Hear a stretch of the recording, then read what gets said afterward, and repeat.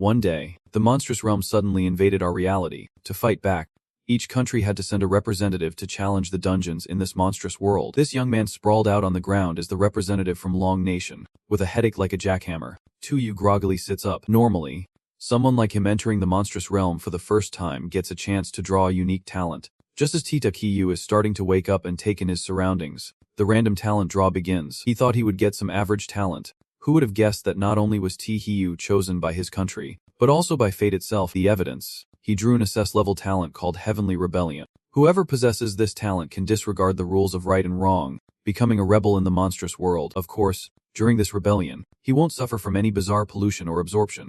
TTU could not be happier. This talent feels tailor-made for him. When it comes to meticulousness, TTU is definitely not the best, but when it comes to rebellion, he is a master. Plus, his talent is SS level. It is worth mentioning that no one from Long Nation has ever entered the monstrous realm and drawn such a talent. The odds of getting this talent seem to be 1 in 10 million. Tukiyu is incredibly lucky. Just days ago, the Eastern Island Nation sent someone in who drew in a level talent. They have been flaunting it in front of Long Nation ever since. But now, the tables have turned. TU's SS level talent can completely crush that pathetic A-level talent. TU's journey into the monstrous realm is being recorded and streamed live to the real world. The top leaders of Long Nation are gathered to observe his every move. However, they can only see his actions and have no idea what he is actually receiving from that virtual world. Like the talent he just drew, these leaders seem to have placed all their trust in the young Tihiyu. After he drew his talent, a few were very curious about what it was. They had 3 chances to send him a message. One leader suggested using this opportunity to ask a question, but the others strongly opposed because with only 3 chances, they need to be extremely careful. Plus, TTU is currently being watched live by the entire world, not just Long Nation. If they ask him about his talent, it would expose their own hand to other nations. That is definitely not a good move. The atmosphere in the leaders' meeting is tense. Just then, they receive an email from the Eastern Island Nation. The content of the email is quite provocative. It is basically boosting about their own A-level talent. Meanwhile, Tuwu from Long Nation finished his draw, and no one there made a peep, indicating he must have drawn a worthless talent. A load of garbage. The leaders, who appeared dignified, could not hold back their anger and let out a few choice words, drawing an A-level talent, and they start boosting in front of us. Do they think Long Nation has no one? If it were not for the fact that Long Nation is currently facing significant pressure from the strange world, I would have already flattened that populous country with 200,000 troops. Despite the rage, they can only endure for now because the current situation is really not favorable for Long Nation. This time, whether Long Nation survives or perishes depends entirely on that young man. T2 Hiyu. He just regained his senses after manifesting incest level bizarre talent. Getting back on track. I know I need to navigate through this Mother's Note realm first. The content of the note realm is exactly what its name suggests. On the table lies a sticky note turned face down. T-Hiyu picks it up to read. Dear Si-young, I am out, and I will be back in a week. You must be good and listen carefully. You need to read the instructions below and follow them closely. Below are 10 rules set by this mother figure, and every single one sounds incredibly bizarre. Among those 10 rules, some are right, and some are wrong. If anyone follows the wrong rules or goes against the right ones, the chosen ones will face the invasion of the strange world. The 10 rules are as follows. Do not open the curtains, no matter if it is day or night. Second, there is steak in the fridge, but it must be eaten raw. No frying or cooking it fully. Third, the bathroom can be used, but the lights must never be turned on. Fourth, the clock in the house is not only wrong but also must not be used as an alarm clock. Fifth, no going outside, and no opening the door for anyone who knocks. Sixth, take good care of the cat in the house and do not randomly name it. Seventh, you must feed the cat noodles, not kibble. Eighth, when going to bed at night, you must carry the cat with you, never leave it alone in the living room. Ninth, the neighbor next door might come over to visit, and you can open the door to give him cat food. Finally, absolutely do not turn on the TV in the house. As TU reads the 10th rule, he forgets what the first one was. But is not he supposed to have a talent for rebelling against fate, allowing him to wreak havoc in this world? If the first rule is not to open the curtains, then I am going to open them and see what happens. TU confidently strides to the window and flings the curtains open, shocking everyone watching the live broadcast. What the hell? What kind of move is this? Wasn't the first rule not to open the curtains? His expression shows no hesitation whatsoever. Could it be that T-Hiyu has guessed this is a wrong rule? Many start to wonder if this is T-Hiyu's first time stepping into the strange world. His actions are so confident and skilled. The way to navigate through the note realm in the strange world is much like an escape room game. You must find the flaws in the rules and exploit them to escape the realm. Seeing T-Yu break the first rule and remain unharmed, other nations quickly seize the opportunity to inform their chosen ones that rule number 1 is wrong. These guys, driven by a sense of competition against Long Nation's chosen one, rush to open their windows as well. Unfortunately, only T, with his innate rebellious talent, is not afraid of anything. While the first rule was never that complicated, those who heard the news and followed it were the luckiest, possessing a talent that could temporarily help them overcome a challenge. Unfortunately, the chosen ones from other small nations were not so lucky and ended up tainted by the monster world. They started screaming and cursing the Dragon Kingdom for being so vile, using tricks to drag other countries down with them. But honestly, Zux and the Dragon Kingdom did not do anything wrong. He just let loose with his talent, and those other countries tried to copy him but ended up failing miserably. After waiting for about an hour, Zux saw nothing happening, so his talent really is useful after all. At this point, Zux's stomach started rumbling. He headed to the fridge to see if there was anything edible. Inside, there were 5 portions of frozen steak, enough to last him 5 days at most, but the time he had to endure to get through this challenge was a week. Zux definitely did not want to starve to death, so instead of eating steak, he decided to feed the cat first. Zux's choice once again sent shockwaves through public opinion worldwide. Rule number 7 clearly states that cats should get noodles, not kibble. If he eats, what is left for the cat? Oh no. He wants to break the rules again. Can he really get lucky like last time? Regardless of the chaos in the real world, Zux remained calm, cooking noodles in the monster realm, making sure there was enough meat and veggies to go with it. Hearing some rustling in the kitchen, a little cat dashed in, mewing a few times. Zux reached out to pet its head, saying, "Whoa, you look adorable. From now on, I will call you ugly." The cat seemed to understand human speech, immediately growling in anger. Meanwhile, people from the Dragon Kingdom felt like they were sitting on a volcano. Oh my goodness, he is violating rule number 6 by naming the cat again. How strange, the cat's eyes seemed so soulless. Zux could guess that outside, everyone was worried about him, but he did not care how plump this cat was or whether those rules were right or wrong. Out of the 10 rules, only one was truly wrong. With a 90% death rate, there was no way to rely on luck to get through this round. He could only keep acting rebellious, breaking all the rules to earn protection from his talent. So no matter how terrifying things got ahead, Zux's job was to stand firm and face it bravely. After finishing a pot of steaming noodles, he carried it to the living room and started slurping. You have to admit, having that talent meant he did not have to think too much, and it felt amazing while Zux was enjoying his fresh bowl of noodles.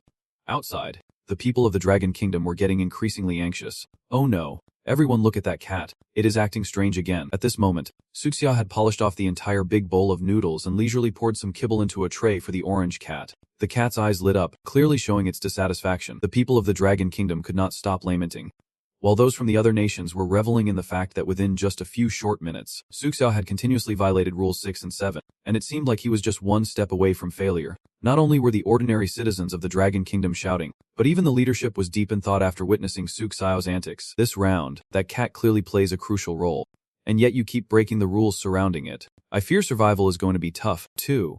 I thought Tihiyu was the savior of Long Country, but he seems a bit too inexperienced. After that, they decided not to wait any longer. There were 3 opportunities to contact someone in the secret realm. They chose to use the first chance to remind Tihiyu to pay attention to that orange cat. But before the reminder could be sent, the leaders received news that people from 6 other nations had been swallowed by the monster world. This happened because they followed Tithah's first rule, so the contestants got infected and finally could not hold out any longer. It seems this time Tihiyu has indirectly eliminated a few competitors.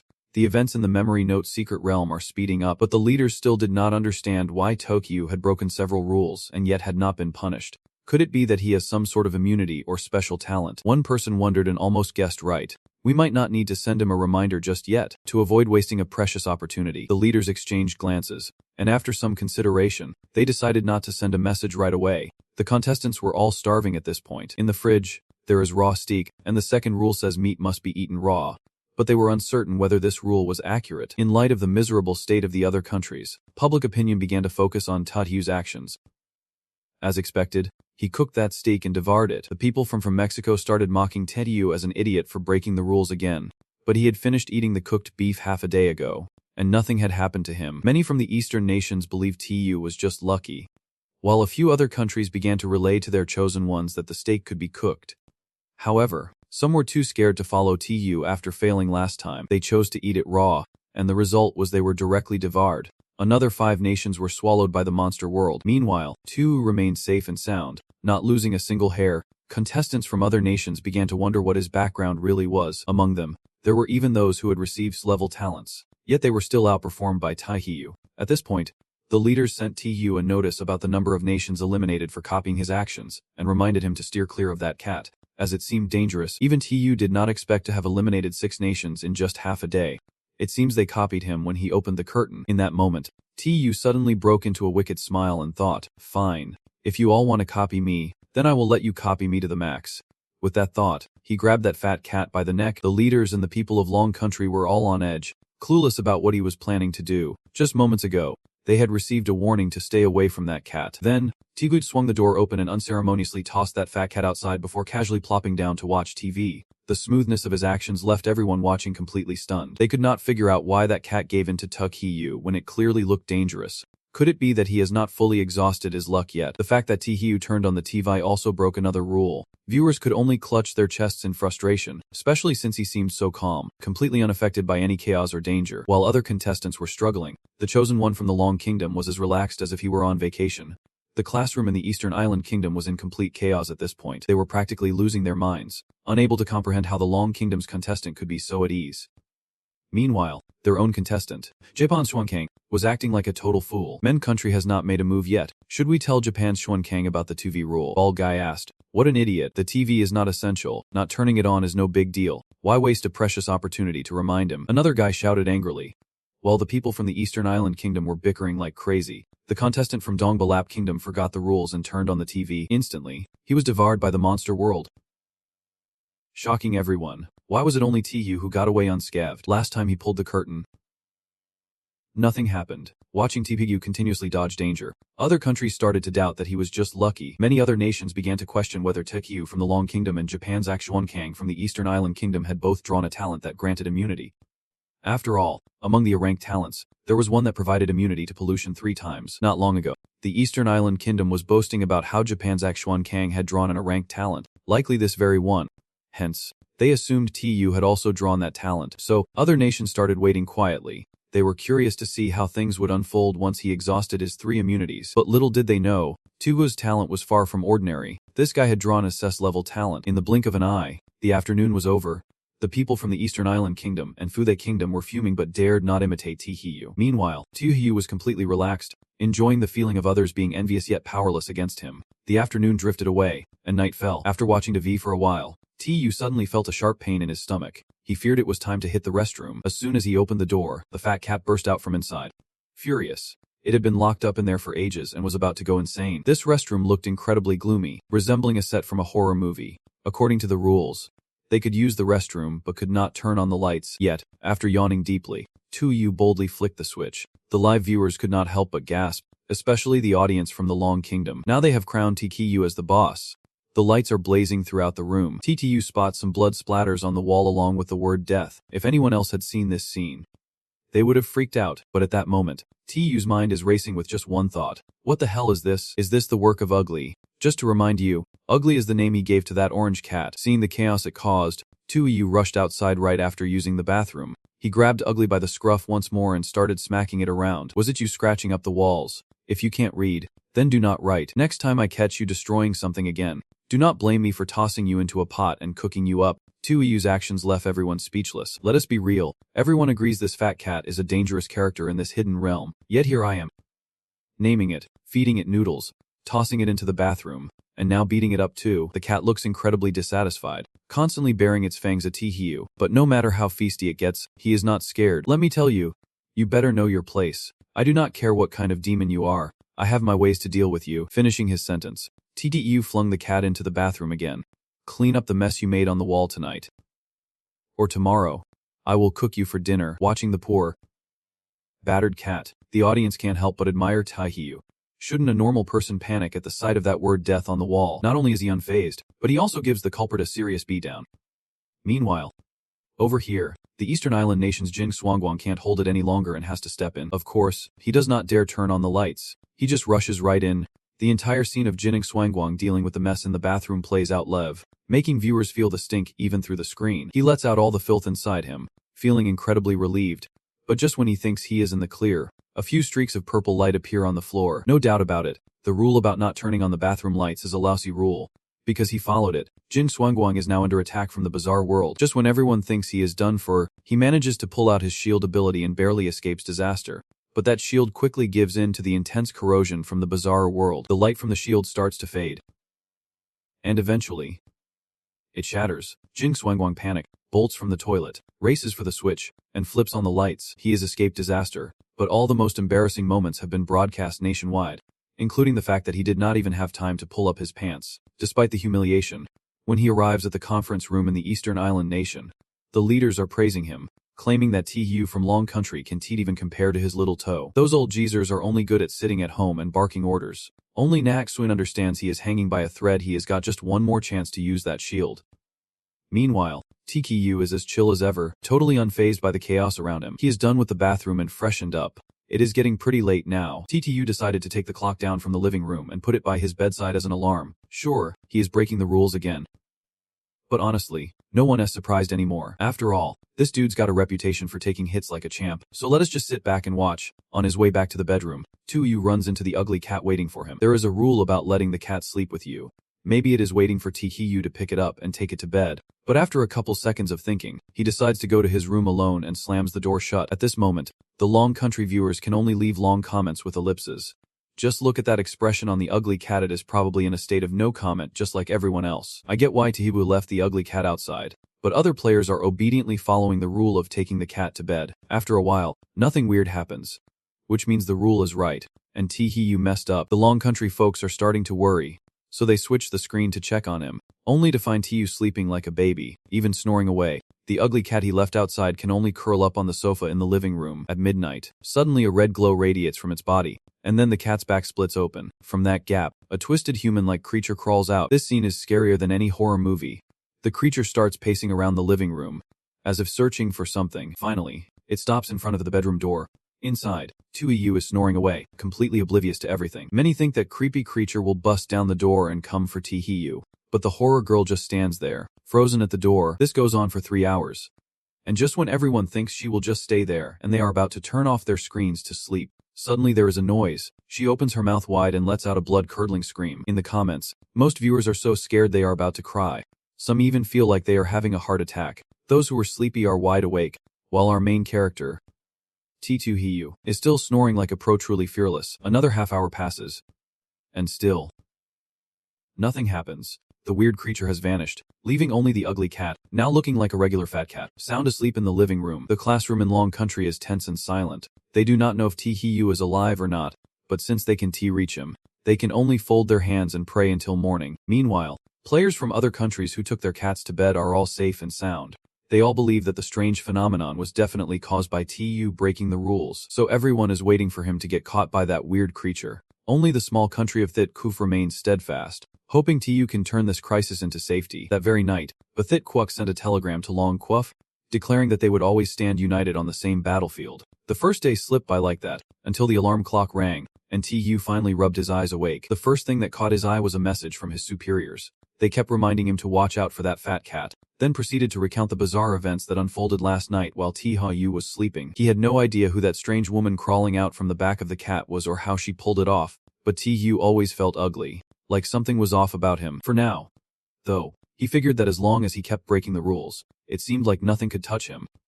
The proof, he came out of last night without a scratch. TTU stepped into the living room, feeling ugly but nothing out of the ordinary. He went back to the bathroom to check, and the splotches of blood along with that word death had vanished without a trace. Seriously, how could a cat handle all that? It seemed like being ugly really was quite the mystery. Thank goodness T-Hugh did not bring it into his bedroom yesterday. That cat was basically a ticking time bomb. To kick off a vibrant morning, TTU started cooking the cat's noodles again. The viewers had already adapted to his lawless antics, so no one bothered to protest anymore. They began switching screens to see what the chosen ones from other countries were up to. Aside from TU, Japan's Sexuong was also getting a lot of attention. But while TU was getting ready for breakfast, this guy was still snuggled up with a cat, snoozing away in bed.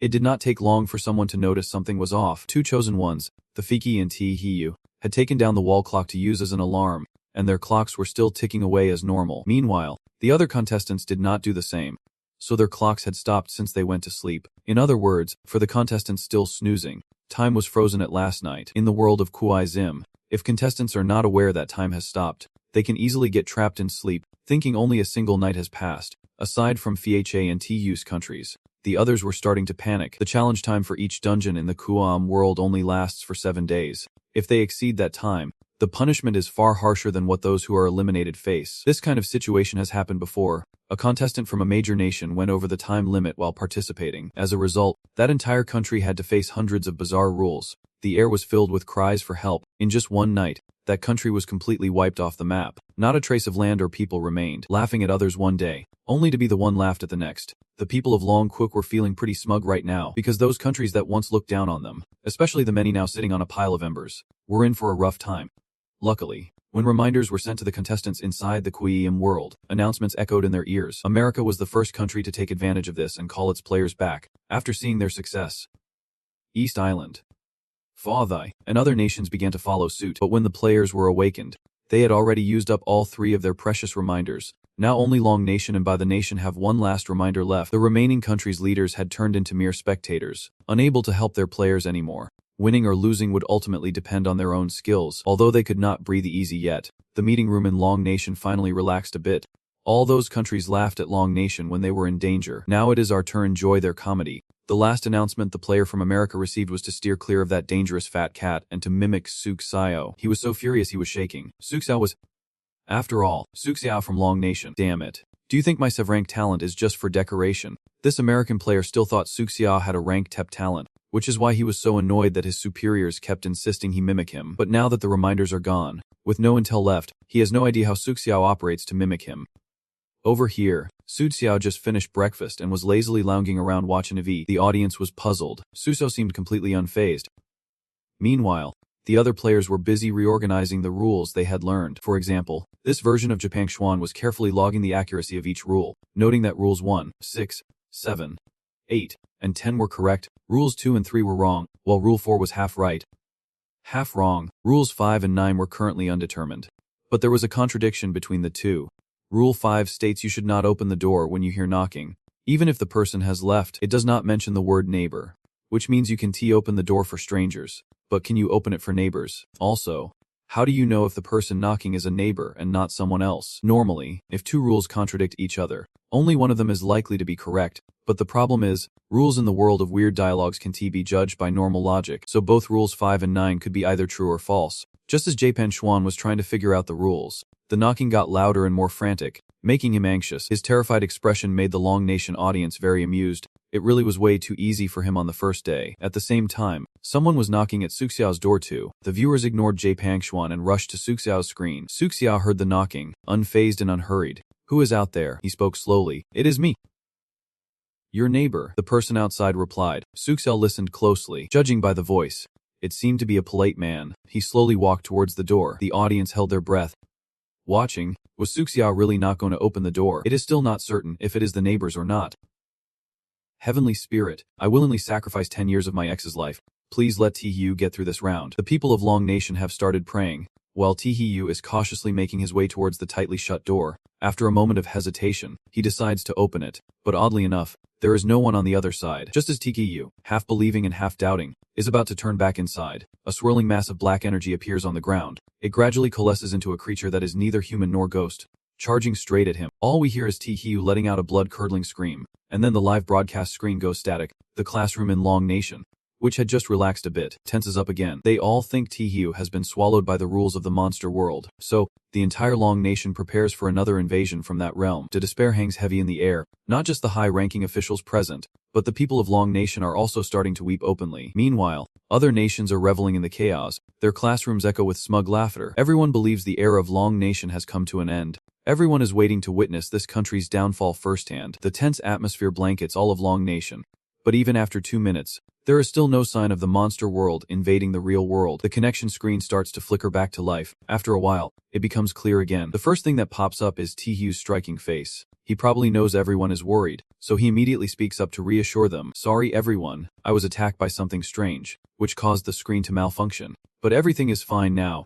Tihiu's tone is light as if nothing had happened. No one knows what attacked him or how he escaped, but the people of Long Nation do not care much about that. They are just relieved that he is still alive. Many immediately elevate Tiki to idol status because of his badassery. The situation flips in an instant. The folks from May Nation and East Island Nation, who were laughing just moments ago, find themselves disappointed again. They thought Tihiu was finally out of the game, but he shows up again, and not a scratch on him. Something's definitely fishy here. One guy, furious, slams his hand on the table, but while Tihiu overcoming his obstacles is one thing, whether their own contestant can make it through is another. Now that Tihiu is safe, They can only swallow their anger and turn to see how their chosen one is faring. First up is the contestant from Fu Thy Nation, Phoebe Then. Right now, he is so scared he is glued to the sofa, shaking uncontrollably. The knocking at the door grows more frantic, sending him into a panic, unsure if he should stay put or go answer it. Phoebe Then looks like he is about to lose his mind, or maybe he has already lost it. The others are not faring any better. Just looking at their distressed faces, it is clear that aside from Tihiyu, none of them are likely to make it past the next round. Meanwhile, the main character just finished a delicious beef lunch. As he was wrapping up his meal, a knock on the door rang out, making Tihiyu fume and shout out loud, "Who is there?" The person outside introduces themselves as Tihiyu's neighbor, asking to borrow something. This voice sounds pretty normal. Could really be a neighbor. But after being tricked once before, Tihiyu is now extra cautious. Still, to get the protection of his abilities, he has to open the door for this person. This time the door opens, and everything is super calm, no weird creatures attacking Tihiyu. It is honestly pretty boring. This monster really needs to step up its game. Tu slams the door shut in anger, muttering curses under his breath. Here he is, opening the door and not even getting attacked. There is not a shred of professionalism in this monster. The viewers are spinning in confusion. They have no idea how Tihiyu escaped the last attack, and now they are even more baffled as to why he is not being attacked this time. No one is questioning what kind of abilities Tihiyu has anymore, because no matter what abilities he possesses, he definitely deserves the admiration of the people of Long Kingdom.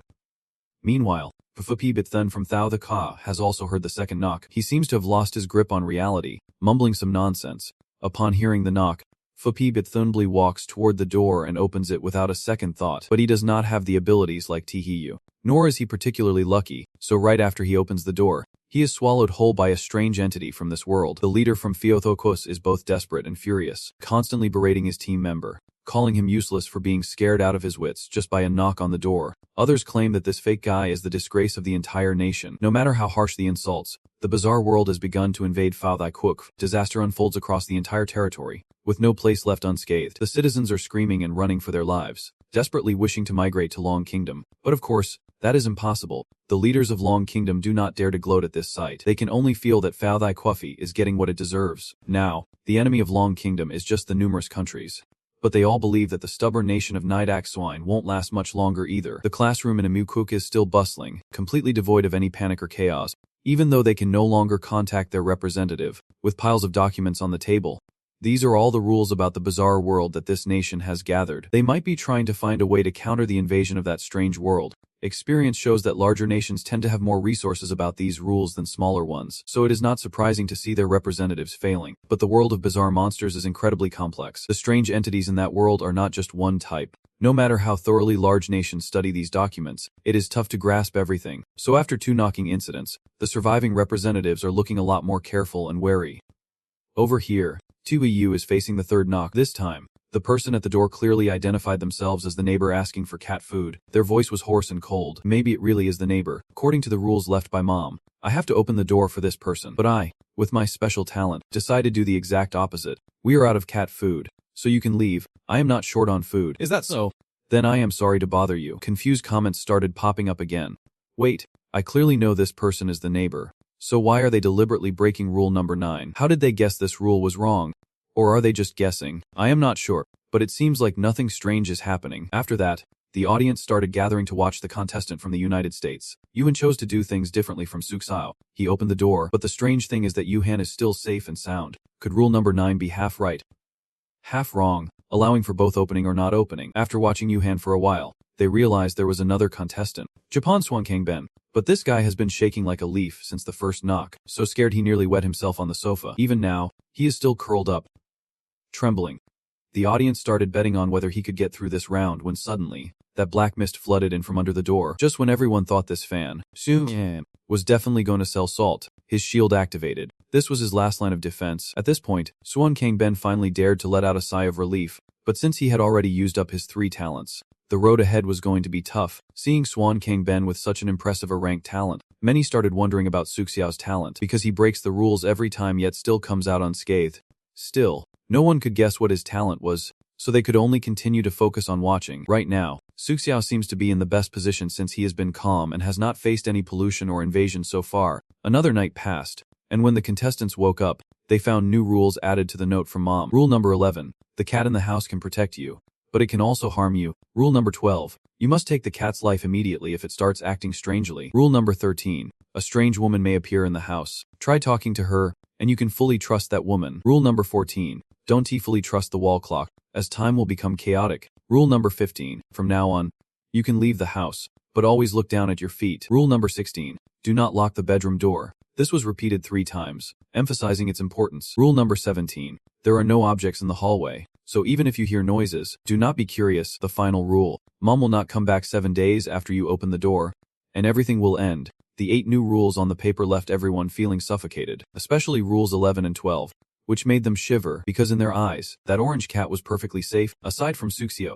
everyone else had snuggled with it to sleep these past 2 days. If the cat really has a problem, then they are facing a deadly danger. Even Yuhan, who is always confident with his rank talent, is now just nervously scratching his head. Meanwhile, after reading the memo, Tu did not show any expression. He just felt incredibly sleepy. Plus, after reading the new rules, the more he looked, the uglier it seemed. Luckily, he had kept it locked outside the living room from the start. Watching the ugly thing sitting on the sofa licking its fur, Tihyu slowly approached it, then flashed a mischievous cat-like smile. Suddenly, he craved cat meat today. He wondered if it would taste good. Not sure if the cat understood human speech, but as soon as Tihyu said that, it was scared out of its wits and immediately took off running. Tihyu did not know what happened to Ugly last night, and even if something did happen, the higher-ups might not dare send out a notice since they were saving their last chance to transmit news. Either way, he still could not deal with that cat just yet. While wandering around the house, Tu suddenly noticed something strange. Through the window, he saw a fabric doll appear in the hallway. Clearly, there was nothing here last night. Curiously, Tihyu ran out to pick it up and take a look. Viewers are in for a scare. Didn't the rules from Mom warn against being curious about things in the hallway? The moment Tihyu picked up the doll, its right eye suddenly emitted a red light. The audience thought he was about to get contaminated when simultaneously, a golden light similar to a shield appeared from Tiekyu's hand, just like the one on Japan's Sexuan Kang. Hey, could this be a kind of immunity talent too? People in the family started to wonder. Exactly, it is immunity. After that event, the doll's appearance changed. Its eyes widened, mouth grinning, and the person who felt awkward was covered in blood. Tuiyu was freaked out by this sight, losing all sense of hunger first thing in the morning, so he planned to throw the doll away. Viewers from Long Country were on edge again. They felt that this doll was dangerous, fearing that just tossing it away would lead to trouble for Tihyu. In the end, Tihyu decided not to throw the doll away but to toss it into the bathroom instead. The audience did not see that move coming, feeling like Tihyu was using poison to fight poison, and it was getting too deep. This little fan base must be fuming. They really should know that, right now, every move Tihyu made not only captured the audience's attention but also made leaders from other countries too scared to look away. They could see that both Tihyu and the Japan Xuan Kang were immune to the attacks from the monstrous world, but Tihyu had already dodged danger more than 3 times. This means his talent must be much stronger than that a ranked talent, at least rank or higher. The classroom in May Country is currently as tense as a pulled bowstring. Yuhan possesses an rank talent called error identification. He has 3 chances to recognize the rules that were wrong, and he can also communicate with any contestant for half a minute, even from a distance. Yuhan keeps reading and rereading the rule list over and over. Even now, he still has not noticed anything strange about that fat cat, so he is debating whether to use his ability to determine the truth. Among the new rules, 3 of them have left Daehyo Si-hun feeling uncertain, but he used his ability twice just 2 days ago, so he is down to 1 chance. Jahan keeps staring at that cat. In the end, he decides to save his last chance, because whether that cat is good or bad, it is something to be cautious of. Jolin starts to shift focus to rule number 18. This is also the most confusing rule, because the time for the challenge in the monster realm lasts only 7 days. Right now it is already the 3rd day, and the rule states that Mom 1T come back. The door opens in 7 days, and everything will be over. This means if they follow the rule, they will exceed the challenge time. After a moment of hesitation, Ji Hun decides to use his ability to determine rule number 18 and finds out it is a long rule. Just as he is about to breathe a sigh of relief, Jo Si-hun hears a child crying. He stands up, ready to follow the sound of the cries, but that orange cat pulls him back. It keeps rubbing against his leg. Jo Si-hun figures this cat is trying to stop him from going out. From afar, Jo Si-hun spots the strange doll that just appeared in the hallway. He feels it is not something good, which makes him trust that the cat is trying to protect him even more. While Ji-hun is exploring the cat, the other contestants in the house also start hearing the sound of a child crying. A contestant from Ball Country sits on the sofa, covering his ears and pretending he can't hear anything. Most of them choose to ignore it like that, but the contestant Adopt from the Paris country is not so lucky. Ever since entering the monster realm, He has been on edge, leading to insomnia. In a moment of haziness, Adop accidentally pulled back the curtains. As a result, he was instantly swallowed by the monster realm. Paris country saw their contestant get swallowed and immediately issued a level 1 alert nationwide. Their entire country is about to get pulled into the mother's memory realm. So the leaders transmitted all related data about this realm into their citizens' brains. This is the best way to control the death rate as much as possible. This is a significant advantage the larger countries have over the smaller ones. They possess data chips that quickly and accurately relay information straight into the minds of the citizens. With this technology, the people of Paris can at least survive the first 2 days safely. After going back and forth for a while, the viewers switch channels to watch Taehyung. He is casually standing outside the bathroom, intently listening to the ugly sounds clashing with that strange doll inside. After a while, there is no noise coming from the room anymore. Taehyung curiously opens the door. At this moment, Sosi burst out from inside. Its body was covered in wounds, and most of its fur was gone. Just one glance at its eyes was enough to understand how much it hated Taehyung. This was exactly what Taehyung wanted, using that strange doll to teach this fat cat a lesson. Watching the furious but powerless expression on Xwixi, not only was Taehyung satisfied, but the viewers were also thoroughly entertained. Xuz jumped onto the sofa, licking its wounds while casting a hateful glare at Taehyung. Still daring to glare at me. Huh. You guys still have not settled the score. Have you? Or do you want me to throw you back in there for another round? The moment Xwixi heard this, its spirit fled, and it immediately curled up under the table. Trembling, Taehyung found it both amusing and a bit disappointing. He thought Xwixi was tough, but it ended up scared like this. He pushed it to the side for now and headed straight to the bathroom to grab the doll. At first glance, it seemed normal, but once he picked it up, it started to get weird again, as if it was channeling some strange energy. Specifically, its mouth began to curl up into a smile. If a regular person saw this scene, they might just freak out, but Taehyung was anything but ordinary. He grabbed the doll by the cheeks, pulling its face side to side so hard that its mouth was distorted. Probably never expected to meet such a reckless kid. You like grinning, huh? Let us see what happens if I tear your mouth open. After some slapping and cursing, Taehyung tossed the doll onto the floor. Now it could not even smile. Its mouth twisted and eyes brimming with tears. Taehyung had interrupted its use of strange powers, so he was not contaminated and definitely not devoured. After some investigation, he concluded that this thing was useless. He thought tossing it in the bathroom or using it as a doorstop would not be a bad idea. The audience nodded, impressed by his cleverness in keeping these two oddities together in the house. If Ecstasy transformed at night, it would be quite a show. After dealing with the two beasts, Taehyung felt exhausted and flopped onto the sofa. Eating steak every day has gotten really old. Once I get out of here, I can feast on some other delicious dishes, Taehyung mumbled. Gradually, the viewers found watching him tackle these challenges more entertaining than any comedy. It seemed like T truly treated this life or death showdown as a vacation. Officials from other countries hearing his words would probably be furious enough to spit blood. Then Taehyung turned on the TV. But today, not only was the TV colorless, it was also frozen. He thought it might be broken, but suddenly a grotesque hand reached out from the screen, followed by an equally ghastly figure. Taehyung processed the information in about a second, then quickly dashed into the bathroom. Viewers from Thailand, Dong Island, and rival nations started laughing. They thought Taehyung was so scared he wet his pants and had to hide in the bathroom. But little did they know, he just ran in to grab that strange doll. Then, he stood right in front of that bizarre creature crawling out of the TV, repeatedly slapping the doll's face as if to say, "I ain't scared of nobody." The doll lay there, taking the hits without even daring to make a sound. Meanwhile, the creature that crawled out of the TV seemed stunned for a few seconds, probably in shock. The people of Long Country thought it would be too scared to even move. But to everyone's surprise, the monster suddenly lunged out of the TV and charged straight at Taehyung. The crowd could not help but laugh, thinking there was no way Taehyung could escape the Grim Reaper's grasp now. The people of Long Country were anxiously worried for Taehyung, but he remained completely unfazed. If taking down that doll was not enough to intimidate the opponent, he still had another trick up his sleeve, and that trick was downright ugly. Think it. Do it. Taehyung grabbed the ugly tail and gave it a series of hard slaps. All three of these creatures were oddities in the world of monster talk, so they were basically kin. It might have been luck to overpower one, but to take down both, that had to be skill. Maybe the thing that crawled out of the TV understood that too, so it quickly stopped its attack.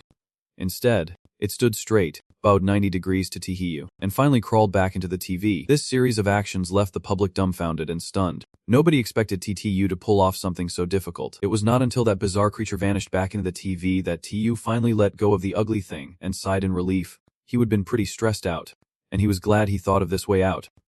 Otherwise, it would have been a headache. After witnessing Taehyung's performance, some countries began to rethink their stance. Like Soccer Ball Country, they carefully assessed the situation and felt Taehyung had a real shot at being the dark horse in this competition. So, they quickly sent a telegram to Long Country, stating that Soccer Ball Country was eager to form an alliance with them. Japan's Lost Country was not an exception either.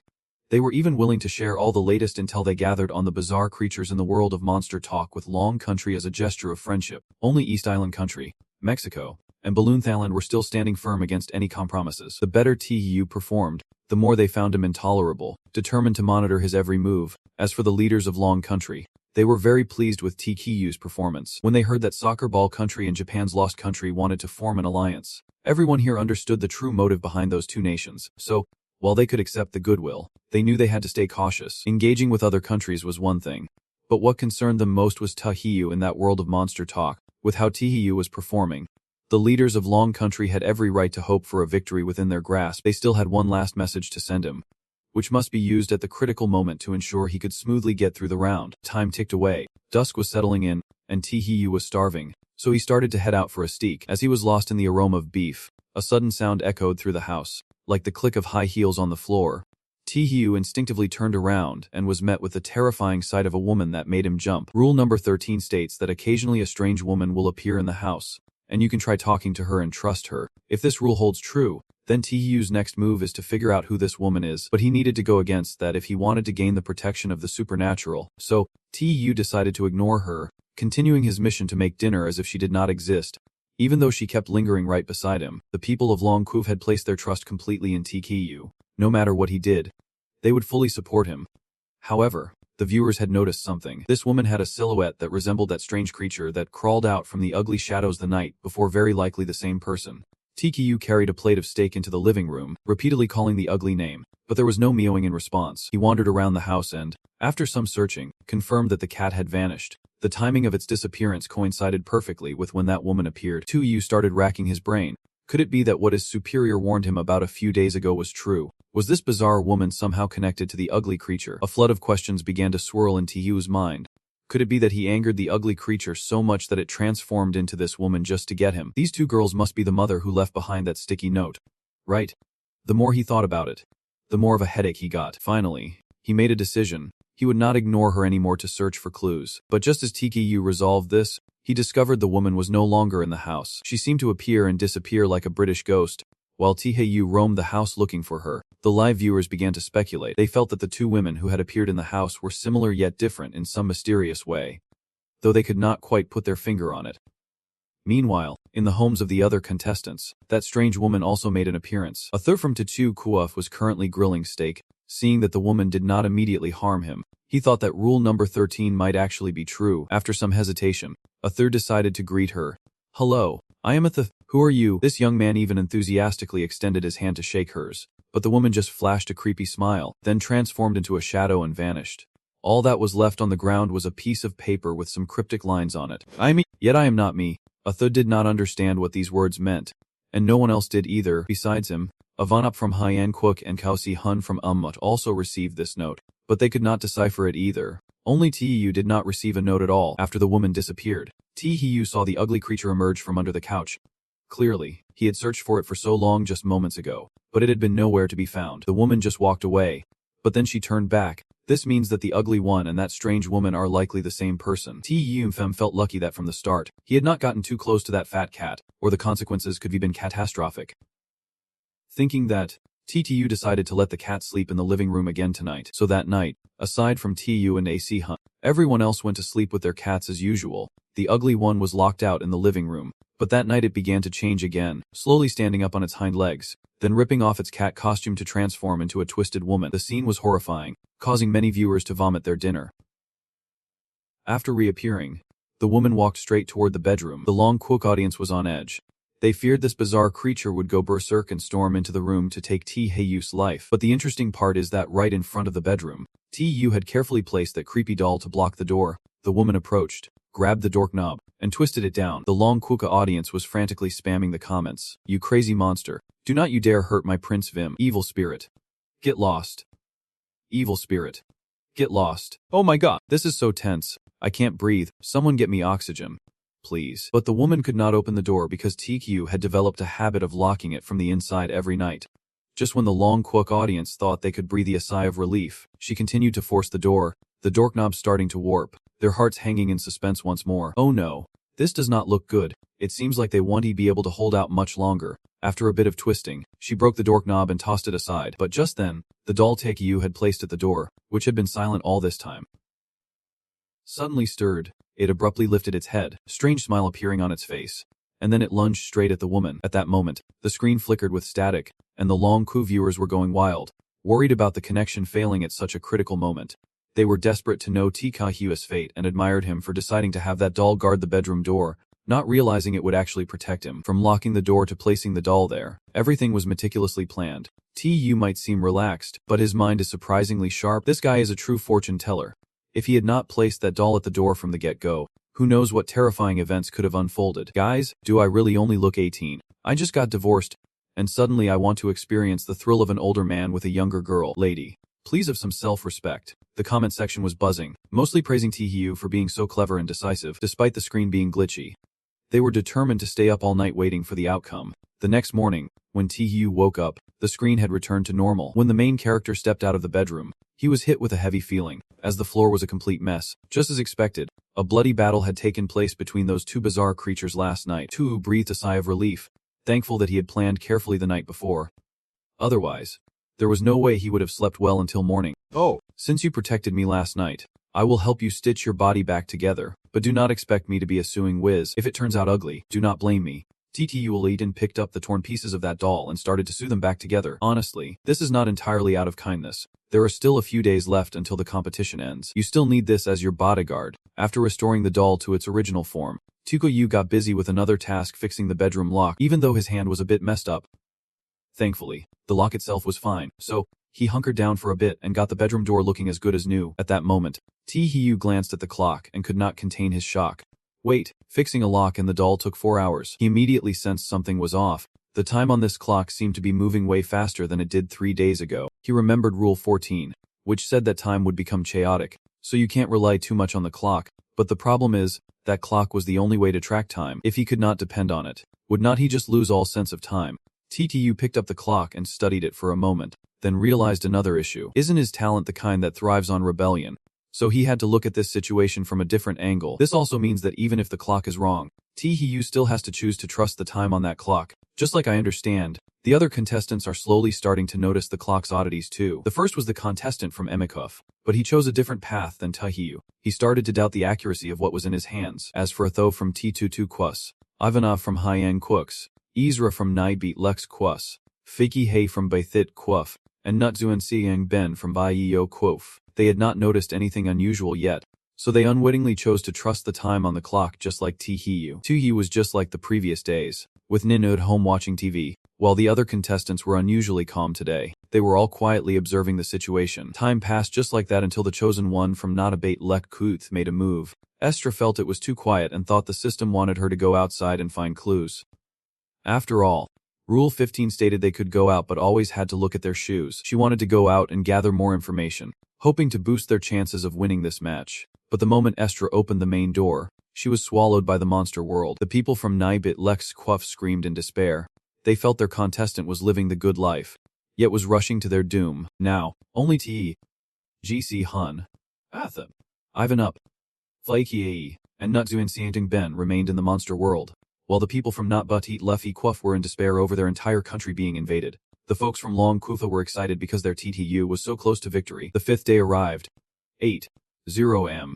And when TTU woke up, he was greeted by chaos. That doll had been beaten to a pulp. The arm he had just painstakingly mended yesterday was now severed again. That woman is terrifying. Trying to take his life 2 nights in a row, Tahi continued to patch up the doll's limbs. But deep down, he felt a bit anxious, wondering how long it could hold up. Despite his worries, Tahi soon tossed the ugly doll into the bathroom.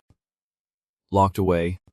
His goal, to let the doll teach it a lesson in the form of a cat, because at night, it had kept him from sleeping well. From the bathroom, the sounds of the cat's screeches and the clattering of furniture quickly filled the air. Tahi brushed his hands off, looking quite nonchalant. You guys can fight all you want. I am off to cook some noodles. Poor doll, working all night to protect me. And now it has to pull another shift fighting again this morning. After whipping up a bowl of noodles, Tahi brought it into the living room, only to find that strange woman lounging on the sofa. Her gaze was so terrifying that even through the screen, viewers would shudder, goosebumps crawling all over. The people of Long Country felt sure that Tahi must have been scared by that look too, so it was better to find a corner to hide. but he said nothing and sat right down next to that odd girl. The citizens of Long Country had seen him take risks before, but they still could not bear to watch this scene. They felt that Tahiyu was just like an eagle spreading its wings on the edge of death. Faka looked at the cat and said sadly, "Sorry, little cat, I believe in Tahiyu from Long Country." The 5th day was about to pass. In a simple room, the afternoon sun softly streamed in. Today, among the 6, only Tahiyu, Okan, and Faka were there to deal with the cat. No one knew what would happen next. Tahiyu sighed in frustration, sitting backward on the chair, saying, "Oh, where is that woman? I am so anxious." Beneath him lay an orange cat sprawled out on the floor. A comment popped up. What? Is he really waiting for that scary woman? Isn't it safer to hide in the bedroom? That woman is no joke. In the conference room of Fayode Country, 3 men dressed in formal attire wore eerie smirks. One black-haired guy stood up, boldly pointing in some direction. Tahiyu from Long Country has gone too far this time. That weird girl should take him out. In the living room, Zoe was there, his face dark and dangerously serious. He smirked, thinking to himself, but right now, the clock was showing the wrong time. How could I know what time before 12 it is to kill the cat? Then suddenly, he flashed a creepy smile. The clock read 12:01 am. Based on his sense of time, it felt like the clock was running faster than usual. If I am not mistaken, it definitely is not even noon yet. And then, suddenly, he cut the cat in half. On one side, Fifiakie just received a message that the higher-ups told him he should kill the cat. The cat next to him was gently waving its tail. The system displayed a message from Bathit quickly mimicking TU to kill the cat. TTU touched the blood-stained doll and thought, could it be that the doll read the entire content of the note from my mom and killed the ugly one to help me? Then he picked up the doll, forcing a smile, slightly embarrassed, and said, "This doll is not just a regular toy. I should have realized that sooner." Avano, Nalitsi and Siang Bien, and Fiki exchanged glances. Du held a knife and licked it, looking quite dangerous. Suddenly, something caught Tihiyu's attention. He turned around and walked toward the room, opening the door to reveal a horrifying scene. A bloody cat corpse next to the doll. Comments popped up, "Is the cat dead?" The blood-stained doll looked eerie, and the dead cat next to it made the scene even more terrifying. Tuyu stood calmly at the door, thinking it was strange. Just earlier, when he peered into the bathroom, he saw that even though the doll was hideous, it did not seem intent on killing anything. Why is that? Then he picked up a note that said, "Before noon today, kill the cat. I will come find you tonight." Tihiu was a bit confused and placed the note back on the table. What does it mean to kill the cat? It was already dead, so, is she connected to it somehow? He was a bit puzzled and continued to speculate. Is a message considered a rule? If it is a rule, then I have to use my shield to protect myself. I can rush into anything. I need to figure out the purpose of this note first. He brought his hand to his chin, seeming to be getting closer to figuring out who it was. Assuming the woman from earlier and last night is the same, she could easily kill me. Why send this note at all? So what could this note mean? A moment later, Tivu calmly slurped his noodles. Ignoring the eerie cat girl in front of him, he happily ate his noodles while comments rolled in. Whoa, he is brave. How do you even comment on that? I can't help but respect him. He has this vibe of, I do not care if I live or die. I call him Big Bro. After finishing, he set the bowl down and wiped his mouth. The strange cat girl had vanished. Leaving a piece of paper on the table, he said, "Huh, where did she go?" Then he noticed the paper on the table and reached for another note. The wall clock struck 10 of the clock. The cat twisted its body, its eyes blood red. Grinning widely, the comments were buzzing at this moment. Oh my god! A zombie. Another comment read, "Here it comes. Let that woman kill T-View from Long Country." Pale hand emerged from behind the cat. The eerie cat girl stepped out with her red-tinged eyes. TTU covered his mouth, thinking, oh man, why did not I arrange that ugly corpse better? This is disgusting. The cat girl spoke up. She bent down, smiling gently, and said, "Thank you." In the comments, everyone was left with a question mark. TTU scratched his cheek, a bit surprised, and asked, "Thank you? Why are you thanking me?" The cat girl replied, "The rules on that note were written by me. I have become a strange being in this bizarre world, even turning into a cat just to stay here." Looking toward the entrance, the cat girl continued, "I am waiting for my child, my true child." The cat girl turned to face T-Hiu and softly replied, "Thank you. I can feel a bit of my son in you, but I know I will never see him again." In the comments, all the viewers were taken aback. The cat girl flashed a bittersweet smile, tears streaming down her cheeks as she said, "Maybe he is just like you, happily living in the world outside. I miss my child so much, but I do not want to meet him here. Not ever." The strange cat girl waved goodbye to T.U. Continuing, "Thank you for helping me break free from the grip of that strange entity. Finally finding my true self." The figure of the strange cat girl slowly faded away. Before she left, she said her goodbyes. Her entire being disappeared, leaving only a sunlit room behind. T.Hiu sighed sadly as he looked at the doll in his hands, thinking, I should have realized sooner that you were her son. Right? No wonder you would rather lose a leg or break an arm than hurt her. While drying the doll's tears, Tu said, now I understand why she did not dare to attack me during the day. The daytime version of her is the real her, while at night, she is not herself anymore. Tu gently smiled and patted the doll's head. Comforting. If you want to cry, go ahead. If your mom knew you were still by her side, no matter where she is, I think she would be really happy. Tears from the doll fell onto the motionless body of the cat.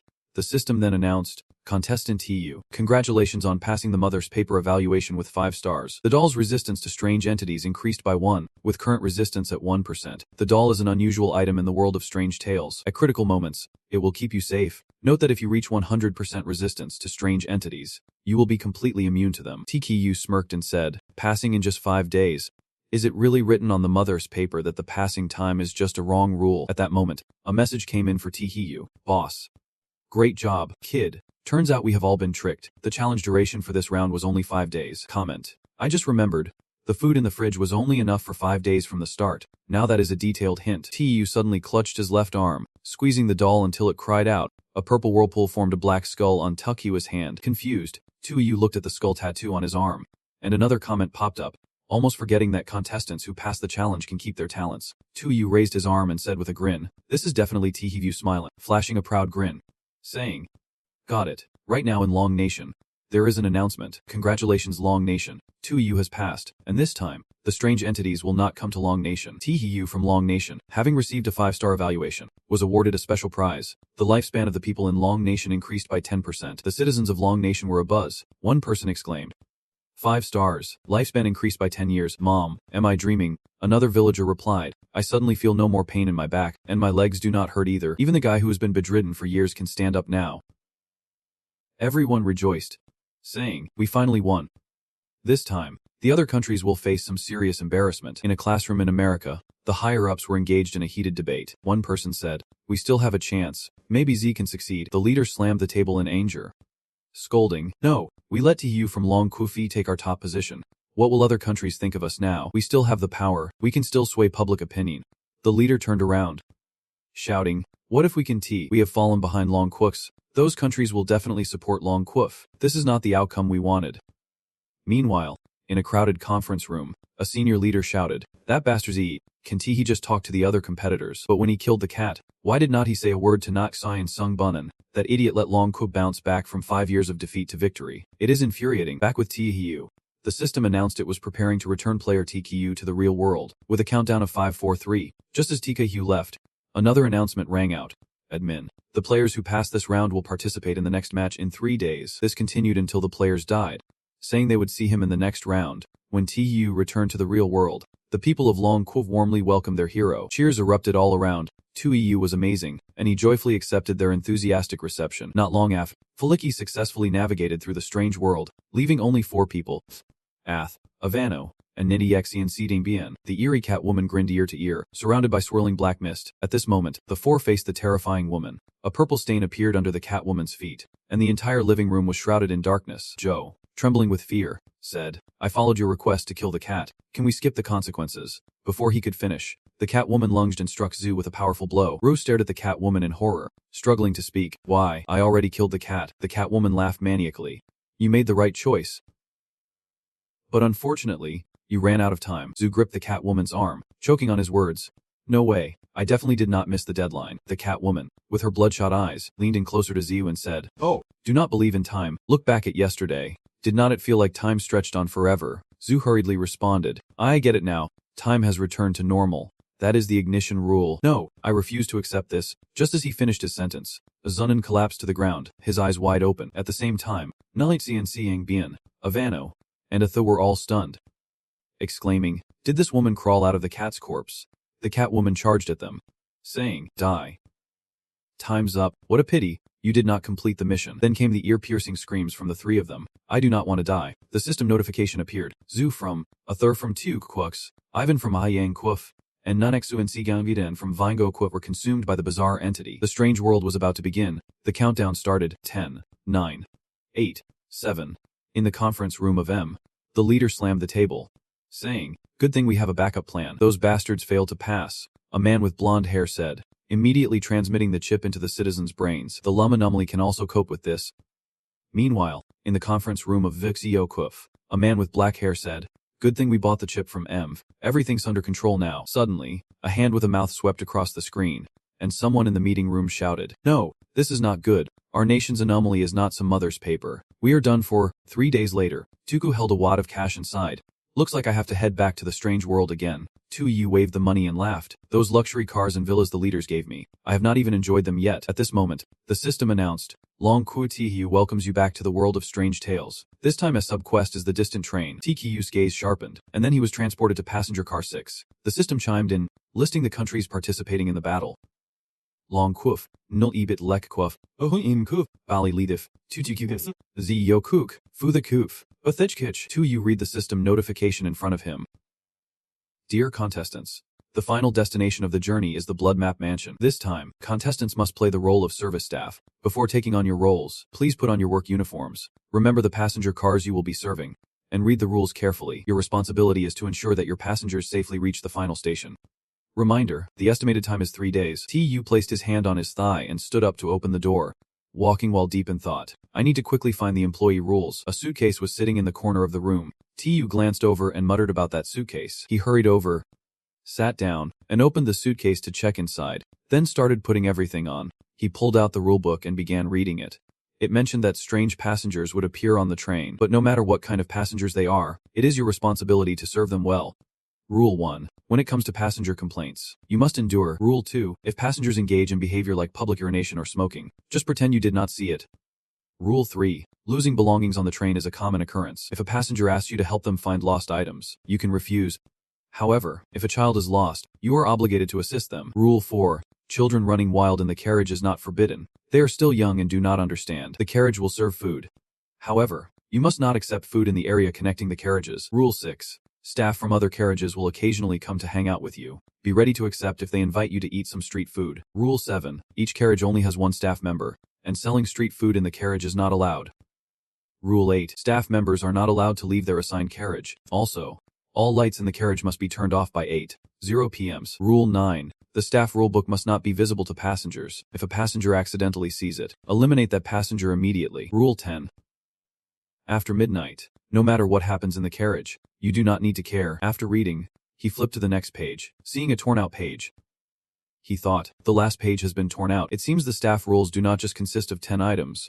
Then he thought, the last page of the rules must be hidden around here. I need to find it quickly before the passengers do. With that thought, he rushed off.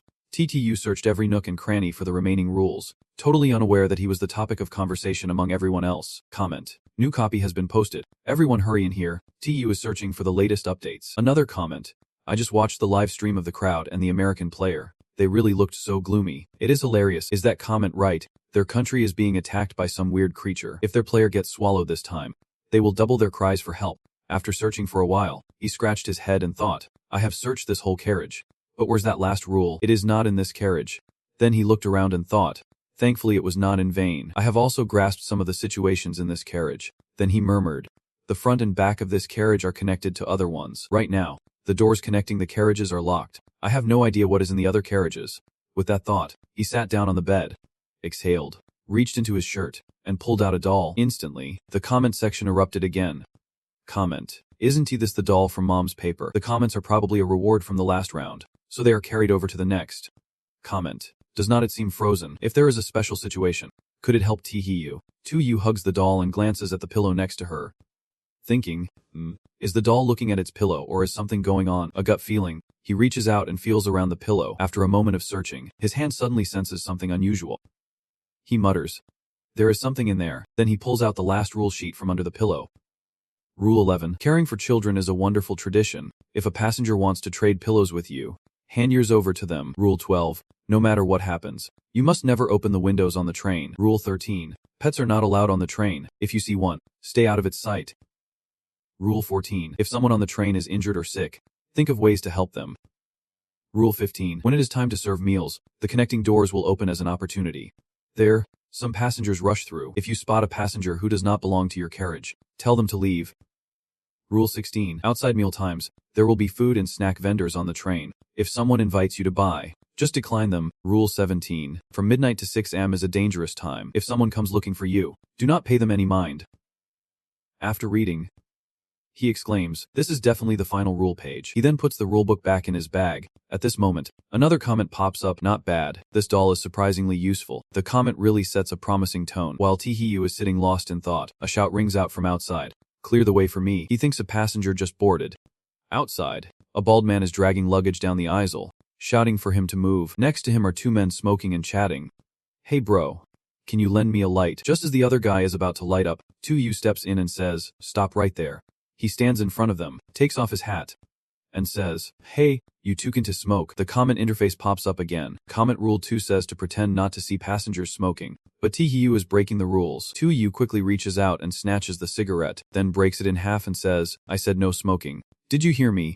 The passenger glares at him, but he ignores it and taps the wall right at the no smoking sign. Then he tosses the two broken cigarettes aside and turns to walk away. The long-haired guy yells, "What kind of shabby train is this? Can't even smoke. You trying to trap me for the next 3 days?" The blonde guy shrugs and says, "Seriously, this staff is way too nosy. I can't believe you would not sneak a smoke." The long-haired guy replies, "Let us just hit the bathroom for a smoke later. Even if we do, what is he gonna do about it?" Hearing those words, he turned around, grabbed the long-haired guy's shirt, and said with a tense face, "I advise you not to stir up trouble." Just as Taehyung finished speaking, that guy's eyes flared up bright red. His mouth looked like it was about to split open. A few people below left comments. "Oh no, is he really planning to hit me?" Another person commented, "Feeling smug? Now that things are dark, just deal with it." Seeing him like this, he did not panic at all. Instead, he reached into his shirt and pulled something out. It turned out to be a doll. He held it up in front of them, the doll's eyes glowing red, and he said, "Go ahead, give it a try." The doll's black heart was as red as blood, deep and dark, facing that terrifying gaze. The long-haired guy sat back in shock, while the comments below erupted into laughter. Comment, "This guy is too chicken to fight a doll."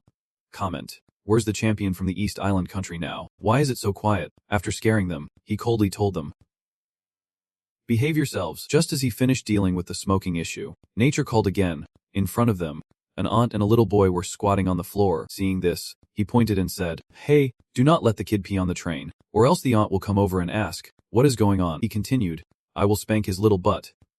The aunt, holding the crying boy, said, "What is happening here? What kind of train staff is this? How dare you act so arrogant? Your attitude is really terrible." More comments started rolling in. Comment, "I really know how to play mind games. It is better to strike first than to be bullied by the passengers." The clean, pristine hallway right in front of him made him very satisfied, saying, "Good, this is what I wanted." The comments below kept popping up. Comment, "And do not forget the East Island country's champion is being bullied by the passengers." I have to go see the comments everywhere. In the room of the East Island country's champion, Tina Bean and Lang could only weakly gesture at the two smoking guys. "You can to smoke here. You guys better put it out." The long-haired guy lifted the cigarette to his mouth and asked, "We like smoking." "So what? What are you gonna do about it?" The kid said, "You two can tea." "Oh no." After that, the kid was jumped by the two smokers. Those guys were hitting him while saying, "You have never been hit before, have you? Today, we will show you how tough society can be." The other guy chimed in, "This little punk, this lussy staff dares to mess with us." Tina BB and Lang could only hold his head and plead, "Please, no more beating. No more." Just after being hit, he was then spat on. The aunt let the kid go to pee wherever, and then scolded him, "You filthy staff." The guy who hit him waved goodbye, saying, "We are out of here." Tina BB and Lang could not hold back his tears and cried out in frustration, "Damn it. Being humiliated like this, I would rather be swallowed by a ghost." Below, there were comments poking fun and laughing.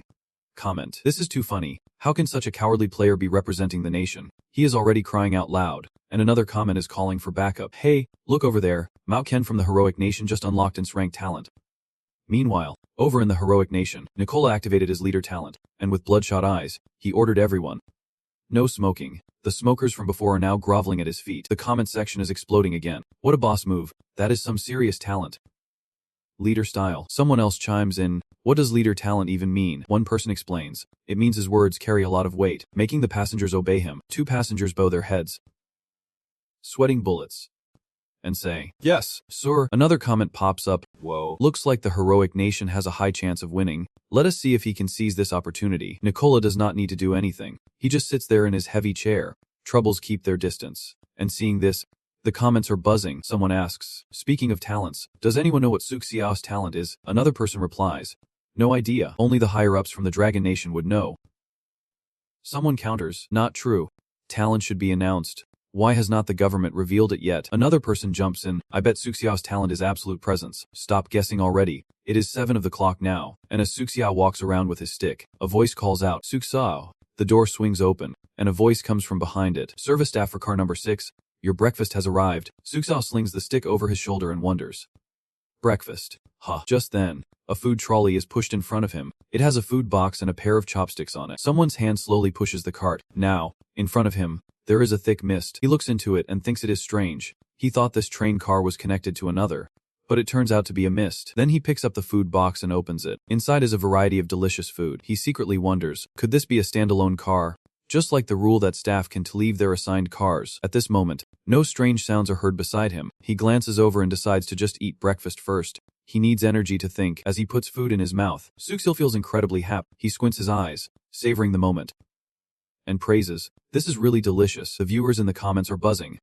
Comments: his unconventional actions have me in awe. No doubt about it, he is a boss. Rule number 5 says no food can be taken from the area between cars. But he is eating anyway. While he is munching, someone approaches and says, "Hello there."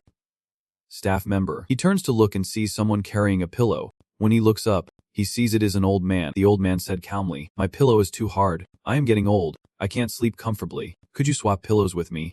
He wiped his mouth with his hand and thought, it really is happening. Rule 11 looks ordinary, but it is actually on a torn rule sheet. Now I know about that rule, so what is the point of swapping pillows? If I had not found out early that the rule bookmark was in that pillow, I might have traded with him. But right now, after thinking that, Tu stood up and asked with a smile, "Do you really want to swap pillows?" The old man held out the pillow and replied, "Yes." A speechless comment came from that comment. Seriously? Then he wickedly said, "But I do not want to." Hearing this, the old man's head filled with 3 ellipses.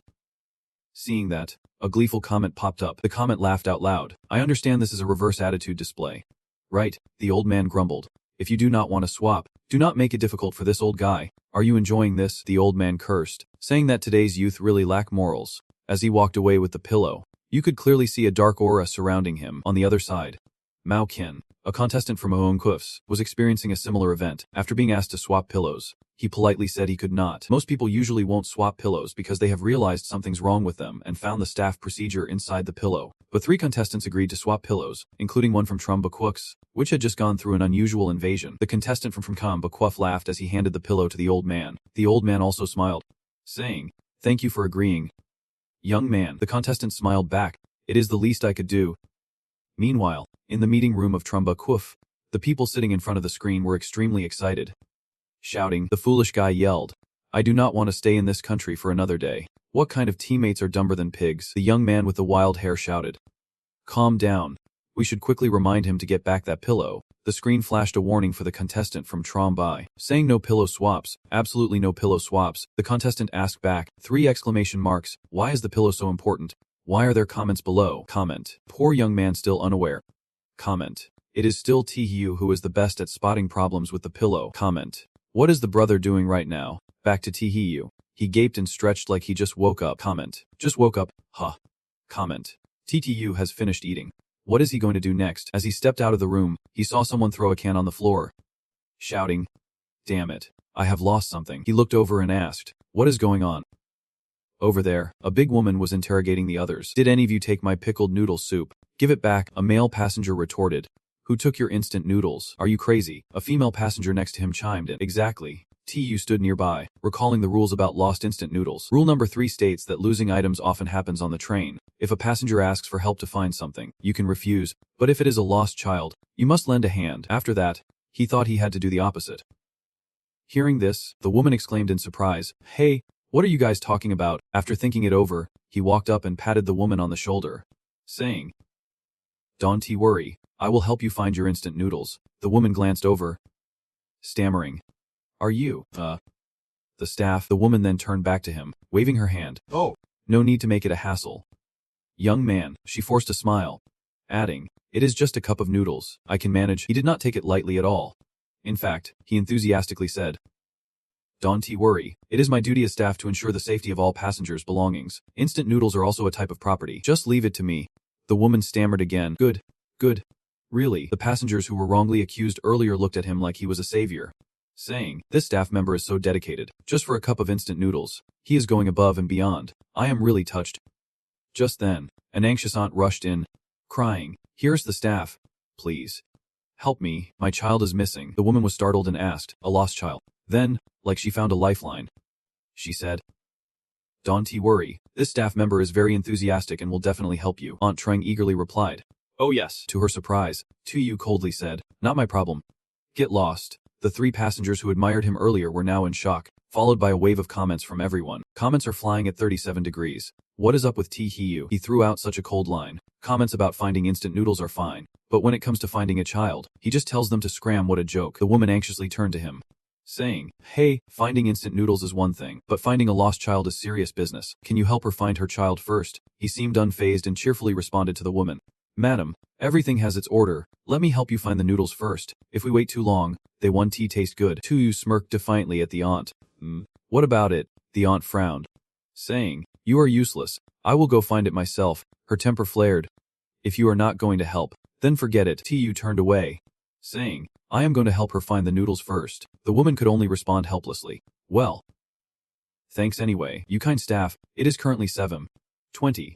He leaned against the wall, thinking, searching the entire train but could not find her noodles anywhere. Then he thought of the restroom, silently concluding it was the only place left to check. As he walked toward the restroom sign, he stood in front of the restroom door before immediately swinging it open. Inside was the missing boy the aunt was looking for, sitting there with a cup of noodles. The smell wafting from inside was strong. The boy, with a messy mouth, turned to him and asked, hey, do you want some too? He covered his mouth and cursed, eat your mother's head. Then he noticed something behind the boy and asked, what is that? Stuffed dog with glowing red eyes. He stared at it, thinking to himself, this stuffed dog is definitely not normal. Rule 11. Loving children is a beautiful tradition. If a passenger wants to swap pillows with you, hand over yours. Rule 12. No matter what happens, do not open the train windows. Rule 13. Pets are not allowed on the train. If you see a pet, quickly steer clear of its sight. Rule for when someone is injured or has a relapse on the train, think of ways to save them. The connecting doors between cars will open when it is time to serve food. At that moment, some passengers might take the chance to run through. If you spot someone not from your car, you must tell them to leave. T-Hiu felt a bit panicked, thinking he remembered Rule 13 mentioning something about pets. He then pulled a doll from his shirt and held it up against a stuffed dog. At that moment, his aunt rushed over and exclaimed, there you are, little rascal. She then picked up the dirty boy and said, didn't I tell you not to eat random stuff? Why did you come here to play in the dirt? Look at you, you are a mess. Seeing this scene unfold, T-Hiu pulled his hat down, thinking, this kid is interrupting my business.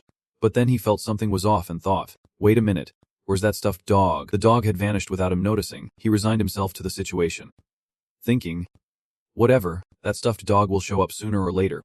For now, let us just handle this noodle issue. In car 2, TQ handed a bowl of noodles to the woman and said, madam, I am really sorry, but a kid just mixed your noodles with something gross from the toilet. The woman gasped and ran off, covering her mouth. He proudly scratched his head and said, I just did something good. I am pretty awesome. Then came the viewers' comments, commenting on this action by TU. I can't even wrap my head around it. That girl was just done for.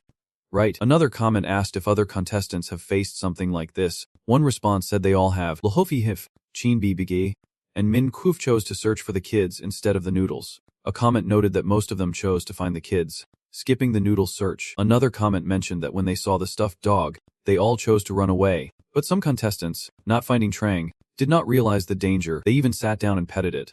Another comment pointed out that by the time they noticed something was off, it was too late. The stuffed dog had turned into a flesh-eating flower. The system popped up a notification. Lahofi Hif, Chin Bibigi, Min Kwuf contestants from 5 countries were devoured by the bizarre creature. The Strange World story is about to start its countdown. 109876 in Lo Fi Kwafa's classroom.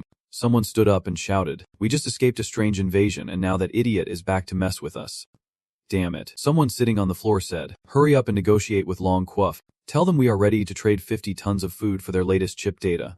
In the Long Kwuf meeting room, someone scoffed, those petty countries that teamed up against us before now want our help. Their faces are cheaper than cement. Another person chimed in, noting that Long Kwuk had been invaded 5 times before, causing significant resource damage, so trading with them is not such a bad idea. Then the man made a decision. Alright, we agree to exchange the chip for food, but the chip won't be delivered for another week. Is T-Hugh still asleep? The comment section is still buzzing with activity. Comment, have you eaten and taken a break yet? T-Hugh is really living the good life. Comment, now this feels like a vacation. Other countries must be so envious. Outside, a kid's voice rang out. I want to play with this. I want to play with this. T-Hugh had to jump up, rubbing his eyes, as the shouting continued outside. I want to play with this. What was he thinking about just now? T-Hugh poked his head in, pointed, and shouted, hey, kiddo, stop yelling on the ship. That was the aunt with the kid who just ate the mixed noodles. The aunt, protecting the boy, shot back at him. Hey, you staff member, why are you picking fights with a child? He is just a kid. He does not know any better.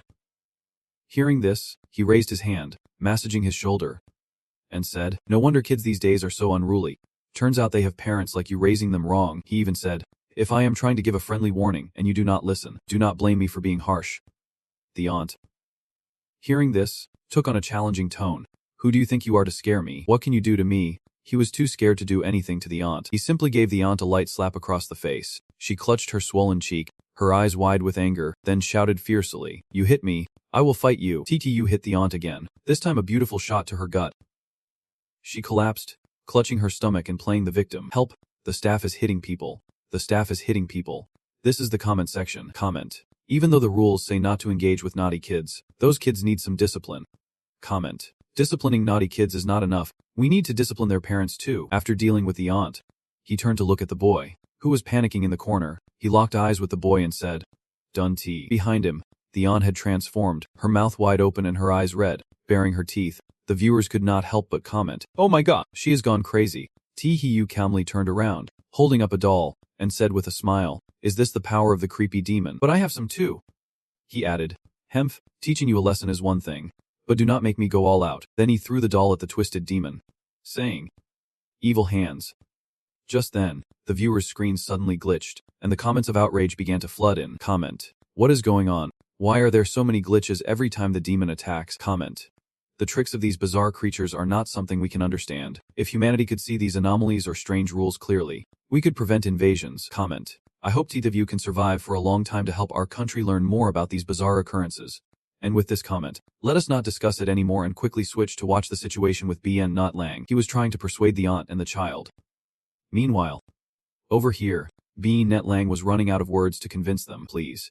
Do not, he spoke softly. Can you two stop causing a scene on this train? Can someone tell that lady to keep the kid in check? He showed a fierce expression and said, what did you say? I can't hear you clearly. The commentary at this moment sounded completely fed up. The comments showed no courage. I understand if you are brave enough to face the strange, but that guy is just begging for mercy from the oddities. All we see is the brave BN Not Lang sitting on the ground pleading, I know I messed up. I should not have talked nonsense or compared myself to kids. Another comment jumped in, dude, the skills from Ling Gogo Koof are just to kneel in shame. They have lost all face. Just surviving is enough. Meanwhile, someone came in with news. Commenting, oh, the screen on Tee-Hu's side is back. The screen restored. Everyone saw the lady who got flattened reappear. One person commented, the more you compare, the more obvious the weaknesses of the Ziongo Quip players become. The kid who was just shouting is now trembling and begging, big brother, I'm sorry, I want to do it again. I will be a good kid from now on. A comment was left. The comment on the boy was, what are you to dare compare with Tee-Hu? Hearing this, Tugal leaned down wickedly and said, since you are being honest, I want to make it hard for you. The kid trembled and replied, thank you, big brother. Then he slapped him again and said, but in return, you will take 2 slaps. Someone witnessing this left a comment. Do you know how much pain those 2 slaps cause to a naughty kid? The kid cried from the slap, and he did not care to turn away. Quite satisfied, saying he completed his task, a comment with a viewpoint appeared. Comment. That slap was light. If that were my kid, it would be far from over with me. Just as he stepped out, a girl pushed a food cart over. The girl offered beer, sunflower seeds, tofu, alcohol, snacks, milk, instant noodles, soda. Anyone want to buy? Then she asked him, hey, do you want to eat? Food for the staff is free. Tee-Hu was recalling the rules. Rule 16. Outside of meal times, food carts will appear on the train. If someone invites you to buy, refuse them. Below, there was a comment shouting, comment, please do not take food bought. Tuu replied, it is free. Is there really such a good thing? Then just grab me some. The girl happily agreed. After that, he picked a few things from the cart. A gust of wind blew through the train door. He watched the girl pushing the cart to the other car, thinking to himself, so she can move between the cars. I wonder if others can do the same. Then he looked at the snacks he had just picked up and said, these snacks. He went back to his room, sat on the bed, and dumped the food on the floor, saying, anyone who wants to eat, go ahead. I want to be eating. On the side of Nut Beat, the national players, when they found out the snacks were free, a few players chose to take some. They also knew that in the world of oddities, food might seem safe, but it definitely has issues.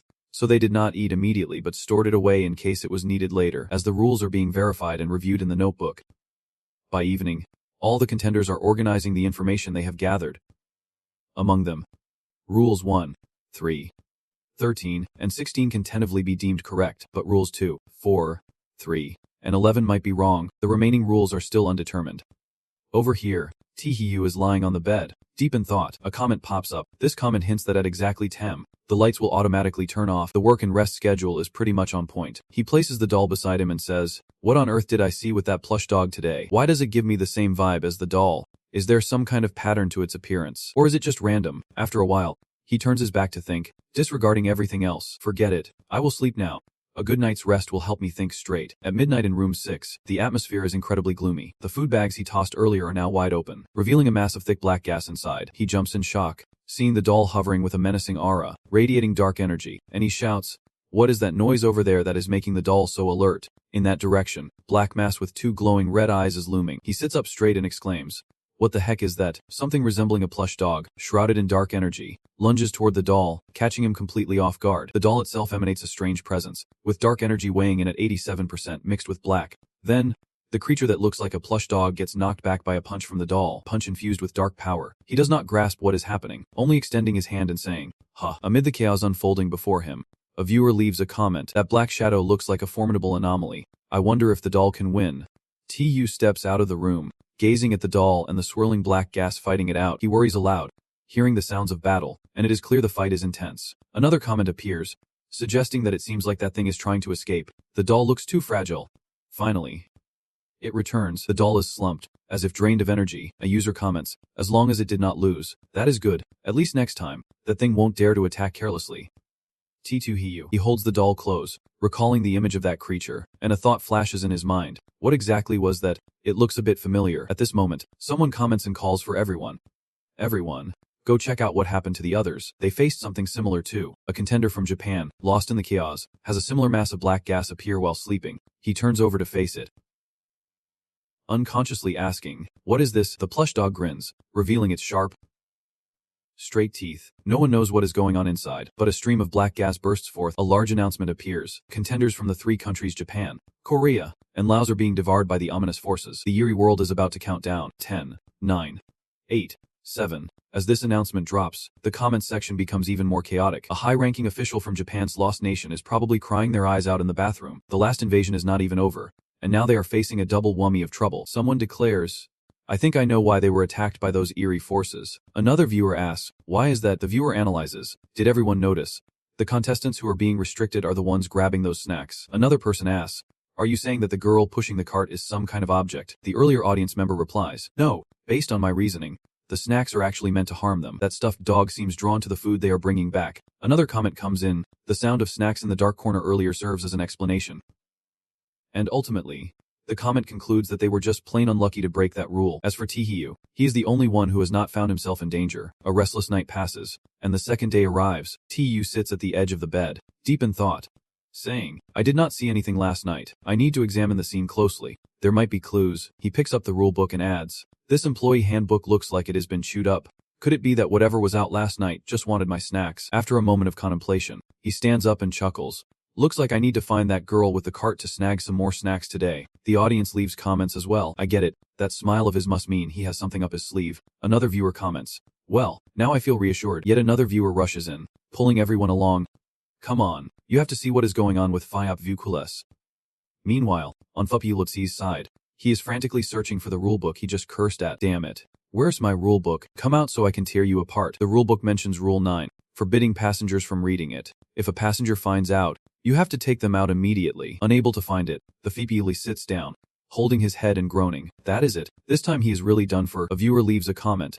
"What is there to worry about? Isn't Rule 9 correct?" Someone replies, "Yes, Rule 9 is indeed correct. If passengers learn the rules, all the contestants' weaknesses will be exposed." Another comment reads that if a passenger uses the employee rules to sabotage him, it will be really hard to guard against. Right now, in the carriage of Phantom Force, there is a girl reading something. What the female passenger is reading seems to be the rulebook that just vanished, and she is reading it while grinning wickedly. Over here, Tuyu is chatting about mail time as he walks. He is standing in front of the junction of the train cars, waiting. He is pretty excited, wondering what is for lunch today. A moment later, a hand pushed a food cart into view, accompanied by the deceased contestant. Nlidb. He held up a bowl of food and said, "Hi there, I am the server from carriage 07. One viewer was puzzled. "Huh, why is it him? Didn't he die already?" Another person anxiously noted, but Tu does not know he is dead. He won T-fall for this trap. Right. He silently stared at Nutty Lesh. The rulebook states that Rule 6 mentions other staff will occasionally come to hang out with you, except if they invite you for some stew. Rule 7. Each carriage only has one staff member who is not allowed to sell stew. He pondered about the server in carriage 7. Rule 6 reminds that other staff will come over to play, but Rule 7 also says each carriage only has one staff member. Nohlabi Lessie cheerfully spoke to him. Bro, do you want some stew? It is a specialty in our carriage. It is really delicious. You should give it a try. Tu smiled and replied, sure, I am feeling mischievous. Let us have some fun together. The doll had helped Tu a lot, and viewers left excited comments. One saying well done, another saying the image was restored. It looks like the doll has defeated the strange creature. Nice work. The doll, covered in blood, had a big happy grin. Then there was a flood of comments raving about the doll restoring the image. It looks like the doll has defeated the strange creature. One viewer commented, dear friends, please hold back. Another viewer chimed in, because of the doll, I am completely obsessed. I would even smash down walls for it. Below, there was a helpless comment from a viewer. Dear friends, please be mindful of your restraint. Tu's expression suddenly turned serious as he said, earlier, the scene was someone snapping their own neck. In reverse.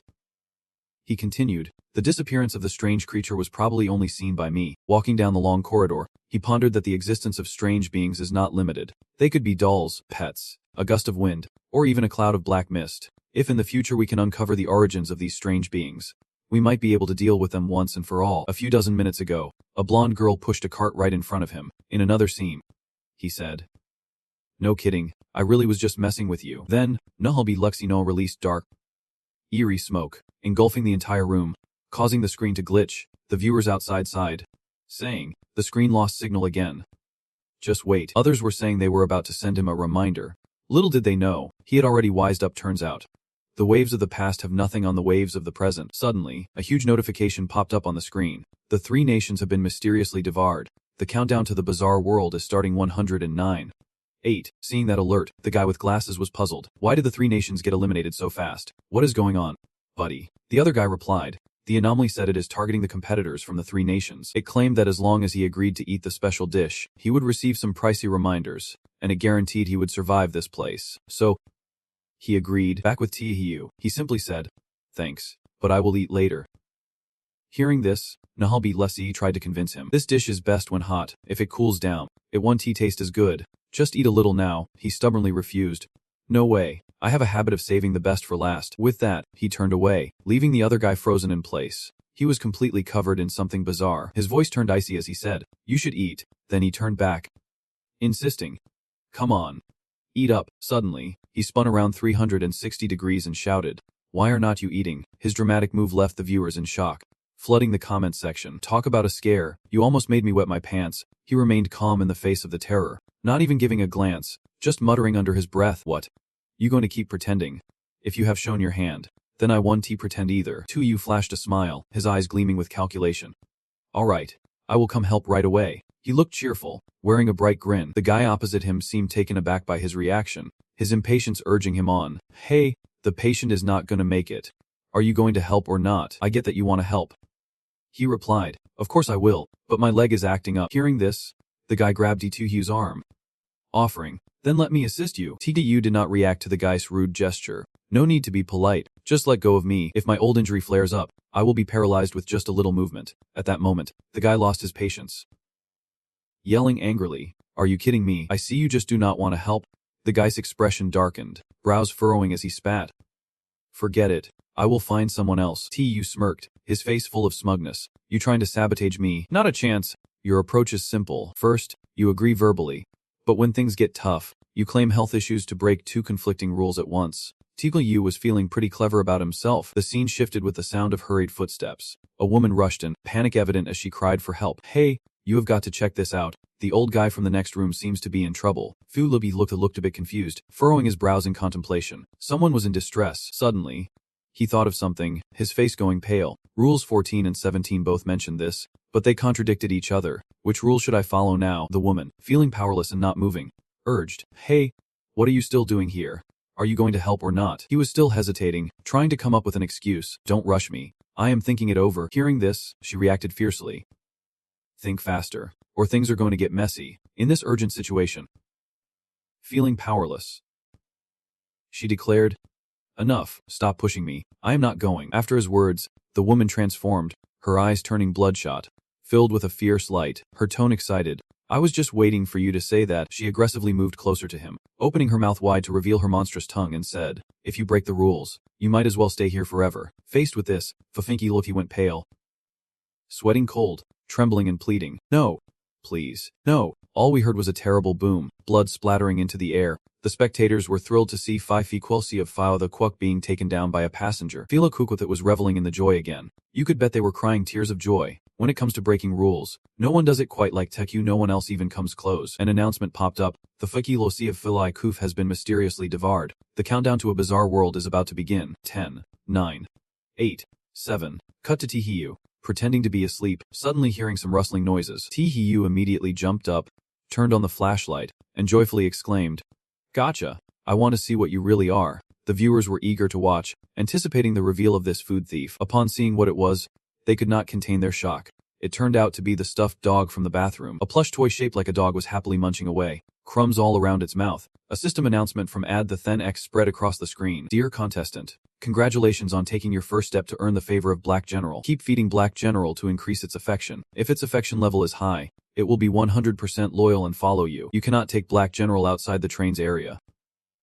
The innocent, cute plush dog that was just there is now baring its teeth at Hiyu. Tihiyu's eyes lit up. He smiled knowingly, thinking, if I keep feeding it, it will follow me.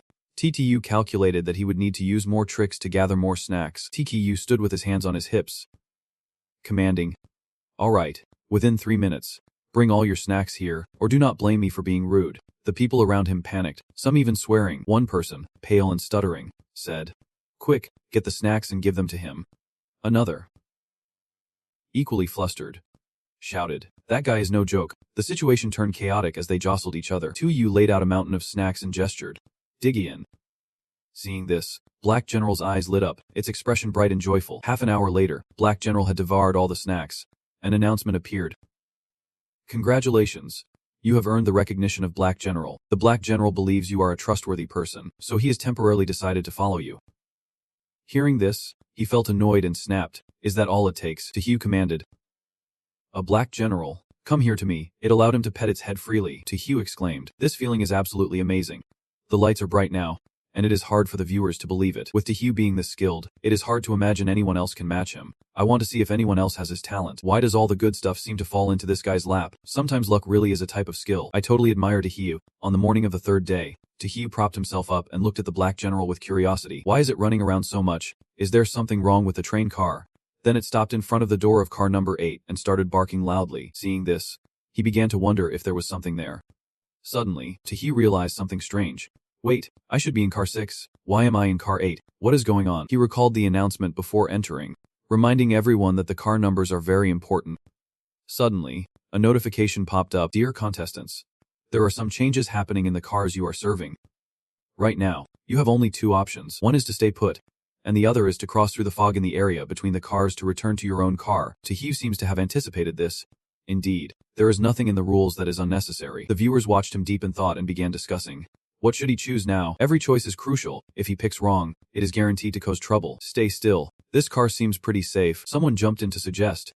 Everyone, come see Nicola from the Hoi Hung country. He has talent. As a leader, he will surely make the right choice. On the other side, Nicola was using his abilities to dig for more information. Tell me which one to choose. The mesmerized person replied, choosing option 2 to return to the original car. The viewers watching that scene felt secretly pleased, urging him on. Option 2 is the right choice. Senior leader, hurry and enlighten me. Another viewer scoffed.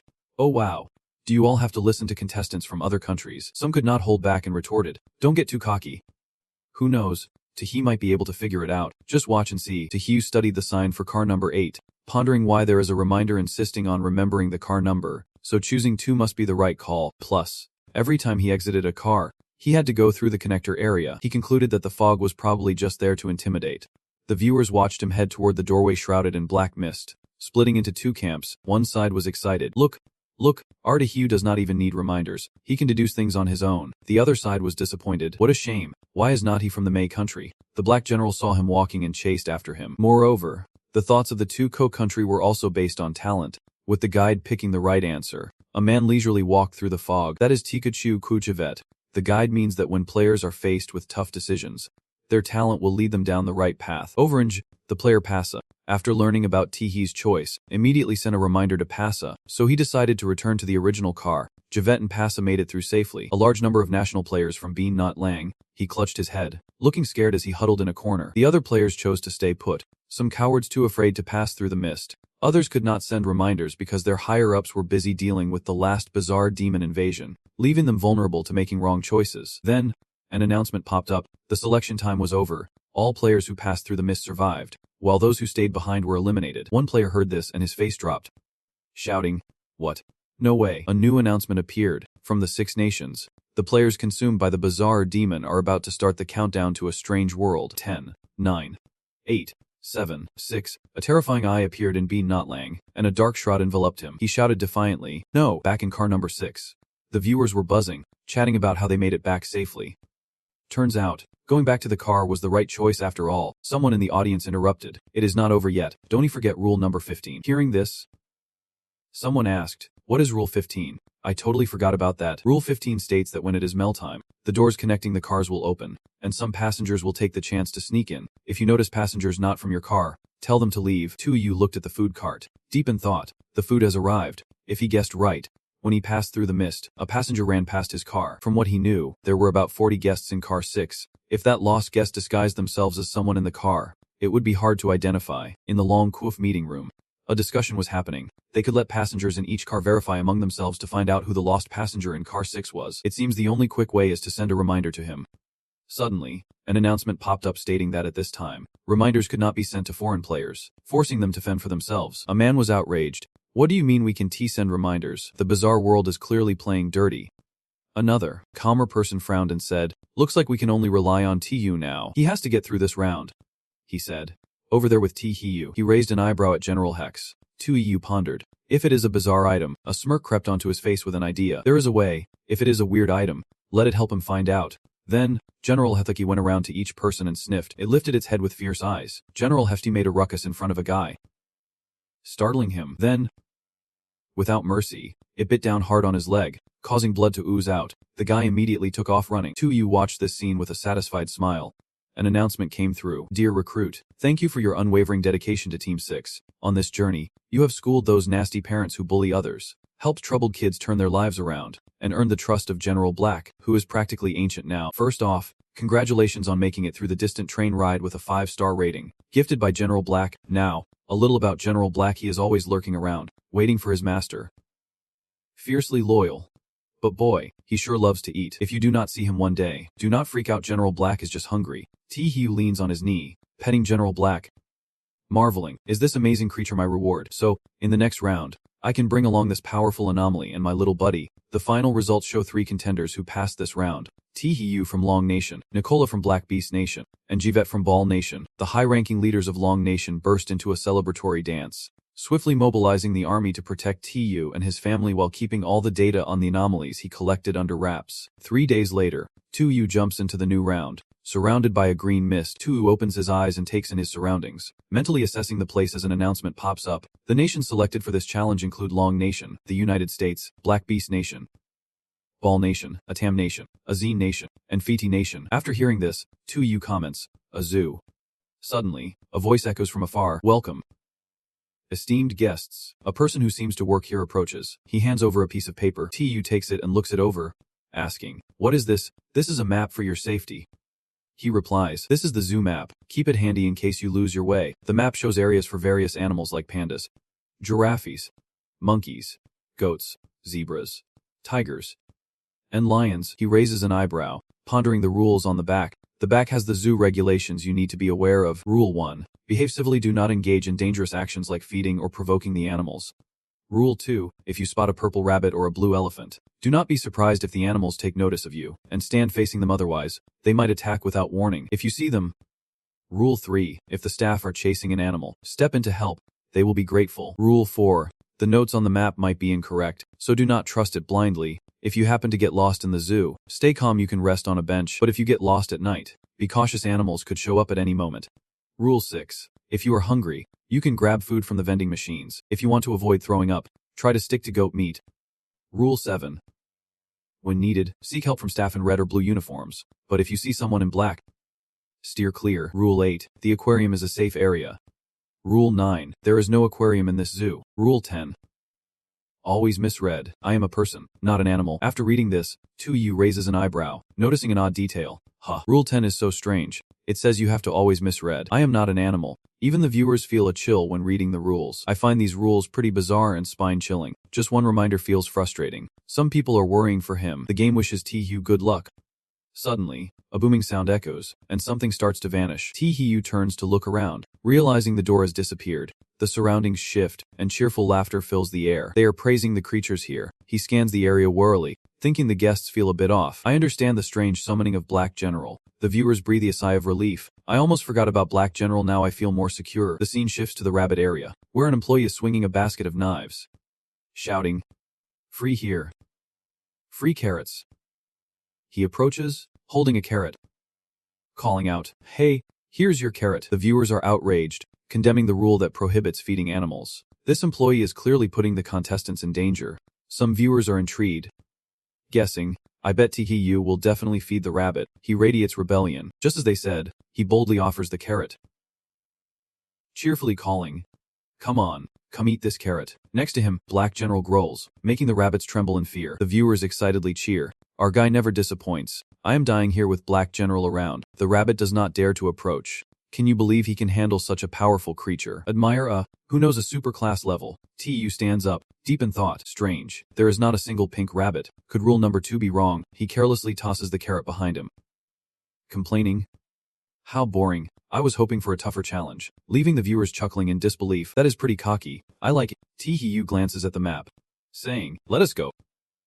Black General, let us head south and see what is up. Meanwhile, a Tamquith is happily feeding the rabbits. Hey, bunnies, you are so adorable. Little does he know, there is a rabbit behind him with fierce red eyes, a menacing expression, and a dark aura staring him down. Tivon Emixi leans on his knee, stands up, and says, "You guys eat up. I am out of here." He waves casually, saying, "See ya." But suddenly, the rabbit lunges at him aggressively. The viewers watch in horror as the rabbit inches closer to Mangacap. It jumps high and bites into Mangacap's neck, blood soaking his shirt, sending him into a panic. Rage ignites within him. Tinibize shouts, "Help me. This rabbit has gone crazy." Instantly, an employee rushes from a distance. They grab the rabbit by its fur. He bows his head, looking apologetic. Sorry. Dear guest, this was our mistake. We will handle this rabbit right away." MVC touches the bite mark, grumbling, "I am a civilized person. I do not curse anyone. But I want to know what kind of rabbit this is that bites." His body seems to undergo a change, his eyes starting to turn red. That scene sends chills down the viewers' spines. Oh no, Tatmadak's eyes have turned red, combined with the initial warning. I can't shake the feeling that he is about to turn into a twisted rabbit. Someone joked, "If that is the case, you should be crowned a prophet." Meanwhile, in the southern part of the zoo, T-Hugh is still safe and sound. He is caught up in a strange dilemma. The map clearly indicates there should be tiger zebras and mountain goats here. Tu walks and analyzes, but he can't find any trace of the mountain goats. Could Rule 4 mean the map is wrong? Let us try heading to the eastern area and see. I should not jump to conclusions too quickly. In the elephant area, the elephants have bright red eyes and rabbit-like ears. Those details raise some serious doubts for him. Why do these elephants look so bizarre? They actually resemble giant rabbits more than anything. Suddenly, T-U's eyes widen as a normal elephant approaches from a distance. It charges into a chaotic brawl with the other mutant elephants. The viewers are utterly confused by the scene. What is going on? Why are they fighting? Is the normal elephant getting too close to the chaos, putting T-U in danger? He is just as lost about what is happening. After a while, the normal elephant lies motionless on the ground, and the viewers start speculating whether it is dead. Some conclude, without a doubt, it seems a bit tragic. Others breathe a sigh of relief, glad T-Hugh was not caught up in it. Meanwhile, T-Hugh is deep in thought, feeling like something's off, but he can pinpoint what. What the heck is going on? Suddenly, 3 mountain goats appear out of nowhere, and several mutant elephants are gearing up to transform. He is baffled, elephants turning into mountain goats, and then a herd of uncontrollable goats charges forward. They slam into the fence, sending visitors screaming in panic. It is elephants. Run. No, it is the goats gone wild. Help. Support staff quickly arrive to calm everyone down, urging people to stay calm. The elephant area is experiencing a riot. Please follow us to the lion area where it is safer. One staff member directs, everyone this way, and the visitors feel reassured. Yeah, let us just follow them. Tu-Hee watches as the visitors ease and follow the guidance. Deep in thought, why are they so willing to obey? Don't they have any doubts? And why are the rampaging elephants heading towards the lion area? Didn't Rule 8 say the aquarium was the safe spot? TU's face lights up with curiosity and excitement as he says, but I would not mind checking it out. Who knows? There might be some fun. Few surprised comments pop up in response. Rabbits are odd. And elephants are odd too. I do not get any of this. Can I ask a question? We have been walking for so long. But where's the aquarium? Does it even exist? The system announces. Contestant 3 of Fee of Koof has been swallowed by a strange creature. The countdown to the bizarre story world is about to begin. 10, 9, 8, 7, 6. In this place, massive tentacles keep attacking, destroying everything in their path. The people here can only run for their lives. Driven by instinct, outside, a curious woman asks, "Oh my, what is going on? Why was he eliminated?" A man nearby replies, "Apparently he panicked and got stomped to death by a rampaging herd of elephants." A girl watching from the sidelines sighs in exasperation. What a ridiculous situation. The man glances over and shares his thoughts. It seems safer to stick with the zoo staff in the lion area. The girl immediately retorts, "No way. Just watch Nicola's live stream. The lion area is even scarier." Meanwhile, in another location, a door has been locked tight with a small padlock. Nicola, filled with confusion, approaches to ask why the door is locked. Suddenly, he seems to realize something and quickly turns his head to look. Behind him stands a ferocious lion with sharp teeth lunging at a helpless woman. Viewer comments flood in. One person can't help but exclaim, "Oh no. So tragic, don't be sad. They probably died long ago. They are just stuck in this endless cycle." A desperate scream echoes relentlessly. "Help, the lion is attacking. Let us go, let us go." Along with that, panicked people are fleeing before Nicola's eyes. He angrily shouts, "Damn it. Do they think we are lion snacks?" Then, Nicola hurriedly climbs the fence to escape outside. The audience comments pop up again. One person says, "Oh, 2U has become its target too." Another chimes in, "Whoa. He is really something. He is climbing a high fence and still manages to do it. At least climbing gives you a chance to survive. Staying means just waiting to die." 2U stands calmly observing, and a curious comment appears. Can Black General protect Tihiu? Right in front of him are those two lions. The two lions, with eyes glowing red like blood, charge at Tihiu. Before long, the Black General in his hands opens its mouth, unleashing its tentacles. The powerful tentacles strike the ferocious lion in front. First one, then the other, all ensnared tightly until they explode with blood. Next, the Black General effortlessly swallows both of them whole. Seeing this, Tihin can help but gasp. How is that possible? That huge lion, and you managed to swallow it whole. After gorging itself, the Black General looks satisfied. It licks its lips, and one viewer is stunned into exclaiming, "With us, we can witness such bizarre actions." Somewhere, a man sitting in contemplation says, "T2Hiu, last time you brought back quite a bit of information on anomalies. This time, do not hold back, just go public." The person next to him quickly adds, "I hope TKU can continue to bring more information, and one day we can break free from the oppression of this weird world." Suddenly, someone's hand slams down on the table, creating a loud noise. An angry man shouts loudly, "Damn it. Does Long Kingdom not realize how lucky they are to have a genius like me?" Right now, he is getting help from two weirdos. Catching up with them is going to be a challenge. In the U's meeting room, all eyes are glued to T-Hugh on the big screen. The discussion continues, as a man calmly points out that wasting its great talent due to a previous failure is just ridiculous. Another person chimes in, "What is the point? We just need to make sure our players get through the dungeon smoothly." Back to T-Hugh. He smiles brightly at the Black General in his hands, showering it with praise. It is really impressive. Then TKU glances at the man climbing over the fence with a puzzled expression. He shouts an order.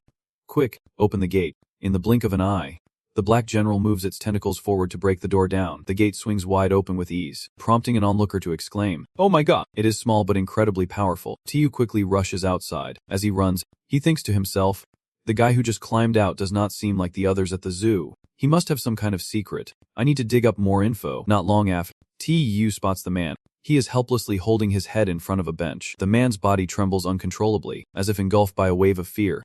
TTU can help but wonder what on earth happened here. He looks totally desperate. TTU hides behind a tree, watching as the guy scribbles something on a piece of paper. After half an hour, the guy leaves, leaving the paper behind on the bench. TTU thinks to himself, he left a note. I need to check what he wrote. Once he is sure the guy has gone, TTU approaches to pick up the paper and read it. I know I want to be able to survive out of here. The zoo just appeared out of nowhere. It lured us in.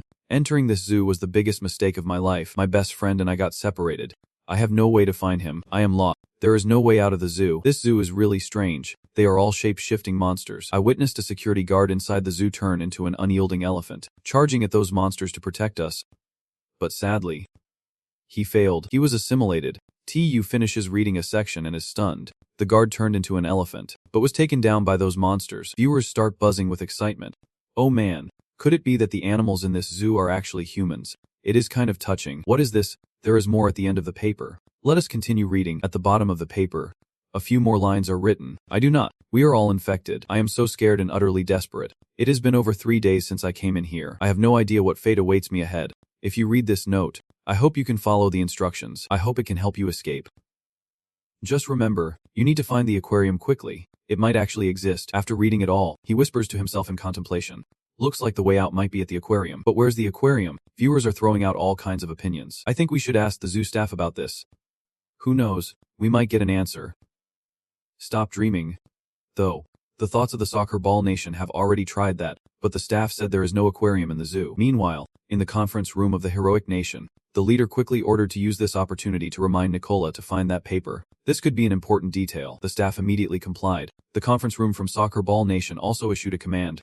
It looks like we all need to remind the thinkers to go get that paper. Over in a Tamquist classroom, things are heating up with some serious cursing. Damned MGH. How can you be so clueless at a crucial moment?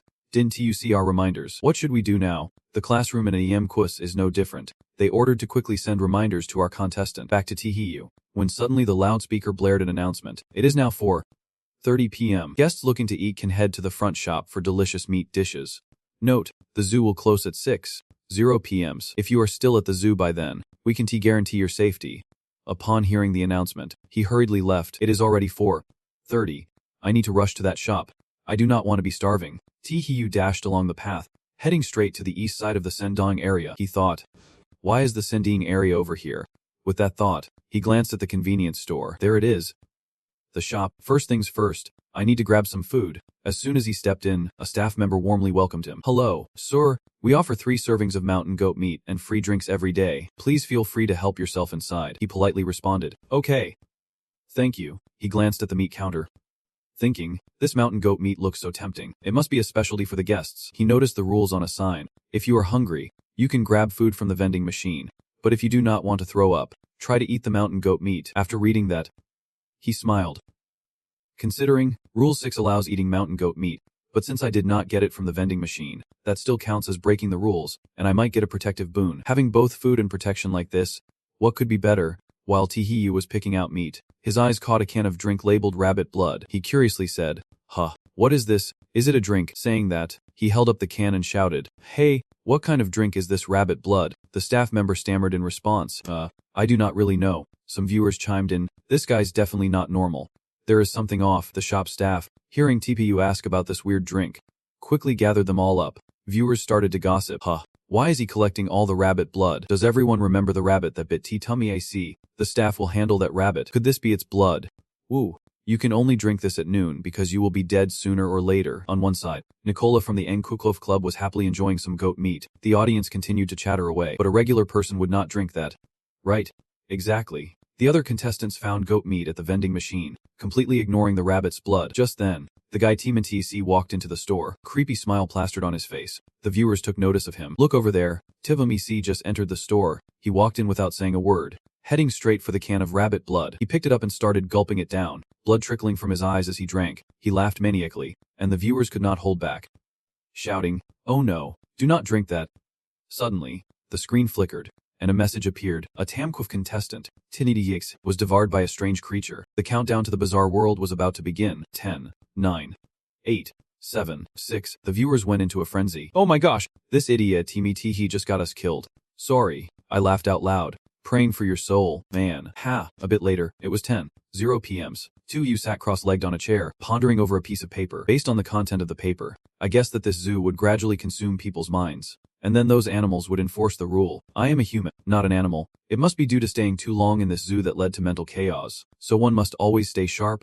After thinking for a moment, he put the paper away, dejectedly saying, what a bummer, I could not find the aquarium all day. The staff firmly denied the existence of the aquarium. He stood up to leave, realizing there were no clues today. Guess I will head back to that store and rest. Tackle it again tomorrow. Late at night, as T-Hugh was drifting off to sleep, he suddenly heard a noise outside. He opened his eyes cautiously, got up, and looked around, spotting someone sitting outside. He thought to himself, that person is a staff member in black, and the viewers had a field day discussing him. The rules say to stay away from staff in black. Why is T-Hugh just standing there, reading the rules like a rebel who never followed them anyway? The staff member in black fumbled for a moment and then ran off with a pile of meat. Seeing this, Tuyu immediately chased after him. The chat was flooded with questions. Was that staff member there to steal meat from a weird creature? So, could he be a regular person? If so, the rule must be wrong. He had to chase him down to clarify. Slow in the uptake but quick to act. TTU had been tailing him for a while now. He chased the guy outside. Suddenly, the staff member dashed into an alley. He was oddly surprised. There was no alley like this during the day at the zoo. TKU did not think twice and followed him in. As he turned into the alley, he was stunned. It was a dead end. But where did the guy go? Just when he was confused about where the staff member had run off to, he spotted a new piece of paper. The viewers started chatting. Tugu discovered another new paper. Everyone, take a wild guess at what it says inside. Tihiu reads the paper. The content is quite tangled. I got lost while chasing a herd of rabbits. By the time I realized it, my friend was nowhere to be found. With no options left, I had to ask the staff for help, but they did not understand my helplessness. The rabbits are gibbons and monkeys. And the elephants are rabbits. The 4 white lions at the front are monkeys and gibbons. The 5th white lion is a mountain goat. In the morning, the zoo protects ordinary people. At night, the aquarium protects the mildly infected. Always believe you are human. Tuyu reads and contemplates for a moment. It seems this person is a friend of that traveler. But if he is a traveler, why is he wearing the zoo staff uniform? Or maybe he changed clothes in the aquarium. Besides, that could be a safe place. It is possible that was the zoo's exit. He furrows his brow and boldly speculates that the path that vanished earlier leads to the aquarium. The analysis upstairs is reasonable. I strongly suspect you one bit. He reports, even the use staff found the paper now. Others start to discuss. How did he get to use his talent? The reminder came straight from the higher-ups in the US. The guy scoffed. I thought it was something serious. Turns out it is just a wanib so shiu. Not worth my time. This man is a representative from the US. The others were caught off guard by his bluntness. What is going on? How did all 6 contestants get eliminated at once? An announcement echoed out. The national ball, a ding country. 6 contestants were swallowed by a strange creature. The countdown to the bizarre events is about to begin. The crowd started buzzing with chatter. I just finished watching Jevisliv broadcast. He fell asleep on the couch and got attacked by a monster. Thank goodness Soksu did not choose to nap on the couch. Time rolled on into the night of the second day. Soksu leaned against a tree. According to the viewers, Soksu has been standing guard here for ages. Why has not that path shown up yet? Someone else chimed in. What is the rush? He is not in a hurry. It is like the emperor is not anxious. But the eunuchs are freaking out. Suddenly, Soksu noticed something behind him and turned to see what it was. It was a stampede of elephants and rabbits rushing toward him, and there were voices calling out from behind. Stop! A staff member ran up, asking for Soksu's help. Please, help me block them. Soksu recalled the rules. If you see staff chasing animals, step in to help.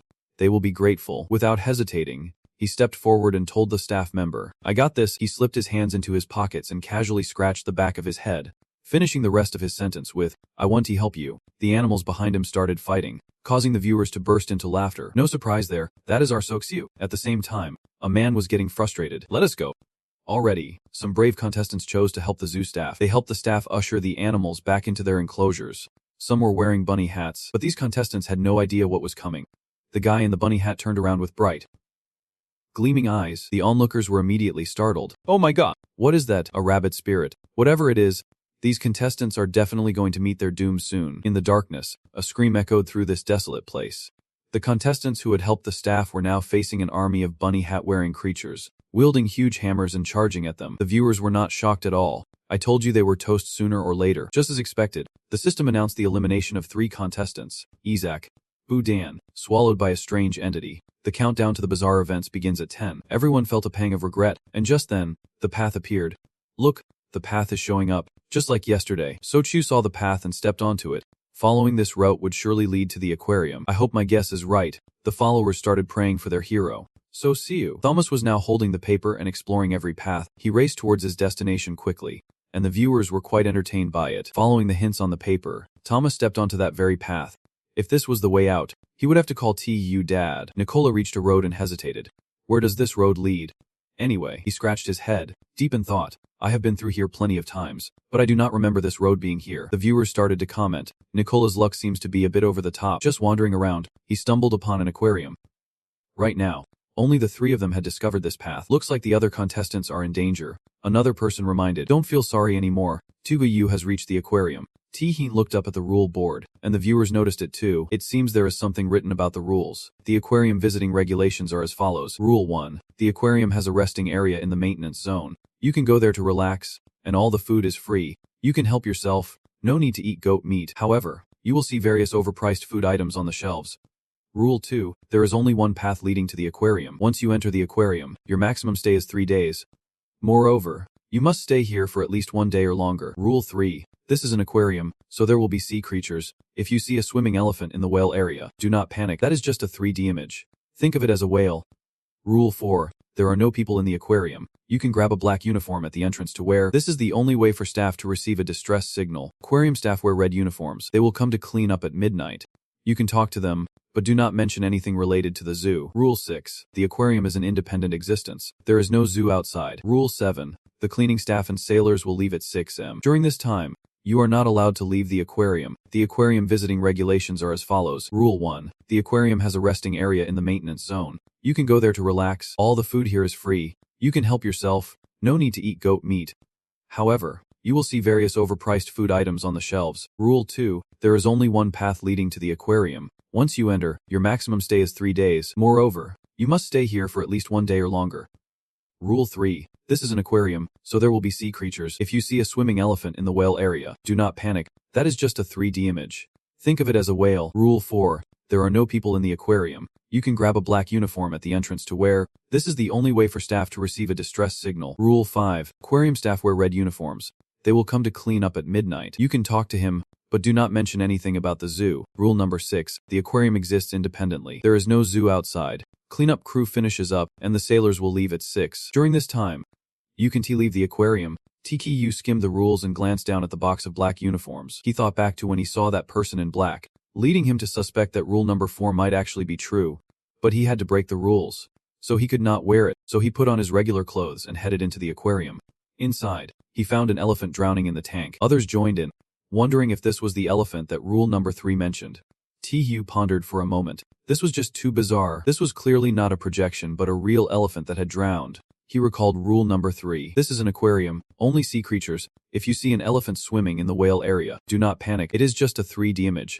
Just think of it as a whale. He moved further inside to check things out. He approached the break room, turned the doorknob, and stepped in. Inside was a bed and a jellyfish tank. He reached out to touch the glass surface of the jellyfish. Looking at these jellyfish, he felt a wave of relaxation wash over him. The paper he read earlier mentioned that this place protects those with mild infections. Could it mean these jellyfish? He stared at them for a while, suddenly feeling sleepy. He yawned widely, feeling so drowsy. And with the bed right there. Without hesitation, TKU laid down to sleep. Whatever, this is comfy. Just a quick nap, and after a while, he was unexpectedly jolted awake. He looked up to see a dog holding a notebook in its mouth, barking away. What has it got in its mouth? A notebook. He took the notebook from the dog's mouth. Flipping through the pages, he found some contents inside. I am a staff member at the zoo. Ever since I started working here, I dream the same dream every night. This dream is strange yet eerily real. After reading, he was puzzled. What zoo? Others read along and were taken aback.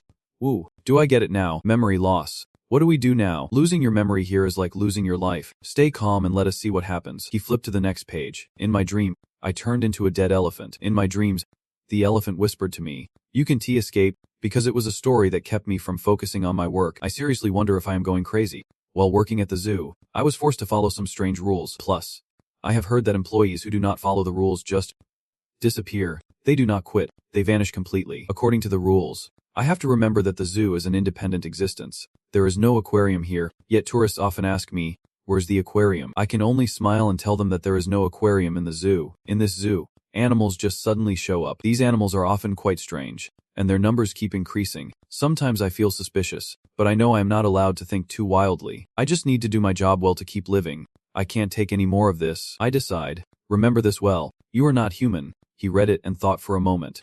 It only mentioned the zoo, and it seemed like I forgot something. He reached for the pen on the table. He had to find a pen. He quickly wrote that phrase on his arm. This phrase feels really familiar. It must be the key to getting through. Just in case I forget again, I will write it on my arm for safety. The others commented one after another. Dude, you are working hard. Check the notebook to see if there is more. Yeah. Hurry up and check the other contents in the notebook. I am dying to know. 2U flipped to the next page, and the content inside was as follows. Hello, congratulations on finding the aquarium, and at the same time discovering the notebook I left behind. Who I am does not matter, but the things I am about to say are crucial, especially the important parts. No matter what, you have to write them in the most visible place. In the break room, it can heal those lightly infected, but it will also inadvertently take away some of your memories. Of course, it might not be that way. This is just my subjective thought. The zoo exists. The path to the zoo only appears at certain times, and it is there for a very short duration. You might not remember the zoo anymore, but that is okay. As long as you can get into the aquarium, the zoo does not matter anymore. The following content is very important for you, because it relates to whether you can escape from here or not. 2U reminded himself.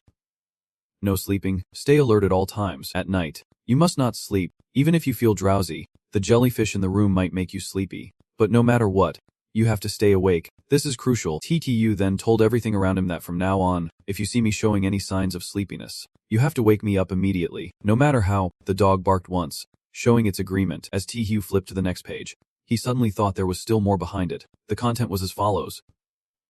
Always remember, you are not an animal. Around midnight, the aquarium staff will head to the break room to turn off the lights in the jellyfish tank. At this time, you need to pretend you are fast asleep. At 5:00 on Monday, the staff will come into the break room again.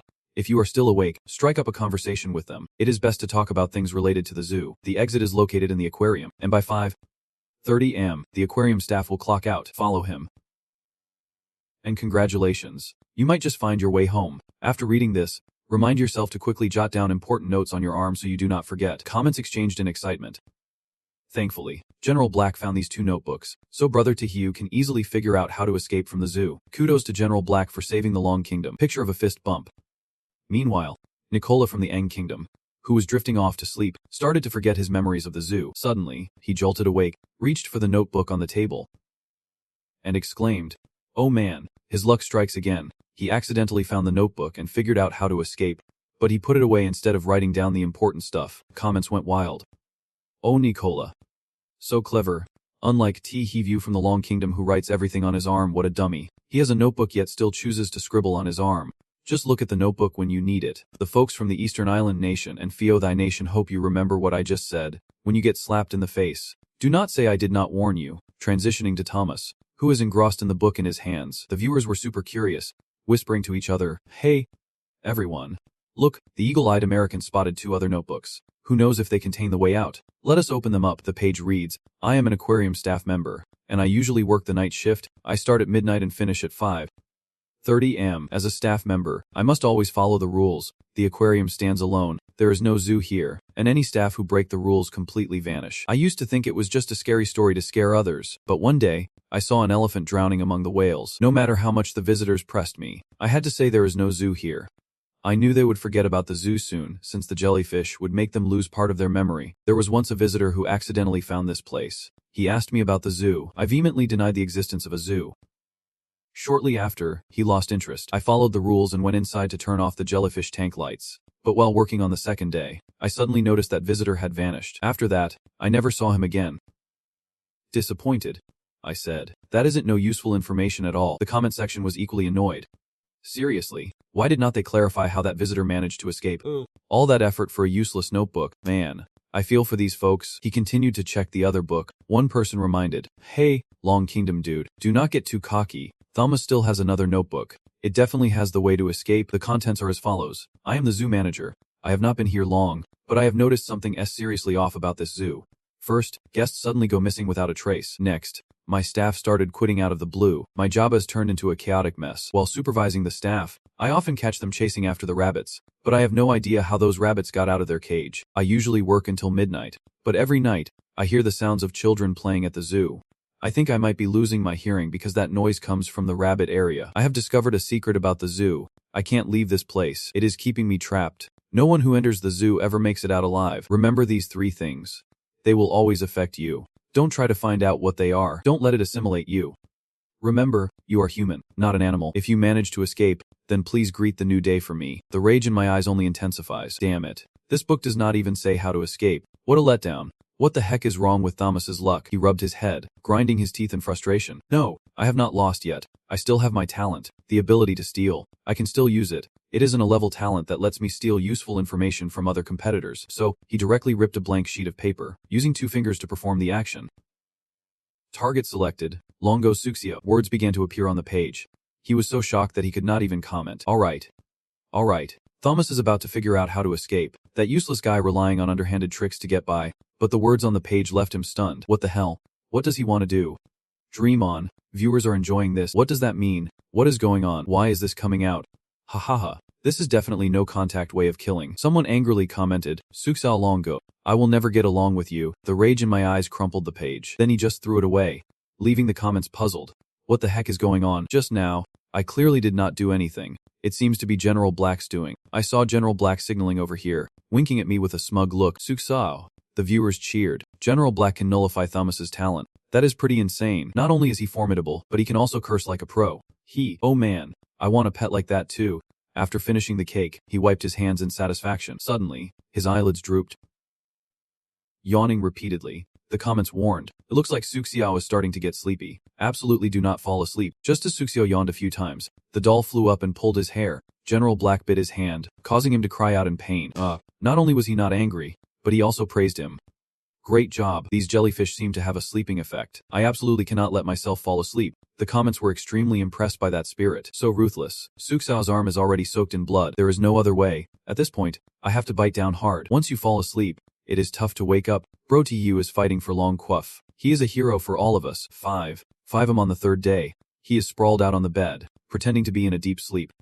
Suddenly, a figure in dark clothing sneaks in through the double doors. He takes something and turns to leave, not forgetting to close the door behind him. Tu immediately opens his eyes, sits up, and thinks to himself, according to the notes, no staff should be entering the lounge before 5:00 am. Now, I just need to stay awake until 5:30 am. Once the staff member comes back, I can get out of here. Meanwhile, over at Nicola, he is getting fired up, shouting, "Damn it, where's my notebook?" The comments are loving it. I see, bro. You really know how to make people worry. What is up with Nicola over there? He is also pretending to be asleep, but it seems something went down. Even if he dies, he could never guess that the generous staff earlier thought the notebook was trash and tossed it away. He hurriedly grabbed some paper and a pen, sounding super rushed. No, I have to stay calm. I need to write down everything I remember. The viewers are thrilled, saying, "Great job, Nicola. Hurry up and write it down. We have still got hope." But in reality, he is wondering, wait, why am I holding these? What was I planning to do with them? Then Nicola just ignores everything and flops down under the blanket to sleep. I'm so sleepy. What will happen when he wakes up tomorrow? The comments are totally helpless. Damn it. Why did Nicola just get into bed? Didn't the notebook say you are not allowed to sleep? Do you guys still not get how those jellyfish are making everyone drowsy?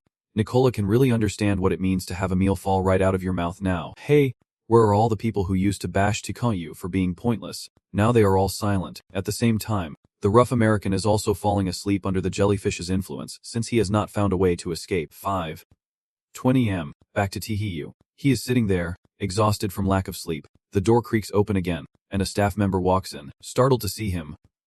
Stammering, "You are awake." He feels like he has seen gold and quietly rejoices. Thank goodness, it is finally over. Tihiyu does not wait long. He directly asks, "The zoo is real, right? After I finish my shift, I can really go home, right?" The staff member recoils in fear, awkwardly saying, "What are you talking about? I do not understand." Then he panics, bolts out the door, yelling, "I am out of here, bye." I can miss this opportunity. The doll and the black general chase after him, secretly thinking, now, all I need to do is catch up to him, and I can get out of the zoo. A viewer sends a worried comment, hoping for his safety. TKU is hurt too badly. He can't take any more torture. Let us hope he can get out smoothly. TU dashed after the male staff member. He was panicking, flinging open the door at the end of the hallway to make his escape. When he saw it, he could confidently say that was definitely the door. He pushed it open with his hands. TTU stepped out into a place that was completely underwater. The system then displayed a message congratulating him on escaping from the zoo, rating 5 stars for the jellyfish pendant reward, with an unusual resistance bonus. Current resistance is at 4%, and the jellyfish pendant is part of it. The pendant will help reduce stress and anxiety without losing yourself in the process. TTU glanced at the glowing jellyfish in his hand and mumbled that it could alleviate stress and anxiety. He smiled faintly, thinking, this is amazing. This gift can help my body avoid being infected by strange entities. This pendant could keep my mind unaffected by anomalies. So, Mom won't have to worry about me running into bad things. The system outside also announced that T-Kong from Long Country has made it through. Achieving 5 stars means Long Country won't be attacked by the rules of the strange. Plus, he earns an additional special reward. The disease rate in Long Country decreased by 20%. Everyone watching at that moment cheered in joy. I made it through. Is it really 5 stars again? No kidding. A 20% decrease in disease rates. My neighbor's uncle, who has been paralyzed for years, can now walk and climb normally. In the Long Country conference room, they were cheering excitedly. Quick, send a skilled team to welcome TU, and also send the best specialist to treat him. No, we should personally go and welcome him. Tico Yu is way more important right now than us old-timers. Meanwhile, in the Hiheng Country classroom, those folks were scheming to take advantage later. Unfortunately, our Nicola lost to TU Tit, and only TU managed to escape. Notify the Foreign Affairs Ministry. We need to strengthen diplomacy with Long Country during this time. We must, at all costs, establish a good relationship with them. In the U's conference room, the leaders were angrily banging the table, shouting, damn it, It is Tihiyu again. Long country is like a cockroach, surviving 5 consecutive failures and still flipping the script. Is it possible that even heaven wants to help long country? We need to hold an emergency high-level meeting. We need to research the materials on these anomalies. Next time, we absolutely cannot lose to them again. 3 days later, under Mount Zux, TTU was teleported to the foot of the mountain. The system announced that the countries participating in this challenge include Long Country, Japan, America, Paris, Atam Country, Fiodhai Country, and Zlo Country. The challenge location this time is Mount Zux. And he was looking around. The system also announced that after the incident of the missing tourists, Mount Zux has been closed for 2 years. However, due to its beautiful scenery, it still attracts many visitors. This place is its territory. It warmly welcomes tourists. Of course, if you do not mind becoming its servant, remember to leave Mount Zux within 3 days. If you can't do it, believe me, it is really fun keeping you here. The world outside has sent a reminder once. Looking closely, a viewer noticed something. The rules were displayed on the board. He suddenly realized this place had rule written on it. Rule for climbing Mount Zux. If you hear someone calling your name behind you, absolutely do not turn around. Rule 2. While climbing, do not count your steps. Rule 3. Along the climbing route, there are unmanned vending points. You can take souvenirs home, but absolutely do not eat anything from there. Rule 4. The forest in the mountains is very dangerous, so please do not stray off the climbing path. The villagers of Zlus have all moved away. If you encounter someone claiming to be a villager, do not engage in conversation and quickly leave the area. Tihu was sweating profusely, filled with confusion, so that means there is also Rule B. He gradually moved up the mountain to see if there was any new information. A few minutes later, TTU spotted an announcement board on the mountain. You have traveled 100 meters. Mount Zux is a total of 100 meters long. Keep going, he questioned skeptically. After all this time, only 100 meters, so he started counting out loud. 1 meter. 2 meters, telling himself to double-check and see if it was accurate. The comment section exploded. Rule 2 states, while climbing, do not count your steps. I get it. Doing this is definitely a deliberate violation of the rules. Tihiyu thought he would crash and burn sooner or later. I curse you. You people, stop rambling on about nonsense. What can this oddity do, bro? The crowd continued to hurl insults at him. Ha! This time Tihiyu has met a troublesome oddity. Is death inevitable? It can be that unlucky. Right, this oddity really wants to make a move on Tihiyu. Suddenly, a voice called out from behind. Tihiyu. Tihiyu. The system displayed the rule. Once you climb Mount Zux, if you hear someone calling from behind, you must not turn around. But he pretended not to remember and turned back to ask, who is there? There was no one behind him. The comment section was buzzing with excitement. Hey, did anyone notice? The tourists who came with me at the beginning have all vanished. Do not scare me. My limbs are all tense. Tugu extended his hand to the side, casting a magical circle. The system announced, you have summoned General Hex. He smiled and said, General Hex? Follow me. If you see anything trying to approach me, no matter what it is, bite it immediately. It barked, ready to accept the mission. The sign on the path announced, you have traveled 800 meters. The climbing path is a total of 10,000 meters. Keep going. Tihiyu was drenched in sweat, breathing heavily. Exhausted, his attention collided with a vending machine. He was extremely puzzled, thinking, these souvenirs are still new, and the food has not expired. Clearly, someone just stocked the food here. In other words, besides tourists, there are staff here too. Mount Zux has forbidden tourists, so why are there still staff working? Once again, someone called out to him from behind. Tihiyu. Tihiyu. He immediately turned around, but once again, there was no one in sight. He was frustrated. That damn sound seemed to be getting closer. Tuadian felt a wave of tension, his mind a chaotic mess. How strange. Could not General Hefshi hear that sound? Could that be what the rules mentioned? Suddenly, a strong jolt hit him, making him clutch his head and scream.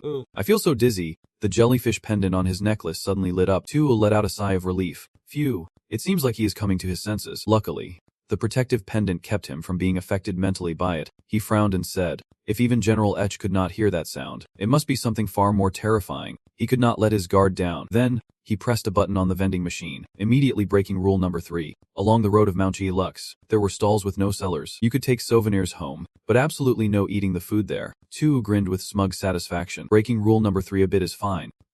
After all, he has the divine protection. He glanced to the side and immediately saw another sign. It announced that he was 1,500 meters in. It showed a map of Mount Zux, Ili Lucky Village, Longingiem Guesthouse, and the Dragon's Mouth Cave. He quietly wondered, why is the end point of Mount Zux not on the map? Then he rubbed his chin in confusion. Why is the final destination of Mount Zux missing from the map? At that moment, the rules appeared. The residents of Zili Love Village have all moved away. If you meet someone claiming to be a resident of Zai Lux Village, they are most likely staff. Don't engage in conversation, and quickly leave. Just then, Two people were walking up, and he startled, thinking there were people around. Then, the corners of his mouth curled into a sly smile. Why not try chatting with them? Hey, I am calling out to you. Then he acted friendly. You guys are residents of Mount Zux.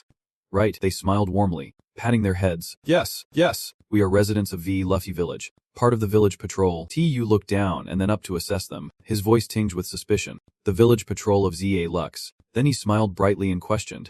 Then why are you taking the small path and not the mountain trail? The two strangers quickly scrambled for excuses. We are used to the small path. It is more convenient for patrolling. So you are a tourist visiting Mount Zi Lux.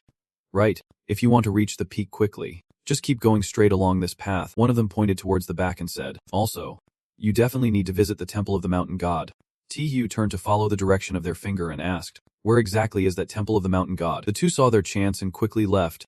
They looked at him as if they had seen a ghost, escaping in fear. Hurry up, while he is not paying attention. Run. Tu chuckled, thinking he could learn a thing or two from these villagers, so he ventured deeper into the woods, while the comments were buzzing. Oh my god! Rule number 4 states that the forest on the mountain is dangerous. Do not stray off the mountain path. I understand he is about to break the rules again. I want to ask, who dares? Exactly. No one dares. I have watched all the other competitors' channels. One by one, they encounter villagers. Some of them are so scared they run away. A few competitors muster the courage to talk to the villagers and learn about the shrine of the mountain god. But they do not dare to follow the villagers into the narrow path. Meanwhile, the large group of competitors from Dongdao country is turning red with embarrassment as one of them speaks up. Excuse me, can I ask something? The viewers are stunned, wondering why they did not realize the competitor from Dongdao country was a girl at first. Someone messages that the younger sister looks a bit anxious, like she is about to break down soon. Over here, Tu just stepped out from the bushes, turning to comment towards him. Oh, just ignore that girl. Tu turns back. What is wrong? Is there something wrong with the narrow path? He grimaces and glances back, thinking to himself. Clearly, he had been walking straight since entering the forest, but somehow he ended up back where he started. It looks like if I want to reach the mountain peak, the only way is to take the mountain climbing path. Tu walks for a bit when Kajang suddenly notices a new rule. Content for tourists climbing Li Luffy Mountain. The 6 management regulations have never set up unattended sales points. If you see one, do not take anything from there and report it immediately to the mountain staff during the climb. If you see a pavilion to hang out, leave immediately. Don't touch anything inside. Regulation. If you feel like someone is following you or hear any unusual sounds, go to Long Ingim to brush your teeth and wash your face, but be careful. Do not drink the water from Long Ingim. Regulation 9. The dragon's mouth is an ideal resting spot on Ai Lucky Mountain. There, you can seek help from the mountain staff. Regulation 10. Trust no one. Someone wonders why these regulations are so bizarre. The comments are buzzing with excitement. Ha! Come quickly to see the chaos. The competitor from Feothai country is in trouble. What the heck? Could it be that he is affected by the strange sounds? The higher-ups of Feothai country need to send a reminder to snap him back to reality. The reason is that competitor Fikakix Hung is clutching his head in pain, screaming, damn it. Do not say anything more. Do not say anything more. In the classroom of Feothai country, everyone is in a frenzy. Damn it. The pendant from Tu nullifies the effects of that strange object. We do not have that pendant, so sending reminders is pointless. The competitor from Bro Kung country has not broken down yet. Ding is trying to hold it together. He stammers. Dun T. Do not say anything more. Then he panics and starts running, shouting loudly, I want to get out of here. Let me out. If going forward does not work, maybe going back to the entrance will let me escape from here. Seeing Fiak Hieking running away, the comments are flooding in. This bizarre brainwave, according to Tihiu, makes this guy a real talent. Even though Fafep Kukek's house way of thinking is a bit off, I feel like there is nothing wrong with it. Ridiculous. Does this guy really think like that? This world of weirdness will truly accept such nonsense. The view count right now is 999 plus. What do you guys even understand? So what if it works this way? Park Guk-soo will be the first to pull it off. Damn, this move is pulling in tons of views. The hype is about to surpass my understanding. There is no way he can pull it off. If he succeeds, half an hour later, Park Guk-soo comes running, out of breath and panting hard, struggling to speak. Why have I been running for so long and still have not seen a roadside sign? The comments immediately start mocking him. I feel like time and space have just stalled for Park Guk-soo. He looks like he is running on a treadmill. Huh? That means he can never leave. In the conference room, the manager is getting frustrated and yelling, damn it, you missed such a golden opportunity. If you could succeed, we would agree to anything you want. But sadly, you are not even trying. 2 announcements are made nationwide, preparing everyone for the bizarre rules of the upcoming event. Meanwhile, Tihiu has reached a pavilion with a sign reading 3000. Without a second thought, he steps in and immediately breaks the climbing rules. If you see the pavilion, leave immediately and do not touch anything inside. And he did not just walk in, he plopped right down on a bench. A quick glance reveals 2 pieces of paper in the corner. The first paper reads, I am a member of the village patrol team. hoping for the mountain god's protection. I am responsible for patrolling the area around the village and the path up to the mountain. In our village rules, we are not allowed to interact much with outsiders, especially tourists. During patrols, we inevitably run into mountain climbers. They often ask us weird questions, but according to village rules, we are not supposed to engage with them for too long. Just tell them to head straight up the path to the mountain god's temple. Our village has a communal dining hall, and villagers from other groups eat here too. But every time, the dining hall always ends up with leftover food. Moreover, we absolutely cannot touch that dish. It is said to be made for the Delat guesthouse, and the water from Long Ingyam is drinkable. We often use it as a beverage. Does the mountain god's temple still exist? Not anymore. The other paper said to leave Dalat. The strange guesthouse vanished, leading to the mountain god with no end in sight. Don't trust anyone. After reading this, TTU frowned and thought, both pieces of paper keep repeating about the Dalat guesthouse and the mountain goddess temple. These two places might be the key to everything. Additionally, Auten from the Use Island from Japan, Sikla from Paris, and a few competitors from other small nations all chose to enter the pavilion and found the two pieces of paper. But the spirit of the Eastern Island SSS contestant was severely affected by it, so she chose to steer clear of the pavilion, leaving with a pale face and a sense of regret. Oh, such important information. And she could not grab it. That girl probably won't last until the end. Look, T-Hugh just met someone who works there. He then walked to a spot marked by a sign that read, "Do not drink from Long Ingam Lake." Next to it stood a man scooping water. Tugal leaned in with a friendly smile. "Hey there, could I borrow your water bottle?" The guy panicked and quickly shot down the request. No way. Absolutely not. At this point, he was already breaking rule number 8. If you feel someone following you or hear unusual sounds, wash your face and rinse your mouth at Long Ingyam Lake. Remember, do not drink the water from Long Ingyam Lake. But Tu did not care. He flashed a sly grin, thinking, well, if I can drink it, why is he even getting water? This rule must be a joke. He then chimed in, oh, come on, do not say that. Then he snatched the water bottle right out of the guy's hands, leaving him stunned, and chugged it down. The comments section exploded with laughter. T-Hugh just yanked a guy's water bottle like it was nothing. The poor staff member was left in shock. T-Hugh. Really, what are you doing? Finally, he felt refreshed, laughing and joking. Thanks for that. The guy pointed at him, stammering, You are just watching T-Hugh walk away and thinking it is like. The comments lit up with excitement. T-Hugh's moves were slick and smooth. I love him so much, he is so cool. But is the water from this lake actually safe to drink? Nothing bad is going to happen. Right, he seems way more spirited now. That rule 8 must just be to scare people. The other guy was still kneeling, hands clasped together, praying for divine protection. Most competitors would not dare drink from Long Ingyam Lake, but a few brave souls still had their wits about them and decided to take a sip. Kiyu Umagi was wide-eyed, her eyes bloodshot. She was running around in a panic, shouting, hey, do not come any closer. Butterfly, in the classroom of Ligailo Nation. Those inside saw this and said, Kiyu Mazie seems like she is about to lose her mind. We need to send a reminder fast. Tell her to drink from the lake. It might help her stay sharp. Kiyu Mazie was now frantically holding her head, wailing, don't come near. I will take you on. The comments section was filled with worry. Oh no. She can see the reminder. Ligailo Nation always tried to keep their chances for reminders until the very end. And now look, they could not save Kiyuzumazai in time. The system announced that Kiyuma had been swallowed by a bizarre creature. Starting the countdown, 10, 9, 8, 7, 6. Viewers continued to lament. She was the first one out from Mount Zux. The higher-ups of Linglo Nation were a bunch of idiots. If they had sent the reminder a bit earlier, would we still have seen her? Meanwhile, T-Hugh had just passed by another sign that read, you have traveled 6,000 meters. The total climbing distance is 100 meters. Keep it up. He wiped the sweat from his forehead and then asked, so, what is up? General Hex, did you suddenly notice something? Because right in front of T-Hugh stood a house with a sign that said Deluxe Guest House. The viewers buzzed with chatter. The Grand Inn of Dali is real. It is surrounded by a thick black fog, and I am pretty sure this place is anything but normal. I can barely stay lucid listening to the alluring whispers of the house, calling me closer and closer. The jellyfish pendant is glowing bright, helping him regain his senses, but he is still panting heavily, thinking, the Grand Inn of Dali is indeed something strange. If it were not for this jellyfish pendant, who knows where I would end up? The comments section is going wild. Hey everyone. What do you think would happen if a contestant went in there? What kind of joke is that? Who would go in there unless they wanted to fry their brain? Yet, believe it or not, some people actually do. Right now, the Parisian contestant is heading inside. Inside the Paris meeting room, everyone is panicking, shouting, quick, use the reminder. Tell the contestant to get out of there now. He is still caught in the rain, ignoring the warnings from the audience, and immediately heads deeper into the Grand Inn of Dali. What a useless reminder. The allure of the Grand Inn of Dali is no joke. Didn't they say you can turn back? Auten Island did not turn back, so they escaped the pull of the Grand Inn of Dali. It is still our Tihu who is the best. Turning back is not such a big deal. That is when Siep Lao suddenly snapped back to reality, looking confused at the paper in his hand. Wait, what is this paper? When did I get this piece of paper? The beginning says, if you accidentally enter the Grand Inn of Dali and want to escape, follow this plan. Inside the inn, if you encounter staff from other departments, claim you are part of the inn security team. This is crucial. Your mission is to scout the situation inside the inn without letting them discover your true identity. Sika Lao is shocked, wondering what this means. Do they want me to be a spy? The audience is just as curious, bombarding with questions. According to the paper, he has to bring the intel to the mountain goddess shrine.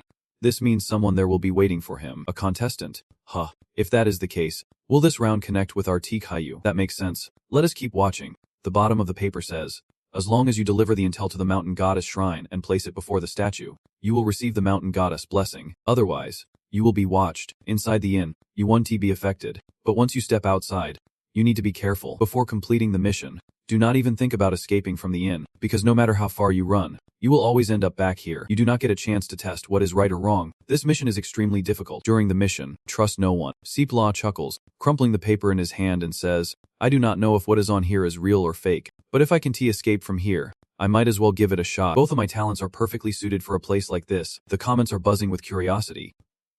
What talents? We will just have to wait and see how he performs. The people in the meeting room take turns analyzing the situation, and it does not seem as bad as we initially thought. The inn could actually be a viable option to get through this round. It seems this round can coordinate, quickly inform the higher-ups of Long Nation. Even though the relationship between the two countries is not great, there might be some collaboration this time. At the same time, the contestants attracted by the luxurious guesthouse just wanted to escape, so they ignored the paper in their hands. That person panicked and ran away, screaming, I do not want to complete any missions. I just want to get out of here. Let me go. Inside the guesthouse, as soon as they made a move to run, the hidden staff would take notice. In the end, none of them could escape the luxurious guesthouse. The system then notified Suxia, you have traveled 8,000 meters, and the total length of the mountain trail is 100 meters. Keep going. The Dragon's Mouth at 9 Dragons is a perfect resting spot on Mount Dalak. Here, you can seek help from the mountain staff. He reached the foot of the mountain, seeing 2 signs pointing in different directions. One for the mountain trail and the other for the wide Dragon's Mouth, along with a sign saying 8,000 meters. Suxia wondered about the Dragon's Mouth, then walked straight in with a slight, excited smile, saying he could not seek help. But suddenly he realized he was still standing in the same spot and exclaimed, wait, why am I back here? He continued on, if it blocks my path, then I won't mind venturing into the Dragon's Mouth to check it out. Excited comments flooded in as Suxia finally chose to enter. Bro, why are you still expecting him to go in? Because Auden from the US, and Island from Japan have found new rules inside the cave. Inside the Dragon's Mouth, Auden bent down in confusion. Huh, are there new rules here? The Dragon's Mouth is temporarily closed. Dear relatives of the missing persons, we deeply understand your feelings and concerns. The staff in the scenic area have searched inside the Dragon's Mouth, but have yet to find any traces of the lost tourists. We kindly ask for your patience while we await results. Please do not ignore the strict ban on entering to search. Mountain Climbing Rule C. Rule 11. Head straight to the end of the mountain trail. The mountain staff is waiting for you there. You can receive assistance from that staff member. Rule 12. The mountain god's shrine does not exist. Rule 13. It is getting stronger by the day. If you happen to encounter it, do not resist, because you won't be able to fight back anyway. Rule 14. It is the mountain god. Rule 15. Do not trust anyone. Auden rubbed his chin in confusion. Don't trust anyone. This rule is exactly like Rule 10 in the manual. I wonder what it implies. Suddenly, a voice echoed in his head. Come in. The voice echoed again. Ain. Come in. The comments eagerly reminded him. Oh my god. It is that voice again. It is affecting Auden. Auden is enchanted. Damn. Don't go. Do not go. Suddenly, his whole body shone. At that moment, Auden became completely alert. Feeling relieved, thank goodness for my protective talent, or I would be in trouble. Then he turned and bolted away, thinking he should get the hell out of that place. The viewers were hyped, cheering. Oh my god, he actually did it. Auden managed to break free from its control. What was that light that just surrounded Auden? If I am not mistaken, that is an rank ability that removes negative effects, capable of countering the harmful influence of that anomaly twice, allowing the user to instantly return to normal. Oh. Look, Island of the Lost Japan has escaped the anomaly's call. How did he pull that off? Meanwhile, Island of the Lost was gasping for breath outside. The comments exploded with excitement. His ability is to identify rank anomalies, letting the user sense their presence. So after reading the rules, he just bolted. That is some impressive brotherly strength. With abilities like that, he is always a step ahead of everyone else. At the same time, 2EU was hearing that voice in his head. T2EU. Come here. Come inside. Viewers were taking turns saying, no way. It is surprising that it caught 2EU's attention, but with that jellyfish pendant, he should be immune to its effects. Right, he is super excited. Giving orders? Black General, you lead the way. Let us head in and check it out. The viewers are ready to chant along with him. Heavenly Spirit. Earthly Spirit. I get what you are trying to do, bro. Does he want to go all out against it? That is way too reckless. From Black General's mouth, terrifying tentacles emerged, making the comments go wild. Oh my god, I am scared. The tentacles wrapped around a tree, yanked it up, and launched it straight into the cave. TU suddenly realized the sound in his ears had vanished. Did he just solve it that easily? One viewer commented, feel uneasy. TTU can T be that casual? Suddenly, his eyes went wide. Something is off. Out of nowhere, something shot out of the cave like a bullet in response, and he shouted, Black General, run. A slick-haired man rubbed his head and said, phew, good thing Ting Hiu only threw a tree to probe it. If he really went in, he might not come back out. The man with the slick hair responded, clearly wanting to test the waters. This young guy has skills. The people in the meeting room kept discussing, but it seemed nearly impossible to go solo.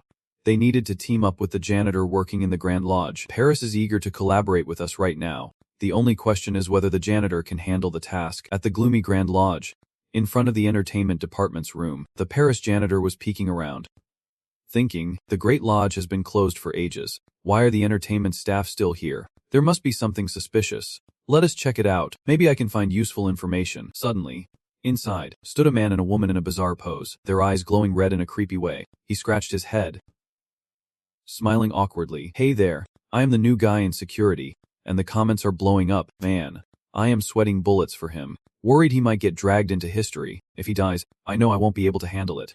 I swear, he is going to be just fine. Unleashing a great acting talent. Once you tap into this ability, your performance will reach a whole new level, making everyone believe everything you say and do. The man in the room instantly shifts to a cheerful attitude. So, he is the new guy in security. Totally gave me a scare. Come on in, sit down for a bit. Seeplaw chuckled awkwardly. Alright, The comment section lets out a sigh of relief. Phew, with C Lao's ability, gathering intel is going to be a breeze. Now I can finally relax. I hope he quickly brings that useful information to the Mountain God Shrine. The next day, climbing the 9,200m mountain trail, TTU stands at the foot of the mountain, staring at the signs marking the end of the trail. Mountain God Shrine, Grand Guesthouse at 9,000. He thinks to himself, Rule 11 states, proceed straight to the end of the trail. Another rule states, the Mountain God Shrine does not exist. If I want to break both rules at once and still be protected by my ability, I guess I have no choice but to go for it. Then TU eagerly makes his choice. Mountain God Shrine. After TU makes his decision, Auden from America and Iceland from Japan also make their choices. Iceland follows the trail end sign, while Auden heads toward the Mountain God Shrine. A few minutes later, Iceland bursts with joy upon seeing the 9,600m sign. He shouts excitedly, just 400 meters to go. The end point must have a staff member waiting to rescue me. I am almost there. As he reaches the 100m sign, he freezes in shock, because right in front of him is the Mountain God Shrine, in a terrifying state of ruin. Iceland screams, how is the Mountain God Shrine even a shrine? He is pulling his hair out, yelling, isn't this supposed to be the end of the trail? Why is there nothing here? Didn't they say there would be staff here to help? He collapses in despair, only to hear a seductive voice. Iceland turns around. Spinning back, he trembles as he spins around, his voice stuttering. It is coming. Then comes a horrifying scream, and the comments section erupts. Holy crap, Iceland stunned for, what even is that? We can see clearly. Quick, come check on what is happening with me. If this is the Mountain God Shrine, I can only imagine what is on the other side. The guy over here finally makes it. Panting heavily, man, building the Mountain God Shrine up here is crazy. It is a wonder anyone even worships it. Then he says, let us go. General Black, let us see what this so-called Mountain God Shrine looks like. As he opens the door and looks inside, he remarks, so this is the mountain god everyone in the village talks about. A person. He looks up and notices something written on the column. Curious to check it out, it reads, it lures innocent people into the Great Lefa Mountain and leads them astray. Those who are enchanted by it will have hallucinations of someone following them. They will unwittingly walk straight into the depths of the Great Lefi Mountain along a special path. Most of these people will get lost in the Great Lefi Mountain and become its servants. Very few people manage to break free from its influence with sheer willpower, maintaining their awareness. Many years ago, a mysterious figure arrived at Great Lefi Mountain. He had the power to halt the distortion of perception. Under his guidance, the ancestors of the Great Luck people ultimately defeated it. But that mysterious figure fell into a deep slumber as a result. To honor him, the ancestors of the Great Left people revered him as the mountain god and built a temple in his name to worship him for generations. After reading this, Tu spoke up, realizing that this mysterious figure is indeed the mountain god. His deep sleep has given it a chance to return. So that means if we can awaken the mountain god, we can defeat it. But how on earth do we wake the mountain god? Suddenly, he spotted a piece of paper on the ground. He bent down to pick it up. He thought to himself, the Great Left Guesthouse. Is this paper reminding me to go there? The content of the paper read, last year, A wealthy businessman found the villagers of Great Levik and proposed to develop the Great Lucky Mountain into a tourist attraction, while relocating the mountain god temple elsewhere. The elders in the Great Leve village opposed it. But the young people could not resist the allure of money. In the end, they agreed to the businessman's request and moved the mountain god temple. The mountain god temple was ultimately relocated from the mountain. Although it was rebuilt, the offerings gradually dwindled because the elderly in the village were frail and could not climb the mountain to worship. Fewer and fewer people visited the mountain god temple, and the power of the mountain god began to fade. It took advantage of this opportunity to rise. I realized its power was continuously increasing, while the mountain god was slowly forgotten. Great Leffy Mountain was completely under its control, and tourists visiting Great Leffy Mountain began to disappear one by one. The Great Leffy Guesthouse might hold some clues. Meanwhile, Auden, frustrated, crumpled the paper and thought, Kiev, could the Great Left Guesthouse really be the final destination? He angrily walked away, out of options. It seemed the only way was to head back to the Great Left Guesthouse. As he walked, he felt something trailing behind him. Comments flooded in. Warning. Oh no. It is showing up again.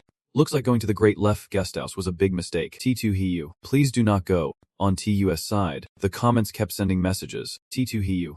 What are you planning to do? I am starting to feel anxious. Everyone, is it possible? I understand.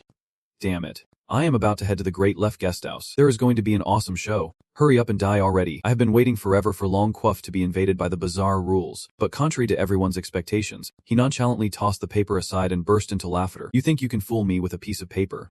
Dream on. I am knocking to the Great Left Guesthouse. The viewers felt a surge of satisfaction. Ha! No wonder Tihu always finds a way to mess with the folks from Feo Thai Kuf and Zhang Kuf. Switching scenes to the Si La side. Someone was reporting, hey, everyone. Look, Si La was running into the mountain god temple with a piece of paper. He spoke up, this is intel I worked hard to get, no matter which player receives it. Then he placed the paper on the table and added, you have to help me succeed through this round. Then, the paper vanished in a burst of golden light. The viewers cheered as they saw it. There was also a golden light where Takiyu was standing, and the crowd erupted in excitement.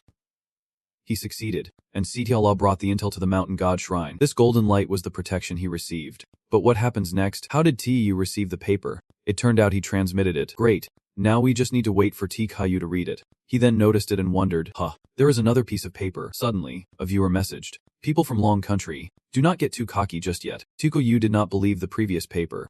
He was sure he would not believe this one either. As he picked it up, the system reminded him that this new paper contained intel from the guesthouse. It could definitely be verified. The viewers laughed mockingly. Ha ha ha ha. So, are you satisfied now?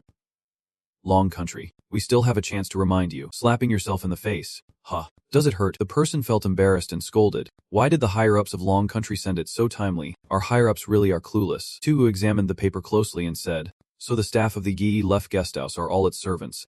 Their lives are its lifeline. To eliminate it, we not only need to awaken the mountain god but also get rid of those staff members. Then Tu searched everywhere. The paper mentioned he could find the golden attire and incense in the shrine, and with those, he could summon the mountain god. Soon enough, he found the golden attire and exclaimed with joy. Found it. He quickly put it on, commenting with confusion. Wait, why am I turning into a shaman? What does this mean? Looking fierce. Someone speculated. He is probably following the instructions in the paper.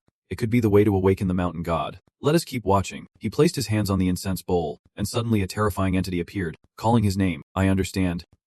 T2 Hiu. The comments erupted in panic. So it came to find T Hiu. Is it afraid that the mountain god will be summoned and is here to harm T Hiu? Someone warned.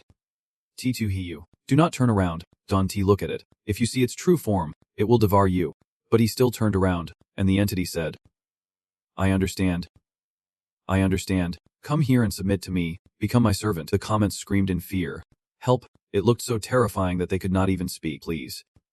Protect me. Let the comments on the screen shield me. Oh my god. What is that? I can't keep watching. Dark magic coiled around his legs, and T.U. felt uncomfortable as he stepped back. Oh no. He thought to himself, I feel an invisible force trying to tame me. The jellyfish pendant glowed brightly, and the comments calmed down a bit. That thing scared me to death. Thank goodness for the jellyfish pendant. I get it. The boss was almost out for the count. Just looking straight at it is enough to mess with your head. I can't even imagine how tough it is to beat it. Right now, he is protected by a glowing green circle. The audience is buzzing. Where's the god of the mountain? Have all the steps been taken? And he still has not shown up. Could the legend really be fake? That entity screams. Is there a reason? Humanity is so tiny. Yet you dare to resist me. Tu raises his hand and commands, as General Hefki charges forward, spewing out massive tentacles to attack the entity. But it slices through them with its dark magic. The viewers shout, what the heck? General Ki is not even a match for it. What do we do now? What do we do now? He grabs the doll and comments cheerfully, "Yes, yes, yes." Boss TU still has the doll. So there is still hope. He throws it forward, and the audience prays for luck for Long Quof. For TU, both sides are in a fierce battle. Entangled together, and the scene becomes absolute chaos. He worries that he might have missed some crucial detail. If the god of the mountain does not show up soon, General Exing and the doll might end up buried forever on this mountain. That is not the outcome I wanted. That bizarre creature launches an attack that sends General Huchi flying. The strike resembles a fiery pipe. General Huchi is sent hurtling backward at breakneck speed, crashing down hard. Flames and smoke explode in its wake. Tu turns his head in fear, calling out, "General Hex." The situation has the viewers worried. Discussing, that is it. It is really over this time. General Exing and the doll working together are no match for it. It is just way too hard for Tihu to defeat it. That bizarre creature suddenly enlarges and lunges at him, raising its hand as if to grab Tihu. Its wicked face grins, saying, "Let us see what you can do now." He knows he has no choice but to fight. He glares at it seriously, challenging it. "Bring it on. I am ready to take you on." The audience's comments light up. I can't watch this anymore. I can't handle the thought of Tihu dying. Another comment from the audience seems pretty harsh and mocking. Finally, the day has come. Kill him, you weird creature. Today's a day for celebration. It is finally the end for Long Quof. Suddenly, countless golden chains shoot out and bind that bizarre creature tightly in front of Tihu, catching it off guard. While he freezes in surprise, dark energy surrounds it. It turns its head and says, "You are awake, huh?" Tihu looks stunned, clearly not understanding. The god of the mountain appears and speaks, "I am here. You want to get away with this." The viewers erupt in joy. The god of the mountain is here. He has finally shown up, so those golden chains are his. He radiates immense spirit power. Then, that bizarre creature flies up and charges at the god of the mountain. He counterattacks with a golden chain. He stands on the ground, watching them in silence, realizing he has not made a single mistake. It is just that the god of the mountain needs time to recover. His face is filled with worry, but he still can't relax. From the intel provided by the scouts, it is clear that to completely eliminate it, they need to deal with the staff at the Great Happiness Inn who are fueling its power. With that thought, he hurriedly turns and runs, shouting, "Doll! Black General! Hurry up, let us head to the Great Happiness Inn." So he and the others dash off, leaving the god of the mountain to deal with that bizarre creature. The viewers are puzzled and start discussing, what is going on? Didn't the god of the mountain already show up? I get why Big Bro needs to go to the Great Happiness Inn. There must be something crucial there. Let us trust him and keep an eye on him. As he arrives, he pauses, staring at a group of people who look neither human nor ghost, stumbling out of the hotel. The viewers gasp and talk among themselves. Why are there so many of them? You have got to be kidding me. Holy moly, how did the staff end up like this? It is terrifying. Others speculate that they are all its servants, probably sensing the battle between it and the god of the mountain, preparing to rush to the god of the mountain's temple to help. Can Big Bro Tu fight them off right now? Tu quickly points at the crowd and shouts, "Black General, Doll, go. They will follow your lead straight ahead." The viewers cheer for him. Big Bro Tu is so decisive, letting the Black General take action. The Black General opens its mouth to catch the crowd. He stands there observing and remembers the note from the scouts that mentioned the red and white clad people are the true source of its power. They must be wiped out. Tu glances at the remaining people, who are cowering with their heads in their hands. He thinks the ones in gray can still be saved. There is no need to kill them. Moments later, after the Black General completes its mission, it lies back on the ground with a satisfied look. Tu gasps, "Did you just eat them all?" The viewers can't help but laugh. The Black General is adorable. I just want to give it a bite. There are still some folks lying flat on the ground. They might have fainted from fear. He and the Black General stand there watching them, while the viewers discuss, what is going on? Why has not Big Bro Tu attacked them yet? But they have already fainted. And just like that, the system displays the information board and grants the god of the mountain ring as a reward for TTHU. He smiles as he juggles the ring, thinking this is a great item that could boost the doll or the Black General's powers significantly. The viewers chat about how it passed. That thing is dead. Another viewer replies, "Do. The source of its power has been wiped out. It is definitely going to be caught by the god of the mountain." Meanwhile, at the god of the mountain's temple, the scout exclaims joyfully, "Awesome, I passed too. Let us make Paris shine." Suddenly, the system information board pops up, and he stands there, shocked, saying, What is this about a decrease in baldness rates? Why does Tiquif get increased mineral resources while Paris gets a decrease in baldness rates? The viewers see this and start discussing. This reward sounds so unserious. It cracks me up. I get why our idol is such a big deal. 4 5-star passes in a row. That is not something an average person can pull off. Master Tihiyu will always be a legend. 3 days later, Tikuyu returns to the bizarre world of stories. In class eve of the Henthekli Academy, Tihu is slumped over his desk, seemingly the only one in class. The system pops up a notification about where the national challenge will take place, which annoys him enough to open his eyes. Then familiar info flashes on the screen, and he sighs, stretching his arms as he says, "Unthi Academy. Huh. I know the drill already. Let us find the rules first. What is this on his desk? A piece of paper. It mentions a new student, welcoming you to Enthukui Academy. If you want to survive here, follow the rules below. Rules. Rule number 1. Make sure your uniform is always clean and tidy when you come to class. Rule number 2. During class, keep your eyes on the board. No matter what the teacher writes, do not be surprised. Don't show any unusual expressions. Always stay calm. Rule number 3. Do not stare at the teacher, or they will take it as an offense and call on you more often. Rule number 4. If you see a classmate not studying seriously, do not hesitate to inform the teacher. Rule number 5. During breaks, if someone talks to you, just ignore them, especially if they ask you to go to the bathroom with them. Rule number 6. Before entering the restroom, make sure there are no other students inside. If you spot someone, and they are staring at you, get out of there immediately. Rule number 7. No eating in the school cafeteria. If you are hungry, just have a special sandwich made by the old man. Rule number 8. When outside the dorm, always pretend you are studying by holding a book. Any book will do, but definitely not a banned one. Rule number 9. Students of Hunthi Academy are all super passionate about studying. Try to fit in with them. If a classmate distracts you from studying and tries to get you to hang out, just say no. Rule number 10. After class, head back to the dorm immediately. If someone tells you it is your turn for duty, just ignore it. 2U stares blankly, reading that rule paper in silence. TU calls out loudly. Black General. Come here. He tosses it some food while speaking. Here you go. Eat up, barks happily, like a thank you. Then it lays down, closing its eyes to blend in. TU sits back with his arms crossed on the desk, watching it laugh and asks, you have that skill too. Viewers discuss how, in this bizarre world, it must be pretty easy for odd creatures to hide. I am feeling even more at ease about Tahiyu now. With a guard lurking nearby, any strange creature should steer clear. He then reaches down to grab some dirt off the floor, smearing it onto his clothes to make them dirty. He thinks to himself that he should first break rule number 1 to activate his innate protection. Viewers express their annoyance at him. Right from the start, breaking the rules, some people just can't change their ways. Sooner or later, they are headed for disaster. Other viewers chime in to defend him. But seriously, do not start talking nonsense or you might just get slapped in the face right now. Moments later, a few students shuffle into the classroom, their clothes all dirty, faces grim, and they walk like zombies. The comments from viewers start pouring in. Look at these students' clothes covered in dirt. Clearly, Rule 1 is totally flawed. Tukuyu is so meticulous. He figured out the rule was wrong in no time. Where's that group of wannabe tough guys? Get out here so I can smack some sense into you. A woman with glasses and wide eyes speaks up. Class, settle down. Let us begin the lesson, she says sternly. Her clothes are just as dirty as the students. She picks up a red chalk and writes on the board. Basically, she is summoning the new students, telling them if they see what she is writing, they need to come to her office after class. No one else is allowed to follow, and no one should see what is written in red chalk. Suddenly, the atmosphere in the classroom turns dark and cold. TKU is lost in thought, not noticing all the students turning to glare at him with icy stares. A good teacher would not be this easy to deal with.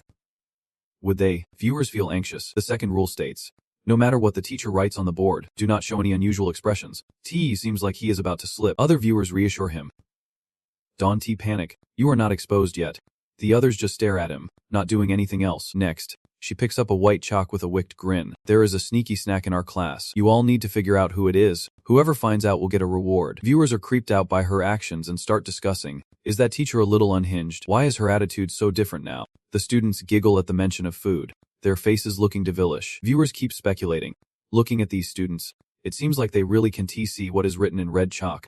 But what if they all see it and are just pretending not to, trying to get the new student to reveal themselves? Tuhiyu sits quietly with a deep expression, observing and thinking. Viewers take turns discussing. His assessment is valid, and it is risky to gamble on it. Why do you keep staring at the teacher like that?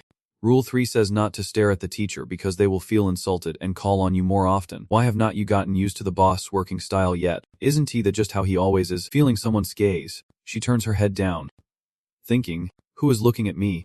Then she points at Tuhiyu, asking, classmate, please stand up and answer this question. If you find out your desk mate is a new student, what will you do? He leans, listening intently to the question. He stands up with a smile and squinty eyes, responding, I think I will politely shake hands with him. The classmate next to him looks both scared and confused by his answer. The atmosphere in the classroom grows cold and dark again. They all turn to glance at him.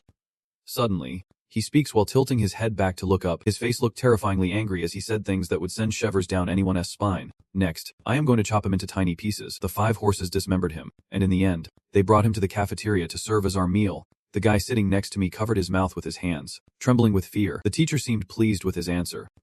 Very good. Applause erupted in praise. The audience felt sorry for that guy. Watching his desk mate get scared to the point of wanting to climb out the window and run away, he was genuinely shaking in fear.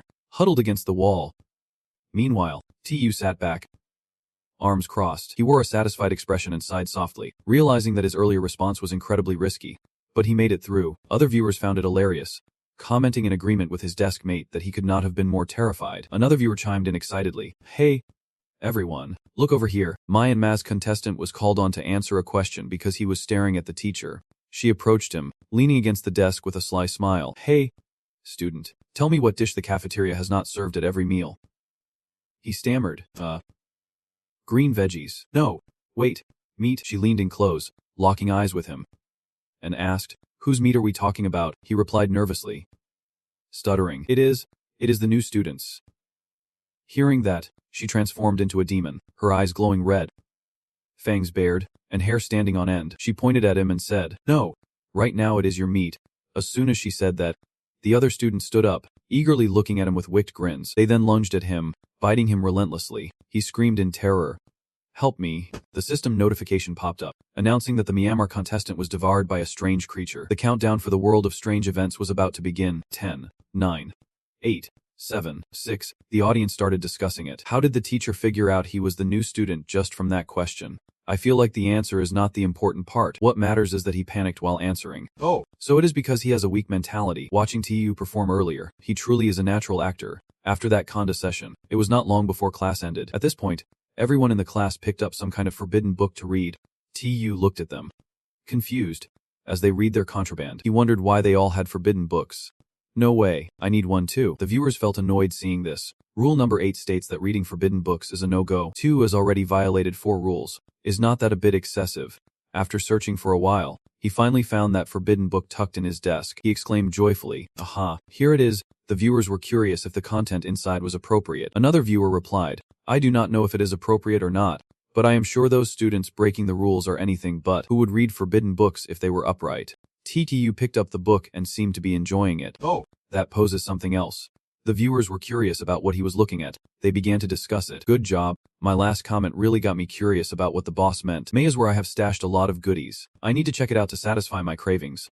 Suddenly, someone put a hand on his shoulder, calling out to grab his attention. "Hey, buddy," he asked. "What is up?" He replied, "Well, I am feeling a bit off. Can you come to the bathroom with me?" He said seriously. "Is that okay?" Then he thought to himself, even though the rule says it is break time and to ignore requests like that, especially about going to the bathroom together, I can't just flat out refuse. So he pointed toward the classroom and said, "Sorry, man. I have to head back to class." He scratched his head, a bit hesitant, and replied, "All right, another time then." Tee turned to walk away, glancing back as he thought things over. "Earlier, when I was observing everyone, I noticed the other students' eyes were all glazed over, but my deskmate's gaze was still clear. Could it be that he figured out my identity and wants me to go to the bathroom to remind me of something?" In the second period, his deskmate pulled out a forbidden book to read. T2 sitting next to him, was shocked and exclaimed, "Ooh, really?" Under the teacher's watchful eye on the forbidden book, the system displayed Rule 4. If you see your deskmate slacking off, do not hesitate, immediately report it to the teacher. But he did not follow that rule. Instead, he propped himself up on the desk, looking at the board. He thought, snitching is definitely a no-go. It is like selling out a teammate. Plus, my talent does not allow me to follow the rules. The viewers commented, "I knew it. He is not that kind of person." Seriously, someone is choosing to snitch. Then, a smug player from the Eastern Island nation raised his hand to report. "Excuse me, miss, I have something to say. My deskmate is reading a forbidden book." His deskmate jumped. Startled, the viewers were outraged. Everyone from the Eastern Island nation really loves to gossip. While she was writing on the board, she turned around angrily to look at him. "You must be well aware of the classroom rules. Right? What I hate most is students who do not pay attention in class. After school, come to my office. There is no escaping this." He turned to the smug player, his face twisted in annoyance. "You really snitched on me." He fell silent, scared to say anything. The viewers were not impressed with his intelligence either. "With an IQ like that, if he still manages to pass, I will eat a banana while washing my hair. This guy must have been fooled hard." Right now, he does not even grasp the situation and is already eager to sell out his deskmate. No way. 11:40 am at the cafeteria. The students are lining up to grab their meals. The system popped up reminding about rule number 7. Food from the cafeteria is strictly off limits. If you are hungry, you can eat the special recipe sandwiches from Old 8. The food in the tray was giving off a putrid smell and had turned sour. TQ muttered to himself, "No way I am eating that sandwich made by Old Mano." The guy behind him in line whispered, "If you do not want to eat, you could at least nibble on some greens. A little salad is pretty safe. He was half wondering if this guy was actually helping him or trying to set him up. Then, he and that guy grabbed some greens and sat down together. He asked, "Why are you helping me?" The guy smiled and replied, "Helping you is actually helping myself. If you do not want to draw attention from the other students, you should get used to everything here.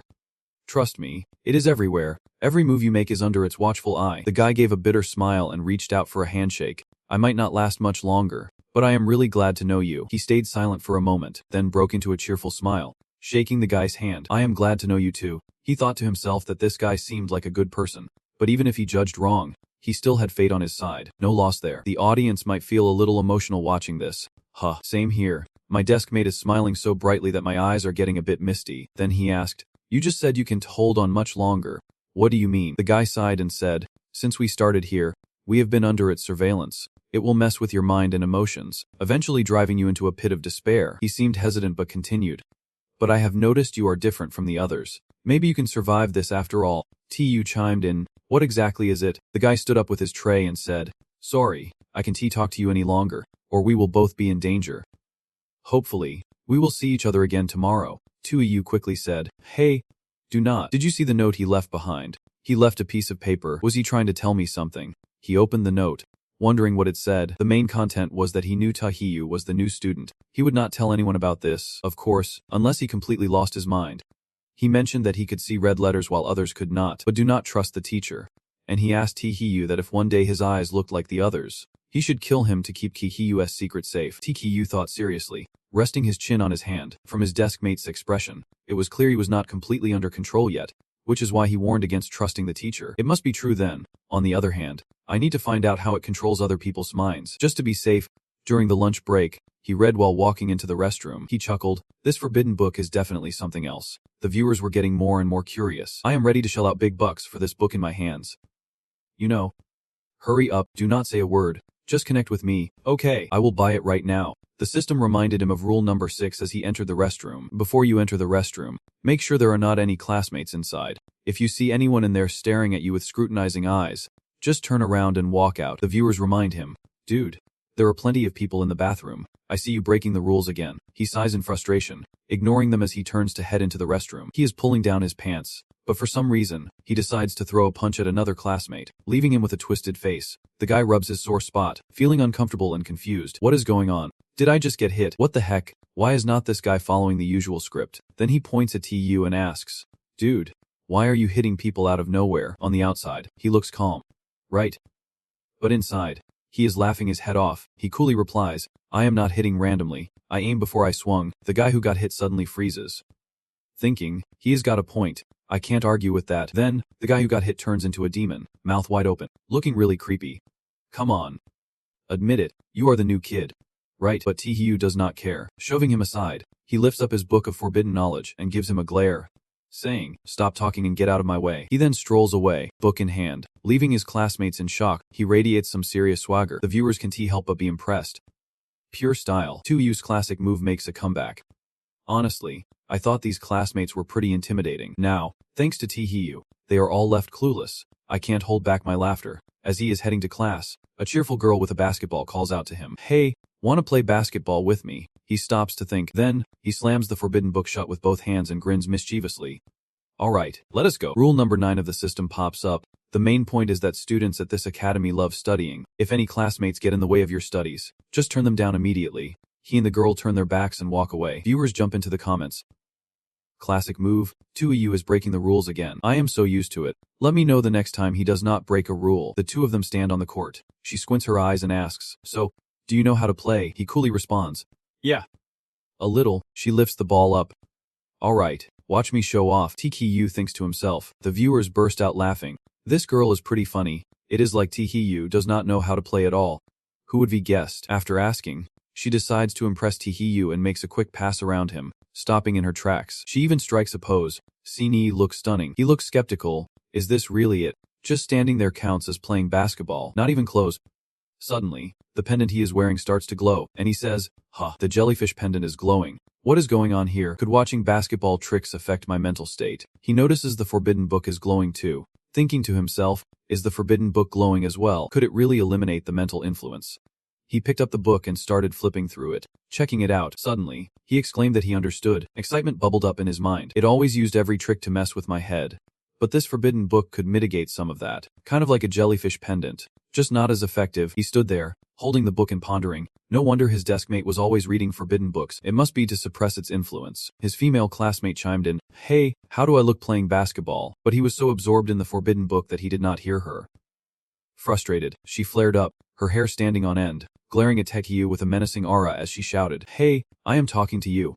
Why are not you answering?" Taekyoo closed the book and coolly replied, "Watching you play basketball would be quite the eyesore, and I do not mind letting you know." The female classmate scowled at that. She transformed into a furious demon. Coming at him, "I advise you to think carefully before you speak." He turned away, looking at her with an arrogant smirk. "No need to think. The truth hurts. If you can't play, do not force it. No matter how much you practice, it won't help." With that, he grabbed the book and left her fuming, cursing him out. "I am so mad I could kill you." Taekyoo turned back, reminding her, "You better not kill me or the teacher will lock you in the dark room." Hearing this, she nervously mumbled, "The dark room." He turned and walked away, a smug expression on his face. I guessed it right.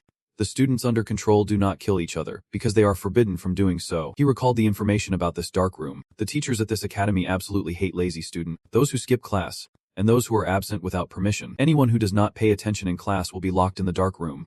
He thought to himself that the dark room is not just a punishment for the players but also for other students. Viewer comments started to pop up. "Check it out. Z Tang-hoon is heading to the restroom." He was standing outside the bathroom, looking like he could not hold it any longer. He shouted, "Is anyone in there?" Viewers wondered what he was doing. He was about to wet his pants. Yet he still would not go in. Just shouting at the door, another viewer explained. He is scared that if there is someone inside, he will break the rules. What a fool. No one answered him, so he rushed into the restroom. "No one inside. No one inside. Let us go." But behind him, a few boys followed. Viewers discussed, "What a big idiot. He can compare to Taekyoo, the big boss." Z Ting-hoon was being utterly embarrassed. "I want to move to Long Country." A few other students followed him in. Sounds like a show to watch. Then 3 boys cornered him, glaring with murderous intent, and asked, "Are you a new student?" Terrified, he stammered, "I am not. I do not understand what you are talking about." Another boy yelled, "You think we are dumb? Saying you are not does not mean you are not." He was cornered against the wall, trembling and raised his hands in a pledge. "I swear, I am really not a new student. Today in class, I even ratted out my deskmate." Another guy chimed in, "Ratted out your deskmate? Huh." Then those 3 boys lost it and started kicking the wall like it owed them money. Green beans. "So you are the snitch? Huh. You made us lose a study buddy. I am gonna smash you to pieces. I was just about to go find you. Who knew you would spill the beans before the beatdown? You are nothing but trash, the scum of society." He just lay there on the ground, cradling his head and taking the hits, not knowing how to fight back. Viewers in the comments were rolling with laughter.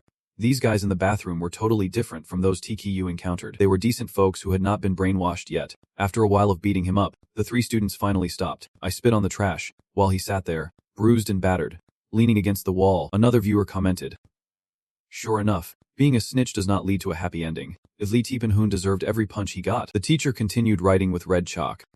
The new student might have noticed there were a few others who could read that red writing too. "Don't trust them for a second. I can protect you, and only I can help you." Taekyoo sat there, arms crossed, thinking, "Yeah, right. Like I would believe you. My deskmate has already warned me." He glanced over at his deskmate, who looked even more dazed. Taekyoo thought to himself, "Looks like my deskmate is starting to blend in with the crowd, but I want to be the one to take him out. If I do that, I will be exposed even faster." At that moment, as Taekyoo noticed his deskmate's odd behavior, the other competitors started to notice too. One player looked sad watching his friend zone out like that. None of the competitors believed what the teacher had written on the board. Even if they did believe it, they would not dare act on it. Suddenly, Z Tang-hoon spoke up. "Teacher, help me, please." And Z Hin-hoon from Looky Zilo, with his average B-class talent and no deskmate to give him hints, saw the teacher as his lifeline. On the other side, the higher-ups watching were fuming. This idiot Dat Tang-hoon. First he betrays his deskmate who could have helped him, and now he trusts the teacher. How could our nation have such a clueless person? They immediately used reminders to warn Tang-hoon not to trust the teacher. If this goes on, he might just walk right into a trap. The academy scene unfolded in the breezy afternoon. After being reminded, Lee Tae-hoon did not dare to make any rash moves. The afternoon at Humthickley Academy was peaceful. No competitors were getting eliminated. At 5:40 p.m., the teacher stood at the podium and spoke up. "Everyone, turn to page 45. The main content of this lesson is..." But then the students started standing up and heading for the door. That emotionless student mumbled, School's out. I am heading back to the dorm for some instant noodles. I get it. Looks like he has figured out what is going on. This teacher has issues. All the students are gone, but she does not seem to notice. Then he stood up, ready to leave the class, when another guy called out to him. Oh right, I forgot to tell you. Today it is your turn to do the night duty, so you have to stay a bit later. The system just flashed the Rule 10, stating you must head back to the dorm right after school. If a classmate tells you to do your duty, do not worry about it. TKU thought to himself. This person still had a bit of reason left, probably trying to remind him of something. Besides, breaking the rules is the only way I will get the protection of my special abilities, so I have to choose to stay. With that thought, he smiled warmly and said, "All right, thanks for the reminder." The other guy waved his hand in response. "No problem, I am heading home." The teacher behind adjusted her glasses and said to Tu, "Once you finish your duty, I will check to see if you have made me proud." Tu was startled and replied, "Yes." The school bell rang once more. At this moment, the teacher also stepped out of the classroom. He pondered. How strange. Why did the bell ring twice at the end of class? Why did the teacher leave only after the second bell? Tu thought too much and felt a headache coming on, so he decided to put that aside for now and focus on figuring out what that classmate wanted to tell him. After thinking this through, he started rummaging around the room. After a while of searching every nook and cranny, he found a forbidden book. Tu felt a rush of excitement. Indeed, there were some extra rules in here. The content in the book read, "Dear classmate, these are special rules written just for you. Read them carefully. They might help you. Rule 11. Students on night duty must clean the classroom. Note that after cleaning, you must leave immediately. The teacher 1T come back to check. Rule 12. When cleaning the classroom, lock the windows and doors. If anything strange happens or you see a teacher checking, do not open the door. If there is no way to resist, do not hesitate, just run out of there. Rule 13. The forbidden book can suppress its influence, but that also makes it more noticeable. Don't take the forbidden book out of the classroom. Rule 14. The school janitors can be trusted. When faced with a tricky situation, head straight to the janitor's lounge for help. Rule 15. While the dark rooms are dangerous, they also hide methods to escape the water academy. Rule 16. It is everywhere. Most students have become its eyes and ears. Don't trust classmates with vacant stares. Rule 17. You can trust the teacher. She will help and protect you. Note, some rules may change due to its influence. Don't completely trust the rules. TKU thought carefully.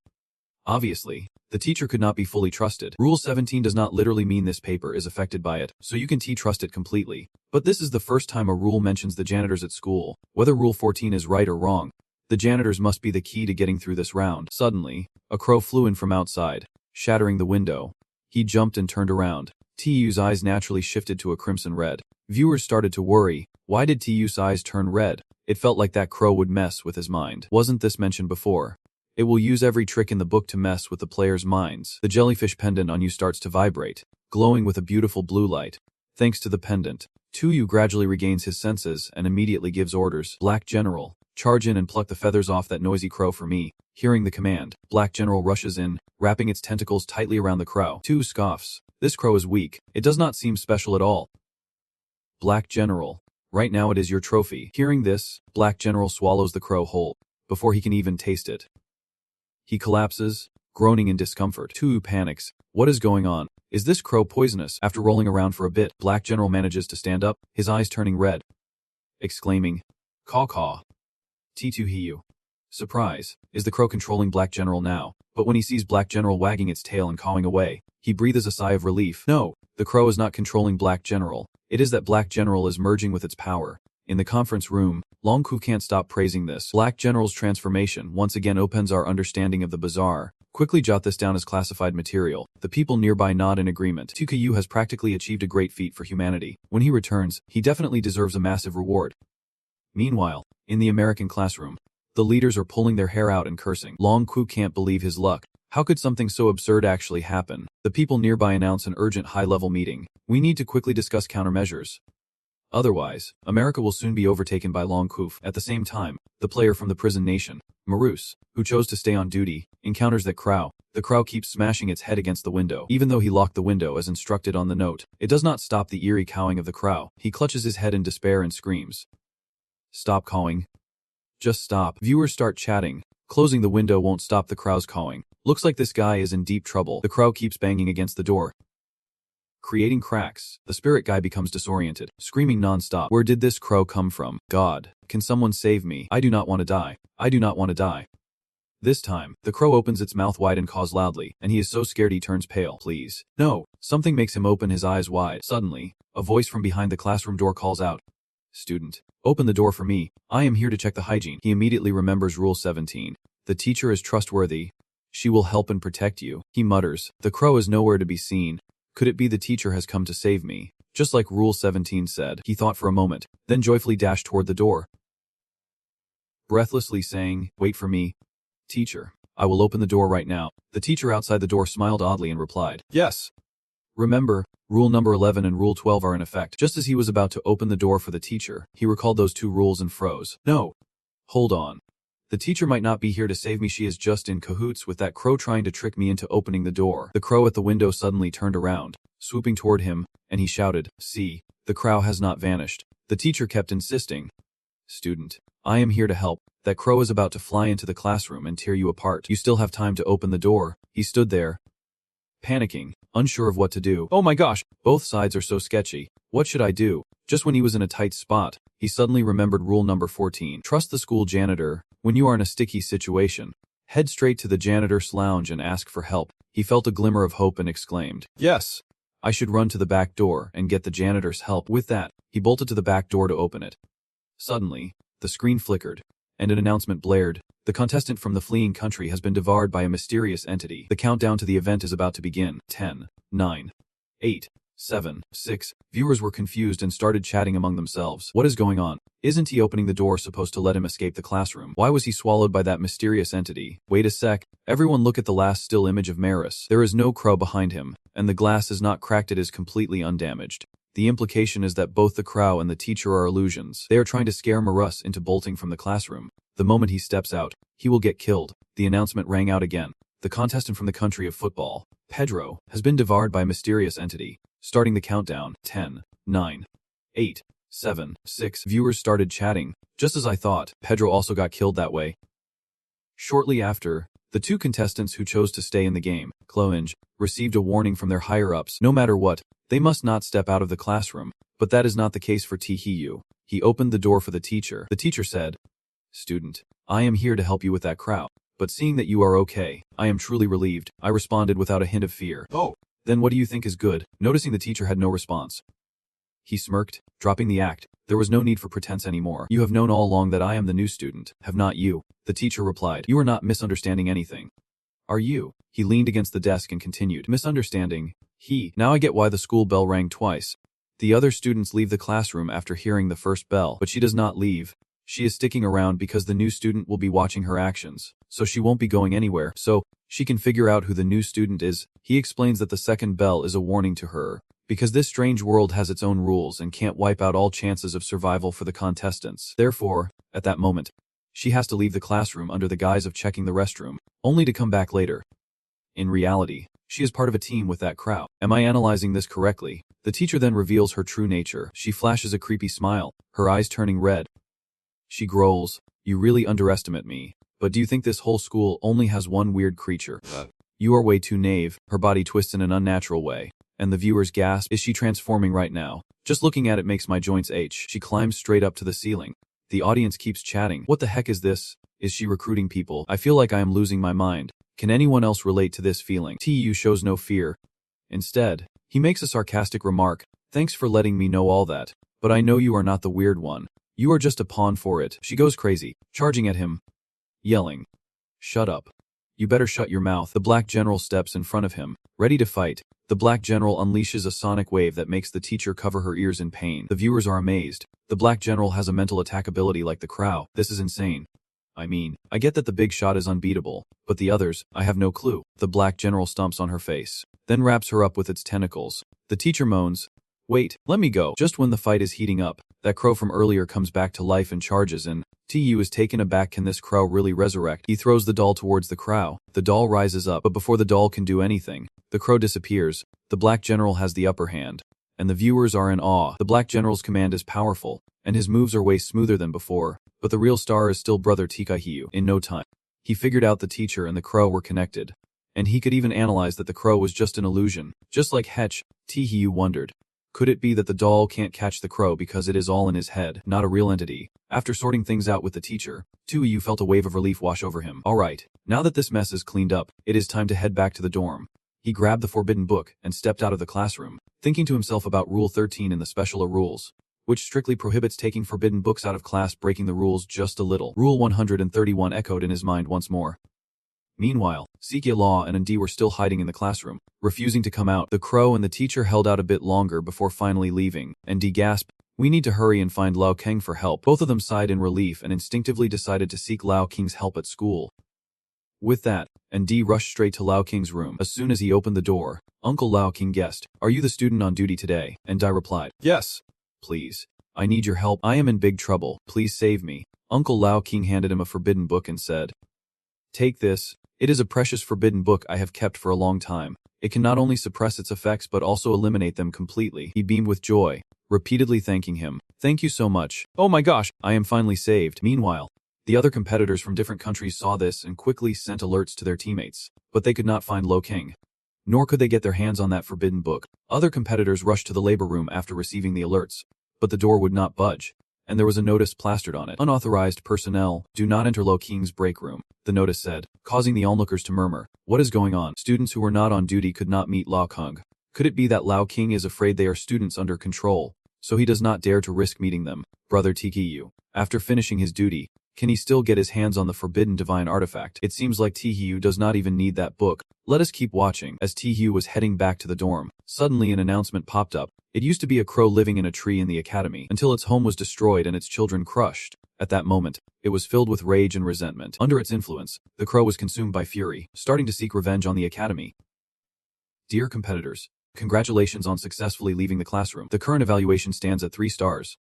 Reminder, the Hengthi Academy is not just about this one. After escaping from the academy, a comprehensive scoring will take place. TKU thought to himself, this is going to be interesting, so it turns out the dorm and classroom at the academy are scored separately. He smirked, meaning once he got to the dorm, a new round would begin. He approached the dorm room door, and there was a notice stuck on it. TU said, looks like there are indeed new rules here. Let us check it out. The note says, Rule B. Rule 1. Once you enter the dorm, absolute silence is a must. If your roommate talks to you, do not respond. Rule 2. There are 6 people in the dorm, including you. If you notice the number of people is not enough, immediately run out of the dorm 5 minutes later and then come back. If the number still has not changed, keep repeating that action. Rule 3. If you catch your roommates whispering about things you do not understand, just throw a blanket over your head and ignore them. Rule 4. If you see your deskmate passed out on the table, do not wake them up. Rule 5. If there are no birds outside the window, please do not pull the curtains open. Rule 6. The dining hall of the dorm and the academy's cafeteria are separate. If you are hungry, you can ask your roommate to take you to the dorm's dining hall. Rule 7. If you find your roommate sleepwalking at night, wake them up immediately. Otherwise, something terrifying might happen. Rule 8. Eliminate your roommate, because they know all your secrets. Rule 9. The dark room does not exist. Don't even try to find it. Rule 10. When it gets dark outside the dorm, it is extremely dangerous. Always stay in your room until dawn. Rule 11. If you encounter any danger in the dorm, run straight to the teacher's lounge. Tukugu recalled rule number 15 from before. My room is really dangerous. But inside, there is a way to escape from the Hengthi Academy. He found it confusing. Rule 9 here contradicts with Rule 15 and Rule. It is tough to figure out which one is right, but both emphasize the dark room repeatedly, so it must be a critical point. Tukagyu pushed the door open and found only 2 friends inside, looking into the vacant eyes of his deskmate. He sighed. The last glimmer of reason in his friend's eyes had vanished. It seemed he was completely under control. As he turned to lock the door, another friend stepped forward to greet him. Hey, from now on, we are roommates. Let us get along. Tihiyu put on a friendly face and shook hands with the new roommate, saying with a smile, Hi there, I am a pretty friendly guy. The viewers chimed in. Woo, Tihiyu just broke rule 1. That roommate is about to attack. Tuhu flipped faster than a pancake. Just seconds ago he was smiling and greeting, and moments later, he slapped his roommate hard. This is what we call a preemptive strike. The friend cried out in pain. Why did you hit me? I was just trying to talk to you. What was that expression earlier for? His roommate held his face, sobbing. My mouth cramped. Could not you have said something? You just hit me without a word. My fragile soul is deeply wounded. Hearing this, Tihiyu felt a bit guilty and thought, if your mouth was cramping, why did not you say it earlier? Now I misunderstood all because of you. After hitting him, he did not even bother to apologize, just waved it off with a smile. Let us just forget about it. Didn't you say earlier that we should all live in harmony? The viewers are all buzzing with admiration. Ha! Brother Tku has always been unpredictable. I bet his roommate is fuming inside right now. Suddenly, the audience shifts their focus to the Paris player. Look over there. The Paris player is getting a reminder from his superior and is off to find a janitor to grab that forbidden book. Unfortunately, he is not on duty today, so he won't be able to snag that book. Take care of yourself, my friend. The Paris player, Ali, folds his hands and uses his special ability, the rule breach. The rule breach is an S-grade talent in special situations. If you are not careful and miss the supplemental rule, you will be considered to have completed that rule. Plus, you can go through normally and still get the reward. Keep in mind, when entering the world of the bazaar, the chance to use this ability is 50%. As soon as he activates his talent, the janitor immediately opens the door and says, "You are the duty student today, go on in." The audience is stunned. What is happening here? The janitor just appeared out of nowhere. What talent did Ali use just now? An S-grade talent. The legendary rule breach. This Paris guy really must be lucky. Huh. Let us head back to TQ's dorm. Inside the room, voices are chattering loudly. TQ is annoyed, thinking to himself, what are these people talking about at this hour? Remember the rule. If you find your roommate whispering about things you do not know, just throw the blanket over your head and ignore them. TU gets out of bed, ignoring the rules, and gives each of his roommates a slap. Strangely, his roommates are not even mad. They act like they have no idea what just happened. They are asking each other, what was that about? Why is my face so swollen? It still hurts. I feel the same way. Like someone just beat me up. TQ is baffled by this. How strange. Their reactions. Could it be that they were manipulated just now? Was he trying to squeeze information out of the students? His roommates then lay back down in their beds, leaving him standing there like a lost soul. A few hours later, just as TPU finally settles down to sleep, he is jolted awake by some squelching sounds. Irritated, he sits up and looks towards the foot of his bed. Next to him, a roommate is sitting there eating something really gross. He glances at TU and grins creepily, saying, "This is delicious. Want a bite?" Roommate. Just seeing him turn around makes everyone feel sick and disgusted. Oh my god. When my roommate turned around, I almost wet my pants. Is that thing on the bed really my classmate? Is he eating my classmate? A good classmate at that. If it is true, my heart would break. TU raises his hand, ready to smack him awake. Dreaming is one thing, but eating my classmate? No way. Then he suddenly remembers rule number 7. If you see your roommate dreaming at night, you must smack them immediately, or something terrifying will happen. He looks again at the body on the bed. Why does that body have so many feathers? Isn't that your desk mate? As he was deep in thought, his desk mate suddenly walked in from outside. He thought to himself, his desk mate just went outside for a walk. Looks like I was overthinking. But just to be safe, I should have General Black keep an eye on them. After that, he sat down and watched them. At the same time, something similar was happening in the dormitory of Dae Ting Hon. He saw his desk mate Ming Du standing behind him, trembling, and said, "What do I do now? My desk mate is under Ming Du's control, and according to the rules, I should wake him up, but I can't bring myself to do it." By the window of his room, there was a crow. When he noticed it, he started sweating, thinking to himself, what is up with that crow? Why is it staring at me? Stop looking at me. The crow suddenly began to morph into strange shapes. Dae Ting Hon looked at this and was so scared that his face went pale. The crow transformed into a figure that looked just like him. At this point, the more he looked, the more terrified he became. Shouting, "That is me," the crow-faced figure smashed through the door and lunged at Dae Ting Hon. In fear, he clutched his head and screamed, "No!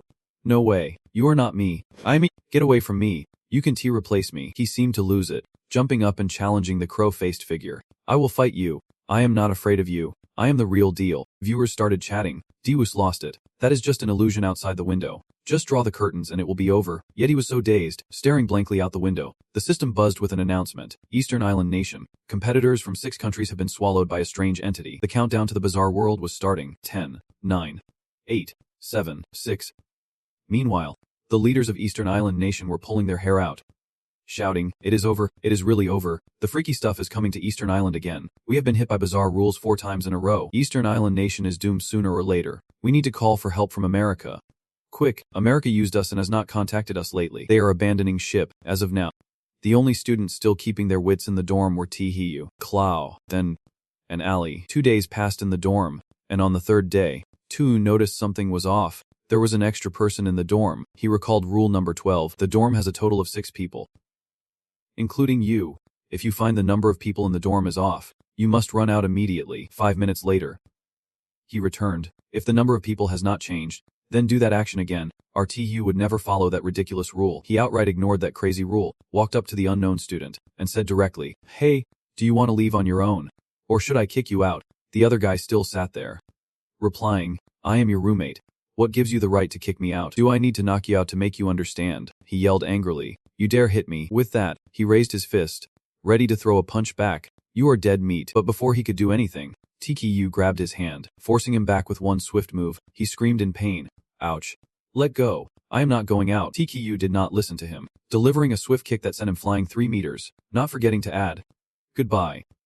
Dear guest, the other roommates were left staring in shock. TKU sighed in relief. Let us go eat. Now that trash is dealt with, I am a bit hungry. One of his roommates suggested. The dorm has a dining hall. If you are hungry, I can take you there. Tu did not mind and agreed. Oh, great.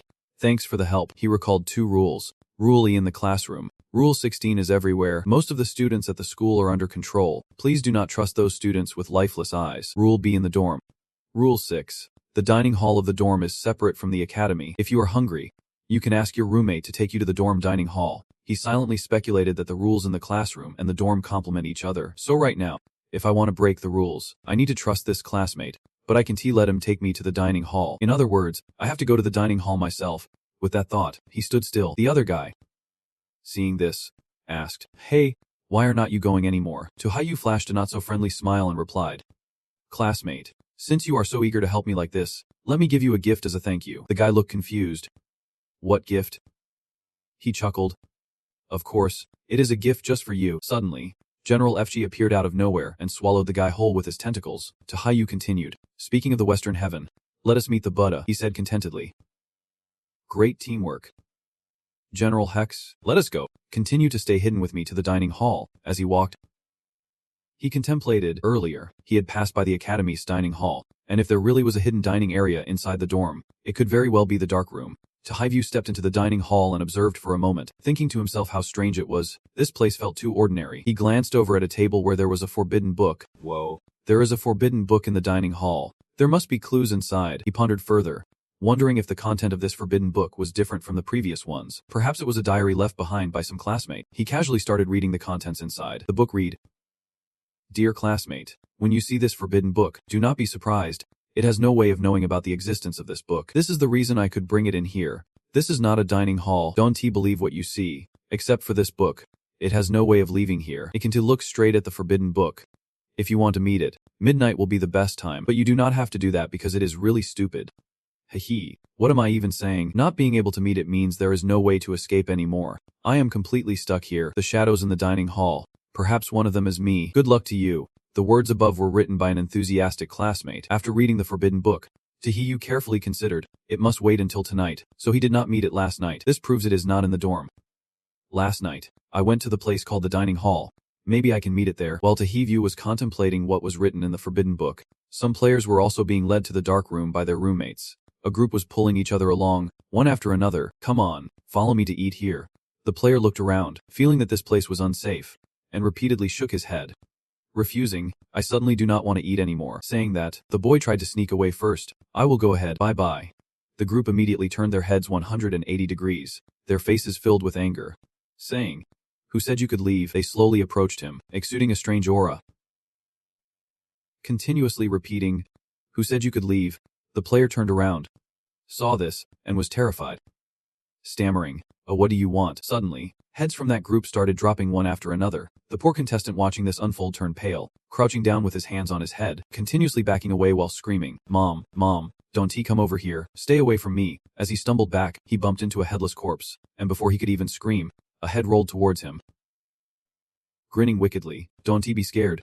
Rumi." The unfortunate contestant was captured and devoured by those creepy things. The system announced, Israel, Nepal, Philippines. Contestants from these 3 countries were swallowed by the bizarre creature. The countdown to the strange events in this world began. 10, 9, 8, 7, 6. Viewers could not help but feel pity. Those poor souls were being gnawed on by a group of heads. Others chimed in, "Don't worry about them anymore. Brother Yu has encountered that group of heads too." At this moment, Yu was also surrounded by those heads. Unlike the other contestants, he was not scared at all. Instead, he smiled brightly and said, You think you can scare me like this? Seems like you have been watching others." Huh. He immediately ordered the doll. "The doll's all yours." As soon as he finished speaking, the doll rushed towards the group of heads, throwing punches that left them trembling in fear. The viewers were in awe. No wonder Yu is the best. Comparing him to those contestants was just unfair. Yu from Longkook is so lucky. After dealing with the heads, he noticed their blood was flowing in one direction. He wondered where this pool of blood was leading to. Then he heard a thumping sound, the sound of a heartbeat. Why was there a heartbeat echoing in the cafeteria like this? Could it be its heartbeat? He ordered the doll and General X. "You two go check it out." A moment later, the doll and the dog returned, shaking their heads repeatedly. T2 Hiyu feeling disappointed, said, "No way you could not find it. Could it really only come out at night?" With that, he turned to leave. "Let us go. We will come back to check at night." But just then, the pool of blood behind him suddenly condensed, forming the body of a person. That thing smiled eerily as it watched him walk away. Tae-hyu returned to his room to find his roommate sleeping soundly. No way. Right, wakes up early just to go back to sleep.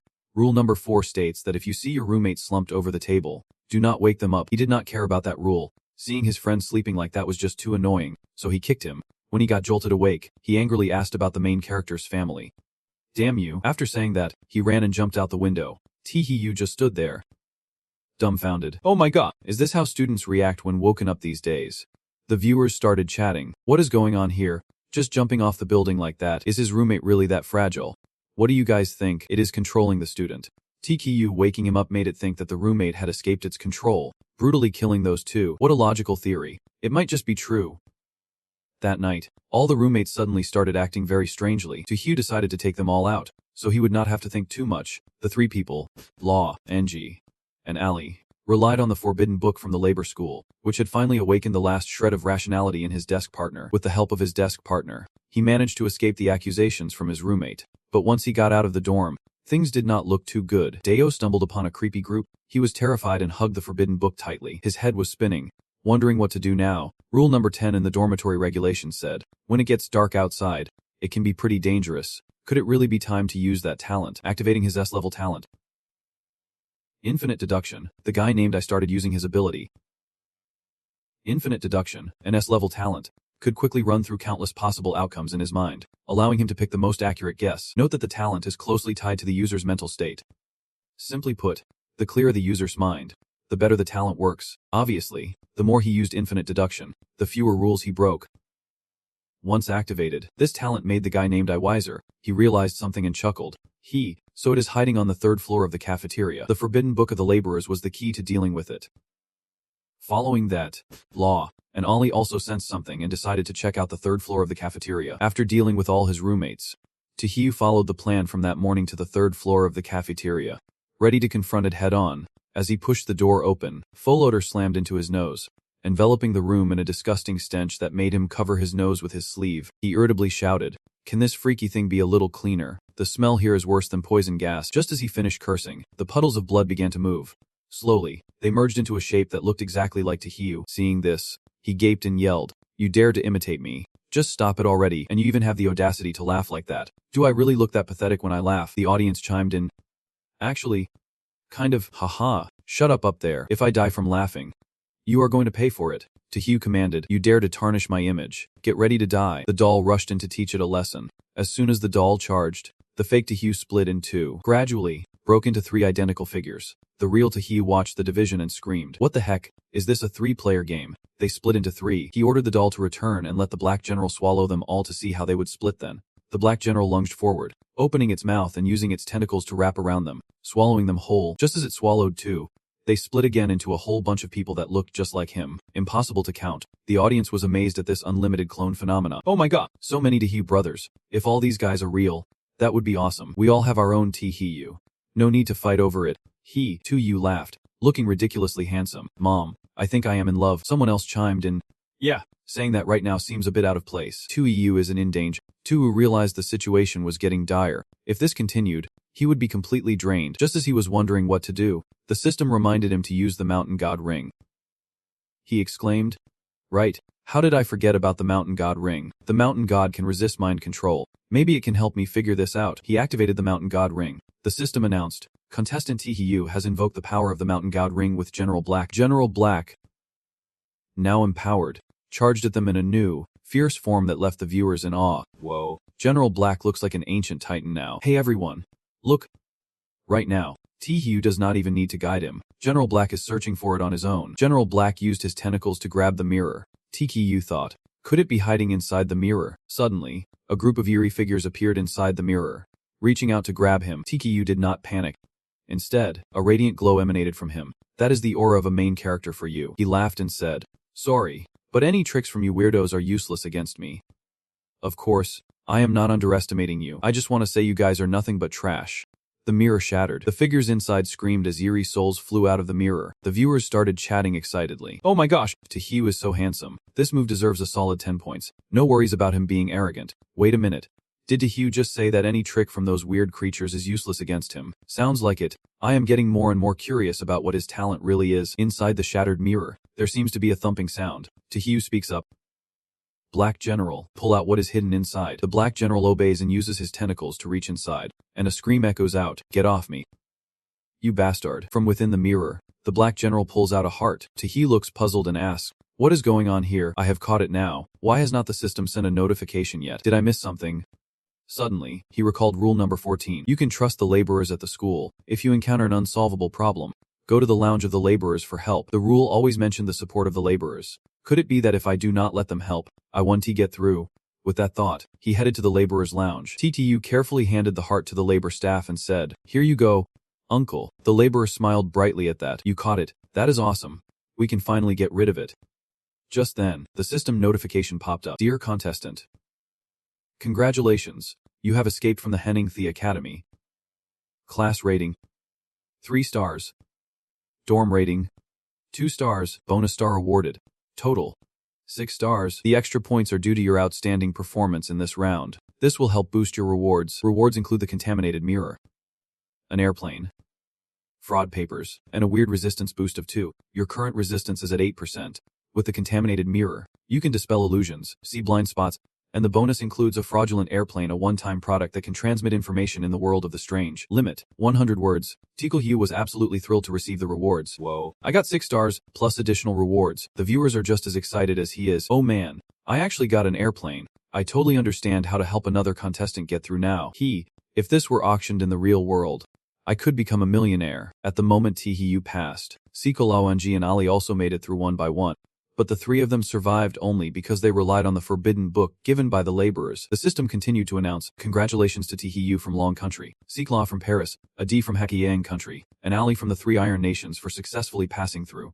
The 4 countries are exempt from this round of strange rules. 2 EU from Long Country achieved a 6-star rating, receiving a special reward. The creativity of the people from Long Country increases by 10%, plus an additional 5%. Sipla from Paris achieved a 3-star rating, receiving a normal reward. The water resources of Paris increased by 5%. Adi from Hakiyang Country achieved a 4-star rating and received an excellent reward. The physical quality of the people from Hakkaig increases by 8%. Ali from the 3 Iron Nations achieved a 3-star rating, receiving a normal reward. The fruit yield of the 3 Iron Nations increases by 5%. In the conference room of America, the leadership was swearing incessantly. This time, 4 people made it through. The 3 other countries had clearly turned towards Long Country. Right now, Long Country resembled a tiger descending from the mountain, unavoidable and fearsome. The many foolish nations could not even manage a basic search. They were still dreaming of receiving our help. But it seems now they can only come up with their own solutions. As Tihi returns to the real world, a high-ranking representative is auctioning for Australia. 3 days later, Tihi dives back into the realm of the bazaar. The system announces the participating countries in this challenge. Long Nation, Paris, Kuyang Nation, the USA, Australia, Ceylon, Bathit Nation, and Phiothai Nation. This time, the battlefield is an amusement park. Since the amusement park opened, it has attracted countless tourists bringing their kids for a day of fun. They are about to have an unforgettable weekend here. But listen up, you must learn to follow the park rules. Inside the amusement park, lost tourists are a common sight. The amusement park is like a giant beast lying in wait. Once someone steps into its territory, no one walks out alive. Reminder, you have 2 days to lead your little brother Rear out of the amusement park. Protect him well. If time runs out and you get swallowed by the anomalies, you will be trapped here forever. The outside world will send reminders just once during this challenge. Just as the system sent out the notice, a boy appeared beside Tihiyu. He tugged at his shirt and said, Hey, the bumper cars over there look so fun. Let us go play. Tihiyu thought to himself, damn, I really have another little brother now. He bent down, handed the doll to the boy, and gently reassured him. Wait a bit, I will take you to play later. You need to take good care of this doll. Don't you wander off. Stay right here while I grab the park map. The boy obediently replied, okay. As he went to get the map, he thought about his talent for protection. But Rear did not have that. This time, he had to make sure to protect him well. He let the boy hold onto the doll and took the opportunity to see if he would obey and stay put. If he was a disobedient kid, he would have to teach him a lesson. The rules are usually written on the back of the map. Two of you quickly flipped the paper, and there was a long list of text. Welcome to the amusement park. To ensure you and your family can enjoy a fun weekend, please strictly follow the rules below. Rule 1. Bumper cars are available for play, but they are not for small children. Rule 2. If you and your family get tired, head to the dining area to enjoy free food. But heed this warning, absolutely no hamburgers. Rule 3. The hamburgers in the dining area are incredibly tempting. We recommend you give them a try. Rule 4. You can ride the Ferris wheel, but if you encounter a blind woman there, no matter what she says, do not pay attention. Rule 5. The roller coaster ride is thrilling, but not recommended for kids. However, if you take all the necessary safety precautions, it is okay to ride. Rule 6. The carousel is suitable for both adults and children. It can help you and your family enjoy some quality time together. Rule 7. There are no frog-shaped balloons in the amusement park. If you see someone in a frog costume selling frog balloons, get out of their sight. Rule 8. Do not trust the security guards here. Also, do not trust any objects left behind by them. Rule 9. The mirror world in the amusement park exists, but absolutely do not enter. Rule 10. You can trust the amusement park staff, especially those in black uniforms. 2. You read through and pondered quietly. Why are these rules written in 3 different colors? Is there some hidden meaning? I need to carefully guess which rule is wrong. After all, I have a little brother. He sighed. Seriously, why do not these rules have a protective clause? If they did, I could deal with that little brat right now. That way, I could take care of this troublesome brother of mine. Just as he received a divine protection, the viewers heard him complain and burst out laughing. That is hilarious. TU's thoughts are just so unpredictable. Am I being a bit too harsh? He turned back to where the boy was, but he was nowhere to be found. He panicked. Indeed, he was gone. This naughty kid really knows how to worry people. He searched everywhere, calling out for him, and finally found the boy sitting in a corner crying his eyes out. He approached and asked, "What is wrong? Did someone hit you?" Rio was crying dramatically. "The doll hit me. It would not let me play bumper cars." TU softened his voice to comfort him. "How could such a cute doll hit anyone? You must have fallen by yourself." Jay still firmly believed the boy was not at fault, but clearly, my little brother understands what is right and wrong. I saw you fall on your own. Think about it. How could a toy doll hit you? Right. Hearing TU's reasoning, he began to be convinced. It does seem like I fell by myself. The comments from the viewers popped up. The kid has been fooled. With a brother like this, I am afraid he will end up being a little slow. Tu held Rio's hand tightly. He picked up the doll and said, "Come here." You hug the doll, and I will take you to play bumper cars. Rio eagerly agreed. All right. Just then, rule number 1 appeared. Bumper cars in the amusement park are allowed, but children are prohibited from playing. When they arrived at the play area, TU picked up Rio and placed him in one of the bumper cars. Behind him, a security guard was walking closer. The guard handed TU a piece of paper. TU watched the guard and thought, "Is this guy really giving me a piece of paper?" He opened it and saw a few lines written. Green text can be trusted. Yellow text can only be half trusted. The yellow text is his handwriting. TU rubbed his chin in thought. So that is what the 3 colors on the rules mean. But rule number 8 also says not to trust the guards here and not to trust any items they provide. But I have a feeling this guard is a good person. Earlier, he stood close to me and did not harm me or Rio. He was quietly contemplating. He thought about it this way. Tua reminded himself not to let his guard down. If it is as dangerous as the reminder suggests, the colors of the writing on the paper might change. So, I absolutely can't rely solely on the colors of the rules to determine what is right or wrong. Tahayu pulled down his shirt, flashing a confident smile. Then Tahiyu and Jir joyfully crashed their bumper cars. Tahayu's teasing made Rear scream for dear life. A few minutes later, Rear was flattened against the side of the car. He pouted. "I do not want to play bumper cars anymore. It is not fun at all." One onlooker commented. "In danger, your big brother protects you. But when you are safe, he is the real threat." Another viewer wholeheartedly agreed with this sentiment. Deep stuff. Tahayu chuckled and asked, "Are you really done playing? So what do you want to play now?" Rear insisted. "I want to ride the roller coaster." Rule number 5 was boldly written in yellow. The roller coaster is super thrilling, not recommended for young kids, but as long as you follow all the safety measures, it is all good. Tahayu's face darkened. He felt that even though rule number 5 was yellow, it was not easy to break it at all. Moreover, I absolutely do not want to ride that roller coaster. Not even thinking about it, Tahayu then tempted Rear, saying the roller coaster is not really for little kids. They sell balloons over there. Want to get some? Rear innocently asked. Are balloons fun? Rule number 7 popped up in green. The amusement park does not allow frog balloon vendors. If you want a frog selling balloons, you need to immediately leave its line of sight. Tahayu confidently told Rear. Of course, it is fun. Just wait, I will go buy you some balloons. Rear obediently replied. Yes. Tahayu followed rule number 7. As soon as he spotted a frog selling balloons, he yelled out loud, "Hey, frog, don't you know it is forbidden to sell balloons here?" The frog balloon vendor looked confused. Huh. I have never heard of that. Tahayu walked up and snatched the balloons from the frog's hands. He warned it sternly. Next time, pay attention. This time, I am confiscating everything. The frog sweated nervously, watching Tahayu's retreating figure, feeling something was off. What is going on? Is this guy really that brave? However, Shortly after, the frog grinned wickedly. It thought to itself, selling balloons to humans is exactly my goal. No need to look back now. Tahayu suddenly turned around, and the frog straightened up in panic. Tahayu flashed a mischievous grin. He let the balloons go, with a smile. Tahayu rolled up his sleeves. Ready to teach that frog a lesson, he kindly asked, "Do you have any balloons left?" The frog stammered, "None at all." Before the frog could finish, Tahayu punched it right in the face. He yelled at it, "What do you mean by that? A frog doll dares to tell me there are no balloons left. Are you saying I am broke?" Viewers eagerly shared the special news. Tahayu pummeled the frog doll, an unmissable spectacle. Another viewer commented, "Look, there goes Hansuin from Korea." Even the float runs into a frog doll. Rear sees Hansuin running by and immediately calls out, "Hey, big bro." A frog slowly approaches and stands next to Rear. As soon as Hansuin spots the frog, he bolts away. Viewers are guessing Hansuin is probably scared of breaking rule number 7. He runs off so fast. Another person chimes in, but he forgot Rear back there. After running for a bit, Hansuin finally remembers, "Oh no, I forgot to take Rear with me." Hansuin quickly turns around and finds Rear holding a frog-shaped balloon. Zir excitedly shows Hansuin, "Look, big bro. Check out this frog balloon. Looks awesome." Hansuin feels a bit strange. Rear is holding the frog balloon, but there is no sign of being controlled. Could it be that rule number 7 is wrong? Rule number 7 states that if you see a doll in the amusement park selling frog-shaped balloons, you must immediately get out of its sight. Hansuin thinks it is better to be safe than sorry, so he should just get rid of it. Thinking this, Hansuin steps over and snatches the frog balloon from Rear. He tells him, "You can't play with this. Let go." Rear bursts into tears. "You are so mean." "Hansuin," he cries out, "stop crying and come here. If you keep this up, I will really get mad." Suddenly, a frog appears behind them. The viewers are immediately startled. This frog looks terrifying. Has it set its sights on Hansuin? The frog grins wickedly. Viewers comment, "Who told him to forget about Rear? Serves him right." The discussion continues. Earlier, did Tahayu also have a frog balloon? Has he caught the frog's attention too? Another viewer disagrees and responds, "The frog doll got beat up pretty badly. Big bro took Rear out for a meal at the dining area." Rear whines, "Tahayu, big bro, I want a hamburger.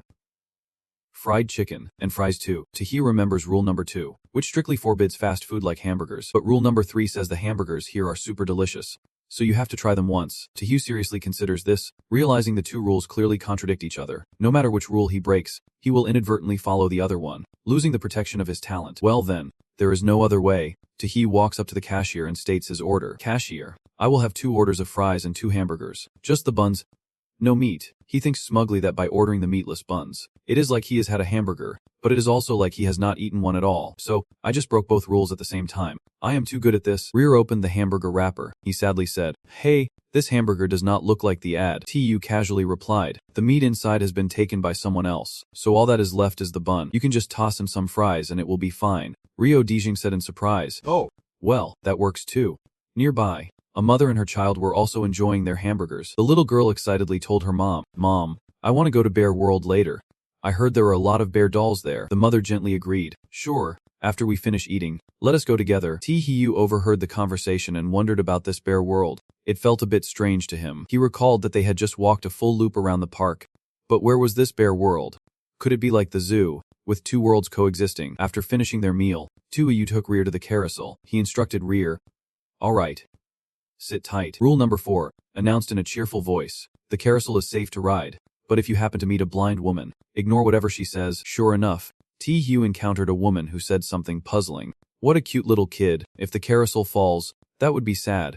Tahayu thought that even though rule number 4 warned against trusting her, her actions did not seem malicious. Or maybe she was just waiting here to remind him of something. Tahayu glanced at a piece of paper, mumbling to himself. Suddenly, a staff member appeared behind Tahayu. He greeted him, "Hey, you just received something from the blind woman, right?" The staff member mentioned that she often caused trouble at the amusement park. "If she gave you anything, please hand it over to us. Otherwise, she might cause some issues for you and your family." Tahayu studied the staff member's expression, assessing the situation. Even though this employee was not in a black uniform, he gave off a pretty unsafe vibe. Tahayu tucked the paper into his pocket and turned back to the staff member, who smiled and said, "I did not take anything from her, so I have nothing to give you." The staff member chuckled awkwardly. "You did the right thing." He was about to leave when he noticed Ryor sitting alone on the carousel and questioned Tahayu, "Hey, are not you going to sit with your little brother and enjoy the view from up high?" Tahayu squinted with a smile. "I am afraid of heights, so I let him have his fun alone." The staff member suddenly turned and stepped into his compartment, explaining, "That is okay. The carousel is starting soon, and I will sit with him to make sure he is safe until we land." The carousel cabin door closed, and the ride began to start. The audience gasped as the staff member's clothes changed. What the heck? Why did his clothes change color? Was he faking it all along? Rizzer will be okay. Right, another viewer reassured. Holding a doll. He should be fine. I hope so. At the same time, Known from Silent is one of the contenders chosen to ride the carousel with a staff member. Known sees the staff member change clothes and stutters about the color black. Known anxiously says, "What do we do? The carousel is already so high up. We can't just run out." The staff member begins to transform, his face suddenly resembling a furry bear. Out of nowhere, the staff member in bear form leaps up and knocks Known down. Before long, news broke that Silent, Canada, and Colombia, contestants from 6 countries, had been devoured by a strange creature. The countdown to bizarre events has begun. 10-9-8-7-6. The viewers gasp in shock. Holy crap, it looks like someone fell off the carousel on Taeyu's side. Taeyu calmly watches as a figure falls from the carousel. Once the viewers clearly see the person who fell, they breathe a sigh of relief. Phew, that scared the hell out of me. The person who fell was that staff member. Not now. Another viewer smugly comments, "I told you so. Rear has a protective doll. How could that staff member harm him?" Seeing that everything is somewhat stable, the viewers shift their focus to a different topic. TU has finally opened the note the woman left behind. Let us see what it says. On the note, rule number 11 is written in green ink. When you read this note, there is a high chance it has been watching you. Follow the staff's instructions to leave the park. Rule number 12 is written in yellow ink. The slide is the correct exit. There are no gates out of the amusement park. Rule number 13 is also written in yellow ink. The bear world does not exist, but you can try to find a place called Bear World. Rule 14 is written in red ink. If you accidentally enter its territory, do not panic. Stay calm. All your emotions are seen as provocation by it. Rule number 15 is written in red ink. There is no way to escape here. Everyone becomes its plaything for a bit of fun. After reading the note, TU furrows his brow and thought, the staff here can be trusted. So rule 11 is probably wrong, but the incorrect rule is written in green, meaning it can change the colors of the rules, so you can't judge right from wrong based on color. Just then, someone runs towards him from afar. The kid cries, "Brother, that uncle was so scary. He wanted to throw me down." TU comforts him. Shia, I will take you to the funhouse." "Okay," Rear joyfully exclaims. "Yes, you are the best." Rule number 9 appears. The funhouse in the amusement park exists, but you can't go inside. Tu leads Rear by the hand. Tu analyzes rule number 9. Although it is green, he can fully trust it at the moment. To find another world within the amusement park, you need to check each area one by one. At the funhouse, Tu notices a paper on the notice board. The notice reads, "For the best experience in the mirror maze, it is recommended that you first spin 3 times to the right, then continue spinning 3 times to the left, and then enter the funhouse through the middle door. If you get lost in the mirror maze, do not worry. If you want to get out, stand in front of the regular mirrors. There are surveillance cameras here. Once the staff sees you, they will immediately come to rescue you." The note beneath the announcement board reads, "I am the security guard working at the amusement park. By the time you see this note, I might already be dead. The maze of mirrors was once its territory. If you are not careful entering, do not look back because you have no idea where the path behind leads. The first note on the announcement board is reliable. You must follow the instructions above before entering the maze of mirrors. That way, you can keep your life and not stand in front of regular mirrors. If you do not want to see it in the mirror, you must definitely do as I say. We once fought against it, but we never expected its power to be beyond our imagination. This is the last note I leave behind. When you see me again, I might exist in a different form. There is no way to survive in the amusement park. Everyone is trapped here forever." TKU comments that the content written here is too contradictory. Sometimes it says the announcement board is trustworthy, and other times it warns against standing in front of regular mirrors. It seems this note has also been distorted by it. It can't be completely trusted. The audience continues to watch TKU's every move. The big guy entered the mirror house but did not turn around like the instructions outside said. Turning before the door looked super awkward. Who would believe that kind of ridiculous rule? Another viewer voices their disagreement. "Don't he say that? Seriously, do not say that. Hansoon from Korea actually believes it." In another scene, still in the mirror house, Hansoon is spinning left and right to the point of getting dizzy. The audience finds it hilarious. Is he losing his mind? He actually believes this rule. So embarrassing. I declare him a tourist in Korea, but really he is just a crowd follower. After Tika Hugh entered, Sialaw also guided him into the mirror house through the leftmost door. After and used infinite inference, he also entered through the rightmost door like T-Hiyu. Inside the mirror house, Ryor bloodily complains to T-Hiyu, "Hey, your doll just hit me. It won't let me look in the mirror." T-Hiyu immediately asked him, "Which mirror?" Ryor pointed to a mirror and said, "That one." T-Yu discovered it was a regular mirror. T-Yu guessed that the doll preventing Ryor from looking into that mirror indicated something was off. The audience also noticed the oddity. "Ooh, there is something strange in the mirror." T-Yu scoffed at the mirror. "What? The strange thing in the mirror wants to scare people. Watch how I deal with you." The audience immediately got excited, waiting to see how T-Yu would handle it. How would Tikayu interact with the world inside the mirror? Tikayu ordered Black General to handle the mirror. Black General obeyed his command and charged at the mirror, shattering it. Viewers commented, "Right. Why did not I think of that? Physical action solves everything." Black General was mighty. After dealing with the mirror, TU was even more convinced that his judgment was correct. Looks like what the Guardian mentioned in the note was right. Staring into the mirror can easily draw its attention. So that means the other world inside is not too far away now. Meanwhile, Hansuin, completely bewildered, is asking, "Damn it. Why do I keep going in circles back to the start?" Ryor suddenly stops in front of a mirror, confused, saying, "Oh, this mirror is just a regular mirror." Viewers comment, Hansuin's Zozer has been assimilated by the anomaly. The show is about to get real. Hansuin's rear has been assimilated. He says to Hansuin in a somber tone, "Haha. Big bro. Are you going to play with me?" Already panicking and scared, Hansuin is even more flustered by this situation. He snaps, "What the hell is this?" Just then, a notification appears, guiding Hansuin to turn and run from the mirror house. Quick, Hansuin thinks this might be the best way out. Right? The entrance. I can just go out the original way and figure things out later. Then, Hansuin turns around and bolts like crazy.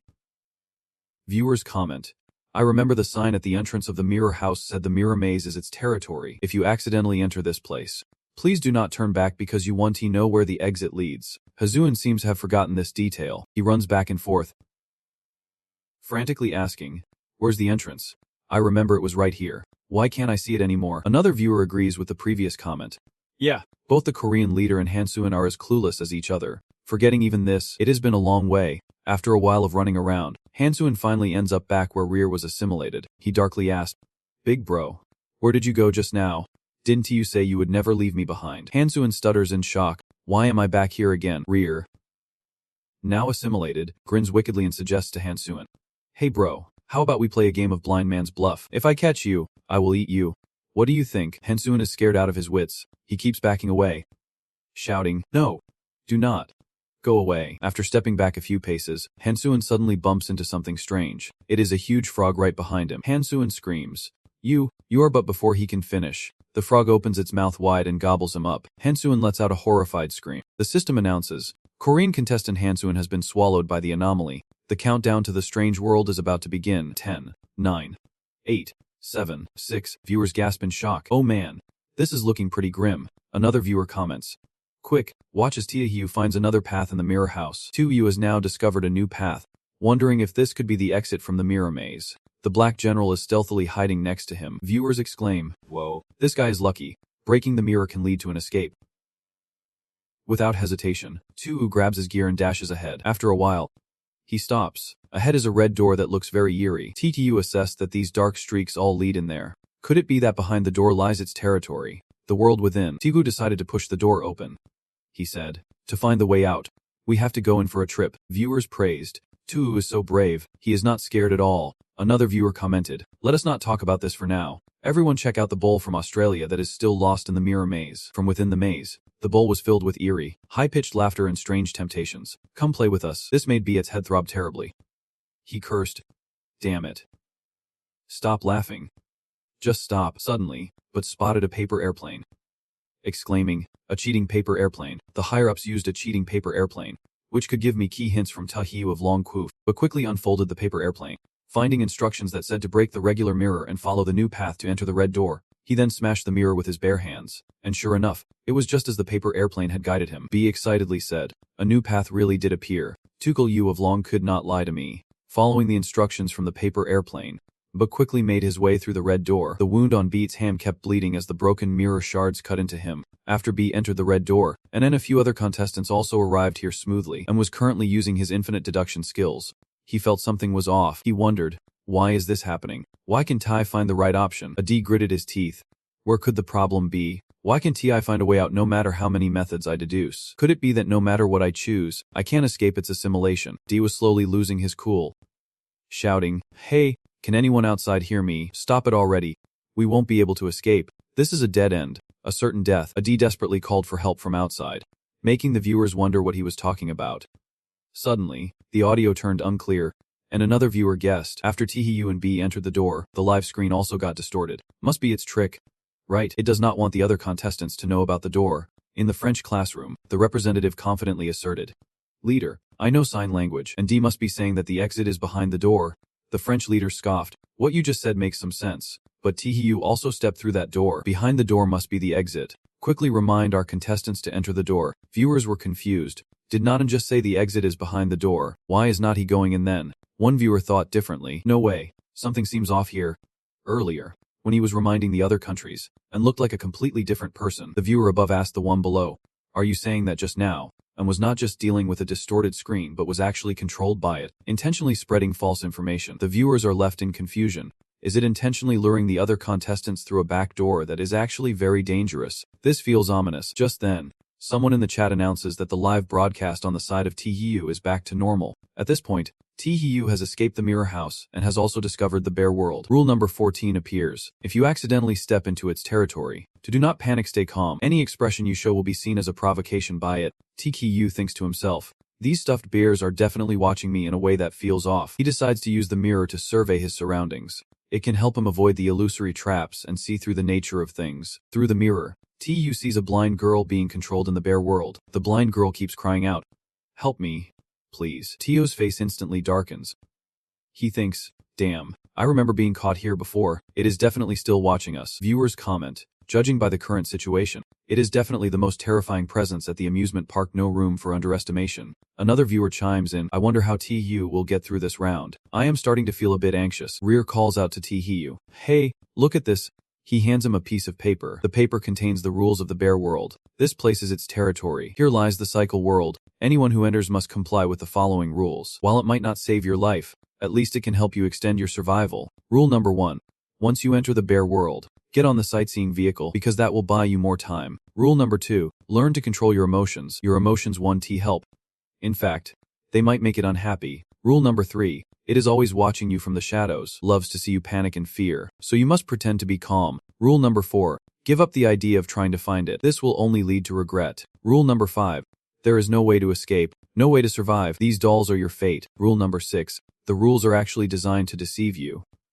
After all, who could possibly survive and escape? After reading this, Tihiu snickers coldly, saying, learn to control your emotions, or it will make it unhappy. I get it now. Seeing Tihiu's expression, the viewers can't help but ask in confusion, but why does Tihiu suddenly look so creepy? Another viewer feels an ominous premonition. I feel like he is about to break the rules. Let us just wait and see. Tihiu suddenly bursts out laughing in a very sinister way. The dark general shows a disgusted expression. The viewers sense something's off. Look, the bears around are acting strange. One viewer guesses, could it be that Tihiu wants to force it to reveal itself by breaking the rules and then fight it? The viewers above praised, he is really brave. No wonder he is the legendary Tihiu, just as warned in the rules. Hearing Tihiu's cheeky laughter truly dampened the mood. The evidence. A plush bear with a menacing expression slowly materialized, sending chills down the viewers' spines. Oh no, it is here. Oh my god, I am so scared. I just want to get rid of all the dolls in the house. That terrifying giant bear was closing in on Tihiu. It was cursing him, die, but Tihiu remained completely unfazed, leaving viewers confused. Why is Tihiu so quiet? Is he scared? Tihiu just coldly ordered General Black to let it have a taste of its own medicine. Immediately, General Black lunged a tear into the plush bear. The viewers burst into laughter. They could not help but comment, ha! That weird creature got hit so hard it was stunned. Who else could be as badass as Tihiu? Right, who else indeed? However, that plush bear was no ordinary foe. It quickly sent General Black flying across the room. Seeing things take a turn for the worse, Tihiu realized the danger. After merging powers with the crow, General Black still could not hold its ground. It seemed like the only option was to use the mountain god's ring. Rear, standing beside him, tugged at Tihiu's shirt, earnestly saying, hey, its target is me. Let me go with it. Tihiu firmly warned him. Stay put. Kids should not cause trouble like this. He turned back to issue orders to General Black. Clean that filthy body up for me. I refuse to believe we can't get down. General Black obeyed and swiftly charged at that ugly plush bear. The viewers could not take their eyes off the battle. They commented, whoa, it really can hold its own against General Black. Seems even stronger than the last world boss. Look quick, the doll seems off now. Just as the viewers said, Tihiu turned to the doll and cursed. Damn it. Why has the doll turned dark? Tihiu was taken aback, wondering, wait, why is the doll flying towards it? The doll opened its mouth to absorb the magical energy from that giant teddy bear. The viewers gasped in shock. Woo, is the doll actually sucking in that dark energy? Another viewer chimed in. Exactly. Just like when the Dark General swallowed that fruit, the doll is absorbing that dark energy. It is definitely going to get stronger. Before long, That ugly black teddy bear was transformed by the doll into a pure, adorable little thing. The system noted that it was originally a kind-hearted and innocent teddy bear. But sadly, the negative emotions created its current form. It is not wrong, or maybe this world is the one that is messed up, treating it as a dumping ground for all their feelings. The system simultaneously announced. Dear contestant, congratulations on successfully escaping the amusement park. This is a brand new way to clear it. Here's a stellar rating gift for you, a 6-star evaluation. Achieving a stellar rating grants you bonus rewards. The clear reward is a white bear, with negative emotional energy sources granting a resistance of +2, bringing the current anomalous resistance to 10%. A brief overview of the white bear. It is a cute teddy bear, but do not let its appearance fool you because it can turn wicked at any moment. The clear reward introduces a source of emotional pollution. The one-time item drives the anomaly into a frenzy for 3 minutes. After defeating the teddy bear, the doll returns to normal. TTU looked at the rewards. Puzzled. Wait, is this how it works? He wondered. Oh man, what is this negative emotional pollution? A teddy bear in a small square box slowly descended into his hands. He eyed these 2 items and thought, I guess this might be those dark energies from the white bear. The polluted item becomes a puppet of negative emotions. Although it only lasts for 3 minutes, it is still quite valuable for dealing with anomalies. Rear, standing beside TU, looked a bit sad. He revealed a secret to him. Hey. Goodbye, brother. Actually, I am also a teddy bear. TU asked in surprise. You are also a teddy bear. So you have been pretending to be human just waiting for someone to help the white bear return to its original form. Rear returned to his true form. He took the hand of the white bear. Rear waved at TU. That is right. Thank you for helping us be free. This heartfelt ending brought tears to the viewers. A bit touching. What the heck? One viewer exclaimed. Sometimes anomalies are just forced into their roles. In reality, they suffer too. When will this damn story ever end? Another suddenly remembered the remaining contestants. Look at those other competitors. It seems like they can't hold on much longer. The French flag, after leading the charge into Bear World, is still following the sightseeing rule without stepping off the ride. It is not just a sightseeing tour going around and around Bear World endlessly. It is a cycle of relentless torment. Finally, the flag can't take it anymore and decides to get off the ride to end it all. At the same time, Ali from the Three Kingdoms also makes the same choice. Ali stands bravely before those plush bears, ready to throw down with them. The system announces that the Three Kingdoms and its competitor have been swallowed by a bizarre creature. The countdown to the strange world is about to begin. 10, 9, 8, 7, 6. Meanwhile, and from the Hoi Hung Kingdom is deep in thought, finally discovering the way to break through. He pushes his teammate towards the giant plush bear. Rear is instantly assimilated, absorbing the dark energy. After soaking up the dark essence from it, Rear becomes a permanent fixture here. While barely manages to get through, the system congratulates Tihu from Long Kingdom and from Hoi Hung Kingdom for successfully breaking through. Both nations are exempted from the upcoming visit to the strange world. Tihu from Long Kingdom passes with a 6-star rating and receives a special reward, reducing the infection rate among Long Kingdom citizens by 20%. He also gets an additional 5% bonus. Ali from Hoi Hung Kingdom achieves a 5-star rating and receives a special reward. The scientific level of Hoi Hung Kingdom increases by 10%. Ange from Hoi Hung Kingdom receives a personal reward, specifically a frog-shaped ball, and is now sitting down, taking a breath of relief. Mumbling, finally passed the viewer's comments. Whoa. And got 5 stars. I can't believe it. One viewer expresses sympathy for Ant, saying it is tragic, but leaving a competitor behind at the amusement park seems to be the only way for an ordinary competitor to pass. Another viewer hopes that there won't be any more rounds like the amusement park. After 3 days back in the normal world, Tuyu and Ange, who escaped from the last strange world, are moving on to the next one. The system provides information that the nations participating in this challenge are Long Kingdom, Hoi Hung Kingdom, America, Zambia, South Africa, Egypt, Aden Kingdom, South Korea, and East Island Nation. As they discover a competitor with exceptionally high odds of winning, preparing to launch a special strange world, the system announces that this strange world challenge is a family of 6. Specifically, home is the harbor of happiness, the source of all joy, but homes can also be filled with danger and oddities. Maybe even a lie can burn away all the fears inside, but sincerity can. Tuyu leans back, listening to the system summarize the content while grumbling. Is there a competitor with exceptionally high odds of winning? Are you talking about me? Just say my name directly. Indeed. The system continues to spread the necessary information. You are a member of the family of 6. You have the responsibility to take care of your family. Your family might seem scary, but as long as you are patient and communicate politely with them, believe that you can find a way to live with them. A reminder, you have 5 days. No matter how, try to survive till the end.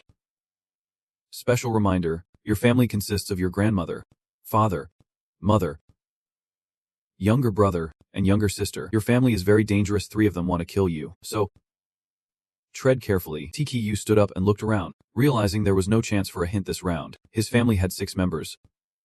How ridiculous. There are 3 people who want to kill me. This is getting intense. Taehyung walked over to the table and picked up the paper. He intended to check the rules first. The paper read, Rule 1. Do not leave your room outside of safe times. Rule 2. Safe hours are from noon to 1 am. In the afternoon, from 5 am to 6 p.m. is also safe. During these times, you can leave your room to eat food prepared by your family. Rule 3. Grandma is untrustworthy. Her footsteps are usually very quiet. If you hear her coming, definitely do not make a sound because she will use the noise to find you. Rule 4. Your brother will occasionally knock on your door, usually 3 times. Before the third knock, cover your ears, or your mind will become unstable. Rule 5. Your mom has issues. She will go on a rampage for no reason. Of course, sometimes it won't just be you facing them. Rule 6. Dad's footsteps are usually very heavy. He loves you the most. When it counts, he will shield you with his body. Rule 7. You can trust your sister. You must protect her. If she dies, everyone else will disappear too. Rule 8. When facing something you can handle, the wardrobe in the living room might be a safe place to hide. Rule 9. There is a usable phone in the room, but no matter who sends you a message, you must not reply. Otherwise, the consequences will be severe. Taehyung sighed, analyzing that according to the rules, this weird world is quite troublesome. 3 people want to kill me, 1 will protect me, and another needs me to protect them. Talk about a family affair. Just then, Taehyung's phone rang. He exclaimed in surprise, Oh wow, this strange world has mobile support. He pulled out his phone, and the screen lit up with a message from his sister. His sister texted, Hey, are you in your room? Taehyung replied that he was not. His sister responded in shock. Then where are you? Taehyung jokingly replied, In your heart, sending heart emojis. His sister playfully scolded him. You jerk, you are in my room. Come out right now. Just as he stopped texting, his sister's voice rang out from outside Taehyung's room. Hey, stop hiding. Your lovely sister is about to break the door down. Taehyung chuckled happily. Damn, a lovely sister like this wants to kill me. I guess I will just have to turn into a demon and take her out instead. Taehyung casually spoke to his sister waiting outside. Wait a minute. Viewers are wondering. Did not Rule 7 say the sister is the one to protect? I understand, boss. If I make a move on her, nothing bad will happen. Right. One viewer below commented that Rule number 9 states, no matter who sends a message, do not reply. Do you think I understand and will follow through? The viewer above saw the comment from below and thought it made sense. That is true, boss. It would be weird if you followed the rules. Just as TPU opened the door, he saw his sister Lum Lum holding an axe. The viewers could not help but laugh out loud at this scene, making his sister completely dumbfounded. She had never seen a brother this brave before. After a few seconds of shock, the younger brother immediately bared his teeth menacingly and said, Bro, are you not gonna run away anymore? Is it you? Before she could finish her sentence, TKU slapped her. The sister instantly went crazy, screaming, you dare hit me, I am gonna kill you. TU calmly taunted, Come on, I will give you both my arms. Just then, the doll suddenly charged straight at the sister. The doll delivered a brutal beating to her. TKU was just on one side, happily watching the show. He joked, the scene is truly brutal. Completely bloody. Before long, the sister was covered in blood, frantically apologizing to Taehyung, saying she was not joking anymore, that she was wrong, and begged him not to hit her again. Then she hurriedly ran away. Taehyung still smiled gently. He softly said to his sister, Oh, am I being too harsh? The sister looked so pathetic. The viewer above excitedly commented, dying of laughter. TKU's fishing trick combined with his crafty schemes had me hooked. The viewer below chimed in, Guys, you better check out the east side. There is some real entertainment. Over on the east side, player Taketo Najima was joking around, looking handsome as ever. On his phone screen was a picture of the sister with her slender figure. The sister messaged him, Hey, are you in your room? Want to see for yourself for some excitement? Taketo Nakajima quickly replied, Yes, I am in my bedroom. Hurry over, in no time. There were noises outside his room. Taketo Nakajima's phone buzzed with a new notification. He chuckled, saying the sister sent another message. On his phone screen was an image of her with a fierce look, gripping the axe tightly. Looking terrifying, the sister messaged him, Hey, I am outside your door. Breaking it down takes a lot of effort, so just open up. Taketo Nakajima panicked, stuttering, Sis, you are a monster. A monster. The door to his room was quickly smashed down by the axe, and he could hear her voice from outside. Bro, I know you are inside. Open the door for me. My hands are getting tired. The system sent rule number 8 to Taketo Nakajima. When facing an unbeatable situation, he could hide in the closet in his room. He looked around for the closet. Yes, he could hide in the closet. Without using much effort, the sister was able to break down the door. She cheerfully exclaimed, Bro, I am here. At this moment, Taketo Nakajima is trembling, hiding in the closet, continuously praying in his mind, Please, do not come here. I do not want to die young. Outside, his sister is using a seductive tone to lure him. Don't you want to see me in those black tights? Why are you too scared to open the door? In the classroom of Eastern Island Nation, the country's leader is furious. He slams his hand on the desk. berating Taketa Nakajima. Damn it. This Taketa Nakajima only has nonsense in his head. He is truly embarrassing our Eastern Island nation. From now on, all adult entertainment industries are banned in our country. If this continues, Eastern Island nation might just destroy itself. Another leader of the Eastern Island nation suddenly chimes in. Wait. Everyone look, there is a chance to turn things around. Indeed, outside Taketa Nakajima's room, the voice of his younger brother can be heard calling. Sis, Dad's looking for you. It seems like there is something going on. His sister mumbles, Dad. His sister temporarily pauses. She replies to her brother, Yeah. Got it. Taketa Nakajima breathes a sigh of relief. Phew. Good thing my brother showed up just in time. Or I would be been done for. Suddenly, he remembers an important detail and stutters. Wait. Taketa Nakajima recalls the fourth rule. Sometimes his brother will knock on the door, usually 3 times. Before the third knock, you better cover your ears, or else your mind will get messed up. Taketa Nakajima's face goes pale. He wonders if the fourth rule is true. Would his brother out there actually knock? 10 minutes later, Taketa Nakajima is anxiously pondering. His brother has not knocked yet. The fourth rule must be wrong. He and Dad are good people, viewers in the comments are saying. I just feel like this is not as simple as it seems. Plus, remember how earlier his sister broke into the room and now the door is perfectly fine. What does that mean? Viewers below quickly respond. Keep watching. No matter what, Taketa Nakajima is seriously lucky sending a comment with an angry emoji. At the same time, I realize after scaring off my sister, I am thinking about the rules. I analyze the 7th rule.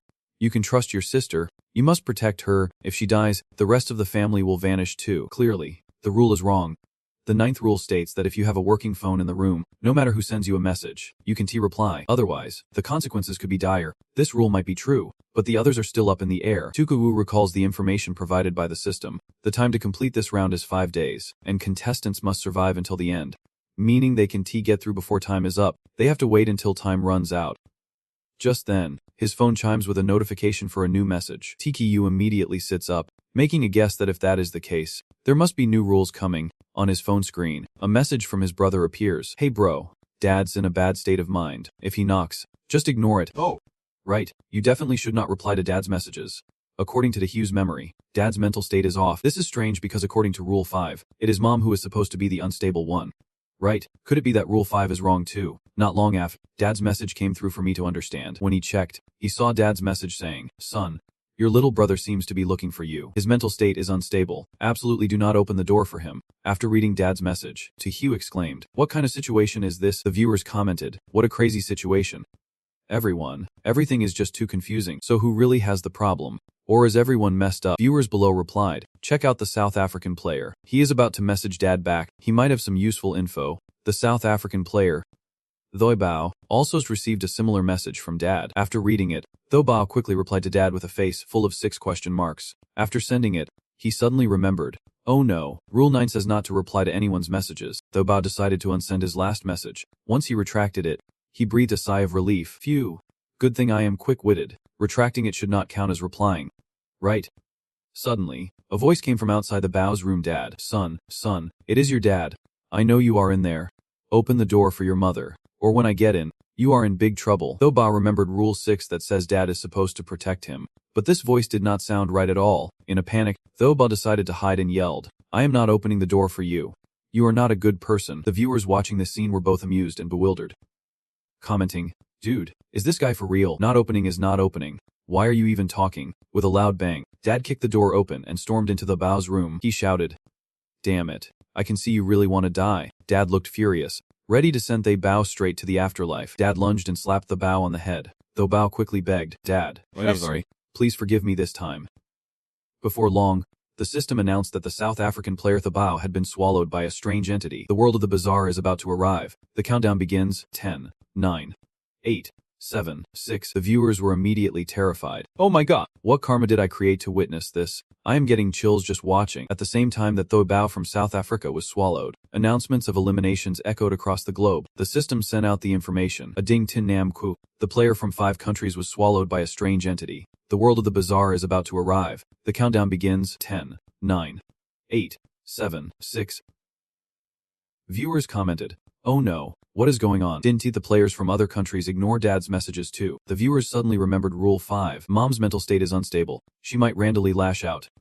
Naturally, it won't just be targeting you. The viewers are left to speculate. Dad seems to have suddenly targeted those competitors, which means the one mentioned in Rule 5 as the random killer is not Mom, but Dad. Over on the Korean side, There is Kim Thae-tuan, who is currently curled up hiding in the closet. Outside, Dad is throwing a fit, while viewers above are commenting. But there is a competitor hiding in the closet, so he is still alive. Looks like Rule 8 is spot on. One viewer in the middle rated it as a big score, but hiding in a closet is still pretty terrifying. Taehyu probably would not do that. A viewer down below reports, Dad is also looking for Taehyu. Let us see what he is going to do. Outside Taehyu's room, Dad is cursing non-stop. You ungrateful brat. I texted you, and you did not even bother to reply. Open the door for me quick. If I have to break in, you will get a beating. Taehyu remains calm, assessing the situation. Hearing this tone, it is clear Dad is just like his sister, both are out to get him. Plus, he did not knock, so the random killer is him. Not Mom. After a long silence with no response from Taehyu, Dad warns him one last time. Still no reply. Just wait until I get in. You will know what is coming. Before Dad could kick the door down, two tentacles emerged from Taehyu's room, gently pushing the door open. Dad barged in, rolling up his sleeves and yelling wildly, "You little brat. You dared to break the door. You made it so I could not just walk in." Just like with his sister, Taehyu decisively slapped Dad across the face. Dad instantly erupted, shouting, "You dare hit me now? I knew you were always this rebellious to the core." Taehyu coolly replied, "You came here looking to hit me, so do not blame me for being rude." Those words only made Dad angrier. As he yelled at him, "What do you want?" Later in Taehyu's room, he kept kicking Dad, who could only cover his head with his hands, begging him, "Don't hit. Please. No more." Viewers above were commenting, "Taehyu is totally badass." Viewers below responded, "Dad, back in the day, I got my head pounded so hard I could not tell day from night." After a good beating, Taehyu let out a sigh. "Phew, I am handing you over to General Black." General Black then extended his tentacles, wrapping tightly around Dad, and viewers marveled at how epic Taehyu was. No matter how many times they watched, it still felt incredible. At the same time, Take Nakajima heard a strange knocking at the door. As he recalled, Rule 4 states that a younger brother might knock on the door occasionally. Usually by the third knock, you should cover your ears. Otherwise, your mind will get messed up. Take Nakajima trembled. Hiding under the blanket, he wondered if someone was knocking. Could it be his brother suddenly wanting to kill him? Outside the room, his brother's voice rang out. "Hey, are you in there? Mom told me to tell you it is time for dinner. Hurry up and wash your hands." Take Nakajima thought, why does his brother sound so gentle this time? It is completely different from earlier. Could they not be the same person? Suddenly, Take Nakajima screamed. Viewers commented in shock. "Just look at this guy's face. It seems like that third knock really sent him into a panic." Takakajima suddenly spits blood without saying a word. Viewers are quick to judge. This does not seem like just a panic attack. This could send him straight to the afterlife. Before long, the announcement system buzzes with news from the 4 nations. Nikara, about players being devoured by bizarre creatures. The countdown to a world of strange events is about to begin. 10, 9, 8, 7, 6. The viewers in the chat are going wild. Not just that fool, but this knock is also taking out all 4 players.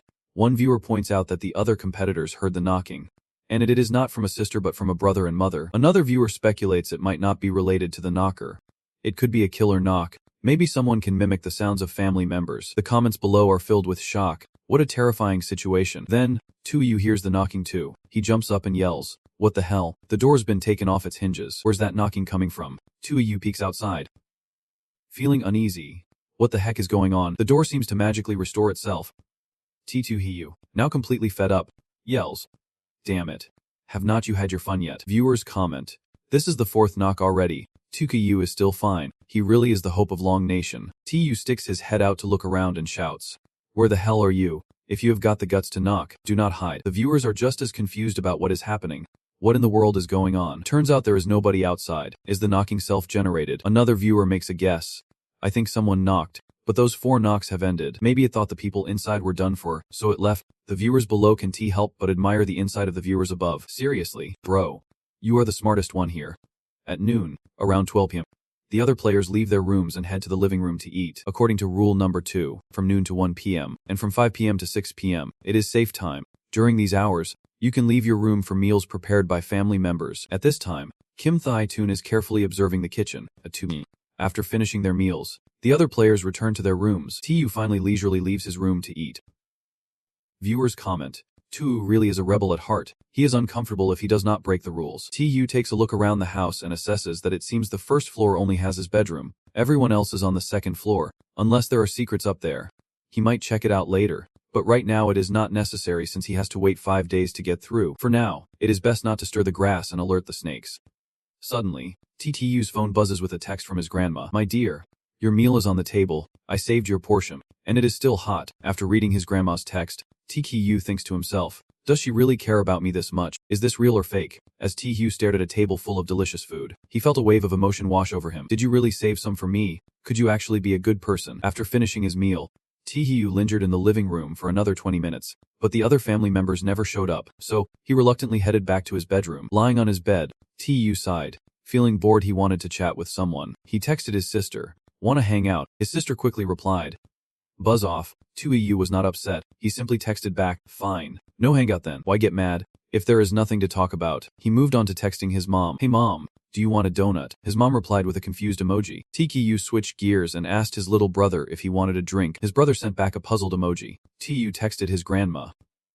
Hey grandma, I finished eating, but next time, please make spicy hot pot for me. I really love that dish. Just like the other family members, Grandma sent TQ a confused emoji. Suddenly, a loud bang came from the door. TQ instantly tensed up and saw it was his dad. As soon as Dad entered the room, he yelled, you little brat, get over here so I can smack you. TQ was immediately furious. Whoa. Did not that old man get devoured by the black general already? How is this even happening? Is there really two dads in this house? Although surprised, TQ quickly regained his composure, smiling calmly as he analyzed the situation. First, the broken door magically fixed itself. Now, his dad was back to life. Could it be that instead of two dads, they could all just come back to life? Dad stretched out to pull off his belt, getting ready to hit TQ while continuing to scold him. You little punk, do you dare disrespect me? Dad raised the belt high, aiming it at TQ. I am gonna beat you like you stole something today. TQ calmly replied, whoa, you really have guts. Huh. One round of suffering is not enough for you. Just as he finished speaking, a doll flew from behind TQ, hitting Dad in the face and making him spit blood. Before long, Dad was getting wrecked by the doll. Slamming against the wall, TQ said, let us see how that old man manages to come back to life. Soon after, Dad suddenly vanished. The wall where Dad had fallen had also returned to its original state. TQ asked in surprise, where did he go? The wall's fixed too. TQ suddenly realized. Chuckling, the door's the same. They can indeed come back to life. So things are about to get interesting. Viewers started commenting, whoa, how can TQ still be smiling in such a complicated situation? Another viewer chimed in, saying he is way stronger than that guy got jumped by 3 people at once. And the audience below buzzed with excitement. What? This is so intense. I have to watch this right now, and was hiding in the closet, while Dad stood outside, yelling furiously, you little punk, where are you hiding? Get out here so I can smack you. Don't let me catch you, or you are dead meat. A D thought to himself, hiding in the closet really did work to avoid Dad. But unlucky for him, his little sister somehow managed to sneak into his room, axe in hand, and D silently groaned. Damn it. His sister and the knocking on the door happened at the same time. Why is my luck so terrible? And D thought for a moment about dealing with these 3 dangerous things. And it seemed he had to use the reward from the last round. System notification. Frog-shaped balloon prop. Effect 1. Place the balloon next to you to prevent strange entities from detecting your presence for a short time. Effect 2. If your life is in danger, you can pop the balloon, and a guardian will appear to help you escape from danger once. But the downside is that the balloon will be completely destroyed. And D decided to use the first effect. After activating the frog balloon, he crouched down and wrapped his arms around his head. His sister outside started to show her teeth and smirk wickedly. Hey, you in there? Right, viewers are probably scared watching this. That ugly face should not be shoved up close like that. Trying to scare him to death. Viewers below anxiously asked, is that balloon really useful? His sister opened the closet door. Looking incredibly surprised, she mumbled, not in here. Dad angrily yelled, that damn kid. Consider yourself lucky. Next time I find him, I am breaking his legs. His sister grinned slyly. Whoa. He is really hiding well. Can't find him at all. A viewer commented, that balloon is actually useful. And D was not discovered. Narrowly escaping death, he could not let his guard down. So he immediately began to think infinitely. And D thought, they have all left. Finally, he could continue using his unique deduction skill. Just then, there was another knock at the door that made him break out in a sweat. He panicked, realizing, oh, the one knocking is her. The viewers above do not know who Ndai is talking about, so they are messaging to ask, who is it? Can someone clarify? What is something that the esteemed citizens of Long Country have not heard? Viewers below commented, just ignore it. Just ignore it. I will keep watching to figure it out. This guy is so bland. It was now 7 p.m. and TU stretched and let out a long yawn. Mealtime again. When he went down to the kitchen, TU was quite surprised. He complimented how delicious the meal looked. TU noticed a piece of paper on the table. The paper said not to turn on the lights. TU said boredly, all right then. He reached out and turned on the lights. Viewers commented, whoa, this is TKU for you, not allowed to turn on the lights. And he just does it anyway. TU looked at the arranged food and smiled. This is definitely hot pot. He rubbed his chin, thinking, He did not expect that last time he just joked with her, and she actually cooked for him. Could it be that she is the one protecting him? But something about it just feels off. I will keep waiting to see. The next morning, Tae-hyu woke up and yawned. He decided to check if there were any messages today. A notification popped up on his phone. 10:55 p.m. last night. His little brother had recalled a message. Tae-hyu quickly texted, "What did you retract last night?" The younger brother simply replied, "Nothing. Just send it by mistake." His brother's response officially pissed off Tae-hyu. He snapped, "Send it by mistake? Seriously? I had to wake up early just to read that message. And you say it was a mistake? Are you lying to me? Or do you think I can do anything about it?" Just then, Tae-hyu noticed a piece of paper on the table. Guess what? There is a new rule. The content of the paper read as follows. Rule 10. Kill your younger sister, and you can pass this round. Rule 11. Kill your younger brother, and you can also pass this round. Rule 12. Trust your mother. She is the one who will always protect you. Rule 13. Trust your grandmother. She is the one you need to protect. Tae-hyu frowned at the paper, wondering, can killing my brother or sister really help me pass? Then he rested his chin on his hand, thinking, they can all be revived. Plus, the time to clear this round is 5 days. This rule is completely off, but a strange world would not make it easy to guess right or wrong. There must be another meaning. He smirked, piecing it together in his head. I get it now. Maybe the rule implies that one of the siblings can be revived, meaning one of them is definitely the key to passing this round. The scene shifted to another player, who was holding a secret note beside him. The narrator explained that while Tae-hyu was getting new clues, the other contestants also discovered the new rules. Most of the contestants did not believe rules 10 and 11, the narrator said, but a few contestants realized they would not survive until the 5th day and decided to take the risk of killing their sister or brother. Next, we see a player sneaking up with a knife towards his sister, who had a weird expression while sitting at the table cutting meat. The narrator continued, but those contestants who chose to kill their sister were met with a fierce counterattack in another part of the game. The image of an elegant sister sitting and eating, with her back to the brutalized body of a player, flashed on screen. The narrator said that the contestant who chose to kill their brother succeeded but was also devoured by a bizarre creature. A terrified girl appeared on screen, being attacked by a creature emerging from her brother's corpse. The voices of the spectators rang out, "No way. Killing your brother does not work, and neither does killing your sister. This rule is definitely a trap to lure contestants." Right? Luckily, Tae-hyu is sharp-witted and does not buy into these ridiculous rules. At the same time, Kim Thae-tum, leaning against the wall reading the paper, heard a ping from his phone. He opened it to see a message from his mother. "Honey, your grandma has gone crazy and is coming to find you. Run. Hurry," he gasped, mouth agape. What the hell? What does my mom mean? Didn't Rule 13 say you can trust your mother? His face went pale as he clutched his head, muttering, "Do not panic. I still have my talent. Let us give it a shot." A notification popped up. Talent mimicry. Level. Can imitate the words of anyone, including bizarre creatures. Suddenly, a voice rang out. "Hey, are you in your room? Open the door. I brought you some food." This startled Thae-tum, who quickly leaned against the door to block it and began using his gift to echo the old woman's words back to her. "Hey kid, are you in your room? Open the door. I brought you some food." This left the old woman astonished, but then she grinned widely, a sinister aura radiating from her as she said, "If you do not want to open the door, I will just leave the food in front of it. Make sure to eat it." He echoed her again, "If you do not want to open the door, I will leave the food right here for you to take." So she cursed, "You fool, your punishment is coming soon." Yet he gritted his teeth, his face pale as he mimicked her. "You fool, your punishment is coming soon." Inside, he was panicking. Why was he repeating her curse? Would this make her angry? Thae-tum instantly cradled his head, mouth wide open pleading, "No, I'm sorry, do not kill me." The malice from her seeped into the room, blood starting to trickle from his eyes and nose. He braced himself on the floor, trembling. "Please, no." Then, as if seeing a hallucination, he frowned, turned his face. Confused, the image of the hunchbacked old woman with a fierce face emerged. She really was right, he was a fool. The viewers gasped, "Oh my god. So the killer knocking at the door is her. I knew it. I was not wrong. She always pretended to be nice. There was no need for her true face to show up now. Let us go check on brother Tae-hyu. What is he doing?" Poking the old lady, poking fun at her. Back at home, he was lounging with his hands behind his head, leaning against the wall, scrolling through his phone, wondering why she was not responding to his texts. He pondered, did I say too much? In the chat, his messages were piling up as he demanded, "Grandma, I want to eat some fried fish shaped like peonies. Grandma, I want cabbage soup. Grandma, I want Buddha jumps over the wall." Just then, a voice from outside rang out. "Sweetheart, I have made all the dishes you love. Come on, open the door." He was shocked, saying, "That was fast. Grandma's quicker than an 18-year-old. So he cheerfully hurried to the door, responding, "Grandma, wait a sec, I am coming to open the door." As he opened it, a wave of malice hit him. He frowned in confusion. "Grandma, what do you want to do?" Then his pupils dilated, gritting his teeth. He pleaded, "Please.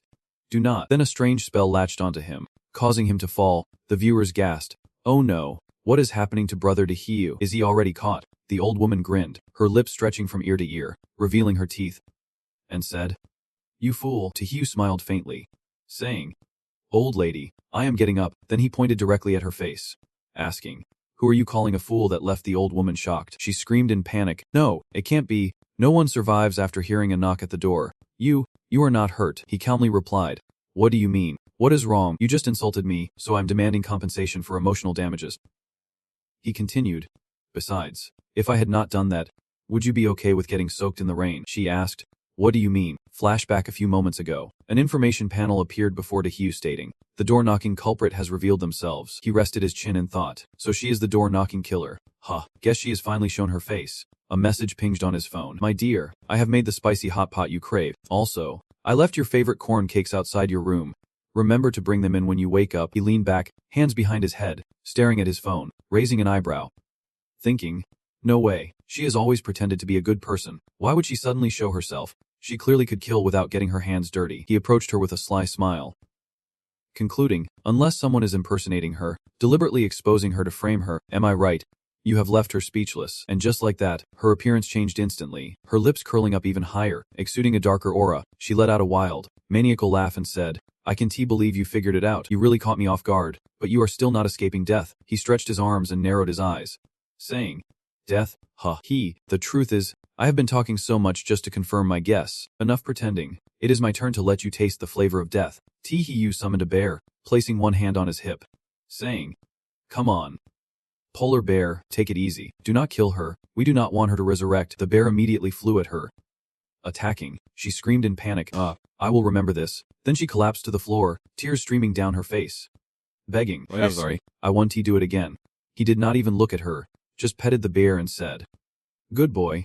You know that is good. Now get out of here." Hearing this, she quickly ran away. Half alive, the onlookers witnessed everything and began to voice their thoughts. "Whoa, I finally get it. In the blink of an eye, I have uncovered the mother's sinister schemes. Everything is clear now. Dad, Mom, and my little sister are the villains, while she and my little brother are the good ones." Tu thought quietly. "For now, they can be considered good since Mom wants to frame her, but I can be sure she is really good. It could just be internal conflict among the bad guys, so I need to confirm." On the third day, Tahiyu, along with Polar Bear and the doll, looked up at the upstairs. He thought that this morning, no one sent him a message. They seemed to be more cautious, and it was time for him to sneak a peek upstairs. He approached the door adorned with a picture of a little girl. He gently touched it and said, "Oh, is this what my sister looks like normally?" As he caressed the picture, admiring the smiling girl, he chuckled, "She is quite adorable." Upon entering the room, he suddenly spotted a neatly placed piece of paper on the study desk. Thinking, there is a piece of paper on the desk. The content of the paper read, "Happy birthday, my dear daughter. Today Dad and Mom will take you out to play." He pondered, "Take me out to play, huh?" Tahiyu then began to look around, placing the paper back on the desk, softly saying, "Seems like there are no other clues here. Let us move to the next room." In the next room, he observed the double bed, saying, "This must be Mom and Dad's bedroom." He gently pulled out a book, exclaiming, "Whoa, so many books. I did not expect Dad to be such a cultured person." But when he noticed the title of the book, he was quite shocked. He said, The Rules of Strange Affairs, Starting to Transform and Fight Back Against the War God. This book title sounds familiar. I wonder what is inside." Then he noticed the wrapping paper he had removed from the cover had a photo that was torn, and he softly asked, What is this?" Tahiyu held the half-torn photo in his hand, wondering, "Looks like this is a family photo, but why is half of it torn? Did something unpleasant happen?" He then tucked it into his jacket pocket, thinking about checking his brother's room next. "I am really curious about this brother of mine." When he opened the door, he found his little brother with something in his mouth, muffled by a wad of paper. He put his hands on his hips and laughed. "Whoa, you are really getting into character, are not you?" His little brother made some muffled sounds, implying, "Big brother, help me." He replied, "Hold on. I have got a question for you. Just nod or shake your head, and once I figure out who you are, I will let you go." Then he asked seriously, "You are the one who is always quietly protecting me?" The boy cleverly nodded. He continued, "She is the one who needs protection." The boy hummed twice, indicating yes, and nodded, but then he frowned, making whimpering sounds that meant no. No. He shook his head, and it dawned on him that she is indeed the one who needs protection. But she could also be a threat to both him and the boy. He stroked his chin, pondering. For instance, if the one binding you with ropes is her, the boy immediately nodded like crazy, making some affirmative sounds, saying yes. You are really smart. Finally, Tae-hee took the piece of paper from his little brother's mouth and said, "All right, you have passed my test. I will untee you." The viewers were left puzzled, asking, "So that is it? He passed. I still do not get it. Can you explain it to me?" Another viewer chimed in, "It must be related to his little brother's grandmother and Tae-hee's predictions. I am sure Tae-gyu has a plan in mind." He instructed the boy, "First, you stay put. Do not go outside. This doll can protect you." Taking it, the boy hugged the doll and smiled at him, saying, "Thank you. You be careful too." Viewers began commenting, "The comment above is spot on, but I still do not understand why. Even though she needs protection, she could still harm others." Another viewer replied, "Just keep watching and you will see. I am sure Tae-gyu will explain." A moment later, he came out and noticed a piece of paper placed on the table. He wondered, "Oh, more rules." He unfolded the paper, revealing the following content. Rule B. Rule 1. She is the one who cares for you the most, no matter what. Trust her. Rule 2. Do not go up to the second floor. That is not a place you can be. Rule 3. Your little brother's words are not to be trusted. Rule 4. Do not try to figure out what it is. You have no way to fight against it. Rule 5. Surviving until the last day is your ultimate goal. Besides that, do not hold on to any other hopes. Rule 6. Do not step into the rooms on the second floor. Don't get curious about those rooms. Rule 7. Try to integrate into the family with sincerity. He frowned slightly, silently observing it. Then he stroked his chin, reflecting that if he went up to the second floor, then rules 2 and 6 must be the wrong ones. He thought he was right. It did not want him to find clues on the second floor, so it intentionally wrote that to scare him. He smirked, thinking, on the other hand, the content inside emphasized that trusting her proves that he and she are of the same blood. This means it is very likely controlling her. She has a good heart, but under its control, she could do bad things. Then he smiled cunningly and said, "Now I understand why, but this round has 2 days left. It is best not to make any moves yet to avoid stirring up new troubles." The narrator shared that at the same time, the contestant Gon from America also discovered Rule B. The American player Gon holds up a piece of paper, realizing he has got to emphasize that going to the second floor is a big no-no. It is crystal clear there is a clue up there that could help him ace this round. Tonight, he has got to use his talent to sneak up there and check it out. That night at midnight, the system displays the information about the rank night watchman in this bizarre world. Every night from 12:00 to 12:10, he can control shadows to go anywhere and bring back items. When he uses his talent, the owner gains a protective shield. Gene's system now announces that he is using the night watchman's ability. The scene unfolds as he clasps his hands together, praying, and a protective barrier wraps around him. His shadow silently slips into his parents' bedroom through the slightly ajar door. The shadow spots a torn family photo resting on the table. He wonders to himself, is that a family picture? This must be useful. I will just take it. Suddenly, 2 figures appear behind him, startling him and causing him to drop the photo. He quickly retracts his shadow, but his shield shatters. Frustrated, he curses, "Damn it, I was so close to grabbing that photo." Viewers start commenting, "What a bummer. He almost had it. Whoa. He had to sneak around just to find a photo. He is nowhere near as slick as brother Tae-hee." Someone quips, while others wait for Tae-hee to ace the 5-star challenge. The narrator's voice booms. Day 4, and the parents and sister are launching an attack on the council. Many players can hold their ground. A scene appears of his sister wielding a weapon, attacking the players. The system chimes in, announcing that the Egyptian player Landon has been swallowed by a bizarre creature. The countdown to the next bizarre world begins. 10, 9, 8, 7, 6. Meanwhile, in Jace's play area, he is hiding behind a door, peeking at his dad and sister chasing after a frog. The narrator reveals that from the High Eng Kingdom is using a balloon frog to draw attention, successfully sneaking into the bedroom to grab the other half of the family photo. The image of him grinning in delight as he holds the half photo appears. The storyteller continues. By the 5th day, only 4 players remain. Tae-hee from Long Country, and from High Eng Kingdom, Gon from America, and Raja from Zambia. Viewers exclaim, "Today's the last day. The other players are gearing up to pass. I do not get why you are just lying there playing on your phone."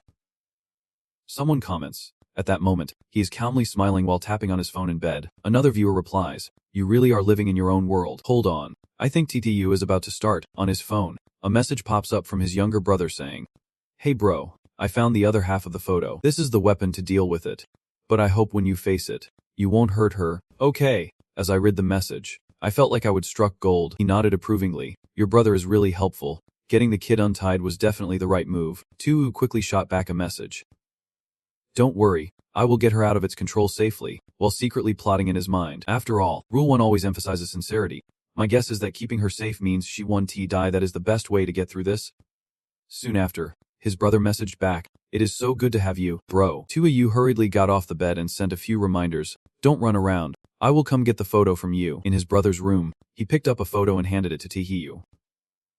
Speaking politely, hey bro, here's the other half of the photo. The moment I saw the picture, a wave of surprise washed over me. Wait, am I in the picture too? The audience gasped in disbelief along with him, instinctively exclaiming, Yu is in the photo. What is going on here? The photo in his hand suddenly brightened. Yu was a bit skeptical but decided to set that aside. He reminded the viewers to keep watching. Maybe we are about to uncover a clue. Yu glanced at his younger brother and casually asked, do you know why this photo was torn in half?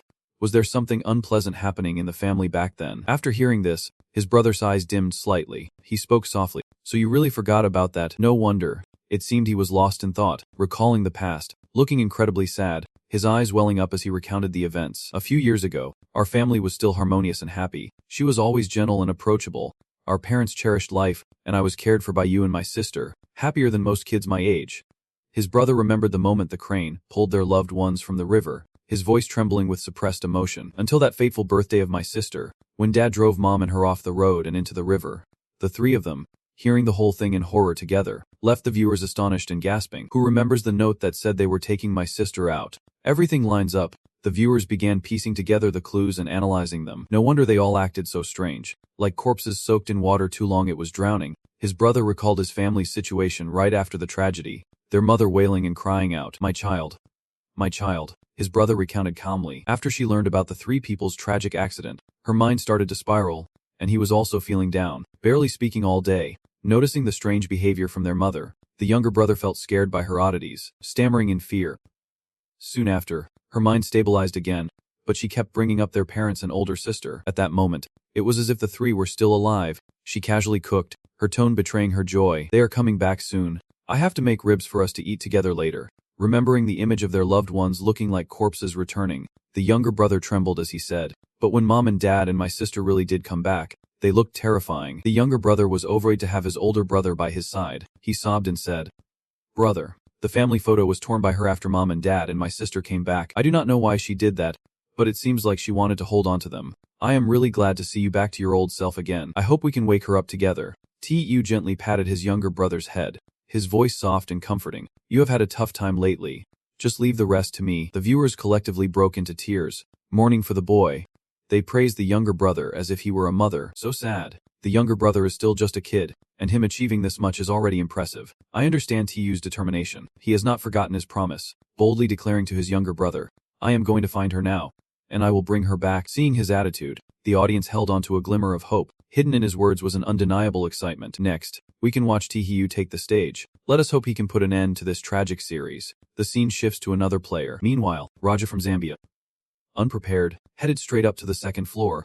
Although he looked terrified, he slowly climbed the stairs. He whispered nervously, it is the last night. I will take a chance. My sincerity will surely move her. The viewers could not help but be impressed. They were excited, yet doubts lingered. Surely this younger brother is just kidding. Right? He has not even found the family photo and already wants to dive straight in. Grandma, I have something to tell you. As soon as he spoke, Raja stepped into his grandmother's room. The next moment, Raja's head rolled out the door in a flash. Yikes. The viewers jumped and instinctively shouted, you scared me to death. Death came suddenly like a whirlwind. People frantically commented, look at Gon over there. It was expected. He had not found the family photo yet, but he still followed his brother to see Grandma. Is there really such a thing? Hurry and check it out. The grandma sits quietly in the room, asking curiously, eldest grandson, did you bring your brother here to go against me? Gon quickly retorts, Grandma, please do not be so stubborn. My brother told me everything. Mom, Dad, and sister are not coming back. They are not our family anymore. This statement successfully angers the grandmother, who suddenly turns to glare at the two, her voice dripping with resentment. Fine. Very fine. Those two heartless kids want to abandon their parents and sister. Gain keeps pleading. It is not like that. Grandma, please wake up. Suddenly, Grandma loses her mind like a wild beast charging forward. She screams, don't say another word. You two want to escape today. In an instant, her expression changes dramatically. In that moment, Grandma's hand pierces through her younger grandson. She freezes, realizing she has attacked her beloved grandchild by mistake. John feels a mix of sorrow and anger as he watches his younger brother hurt because of him. His brother took the fatal blow meant for him. Seeing his seriously injured nephew, Grandma suddenly panics, stammering, no, how could this happen? My dear child. She can't accept the truth. Pointing at her reflection in the mirror, she screams in anguish. You did this. You made me lose my mind. Give my grandchild back. That reflection does not back down either. With a wicked grin, she replies, blame me. You are me. What are we doing right now? Run. If you run, there is no way through. You are me, and I am you. It is true. I killed my own grandchild. I said we would stay together, and yet I harmed him. No, I can't run. I am still trying to reason with her. Grandma, please calm down. My brother was right. I can still kill you. Once you are gone, our family can be whole again. Don't he take it? Dear contestant, congratulations on passing through the family of 6. Is this the reward for passing through this bizarre origin? Did I really pass? Disappear. Is this even allowed? The reason must be that I met all the requirements to pass. I wonder if my brother's death is one of those conditions. Wait, then why did not the previous contestants pass after my brother died? Maybe it is because the timing and circumstances were not enough to conclude when prison passed. The leader of the Enquif Guild brought my brother to see Grandma. Similar to prison, after she spoke a series of incomprehensible words to him, she lunged at him. My brother tried to step in front to shield him, but he was stopped just in time. Grandma, look at this. Mom, Dad, and my sister are not coming back. I know you have tried so hard to keep this family together, but they can't come back to life. Please come to your senses. You are right. Grandma, I have lost my parents and sister. I do not want to lose you too. I am begging you. Just stop. The performance is over. Stop. Grandma, you still have us. Your daughter-in-law and granddaughter feel guilty for you, but you still have your grandchildren. This family won't fall apart with the two of us. But you have to go now. You can take care of us anymore. Sweetheart, you all must take care of yourselves. Grandma, what are you saying? Where do you want to go? Don't be sad, dear. Grandma's just going to a faraway place. If you miss me, just look up at the sky. I will always be watching over you from above. Don't disappear. Grandma, I do not want to be apart from you. Hey, it is your obsession. Grandma, it was born from you, and you live for it. Right now, that obsession has faded away. We can keep you here any longer. Grandma, congratulations on your achievement through the family of 6, rated 4 stars after this round. The origin of the bizarre item that feeds on the void has passed, but the Yen family only received the next 4-star reward this time. Now it is my turn to understand. Big bro, I wonder how TU will choose to proceed. Let us see. Hey bro, do not run. My axe is thirsty for blood. Come here. Come here. If I catch you, you have to let me. What is going on? T2 Hiyu, why are you bringing them to Grandma's bedroom? What are you doing? My dear. Nothing. I just wanted to surprise Grandma. You have used an item that triggers negative emotions. A one-time use that can drive the bizarre item mad for 3 minutes. Damn it. What is wrong with you guys? Are you all losing it? Bro. House Grandma. Did you hurt Grandma? Don't worry. She is fine. If you want Grandma to stay with us, you can go in there and cause chaos. Half an hour later, it is finally over. You wait here. I will go in and deal with it. Yeah, just be careful. After being provoked, Grandma regretted it deeply, constantly blaming herself. I killed them. I killed them with my own hands. Tu silently stood aside, quietly speculating. Just as he thought, family members killed by it could never come back. Even with the cursed ring, to let Grandma live on, she had to face the pain of losing her loved ones once again. TKU played the role of the devoted grandson perfectly, holding up a torn family photo towards her. He sweetly persuaded her, Grandma, please forgive me for using this method to hurt you again, but I can let you live in self-deception. We all lost our beloved family members, but it seems you have forgotten that the living family is what matters most. Come back. This family needs you. Both I and my little brother need you. Instead of being touched, Grandma was filled with rage. She screamed, no, you can understand my pain. Who are you to choose for me? She rushed forward to choke Tihiyu. Rambling, they are my most beloved children. You are the one who made me harm them. It is you. Tihiyu smirked, saying softly, such a petty obsession, wanting to kill me. Grandma looked on in shock, stammering, no, this can't be happening. How can you be immune to my harm? Tiku leaned close to her face, looking quite mischievous, and replied, have you ever heard of something called sincerity? As soon as he finished speaking, Grandma suddenly burst out laughing. Sincerity. That is the funniest thing I have ever heard. From her body, a soul slowly emerged. The parasitic soul just broke free and immediately threatened with full force. Now that I am out of that old haggis body, without her control, let us see what sincerity you think can stand up to me. Tukoyu was not backing down and threw a punch, her voice dripping with anger. Who are you calling an old hag? That is my grandmother. TTU stepped forward, asking about her condition. Grandma, are you okay? Let me help you up. Meanwhile, the parasitic soul, clutching its bruised face, stood aside, bewildered. Suddenly, it seemed like it found a way to turn the situation around. It smirked with satisfaction. Got it. The parasitic soul charged toward the grandmother, Screaming, I am gonna take this old bag out first. Without waiting for the parasitic soul to get closer, TKU sprang into action, striking directly at it. The parasitic soul, quick with its words, was trembling but still tried to intimidate. You think you can kill me? She can only reunite with her family because of me. If she leaves me, it will be tough for her to keep living without my support. TKU smirked in retort. You are wrong. After you are gone, Grandma will only get better. The parasitic soul felt like it had just been tricked. Mouth agape. Questioning, what? Were you just pretending to be choked by me to lure me out? TKU smiled brightly, clearly pleased with herself. Exactly. Your head is not as empty as I thought. The grandmother moved closer to the parasitic soul, gently advising, you should leave because of me. I have been living in this unbearable pain, not caring for my own living family. But the parasitic soul fiercely opposed. It panicked and screamed. No. You can treat me like this. I am part of your family too. I have helped you. Just as the essence of the parasitic soul began to fade away, it cried out in terror. No. The grandmother sighed. Speaking slowly, the obsession is not wrong. All of this is because of you. Do you still blame me? TKU happily replied. Of course not. Grandma. Don't worry. Everything will be alright. In the end, the grandmother finally understood everything, lovingly embracing her grandchild. When injured, home is what shields me from the storm. In darkness, home is the guiding light. You may have never appreciated each person in your family, but it is home that warms and heals every individual. Sincerity has always been the best medicine in the family. Remember, home can be replaced or substituted. Ultimately, this journey has come to an end. The picture of three people from the past shines with the happiness and warmth of a family. The system sends a notification. You have been chosen. Congratulations. You have perfectly passed the family challenge with 6 people. You have uncovered the truth of family and saved your loved ones.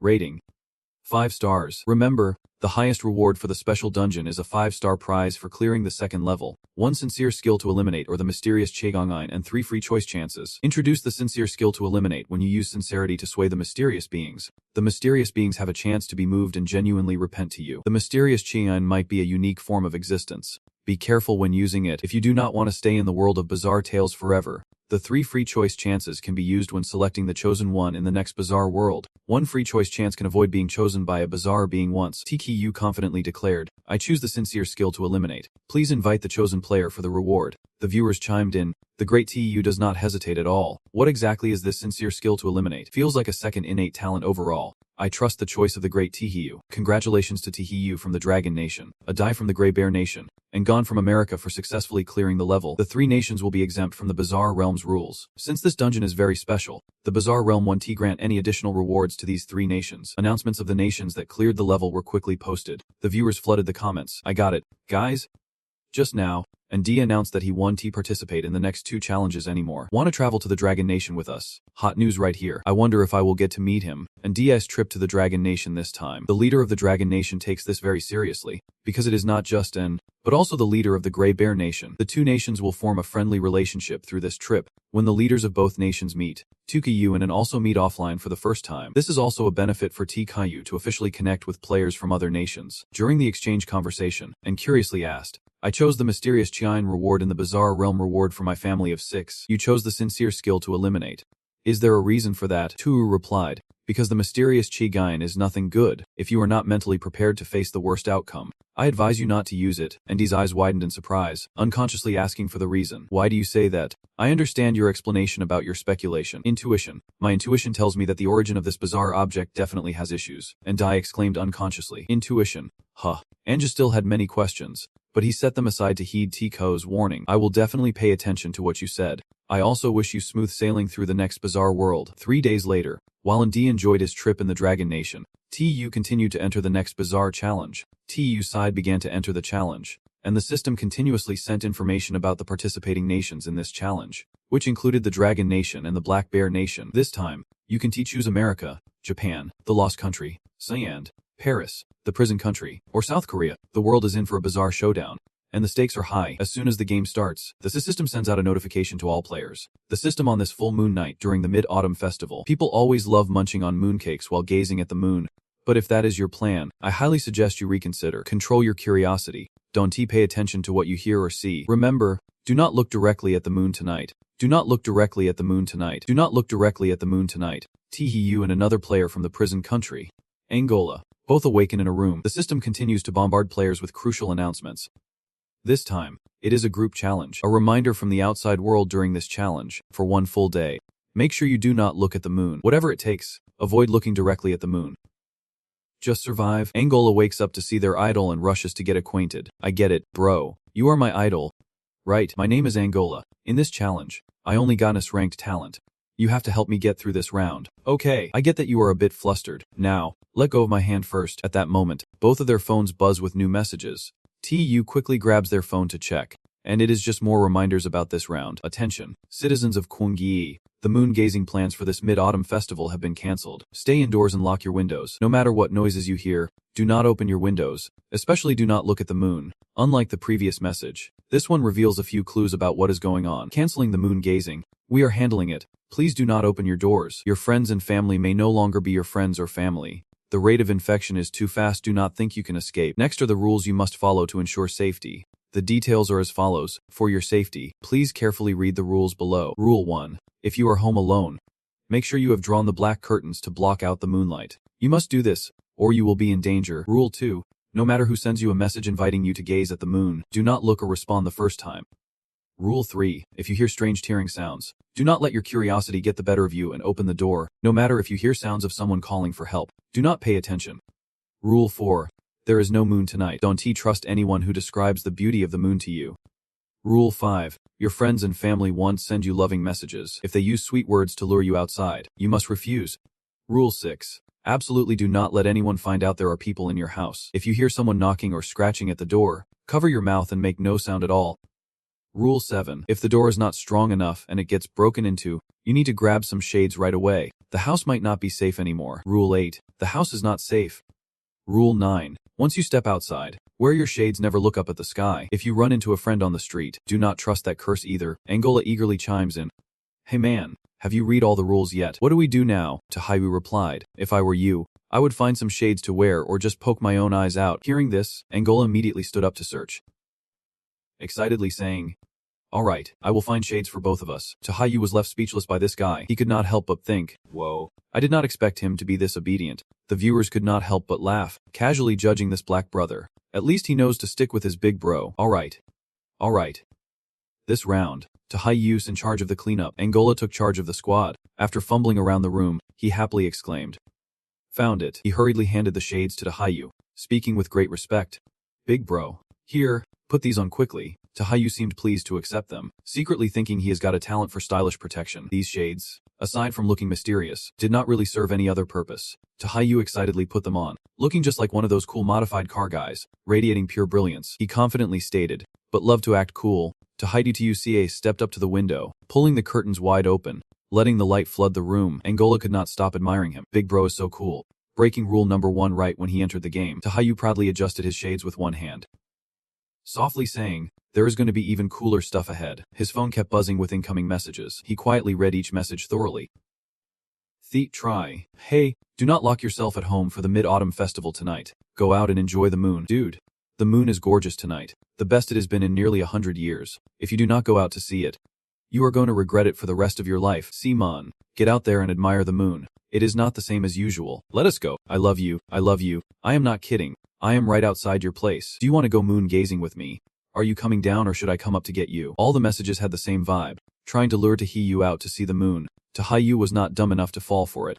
He pieced together the clues and thought about how the rules warned against refusing to see the moon multiple times. These friends were clearly up to no good. Tahayu smirked, craftily typing a response, his thoughts wildly different from his composed exterior. You guys started this mess. Do not blame me for not playing nice. The message sent to Thit Trukai was just like a spam ad, claiming that Wang Zhongwang sausages were way tastier than any other brand. I can teat due to kidney issues, but I want some Silang jelly. Thit Try on the other end was left with a huge question mark.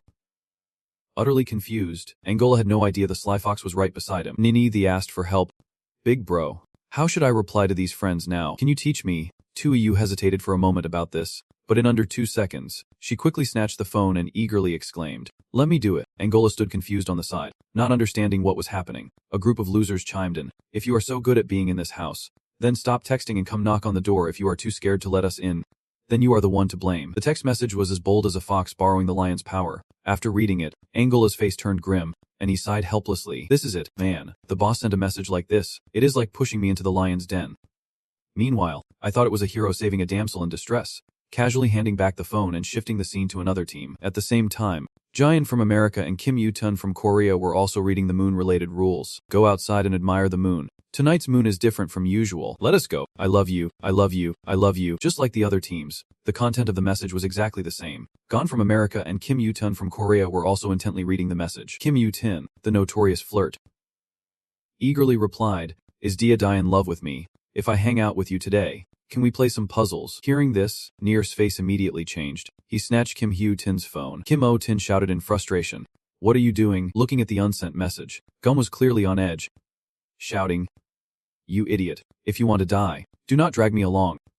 Otherwise, I will show you who is really in charge here." Kim O-tin was also getting riled up. He raised his voice, cursing and threatening, "You want to fight? Huh." Nier was so furious he lunged at Kim Hyu-tin, ready to throw a punch. Nier was so worked up that he cursed, grabbing Kim Hyu-tin by the collar and threatening loudly, "Kim Yu-tin, if you dare to brag one more time, I will knock you out. Just a reminder, you can't pass if there is only one person." Kim Yu-tin, stunned from the punch, realized he was in trouble. He trembled and stammered, begging for mercy. "I'm sorry. I was wrong. I won't do it again. I will listen to you from now on." The onlookers could not help but laugh at this sudden twist, dying of laughter as this guy went from tough to trembling in an instant. Ji Sing sneered, loudly warning, "Looks like you know your place now. Go find some sunglasses. If you can't find them, I will smash you. Your big mouth is gonna get you in trouble." Kim O-tin was now like an ant on a hot pan, just nodding continuously. At the same time, both of them received new messages. They quickly pulled out their phones to check. Juhan pondered as he read the message. The screen clearly displayed a text from multiple senders, all subtly implying, "Hey, wanna go admire the moon, cousin? I am still awake. I can't sleep either. I am just a girl, so hurry down here and join the fun. Hey cousin, the moon is beautiful tonight. Just step outside, and I will introduce you to my best friend. Cousin, open the door. I'm downstairs. What is the apartment number again? Earlier it was friends, now it is family, and there is still more coming." Gaze muttered softly. He was too familiar with this trick of luring people in and quietly switched his phone to silent mode. Just as the words left his mouth, a strange knocking sound echoed from the door, making both of them glance instinctively toward the source. June quietly approached the door, listening intently while keeping an eye on the situation. Behind him, Kim and Hyun-tin curiously asked, "What is going on? What is out there?" The moment Kim Hyu-tin spoke up, Gae-sen's expression changed drastically. He angrily turned and kicked Kim O-tin, shouting, "Keep it down.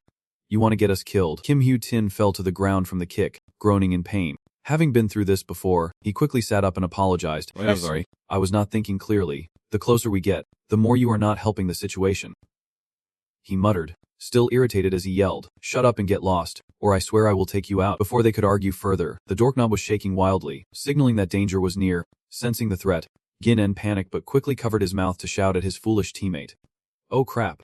They are trying to break in. This is all your fault." Meanwhile, on Taehyu's side, while Gon and Kim Tuchin faced the bizarre situation at the door, Taekyu heard the noise coming from outside as well. Angola was huddled in the corner, muttering prayers under his breath. "Oh my god, please protect me. Whatever's out there, please make it go away." In stark contrast, Taekyu was lying back, looking completely relaxed and at ease. Angola turned to see Taehyu's calmness and was taken aback, silently wondering, "Why is he so chill? Are you not scared at all?" Angola asked kindly, checking in. "Big bro, I get it. If you are feeling scared, just pray with me. God will surely protect us through this. Is this guy for real?" Hearing this, Taehyu felt a bit annoyed. "In our country, we are all materialists." He sat up from the couch.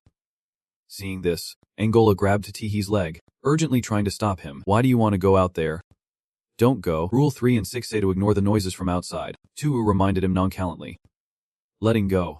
"If you do not want to listen, that is on you." Hearing this, Angola made a face that said it all. Taehyu slowly approached the door, gripping the doorknob and turning it open. Suddenly, a face that looked like a hideous demon popped in. Angola was terrified, screaming and clutching his knees as he backed away. "What the hell is that? Close the door, please. Big bro. Hurry and shut the door." Ignoring the ugly zombie creeping up behind them, Taehyu smirked, thinking to himself, "Perfect. I wanted to scare you a bit so you would not get in my way later." Taehyu, feeling generous, gave the monster a big slap across the face, cursing loudly, "You thought you could ambush me? Here. Take this." Surprisingly, the slap caused a huge ruckus. The zombie's expression flipped 180 degrees, no longer aggressive, now sitting there crying and blaming itself. "I am not even human. You invited me over, And yet I wanted to eat you. I am so dead right now. I get this feeling of panic deep inside. What is going on? The moment I used my skill on that zombie, a notification popped up saying my sincere attack was activated. When you try to reach out to a strange creature with genuine feelings, it might just feel touched and sincerely regretful towards you. That zombie, hit by the ultimate move, was like it got caught in a love spell, crying and wallowing in self-pity. I really must not be human. No, I definitely am not a zombie. I stand there, stunned by the scene before me, looking at my hands. I can't help but marvel. Is sincere attack really this powerful? Feeling a rush of excitement, slapped that zombie a few more times without a shred of guilt. The sound of slapping echoed through the room. That zombie was so dazed, it left the other zombies just as confused. It was curled up in a corner, crying and mumbling a self-blame song. Why am I even here? Why do I feel like my friend looks so tasty? I really am dead meat. I am really dead meat. But that whole situation just lit a fuse. The zombies took turns rushing to attack Tahiyu. He found them really annoying, moving his hands and feet, his expression darkening as he gritted his teeth. Are you all still coming at me? Check out my punch. His hand swung through the air, but before he could land a hit, it was blocked. The earlier zombie shouted, "Don't you dare underestimate the bond of friendship. You punks," yelled and charged towards the other zombies like a hero saving a damsel, leaving Tiyu utterly surprised. Seeing that guy fighting his own kind to protect me, I felt a flicker of goodwill and casually remarked, even though that sounded totally delusional, "You are a good zombie." As soon as I closed the door, Angola stood behind me, astonished and stammering, "Big bro, how did you do that?" Tiyu replied casually, "Just a normal thing. Nothing to be surprised about." Angola knelt down and bowed his head to the ground, showing his respect, admitting he was wrong while throwing in a few compliments. "Big bro, I'm sorry, I messed up. I should not have doubted you earlier. From now on, you are my god." Tihiyu suddenly pulled out his phone to check the latest news. The screen displayed a new notification. Purification plans. Blood moon. Failure. And time is being reset. Citizens of the city, do not panic. Close your windows. The moon will return to normal soon. Please trust us. On the big clock, time was silently ticking away, not waiting for anyone. The hour and minute hands spun ceaselessly, pointing at the number 12. It subtly reminded players that this was a time filled with danger. Angola, confused about what was happening, helplessly asked, "Big bro, what is going on?" Tuhi remained focused on the rules displayed on his phone, responding, "The time is resetting, but not completely. The start time for this round was midnight, and now it is 12:01. Angola still looked lost, but his face clearly showed he was worried. "So what does that mean?" Tuhi lightly tapped the screen of his phone, which displayed the time as 12:01. He replied softly, "Not sure yet. Let us see how it goes." Tuhi's phone kept buzzing with notifications, all messages from different people inviting him to moon gaze. "Get outside and check out the moon. Your uncle is dancing on the moon." "Hey genius. Where you at, bro? You home? Don't go anywhere. I will swing by to pick you up." "Stranger, the moon is beautiful. It does not want to harm anyone. The moon is cruel. It will reject those who believe differently." "Stranger, the moon deserves to be praised. It deserves to be celebrated. If I could, I would feast on your pure brain." Another message popped up about new rules. The content was as follows: "Don't trust messages from unknown numbers. Especially be cautious with your family and friends. For your own safety, please adhere to the following rules." Rule 10. Normally, no one will knock on your door. If you hear someone knocking, do not peek outside through the peephole. Rule 11. If someone outside claims to be your friend, ignore them. That is not your friend. Rule 12. Absolutely do not go outside. No matter the situation, you must stay indoors. Rule 13. The moon is truly terrifying. Avoid contact with the moon. Even moonlight can kill you. Rule 14. If it is no longer safe inside, immediately find the nearest shelter. That place is in my heart. Angola spoke up, looking helpless. "Bro, what do you think about these messages and rules?" "I am completely stumped. I can only rely on you to survive." Tahiyu pondered quietly, explaining that the new rules conflicted with the old ones. Perhaps they had been revised. Suddenly, a sound from the door caught Tahiyu's attention. He observed with teary eyes and proactively said, Let me check it out." No sooner had he spoken than Tahiyu moved closer to the door. Angola broke into a sweat, nervously reminding, "Bro, be careful." After peeking through the peephole, Tahiyu's face revealed a trace of worry. He pondered for a moment, softly stating, "A pitch-black figure." The viewers empathized with Tahiyu's feelings. They were both scared and in awe. Even though they had seen it multiple times, Tahiyu still managed to shock them. This rule states that if you hear knocking, do not look outside through the peephole. Yet, here he was, staring right through it. The student sat upright. Just like Tahiyu said earlier, nothing surprising about this. Tahiyu called out to the person at the door, "Are you my friend? What is your name?" The stranger replied, "Steel Egg. I am Steel Egg. I am the one who just texted you." Tahiyu eagerly opened the door at lightning speed, startling the other person for a moment. He welcomed his friend as if they were visiting, his voice brimming with excitement. "You are the one who said my uncle is dancing on the moon." Right. Hurry, take me to see. I understand. It is like meeting an old friend after years apart, full of warmth but also urging the other person on. Why are you just standing there? If you stay there any longer, my uncle will finish dancing, so hurry up. I am trying to film this on my phone. Without waiting for a response, I could tell he had a not so friendly expression. Getting ready to throw down. You are not trying to trick me into stepping outside. Are you? Steel Egg was freaking out, thinking to himself, wait, am I the zombie here? Or is he really not going to give me any face? Steel Egg yelled, if you won't give me face, do not blame me for not holding back. Tee-hee-you threw a punch straight at him. He cursed, you little punk, daring to make up stories about my uncle to fool me and ruin my excitement. Today, I am turning you into a fried egg, you little brat.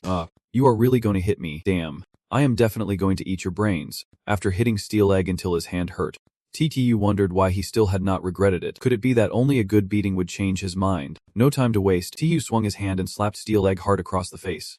And he clung to TTU's leg, crying for mercy. I'm sorry, I was wrong. I should not have tricked you. Actually, your uncle is not dancing. I made that up to fool you. TU smiled happily. He suggested, admitting your mistakes and wanting to change is good. How about this? You apologize by showing me some pole dancing, and I will forgive you. Steel Egg stood there, completely confused. A moment later, Steel Egg was gracefully twisting around the pole, while he was struggling in pain. Tukuyu was leisurely clinking glasses with Angola. The audience could not help but comment in surprise. Wait, what? Where did that pole come from? Another viewer replied. Meanwhile, while T-Hugh was enjoying the pole dance, Hunley C from Japan's Unstoppable Nation and Mu from the Ball Nation were debating the rules. Hunley C was trying to convince Mizu from Ball Nation. Listen to me, something's definitely going on outside. We can't just sit here and wait for death. We need to see what is happening. Mizu kept refusing. No, it is safest inside. As long as we can keep living, we do not need to risk going outside. Just then, a noise from outside made both of them break out in a cold sweat. Hunley C cautiously peered through the peephole to observe the situation outside. Viewers were getting frustrated and commenting, is he trying to be like T-Hiyu? Looking through the peephole like he wants to die. Hunley C's eyes met a wide open, bleeding eye. Hun ZC screamed in fright. Oh my god! Did you see that up there? Don't just randomly copy the boss, or you will pay dearly. Viewers below were angrily chiming in. He scared me to death. I am just a viewer. What did I do wrong? The viewers' lives matter, too. Mdu then used his phone to ask Hunai about the situation outside. Hey Hendak, what do you see? Hendak replied to Mizzy using his phone. It looks like a zombie. Let us keep quiet. It probably knows we are in here and will leave just like last time. Mizu nodded silently. Suddenly, Hendak's phone buzzed with a message. The person on the other end identified themselves as Steel Egg. He said, Bro, I am right outside. I know you are in there, so hurry and open the door. I am dying to taste your delicious brains. Hendak felt a chill run down his spine upon hearing that. Mizu quickly checked in on Hendak through his phone. Hendak, what is going on? Hendak held up his phone, showing a message about the zombie outside, which seems to know we are inside. I feel like this door won to hold it back. We are done for. Just then, both received a notification. The window behind them had been opened. They both jumped back in shock, simultaneously asking, what? 3 zombies appeared at the window. Mizu screamed, the zombies have gotten in. Viewers above could not believe it and commented, what the heck? This is the 3rd floor. How did the zombies climb up here? Viewers below replied, who cares about that? Let us see how they handle this. And Dak quickly grabbed Mizu by the shoulders, shouting, damn it, Mizu. Stay calm. We need to find weapons to fight them off. Hendak told Mizu to put on sunglasses. The kitchen has knives. Let us each grab one. Mizu nodded. Right, we need knives. After rushing to the kitchen to grab them, Hendak shouted, I am going to fight these guys. Mizu cursed at the zombies. Die, you monsters. Suddenly, Mizu lost his steel egg. Hendak threw the knife and turned to run. Before leaving, he told Mizu, you handle the zombies. I will move the sofa to block the main door. Outside the main door, Steel Egg's voice echoed. Hendak, I know you are in there. If you dare to make noise, you would better open the door. The system announced that the D-level talent, Weapon Master, had activated, allowing him to find weapons at critical moments. The door burst open. Hendak raised his baseball bat and yelled, die. Steel Egg easily dodged Hendak's attack. Hendak reacted quickly. Raising his bat again, he swung it at Steel Egg once more. Steel Egg effortlessly overpowered Hendak. Steel Egg licked his lips, saying, brains. Delicious brains. Hendak struggled and cried for help. Damn it. Help, Mizu. Help me. Just when Mizu finished off the last zombie, he heard Hendak's cries for help. He panicked and shouted. Hendak. Mizu bent down to grab the baseball bat, then struck Steel Egg hard on the head from behind. Mizu successfully saved Hendak. Hendak let out a sigh of relief, stood up, and said to Mizu, Thanks, man. Viewers above commented, that was epic. Who knew Dak and Mizu would work so well together? Viewers below remarked how strong Steel Egg was here. The Steel Academia situation with Brother Tahiyu seemed like a joke. Another viewer wonders, could it be that Captain Tahiyu is just too formidable? At that moment, Tahiyu has finished enjoying Zhang Tai's performance. Tahiyu happily grabs Zhang Tai by the collar and pulls him along. Confused, Zhang Tai asks, dude, what do you want? Tahiyu casually replies, nothing. I just felt like it. He opens the window and throws a steel egg outside. He casually bids farewell to the steel egg, sending it off with a cheerful wave. The steel egg plummets straight to the ground. Tahiyu watches Zhang Ti's figure fade away, amazed that the sound is still ringing clear. It should have faded by now. Right? Suddenly, Tahiyu freezes. Right beneath the window, a few zombies suddenly appear, baring their teeth and claws. Tahiyu angrily shouts, damn, these zombies are smart. They know how to trigger the window. No sense of martial ethics at all. Spotting a stick next to the window, Tahiyu grins wickedly. I have got a brilliant idea. Excitedly, Tahiyu raises the stick, grinning from ear to ear as he says, let the mouse hunt begin, and the zombies scream in terror. Before long, the zombies jump down one by one. They panic and scream, run. This human is way too scary. I am gonna die. Tahiyu pretends to plead with them. Oh, do not go yet. I have not even played with you. After driving the panicking zombies away, Tahiyu leisurely pulls out his phone. Bored, he casually sends a message to check on some friends. Tahiyu sends a super smart message. I am at home and a ton of zombies just showed up. Do you know how to handle this? I am waiting and it is urgent. Super Smart quickly replies, thankfully. You are okay. Don't do anything. I am heading to your place right now. After reading Super Smart's message, Tahiyu silently judges, is Super Smart really replying? Plus, the message content is pretty normal. Could he just be an ordinary guy and not a fool? Tahiyu's phone screen lights up with a notification for a message from an unknown number. Purge failed. Time will reset for the third time. Citizens of Guangde, do not panic. The moon's anomaly is only temporary. Tahiyu wonders, a failure in the purge. How do you even determine that the purge has failed? Based on what is happening outside. The clock is ticking backward. Sitting in his chair, Tahiyu muses. This time, the time reset is 12:02. That is a whole minute more. What does this mean? Angola sits next to Tahiyu. He asks, Tahiyu, do you have any new clues? What should we do now? Tahiyu replies, there are way too few clues in this house. If we want to uncover the truth, we gotta go outside. Angola looks worried upon hearing this. He hesitates, but suddenly a voice calls from outside. Open the door. It is Super Smart. Tahiyu stands up, ready to open the door.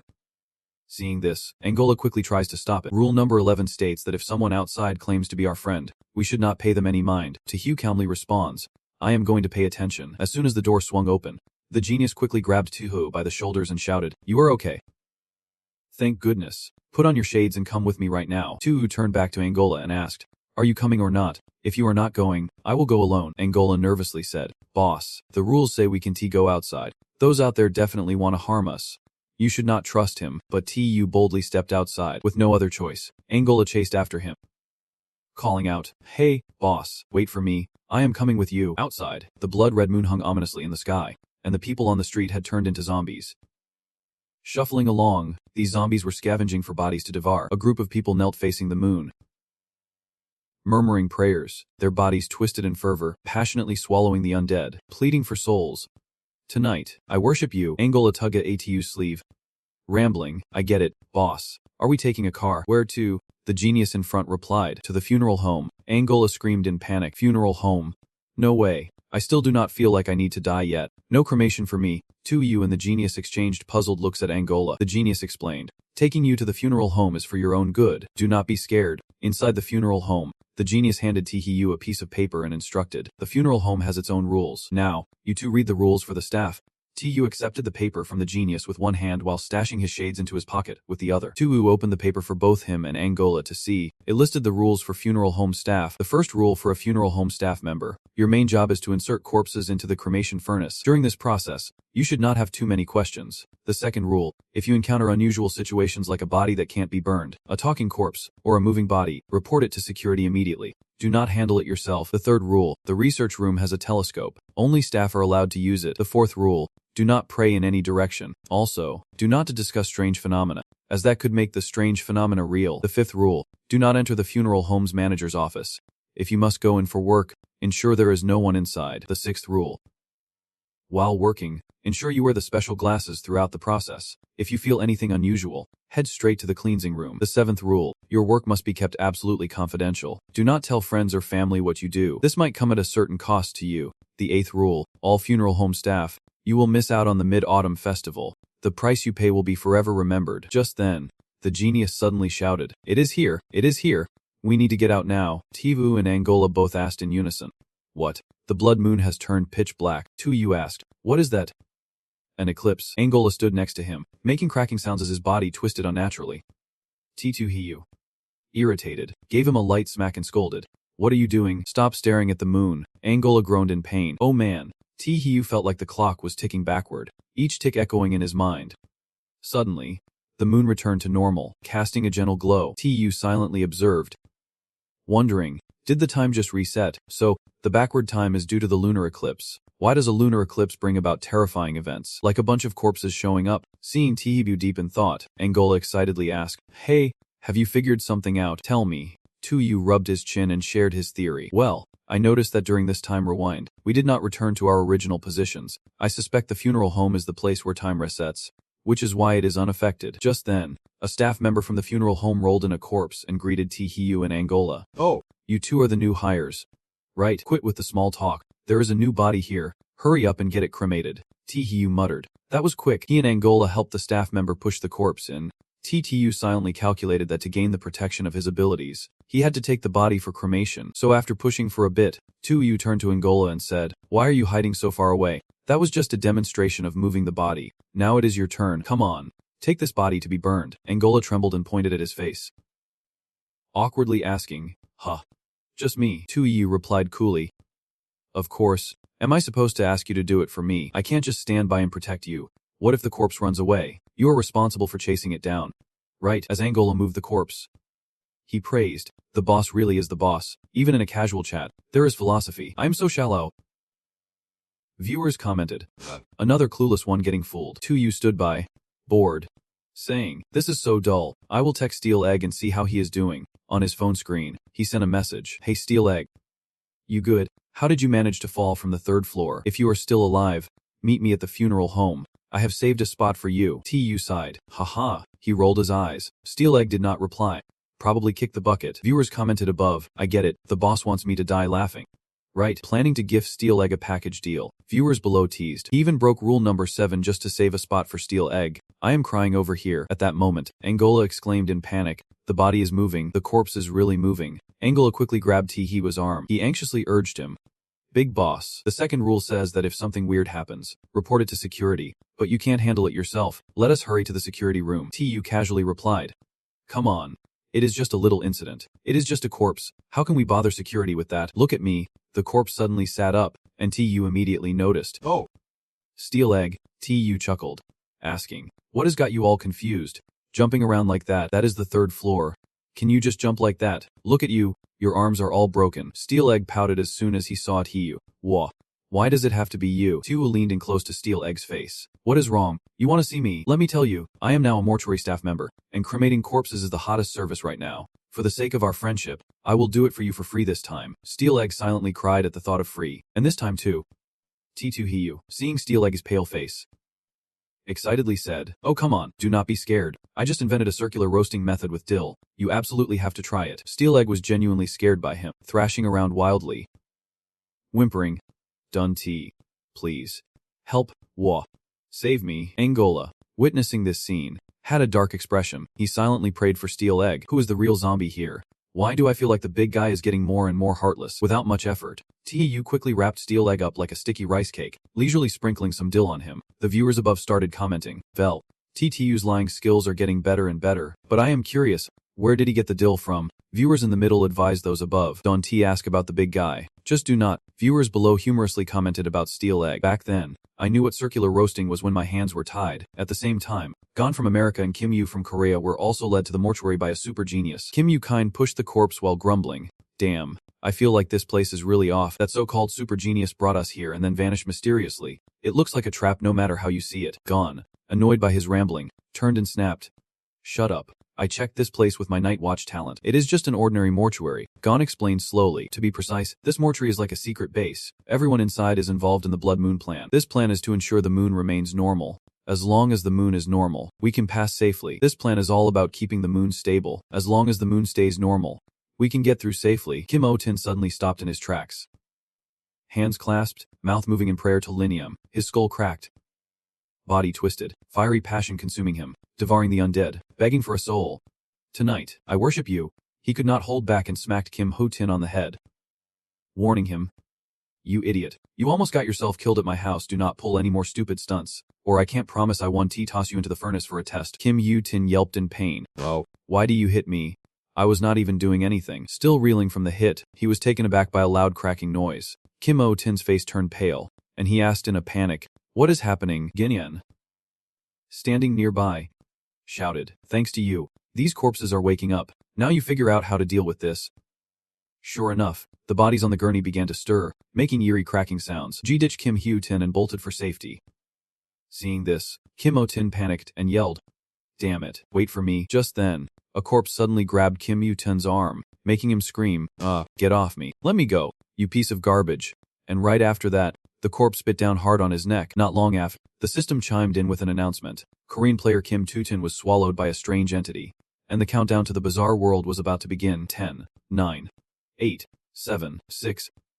Meanwhile, at T-Hugh's location, he was directing the dolls and stuffed animals, adding dill and chili. That is right, sprinkle it all on. Viewers in the comments were saying, "Man, this is just pitiful." Tears streamed from the corner of my mouth, and two funeral home employees who happened to witness this were taken aback. One of them could not help but exclaim, "Holy crap, who is this guy using a corpse as roast meat?" The other one said, shocked, "This is something only a madman would do." Just then, Tu turned his head with a creepy smile. He invited the grilling meat to have a taste. "Want to give it a shot?" The two employees were so scared they nearly lost their minds, both screaming, "Oh my god, a crazy person just broke into the funeral home." They scrambled out of the room, leaving Tu all alone. He watched the backs of the two with a puzzled expression. These corpses were clearly dead, so why did they need to be cremated? Could they really come back to life? Tu stroked his chin, pondering if those chants from people on the street had anything to do with it. "Let us give it a try."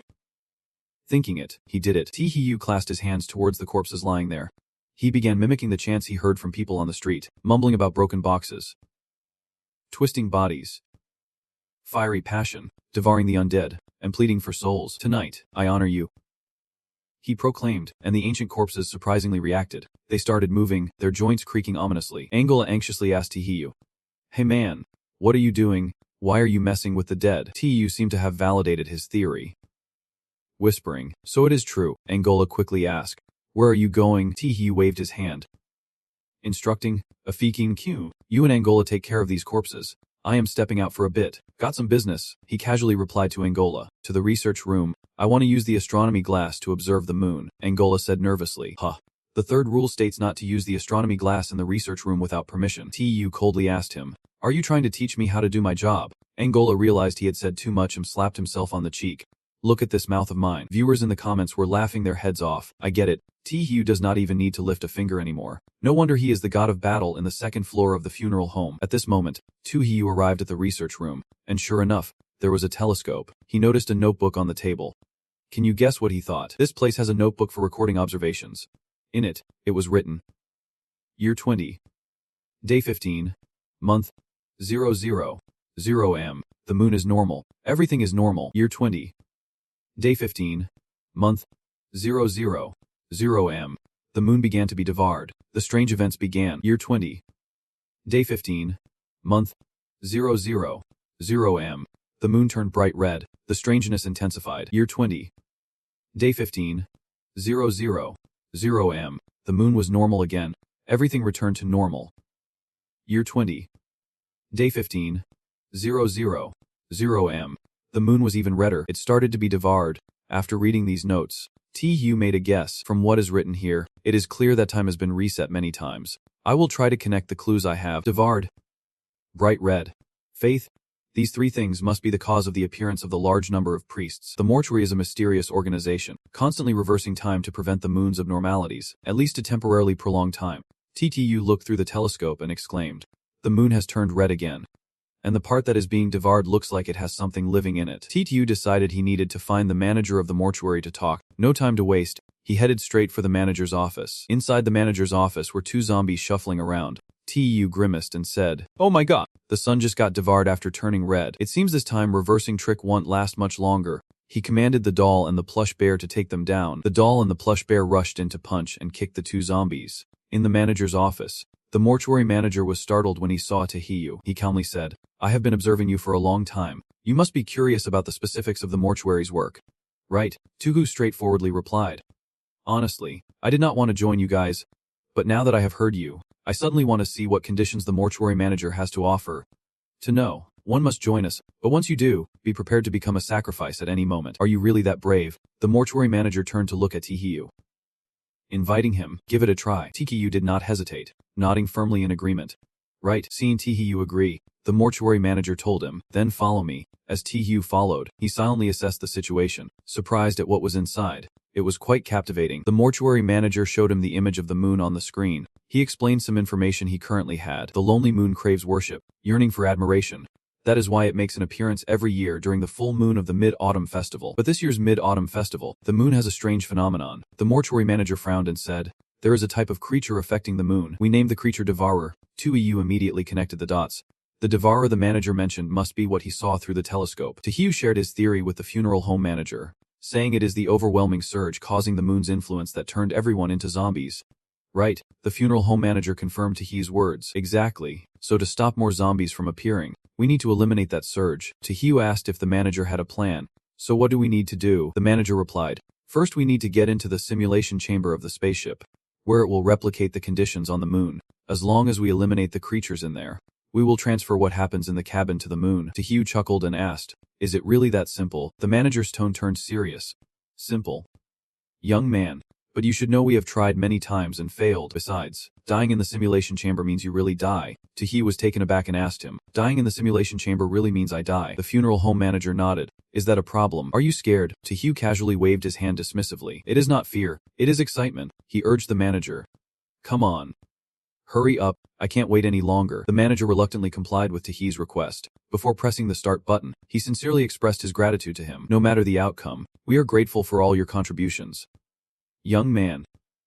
Good luck." After the funeral home manager activated the simulation chamber, Tahiyu felt like he was in a different dimension. He opened his eyes, and in front of him was a scene that looked just like the moon. Tahiyu exclaimed, "The view looks so real, it is truly impressive." Viewers commented from above, "Did anyone notice? The simulated moon still had gravity." And viewers below replied to those above, "He is so stiff, it is a simulation. There has to be gravity to move easily." Suddenly, from a distance, a cloud of dust appeared. Through the haze, a pack of dog-faced monsters charged aggressively. They were charging straight at Tahiyu. He asked in surprise, "Is this the true form of the surge?" "Looks ugly." Tahiyu immediately commanded White Bear to take them out. At that moment, other contestants were also standing in front of the manager. He invited those contestants into the simulation ship, but most of them believed that this round just required patience to pass, so they refused to enter the simulation chamber. Only Gon agreed to the manager's request, wanting a higher evaluation. The funeral home manager stood outside the chamber, seriously instructing Gon to find the source of the creatures that emerged from the surge. "Only by addressing the root can we return the moon to normal." Jason asked him confusedly what the source of the surge was. The manager scratched his head and honestly replied, "To be honest, we do not know." He could only rely on his instincts to search. His face went pale, just relying on his gut feeling. He knocked on the simulation room door, wanting to request a retreat. "Those people are completely untrustworthy." Unfortunately, it was too late as the funeral home manager had pressed the start button. He smiled at him and said, "Good luck." Jason let out a desperate scream. I am not ready yet." Viewers in the chat commented, "Damn, this manager is really pushing it." The viewers below could not help but laugh at John's horrified expression. Even though John is a man, he was scared enough to scream his lungs out. "Ha!" Before long, after the simulation room activated, Gon opened his eyes. He cursed, thinking the manager had a complete plan, only to realize he had to rely on his own flesh to find clues. Suddenly, a noise came from afar. Gon panicked and shouted, "What kind of monster is that?" Without thinking much, he quickly ran for his life, screaming as he went, "Mom! Help!" The monster was quickly catching up to Gon. They lunged at him, tearing him apart. John let out a heartbreaking scream. Then his body was completely swallowed up. Viewers above felt it was too tragic. Jason was a real man. Dying like this was a bit unfair. Another viewer found it strange. Wait, why has not there been an announcement that Gon is out? Or is he still not dead? The viewers below started to notify each other. Everyone look, the manager is leading others into the simulation room. Viewers above wondered, what do they want to do? The viewers below guessed they seemed to be all in or nothing. After all, they could not keep reversing time anymore. Look at what the manager is holding. It looks like a bomb remote. Viewers above suddenly felt a surge of respect, hoping they could successfully defeat the monsters without needing the bomb. The manager was now giving orders to the funeral home staff. All funeral home staff, Listen up, John is dead. Reversing time is useless. We have no way out left. Let us all take a stand against these monsters. With that, the manager and the funeral home staff charged in unison for a life and death battle against the monsters. Before long, due to their overwhelming numbers, the monsters began to push the manager and the surviving staff into a corner. The funeral home manager saw there was no other way and resolutely said, "It is hopeless. It seems we can only use this." The manager pressed a switch, and instantly a deafening explosion echoed, smoke rising up like a gigantic mushroom cloud, reminiscent of a nuclear bomb explosion. At this moment, in a residential area, the night was eerily quiet. With no one on the street, Gon's phone rang, and he suddenly sat up, startled, asking himself, "Am I not dead? Why am I still alive?" The TV screen was blaring with the host's voice. "Today is the Mid-Autumn Festival, a time for us to gather with family and enjoy the moon. Wishing you all a joyful festival." Gijon Jason still has not fully come to his senses. He quickly glanced at his phone. Today is the 15th, and the current time is 8 p.m. Confused, he asked, "What the heck is going on?" The time now is even earlier than when he first entered this bizarre world. His phone immediately buzzed with a series of messages. The first one was from Steel Egg. "Hey, brother. Why are you holed up at home? Come out for a drink." Next up was a message from V and Vin. "Are you finally going to hang out with me or what? If not, just say something. Don T, leave me hanging." Then came a message from Mom. "My dear son Trung Thu is having a blast while working away from home. Remember to take care of yourself." Finally, there was a message from Dad. "Trung Thu is a time for family reunion. The longing wrapped up in mooncakes. Are you coming home for Trung Thu this year?" After skimming through the messages, Gon realized he understood everything. Time had reset. Everyone was still alive, and the moon was back to normal. "Dear contestant, congratulations. You have passed the Blood Moon evaluation with a 3-star rating, solo survival analysis with 1 star, and a sacrifice spirit with 2 stars. Hearing this announcement, Gon could not contain his joy. He shouted, "I made it." The viewers above are confused. But hey, coming back from the dead still counts. The viewers below sighed, thinking it could not get any more ridiculous than this. You can pass just by doing nothing. Don't you believe me? Just watch. Meanwhile, the announcement continued. Dear contestant, congratulations. You have passed the Blood Moon round with a 3-star evaluation. Analysis shows 2 contestants passed with 2 stars. Surviving the final round in the funeral parlor gets you 1 star. Mizu and Hendak were lucky to survive as well. They were overjoyed to the point of tears. The viewers above commented, "Whoa, the survival rate for this round is crazy high." The viewers below felt a bit bitter, lamenting the fact their evaluations were not high, with only Boss Tihu left to see what he would do. Right now, Tihu was watching the battle between the white bear and the monster swarm. He turned to the doll beside him and said, "It looks like the white bear can handle them. Shouldn't Tihu help out?" Just then, Tihu's phone rang. It was a call from the manager. He said they needed to find the origin of the enriching to completely eliminate them. Otherwise, they would keep spawning. I asked the manager, "How do we find the origin of the enriching?" The manager's answer was useless. He told me to rely on my instincts. Then the manager hung up. Tihu sighed in frustration. Rely on instinct. Huh. Asking was pointless. Doll, can you find the origin of the enriching? The doll nodded. Tihu turned to the white bear and said, "Stop fighting and follow me." The white bear huffed and replied, "All right, I get it." The white bear and the doll bolted, with the Nentaching in hot pursuit behind them. After a while, Tihu stopped in front of a tree. This tree was unlike any other. It had eyes, a nose, a mouth, and its gnarled bark made it look like an old man. Tihu speculated, "This tree is strange. Could it be the source of the Nentaching?" Suddenly, he noticed the tree had 2 arms, continuously piecing together body parts to create Nutching monsters. Tihu instantly realized, "Woo, so that is how the Nentching are made. This tree is a freaking factory." Suddenly, everything around Tihu went pitch black. Startled, he asked, "What the hell is happening now?" But he quickly regained his composure and began to analyze the situation. The jellyfish chain showed no reaction, meaning his spirit was being affected. Yet he had not been infected by the strangeness, more like a kind of hallucination. Out of nowhere, eerie images of disembodied heads appeared around Tihu, jabbering incessantly. "Stick around, this is your fate. What good is your talent? This place is your final resting spot." The more Tihu listened, the darker his expression became. He warned coldly, "You guys are too loud." But they just kept blabbering, still oblivious to their impending doom. "Stop squirming, it is all in vain. No matter how hard you try, it won't change a thing." Darkness was creeping in. No matter how much humanity resisted, they could not fight against the bizarre entity. Tihu pulled out a mirror. The system announced, "You have used the contaminated mirror." Tihu shouted sharply at it. The ghostly heads shrieked in unison. Then they vanished. System notification. "You have stored the contaminated mirror." Tihu commanded the doll and the white bear, "Go pull that tree out for me." Before the doll and the white bear could act, the tree suddenly rotted from the middle. Tihu asked in shock, "I have not even pulled it out yet. and it is starting to rot. TTU shot a glance at the gathering of buttons. He gasped and yelled, "What the hell?" as the button creatures chased after him, gouging out their own eyeballs. The eyeballs plucked from the button creatures inexplicably flew to one side, merging into a gigantic, terrifying red eye. After gouging out their eyes, the button monsters fell to their knees. In unison they chanted, "The skull is shattered. Bodies twisted, hot blood flows, the flesh of the buttons pleads for souls. Tonight, I honor you." TTU frowned and said, "This is the true face of the buttons." The massive red eye suddenly reached out its arms towards TTU. He remained unfazed, coldly stating, "Even if you look intimidating, you are still going to die." TTU ordered the white bear to handle it.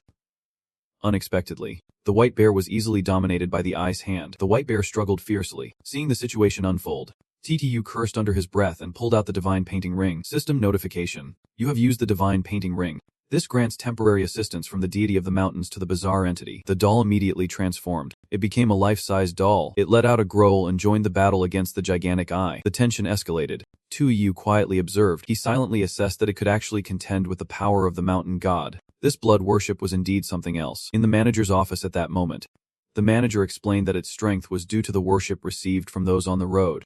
It was only when they stopped that its power would wane. The manager urged the funeral home staff to hurry, no matter the cost.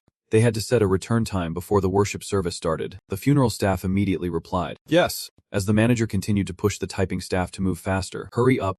If we are late by a minute, I know we will be in danger for another minute."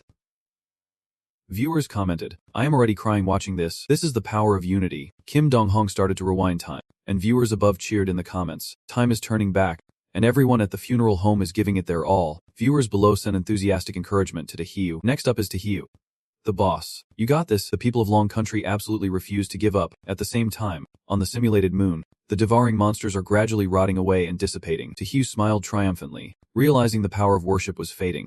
It seemed the people at the funeral home were not slacking off either.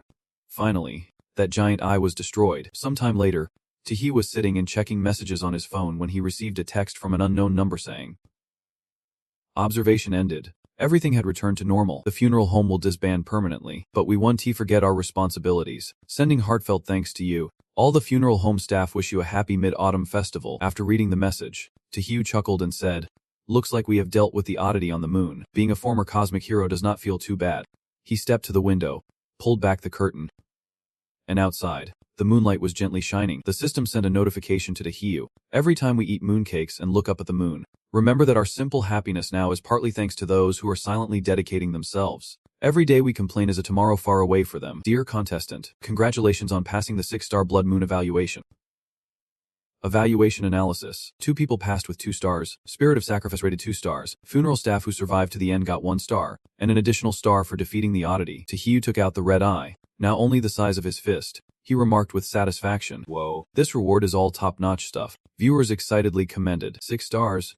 6 stars. Who else can do that? Plus, the honorary staff badge feels really meaningful. Hope next round will let us broaden our horizons." Taehyung pointed the red eye towards the black general, the stuffed bear, and the doll. He calmly said, "The blood pupil can only level up one of you. You 3 figure it out among yourselves." In the end, the doll and black general let the stuffed bear have it. Taehyung handed the red eye to the stuffed bear. He gently said, "Looks like both of them want to give it to you. Go ahead and take it." The stuffed bear swallowed the red eye and immediately became much more spirited. Viewers above, Tung-ho, noted that all 3 of them leveled up this time. Taehyung, the champion. Viewers below commented on how lonely being the champion can be. The system announces that TTU from Long Nation and Angola from Phi Tikuf, along with Hen Li Si from Japan, Mizu from Tiu Quoth, Gon from the USA, Paris, and Oliver from Sil Enyi have successfully passed the challenge round. 7 nations will avoid this wave invasion from the world of strange tales. 2U from Long Nation has received a 6-star rating. He gets a special reward. The self-recovery rate of Long Nation citizens has increased by 10%, plus an extra 5%. Angola from Fieta scores a 4-star rating. They receive a great reward. Annual rainfall in Fitek increases by 7%. J from the USA scores a 3-star rating and receives a standard reward. The crime rate in the USA decreases by 5%. Hun Si from Japan and Mizu from Tatsukup both score 3 stars. They receive a standard reward. Food production increases by 5%. Ba from Paris and Oliver from Siam achieve a 3-star rating. They receive a standard reward, with fruit production increasing by 5%. Tuko Yu returns to the real world, and 3 days later discovers that the entire world has established a ranking of warriors. The top spot goes to Taehyung from Long Nation, with an unknown talent. 8 consecutive victories in the world of strange tales. 18 years old. Currently single. In second place is from Haikang Quof, with an S talent of infinite deduction. 3 consecutive victories in the world of strange tales. 27 years old. Third place is Sikila from Paris, with an A-level talent in immersive acting. 2 consecutive victories in the world of strange tales. The current status is lost. In fourth place is Gone from the USA, with S-level talent, a night watchman, who has passed the world of strange tales twice. Currently 25 years old. T2 Hiyu. Bored, rests his chin on his hand and says, "What is the point of having a top ranking that never changes, if the top spot never changes? What is so exciting about that?" He declares his own criteria. The best thing is to try to enjoy each round. System announcement. The countries participating in this challenge include Long Nation, exempt this time, the USA, Japan, Ceylon, Paris, Fitha Quooks, and Z the Yokuya. The world of strange tales for this challenge is a psychiatric hospital. Summary of the context. In the psychiatric hospital, your responsibility is to care for the patient's emotions while preventing them from becoming violent. Patients may exhibit strange behaviors, but if you patiently communicate with them, you might unlock a whole new world. This challenge requires 2 people from the same country to pass. A reminder from the outside world for this round. No reminders. You must think deeply and rationally to find your teammate from the same country in the hospital. Be careful. They can disguise themselves as anyone. Within 3 days, find out the most accurate reason for why the psychiatric hospital was abandoned. 2 rubs his chin and comments. Does this round require finding a teammate? There must be some obstacle. Otherwise, it would be too easy to just ask anyone directly. Suddenly, someone taps him on the shoulder from behind. The person greets him. "Hey, you must be the new doctor, right?" Tu turns around to see someone wearing a bizarre pig mask. He thinks, "Oh, this person is wearing a mask to increase the difficulty of finding teammates. Huh, I can see their face, but they can see mine. Is my teammate actively looking for me? There is definitely going to be some sort of obstacle. I need to coordinate with this person first, observe the situation a bit more, and then figure out my next steps." After careful consideration, Tu smiled calmly. He greeted, "Hello, I am the new doctor here. Is something wrong?" The guy in the pig mask shook Tao's hand and said, "Then follow me. I will take you to your office." As he led Takiyu away, the guy in the pig mask introduced himself. "I am Livi Fihi, your colleague. Here are the hospital rules for you to read first." He handed over a piece of paper. Hiyu took it and replied, "Okay." The paper read, "Rules for psychiatrists at the hospital. Rule number 1. A psychiatrist must do their job well. It might not be easy, but be patient when dealing with patients. Rule number 2. During work hours, you are strictly prohibited from leaving your post. If the director catches you, expect severe punishment. Rule number 3. Take your medication on time and ensure patients do the same. This will help stabilize your and the patient's emotions. Rule number 4. Patients may sometimes make requests of you. If the requests are too bizarre, you can ignore them or walk away. Rule number 5. During night shifts, do not enter the patient's rooms. If you hear a patient screaming for a nurse, do not go inside alone. Rule number 6. Most nurses in the hospital are female. If you see a male nurse, stay calm. They are temporary staff at the hospital. Rule number 7. Temporary staff cannot be trusted. Don't talk to them. They might trick you into making wrong decisions. Rule number 8. Patients might try to scare you, but no matter what, do not show any fear, because that will provoke them to act dangerously towards you. Rule number 9. After midnight, if you see a patient or a nurse go into the restroom, lock the door immediately and stay out of their sight. Rule number 10. Absolutely do not use the hospital elevator. The hospital only has 3 floors. There is no basement. Rule number 11. If you discover an additional room for severely ill patients, leave immediately. Don't open the door and do not listen to any sounds from inside that room. As Hiyu walked in read, he noticed there was still writing at the bottom. Don't trust the female nurses at the hospital. The male nurses are the ones you can rely on. Don't take any medication from them. They intend to control your thoughts and actions. At that moment, Lolu Yigati said, "We are here. Get familiar with the work environment. I have something to take care of, and I will let you know what you need to do later." I simply replied, "Got it. Okay." Hiyu crumpled the paper and tossed it to Heki Tang Kwon.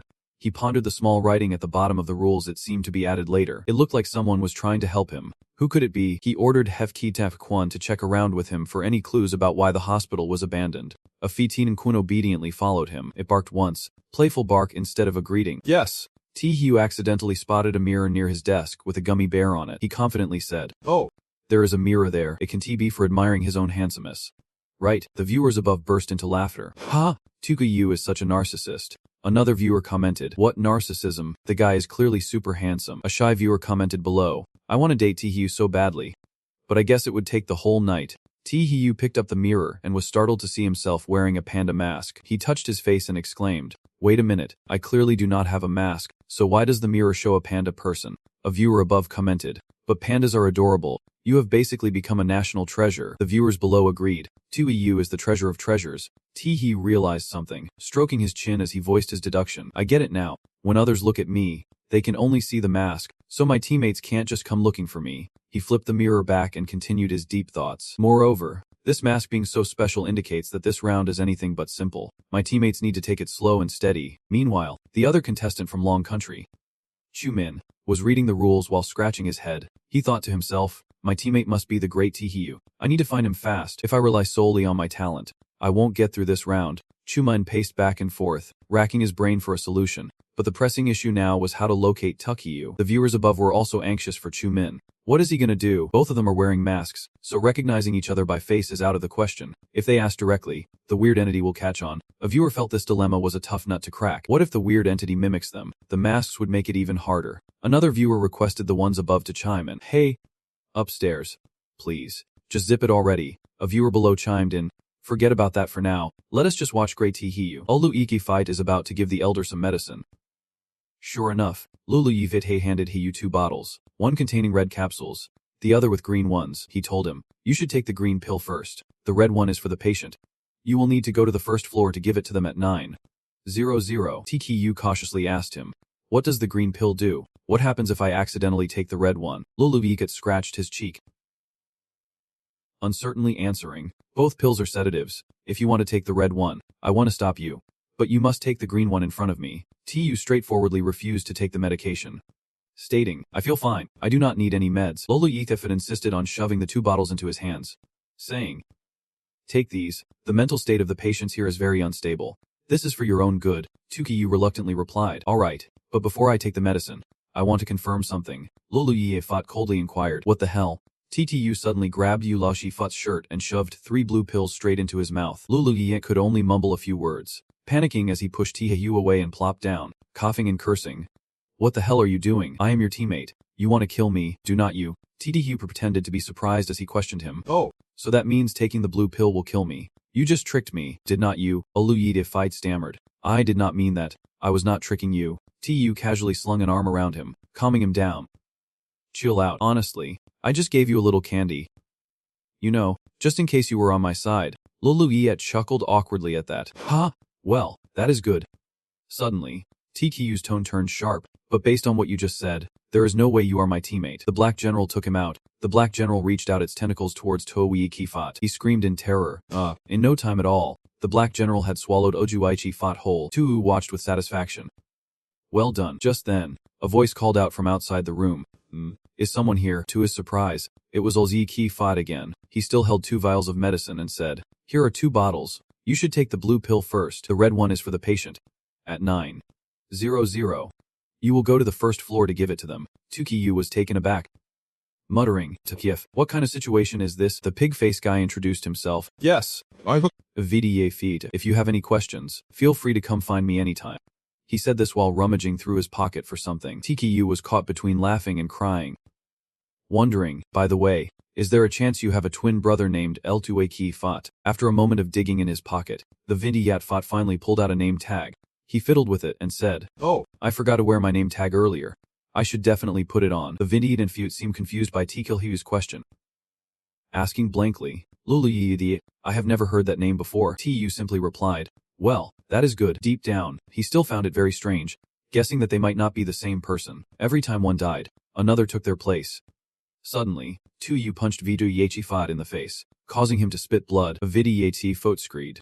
What are you doing? Taehyung kept silent, continuing to unleash blows on Vichifat, who yelled, I am telling you, do not push it. If you keep hitting me, do not blame me. After getting beaten up badly, Bavidiye Fie could only kneel and plead with Taehyung. Please do not make me beg you. Wah. Please do not hit me anymore. I won't make you take the blue pill again. So, is it good enough now? I silently analyzed, realizing he is not scared. He is just regretting nothing. It seems that my sincere killing technique did not work on him, meaning he is not a freak but a human. But if he can come back to life, he is definitely not one of my teammates. If teammates could come back to life, this round would be a piece of cake. So the situation in the hospital is a mix of humans and freaks. Taehyung grabbed Wang Di's collar and pulled him up. He warned sternly, you stay put in this office. Don't go out, or I swear I will knock you out. Do you hear me? Wang Di did not dare to disobey Taehyung. He frantically nodded, saying, yes. But why is not the great Taehyung letting General he handle him? Another viewer chimed in, what is the point? A new name pops up after the execution. Like we are playing Russian dolls. That is such a waste of time. After temporarily dealing with Wang Di, Tu strolled down the hallway, still pondering and searching for teammates and the truth about the mental hospital. Now I will head to the first floor to give the patients their meds and see if I can find any new clues. He recalled the third rule. Meds must be taken on time. That would help stabilize both his and their spirits. He thought not taking them would not count as following the third rule. On the first floor of the hospital, room 101. Just as Tu stepped in, a mental patient suddenly charged at him. The patient brandished a broom and shouted, "You there, take this strike." Tu calmly replied, "Time for your meds." The broom never even touched a hair on Tu's head before it stopped. Suddenly, the patient swung the broom at another patient next to him, hitting the sensitive spot, making that person scream in agony. The struck patient teared up and cursed loudly. "You bastard. Oh. Eggs broken. Eggs broken." The broom-wielding patient grinned wickedly. "Who told you not to take your meds? If you do not take your meds, you will get a spanking." After saying that, the patient turned to Tu and asked, "By the way, where is that medicine you mentioned? Get it out. I love drinking the blue stuff." Tu replied nonchalantly, "Not drinking anything today." The patient immediately grinned menacingly, threatening Tu. "No medicine for you. Ha. If you do not give us our meds, we will be using your head as a soccer ball. Let us get this party started." "I'm so ready," Tu said with a cold smile. "Whoa. Did not know you were so brave." According to Rule 4, patients might make requests. If their requests are too bizarre, you can just ignore them or leave. Tu immediately commanded General Hex, "Take care of him for me. Kill him every time he comes back to life, until he can't be revived anymore. Go ahead and do your thing. I am off to check on another room." In another room, Tu encountered a patient who was begging him, "Doctor, I need to take the red pill. If I do not, it feels like ants are crawling all over me. It is driving me insane." Tu frowned, his eyes filled with skepticism. He remembered that this guy had been on the floor screaming just a moment ago. Is he already acting normal? Was he just pretending to see if I would fulfill his request? The patient immediately brightened up, thanking him profusely. "Thank you, doctor, for giving me my favorite pill." While shaking Tu's hand, the patient stealthily slipped him a piece of paper. Tu thought to himself, "Huh, he slipped me a note." Tu silently watched the patient stride away. Tu unfolded the paper. It read, "They are all crazy here, only I am normal.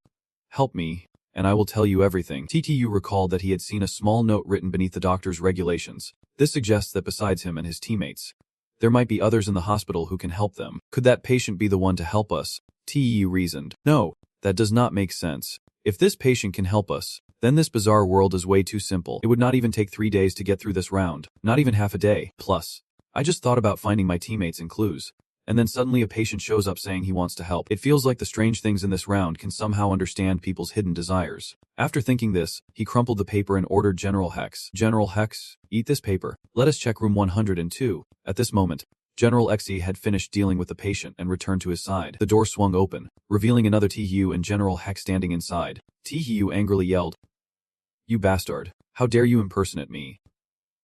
You greaseball." General Hex stepped in to teach him a lesson.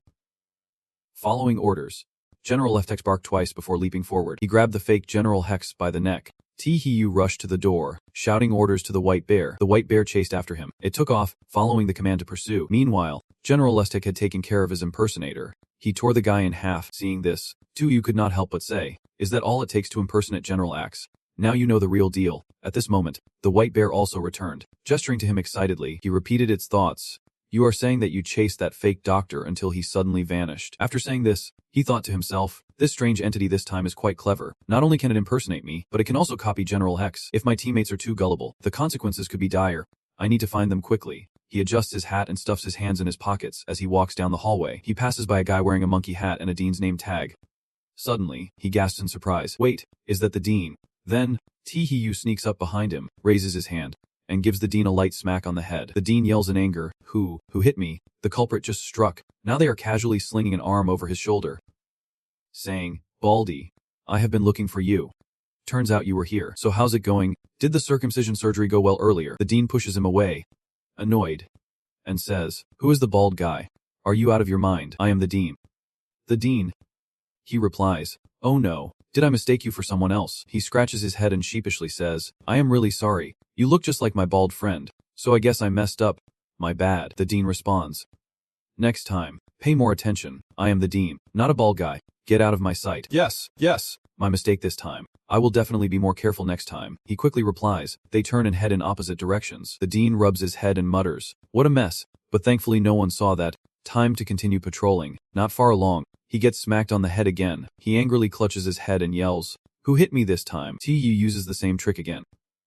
calling out, "Finally found you. You 1T believe it. I just saw someone in the hospital who looked exactly like you. It was so awkward." Then he casually adds, "There is no way the principal would look that much like you. Right?" The dean, getting furious, swings his arm and shouts, "Damn you. You are always one step ahead. Now you are in trouble." The dean is fuming, practically steaming with rage, gritting his teeth. "I am coming for you. T2 Hiyu. You better run," he shouts while sprinting. "I am out of here." In the grand lobby on the first floor, the dean angrily scans the area and says, "Where are you?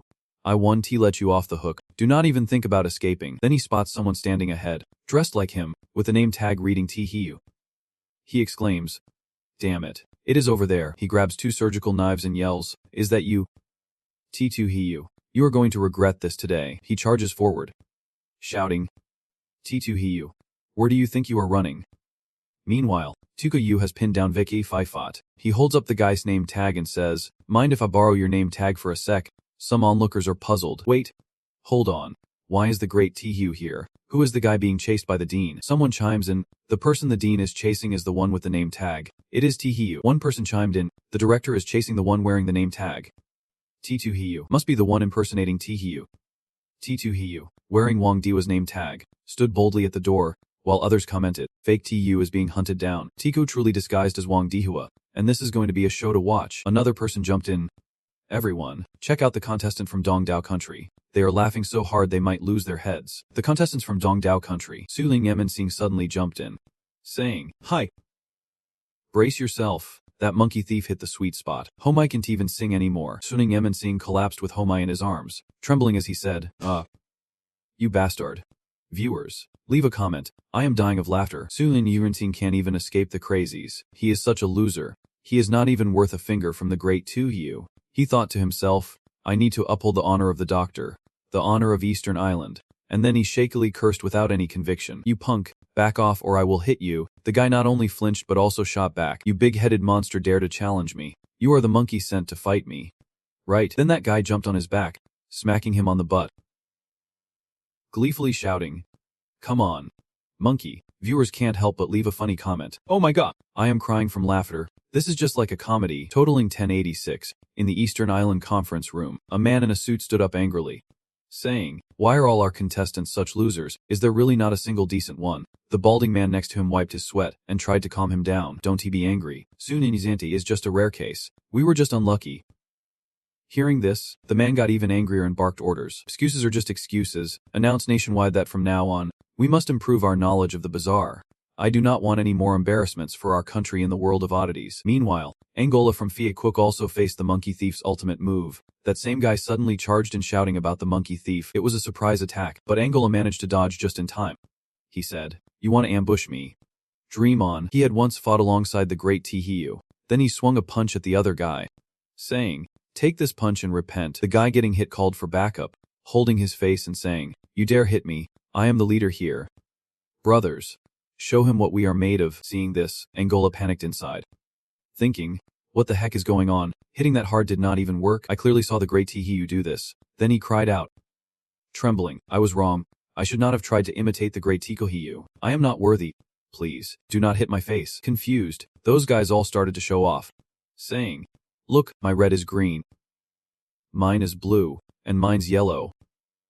Angola exhaled, realizing that showing off colors was what they meant. He was freaked out. Then he put his hand in his pocket, pulled out some pills, and said, "All right, line up for your meds." Those guys cheerfully replied that they loved the red pills the most. They all popped the pills in their mouths, even thinking about delicious food like crispy chicken. After taking the meds, they started to look dazed. Angola stepped back and said, "What the heck is going on here? Why do they look like this? What is this red pill? Oh no, if the red pill is messed up, what about the blue pill I just took?" Angola looked down from his helmet and suddenly realized something. The patients were in bed under the covers, and he scratched his head, saying, "Are they all asleep? Looks like the red pill really is a sedative." Then he thought, "But why do I feel like I am forgetting something?" At this moment, the comments section was buzzing. Oh no, did Angola's memory get wiped out a bit? Did he forget that he took the pill? Another viewer chimed in, "Even with his connections to the big shot, he is still this clueless. How did he dare take that pill?" At one hospital bed, the doctor told Gon to take the medication in front of him. Quickly, He popped the pill into his mouth and replied, "I love taking my meds." After the doctor left, he noticed the door was tightly shut, quickly turned around, spit the pill into the trash, and cursed, "How dare they force me to take this? Good thing I am smart." Another patient laughed and said, "You are a real monster. I could tell at a glance that you are not human. Just pretending. Huh. You definitely do not have a mental illness." Jujay felt a wave of danger and thought ahead. Among the patients, someone was a real snitch. As soon as the blonde guy finished talking, Gon kicked him right in the face and shouted, "Shut your mouth. How dare you say I am not mentally ill when clearly, it is your whole family that has got issues." Applause erupted from behind. The other two patients pretended to be insane and clapped along. The balding guy chimed in, "Well said. If you are in a mental hospital and are not crazy, who would dare call this a mental hospital? I am definitely insane, and I am damn proud of it. Can normal people even understand the joy of being mentally ill?" The long-haired guy joined in, "We are the lords of this world." Even the guy with the awkward face had to chime in. Right. The guy who got kicked earlier piped up, "Looks like you really are crazy, and it is pretty severe too. Unlike me. Actually, I am not mentally ill. I am a spy hiding in a mental hospital." Hearing this, Gon thought, "A spy? Huh." After saying that, the guy stumbled back to his bed. Gon pondered. Among the patients, it really was possible there was a spy. Otherwise, how could the hospital ensure that the meds controlled the patients? He also thought that right now, this guy could very well be an insider sent by the hospital to monitor the patients. He had to keep a closer eye on him. As everyone settled back in their beds, the two-haired guy sneaked out again. Gon pretended to sleep in the bed next to him, wondering what that guy was sneaking out for. His sneaky movements were exactly like those of a spy. After the guy left, there was a loud knock on the door. Lucas walked in and said, "Patient in bed number 2. Come out with me immediately." Gon sat up, anxious, thinking, "Isn't he bed number 2 mine? Could it be that guy told the doctor I skipped my meds?" He quickly sat up and shouted to come out. Then he thought, "Damn it. Even though I do not want to, rule number 2 states that no matter what the doctor asks of you, you must respond immediately, or you will see the terrifying side of the doctor." Once he stepped outside, he pretended to be crazy and said to Lucas, "Are you here to reward me with that red pill?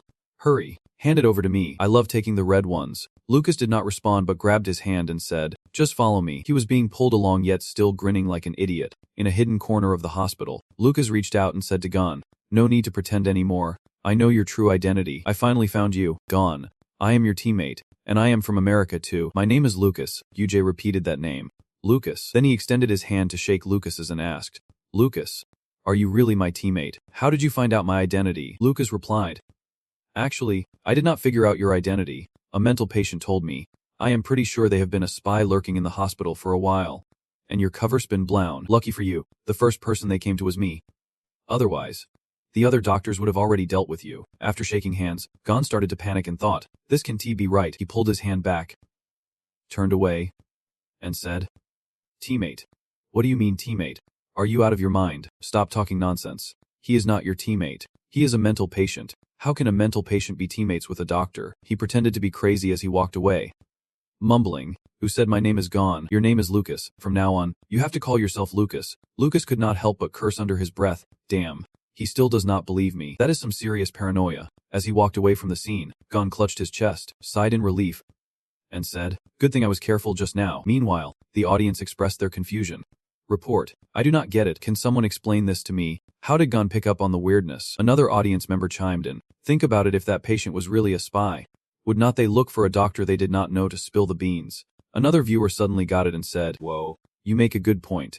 No wonder Gon's face changed the moment he heard that. Lucky for him, the first person he sought out was me. On the other hand, Tzu found the fake Tzu, who had been stabbed diagonally by the director with a scalpel, lying still next to him. He proudly thought, "I really did not need to borrow this knife to kill." The director taking down the fake Tzu meant he helped me. The director is truly a good guy. The viewers left comments praising him. "The old man is still as tough as ever. I am in." Another viewer said, "The director's work efficiency is impressive. Seems like all those beatings were worth it." After dealing with the imposter, Tzu walked away cheerfully, saying, "Alright, it is time for the Vindy to continue checking the rooms. I am such a dedicated and passionate doctor." As he was walking, suddenly a patient popped up, sticking out their tongue to scare him. The rules state that patients might do some things to frighten you, but no matter what, you must not show fear, because that will make the patient act dangerously towards you. He calmly slapped the patient and cursed, "You little punk trying to scare me. Take this punch." The patient who got hit sat on the floor, crying, saying, "Doctor, punish me.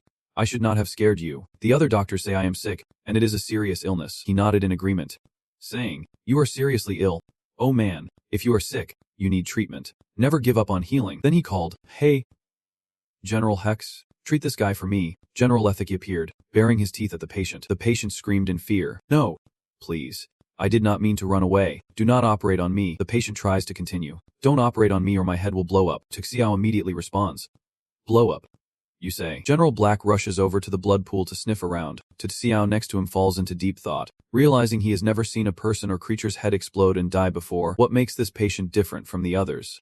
Could it be that when he said do not operate on me, he revealed something that got him mysteriously silenced? He recalls other patients and thinks about how everyone in the room looks completely clueless. It seems that the term operation is the key point that can't be exposed. At that moment, Chuming is following the doctor's orders to enter room 106 to prepare a sedative for the patient. Chuming pushes the medicine cart in, saying, all right, it is time for your sedative. Viewers in the comments are regretting.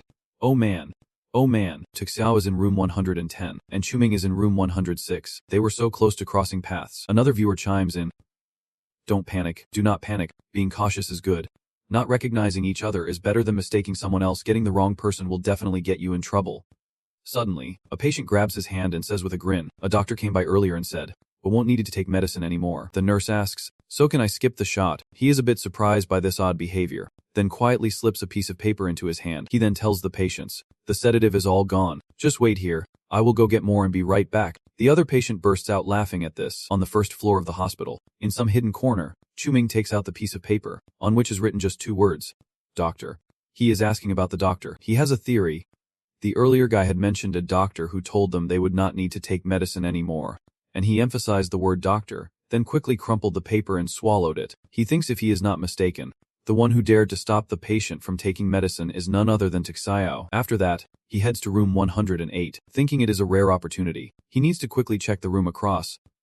Who knows, Tuxiao might still be inside checking things out, and viewers below are even more excited than he is. One person comments, oh my gosh, are they about to meet? I am so nervous. Another viewer adds, this is more thrilling than when my grandma, who passed away 3 years ago, came back to life. The hospital room door swings open quickly. A person in a panda mask appears, alongside General Black. Chuming whispers, Tuxiao, it is definitely him. I am such a hardcore fan that I can recognize him just by his silhouette. And General Black is right there at his feet. Thinking that, Chuming's eyes light up as he exclaims, Tuxiao, I am Chuming from Long Country, and I am also your fan. Tuxiao questions back, Chuming from Long Country, are you saying you are my teammate? He replies, yes, that is me, without any doubt. Tuxiao reaches out and says, great, finally found you. I am glad you are still alive. Chuming, this gesture makes Chuming suspicious. In his mind, he wondered how the cunning Master Tai could trust him so easily. In his memory, T2 Hiyu, while despicable, was also incredibly cautious. I was still trying to figure out how to prove my identity.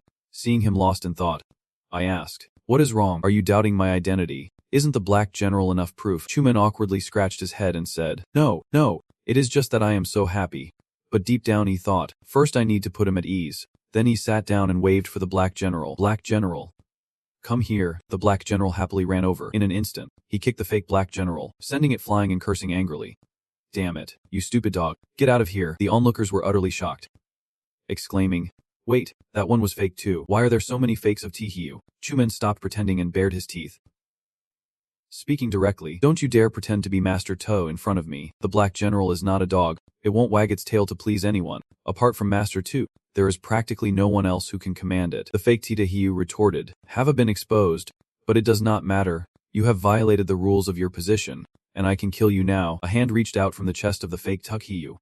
He said, stay here. You have been exposed, and you have broken the rules, so you can't live anymore. Chuming, filled with rage, gritted his teeth and said, damn it, if I can't run, then I will fight you to the death. The hand from his chest extended, trying to grab Chuming. That hand squeezed his throat, lifting him up high. The fake shouted, how can a mere human contend with a freak? Go die, you ridiculous fool. Suddenly, tentacles appeared, knocking away the hand that was choking Chuming. Tuyu emerged, saying, oh man, why are you causing trouble here? I absolutely hate seeing this. Chuming was saved by him, rubbing his throat and coughing. The fake Tita Hiyu and the fake Black General were startled, stammering, how are you here? I clearly saw you leave. The onlookers were also curious, asking, even so, I am really curious why Master Tao suddenly appeared here. Wasn't he just in room 11? Tu explained his appearance. From the start, I suspected that a fake Tihiyu would show up, because right after Oldui died, another Vinkyaki fight appeared immediately, so I deliberately set up a plan to force you to reveal yourself. Conveniently, I needed you to help me confirm who my allies are. Next to Chumin, someone with shining eyes admired, killing two birds with one stone. Master really is a master. Tu frowned. Good. Very good. Now I will make sure you two meet your maker. The black general was still entangled with that hand using tentacles. Tu frowned and said, just based on you, Tuku could only curse in frustration. You mother. He slapped him twice and said, come on, why are you cursing at others like that? That is so rude. Let me teach you a lesson. Hiyu, after being hit, sat down, feeling wronged while holding his face and crying. I should not have personally pushed them onto the operating table. Their bodies do not belong to me, and their lives should not be controlled by me. Seeing him like that, Chumen stepped over and whispered in Tihuy's ear. What is he talking about? Big shot. What is this about an operating table and bodies? He replied, it must have something to do with the origins of the hospital. You do not need to worry about that. Just leave it to me. Then he ordered. Black General, teach them a lesson. No sooner had he said that than the tentacles from Black General's mouth wrapped around the two imposters and dealt with them swiftly. Chumen watched in admiration. He said it like a boss. I understand. Big shot. My admiration for you is like an endless river, overflowing like the Yellow River once it starts. There is no stopping it. Tu smacked his hand and said, all right, stop with the flattery. You just broke the rule by leaving your post, and you could get into trouble. Hand me your name tag. Chumen scratched his head in confusion and asked, huh. He then said, give it here. This time he spoke slowly. Okay. They exchanged name tags, and he carefully instructed him. Now put this on, hide your identity, and try to uncover all the clues in the hospital. When I need you, I will come find you. Remember, do not keep breaking the rules. You can fight against the power of the anomalies. Chumen replied. All right, I will listen to what the big shot says. He then ordered White Bear. White Bear, you are to follow him for now, in an emergency. Protect him. The White Bear gently nods, sparkled in Chumen's eyes, making him unable to hold back a gasp. Oh my god, this bizarre creature is my bodyguard. I never even dared to think that. Meanwhile, Hendak's character in this performance by Japan's Lost Nation is a nurse. Right now, he is confirming identities with a doctor. The doctor with a lizard head says, Hendak, our earlier conversation was overheard by those mental patients. Among them is an insider. We need to work together to deal with them. Hendak replies, do we really have to go that far? The nursing rules say I am not allowed to harm patients. The doctor responds, the rules can be wrong.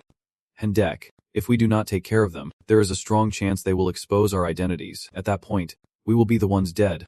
Finally, he concedes. All right then. After he agrees, the doctor tells him, I am not great at fighting, so I will keep watch outside. Handle it quickly. Okay.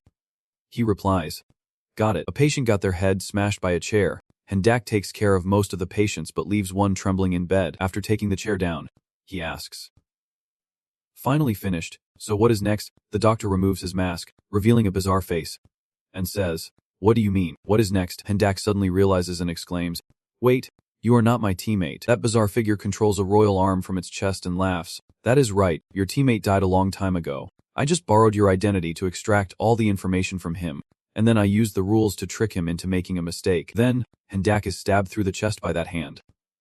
Immediately, the system jumps up with an alert. The contestant systems of Japan's Lost Nation and the Ball Nation are swallowed by the bizarre creature. The countdown to the strange world is starting. 10, 9, 8, 7, 6. The audience, upon seeing the announcement, is utterly shocked. One commenter exclaims, ooh, even the Ball Nation got eliminated. It has only been half a day. Another person chimes in, I have a feeling this round won't be as easy as the last one. Finally, one viewer leaves a comment. Of course, everyone. Look, the director is personally going after Chumin. In the cafeteria, the director is angrily searching for Chumin.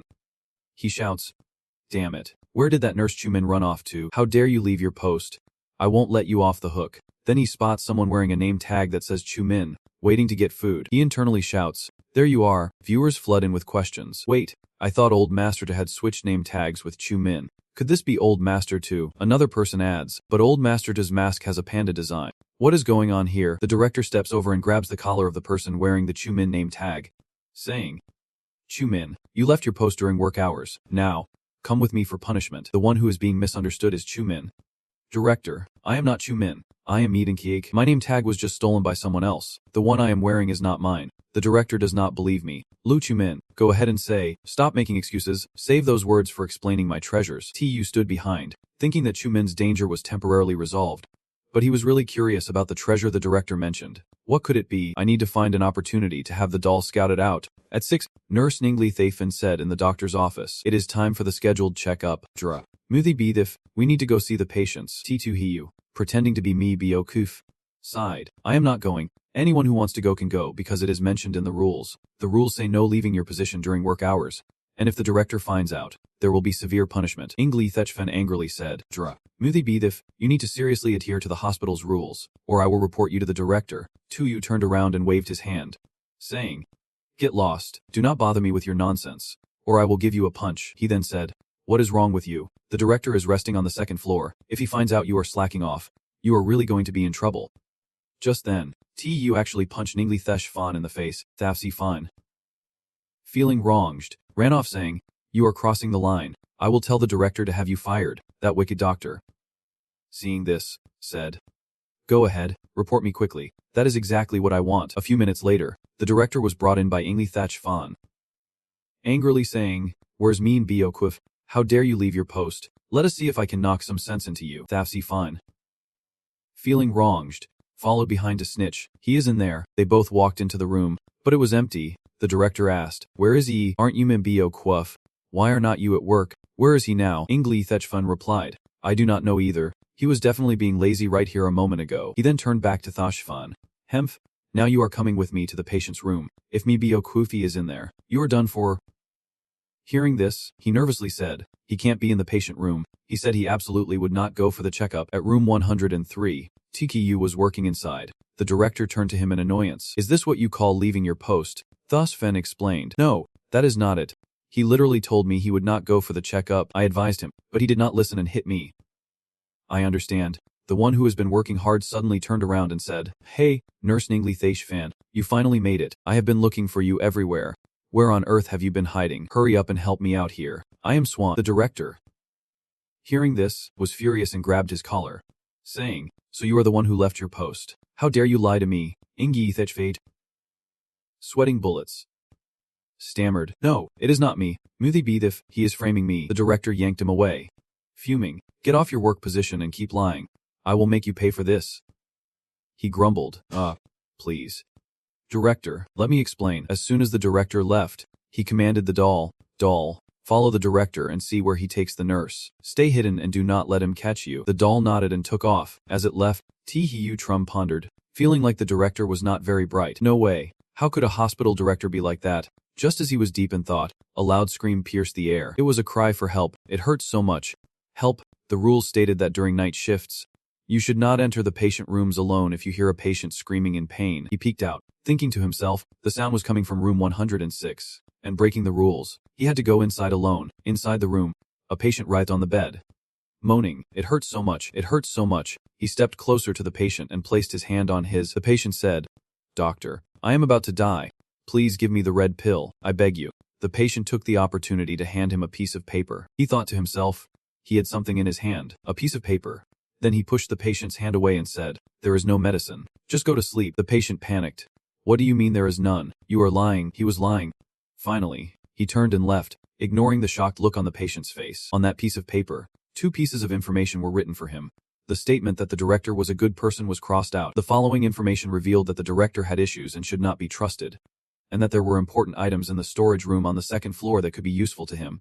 Tu concluded that the handwriting looked similar to the small text written under the rules, reminding him that not taking the medicine was indeed correct. So this patient must be trustworthy. The small text under the rules mentioned not to trust female nurses, only male nurses, and not to take the medicine they give you. They were trying to control your behavior and thoughts.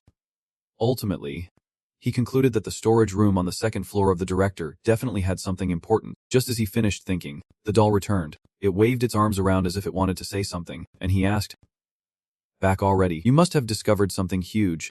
Right. Then he handed it the paper and said, Write it down. The doll took the notebook. Ahui wrote, Elevator. Secret room. Monster. The nurse got eaten. Darkness. Can T see the monster? The monster said, Substitutes never work as intended. So stupid. So foolish. He read it thoughtfully and said, So you are saying there is a secret room in the hospital, and you must take the elevator to get there. In the secret room, there is a monster that eats nurses. The doll nodded vigorously as he explained. Then he continued to clarify the last 2 lines. In the pitch-black secret room, you can't see the shape of the monster, and the monster even talks to the director. Understanding the issue, Taehyung came to a conclusion. Turns out the current principal is just a stand-in. He even said that to uncover the hospital's origins, we need to find the real principal first. At the same time, Seeking and Sepeng from the Eastern Island nation is starting to get room checks at night. He is nervously clamping his shaking legs and grumbling. Really? I am in this state and still have to get my room checked. Damn it. Damn it. A shout echoes from room 106. It hurts too much, drawing his attention. He remembers the rules and thinks to himself. The rules say if you hear a patient screaming in pain, you can't go in alone. You must go with a nurse. I will go find a nurse. A moment later, Seeing appears with a nurse at room 106, where screams of pain still fill the air. He points inside and says, "You go in first. If it is safe, I will follow." He can't help but sneer and comment mockingly. If Seeing is this scared, he is just wasting oxygen by living. The nurse steps him first and then tells Seeing, "Go ahead, doctor. He won't attack me. There is no danger." While saying this, the nurse points at the patient curled up on the bed. Seeing this, he quickly responds, "Okay, I am going in." As he steps inside, the patient leaps out of bed, rushing forward and exclaiming, "Doctor, you finally made it." Viewers are commenting, "He is here, he is here." The patient is about to stuff a piece of paper into Seeking hands. Another viewer chimes in, "He is like a blind cat stumbling upon a fried fish. Did not expect to have a chance to grab that paper." But what the audience could not expect is that Seeing suddenly panics and shouts, "Nurse! Quick! Stop him. He wants to hurt me." The nurse holds the patient's head and says, "Stay still." The patient continues to blink and says to him, "Doctor, I am a good person. I have something really cool I want to show you." Viewers give the patient a good person badge and say, he is still trying to remind Teving. Oh my god! He has been betrayed but still wants to help Teng. What a tragedy. Unexpectedly, he points and says, "This patient must have forgotten to take his meds. Quick, give him the red pill." As soon as he finishes speaking, the nurse shoves the red pill into the patient's mouth, then clamps it shut, saying, "Just be good and eat this delicious stuff." Viewers are left speechless. Whoa. Sulin Yunting is truly beyond help. Another adds, "This scene feels so familiar. Does not it remind you of that time Vai Tung Hon betrayed his desk buddy?" Yet another viewer expresses, "Oh man, it is so true. With so many clueless people like this, the Eastern Island nation won't last long before it is wiped out." While Sita foolishly betrays the patient, Oliver from Silent is on shift with a doctor. The doctor hands him a blue pill and says, "Take this, then come with me to check on the patients." He questions, "Doctor, what kind of pill is this?" The doctor replies, "This pill will help you stay calm at all times. You know how those patients can be mentally unstable. If you happen to anger them, they could do something you can't even imagine." Silent Oliver hesitated to speak, but seeing his uncertainty, the doctor suddenly erupted in anger, growling, "Forcing you to take this medicine is such a hassle. Looks like I will have to do it just like I did this morning." Silent Oliver stared wide-eyed at the hand holding the green pill in front of him and stammered, "Doctor, your face." Then that hand shoved the pill into his mouth and sealed it shut. All he could do was mumble in protest. Bed number 2.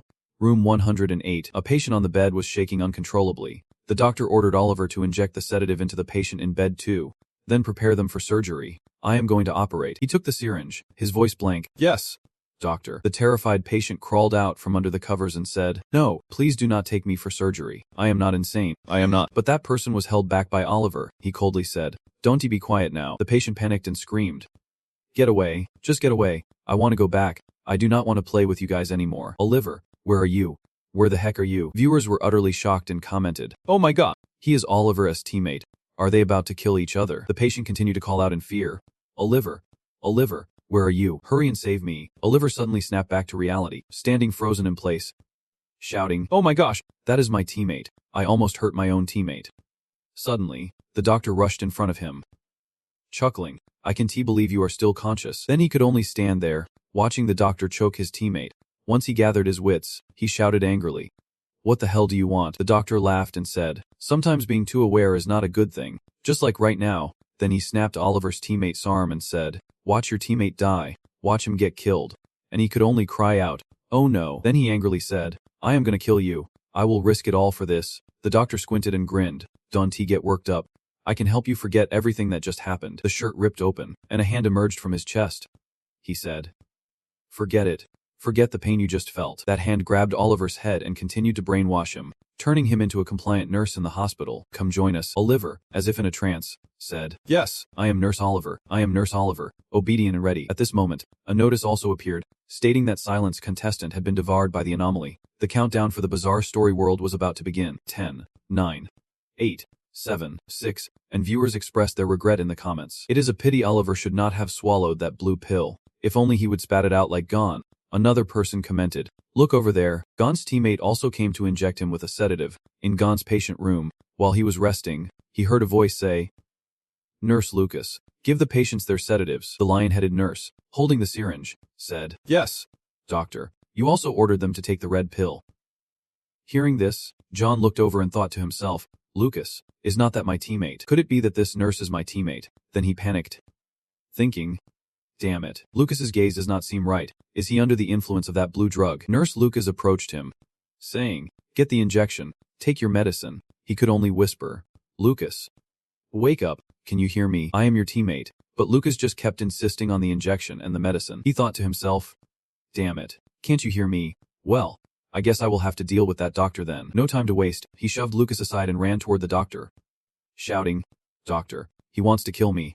Help me. I do not want to be injected. The doctor seemed to catch on to his plan, smirking and saying, Nice try, but you won't fool me. Planning to stage a fight, huh. Then, out of nowhere, Gon felt the doctor grabbing his throat and slamming his body against the wall with those arms sprouting from his back. The doctor admonished him, As a patient, you need to act like one. Always resisting won't fly. Now, I am going to teach you how to be a model patient. John bit his tongue, cursing silently. Damn it. I am not giving up, even if it kills me. The doctor was not angry. He just replied, Still holding your ground. Huh.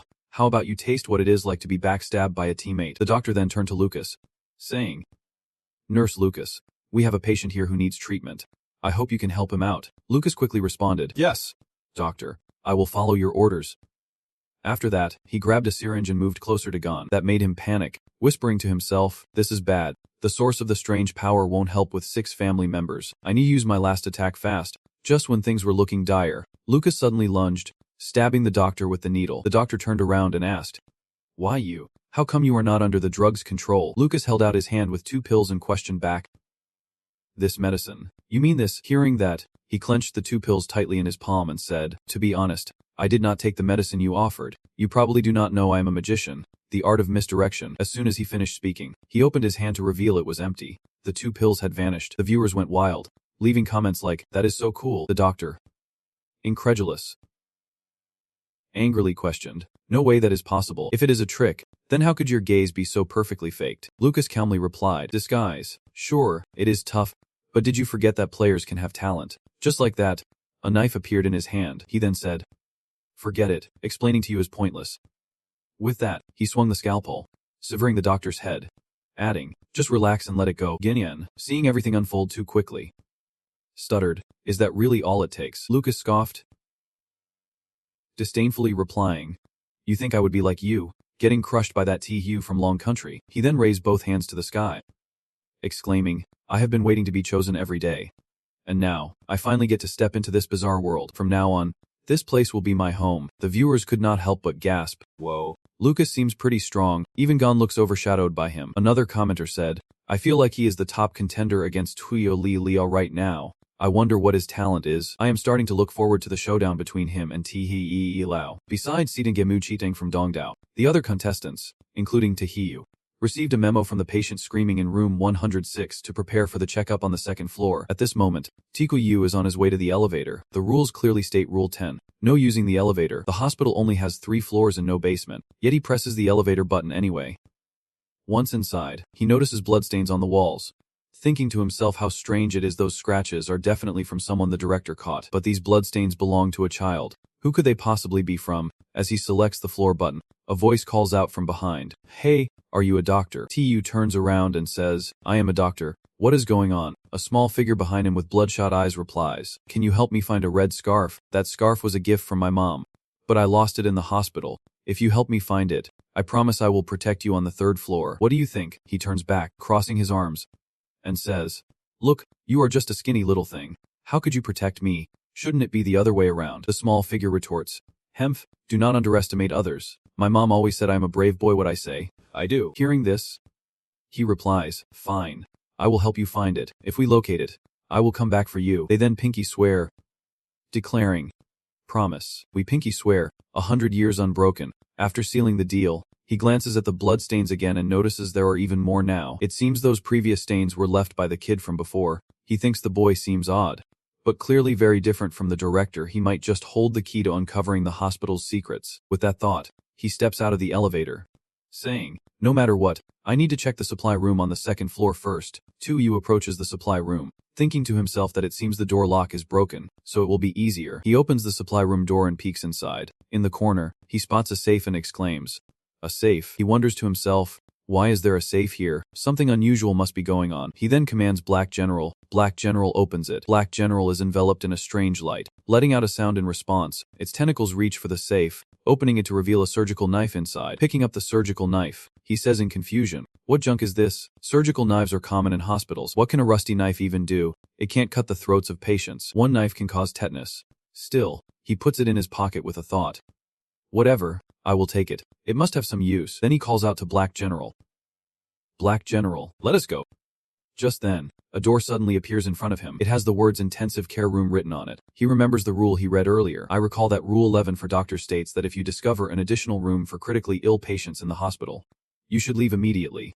Don't open the door and do not listen to the sounds coming from that room. Then he chose to break the rules, pressing against the door, eavesdropping, and said, I want to listen. Hesitating for a second was disrespecting his talent, so General Black mimicked his stance. Inside, a desperate cry for help echoed.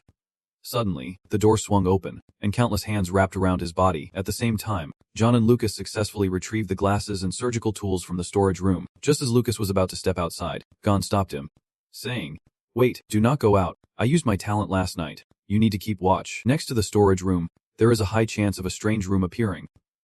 Lucas asked, what did he mean by a strange room? Gijon explained, it is the room for severely ill patients. Once you are in there, escaping will be very difficult. We should think of a way to deal with this before going out, or we are definitely going to die. Hearing this, Lucas, unfazed, said, we are definitely going to die. All right, then you stay here and think of a plan. I will go first. He tried to call after him, Lucas. Wait up, but Lucas did not pay him any mind. The moment he stepped through the door, he was ensnared by countless hands. In a near panic, he called out for Lucas. Then he pulled out the surgical knife he had just retrieved and angrily shouted, damn it. I am going to take you on, he said seriously. America might not need me, but it definitely can't do without Lucas. As he spoke, he charged in with the knife, leaving viewers in awe with their comments. Whoa. Gon is truly a real man. Another comment popped up. He is willing to dive into danger for America to protect someone stronger than himself.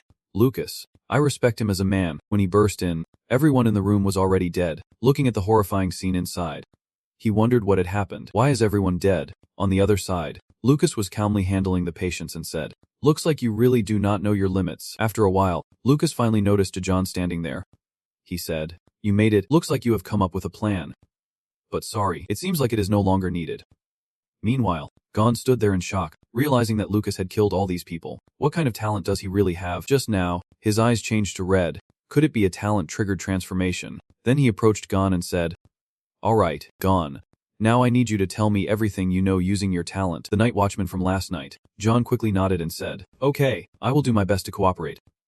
Meanwhile, Angola from the Fitiquif and his Latin teammates emerged from the storage room. Also noticing the sudden appearance of the critical care room, Latin said, I remember this room was not here just a moment ago. Anga. What should we do? Angola pondered and said, first, do not panic.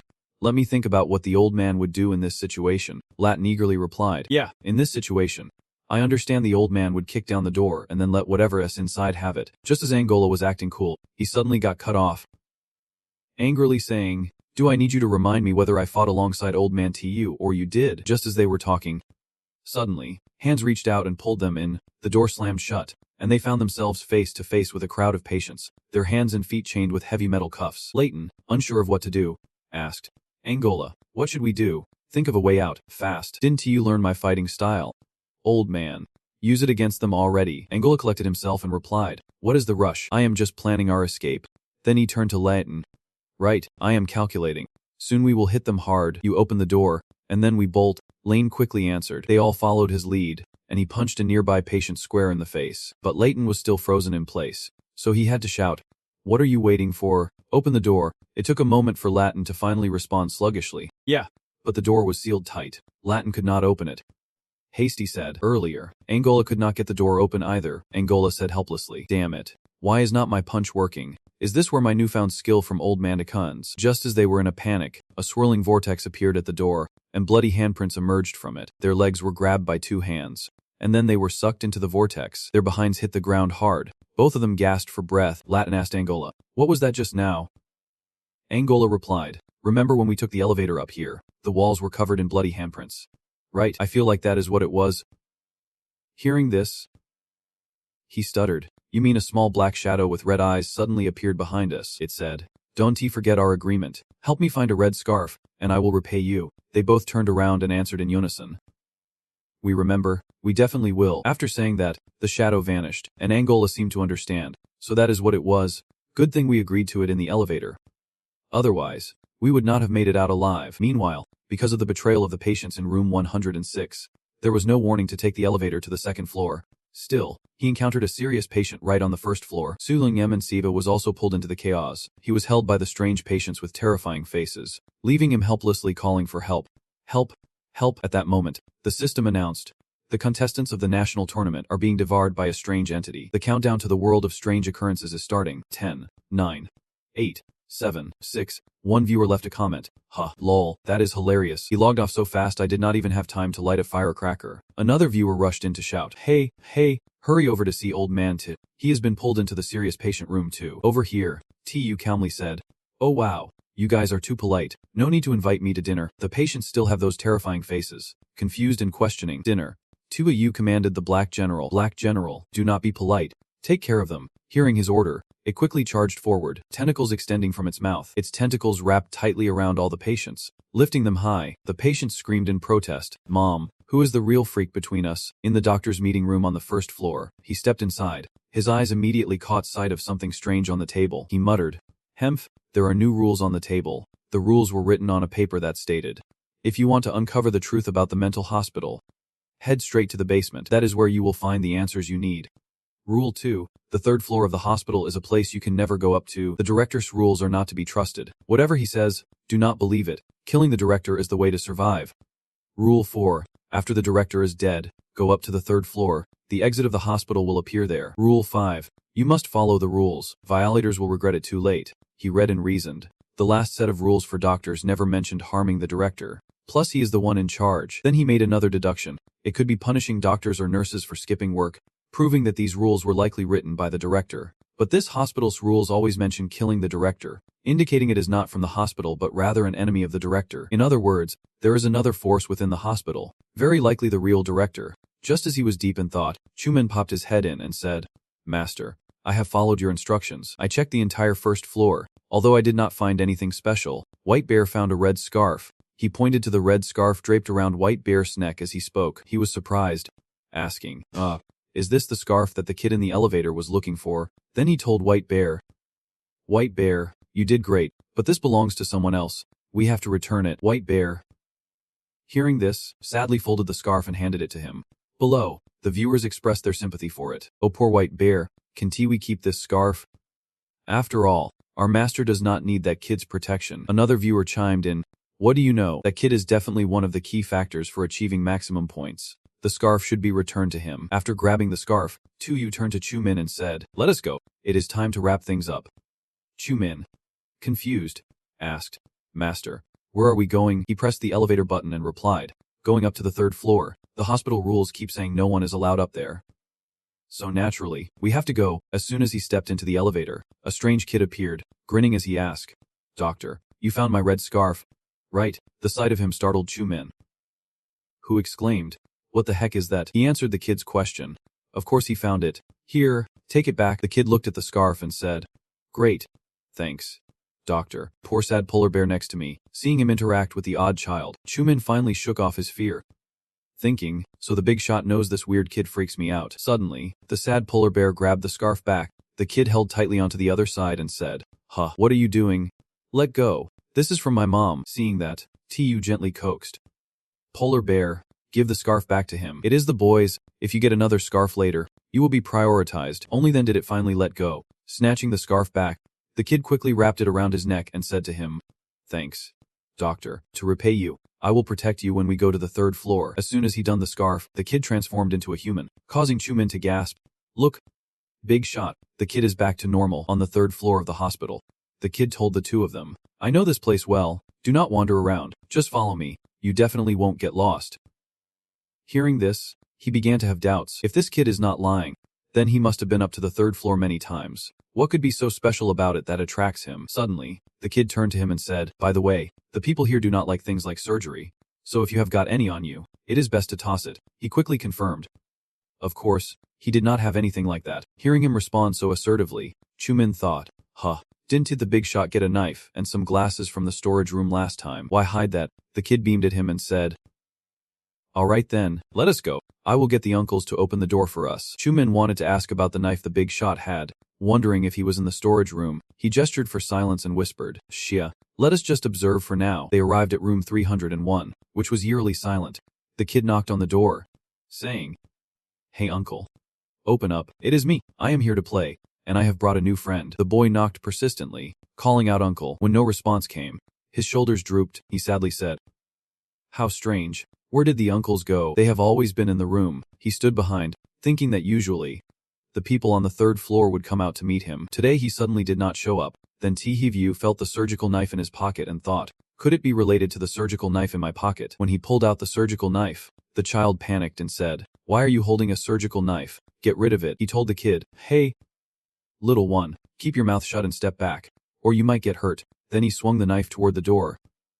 And finally, it creaked open. In front of them was a hallway lined with doors. Chumin looked confused and asked, What on earth is happening? Holy crap, what kind of situation is this? In the dark and terrifying room, the monsters had their heads completely covered. Menchu saw them and panicked, pointing at them. He exclaimed, Those guys are not human. The red-haired boy beside him looked just as terrified. He stammered, What is wrong with everyone? It was not like this before.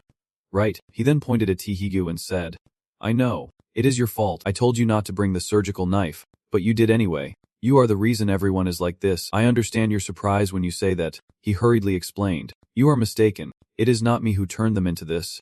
They were always like this. The boy did not believe him and retorted, You are lying. You are fooling me. I get it. I feel so powerless. With his hands in his pockets, he stated he was not going to waste his breath on the kid. White Bear.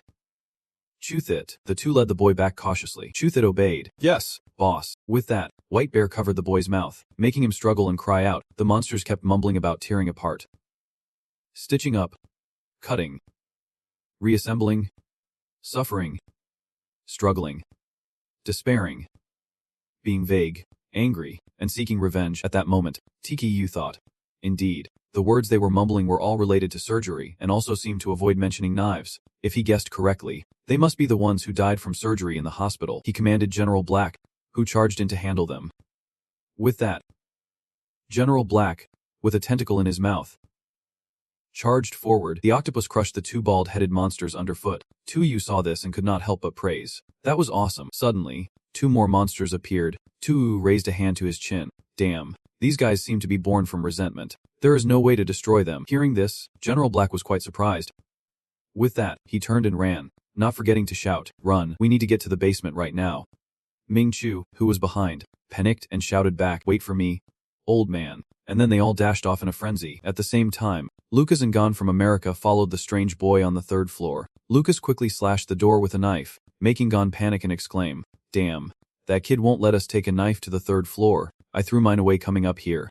How the hell do you have one? Lucas smirked and put a finger to his lips, signaling for silence. He whispered, Don't talk. There is going to be a surprise. When they opened the door, they were met with the sight of two bald-headed monsters staggering toward them. Gon, almost in a panic, scolded Lucas. Damn it. Look what you have done. All these monsters are pouring out. Lucas laughed gleefully. Haha. So this is how it is. I was right. Haha. Seeing Lucas laughing like a madman made Gon even more anxious. He asked, What is wrong with you? Lucas, have you lost it? He scolded Lucas. We are surrounded by all these freaky things. And you are still laughing. Lucas just smirked and said, I could escape any time I want. With that, he pulled out a red scarf. Lucas wrapped it around his head, his eyes shining brightly. He said, As for you, Gon, good luck.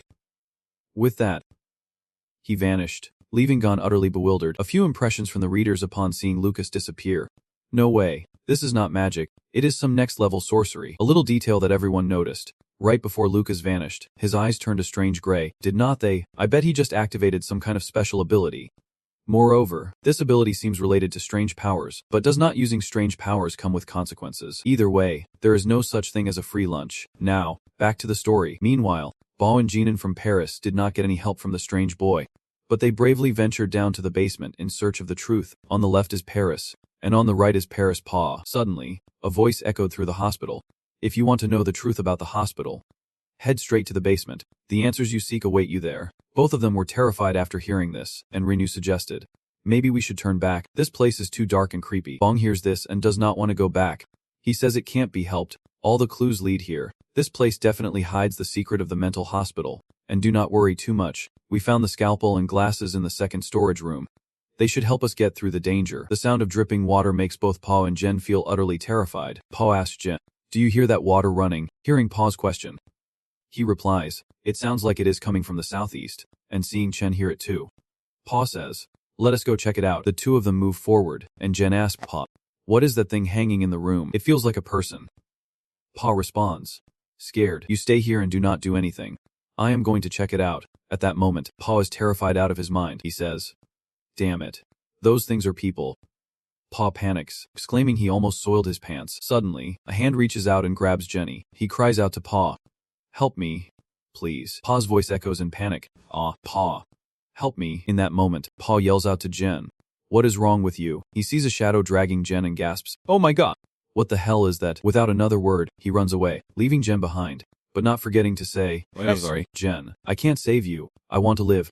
I need to get to the elevator and get out of here. While he is running like a maniac, out of nowhere, the director appears holding a lantern, causing Paw to scream in fright. Director, what are you doing here? The director, with a hoarse voice and bloodshot eyes, says, you should not be here. Everyone who comes here is already dead. Hearing him say that, Paw steps back and replies, if that is the case, then you are the one behind everything. Looks like I am not in the wrong place. I just have a bit of bad luck. The director's eyes blaze as he says, no, you are far from the truth. As soon as he finishes speaking, an arm stretches out from his chest and pierces through Paw, blood spraying from his chest as his eyes widen and he collapses. After he falls, the director pulls his long arm out from the now empty chest. The system also displays a notification. The contestant system of the country P has been damaged. The countdown to the bizarre world is starting. 10, 9, 8, 7, 6. The viewers below can't help but gasp in shock. Whoa. Those two from Paris are in big trouble. One viewer wonders, didn't they both get the scalpel and glasses from the storage room? Why is it having no effect at all? Or did they use them incorrectly? At that moment, another audience member shouts out, rallying everyone, look, Master Tigyu is coming. He is almost at the basement. Strange patients are chasing them from behind. While running, Chumin says, Master, the kid fell behind. Tua replies, it is fine. They won't attack the kid. Chumin, puzzled by his actions, asks, Master, why are you intentionally provoking those things and then choosing to run away? He replied, don't ask too many questions. Just do what I say, and I promise you will make it through. Hearing that, he asked, so I just sit here waiting to pass. That is not gaining any experience. What do you think I can do? He suddenly turned and asked, you want gaming experience? Then he suggested surgery for Chumin and said, go ahead and take out their kidneys. His boldness made Chumin flinch and wave his hands. Forget I said anything. Let us hurry up. Meanwhile, the director stood in a room filled with pictures of people missing limbs, their heads cut open revealing their brains. TKU thought to himself, why is the director here? He then said to Chumin, Chu, stay put and watch me put on a show. He quickly responded, got it. Big shot. With that, he approached the director, then gave him a solid whack on the head and said, screw you, prices need to go up when you buy. Chumin admired his audacity and exclaimed, damn, the big shot does not hold back. What a beast in a brawl. The director fell to the ground, furious, and shouted, who hit me? Who? He put his hands in his pockets and replied, hello.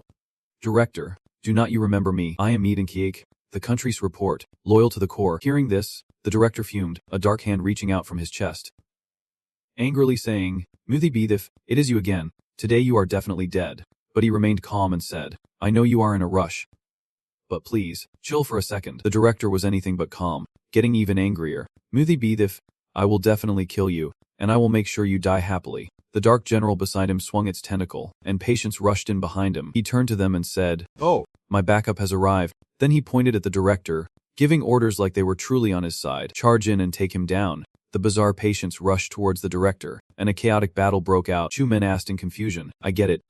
Big shot, but what is going on? Why are those guys on the third floor suddenly listening to you? He explained.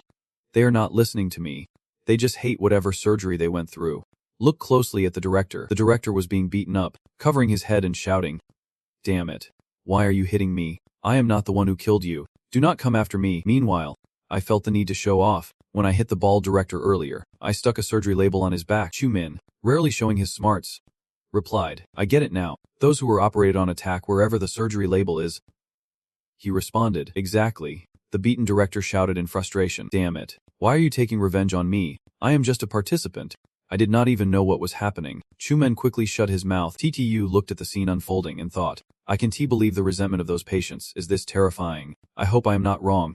This floor really has something that can deal with them." After dealing with the director, Chu-min turned to him, panic in his voice. "Big brother. Big brother. They are coming. What do we do now?" Tukuk-yu pretended to be serious and said, "Don't worry. In times like this, we should just sit back and enjoy the show because the most exciting performance is about to start." Chu-min asked, looking confused. The most exciting performance. Suddenly, something exploded in front of them. A massive foot appeared, followed by a giant with an extra head and several masks on his body. Looking at that colossal figure, he exclaimed, "Looks like my guess was spot on." Chu-min stared up, stuttering. "Oh, what the hell is this?" He explained, "What is in the secret room in the basement is the real director, and he is turned into a hideous monster right before our eyes." The real director had blood-red pupils, and he said to him, "Well done. You managed to lure the patients from the third floor down here, which means you are getting really close to the truth, but with that kind of confidence, you must think you can escape, right?" He replied, not holding back, "It is not confidence, it is more like relative confidence." The director was taken aback by his response and asked, "Relative confidence?" Then he pointed to a dark room and said, "All right, if you really want to uncover the truth, I will give you a clue. Inside the secret room behind me lies the answer to all your questions, but whether you can find it depends on your choices and skills." He casually put his hands in his pockets and said, "The truth. I will definitely get to the bottom of it. But before I go in there, I want to know something else. I understand that by voicing my doubts, you could easily break the door to that room, proving you would rather stay inside than harm anyone. So why did you perform surgery on these patients, turning them into what they are now?" He answered, "You are quite clever to figure out I am the one who operated on them, but I do not have time to explain everything to you. These patients have recognized me, and it is time for me to end it all." The patients had recognized him. They growled, "Hemph, it is you. You are the one who turned us into this." The director said urgently, "All this bitterness comes from me, and I willingly accept your anger. Come on, let us free ourselves together." The patients fused into a massive blob of flesh, extending their hands in silent rage, saying, "Accept it." "Accept what? When you brought us into the lab, did you notice our struggle? We are mental patients, but we are still human," they lamented. "Give us back our bodies. We want to forgive you." The patients pressed against each other, forming a giant mass of flesh, their eyes blazing with fury, their mouths screaming, "Kill him. Kill everyone in this hospital. They all deserve to die." The mass of flesh extended its long, twisted arms toward the director, and his entire body was enveloped in a dark, ominous aura. He screamed in terror while the battle raged on over there. Tu-yu and his buddy Chu-min stood idly by. Chu-min admired.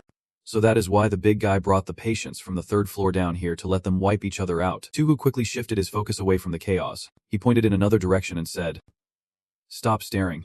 While they are busy fighting, let us sneak into the secret room and uncover the truth." The two of them dashed off, with the director's voice echoing behind them. "Come here, let us end this once and for all." The patients shouted, "Let us finish him off first." In a room thick with the stench of blood and medicine, he told Chu-min to split up and search. He agreed and they set off, but then he kicked something on the ground. He looked down and called out to Taiyu, "Hey, big guy, this tile is hollow." Upon hearing this, TTU exclaimed, "Awesome, there is definitely something inside." They uncovered a book titled The Director's Diary. He picked up the book and said, "The Director's Diary must hold the truth about everything." He opened it and read, "Director of the Mental Hospital. Journal entry, Day X month X5. Heavy rain. Today marks my first day as director. I am determined to work hard and address the patient's difficulties." Back then, the director was a very gentle person. On Day X month X5X, during heavy rain, I had already been working at the mental hospital for a month. What struck me as odd was that for the entire month, it rained heavily every single day. Is it because they do not like my presence? Day X month X5. Heavy rain. 1 year into my job. Recently, I have noticed that patients, nurses, and even doctors have gone missing. Did they leave the hospital? Why did not they say goodbye? On Day X month X5X, the rain continued. The atmosphere was stifling. The working environment really makes a person feel frustrated. Can anyone tell me why people keep disappearing from the hospital? At this moment, the director felt bewildered. Day X month X5. Heavy rain. Today, I have decided to investigate this myself. Day X month X5. Heavy rain. I have uncovered a few clues, but it feels like something is holding me back. I can fight against it. Day X month X5. The heavy rain has finally stopped. The hospital is in chaos. More and more people are becoming its followers. I feel like I won't be able to hold out much longer. At this moment, the director gazed into the rain and fell into deep thought. Day X month X5. Heavy rain. We decided to fight until the end. We will find a way to deal with it. A doctor suggested human experimentation. I rejected the idea. Day X month X5. Heavy rain. Today, my mood is heavy. Day X month X5.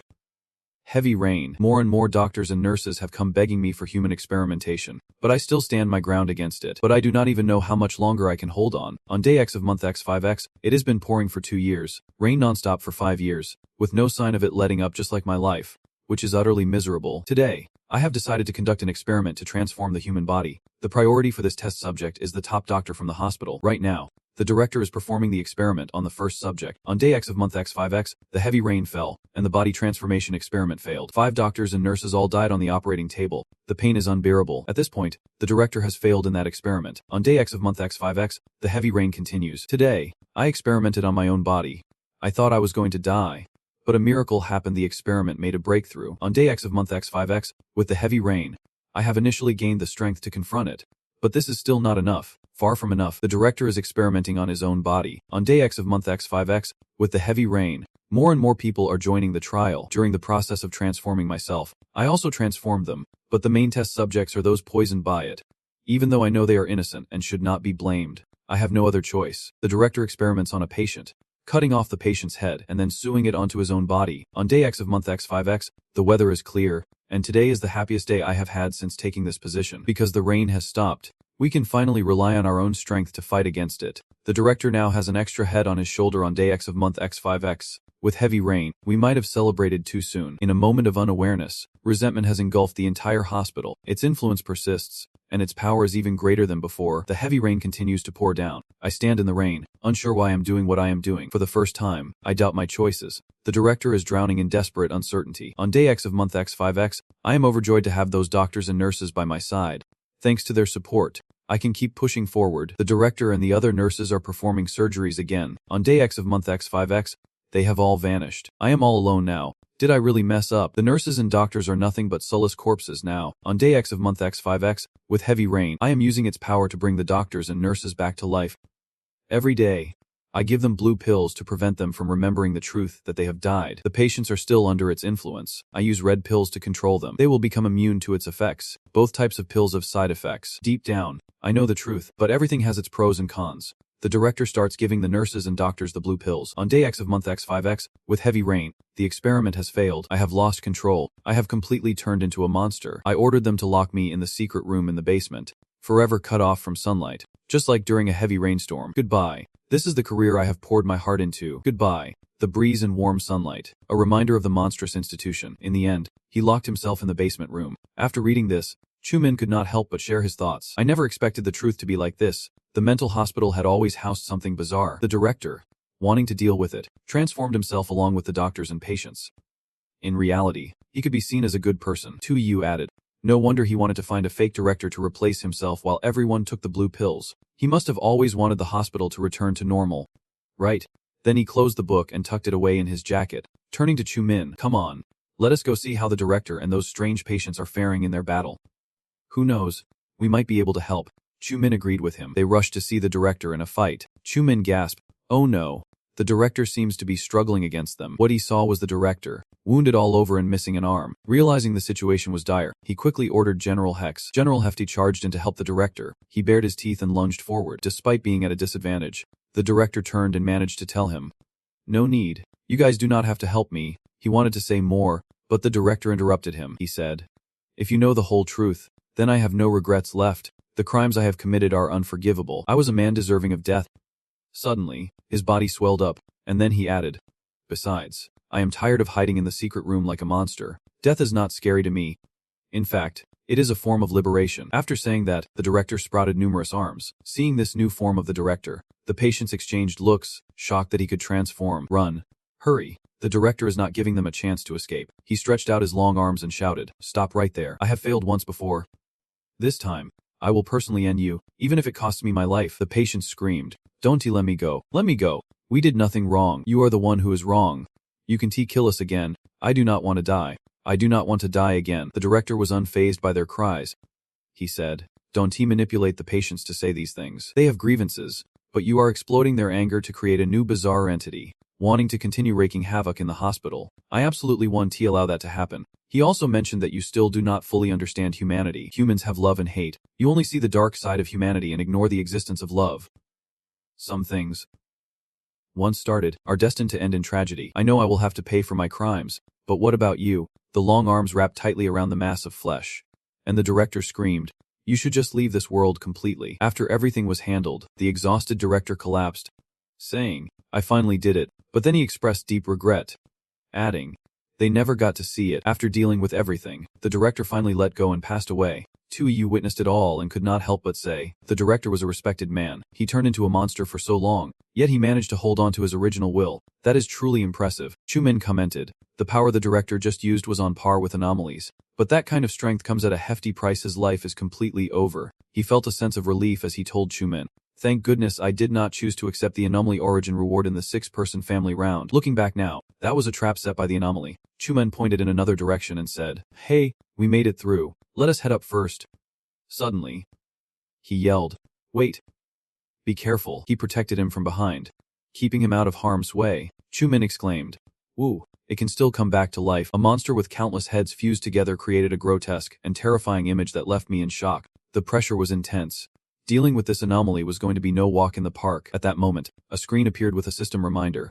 "Do you want to pass early? If you choose to pass early, you will receive a 3-star reward right now. If you choose to continue, the next pass will have a reminder when you achieve a 4-star reward." Chumin stared at the notification in disbelief, saying, "What? Passing early?" You felt a bit wary and replied, "This is the first time I have heard of something so strange. It seems the danger level of this anomaly is beyond imagination." Chumin seriously asked, "Ttu, you decide. If you want to keep going, I will stick with you." Tku thought to himself, having Chumin around right now would not help much. It could even put him in danger. He placed a hand on Chumin's shoulder and said, "It is too dangerous for you to stay here. Choose to leave. I will handle the rest." Chumin hesitated for a moment and then said, "All right. Be careful. Big guy, I will head out first. Thanks for looking out for me. If I get the chance, I will definitely repay you." Tu thought it was now his turn, while Chumin said, "I choose to pass early." As soon as he finished speaking, the system announced, "Dear contestant, congratulations on passing the psychiatric hospital round. 3-star rating. Score analysis. Received 1 star for getting the approval of the child in the elevator, and 2 stars for uncovering the truth of the psychiatric hospital." While Chumin passed, Gon and Lucas were also receiving notifications about choosing to pass early. Lucas chuckled and said, "Go ahead, picking the early pass is no big deal. Staying here would just hold me back." Meanwhile, Gon was still hesitating. Ginyan, sweating bullets, said, "If you choose to stay, you are on your own, but let me remind you, your arrogance and blindness will eventually lead you to regret." Lucas' expression darkened as he replied, "What did you just say?" Lucas's eyes are bloodshot. GJ closes his eyes and says, "I choose to proceed." Lucas yanks on Gon's shirt. Before he can finish his sentence, Gon screams as Lucas hurls him toward the bizarre multi-headed creature. Furious, Lucas roars, "Who do you think you are to disrespect me?" The comments section erupts instantly. Oh my god, is Lucas really going to kill his own teammate? Jun, after all, is a senior. Lucas just left him behind on the 3rd floor. That was already too much. Now he wants to finish him off too. Luckily, at this moment, they are being transported. The system's voice echoes, "Dear contestant, congratulations on passing the psychiatric hospital round. Rated 3 stars. Analysis point awarded. Gaining the child's approval in the elevator earns 1 star. Uncovering the truth of the psychiatric hospital earns 2 stars. Seeing Gon safe, one comment sighs in relief. Gon nearly lost his life." Another commenter notes that good things come to those who are kind. Right now, the crazy Lucas and the Grandmaster Tiku both chose to stay and see who can kill this bizarre, seemingly immortal creature. Tu sighed. The multi-headed creature emits a terrifying sound. Truly, a brave soul worth admiring. If you have chosen to stay, then surprise me. Tu calmly replies, "I am also quite surprised by your intelligence. I did not expect you to think this through so thoroughly." The creature asks, "Do you guess who I am?" Tu smirks, "If I am not mistaken, you are the patient who handed me the reminder note in room 106. Right. One comment is left stunned. Is that really him? Isn't he supposed to be a good guy? Why help? Another commenter replies, let us hear TU's explanation. TU chuckles. The note reminds not to take medication, then leads to find the surgical tools and mirror in the storage room. The goal was to lure me into provoking the patient on the 3rd floor. Then let them and the director take each other out. After both sides are mutually hurt, you can exploit the loophole, combining the strengths of both to become the powerful creature you are now. The creature twists its face, saying, you have analyzed well, but too bad I have successfully merged. Knowing all this does not change a thing. Enough talk, let us fight. As soon as TU finishes, he unleashes the doll, White Bear, and Black General. The multi-faced creature scoffs, you really do have some tricks, but that is just not enough. Suddenly, the doll screams piercingly. The Black General shouts, and all three are frozen in place. TU quickly states, the Black General is using a mental attack, and he has sprouted countless tentacles all over. The bizarre creature immediately shows a confused and pained expression from the mental disturbance. The doll emits a purple aura, charging at the creature, while the White Bear shoots beams from its eyes, and the Black General continues the mental assault. One person exclaims, whoa, seriously? This is the first time I have seen a battle like this. It looks like it is really a life or death struggle this time. The bizarre creature suddenly shakes, sending the doll, White Bear, and Black General flying away, and the comments section buzzes. Is this weird creature really that strong? Isn't this already way too strong? Someone quickly commented, don't panic, do not panic. The Elder still has the Mountain God ring. At this moment, TTU pulled out the shimmering Mountain God ring. The strange entity saw it and raised its hand, saying, don't waste your energy, just give up. It emitted waves of red energy, rendering TTU completely immobile. He anxiously thought, this is bad. It has me under control. I can use the Mountain God ring. The multi-faced entity let out a horrifying laugh. It approached while saying, today will be your day of reckoning, and I will remember you. TU stood frozen, cursing internally. Damn it. Am I really going to die here? Just then, a boy wearing a red scarf appeared, shouting, no, you can't kill him. The strange entity halted upon seeing the boy. The boy, tears streaming down his face, said, Mom, everyone needs to wake up and stop making mistakes. The entity trembled violently. The boy took off his scarf and continued, Mom, I know the principal is in the wrong, but he has to pay for his sins. Do you remember, when I was on the operating table and conscious, you told me not to hold on to grudges. Don't to blame Mom. Do not blame the principal, the boy said sadly. He held the scarf out toward the strange entity. From within the fabric, a long black-haired head screamed, and an angry voice rose. Damn it. Don't believe what he says. I saved all of you. You must obediently serve me. You all must hate him. Killing the boy is the only way you can break free. The mother cried out urgently. No, do not kill my son. Another head chimed in. He is right. This kid is our anchor. The boy's mother bit into the neck of the nearby head, causing it to scream in pain. And that voice rang out again. Damn it. Stop fighting among yourselves, or my power will weaken. Tu broke free from the control, raised the Mountain God ring, and declared, now's the time. The White Bear absorbed the power of the Mountain God, leaping up and snatching the boy's scarf. In the comments section, someone asked, why did the White Bear suddenly steal the scarf? Another comment replied, is the scarf somehow beneficial to the White Bear? Someone else commented, wait, is it turning evil? The White Bear draped the scarf around its neck, and someone noted, I feel like it is not turning evil but evolving. The whole room was now shattered by the power emanating from the White Bear. The strange entity groaned, I am facing a demon. What in the world is this power? The White Bear grew larger, squeezing the strange entity, as the heads thrashed and bit each other. Desperate to escape this mass of flesh, they shouted, let me go. The White Bear drained the entity's power, unwillingly saying, no, no, they all belong to me. TU was now worried, thinking, this is bad. The White Bear can't handle this much power. It only has about 5 seconds left before it gets ripped apart. The White Bear finished draining the power and stomped down on the strange entity. The White Bear clutched its head, growling as it felt its body tearing apart. TU pulled out a medal, and the system announced the use of the medal. Silently contributing effect, you will gain the ability to rewind a short period of time, bringing the user back 5 seconds. Just after using the medal, Tugu scratched his head and said, wait, why is it you? Blackie. The White Bear has shrunk due to some strange power fading away, but now its fur has turned black. Suddenly, the White Bear splits, revealing a black bear. Tu looks a bit confused at the scene. The two bears are hugging, and Tu wonders aloud, thinking that this black bear must be a friend of the White Bear. Could it be that this scarf helped summon its buddy? Just then, the ring entity's hand shatters, and he panics, saying, why is it so dark? Just when I thought things could not get crazier. The comments section is buzzing. The magic ring got broken, meaning they lost their strongest trump card. Another comment disputes that, but I get it. This time the big guy has a black bear, and this round will definitely bring new rewards. Feels like the next round will be a lot smoother. At this moment, the system displays a long notification, mentioning those who dedicate their lives to the cause and those who choose to silently sacrifice in the background. There are people who, even if labeled as foolish, still hold on to love and kindness. They protect life with their own, becoming each other's salvation. When the sunlight of love shines down on the earth, everything bows down to accept its baptism. Perhaps we have never noticed those loves, but in life, love is everywhere. Dear contestant, congratulations on passing the psychiatric hospital round with a 6-star rating. The evaluation analysis reveals the true nature of the psychiatric hospital, earning 2 stars. Gaining recognition from the child in the elevator earns 1 star. Receiving the spiritual baptism of love earns another star. Courageously facing the anomaly earns 1 star. Completely defeating the anomaly earns another star. Reward through the red scarf. The Diary of the Monster Principle. Resistance to anomalies increases by 3. The current resistance to anomalies is 14%. The red scarf symbolizes friendship with the white bear, capable of summoning the black bear wearing the red scarf. Symbol of friendship power lasts for 3 minutes. TU excitedly says, the scarf really is just like I guessed. It can boost the white bear's strength, even if it only helps the white bear. It can be a substitute for the magic ring. The system continues with an additional reward announcement. The Diary of the Monster Principle introduces new content. Do not believe it, try it out and see.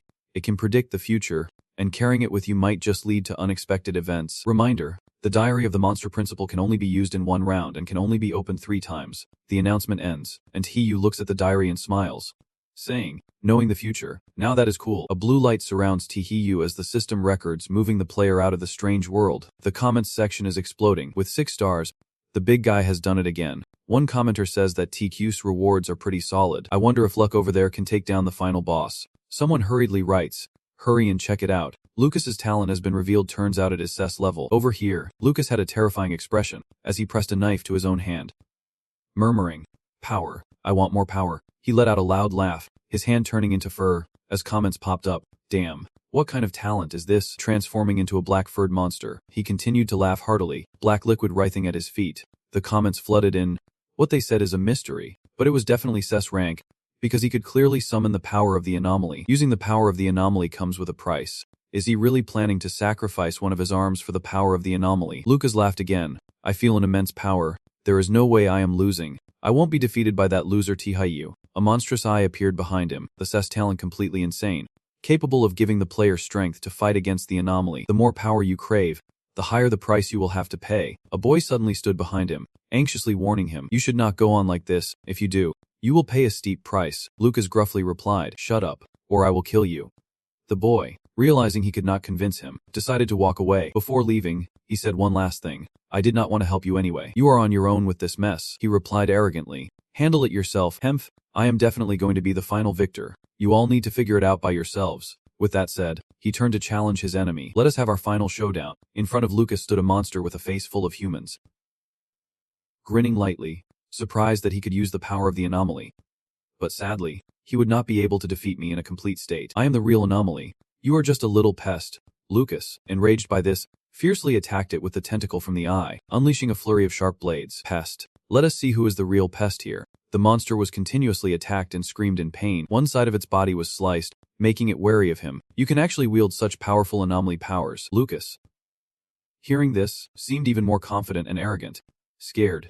Are we? That is great. The more scared you are, the more pumped I get. He then unleashed his power to attack it again. Let us end this here. It had nowhere else to run and yelled out, I will fight you to the death. Both engaged in a fierce battle, neither willing to back down. Suddenly, the monster was surrounded by blades. It nervously asked, what are you trying to do? Lucas pulled out a deck of cards, grinning mischievously. Killing you like this would be too bland, so I have decided to put on a magic show for you. He raised his hand, and countless cards flew everywhere. I call this magic trick the Death Blade. With countless knives aimed at the monster was bombarded by countless knives and cards, causing it to panic and scream in agony. Meanwhile, Lucas remained surprisingly calm, saying, accepting death calmly is harder than dying in fear. I believe you will enjoy the dying process because it will be a feast. He stood to the side, watching the monster getting severely injured. If the system's existence appeared, it would say, Dear contestant, congratulations on passing through the mental hospital. Rated with 5 stars, analyzed and reviewed. Uncovering the truth of the mental hospital at 2 stars. Courageously facing the strange creature achieved 1 star. Not receiving any help and killing the strange creature alone achieved 2 stars. Rewards through surgery are what you will get. Introducing the rewards, you have a rusty surgical knife. 1 knife is infected with tetanus, and 2 knives are ancestral relics. Lucas looked at the system panel in surprise. What do you mean 5 stars? He angrily pointed up. Why am I the only one who kills the final boss? Why did not I get the highest rating for an additional reward? Comments popped up, filled with laughter. He spent nearly half a day and still came up short compared to Tihiyu in terms of rewards. One was the fairness of a child, while the other received the baptism of love as spirit. Shouldn't he be furious about this? No.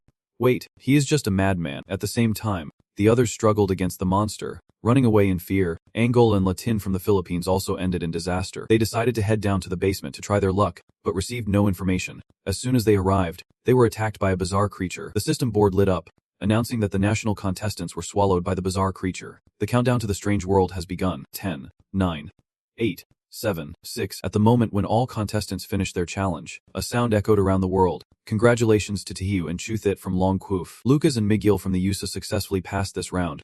The two countries will be exempt from this invasion. Chuthit from Aloquouk achieved 3 stars and received a regular reward. The air pollution level has decreased by 5%. Lucas from the USA earned 5 stars and received an elite reward. The resistance to diseases among the American people increased by 10%. The American contestant received 3 stars and got a regular reward, with the riot rate in the USA decreasing by 5%. After the strange sound faded away, the majority of countries participating in this challenge burst into sorrowful cries, while only the people of Longquouf danced joyfully, happily chatting away. But Lucas, upon returning to the real world, was immediately taken to the top hospital by the American leaders. A doctor stood next to a man, saying, "We have sedated him and called in the best neurology expert to evaluate him." The man asked, "What is the outcome?" The doctor replied anxiously, "There is indeed something wrong with his brain, and it is quite serious." The man pointed at him, looking distressed, and said, "So what about this arm? Can it still be saved?" The bespectacled man sighed and said, "At this moment, we can't treat all the dark hair on Lucas's arm, and this hair will spread.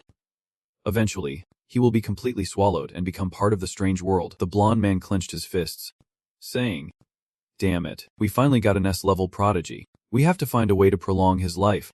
While the American leaders were pulling their hair out over Lucas's situation, the global contestant rankings were being updated. First place, Tihiu from Longquouf, prodigy status unknown, passed through 9 consecutive rounds at 18 years old.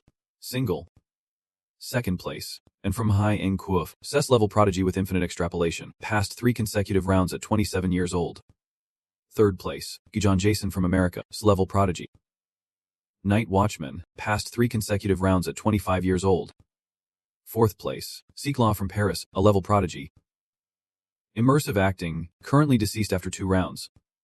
Fifth place, Lucas from Paris, prodigy status unknown, passed 1 round at 22 years old, with abnormal nerves. The viewers raised their hands in celebration, saying, "Lucas's prodigy status is hidden as unknown. That has been revealed. His prodigy must be SSS level." Another person chimed in that he was quite lucky. But unfortunately, this prodigy comes at a price.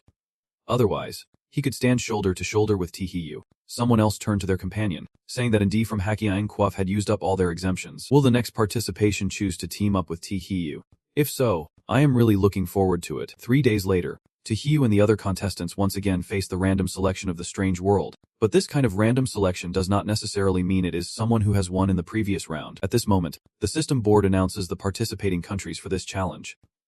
Long Nation, Hoi Hung Nation, the USA, Atam Nation, Australia, South Korea, Jimba's homeland, Duvanda, and Madius. Welcome to this Strange World Challenge. Museum. Welcome to the largest museum in the city. Inside the museum, you can see all sorts of bizarre and unique exhibits. Admission is free, and everyone is welcome to visit. But there are also some forbidden things in the museum. We hope you abide by the rules. A reminder in this strange world this time.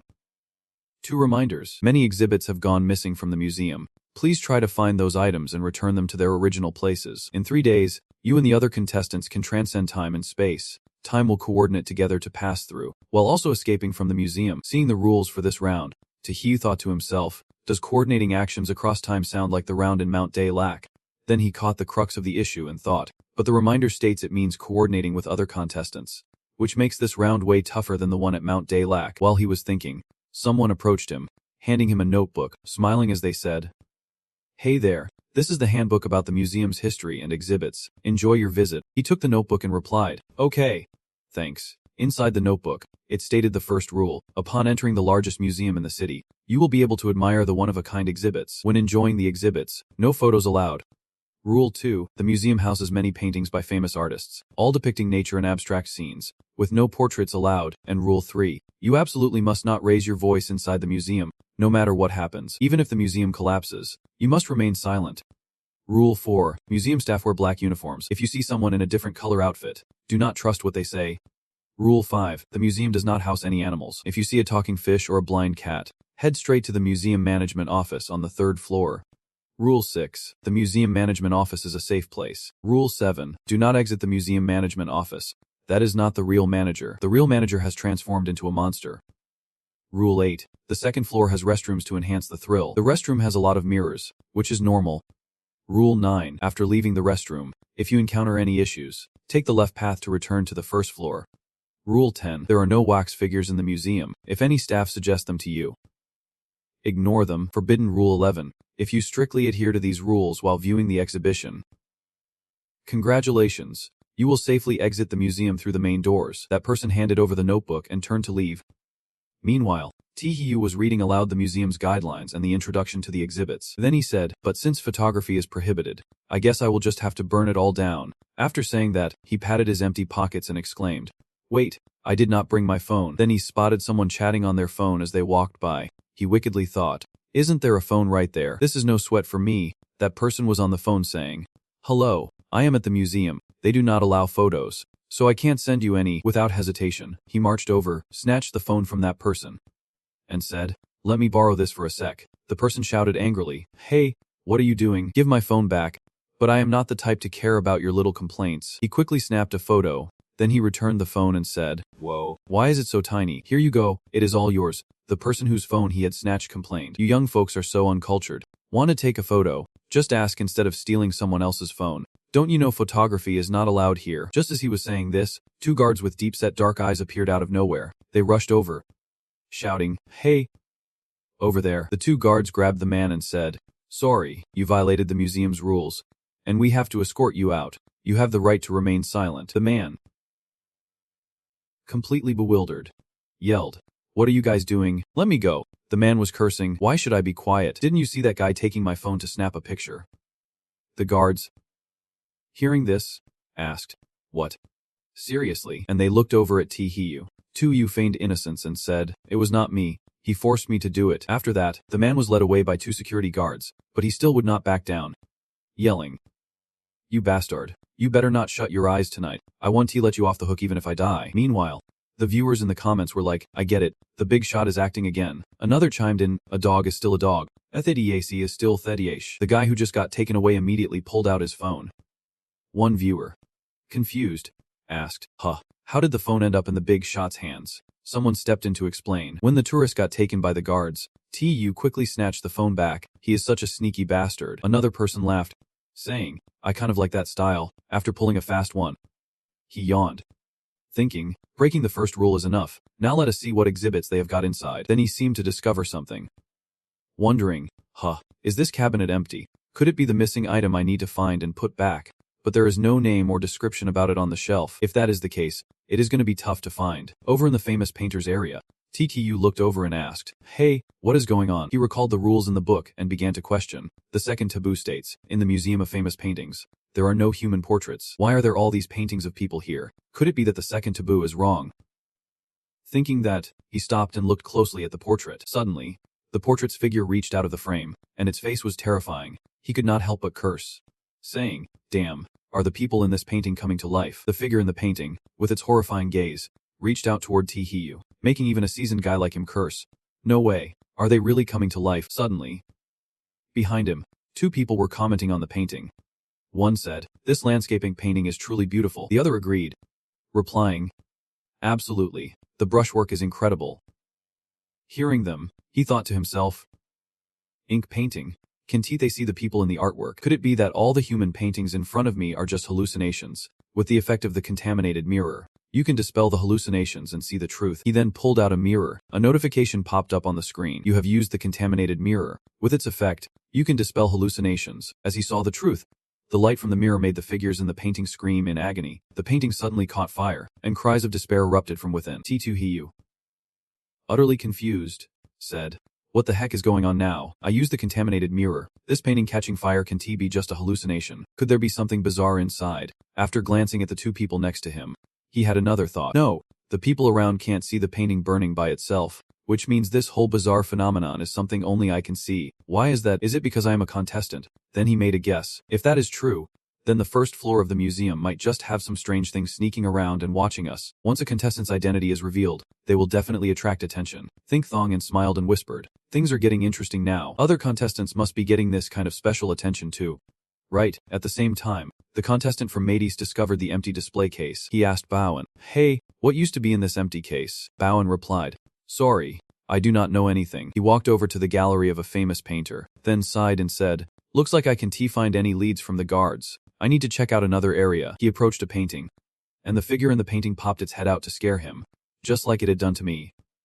He screamed, "What the hell is that? A ghost? No, do not eat me." Just as he yelled, the strange figure suddenly vanished. He looked into the painting and only saw his own reflection. Then he bewilderedly said, What just happened? Why did that terrifying thing just disappear?" Before he could gather his thoughts, 2 guards approached him. They grabbed his shoulders and said, "Sir, you have violated Rule 3 of the museum. Please come with us." He realized he had messed up and anxiously thought, "I was so scared I forgot. Rule 3 says no loud noises in the museum." He fearfully shouted, "Where are you taking me?" The guard replied, "The 3rd floor."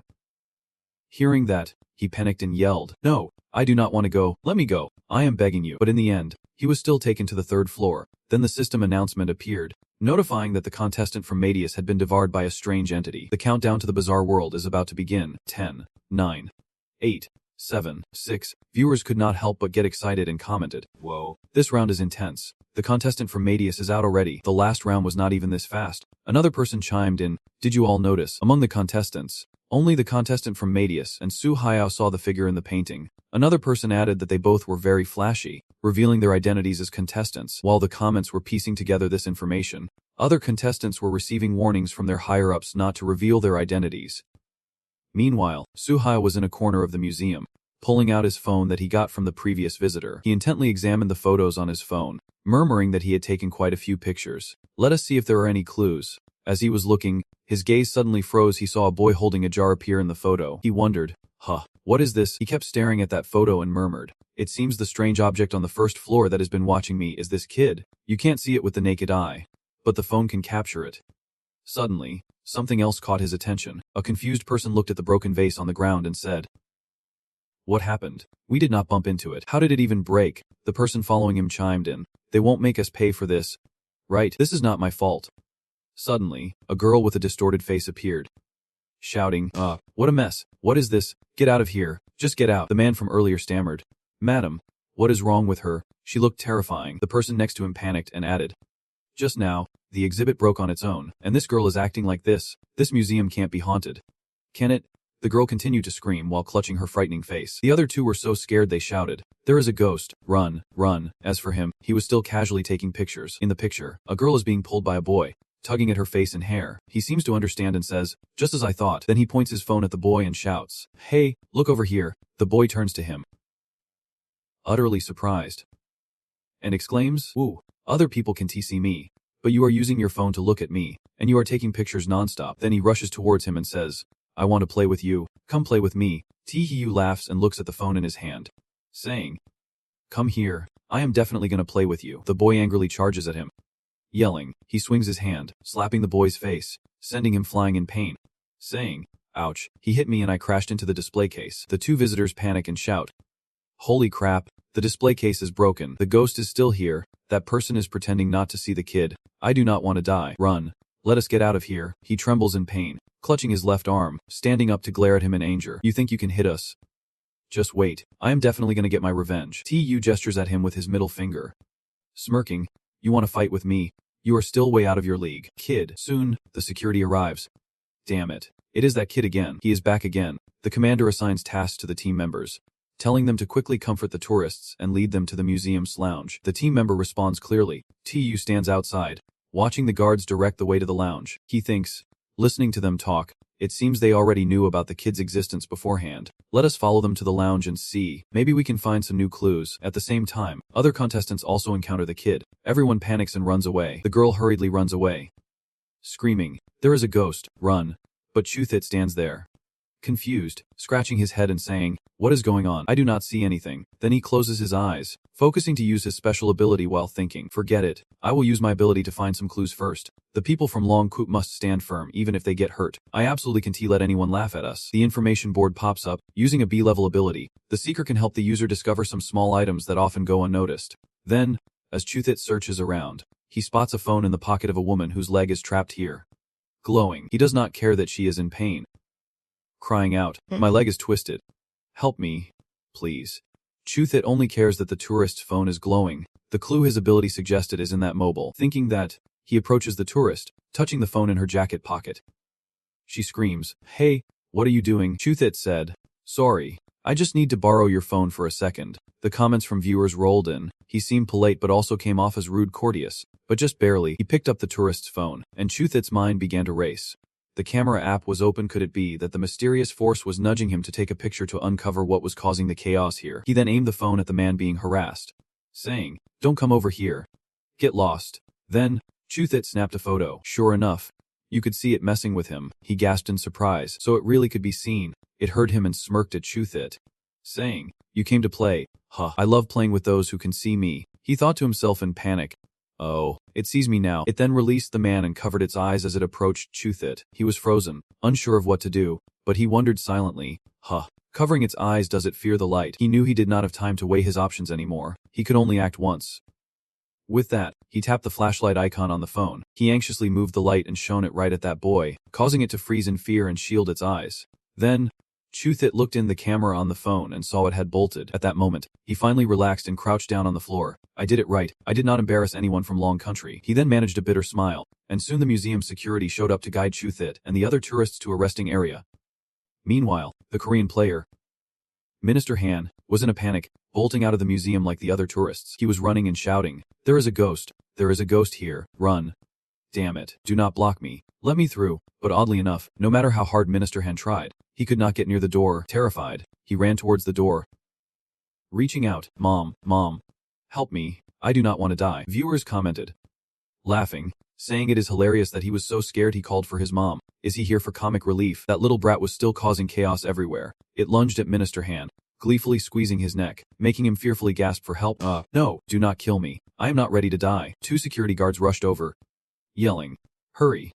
Save him." Suddenly, that little brat released its grip on Minister Han, who was still screaming in terror. The 2 officers ran over, each supporting one of his arms to help him to safety. While Minister Han was so pale with fear that he could barely walk, viewers expressed their disbelief, commenting, "Oh man, this Korean guy was so scared he nearly peed his pants. This is a ridiculous live stream. I can actually smell the urine through the screen. I am done watching here. Let us switch to where the great Taehyung is." Inside the resting area, Taehyung sat quietly in the middle of a chair, looking around in thought. The person sitting in the chair across spoke up, expressing concern. "I feel like this rest area is not safe at all. I want to go home. Why can't we go home? You think it is just the weird lights here? Plus, there is this lingering scent, like burnt oil." The atmosphere in the rest area gradually fell silent. This left him puzzled. These tourists were just terrified a moment ago. How can they be so calm now?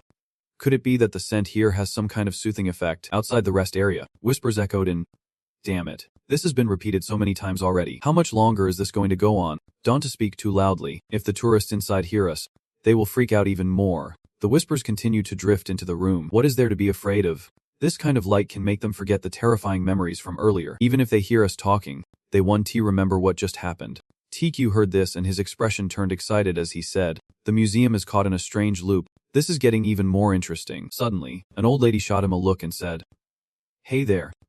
Young man, do not you know that old folks can't stand for too long? Can you give me your seat?" He looked at her, confused, and replied, Madam, do not you think you should rethink what you just said?" Enraged, she stood with her arms crossed, pointing a finger at him while scolding, "Hemph, what is there to rethink? Young people these days are so uncultured. They do not know how to respect the elderly or cherish the young. There are plenty of seats here. A young, healthy person like you should not hog a spot like that." He silently thought to himself that today, he definitely had to teach this old woman a lesson. With that thought, he quickly stood up, but suddenly felt dizzy, his face looking quite uncomfortable. "Oh no, sitting too long made my legs go numb." The other 2 rushed over, angrily taking turns to speak. What in the world? An old lady with perfectly fine limbs is trying to take a seat from a disabled person. The old woman made the elderly look bad. Why are not the elderly respected anymore?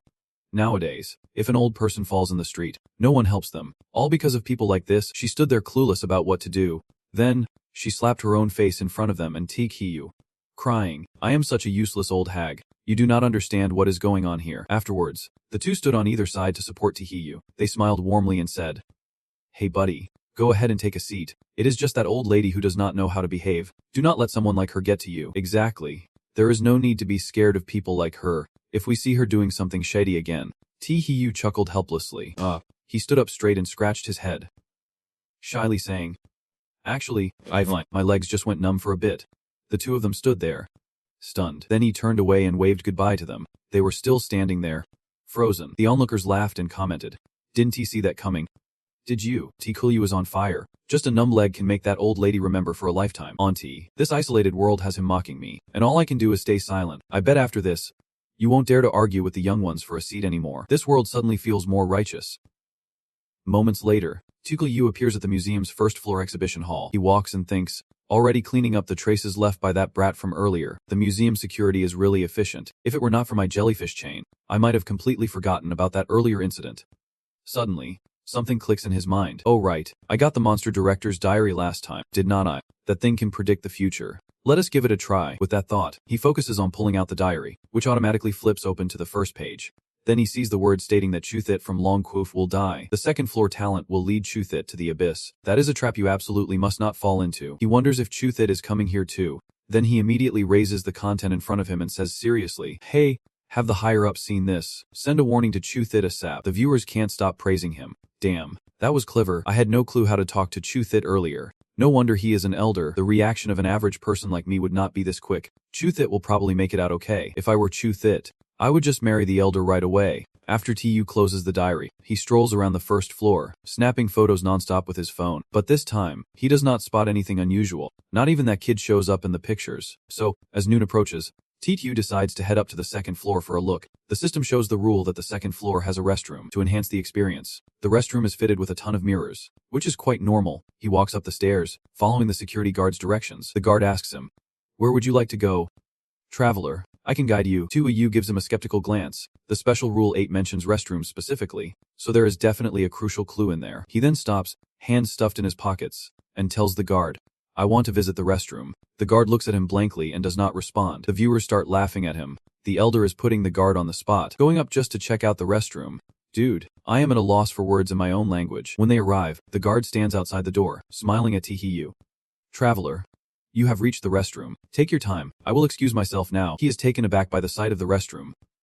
He exclaims, "Woo, it is all mirrors." The mirrors on the walls reflect a reddish-orange hue. Tu points his finger at the mirror, his expression puzzled, clicks his tongue, and says, "Which genius architect decided to hang over 900 mirrors in a restroom? Were they trying to let people check their behinds in 360 degrees without any dead angles? Even a pervert like me feels like that is a bit much." Suddenly, something on his chest starts glowing, catching his attention. He looks down, puzzled. The jellyfish necklace is glowing. He thought for a moment, realizing that the necklace's purpose was to eliminate mental influence. Its glow means these mirrors could affect me. Then, An's image appeared in the mirror, shocking him. Ange. He heard him call and instantly looked into the mirror, exclaiming in panic to Hayu Longquoof, "What is going on here?" He smirked and said, "If I am not mistaken, these mirrors will be the link for us to communicate. Through this way, we can finally do what was initially mentioned, coordinate with the other contestants." And Dai replied, making a lot of sense. Then, Chuthit also appeared in the mirror next to him. Cheerfully, he chimed in, "I get it, old man. And I can't believe it is you all. I am not seeing things, am I?" And looked at him and shook his head, smiling. "You are not seeing things, it is really us." Minister Hun also appeared in the mirror, and he was startled, exclaiming, "Wait, are not you Tahiyu from Long Quof and an I from Hai Ang Quux? Who is that over there?" Chuthit crossed his arms, feeling annoyed. "Even though I feel tiny in front of these two big shots, could not you be a little more polite?" Minister Hun, standing by the restroom, cleared his throat and said, "Don't take it too seriously." He squinted and looked into the mirror to see Tubit asking for help. "I am Tikavu from Long Quof, and I am Minister Hun, a contestant from South Korea. Given we share the same ancestor, can you help me out?" Tku smirked and replied, "Help you? How?" He continued, "You must have figured out the rules of right and wrong. Can you tell me what is right and what is wrong?" In the mirror, Chuthit rested his chin on his hand, looking puzzled and deep in thought. "What a noisy plan. I can hear everything from over here." And Dee was very surprised. Minister Hun wants to use this method to get answers without putting in any effort, not to mention whether T-Hu would agree to help him or not. Even if he did, how could this strange world allow him to cheat like that? Did he think this was a game with a cheat sheet? Tu-Yu smiled seriously, but there was a hint of cunning in his expression as he agreed to help Minister Han. All right, I can tell you which taboos are correct. Hearing this, he was overjoyed and placed his hand on the mirror, saying, "Really, that is great. Hurry up." At that moment, in a meeting room in South Korea, a senior official angrily scolded Minister Han. Damn it. He actually wants to use that low-level trick to get information this way. What a brainless fool. No doubt about it. Seeplaw warily urged him to send a reminder, warning him not to let him do anything stupid. This is a trap set by the anomaly. He definitely can receive accurate information. Minister Hun was secretly pleased. This is perfect. The reminder from the senior official also instructed him to follow T-Hu's advice. A reminder board popped up, and as he reached out to touch it, he thought, it seems my decision to consult Ta was spot on. But through the observation screen, that senior official stood up in confusion, leaning on the table with both hands, saying, "What is going on? We clearly sent a reminder not to easily trust T-Hu. But why is Minister N so happy?" Kalaw said seriously, "It is late. That strange object must have altered the reminder content. This idiot should not have had that thought in the first place. He just wasted a reminder for us." At the same time, the higher-ups of Long Nation also noticed Minister Han's strange behavior. The two were discussing among themselves. He spoke up, "That is weird. Just now on the first floor of the museum, we in the other countries all sent reminders to the competitors without a hitch. What on the second floor is distorting the reminders?" he asked. When the higher-ups of South Korea sent a reminder to Minister Han, he is standing in front of a mirror. He clasped his hands and continued speaking. "The restrooms on the second floor are intentionally designed that way. I suspect those mirrors are the issue." He then ordered to quickly send a cable to other countries, warning them not to send reminders while on the second floor of the museum. He asked, "Sir, should we send reminders to the USA and South Korea?" He replied, "Send them. We must show the poise of a great nation. Whether they believe it or not is not our concern." Back in the strange world, Minister Han slyly smiled at Ta-Hu and Chu-Thit in the mirror, saying, "Thank you, Tu-Yu of Long Nation. I already know everything you just said. Goodbye. I need to quickly get through this round before the others." Ttu silently maintained a calm expression while Chu-Thit, clearly dissatisfied, exclaimed, "Hey, that guy is just too despicable." Ttu stood by the restroom, watching him disappear quickly, then said, "It is fine.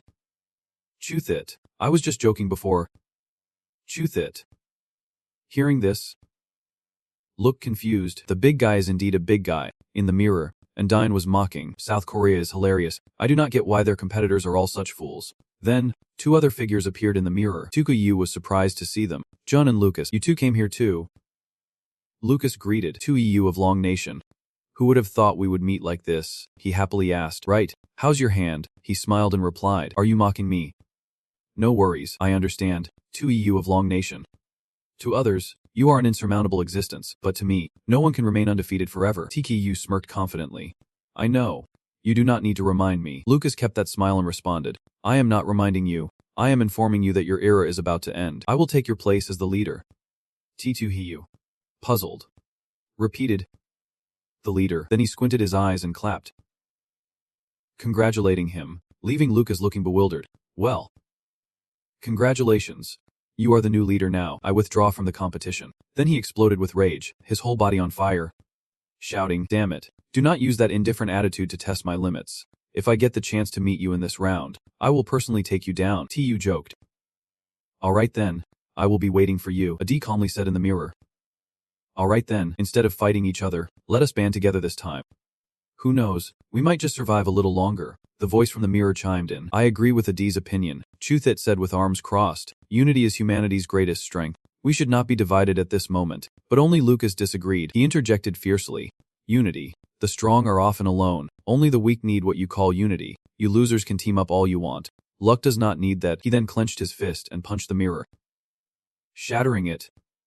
He declared, "Goodbye, you pests." Tku stood staring into the mirror where Lucas had abruptly vanished. After their conversation ended, Thu stepped out of the restroom and noticed some changes in the second floor hallway. The path to the restroom used to be a single route, but now it had suddenly split into two. He stood at the dark fork and sighed. Ooh, why did the hallway split in two? Suddenly, a system notification popped up.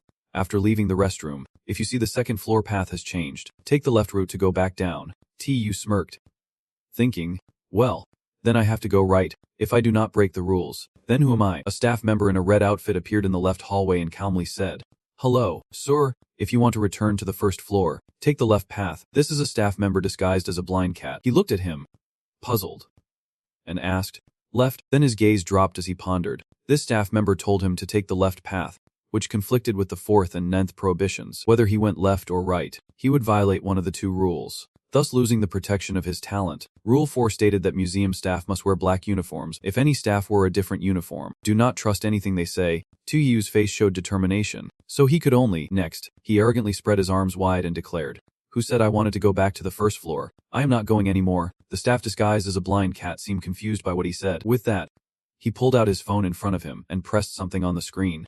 Then he started singing and dancing to the beat of the music blasting from his phone. 8. U84.848. The staff disguised as a blind cat immediately clutched his head in frustration and lunged forward, trying to snatch the phone from Tico's hand, shouting, "Hey, what are you doing? Turn it off right now." He quickly raised the phone high, and the staff member reached up desperately to grab it. Tu sneered with contempt and said, "You want to steal my phone? Take a punch from me." Right after that, he threw a knockout punch to the staff's face. The staff member took the hit and fell back. A stream of dark red blood gushed from his mouth. Then the staff member disguised as a blind cat melted away like a stack of wet brown paper. From that pile, the blind cat sprang out. Tu exclaimed in shock. Whoa. This staff member was actually a blind black cat in disguise. Suddenly, the black cat stopped mid-air, no longer running. It was even trembling in fear. Then, it was thrown down to the ground. The wall was stained with blood, as if someone had thrown it down with great force. It cried out in pain. My dude stood there, witnessing it all. He calmly took out his phone and aimed it at the cat, which was mewing weakly. Then he spoke up,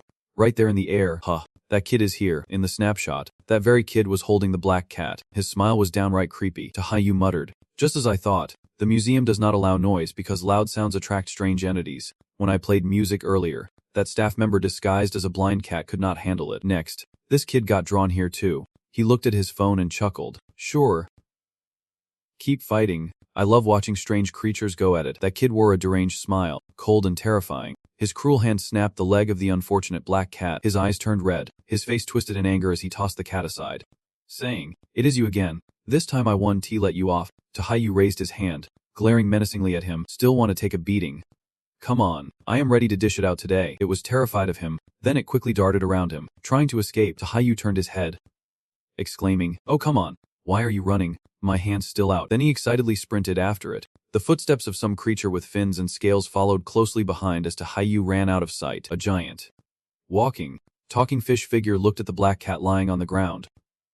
Poor thing. The mission was not finished and it is already gone. Now, it is up to me to complete the mission. At the same time, after ending the conversation, Chuthit also encountered a strange phenomenon. Just like I understood, Chuthit looked at the 2 paths in front of him and saw a uniformed staff member in red standing at the right walkway. The staff member disguised as a blind cat spoke. Excuse me, sir, if you want to go back to the first floor, please take the right path. Viewers began to comment with confusion. Wait, this staff member told Tahayu to go left, so why tell Chuthit to go right? I guess he wants to go against the competitor. Chuthit was obviously going to choose the left path. When he heard the staff member say that, he hesitated about going right, but CGM Kachin said he had to take the left path. Saying that, he closed his eyes to think. Chimiki warned not to trust the red uniform staff. That makes sense. After all, the staff that saved me on the first floor was in a black uniform, so that is clear. Chimiki 4 and Chim MK9 were both right.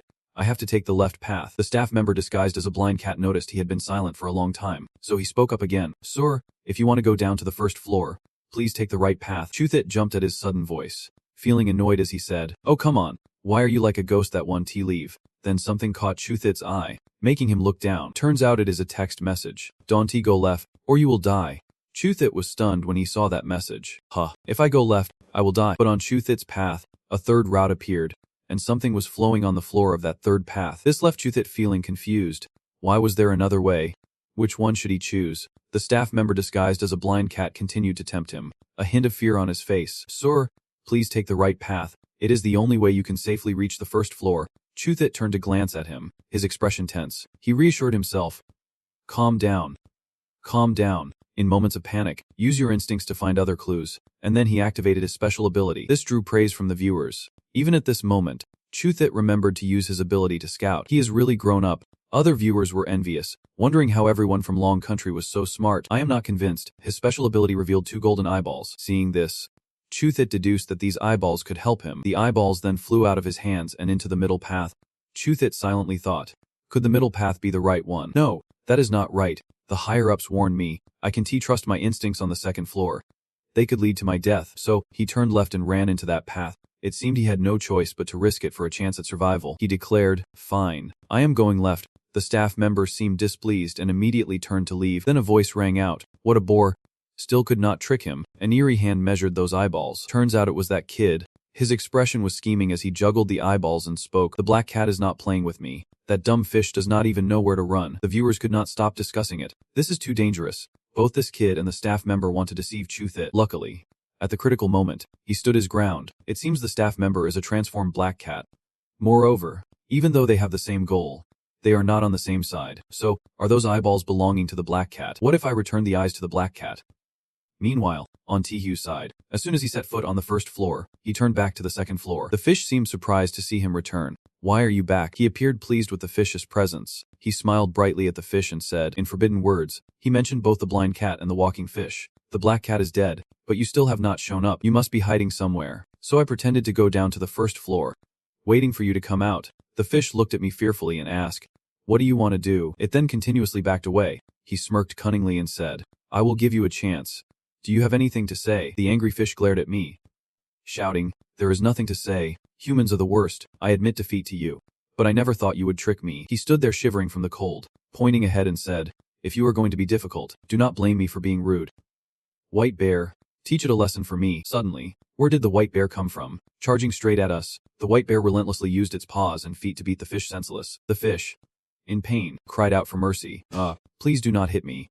Stop it. Tahayu stood there with his arms crossed, laughing and asking the fish, so, are you going to talk or not? The fish, trembling in frustration, replied, humans are despicable. What do you want me to say? Tahayu, still excited, chimed in, what is there to say that you do not know? Your mouth is still shut tight. Keep hitting it. The white bear continued to charge at the fish, but this time it was using moves, and the fish was powerless to fight back. Half an hour later, Tahayu asked the fish with a smirk, are you finally going to talk? The fish, crying without tears, said, damn humans, just ask me anything. Just ask if I will talk. What do you really want to know? Tahayu scratched his head, forcing a smile as he said, oh, have not I asked yet? The fish, furious, pointed at him and shouted, you did not ask anything. What did you ask? I have been beaten for an hour for no reason. You humans are truly despicable. He straightforwardly asked, so let me ask you, why are you here? Do you know the secret of the museum? The fish felt like Tahayu was making things difficult for it, fear creeping in as it answered, secret. I actually know a few secrets here. But those secrets are just things I overheard the manager mention by accident with the black cat. It began to tell the story. The black cat and I were both pets kept by the manager, but one day it appeared in the museum. The man sitting on the chair with the black cat encountered something that startled them. It could affect everyone here, including the manager. The manager once tried to fight it off but was no match at all. The manager helplessly raised his hands in front of him. This is so annoying. Both the black cat and the fish gradually lost their lives. Something huge and pitch black grabbed that man. He panicked and reached out for help. Somebody save me. The fish continued, saying that during its resistance, people were continuously dying in the museum, and the dead were still affected, turning into strange entities. Let us go. Let us go. That was the screaming of those trapped in red mirrors. Just like the mirrors in a restroom. That is why the manager decided to build a restroom on the second floor. Behind every mirror was actually hiding a person. Those affected by it, the ones killed by the manager. The manager was horrified to see his clothes stained with some strange black substance. The fish continued, but after fighting it for so long, the manager had been affected and turned into a monster. So, the manager told the museum staff to lock him up on the third floor, and would come by regularly to collect something from him. That door is tightly shut, used for lamp oil, wiping away the memories of terrified visitors. Me and Black Cat. If we encounter someone who can change the state of the museum, we must stop them from entering the wax museum. The fish looked at Tahayu explaining, because the wax museum is an extremely terrifying place. And it is where it hides. You got that, the wax museum. Tahayu knelt down, resting his chin on his hand, intently watching the fish. So you mean it is still in the museum and is hiding in the wax museum? The fish sadly nodded in response to him. That is right. During the time dealing with it, the manager had built the wax museum, and somehow managed to trap it there. The polar bear stood by, listening to their conversation. The fish seemed to remember something and cheerfully said, oh right, the manager once gave Black Cat a map. It could be the real map that helps escape the museum. But the thing is, Black Cat lost the map, and we do not know where its lackey is. Brutally killed Black Cat like that.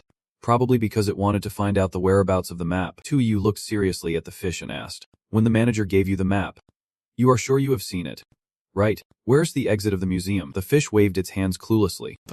I have never seen that map, plus it was always kept by Black Cat. Now that Black Cat is dead, I can't possibly know where the exit is. Tu's face was full of disdain as he heard the fish say, but if it is a task entrusted by the manager, even if Black Cat is dead, I must lead you out of here. He stood looking at the fish and said, all right, then from now on, you will follow me. If we can find the exit, I will definitely thank you. The fish widened its eyes and replied, thanks for trusting me, while the polar bear has already been retrieved. After that, he picked up the book and focused on it. This is strange. Then he put it in his pocket and turned to leave. He looked down at the fish and said, now let us head to the 3rd floor and see what we can find. Who knows, we might discover a clue. The fish happily squinted its eyes and followed, saying, yes, I will definitely protect you. The viewers felt something was off. Guys, why do I feel like something's not right? Right now, I can guess that the blind cat and that boy are not on the same side, but they are definitely not good people. This fish and Black Cat are teammates. No matter how you look at it, it feels like they are lying. No worries, who is tricking whom is still unknown. That is TPU, the big shot. While Taehae was preparing to go up to the 3rd floor with the fish, Minister Han from Korea ran into the staff member disguised by the blind cat. His face was gloomy, and his pupils were bloodshot. He said, hey, which way do you actually want to go? Spit it out. Minister Han stuttered in panic. What do you want to do? Don't force me. But just when the blind cat was forcing him to make a choice, the fish appeared just in time, like a hero saving Minister Han in a crisis. The fierce fish yells, what are you doing? Get lost. Now. The Black Cat continues to escape from the staff's body and bolts away. Minister Han is completely bewildered by the scene. Thus, the fish conveniently becomes the one thing that Minister Han can somewhat rely on. It explains the secrets of the museum to Minister Han, and he completely trusts it. The fish confidently spills the beans to Minister Han. But this story sounds just like the one Tikulu heard. In the version Minister Han heard, the Black Cat and the child are both its minions. Then the fish tells Minister Han, let us hurry up to the 3rd floor. There is a clue about the map up there. He nervously replies, is it really safe to go to the 3rd floor? The taboo says there is a monster up there in the museum. The system immediately displays information about the taboo. The 7th taboo is leaving the management office right now. That is not management. The real management has turned into a monster. The fish's eyes are filled with contempt as it says, where would the museum get a monster? Besides, did not Tgupu Longquok tell you that the 7th taboo is wrong? Minister Han looks down.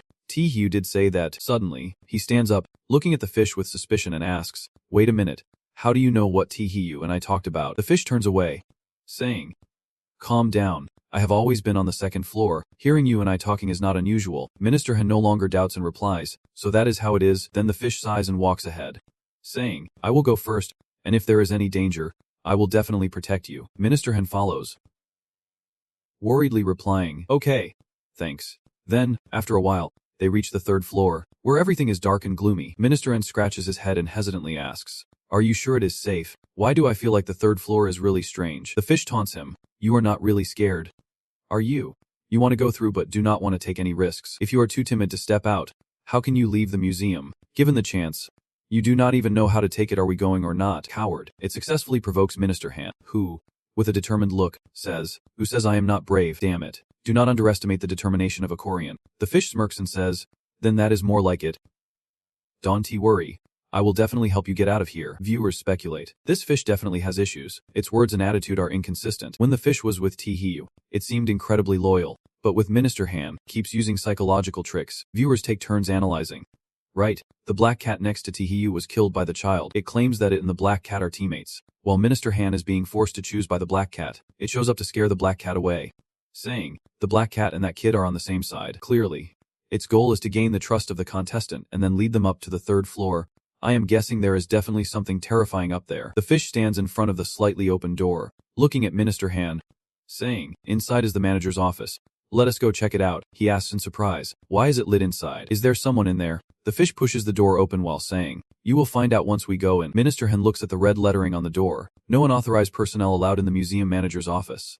He looks at it with suspicion, reading the words carefully. Then, Minister Han panicked and fled the place. No, I am not going in there. I want to go back to the 2nd floor. But that fish had turned sinister, and from that room, a thick cloud of darkness surged forth, grabbing hold of him. Sadly, it was too late. Something seized Minister Han and dragged him into the management office. He screamed desperately, no, do not kill me. Help. Then he mustered all his strength and screamed loudly. A moment later, there was nothing but silence. A notification appeared. The contestant from South Korea, Minister Han, has been swallowed by the strange entity. The countdown to the world of strange events begins. 10, 9, 8, 7. 6. Viewers guessed right. Damn, that fish is definitely the bad guy. It is helping the strange entity on the third floor capture people. I am already looking forward to Master Tiwu's performance. It is bound to be spectacular. At the same time, after returning to the first floor, Chuthit was approached by a staff member in a black uniform. He cautiously asked, "What do you want?" The staff member smiled warmly and said, "Don't be afraid. We know you are a good person. We have 2 items to give you." Viewers wondered, what? Why are they only giving things to Chuthit? Could it be because Chuthit took the left path earlier? Very likely. Stay tuned, the staff member in black said. These are the eyes of a black cat. You will need them at some point. As Chuthit reached out to grab them, he added, "Oh, thanks." The staff member also handed him an envelope. Additionally, here are the documents about the child that the manager adopted, which clearly outline the boy's secrets. Chuthit took it and began to ponder deeply. The child adopted by the manager, could it be referring to the kid on the first floor? As Chuthit opened the documents, he thought to himself about what was written inside. According to the documents, the child was actually found by the manager in a trash bin. The manager dedicated his life to doing good deeds. Most of his monthly salary went to charity, leaving just enough to live on and raise the child. He took great care of the boy, feeding him with love and nurturing him with kindness. When the boy first appeared, he was only 3 years old, but because the child was so young and lacked the ability to understand, he had no way to control him or keep him around. A thick cloud of darkness surrounded the boy. What could that be? The manager anxiously shielded the boy, telling him not to go near it. But no matter how hard the manager tried to pull the boy away, he would not budge. Even when they managed to get outside, the boy still cried and ran back. When the manager realized he was about to be engulfed, he pushed the boy away and urged him to run, saying, "I can't go any further. You need to hurry." But the boy turned back and said, "No, I do not want to go alone. I want you to come with me." Perhaps this is the bond of family.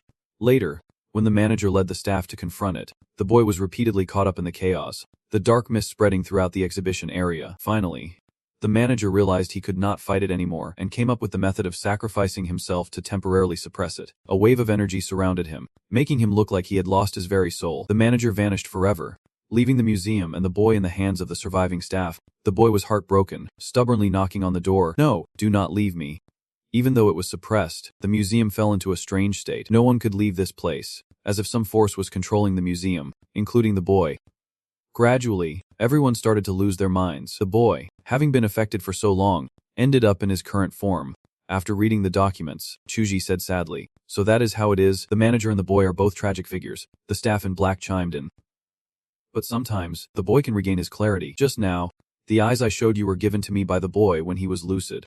I am handing them over to you, hoping you can help us break free from its control." Chuji smiled confidently, patted the black-clad staff on the shoulder, signaling him and said, "Don't worry, I will talk to Elder Suxiao. He will definitely help everyone defeat it." The black-clad staff nodded. "Then I thank you on behalf of everyone." Meanwhile, in the second-floor restroom, Chuji pointed at the mirror, pondering why the elder was not showing up, and neither was Adi. How could he report what he knew?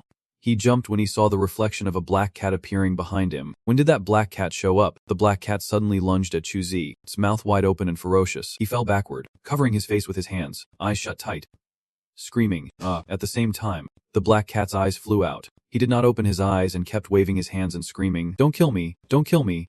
The cat was sniffing the 2 eyes that had just flown out and lay on the ground. Then Chuzi opened his eyes, fearfully looking at the cat. "Wait, you are not really going to kill me, are you?" Suddenly, the black cat's eyes returned to their original state. It stared silently at him before turning away and striding off. Chuji let out a sigh of relief. "Phew, I am alive. I made it." The viewers were just as anxious for him. That was way too close. Chuji nearly got knocked out of the game by that black cat. Based on the earlier events, the black cat attacked Chuji because it wanted its eyes back, and once it got them, it did not do anything else. Could those eyes be useless? According to the rules of this bizarre world, those eyes can possibly be useless. Just wait and see. This has to be the beginning of something. And was following the guiding fish. He seemed puzzled, asking the fish, "Hey fish, you say the map is with the black cat, and that it might be hiding on the 3rd floor. How do you know all this?" The fish replied dejectedly, "I am just guessing," and crossed his arms, questioning it. "Just guessing? Huh, I feel like you are lying, so think really hard and then tell me, or I won't go up to the 3rd floor with you." The fish looked at Ndi, smirking in response. Are you really going to miss the chance to escape the museum? The viewers continued to speculate. Ndi must have used his infinite deduction skills, quietly realizing that the fish was not a good person. Was everything it said just a pack of lies? So why did not Ndi flat out refuse the fish? Instead, he sat down on the steps, glanced at the fish, and mockingly said, "Well, we are already in the museum, so if we can't find a way out, we might as well stick around and deal with it together." The fish was startled by this and struggled to respond. Are you out of your mind? The viewers grew more curious by the minute. I just have this feeling and Dai is trying to outsmart the fish. Like he wants to get something from it. Goodness. Even someone as honest as Ndi is learning how to deceive now. I can't wait to see if this fish falls for it. And looked at the fish confidently and said, I'm not crazy, and I am not afraid to tell you. I have actually figured out how to deal with it. So I am feeling pretty confident that I can completely erase its influence this time. The fish was surprised to hear him say that and spoke up cautiously. What? You have figured out how to destroy it completely. What is the plan? Hurry up and tell me. Adi looked seriously at the fish and said, I can't share this with you, but I did tell a staff member on the first floor about this. I am sure they will start taking action soon. It thrashed around. What? You told the staff on the first floor to get ready to act. Then it started jumping up and down, shouting, No! My friend, we have to stop the museum staff from acting. If they get to the third floor, I won't be able to get out anymore. Adi wore a resigned expression and said, If we really can get out, then let us just die together. Anyway, I have already come to terms with life and death. The fish shouted, You can be so negative. Think about your family. Are you really going to let them suffer because of you? And Dee frowned. So what do you think we should do right now? It spoke in a casual tone. It is simple. You stop those staff members. And then come with me to the third floor to find the black cat and get the map. He rubbed his chin, looking hesitant. I feel like switching things up like that might not be a great idea. It is definitely going to raise their suspicions. Why do not you go down to the first floor and stop them? It quickly refused. No way. I absolutely cannot go down to the first floor. Then Ndi pretended to sulk against the railing of the staircase and said, If you are not going, then I won't either. I think I will just sit back and wait to die. The fish looked at his demeanor, deep in thought, really not expecting this guy to be so determined to die. Moreover, he wanted to drag it down with him. I can be lenient about everything that has happened. Then it went down a few steps and turned back to seriously tell Adi. Alright, I will go find the staff to talk things over. You wait here for me. I will be back in a bit. Yeah. I will be back really soon. He happily waved his hand to signal and said. The audience was intrigued and started discussing. Turns out Ndi wanted to lure the fish down to the first floor. If the kid is this rough with the cat, he definitely won't go easy on the fish and wants bizarre creatures to annihilate each other. Huh. This fish has really been set on fire by him already. He sat there watching it slowly fade away. Then he grabbed a frog-shaped balloon and sneaked a peek at the fish, only to see it morph into a humanoid with a fish head. Dee chuckled smugly and said, You guys keep head-butting each other, while I will just sit back and keep theorizing. Then he thought he should keep the frog balloon close by, just in case some bizarre thing interrupts his theories. One of the outcomes of infinite theorizing, he imagined himself surrounded by a dark aura, with chains around his neck. Whose voice is coming from that dark aura? Do humans really want to challenge me? Just imagining it was already terrifying. He mumbled, Scary. Really, scary. Who would be thought it was trapped in there for so long and could still easily kill me? Even crazier, the balloon next to me could not even sense it. Blind cat. Missing eyes. These are all key points. I need to think of a way to find those eyes. Then, and closed his eyes, one hand pressed against the wall to feel his way, while the other used his talent. My spirit is weakening. Infinite theorizing can't be used anymore. I can only rely on myself to find those eyes. Suddenly, the blind cat appeared behind him, making Ndi turn around curiously, surrounded by a cloud of black mist. And he calmly looked at it. Don't scare me. I know as long as I do not break the taboo, you can kill me. The cats first stood on end in anger. Cat. Huh. And Ndi continued, How about this? Let us make a deal. I will help you find your eyes. And you do not have to help that stupid fish anymore. If it were not for it, you probably would not have ended up in this situation. The blind cat spoke up, sounding cautious. Meow. You are saying that fish made me like this. He spoke honestly to the blind cat. I used infinite theorizing to see that both you and the fish are serving it. But that fish always opposes you. At first, the fish lured the kid to the second floor, causing your eyes to be blinded by him. Later, it even stole all your credit, framing you for hiding the map for personal gain. The cat was bewildered. What? Adi looked at the black cat with a bitter smile. If I had a teammate like that, I would have betrayed him long ago, because a teammate like that is just not reliable. The blind cat was furious, yelling, Meow. I have to kill it. I want to tear that stupid fish apart. Then Ndi patted his chest, his face determined as he looked at the black cat and said, Don't worry. I know you are scared of that kid, so you can go down to the first floor. I can bring the fish up here, and I can help you find your eyes. Just wait for me. The cat responded. Meow. It is a deal. His footsteps descended each step of the staircase, reaching the first floor of the museum. The guy in the black shirt cradled the gasping fish as he brought it towards Ndi, saying, Dear customer, this fish just hit the first floor and was almost killed by that kid who exposed its identity. We managed to intervene in time. Now, it is all yours. I believe you can do this. Lead us out of this mess, he said with his hands stuffed in his pockets. Thanks. I will give it my all. After handing the fish to him, the employee also presented him with 3 more items. A lunchbox, documents about the kid, and the cat's eyes. He hugged the fish and the items as he turned to leave, and ate his meal while reading the documents about the kid. Once his spirits were lifted, he slowly made his way back to the second floor, on the second floor of the museum, and tossed the fish onto the stairs and through the cat's eyes, saying, "I brought these back for you." The fish spoke up, "What is going on here? That guy brought me to the second floor not to rescue me." The cat took the eyes and fitted them into its own. Once it regained its sight, its face turned grim and cold as it said, "Meow. I have to kill you." The confused fish looked at the black cat and spoke up, "Oh, what do you want? We are on the same team. Don't trust that human's lies." The black cat immediately leaped up and fiercely clawed the fish's face. The fish screamed in pain, I am dead," and turning into a pile of mush. "There is something underneath," and D quickly picked it up, exclaiming, "What is this? A map of the museum." The cat stood behind, for bristling with anger. "Give it back." He propped one hand on his hip, holding the map in front of the black cat, tauntingly threatening, "Killing the fish means betraying it. If you do not want to die here, you better listen to me." The cat cursed at him. "What? You filthy human. You dare trick me?" And Dai replied calmly, "Well, what is done is done. You figure it out." The viewers could not help but exclaim, "Whoa, that is top-notch quality." And D not only fooled the fish but also the cat. Truly a 2-for-1 deal. This scene, "I am calling you a god." The cat quickly responded, "Okay, I will cooperate with you." Meanwhile, over in Lucas's territory in America, the black cat eyed him warily, for standing on end. "What do you want?" "Human." His expression was wickedly mocking. Viewers commented, "Damn, Lucas is crazier than we imagine." He picked up a knife and said, "Killing you means I want to have to make a choice. Don't be scared, little cat. I will just make it hurt a lot." The black cat turned and ran, muttering to itself, "Don't get involved. Do not get involved." Lucas laughed coldly from behind, then tossed a card towards the black cat, gleefully wanting to watch it flee in fear. The card whipped around the black cat's tail, pinning it to the ground. It cried out in pain. Lucas walked over, raising the knife. His shadow loomed over the black cat. He smiled wickedly and whispered terrifying words. "Just accept it and let me operate on you. I promise, I will make your death the most painful one imaginable." The cat can't escape. All it can do is helplessly call for help. This human is here now. "Help!" A fish appears behind Liugia, blocking the way. "Don't be so heartless. You will still meet again someday." Keeps the twisted smile on his face. Then he turns around, looking at the fish with madness and death in his eyes. "Meet again. I can see you are eager to meet God, are not you?" He leaps like a madman toward the fish. "Don't worry, I am sending you to meet God right now." It panics in shock. Damn it. Why does this human bite everyone he meets? He is definitely a certified lunatic.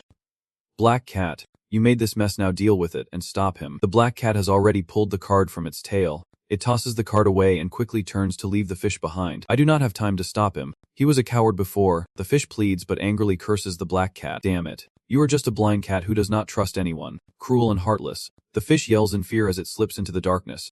Lucas is also chasing it.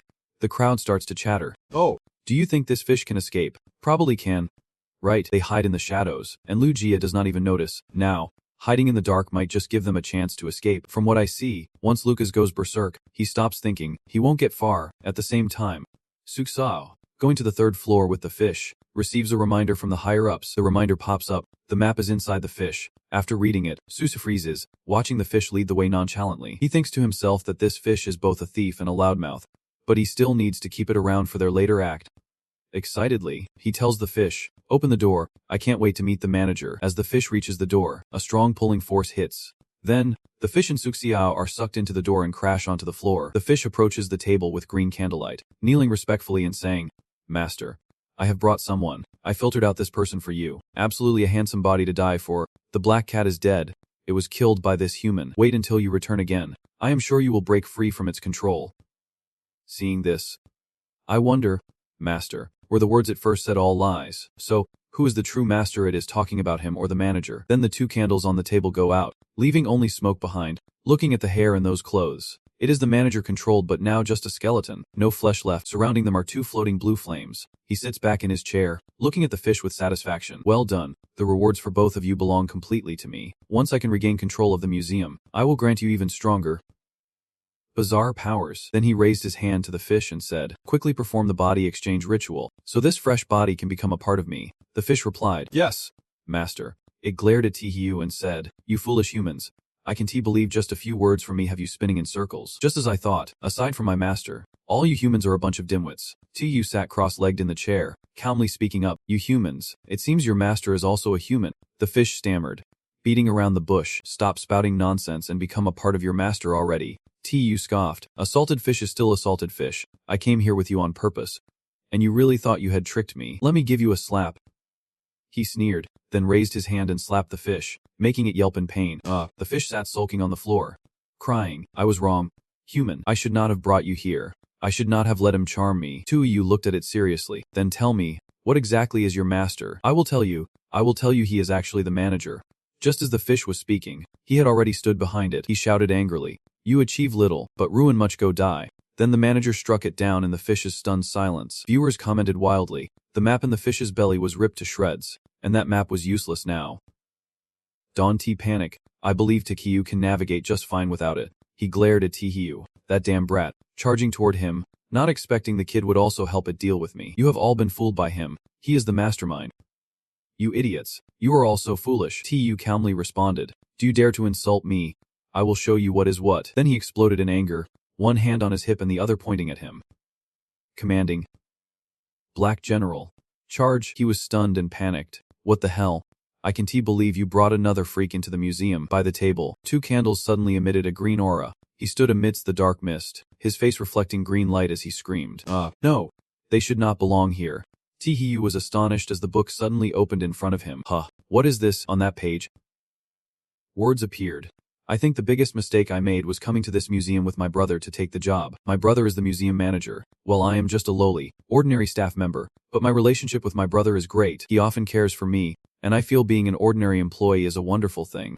At least I do not have to struggle like my brother. My colleagues and I get along really well. The manager brings food down for his brother. Eat up. Here's an extra chicken leg for you. The manager's younger brother happily accepted it. Thank you.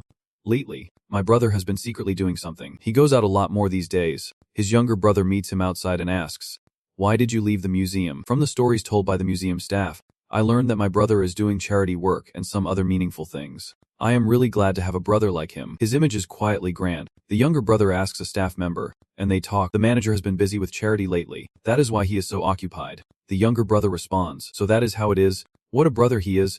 Today, he brought home a child, claiming he found him in a trash bin. Feeling pity for the poor kid and wanting to adopt him. I agree with my brother's decision. My admiration for him grows even deeper. My brother holds the child in his arms and smiles at me, saying, I am adopting this kid, which means you are officially a big brother now. My brother has been going out more and more, and the child he adopted is slowly growing up. But strangely, my brother buys the kid tons of nutritious food, yet the child's complexion remains pale. I feel like the poor kid lacks any vitality of a living being. Today, I could not hold back anymore, so I secretly took the kid to the hospital. The test results shocked me. The doctor diagnosed that the boy is anemic, or even suffering from severe anemia unusually. I noticed several needle marks on the boy's hand. I suspect the boy seems to be having blood drawn every day, and at the same time, he is getting blood transfusions from others. The younger brother, holding the child, is taken aback upon hearing this. What? The doctor said this has been going on for at least 2 years. The younger brother, holding the child and clutching the results, is in shock. Could it really be that his brother is responsible for this? Did you do this to the kid? I confront my brother directly, but he insists he had no idea about it. The younger brother, holding the child, angrily says, fine, I will pretend you really did not know, but I can't let you keep raising him anymore. From today on, I will take care of him. My brother, annoyed, turns away. Do whatever you want. The child is becoming more and more reliant on me, gradually seeing me as his brother. The younger brother looks at the child snuggling against him with gentle eyes, thinking, this is only natural. My brother and I are twins, and people often mistake us for each other. Recently, a series of bizarre and inexplicable events have been happening at the museum. At night, I saw a blind cat wandering around the 2nd floor, along with a talking fish. All these things are incredibly strange. The younger brother feels scared upon witnessing such phenomena. Oh my god, what are these two? Soon after, even more bizarre incidents occur in the museum. Display cases suddenly shatter, and some visitors who went to the 2nd floor go missing. The younger brother notices footprints on the floor and wonders, why did these footprints just disappear? Where did they all go? The number of missing visitors keeps increasing. I can't help but doubt my brother, the manager, because he is the one who kicked off all these strange events. The younger brother stands at the base of the stairs to the 3rd floor. Troubled, my brother is in his office on the 3rd floor. Should I go up and ask him? Tonight, I muster all my courage and head to the 3rd floor. In my brother's office, I witness a scene I will never forget. The younger brother stands outside the door, stunned. As he sees his brother covered in blood, he calls out, hey, what have you done? How did it come to this? My brother has transformed into a monster in human skin. He is gradually losing his sanity, wanting to take control of the entire museum, wanting everyone to become his followers. Everyone is trapped inside the museum, unable to escape, unable to touch the doors, unable to struggle. The younger brother trembles in fear, hiding from his brother who is hunting him in the corner. The brother laughs wickedly and says, come out, little bro. You can leave the museum now. I will find you sooner or later. I tried to rally the staff to fight back. The corrupted brother tells them, but do not struggle in vain. You can do anything to me, but against the power of that bizarre entity, our resistance felt like a grasshopper trying to stop a train, no threat at all.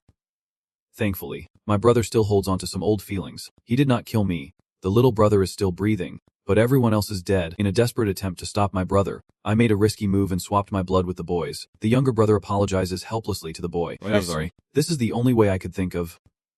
Sure enough, I have gained that strange power. This kind of power is beyond my control. My body is rotting, and I am about to become the second monster of the museum. But before that happens, I still have time. The younger brother has made up his mind. Brother, I do not want you to keep going down the wrong path. I will definitely stop you. The red flames are slowly consuming the paper with a few written lines on it. Forgive me. Brother, I can just stand by and watch you destroy what you cherish most. You might just be lost, but I have to steer you right. Viewers are confused in the comments. Whoa. Is this really the end? Didn't the fish say before that the entity appeared by itself? Is the manager infected and that is why he has become strange? Who is really telling the truth here? Other viewers' comments pop up. Clearly the younger brother is speaking the truth. Everything the fish said before was just a lie to lure players to the third floor. So that is how it is. This manager really is terrible. He turned the museum into this just to gain power. The manager looks at me, sighs, and says, I believe that after reading this diary, you have figured out who I am. My brother lost his way, and as his younger brother, I just do not want to see him go further astray. Tu holds that diary, looking at him with curiosity. So you are the manager's younger brother? He immediately replies. Of course, everything I do is to stop my brother. Tu squinted and smiled at him, asking, stopping your own brother is not wrong, but I have something I do not quite get. If that diary was not a fake, what was going through your mind when you wrote it? He confidently replied. Of course, it was filled with anger and hatred. I can never forgive my brother's actions. He observed him seriously and made a remark. Well, that is pretty clear. You are not just the brother managing him. You are the manager of the museum. He asked. How do you know? Then Tu rested his chin on his hand and looked at him with eyes that seemed to see through everything. If I am not mistaken, when you saw me carrying that strange object, you already knew you were not my match. So, you gave up on the idea of taking over my body and pretended to be my brother to lure me in, using me to kill your own brother. I get it, he said, one hand on his hip, the other extended. He furrowed his brow and continued. But it is a pity that when I asked about your feelings while writing the diary, your answer made me chuckle a bit. The manager scoffed and said, what is so funny? That stupid brother of mine has been against me from the start. What other feelings could he have besides hatred? He spoke up indignantly on behalf of his brother. No, he has always loved you. His trying to stop you is not about wanting to kill you. It is about wanting to save you. He laughed again and looked at Tu, saying, so what if that is the case? I have lost all feelings for him. Go ahead. Kill me. I am no match for you. I concede. He glanced at him, turning to walk away while saying, I am not in a hurry to kill you just yet. The other asked, why not? Tu paused, looking at the manager with a sly smile. Want to know why? Think for yourself. He fell silent, saying nothing more. Viewers happily commented, Tu is still as cunning as ever. This manager does not get anything. Another viewer bluntly asked, why do you think he has not killed him? I am curious too. Another viewer guessed, I think Hiyu believes that he can kill him anytime. So keeping him alive to see what the brother has to say will make it easier to get maximum points. Other viewers commented that it made sense. Hiyu turned to the doll behind him and waved, saying, doll, keep an eye on the manager and do not let him pull any tricks. Black General, go check around for any useful clues. The doll nodded, while Black General spoke up. Yes. Then the doll moved closer to the manager to keep watch over him. Meanwhile, Black General sniffed around every nook and cranny in the room. Tu watched with satisfaction. A few minutes later, Black General transformed his tongue into a white mustache to hand Q some documents and a set of keys. He took the key bundle, a satisfied expression on his face as he said, oh wow, a notebook and these keys. Not bad. There are quite a few clues in this office. Huh. Tu said proudly as he turned to leave. Doll, come with me to the first and second floors to find more clues. Black General, stay here and keep an eye on him. Do not let him pull anything. Upon receiving the command, General Black sat at the manager's feet, wagging his tail. While the doll followed him, the manager stood silently, thinking to himself, how annoying. Yet he did not kill me. Hiyu picked up the B notebook he had earlier and read it carefully. It stated that the 12th taboo is that the wax museum is an extremely dangerous place, and you should not go in there looking for it. The 13th taboo. Of course, if you unfortunately enter the wax museum and find yourself trapped inside, remain absolutely silent. Do not make any sound. The 14th taboo. The wax museum is filled with all kinds of wax figures, each modeled after real people. Their eyes cannot move, and their bodies are completely still. The 15th taboo. When the wax figures are staring at you, Make sure you are looking straight back into their eyes. Don't close your eyes, or something truly terrifying will happen. The 16th taboo. There are no wax figures modeled after human skeletons in the wax museum. If you see one, quickly leave the wax museum. The 17th taboo. The wax museum has no exit. The 11th taboo in notebook. If you follow the above taboos and thoroughly explore the museum, congratulations. You can safely leave the museum through the entrance. Tu coldly closed the B notebook and muttered to himself. The B notebook emphasized the wax museum. It seems that the 11th taboo in notebook A is the wrong one. The exit of the museum is likely related to the wax museum, possibly even located inside. At this moment, Un was tricking the black cat to go up to the 3rd floor with him.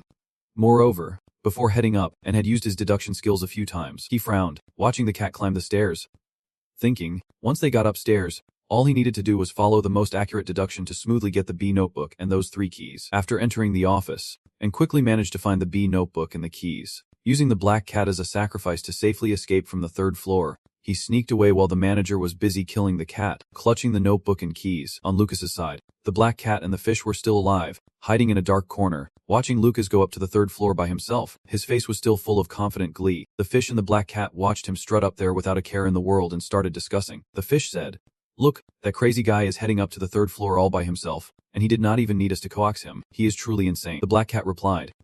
Suddenly, the fish got angry, puffing up its cheeks, pointing at the cat, and yelled, "Oh my, I almost forgot about you, you stupid cat who sold me out earlier. I am not done with you yet." The fluffy cat strained to say, "Don't blame me." Then the fish whipped its tail at the black cat. It angrily exclaimed, "Take that, my divine dragon move." The black cat, being smaller, could not dodge but fought back in vain. It shouted, "Damn it. How can a cat like me not beat a salted fish like you? This is just not scientific." Suddenly, a piercing scream echoed. You crazy man. You are truly a certified lunatic from head to toe." The fish and the black cat jumped in surprise at the scream. They both gasped in unison. Why is the manager screaming like that? The manager, terrified, hides behind his desk, peeking out as Lucas yells with a twisted grin, "You crazy bastard. I already gave you my diary to read. Why can't you just leave me alone?" Lucas, holding a small knife, looks at the manager with a manic excitement and says, "The best bizarre things are the ones that captivate the heart. You should save those words for God. My job is to take you up there to meet him." Meanwhile, Fish and Black Cat stand outside the door, hearing the manager's terrified screams and the chaos unfolding inside. They are worried about him, but fear keeps them from going in. Fish panics and asks Black Cat, "Should we go in and save our master? He would not blame us." "Right," Black Cat hesitantly replies. "I agree." Suddenly, the manager is thrown out of the room. Crashing through the door, he screams for help, and Fish and Black Cat gasp at the sight, both yelling in unison. What the hell? Did the master get so scared he had to run out of his office? The manager, furious, stands before Fish and Black Cat, shouting, "You useless idiots, I told you to find me a suitable body. And instead, you bring me a lunatic. You brought this guy here to test me, did not you? Who could withstand this kind of test?" Fish and Black Cat, trembling, chime in together, "Sorry, master, we did not." Lucas suddenly walks out with his small knife, his face twisted with murderous intent as he growls, "Don't even think about running. No matter what, you can escape." The manager and Fish are both terrified of him. Then, out of nowhere, the manager hurls Fish and Black Cat towards Lucas, shouting, "You two, hold this crazy guy back for me." They were caught off guard and screamed in panic.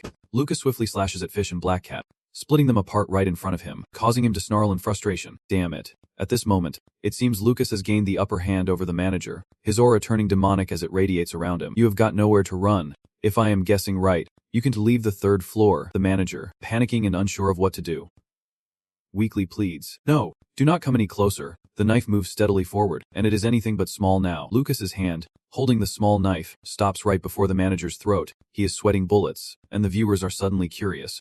Why did Lucas suddenly stop? What is going on? The manager also asks Lucas, Why did you stop?" Then he pulls back his hand, looking at the manager with a calm expression, saying, "I suddenly feel calm, and I do not want to kill you anymore. Keeping you alive might be useful later." The next day, after finishing breakfast, Tu enters the bathroom on the 2nd floor and stands in front of the mirror. It seems all the surviving contestants have gathered here. Adam from the Vaticanation and Alia appear, dazed. In the mirror, TQ tilts his head, expressing his thoughts. "Let me share my guess first. The fact that Black Cat and Fish are trying so hard to lure us to the 3rd floor shows that the rules do not force us to go up there. So, the museum mentioned in the manager's diary is like another level of the game. You can choose to go there or not. The system just pulled up the Forbidden Handbook 11. If you strictly follow the prohibitions and explore the entire museum, then congratulations, you can safely leave the museum. The main entrance is your way out." To Hugh continued, "So I guess it is not necessary to follow the prohibitions in Handbook B.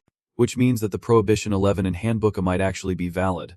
Those who have not gone to the 3rd floor can try to get through this way. Savatica, hearing him, wore a serious expression and called out to him. Elder, I have not gone to the 3rd floor, nor have I violated any prohibitions, so why has not the announcement gone off yet? Tahi leaned on his chin, looking at him. If I am not mistaken, you must have overlooked an important detail, finding the missing exhibit and putting it back in its place. Savati nodded seriously in response. I understand. Elder, you are absolutely right. I really have not found the missing exhibit. Can you tell me if there are clues about it on the 3rd floor? Before Savatica could hear Tahi's answer, the mirrors beside him suddenly cracked and lost connection with everyone. Oh no. What just happened? The viewers felt sorry for him. What a shame. Savatica was so close to hearing Elder Tahi's hint. I guess in this bizarre world, cheating like that just is not allowed. He recalled how Minister Han earlier wanted Elder Tahi to remind him, but ended up receiving all the wrong information. Meanwhile, Tahi was advising Adi not to expect to get answers just by talking here. Even if we do get answers, there is no guarantee they will be the right ones. From now on, let us switch to communicating with our eyes, Adi replied seriously. Alright, Chuthiat voiced his concern. Talking with our eyes. Can we really understand each other that way? Nir also expressed his doubts. Right, what can our eyes even convey? Junin scratched his head and chimed in. Well, let us give it a shot. If we still can't understand each other, we will just have to rely on ourselves. After trying a bunch of different methods, Tahiuan quickly managed to communicate smoothly, but Chuthiat, gone, and Jason, no matter how hard they squinted, could not grasp each other's meanings. Tahi winked at An, and he raised his hand to signal he got it. The other three were flailing their arms and squinting at each other. 10 minutes later, after Tahiuan and D wrapped up their conversation, the mirrors shattered. Continuing to communicate this way was no longer possible. Chuthiat, feeling defeated, scratched his head and sighed, unable to communicate with anyone. He had no choice but to follow Elder Tahi's advice and try to find the missing exhibit to see if he could get through first. Suddenly, a fish and a black cat entered. Startling him, the fish spoke up. I heard everything you guys were saying just now. You want to leave the museum? Right, it is simple. Just follow us to the 3rd floor. There is a way to escape from here. Chuthip skeptically asked. Going to the 3rd floor with you guys? He thought about what Master Taiyu had said earlier. There is definitely danger on the 3rd floor, warning those prone to trouble like him to stay away. Then, he angrily pointed at the black cat and shouted, You trying to lure me up to the 3rd floor? No way. That is clearly a setup. Black cat, I wasted my time helping you find your eyes. And now you want to team up with them to get me? The black cat awkwardly replied. Then the black cat jumped up, shattering a mirror as it said, I am helping you. Behind the mirror lay a human skeleton, and the black cat was searching for something, leaving Chuthit stunned. Whoa. There is a body hidden behind the mirror. Moments later, the black cat gnawed on a plate and looked at him. Chuthit frowned at the black cat and asked, Where did you get this plate? Could this be the missing item? Viewers chimed in, saying good people get protection, and it was worth it for Chuthit to help it find its eyes. But the fish was still watching from the side. Can we trust the black cat handing over the item? If it is a trap, then he is done for. The black cat kept gnawing at the plate and said, We are even. Chuthit knelt down, contemplating whether he should trust it. What if it is lying? As he accepted the plate from the black cat, the fish yelled, That blind cat.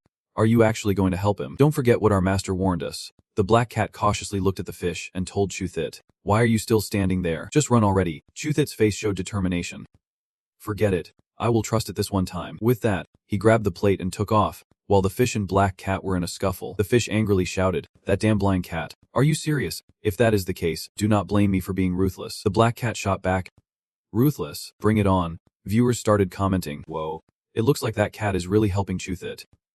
Either way, Chuthit has decided to trust the cat. Just wait and see if he can make it through. A little later, Chuthit was carefully sliding the plate into a display case. Under the astonished eyes of the security staff, the security guard questioned. He found the plate. So are we saved? Once the plate was placed neatly, it emitted a green glow. The happy security guard exclaimed. The barrier at the door has disappeared. We can finally get out. The other guards were just as thrilled. Chuthit, with an incredulous expression, could not believe the black cat actually helped him. Thankfully, he chose to trust it. But just as one guard was heading out, he bumped into something like a transparent green barrier. Another security guard asked, What is this? Why can't we still get out? Chuthit explained to them. Sorry. I can't complete the mission on the 3rd floor. I can only protect myself. Choosing to leave early, the guard replied with disappointment. So that is how it is? Looks like we can't leave after all. Chuthit, overwhelmed with emotion, covered his face and said, I am really sorry. Everyone, the staff behind him chimed in. Just go. Perhaps this is the final fate of the museum. The staff patted him on the shoulder, comforting him by saying, We will hold our ground and fight it to the end. The system board lit up, announcing it is time to go home for the new year. Chuthit, tears streaming down his face, mumbled in sadness. Everyone hoped to return. He then waved goodbye to them. Goodbye. Everyone, please take care. They waved back and responded. You take care too. Wishing you a happy new year. Viewers could not help but feel emotional over this situation. Damn, I am crying. I have been crying buckets. You guys, I really wish they could go out and celebrate the new year too. The system kept flashing notifications. This is not the true end. Know your place. Being weak and cowardly might help you live a little longer. But just a little. Dear contestant, congratulations on passing the museum's 1-star evaluation. The evaluation explained that the 1-star reminder follows the rules. Passing 1 star means no rewards. Chuthit stood there, attentively listening to the system notifications, while viewers commented in turns. Seriously, only 1 star. I am fine with 1 star. As long as he can survive and come back, even with 1 star, I still admire him. Well said. No matter what, Chuthit is our hero. The people of Longquok never abandon any of their citizens. While Chuthit was clearing the game, Gone from America was making his way to the second-floor restroom. He held a hammer on his shoulder, staring at the mirror, deep in thought. Last night, I used my night watchman ability to get directions. To get more evaluations, I need to smash all the mirrors in the second-floor restroom. He then spoke. Even though I do not know why I have to do this, the intel from my ability can't be wrong. A black cat and a fish outside the door watched him and asked, "What are you trying to do? Are you out of your mind?" Gon glanced at the black cat and replied, "I'm not crazy. I have to smash all the mirrors here. Besides, I am sure I am not breaking any taboos. You can't stop me."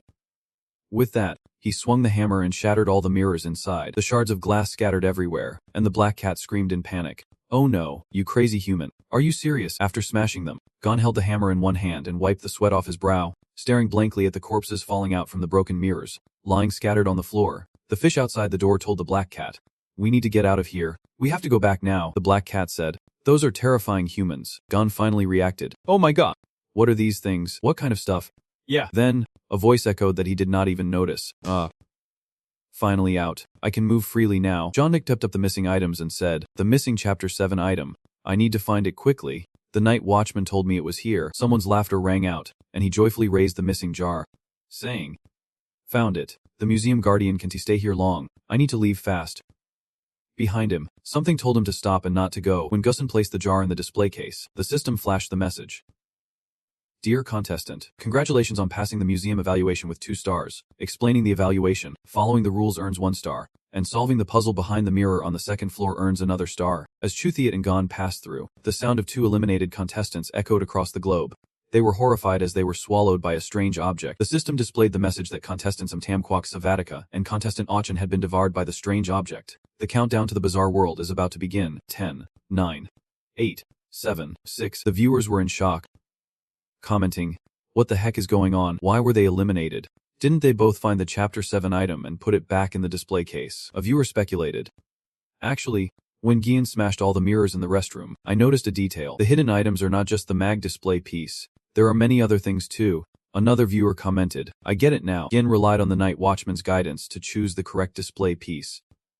Meanwhile, Savatica and Jane did not have the help of the black cat or any guidance, so the item they found was not a display piece. What a shame. They actually had a chance to survive. Over on Tech US side, he was wandering around with the doll, checking things out. He thought the strangest thing in the entire museum was these doors. Could the key found in the director's office be used to open them? But there are at least 10 doors here. Which one is the right one? TU picked up the diary and focused on searching for information. The monster director's diary had previously helped him figure out that the fish was lying, but he could still go along with it. This time, let us read the predictions and see. It contains details about the mirrors that were overlooked, and the forgotten corpses. Tu felt puzzled and spoke up. Mirror corpses. Tu stared at the item in his hand, contemplating.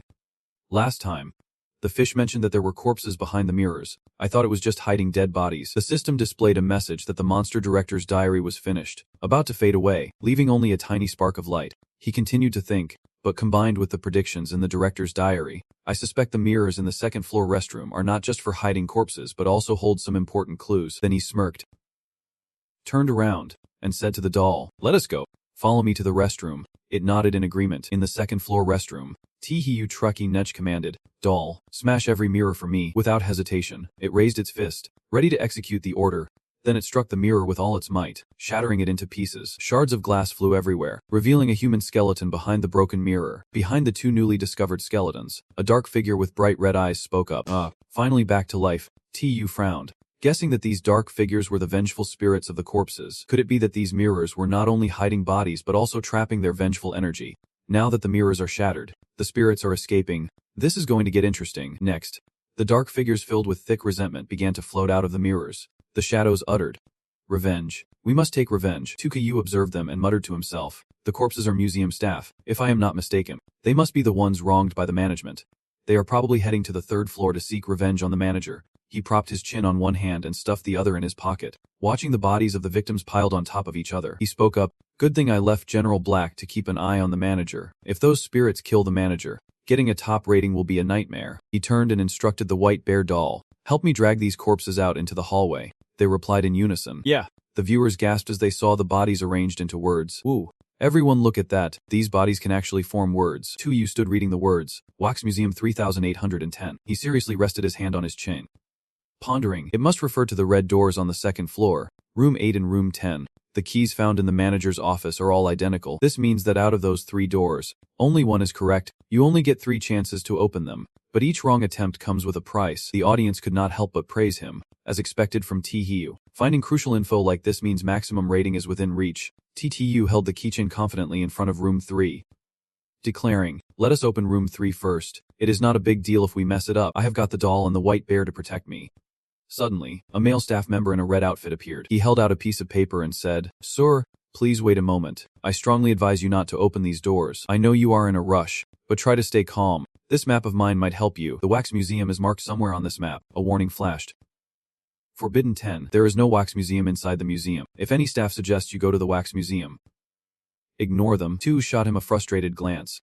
Damn it. I really do not want to care about him, but since I have to break the rules, I can just ignore it. Such a buzzkill. He then casually remarked, "Alright, show me the map." He reads the map, thinking to himself, the back door is on the first floor, and the end point is on the third floor. The secret door is in the office. What a deceptive setup. I have already checked these 3 places. The museum is a total joke. He speaks up, trying to convince him that the marked spots are the real deal. Do not attempt to open those doors.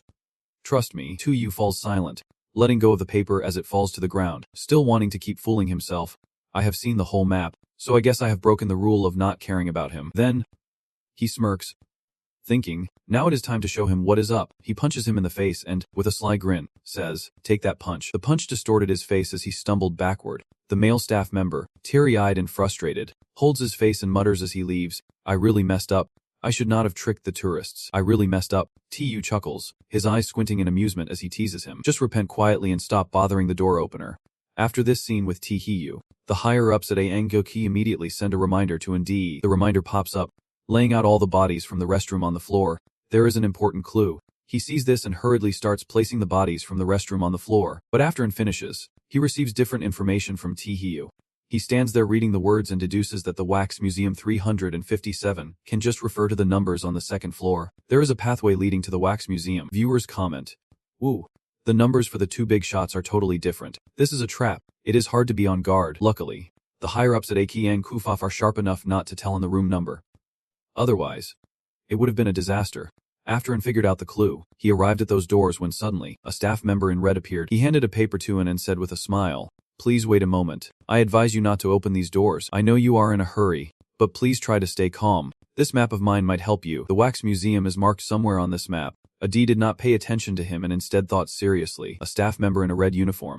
"I need to think about this a moment." Then, Ande uses his infinite deduction ability, closing his eyes and glowing with energy. As a result of his deduction, Ande ignores the staff member's advice and gives him a beating. He curses while relentlessly hitting the male staff member. "This is what you get for lying. You will pay for this." Then, a strange object appears. Adi uses a frog balloon. And eventually, the balloon pops, narrowly escaping death. A huge dark figure laughs menacingly, saying, "I am going to kill you." Andi, terrified, wraps himself in the frog balloon, silently praying to not be seen. Upon reaching the second deduction result, and follows the staff member's words to the marked spot on the third floor. But he is cornered, his face lying in a pool of blood, looking utterly defeated. Result of deduction 3. And D disregards the staff member's advice and opens rooms 3 and 5, leading to his demise. As he opens the door, something envelopes him. He screams in shock. No! The outcome of the 4th deduction. And opens door number 7 and stands outside. Peering inside, he speaks up, seemingly this is the door leading to the Wax Museum. Adi ignores the staff and opens door number 7. This time he made the right choice. Adi is astonished, losing his balance as he sways in thought, finally figuring out the correct choice. But I have overused my talent too many times. My mind feels like it is starting to spiral out of control now. From now on, I need to limit my use of the celestial talent and rely more on my own judgment. The staff in red chimes in to warn a die. Sir, everything I say is true. You should not open any doors here. But he stubbornly steps toward door number 7 and says, I am not breaking any rules. You can to stop me, so just back off. At the same time, Lucas receives a high-level reminder from the US, gathering useful information from the bodies in the restroom. He smirks, realizing that the key he found for the Wax Museum 4812 is meant to unlock these rooms. He stands, marveling at the lined-up bodies. Truly a stunning sight that leaves others in awe. When Lucas stands before the second-floor room, he encounters that same staff member. The staff member hands him a map and says, Sir, I strongly advise you not to attempt opening any doors. Lucas laughs and replies, Cut the amateur act. You really think you can fool me? He then pulls out a small knife, grinning maniacally at the staff member. Ever since he showed up, his identity was blown, including what he was about to say. He then stabs the staff member in the side. Continuing, I know everything that is going on inside. The staff member screams in fear. You psycho. You crazy. The viewers are shocked and comment as he lunges, stabbing into his waist. So ruthless. So ruthless. If I remember right, is not that surgical knife a bit rusty? Isn't that just a tetanus shot waiting to happen? After that, the red-clad staff member, panicked, runs away. Do not kill me. Lucas, excited, watches him flee, saying, Don't run. You will pay dearly for your actions. Hand over your life. I will take good care of it. Lucas then slashes the staff member's neck from behind with the small knife, severing his head from his body. Viewers comment, What are you teasing him for? He is a madman. And now it has happened. A tetanus shot. 2 strikes to meet his ancestors. The upstairs wants to take the exam but can rhyme with this. Lucas stands over the staff member's corpse lying on the floor, saying, Death is the most elegant thing. Especially in my hands. You are truly lucky. The viewers continue to comment. Staff member. Good luck with that. His leg hair just got a bit thicker. I can see he is going to end himself sooner or later. Then he thinks he should open the door to find the Wax Museum, and with the power of the anomaly, he can easily figure out which door is the right one. He then stands in front of door number 4. Finding it, as he opens the door, a thick stream of dark red air rushes towards him. The viewers are super curious. What is happening? Lucas's live feed just lost 6. Damn. I thought Lucas could play a few more rounds. That was too quick. Everyone, stay calm. The world of strange tales has not sounded the alarm yet, which means Lucas is not off track. Don't mention it. Even the live feed of Master TU has been cut. What is going on? Just now, I saw Master TU open the door, and a huge black hand engulfed him in an instant. After that, Master TU's live feed turned black, but he just stood there, a slight smile on his lips, as that massive dark hand reached out towards him. Viewers speculate about the giant black hand. Could it be that there is more than one thing lurking behind that door? Or maybe the world of strange tales has a twist. Look at In's viewing room. His live stream is totally normal. Over here, An opened the door and stepped into that pitch black room, just as I had predicted. Next, I just had to rely on my instincts to feel along the wall to find the secret door leading to the Wax Museum. But then he stopped, holding a frog balloon, thinking if he wanted to avoid unexpected danger, he needed this balloon for protection. After that, Andy was feeling his way along the wall, searching meticulously. Viewers praised him, and is indeed very careful. Besides Master Tihu, he is the one I respect the most. That is right, he is my second idol. Suddenly, his hand pressed something on the wall, and then there was a buzzing sound as the hidden door opened, and Dai exclaimed in surprise. Found it. Carefully, he stepped into the hidden chamber, and the door closed behind him. Once he entered, and he glanced back at the door, which had shut tight. It seemed he had to stay on high alert while in the Wax Museum. At that moment, a shadow slowly emerged from the darkness of the room. Forbidden Rule 13 appeared. If you accidentally enter the Wax Museum and get trapped inside, you must remain absolutely silent, making no sound at all. And D held the frog balloon and stealthily maneuvered through the wax figures. Now, he stood in front of a painting hanging on the wall, which was a picture of the curator. And D stared at the painting and said, "These photos are all of the museum's curator." He stood there, quietly gazing at the picture of the curator holding a strange vase, pondering. No, the person in this picture is not the same person. I remember the curator's brother had a face just like this, and he often gets mistaken for someone else. His expression changed in surprise as he thought, wait, if one of the people in the picture is the brother, does that mean he is impersonating his brother? Is the guy on the third floor the curator or the brother? Lost in thought, and did not notice the 2 rows of wax figures behind him. Viewers commented in confusion. Oh my gosh, I am lost too. But if the curator's brother is the one on the 3rd floor, looking like that, why would he even need to impersonate? Keep watching. Just wait for the master to unveil the secret. Then Andy suspiciously turned to look behind him. Damn it. His earlier guess came true. The frog balloon could not stop the strange entity that was sensing him. A group of wax figures was moving closer to him. He silently sought a way out. The strange entity inside the wax figure had detected him, and with no other options, He could only rely on infinite reasoning to find a way out, and he gritted his teeth, feeling the tension rise. Viewers were outraged, saying it was just too unfair. And D, who always had a plan, found himself cornered like this for the first time. It was the first time I saw him so flustered. Just watching this makes me tense too. I really hope and can make the right choice. At times like this, letting go or surviving is what really matters. As In finds herself in danger, the screen on TES side returns to normal. Tukuyu is standing right by the entrance, and beside him are the dolls and the white bear. The wax dolls find TU pretty strange. What is up with this guy? Who is the real freak here? TU shouts, "You guys better not act reckless. Keep it down. If you make any noise, I swear I will handle all of you." According to the 13th taboo, if you accidentally walk into a wax museum and get trapped inside, you must stay absolutely silent, no noise at all. TU stands observing a painting of a young man holding an ancient vase. He quietly huffs. It seems like the pictures on the wall are all the same manager. However, when TQ pulls out another painting to compare with the one on the wall, he realizes something's off. These are not the same person. Some are the managers, while others belong to a younger brother. TQ bursts into laughter. Hehe. So if the manager's younger brother is always impersonating him, this just got a lot more interesting. While TU has his back turned, the wax dolls creep closer to him. TU suddenly spins around and yells at them. Damn it. When did you guys get this clothes? Tuku gently closes his eyes to collect himself. He concludes, looks like taboo number 15 is spot on. According to taboo 15, when those wax figures are staring at you, you better be staring right back, do not blink, or something terrifying will happen. Tu smirks, still stubbornly doing the opposite of what taboo 15 warns against. Tu shuts his eyes and turns his back to the wax figures. He thinks, but I am not a sheep for you to hunt. I am a fisherman. The wax figures, seeing Tenhyu's reaction, white in their eyes. Are they really judging this guy? He dares to turn his back on us, provoked by Tenhyu. The wax figures charge at him, ready to pounce. Thrilled. Hehe. This time we can go all out without holding back. Tu suddenly spins around and slaps one of the wax figures across the face. Right after that, a series of loud slaps ring out, bam bam. The wax figures are left dizzy and confused, while the spectators burst into laughter. Ha! This series of slaps is pure joy. Is Tenhyu putting on a drum show or what? Another viewer excitedly comments. No doubt about it. Every single wax figure and puppet is now in Tukyu's spotlight. After beating up the wax figures mercilessly, Tu feigns innocence and says, "Oh come on, why are you all crying? If you like crying that much, I can give you a real beating." One wax figure is sniffling. Boo-hoo. I have never seen anyone bully others this much. No, I have never seen anyone bully freaks this hard. Tu then sends the wax figure's head flying. The head rolls away pitifully. Tenhyu shook his hand, grumbling. Damn it. My hand is getting tired from all this hitting. I was not even planning to fight you guys, but since you do not know how to back off, I have no choice but to teach you a lesson. You guys tell me, is this not pathetic? A figure of wax cried out in anguish. Is this what a human being sounds like? TKU turned to give orders to Bear White. Bear White, my arm is aching. You take over the fight. Guess the apple does not fall far from the tree. Before long, Bear White was breaking the limbs of the wax figures. The audience above praised him. Bear White, you are doing great. One like for you. Another viewer commented. What is up with all these bizarre objects in long quof? How did I not know about this? I am not buying it. A viewer chimed in from below. Everyone, kick this guy out. His mouth stinks. I can't take it anymore.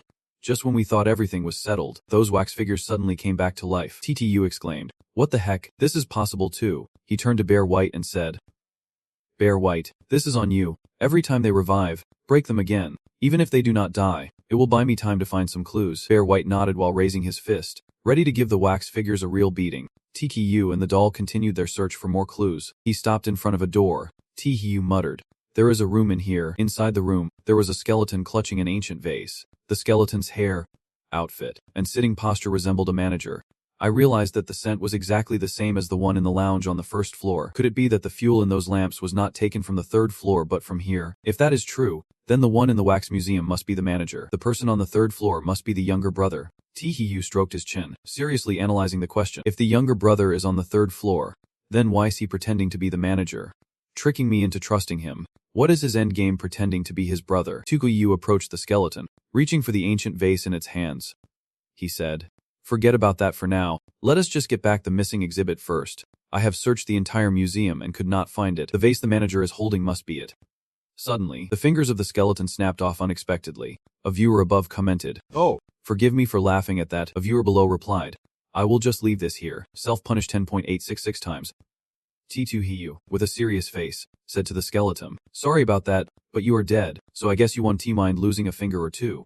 Right. Suddenly, a massive shadow loomed over Tihu from behind. The shadow had two glaring red eyes that looked terrifying. Tigu calmly smiled at the shadow, saying, oh, you are back to life. He decisively slapped the sneaky figure lurking behind him and shouted, "If you are still alive, let us at least say hi." The sneaky figure must be the vengeful spirit of the manager. He cursed at him.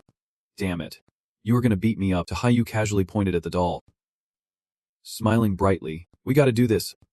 After all, my team has someone." The manager yelled, "What the hell? Why is a freaky object appearing in a museum? It does not belong here. That stupid little brother of mine. What the hell have you gotten us into?" Before he could finish, the doll lunged at him, ready to throw down. They wrestled fiercely, and the manager screamed, "You damn thing. Do not knock out my teeth." Tahayu waved his hand nonchalantly. "You two go ahead and fight.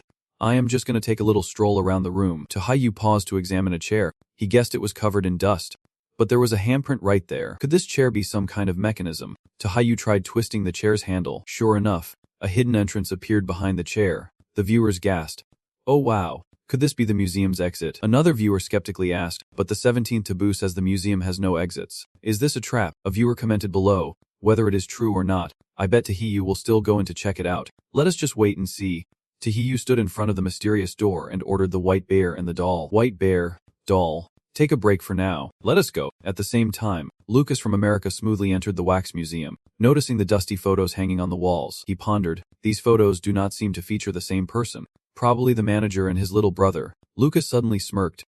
"A bunch of clueless fools. They are not even worth my effort." With that, he threw a series of cards, easily slicing the heads off the wax dolls. One wax doll's head rolled right to Lucas. Suddenly, that head stuck out a long, snake-like tongue towards him. Lucas sneered and scolded, "Ugly." Before crushing the wax head underfoot, Lucas coldly told the wax figures, "I told you, you are not even worthy of me using more power." A bunch of lifeless statues daring to try and stop me. After saying that, Lucas flung cards at the wax figures. He arrogantly remarked, "Bugs dare to challenge a god." Lucas's cards were indeed capable of temporarily taking down the wax figures. Once it was over, before the wax statues could revive, Lucas quickly left, finding the manager had turned into a skeleton. After grabbing the display items from the manager, Lucas moved the wooden chair and found the entrance to the wax museum. He strolled leisurely. Meanwhile, a D from the AIN kingdom was still brainstorming how to deal with the wax figures and puppets. He racked his brain. What to do now? The wax figures and puppets are getting closer by the second, and I can only dodge their gaze for about 5 seconds. They are almost within striking distance.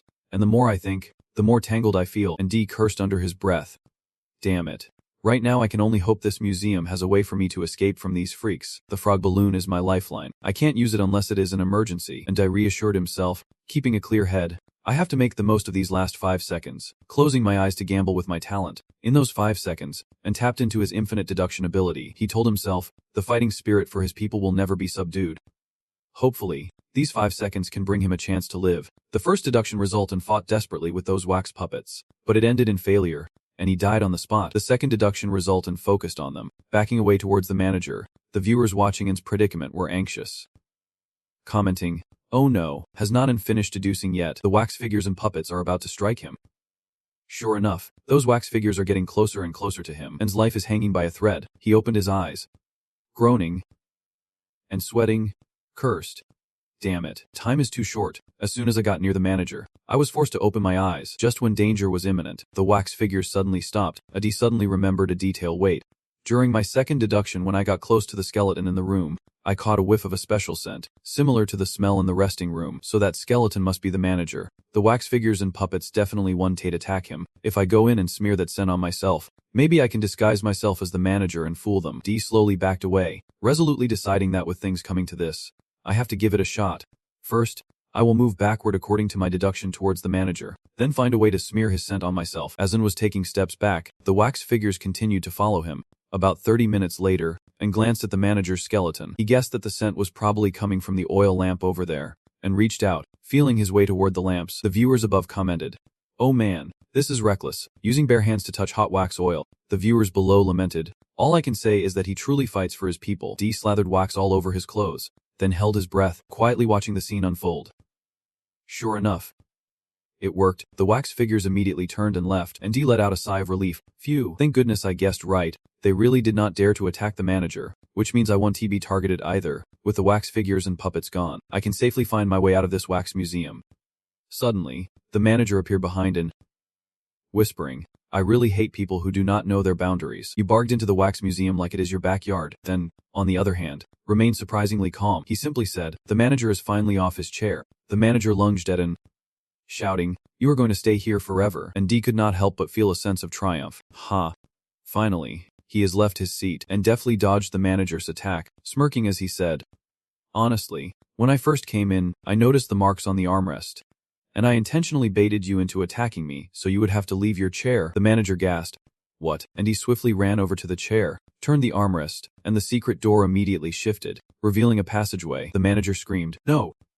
You can't," but kept running into that mysterious passage, ignoring the manager's frantic shouts behind him. "No! You stop right there. I won't allow you to leave here alive. I won't allow it." Viewers in the comments chimed in, "Oh my god!" and is really showing off his intelligence to the max this time. Another viewer praised and, even without any help, and still pulled this off like a pro. Viewers below lamented that the only disappointment was in Dice's display being lost in the wax museum. Could the exhibits really pop up at any moment? And sprinted until he entered another room. He paused to survey and assess the room. Oh! Surprisingly, this door does not lead out of the museum. It is the office on the 3rd floor. What the heck is going on? The skeleton of the manager's brother suddenly spoke up. So the truth is finally being revealed. "My dear older brother, in the end, we still can't escape this damn fate. I really do not want to see you again. I bet you are just as disappointed to have a brother like me." Huh. And D thought to himself, what kind of game are these two brothers playing? But it sounds like as long as they meet, they are definitely going to fight. Still, Un was not in the mood to care about the drama between the manager and his brother. He was solely focused on figuring out how to escape. "I do not want to get caught up in their feud. Better to keep my distance and watch the show unfold." The manager, a skeleton that had chased an earlier, finally arrived in the room. Upon seeing his brother, a skeleton, the manager yelled, "You damn brother. If it were not for you, I would not be in this mess." The manager's brother chuckled and said, "Ha, if you messed up, I am just here to set things straight. But I can believe after all this time, you are still so clueless." The manager retorted, "I am clueless. What do you have that is better than me? You tricked that dumb fish into finding a body for you. What right do you have to lecture me?" The manager coldly declared, "You clueless little brother. Do not even think you can win my approval with that composed look. Everything you have done to me, I am settling the score today." The manager's little brother was not backing down either. His voice hissy, "If that is the case, let us settle this right here. Right now." A DI, who had been quietly standing to the side, suddenly spoke up, "Wait a minute. It seems there is an invisible force trying to push D away." The viewers were confused, asking, "Why isn't D being pushed away? Can we see them fight?" The viewers below were unhappy and commented, "This is unfair. Can I sign up for the VIP package?" After who knows how long, and his live stream finally returned to normal. At this moment, the manager was pulling at his hair, crying out, "Why is this all my fault? Why should he take the fall?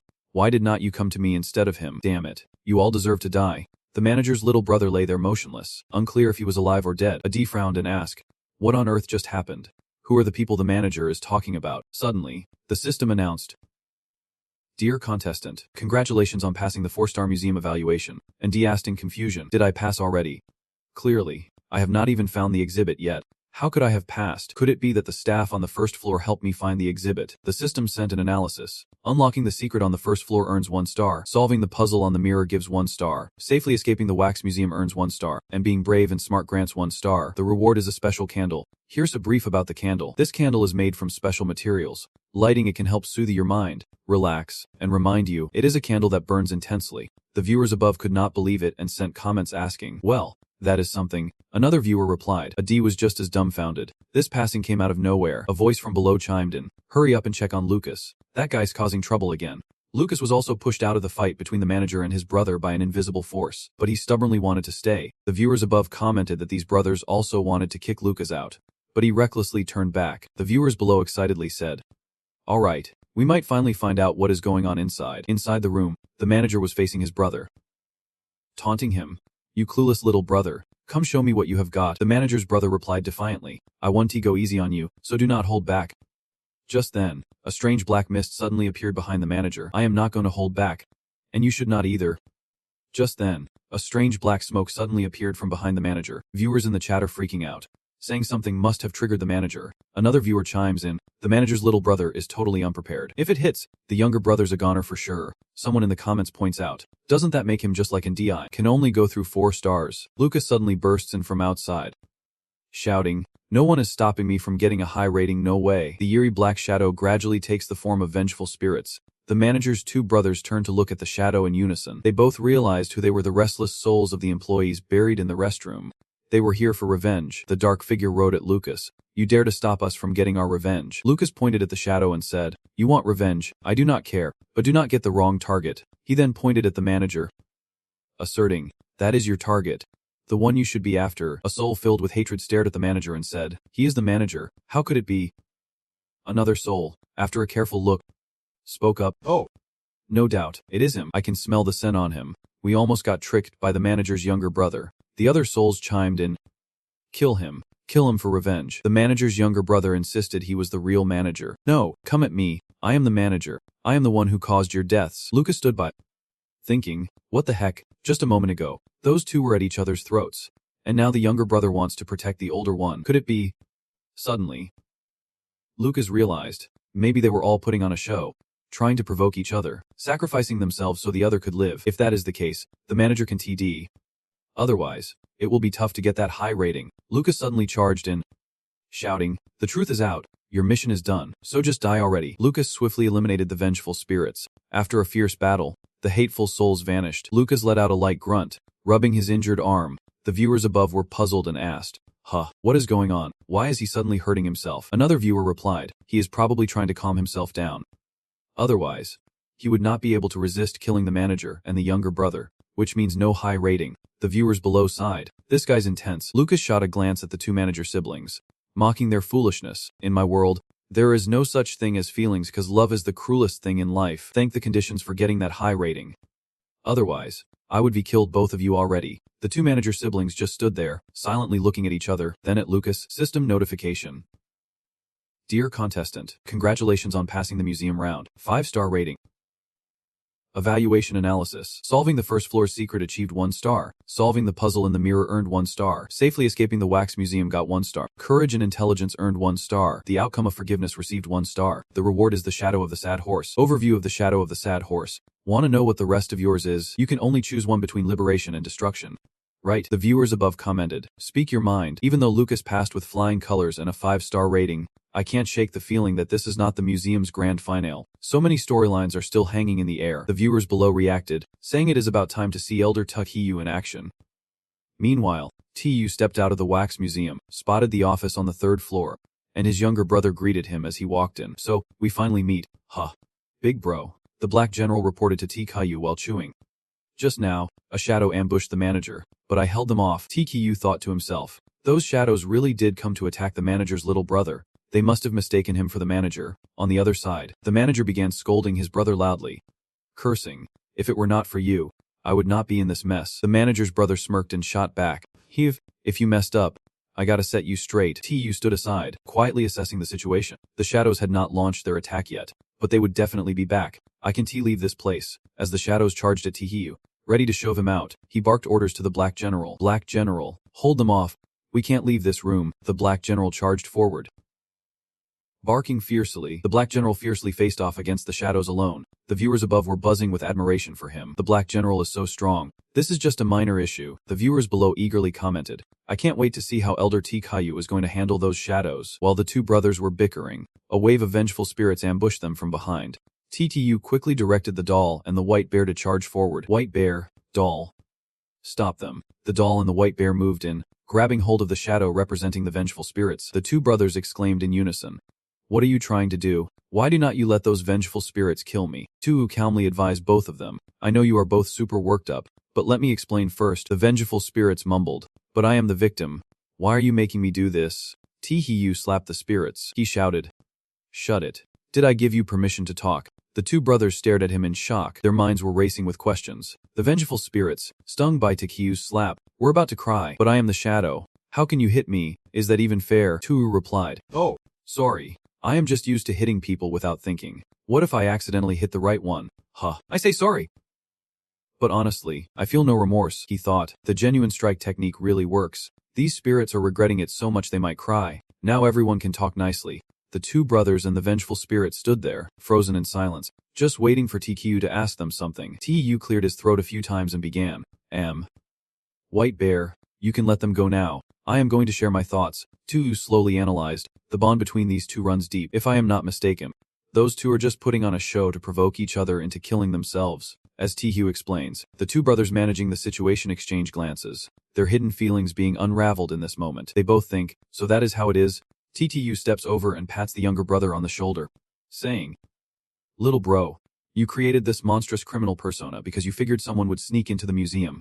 So you pretended to be the manager to lure them into killing you. And so, the one called the manager dies, allowing his brother to break free from the grip of that weird power and start a new life. But the fact that I did not kill him means he can execute his plan. So he resorts to provoking his brother to finish him off. The manager's younger brother sadly admits, "Yeah, if I have to die, I would prefer it to be at my brother's hands. That way he won't regret it after killing me." 2U turns to the manager and continues to share his insights. "As for you, you have actually come to your senses. But since your brother can never return because of you, you also want to sacrifice yourself in a similar way to help him." The manager is taken aback and stammers, "How do you know? I have been aware for a long time. I have always seemed pretty terrifying." TU explains that he overheard a conversation between the museum staff in the break room. One of them said, "Damn, how many times do we have to repeat this?" The other replied, "Shia, keep it down. If the others hear us, it will just freak them out even more." The first guy said, "What are you scared of? This kind of light can make them forget all the terrifying memories from earlier. Even if they hear us, they won't remember a thing." From this, TKU draws a conclusion. The answer is simple. The burning object emits a specific scent in the break room on the first floor that was taken from you. You possess strange powers. If you wanted to kill them, how could they have survived to get that object? So I guess you must have regretted it for a long time but sometimes could not control the weird power within you. The manager concedes to Tihiyu's words. "You are right about that. I have regretted it for a long time, but now it is too late to turn back." 2U offers the manager some comfort. "I have come to end it all. I can draw the power out of both your bodies." The vengeful spirits that had been silent suddenly scream. Drawing out that strange power means he will be giving both of them a chance at life. "No, we were all killed by the manager. How could we forgive him so easily?" The vengeful spirits suddenly charge toward the two brothers. They declare, "I will never forgive him. I am going to kill him right now." TU sees this and scolds, "Dude, chill out. Is stealth really your style?" With that, TU slaps the vengeful spirits across the face. The spirits curl up in a corner, crying and complaining. "Whoa, that is so unfair." The viewers above comment, dying of laughter. "Honestly, I kind of sympathize with those spirits." The comments below can only say that the legendary slap master strikes again after temporarily putting aside his grievances. Tihyu turned to the two manager brothers and said, "Alright, I am going to let the doll drain the power from both of you. But just a heads up, do not resist." The two manager brothers replied in unison, "We won't resist." Suddenly, the door burst open, and the ghost told him to wait a moment. Tihyu saw the ghost arrive and chuckled. "Oh, you made it, huh? I was bored and did not know where to go looking for you. You showed up just in time." Their strange powers all came from the ghost, who would now drain the weird powers from all three of them. The doll floated up, facing the two manager brothers and the ghost. The ghost urged the doll, "Go ahead, we are ready." The doll then proceeded to absorb the strange powers from all three. In an instant, the powers were pulled out from the bodies of the two manager brothers and the ghost. It squeaked, "How annoying. You are ruining my plans." No, do not do that." 2U immediately commanded the doll, "Doll, merge and absorb it." The doll nodded. The strange power suddenly rushed towards the vengeful souls. Tihyu could not immediately guess its scheme, but he quickly realized its dark intentions. He shouted at the vengeful souls, "Damn it. Can you just sit still? I am tired of this. I am leaving the doll. General Black and Polar Bear to you. Teach it a lesson." All three of them shared a wicked grin. Hee. Tu stepped outside and closed the door, leaving the doll, Polar Bear, and General Black to wreak havoc. Before long, the screams of the strange powers mixed with the wails of the vengeful souls filled the air. Do not hit me. Do not hit me anymore. I'm sorry. I want to do it again." After about 10 minutes, the doll, Polar Bear, and General Black strolled out leisurely. Tu scratched his head and asked, "Hey, why do you all look the same? Can Tu absorb the strange powers from those three?" The doll pointed down to the ground, and Tihyu looked in the direction it pointed, gasping, What is this?" The doll smiled brightly and said to Tihyu, "Let me show you." Tihyu was momentarily stunned and asked, "What is going on? Why is the shadow glowing?" Then he suddenly exclaimed, "Ooh, I am already on the first floor. The shadow that connects me and the doll can teleport." Indeed, just like that, in the blink of an eye, Tihyu had truly teleported. He looked around his body in astonishment, assessing that nothing unusual had happened, proving that this skill belonged solely to the doll. He would not have to pay any price. "This is amazing." The museum staff saw Tihyu holding the ancient vase and approached him excitedly, saying, "Visitor, did you find the missing exhibit? Have we finally waited for this moment?" Tu replied, "Yeah. I thought it would come to me, so I might as well return the exhibit to its place since everything upstairs is taken care of." He placed the ancient vase in the display case. A nearby museum staff member excitedly exclaimed, "We can finally leave the museum. I can go home now." The other staff members chimed in, Thank you. Finally we are free." However, after placing the antique vase back in its spot, Nothing around them changed. The museum staff nervously asked, why is it so quiet? The seal at the museum entrance has not been lifted yet. Teehee wondered, could the exit really be in the wax museum? After all, Rube always mentioned that place. He told the museum staff, everyone, do not panic, let me check the wax museum again. Tuyu walked while observing. Assessing the door was different from before. It seemed the exit was indeed there. Suddenly, a voice called out from behind him. Hey, Tu froze. It turned out the one calling was a ghost. The ghost waved at Teehee. Hey, goodbye. Behind the ghost were the two managing brothers and the museum staff from before. They all waved goodbye to him. Teehee waved back at them.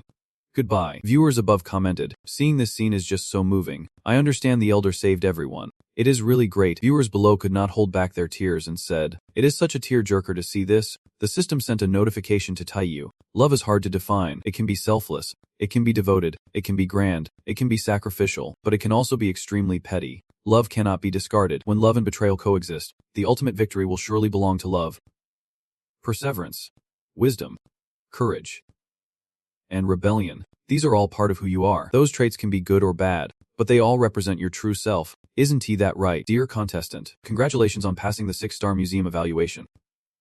Analysis results. Decoding all secrets on the first floor earns you 1 star. Decoding the mirror puzzle earns 1 star. Safely escaping the wax museum earns 1 star. Being brave and smart earns 1 star. And a perfect ending earns 2 stars. Your reward is a life-size wax figure. The boy's crayon. Your resistance to strange objects increases by 2. Your current resistance to strange objects is 16%. Overview of the life-size wax figure. The wax figure is crafted at a 1:1 scale with exquisite detail. In critical moments, it will take your place to face life-threatening dangers. Bonus reward, the boy's crayon. When you feel unsure about any object or issue, you can write it down. It will provide you with the answer. Reminder, the boy's crayon can only be used in a strange world. It has 2 uses. After receiving the reward, Tuyu asked in surprise, a life-size wax figure. Why is the strange world suddenly giving out such a high-quality gift?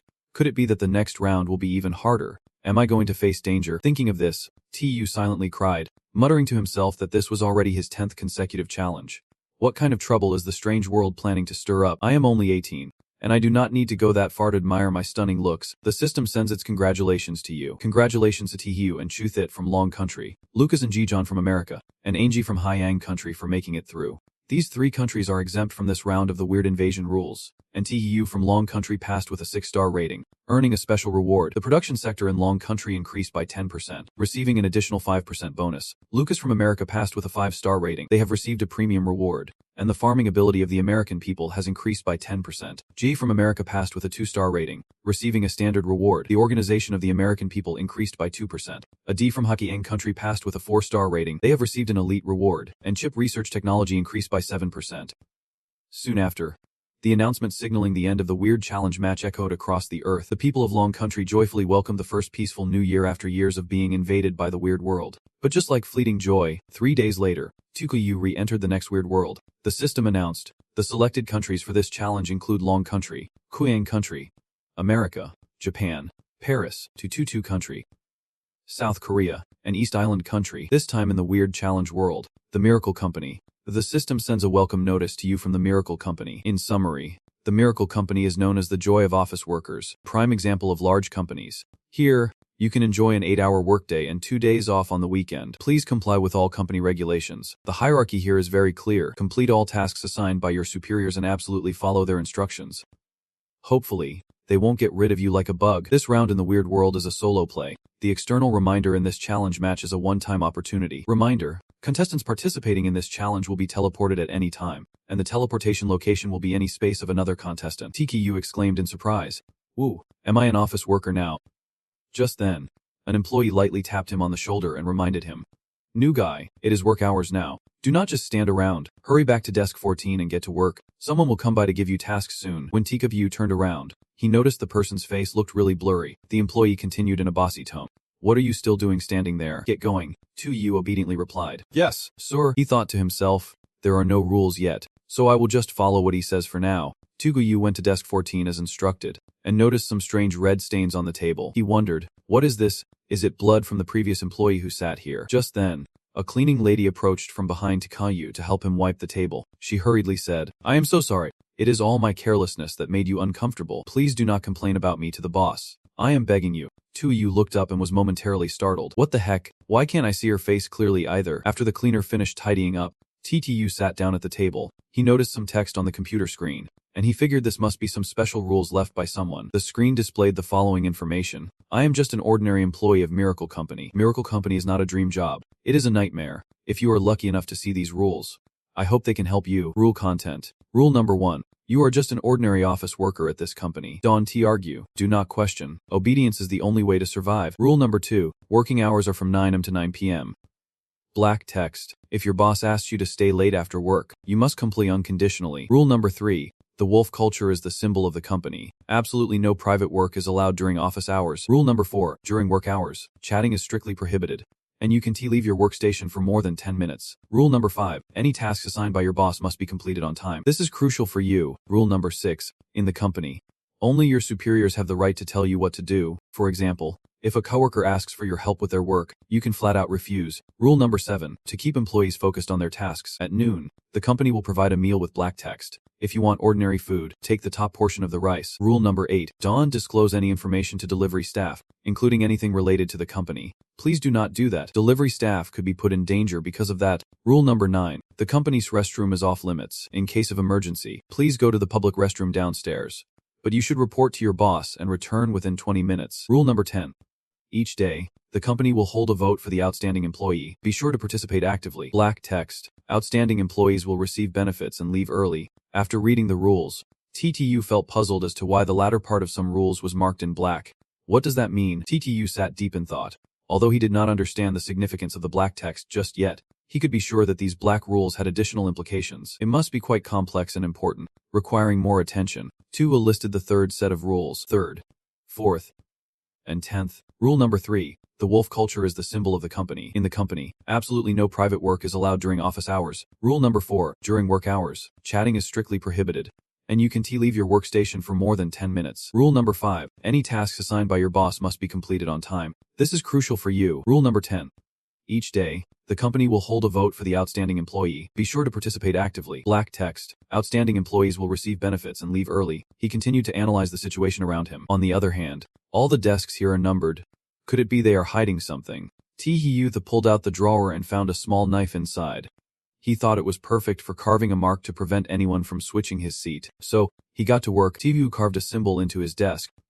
Just then, a girl approached from behind him and said, "New employee, I will assign you some tasks." Tee-Hee-Yu turned to ask the girl, "What kind of tasks?" That girl is the director's secretary. She instructed him to create a PowerPoint on the options in this document and send it back to her, preferably by this morning. I do not have the patience to wait until the afternoon, she added. After hearing the director's secretary's orders, Tee-Hee-Yu coldly asked, "Are you teaching me how to work?" His attitude left the secretary momentarily stunned. Immediately after, she exploded, shouting, "Let me tell you, the director told me to give you this task. You would better get it done fast." Tee-Hee-Yu remained unfazed, saying, "Director? Sorry, I do not know any director, or maybe you should have him come here personally."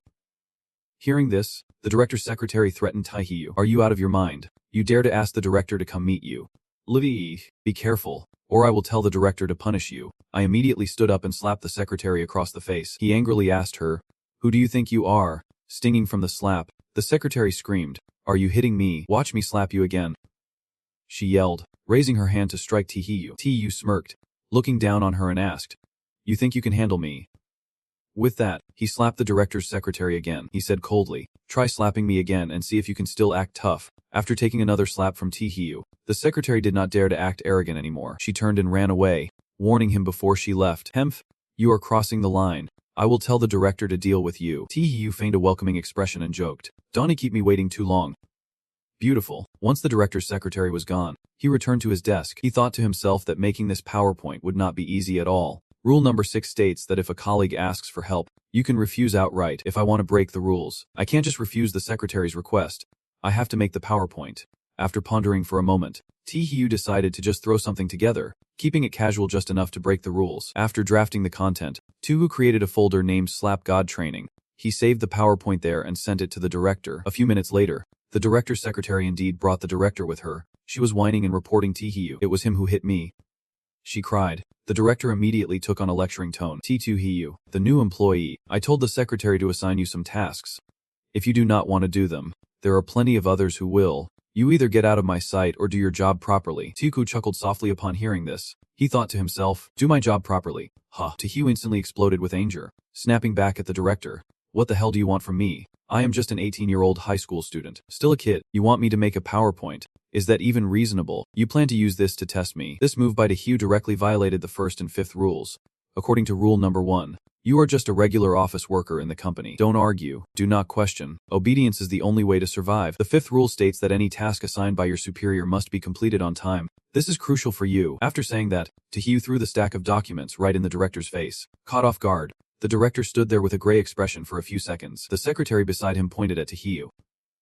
Threatening, you are done for. The director is furious. He is definitely going to deal with you. Taehyung smirked triumphantly. He calmly taunted.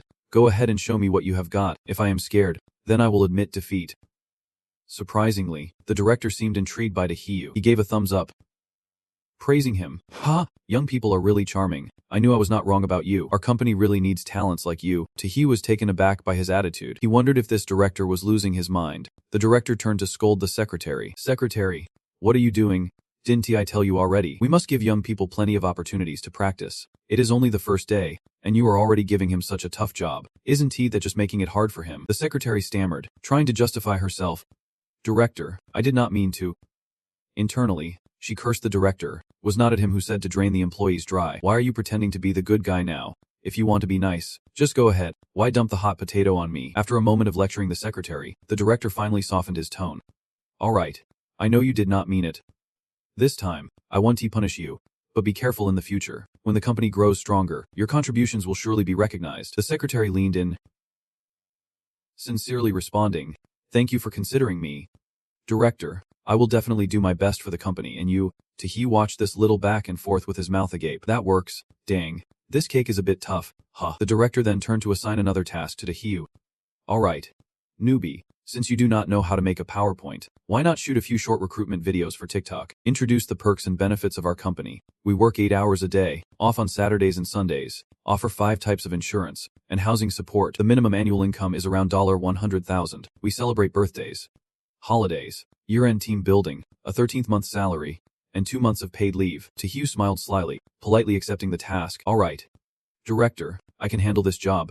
Inside, he whispered to himself, this is a great chance to expose the true face of these people running this messed up company. Taehyung logged in the TikTok account of K-Touch Company, mumbling to himself as he checked how the previous company videos were posted. There were already 2 videos on the K-Touch TikTok page. Taehyung decides to check the first video. It features an office worker greeting the viewers. Welcome everyone to apply at our company. We offer high salaries, great leadership, and everyone who comes here praises us to the skies. The second video is also made by that same employee. He continues to rave about this miraculous company.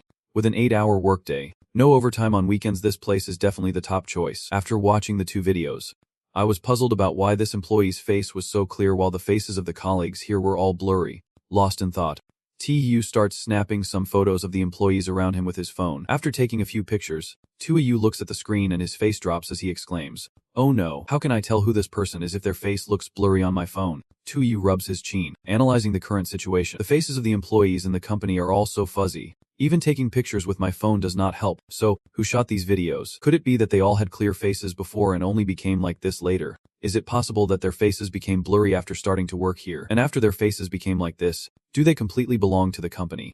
That is a terrifying thought. Forget it. I won't think about this for now. Clues will definitely come later. First, I need to shoot a video to expose their true colors. Thinking it, Taehyung pulled out his phone and started filming himself. He flashed a confident smile and declared, everyone watching this video, pay attention. The K-Touch Company is basically a giant pit of despair. The secretary is a scam artist, and the director is even more of a con artist. Seriously, do not work here. Even dogs would want to pee on the employees of KK. Viewers could not help but burst into laughter, saying, I can't breathe. Taehyung's brilliant remarks got me pumped up. Viewers in the comments agreed, saying if the director sees this, he would definitely faint from anger. Ha ha ha. After filming the video, Taehyung excitedly tapped away, saying, alright, let us save this. The true face of the company should be able to be revealed smoothly, but I will wait until lunch to post it. If I do not, it won't count as breaking any rules, because according to rule number 5, any tasks assigned by superiors must be completed on time. This is crucial for you. While Taehyung was happily filming his video, the national contestant Musicaman was also getting work assigned by the secretary. She pointedly ordered him to make a PowerPoint about the options in this document and send it to her, preferably by this morning. I can't wait until the afternoon. Macazin immediately bowed his head and replied, yes, yes. Right after that, He got to work on the PowerPoint without a moment's hesitation. Viewers commented, "He looks like a real office worker. Dealing with workplace tasks and making PowerPoints is as easy as pie for him." Another viewer commented, "So, does that mean he has an advantage in this round? I do not want to see that." Viewers below responded, "First, do not worry. This is a world of the bizarre. Just wait and see." Meanwhile, the South Korean contestant Park Hoag was frozen in shock facing the secretary's task. He shot a glare at the director's secretary. "Oh. Damn it. I'm a top star in South Korea. You could ask me to dance and rap, but asking him to make a PowerPoint was just crushing his spirit." Park Hoving tried to use his charm to persuade the secretary to change his task. "Could you give me something a little lighter, like dancing or singing for you?" However, the secretary coldly warned him, "Focus on your work, no unnecessary antics. I will come to collect it before noon, and if it is not done, your outcome won't be pretty." Out of options, Park Ho-dong reluctantly returned to his desk. He was trying to complete his task, but it was a struggle. He put on a pained expression and complained, "Oh, why did they have to pick us? I do not want to be here." The viewers above burst out laughing. "Haha, can you believe this guy? We have been in this strange world for almost a morning, and he is still debating whether to choose him." The viewers below mocked Park Ho-dong. "I bet they have eaten so much kimchi their brains are fried." Ha! It was almost noon, and Tu quietly looked around, drawing a conclusion. "After observing all morning, I discovered something. These employees are just exhausted and submissive. No matter what the secretary assigns, they accept it without question." Was the guy who used to sit at desk 14 only awake because he had some lunch? If that is the case, then the black rice rule in Rule 7 is probably spot on. According to Rule 7, to keep the employees focused. At noon, the company serves black rice. If you want to eat something normal, you would better grab the top portion. Just then, the sound of a food delivery worker came from outside. "The food has arrived. Hurry up and get your rice." Tku still took his time, not rushing out to grab the top portion. He thought to himself that the black rice was also part of the rule, so he had to do the opposite. Meaning, if I want that portion, I can take it myself. The delivery worker, who had been waiting forever with no one coming to claim the food, urged again, "The food's here. Come get your rice." At this moment, the office workers snapped out of their work stupor. They rushed out like a swarm of bees, pushing and shoving. Me first. Me first. Get out of the way. I am starving to death. Let me go first." Tu stood back, watching the scene, momentarily shocked. "Oh my god, how long has it been since these people ate? They look terrifying." Instead of grabbing food, Tu walked over and threw an arm around the delivery guy's shoulder. He casually struck up a conversation. "Delivering like this must be tough. Right? Let me share some company secrets with you to pass the time." The delivery guy was thrown off by Tu's attitude. He stammered, asking, "Your company has secrets? What are they?" Tu did this because he wanted to break Rule 8. Rule 8 states, "Do not disclose any information to delivery staff, including anything related to the company. Please do not do this." The delivery staff could get into trouble because of it. Tu whispered into the delivery guy's ear, "Here's a secret for you. Our director has never used toilet paper when he goes to the bathroom." The delivery guy was left in stitches, saying, "Huh, that secret is truly ridiculous." After breaking Rule 8, Tu stretched comfortably and said with satisfaction, "Well, that is another rule broken. Time to go eat." Tu caught an employee just opening a food box and excitedly said, "Oh." Perfect timing. He walked over to the employee, and the BO snatched the food box from his hands. He calmly said, "Give it to me." The employee immediately snapped back, "Are you out of your mind? Why are you stealing my lunch?" Tu shamelessly replied, "The director told me to take it." Got a problem with that?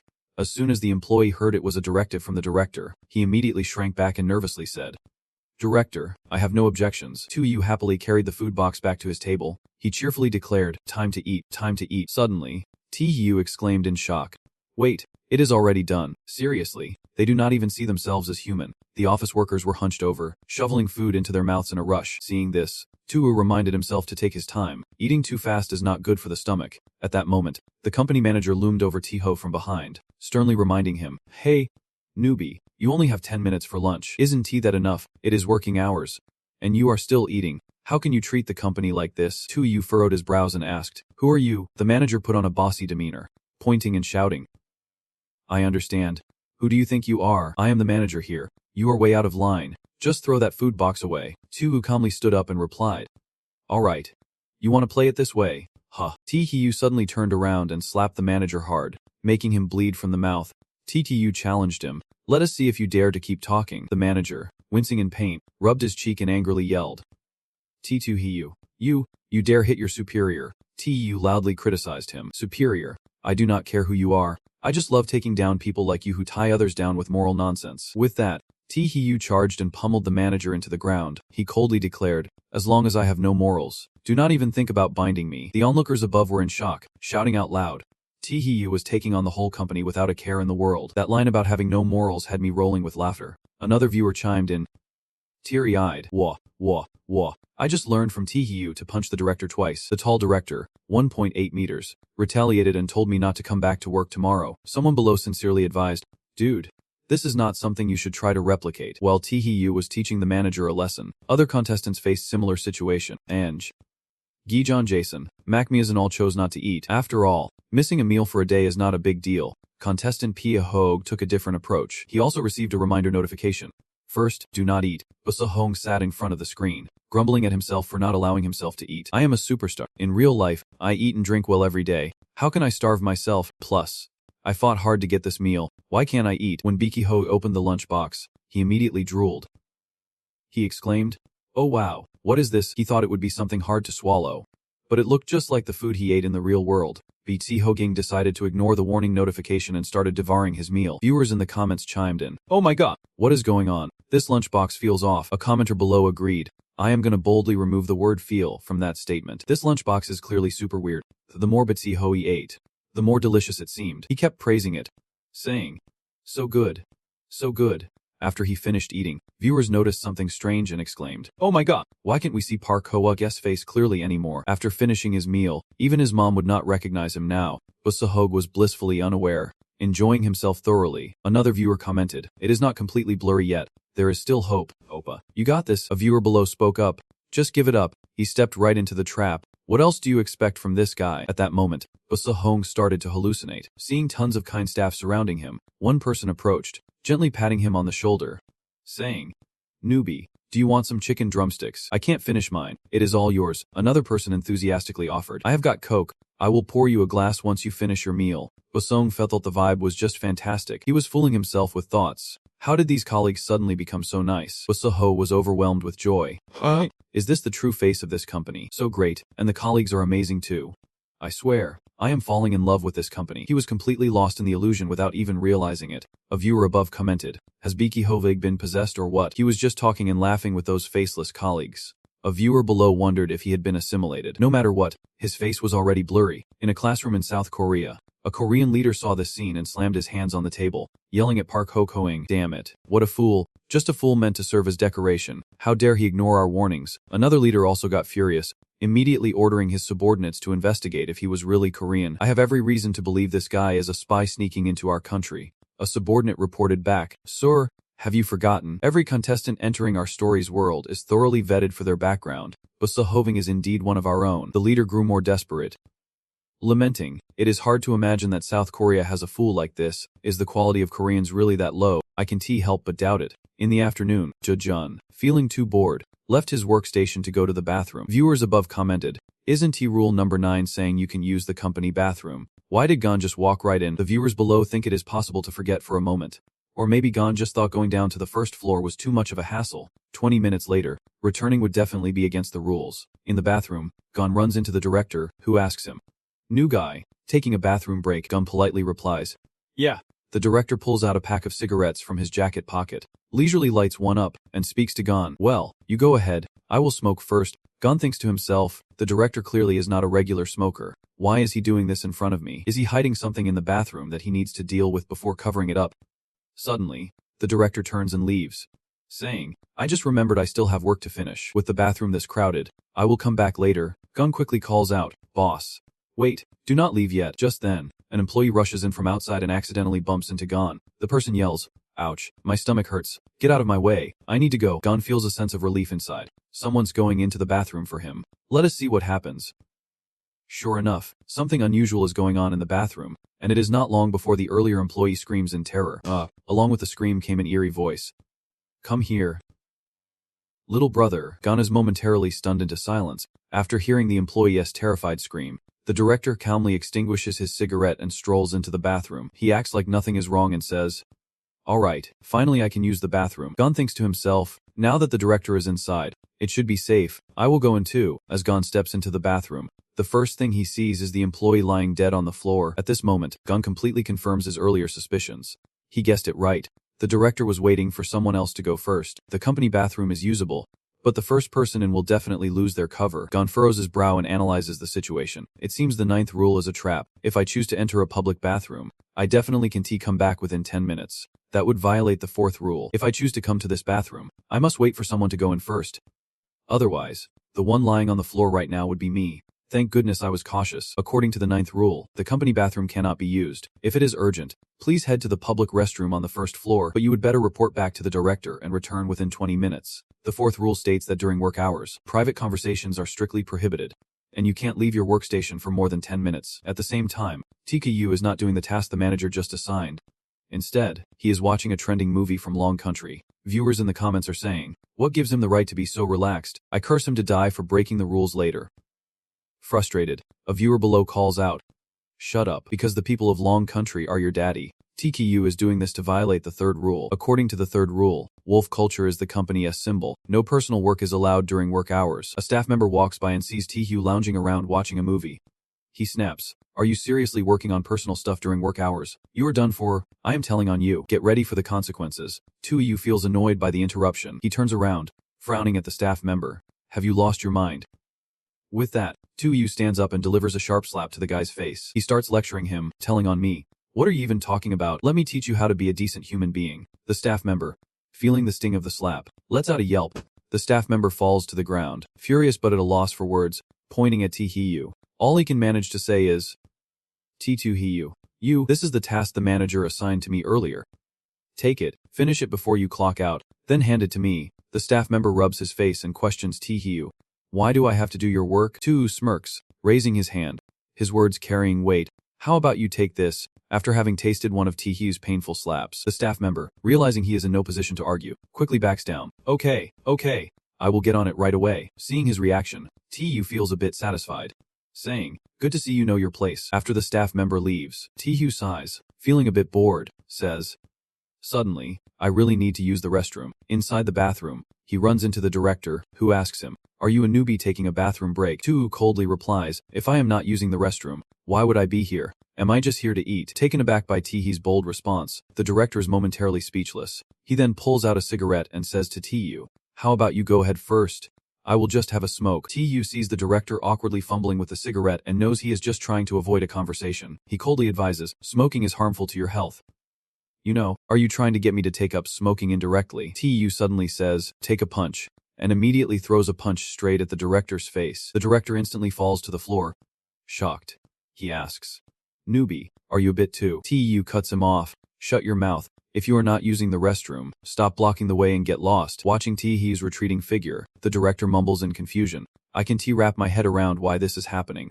What gives a newbie the right to treat me this way? Is it a breakdown of morals or just inhumanity?" Viewers in the comments are dying of laughter. TKU is savage. He did not leave an ounce of dignity for the director. Others chime in. "But seriously, what is going on in that restroom?" TKU just went in. "Give us a show." In the restroom, a looming shadow behind TKU ominously calls out, "Come here, buddy." Viewers eagerly exclaim, "It is happening, is not it? Let us see what it is." Before TKU can even turn around to see what is going on, a dark figure bursts out, barking loudly, then swallows whatever it is whole. TKU turns to issue a warning. "Black General. Next time, I will wait until I can see your face." The audience watching the murder scene commented in disappointment. "Black General, you are so fast, I did not even get a chance to look." A few minutes later, the director saw TKU bun and walk out, and he was stunned, thinking to himself, "How did this newcomer manage to survive and come out after going in? Am I dreaming?" TKU Ung-dung walked over to the sink and directly wiped his wet hands on the director's shirt. TKU acted as if nothing was wrong, still smiling and chatting with him. "Oh my, are you still standing here? So, can you get me a hand towel too?" The director had to remind himself to stay calm. After all, the kid just got here and has not broken any rules, so he could not take it out on him. The director was internally imagining a scenario where he could yell at TKU for being so nonchalant. Thinking, how can I stay calm when the company hires such people? Are they hiring staff or ancestors? The viewers above burst out laughing. Ha! The director must be feeling pretty frustrated. TKU Gi-lo took him down so hard that he is questioning his whole life now. The viewers below admired, saying, Tu Yi-lu is really strong, doing what I have always wanted to do but was too scared to. After returning from the bathroom, Tu relaxed, leaned back in his chair, and with a satisfied look, said, Phew, that was a relief. Time to continue watching the movie. Suddenly, Tu realized, wait, where's the movie that was playing on my computer? And where did the symbols I carved on the desk go? He wondered if this was no longer the strange world he was a part of. As he entered the challenge arena, the system displayed relevant information. This time, the strange story world was a special individual play round, with outside opportunities reminding him during the challenge. A reminder: participants in this challenge can be transported at any time. The transport location will be any space of another participant. Tu suddenly understood something and softly said, "I remember now. There was a reminder about this before the dungeon started." Seeing the odd faces around him, Tu sighed. "Oh my, whose strange world have I been transported to?" BT Hoging approached to greet him. "Looks like we have a new colleague. But, hey new colleague, why can't I see your face clearly?" Tico felt uneasy seeing his altered face. Thinking, this guy can't be a participant. Right, looking at the computer name information, TTU exclaimed, "This guy is a participant for real." The computer screen clearly displayed the names of the participants. The file being magnified belonged to South Korea's Buk Hoayong. Tu was astonished and silently commented, "And he is a participant from South Korea. It is no surprise they sent a fool here, definitely a loss." The viewers shared his sentiment. They could not help but burst into laughter, all agreeing enthusiastically. The audience thought that Park Hoang was just an idiot before coming here. And they were not wrong. He was no different from a fool before arriving. The director's secretary stepped up to Heng H, slamming a file down on the table. Commanding, "You two rookies handle this paperwork together." TTU shrugged, responding indifferently. "What paperwork? I do not see anything." The secretary's face turned red with rage as she shouted, "You better get moving. My patience has limits, and if it is not done by the deadline, you are gonna regret it." I am not in the mood to take this from anyone, so I slapped her hard across the face. Retorting loudly, "Who do you think you are talking to?" But Ho rushed in, trying to intervene, and yelled, "What is wrong with you? New guy, why did you hit my secretary? She was just giving you tasks. Why did you hit her?" The director's secretary stood behind Bicey Hoag, stunned and confused, muttering, "What is wrong with you?" TKU had no respect for these people and, without hesitation, delivered a series of slaps to Ho-hung, his words dripping with a lesson. "Today, I am gonna knock some sense into you." The secretary was triggered, like a wild beast ready to pounce on Tut-Hiu. "I dare you. I want to go easy on you." She bit down hard on T-Hu's arm, causing him to involuntarily gasp in pain. T-Hu exploded with anger, forcefully kicking her away and unleashing a barrage of insults. "Are you a dog or something? Get off me before I really lose it." Seeing the deep bite mark on his arm, Tu-Yu felt a wave of fear wash over him, panic settling in. What the hell is happening? I have the heavenly protection, why am I still getting hurt? Could it be that the heavenly protection has worn off? Onlookers were equally worried. They discussed in confusion. "Look over there. T-Yu's arm has been bitten. Is this really the first time T-Kayu has been injured? What in the world is going on?" That secretary did not seem dangerous at all. T-Yu's suspicion grew as he pieced together the clues, forming a theory. "No. I get it now, it is not that the heavenly protection is ineffective. I have never violated the rules. Since this is Park Hobu, yes, bizarre world, my heavenly protection can work here, leaving me vulnerable." Sure enough, this weird story world keeps finding ways to counteract the heavenly protection so it can kick in. Realizing the seriousness of the situation, Tu-Yu felt a wave of tension. This sudden shift might be aimed at suppressing his abilities. In Long Quifa's classroom, the leaders were deep in discussion about their next move. T-Yu's weakness had been revealed, and they were keeping a close eye on the other competitors. "If we have leads, we need to alert Tu immediately. Right now, Tu is extremely important to Long Quif, and we absolutely cannot afford to lose him. We must do everything we can to support him." Meanwhile, in the Japanese meeting room, their leaders were gloating at T-Kayu's misfortune, their tone dripping with mockery. "Finally, Tu from Long Quif has taken a hit. This proves he is not invincible. His undefeated legend is about to come to an end. Long Quif has been rising rapidly lately. If this keeps up, Japan will be in deep trouble. I hope T-Hiu bites the dust in this dungeon. That way, Long Quif won't have a chance to make a move against us." "Long Quif, your little party is about to come to an end. Back to the drawing board." While T-Hiu gets zapped to Park Ho-ung's realm, Meika Kamijazing from Japan, the East Island nation, is getting sent right to Lucas. The director's secretary arrives with the documents, speaking in a soft tone.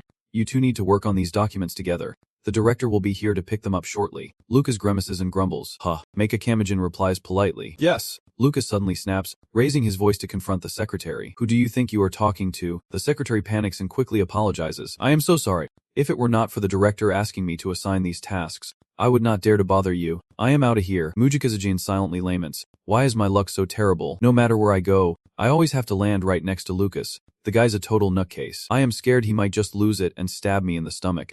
But as if hearing my thoughts, Lucas suddenly glances over and whispers, "Oh." Makamian instantly goes weak in the knees, terrified and pleading for mercy. "Please, do not kill me. Don't kill me." But Lucas pays no mind and walks away. Mujikazajin feels like he just dodged a bullet. He breathes a sigh of relief. Thank goodness he just went to the bathroom. Mujikajin wipes the sweat off his forehead, trying to steady himself.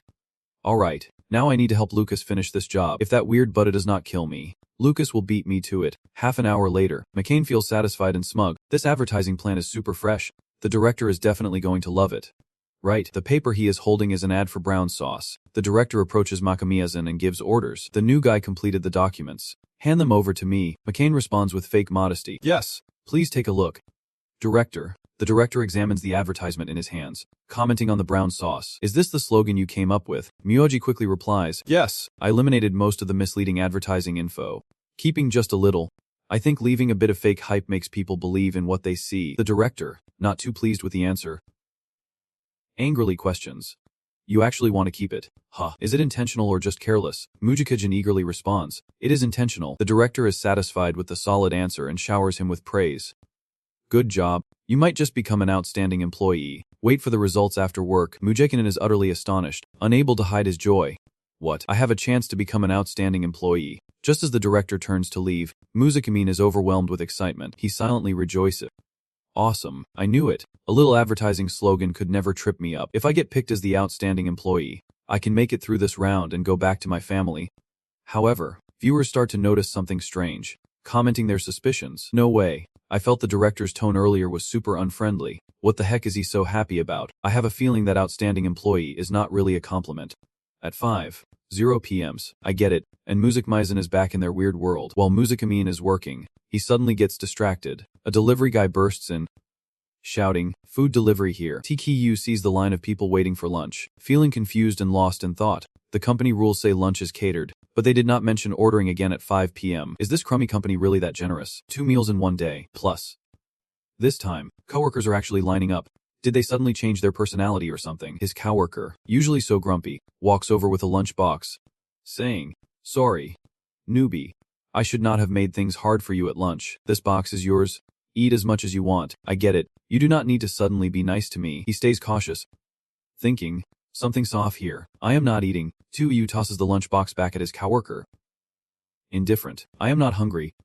Take it. The director, surprised by TU's reaction, happily accepts the box, cheerfully saying, you are giving it to me.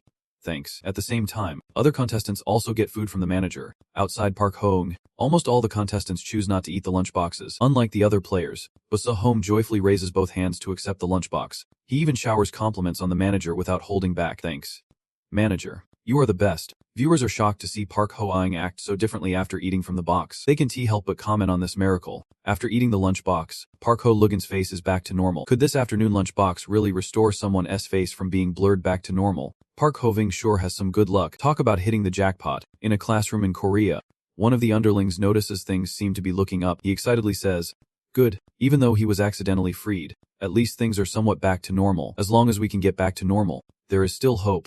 Hope. The Korean leader slumps over the table in despair. He sighs, hoping the newbie will be more careful next time and not act brainless like before. Suddenly, looking up at the screen, he sees Park Ho-ge's face completely blurred out. The underling panics, saying, leader, it seems like our hope is crushed. Park Ho-ge's face is even more blurred than before. The Korean leader shifts his focus to the screen. He grumbles, what? Is this a disaster? How did it end up like this? The Korean leader holds his face in frustration, grimacing, oh no. Korea is going to lose again. The guy down there can't stay calm like the Korean leader. He jumps up, slams his hand on the table, and yells. And just when there is a flicker of hope, it gets snuffed out accidentally. That annoying cursed thing. The viewers on the other side, including Taehyung, are noticing something else. They all start shouting, everyone, look quick. A colleague quietly sneaks Taehyung an email. An email? Huh. What new twist is this? The email clearly shows a message thanking him for treating me to such a delicious meal that helped me regain my focus in no time. 2U finishes reading the message and ponders. A meal. Huh. Regain focus. 2U glances over at his colleague, silently assessing his still slightly dazed face. Could it be that he just regained focus and sent me this letter? Taehyung quickly moves the mouse to click on the content, thinking to himself, let us see what this email says. The email reveals a long message from a newcomer. I believe you have read the 10 rules he left behind. Right now, what I can do for you is help you fill in the missing rules. Rule 11. The company only supports lunch, not afternoon snacks. Rule 12. Don't trust anyone who wears gray at the company. They are unreliable. Rule 13. If possible, sneak into the director's office and take a look. Don't enter the director's office. That is the most dangerous place in the company. Rule 14. No company secrets can leave the company. If you are lucky enough to get those materials, you can hand them over to the delivery staff. Rule 15. Don't trust the delivery people. Rule 16. Please carefully judge the rules. Don't break any of the rules. Rule 17. Don't break rules that are repeated 3 times. After reading all of this, TU has a rough understanding of the current situation. He quietly speculates that these are new rules, and Rule 17 seems very important. TTU suddenly remembers the tool he received in the previous round, so he pulls it out to give it a try. Thinking that he might be able to use the crayon he got from that kid to clarify his doubts, the system describes the tool briefly, outlining the child's crayon. When you have doubts about any issue or object, you can write it down on paper. It will help you find answers. TU places a sheet of paper under the crayon and asks it a question. According to the timeline, what will happen in the miraculous company? The crayon diligently writes out the answers.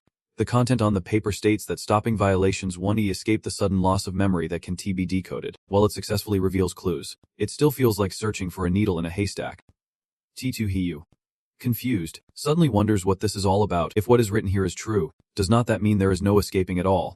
TTU grabs the crayon and writes down the question he wants to ask on the paper. How can I escape this miraculous company? The crayon writes out the answer automatically, but it is as if something is holding it back, slowly scrawling each word, ensuring no memories are lost, no rules are broken, and unexpected shifts occur. Just as the sentence ends, the crayon starts spinning and shaking violently.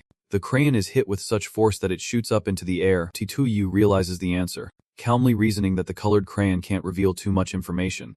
However, based on the last sentence, it seems there will still be unexpected shifts, and they will happen repeatedly. Each time it shifts to a new space, his talent can't be activated immediately, which means he is being targeted something that has never happened before. Exhausted, Tuyu rubs his temples, a hint of helplessness in his eyes, and says, "Thank goodness I have always kept reasoning, or else I would be lost in a fog. If I had not been thinking ahead, my brain would probably be empty right now, unable to think at all." The higher the talent level, the easier it is for someone to become complacent, leading to a lack of critical thinking. Or maybe this is just a trap set by something bizarre. The viewers are shocked to accidentally discover someone else's secrets. They can't help but exclaim, "Oh wow. No wonder I always find it hard to understand when I try to follow T-Hiyu's reasoning. Clearly, he is breaking the rules, so why bother thinking?" Another person jumps in and says, "Wait, did T-Yu just reveal his talent? So T-Hyu's talent is rule-breaking." Another commenter shyly expresses admiration. "Actually, I have suspected T-Hyu's talent for a long time.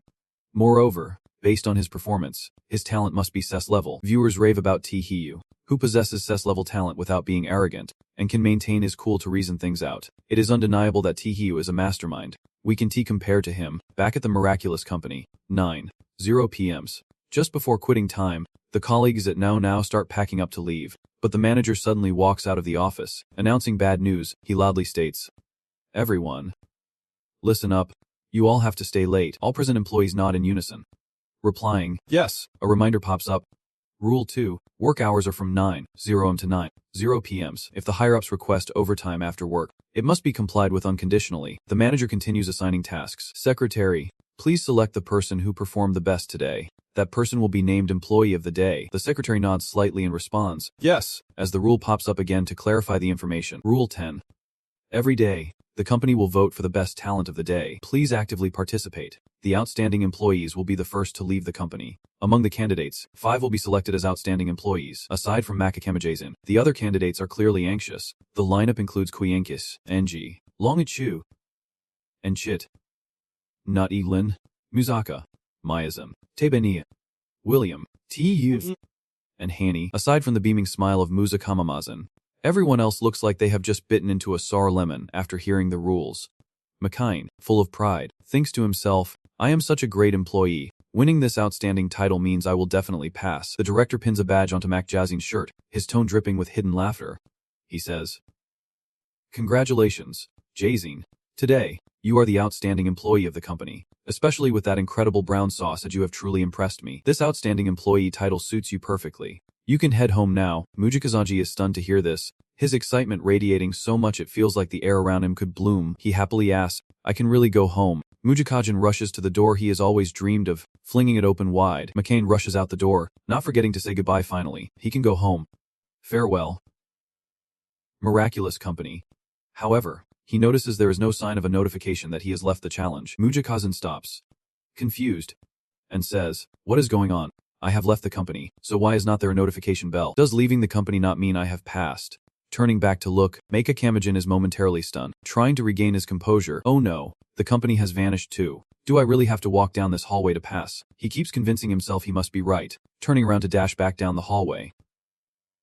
Reassuring himself, yes, it must be that way. If I just make it through this hallway, I will definitely pass. All I need to do is quickly get out of here. After running aimlessly down the corridor for a while, Meika Miyazujin suddenly stops, pondering if there's a door at the end. If I open that door, will I finally escape? After all this time, am I finally gonna make it out? As he turned the door lock, the door swung open, flooding the dark space with light. Mujamin was momentarily blinded and let out a gasp. Oh! He covered his eyes with his hand.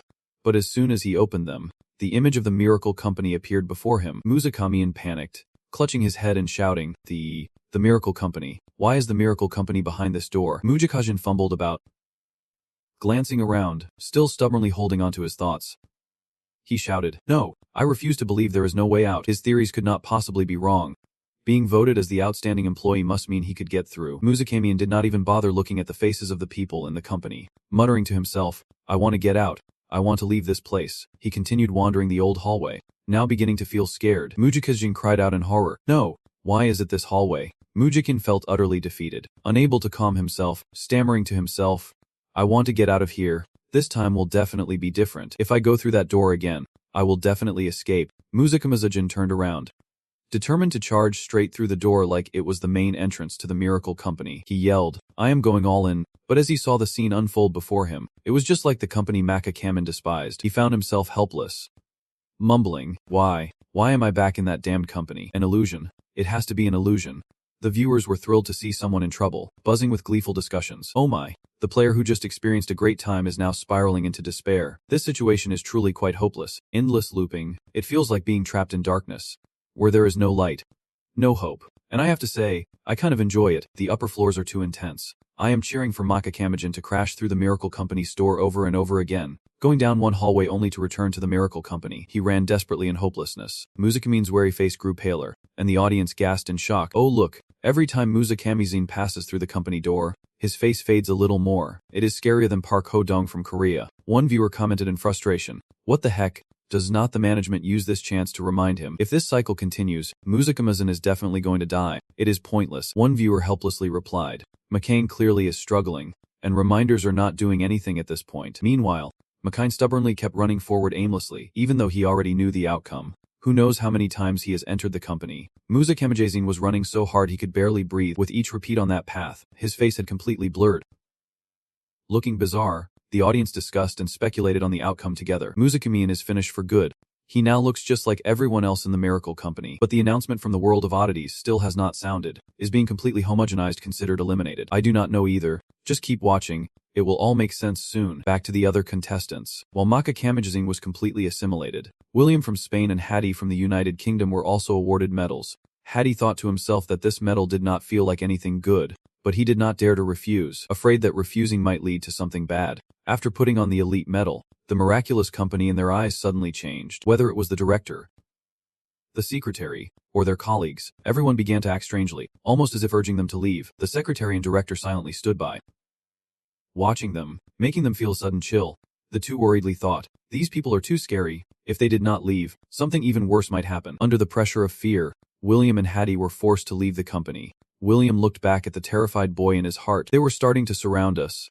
I should get out of here fast. It was obvious that their fate would end up like Mangacap's. Their faces had become completely blurred. The audience sensed something was off. One person expressed concern. This elite employee voting seems suspicious. I am worried about Chuthit and another person chimed in, and D should be fine. He has infinite reasoning and might be able to escape. What about Chuthit? On Chuthit's side, Long Quof, the director, also presented a medal just like the other contestants. He told him he could go home now. Chuthit appeared calm on the outside, but inside, he was burning with anxiety, contemplating that he did not want to leave. It felt like something dangerous was waiting for him outside the company. Yet if he did not leave, it seemed like they would swallow him whole at any moment. Chuthit was extremely restless, trying to think calmly about what to do. He had to make a choice, and it could not go wrong. Suddenly, a screen popped up in front of him suggesting he hide in the bathroom. Chuthit instinctively thought, hide in the bathroom? What is going on? Why is not my body listening to me anymore? Oh no, this sinister thing is too strange.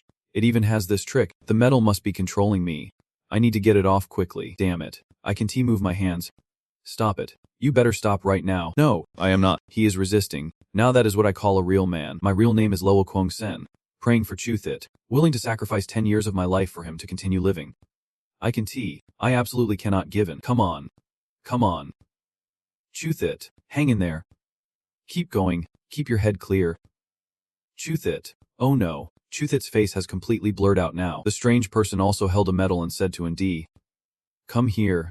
I will personally award you the elite medal. Nd's mind raced as he thought. I have already deduced that this medal is problematic. I absolutely cannot wear it. I must hide in the bathroom to escape this disaster. He then said to the strange person, Sorry, I need to use the restroom. The strange person looked surprised and asked, What are you doing? Why the rush to the bathroom? He bolts out and sprints straight to the public restroom, but a red hand is hot on his heels, with a dark shape trailing below. That hand catches him, and the dark shape turns out to be a medal flying toward him. He struggles to shake off that hand and hatches a plan. Sure enough, this medal matches exactly what he suspected. Following it here, he just needs to wait for the strange entity in the restroom to show up. Just as he thinks about the weird thing in the restroom, it suddenly appears and says, Come here, brother. Adi thinks to himself, this is the moment. Then, Green Frog pops up in his palm, and he uses it to mask the recognition of the strange entity. The red hand disappears from view. The entity in the restroom exclaims, Huh, where did he go? And D quickly hides. The medal also loses its direction and flies next to the strange entity. Then, it gets pinned to the entity's chest. Instantly, the red hand grabs the strange entity, and watches and lets out a sigh, thinking to himself, just as I suspected. Although he has escaped this danger, the strange entity at the company is not just a one-trick pony. Viewers below are super hyped in the comments. Oh man, and D is a genius, pulling off a move like that. One arrow, two targets, no more need to worry about bathroom breaks. Another viewer chimes in sadly, what a shame for Chu Tai. Clearly, the higher-ups thought of having him hide in the restroom. He could be lived on. Another viewer comforts, crying over the long road ahead. Right now, there are several contestants with their faces blurred, but none have been eliminated yet. There might still be a chance for a rescue. Wallen and the others are voted as outstanding employees. Those not selected, like TU, feel a bit lost. Right now, there are several contenders with blurred faces, but none have been eliminated yet.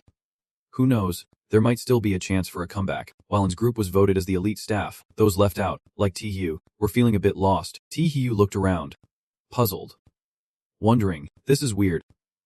Really weird. From my guess, the selection of elite staff is meant to sabotage the contenders. I have made so many mistakes, they should prioritize taking me out first.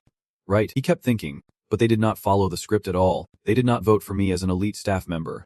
What is the logic behind that? A strange figure stepped forward and declared, Alright, we are starting overtime now. The other strange figures echoed in unison. Yes. TTU stood among them, feeling like he was the odd one out with his face not matching the rest. He thought to himself, Hemph, overtime is out of the question. I will never get stuck working late. I need to use this time to gather as much info as possible. He recalled that Rule 13 said if there is a chance, sneak into the director's office, coupled with Rule 14, which states that the director's office hides documents related to the company's secrets. The essence of Rule 13 is clear. If possible, sneak into the director's workspace. The black text warns against entering the director's office. That is the most dangerous place in the company. Rule 14 states that any company-related secrets cannot be taken outside. If you are lucky enough to collect those documents, you can hand them off to the delivery person. He began to assess and analyze the situation. Rule 13 is clearly a contradictory rule, and the black text can be considered a rule too. If I want to break this rule, I have to violate both statements at once. This means I have to both go in and not go in. Then he concluded, so letting Hextian Quan go in is the way to do it. That way, I would not be considered to have gone in, nor would I be seen as not going in. With that thought, he ordered Hextian Quan, Afikin Q, go into the director's office and see if there are any clues inside. Afitin Kun growled a few times in response. A few minutes later, the director's office echoed with a cry. Ouch. Shortly after, Afitin Kun emerged, gnawing on a pair of pants. He wondered, whose pants are these? Afitin Kun barked a few times. It is signaling something to you. He picked up the pants, rummaging through the pockets and asked, You mean there is something in the pocket?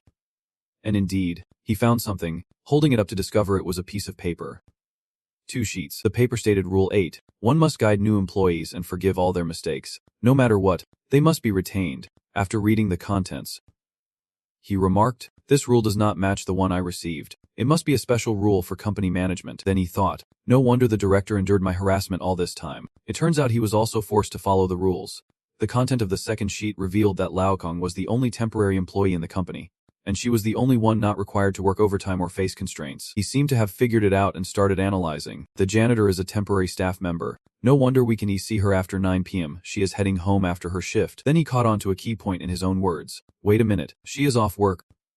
He deduced, is not the janitor not the only one who can leave the company freely? If I could stash the documents on her, I would probably be able to make it out smoothly. After piecing it all together, you turn to ask General Hex. General Hex, besides these things, is there anything else in the director's office?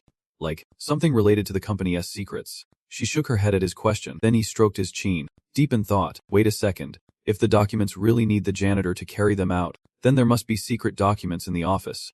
Hold on. Could it be that the documents are not here, but in some other contestant space? In his mind, he started sketching a cycle and speculating that the biggest feature of this copy was sudden teleportation. An important item like that must definitely be linked to sudden teleportation. A reasonable deduction. I need to get the company's documents outside.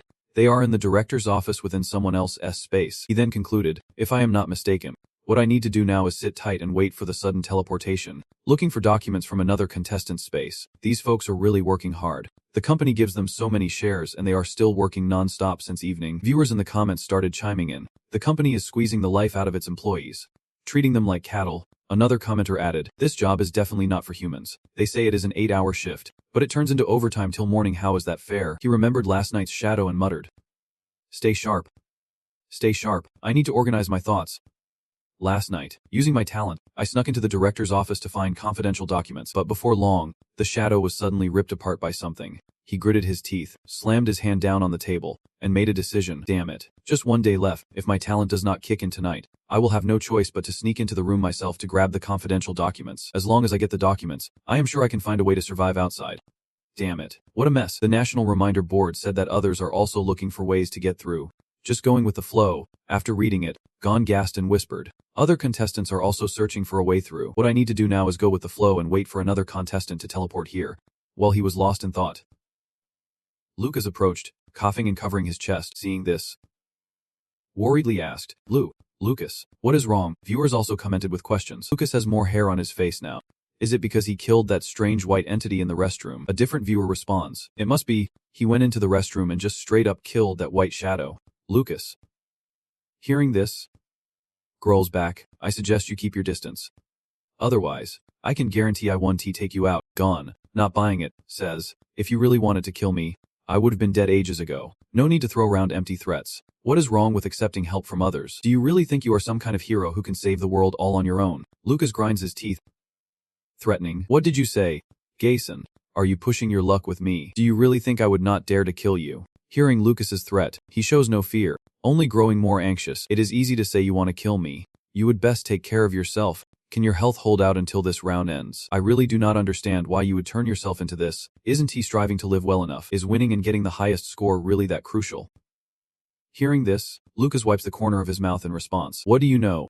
Living on the edge like you, death is just a matter of time. As for me, I am not afraid of the curve. Short-lived but as brilliant as fireworks is what suits me best. Something you will never understand. June bowed his head and said, yeah, maybe you are right. I am just a coward, scared of the curve. I just want everything to end soon so I can reunite with my family. Lucas, is there really no one in the real world you care about?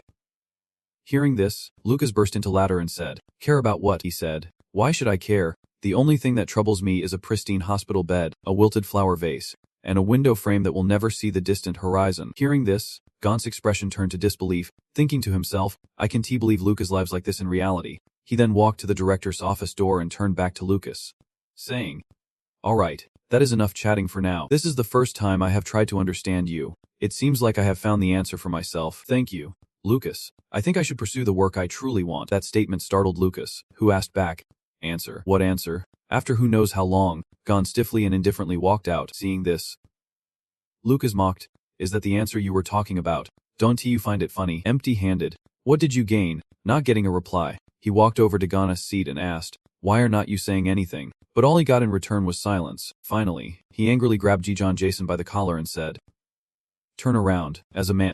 Do not pretend to be weak. When Gon looked up, he had transformed into someone strange. Lucas incredulously asked, what is going on? The viewers began to comment, oh no, even Gon's face has opened up now. Others also asked, what exactly happened in the office? Jijon Jason briefly regained his clarity, put his hand into his shirt, wanting to pull something out and said, the materials. Lucas picked up the materials and said, white paper. Are you trying to fool me with stolen materials? In the end, it was just a blank sheet of paper. The answers to his questions were just Gon's empty words about home. Then, Lucas seemed to lose it, grabbing Gon's shirt and shouting, Idiot. Why did you do that? I do not need your help. I do not need it. But he still stubbornly insisted. Materials about home. An upset viewer left a comment. Damn. Gujan ended up like this because he tried to help him. Why is he still yelling at him? Another viewer chimed in to explain. Actually, Lucas probably did not think John would end up like this, which is why he is so angry. This is his way of expressing himself. It is a pretty roundabout way. After venting on Gon, Lucas turned and headed to the director's office, saying, "Damn it. I am going to kill that director, so you can see what real power looks like." A sad viewer commented, "This crazy world. Why do I keep getting stabbed twice in a row?" Another person also said they were crying. John Jason had been thinking about saving Lucas, a real man, a resilient person. At that moment, David from Badge sneaked into the director's office and got his hands on the company documents mentioned in the rules. Rule 14. No confidential company materials can be taken outside. If you are lucky enough to get those materials, you can hand them over to the delivery personnel. Rule 15. Don't trust the delivery personnel. In the end, David chose to give the materials to the delivery guy. The delivery guy took the documents and confidently assured, "Don't worry. I will definitely help you expose the true face of your company." David replied, "All right. Thanks, man." When the delivery guy turned to leave, he morphed into a faceless figure. But David had no clue. He kept saying to hang in there. "Over here." And also got some documents. He was looking over the documents, thinking he had meticulously pieced everything together. He had not snuck into the director's office during lunch for nothing. He had to see what was really going on inside. After reading, he angrily tossed the documents aside and said, "Damn it. This is totally not what I need. Just these 1T be enough to shake the company to its core." Then he speculated, "Wait, what if the documents I have are fake, and the real ones are hidden in another player's world? Could it really be that there is just one pack of documents? If that is the case, things are getting more complicated by the minute." In the afternoon, TU had just finished eating a box of rice when he was teleported to ND's space, and D was startled by TU's sudden appearance and stammered his name. "TTU." TU asked him, "And D, do you have any confidential materials related to the Miracle Company? The real documents must be hidden in some player's space. Time is running out. Our urgent mission now is to find those documents and figure out how to get them out of the company." And replied, "Your thoughts are very similar to mine, but I am not sure how to get them out. Have you thought of a way?" He answered, "Let us say that is the case, but right now I can tell you because I am not sure if some anomaly is eavesdropping on our conversation. For now, the first step is to get the documents out. There must be even scarier challenges waiting for us behind this. When you find the documents, think of a way to get them to me, and I will take them out of the company." Adi was about to say something. "Okay, just wait for me to find it." But before he could finish, he got teleported away. He stood there and said, "Did Adi get teleported away already? This random teleportation seems to be happening more often now." Then he thought, looking at N's reaction, he must be searching his own space too, and has not found anything yet. All he could do was patiently wait for the next teleportation. 20 minutes later, TU got teleported to Gon's location. Seeing him sitting at the desk, he could not believe it and asked, "Is this Gon? I thought I was seeing Grayson a lot online in the real world." Even though his face was blurred now, from his build, it was definitely him. Who would have thought he got assimilated too? Suddenly, a loud shout echoed through the office. He turned to look and thought there was a fight happening in the office, so he decided to check it out. Just as he was about to walk over, Lucas kicked the door open and stormed out. He was not quite sure if he should call out to Lucas. Lucas ignored him and walked past, making him think that Lucas was probably just getting revenge for Gon. It was surprising that someone who always refused to cooperate like him would actually help his teammate get back at someone. Then he fiddled with something in his shirt like he was looking for something. He waited silently and began to speculate. Finally, he pulled out a file and placed it on the desk. This action surprised him, thinking that confidential documents related to the Miracle Company were being handed to him by Lucas. Lucas's action also took the viewers by surprise. One commenter exclaimed, "Oh wow, am I seeing this right? Lucas is going to hand over what he found to me."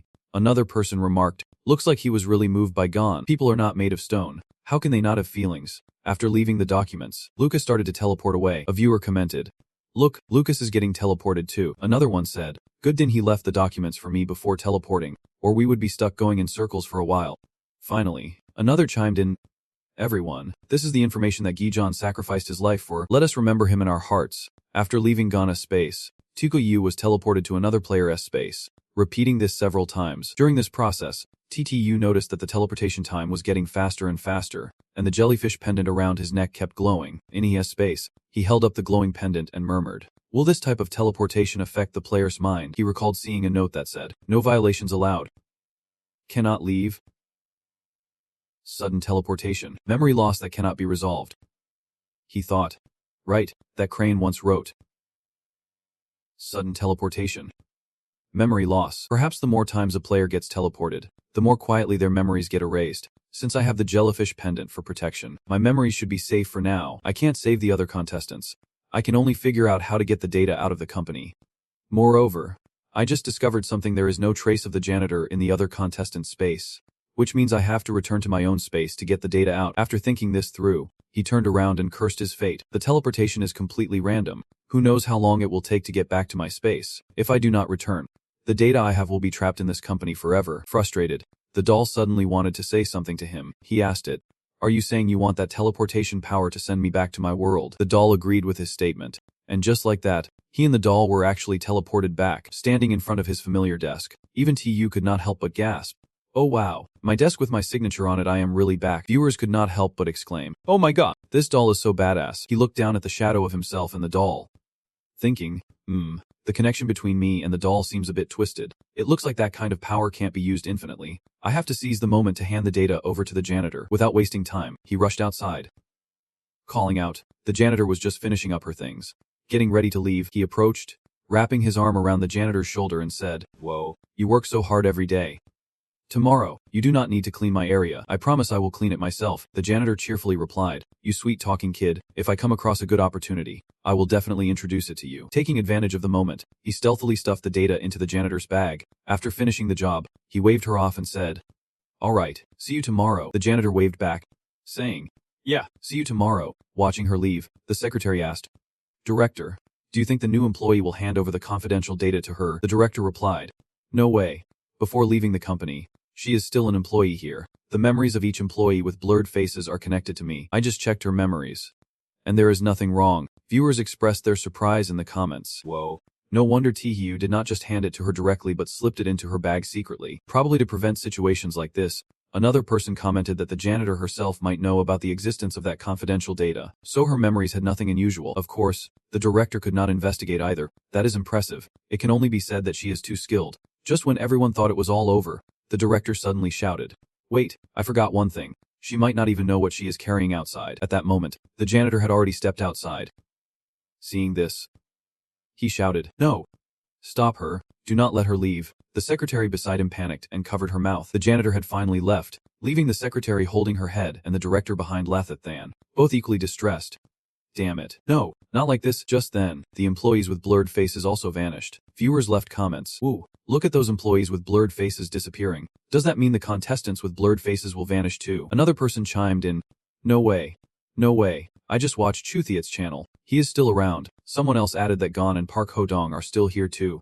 No one knows what is going on, but they are all fine. The company door swung open, revealing a thick mist of blood outside. As Tihyu stepped out, he wondered, is it really that simple to leave? He thought to himself, despite all the unanswered questions swirling in his mind. There was nothing else to do but step outside and see what was happening. The pendant on his chest glowed with a green light. After a moment of contemplation, he said, "But I can't shake this strange feeling. It is like this mist is alive. Maybe I should send General Black ahead to scout it out." The mist in front of him thickened into a shapeless form, and viewers were buzzing with comments. "What the heck? This mist is messed up. How are we supposed to get through this? It is like facing the final boss." Suddenly realizing the problem, Tihyu gasped, "Oh." At that moment, the White Bear and General Black charged out, and a viewer commented, "Thank goodness Tihyu has protection. Otherwise, he would be toast." The White Bear and General Black were engulfed in the bloody mist, causing viewers to scream in shock. "Oh my god!" The White Bear and General Black are both submerged. Then a giant hand reached for him, and he could not move. Panicking inside, "This is bad. I can't fight back at all." Suddenly, blood trickled down from his head. He thought to himself, "Huh, blood." Then he pondered, what is going on? Am I not in my own space? Why is not my talent kicking in to protect me? He began to understand the predicament he was in and continued to think, "No. Wait, ever since I stepped out the door, I have not been in my world anymore." The pendant kept glowing, and he gritted his teeth, whispering, "What do I do now? I can T-move." The jellyfish pendant is about to hit its limit. He was gripped tightly by the red hand, and a statue resembling him appeared, cracking ominously. Thankfully, the doll showed up just in time. His shadow linked with the doll's, and it moved him to a different location. At that moment, viewers left comments. "Oh my gosh, this is so dangerous. I can believe it." Tihyu almost did not make it. Luckily, at the critical moment, the doll activated its powers and transported him to another space. "I love this doll so much." Another person remarked, "This shameful creepy thing actually wanted to kill our Tihyu. We need to check with the beautiful ladies if they agree to this." In Park Hodong's space, Tihyu appeared in that realm. He exhaled and said, "Just now, That was a reward for getting through the Wax Museum's human-sized statue challenge, helping me escape. Then he thought to himself, thank goodness the doll showed up at the crucial moment to move me to another space. Otherwise, the consequences would have been dire. Quickly, the white bear and General Black appeared beside him, and seeing them eased his mind. He said, thank goodness I have 3 weird things to summon. I need to get my head straight and think of a plan. This time, he did not step outside but stood at the door lost in thought. The fog here was thick, just like before, but the difference was that this fog was much lighter. He concluded, could it be that the red fog in each space is different, and its state varies as well? I need to figure out the reason. This might be the key to getting through this round. Without hesitation, he turned to the doll and said, Doll, you need to always connect our shadows together. If anything goes wrong, get me out of here immediately. The doll nodded in agreement. The viewers were left scratching their heads at his actions, commenting in confusion. Wait, he just escaped danger, and now Tihiyu is going back outside. What on earth does he want to do? At that moment, Tikiyu was speaking to the other 3. Let us go. He stepped outside once more, leaving the viewers in despair. Commenting wildly, T2Hiyu, no, do not do that. At the same time, David from P Country was transported to TUS space. David stood before the large door, gazing out a thick fog.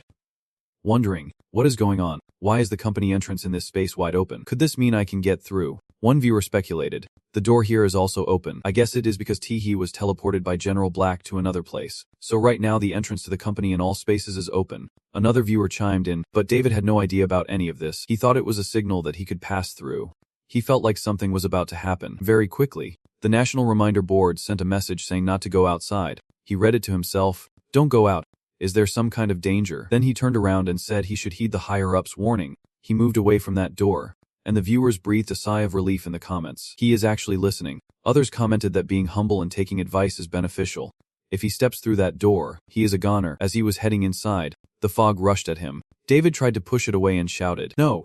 Do not. Just as David was engulfed by the fog, Boshove from Korea was also transported to Lucas's space. He absentmindedly smiled and said, I want to go outside. I want to go outside. Shortly after, the system board displayed a notification. The competitors from Paris and Korea had been swallowed by a strange entity. The countdown to the bizarre world was starting. 10, 9, 8, 7, 6. Viewers left worried comments upon seeing this. And just like that, more people were dead. One viewer remarked, looks like they ran into a ghost. How can anyone get through if all spaces are like this? Back in Park Ho-ya space in Korea, Tikiyu once again stood before the giant hand of the monster. He looked and thought, this monster clearly does not give off the same intense attack vibe as the one from the previous space. Then he concluded, could it be that the strength of the monster preventing me from leaving varies in each space? What is causing this situation? As that hand approached the doll, it swiftly transported him to another space. In David's realm from the Paja Kingdom, Tihiyu stood there, observing and pondering as he continued to assess what the monster in this space was like. After a moment, he realized that the monsters here were even weaker. I think I understand why now. The rules mention it. Rule 6. Please evaluate the wise rules. Do not violate any rules. Rule 12. Do not break the rules. Do not break the rules. The black text says do not break the rules. He rubbed his chin in thought and said something clever. Rules 16 and 17 always emphasize not to violate the rules. The final answer from the crayon also says the same. It seems that the more rules a contestant breaks, the scarier and more dangerous the monster in their space becomes. Then he turned to the doll and said, Doll, take me to Chuthiat's space right now. Hurry up. The doll quickly nodded in agreement. They arrived in a space shrouded in thick fog, and he puzzledly said, is the fog really this thick here? He also mentioned that Chuthiat had always been careful, so how did he end up breaking so many rules? This thick fog does not seem to belong to Chuthiat's realm. At that moment, Tahi looked down at his feet and noticed the shadow becoming more distorted, sighing as he whispered, looks like the shadow can't be used too many times. The teleportation point is starting to get unstable. Am I reaching the limit? Meanwhile, D was also teleporting between spaces, deducing countless times and recognizing the pattern of the fog, and weakly said, I have deduced too many times. My spirit has reached its limit. Luckily, I managed to figure out the strength and weakness of that monster. Right now, I need to find the space of the contestant who breaks the least rules and leave through their space. Suddenly remembering someone, he said, Chuthiat. In my impression, he is a very careful person. Maybe his space is the easiest to leave from. Viewers could not help but leave admiring comments, proving that D and Tahiyu are indeed on the same wavelength. One other person commented, but just relied on random teleportation, unsure when they would reach Chuthiat's space. Tahi had a doll, but it was not that easy. Another viewer sighed, saying they could only leave it to fate. In Chuthiat's space from the Long Kingdom, and had truly teleported to the place he desired. As soon as he looked outside, he was certain of his thoughts. The fog here was minimal. It had to be Chuthy at space. Viewers could not help but admire in the comments. Whoa. How lucky is that? Just as he finished speaking, he was already there. He saw someone sitting at a desk and called out loudly, Chuthy. He patted his chest and said to Chuthy. Thankfully, you are still here and have not been teleported away. I have found a way to get out of here. You are coming with me. After Chuthy turned around, and D saw that face and stammered, damn it. Chuthy. You have. Suddenly, and D remembered a crayon, and it instantly appeared in his hand. He looked at it and thought, wait a second. During the museum visit, I received a special crayon that can soothe the mind. Just when my spirit needs reviving, I will burn it right here. Who knows? It might even save Chuthy. A kind viewer commented briefly about the special crayon. This crayon is made from special materials. Burning it can soothe and relax the user's spirit. And a quick reminder next to it is that it is a colored wax that is being burned. A few minutes later, ND whispers, I am feeling much clearer now. But Chuthy's face has not changed at all. He then disappointingly tells Chuthy, looks like I can't help you. My friend. Finally, he gathers up the colored wax, jots down a few messages on the table, and says to Chuthy, goodbye, man. Thanks for giving it your all. I will carry your spirit and faith with me as I leave. One viewer. Touched. Comments. Dust is getting in my eyes. Everyone. Whoa. I am crying out loud now. Another person adds, I am getting old. I can't handle scenes like this anymore. I am going to bed now. Finally, and D has left. The announcement board lights up. Dear contestant. Congratulations. You have passed the Miracle Company S 5-star evaluation. He spreads his arms wide open as the next announcement pops up. You have earned the Outstanding Employee Medal as a reward. A brief overview of the Outstanding Employee Medal. It is for those who strive hard. Wearing it earns you respect. Respect beyond imagination. Just after a D passed, Tuyu also moved into Chuthy's space. Tuyu glances at Chuthy and says, looks like I got here first. What a shame for you. Chuthy. He turns to Chuthy and says, let us go. Brother. But Chuthy remains seated. A viewer sadly comments, you can tell Tahiyu is really heartbroken. Just holding it in. Another viewer adds, no matter what, Tiki you can fall. Behind him is Long Quof. Countless families. And so many people like Chuthy. Finally. Someone says, others can act on their emotions, but Tiyu can that is a kind of burden. Suddenly, Chuthy stands up. Shocked. Looking at the viewers, leaving behind a trail of hope. Ooh, Chuthy is up. Is there still hope for him? Chuthy steps forward, grabs his hand, and stutters. Thung Ho, let us go home. Tiyu looks at him, smiling, and says, yeah, I will take you home. Chuthy. Then Chuthy's hand trembles up. Tears fall, and his hand slowly opens up, showing number 1 to Tiyu. His whole body starts to fade away. Tigu desperately tries to grab his hand, crying out for Chuthy, but he is completely vanished. Below, viewers are crying a river in the comments. Chuthy is gone. He is really gone. Another person said, I thought Master Tihivu could save him, but now I realize that even Master Tahiyu is pretty small in this world. Someone else mentioned that Chuthy was an ordinary person, but ordinary people can become great too. He never stopped fighting to keep living. That is what is truly precious. Finally, someone said, Chuthy, rest in peace. Every citizen of Long Quof will never forget you. Then, a wave of comments appeared. Rest in peace. Ttu's hand reached out. But all that remained in front of him was the emptiness where Chuthy used to be. He felt lost and said, it is over, let us go home. Then he frowned, thinking, but if N and I leave now, it means we are giving in to that strange creature. I have broken the most rules, and my monster in this space is definitely the strongest. So, he clenched his fist and resolved to leave this bizarre world through his own space. I have to get the highest evaluation in this round. I want that strange creature to see that every citizen of Long Quoc will never bow down in defeat. Then he took out a pen and wrote a message. Chuthy, I will definitely pass with the maximum score in my space. Rest easy and close your eyes. One viewer commented. Chuthy's message was also erased by the strange creature. Another person commented, isn't that a bit too risky? The doll can no longer teleport at will, can only rely on random teleportation.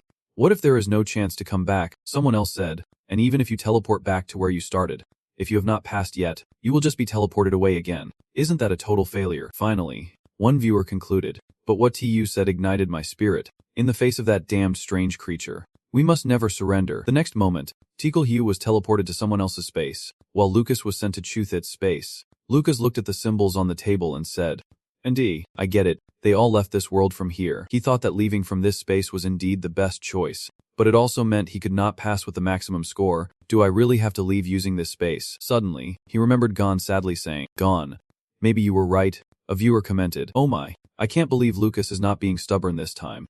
He stepped through the door and did not look back. One emotional viewer commented that it was all thanks to Gon. He sacrificed his life for the tears of his teammates. Just as he left the system, a notification appeared.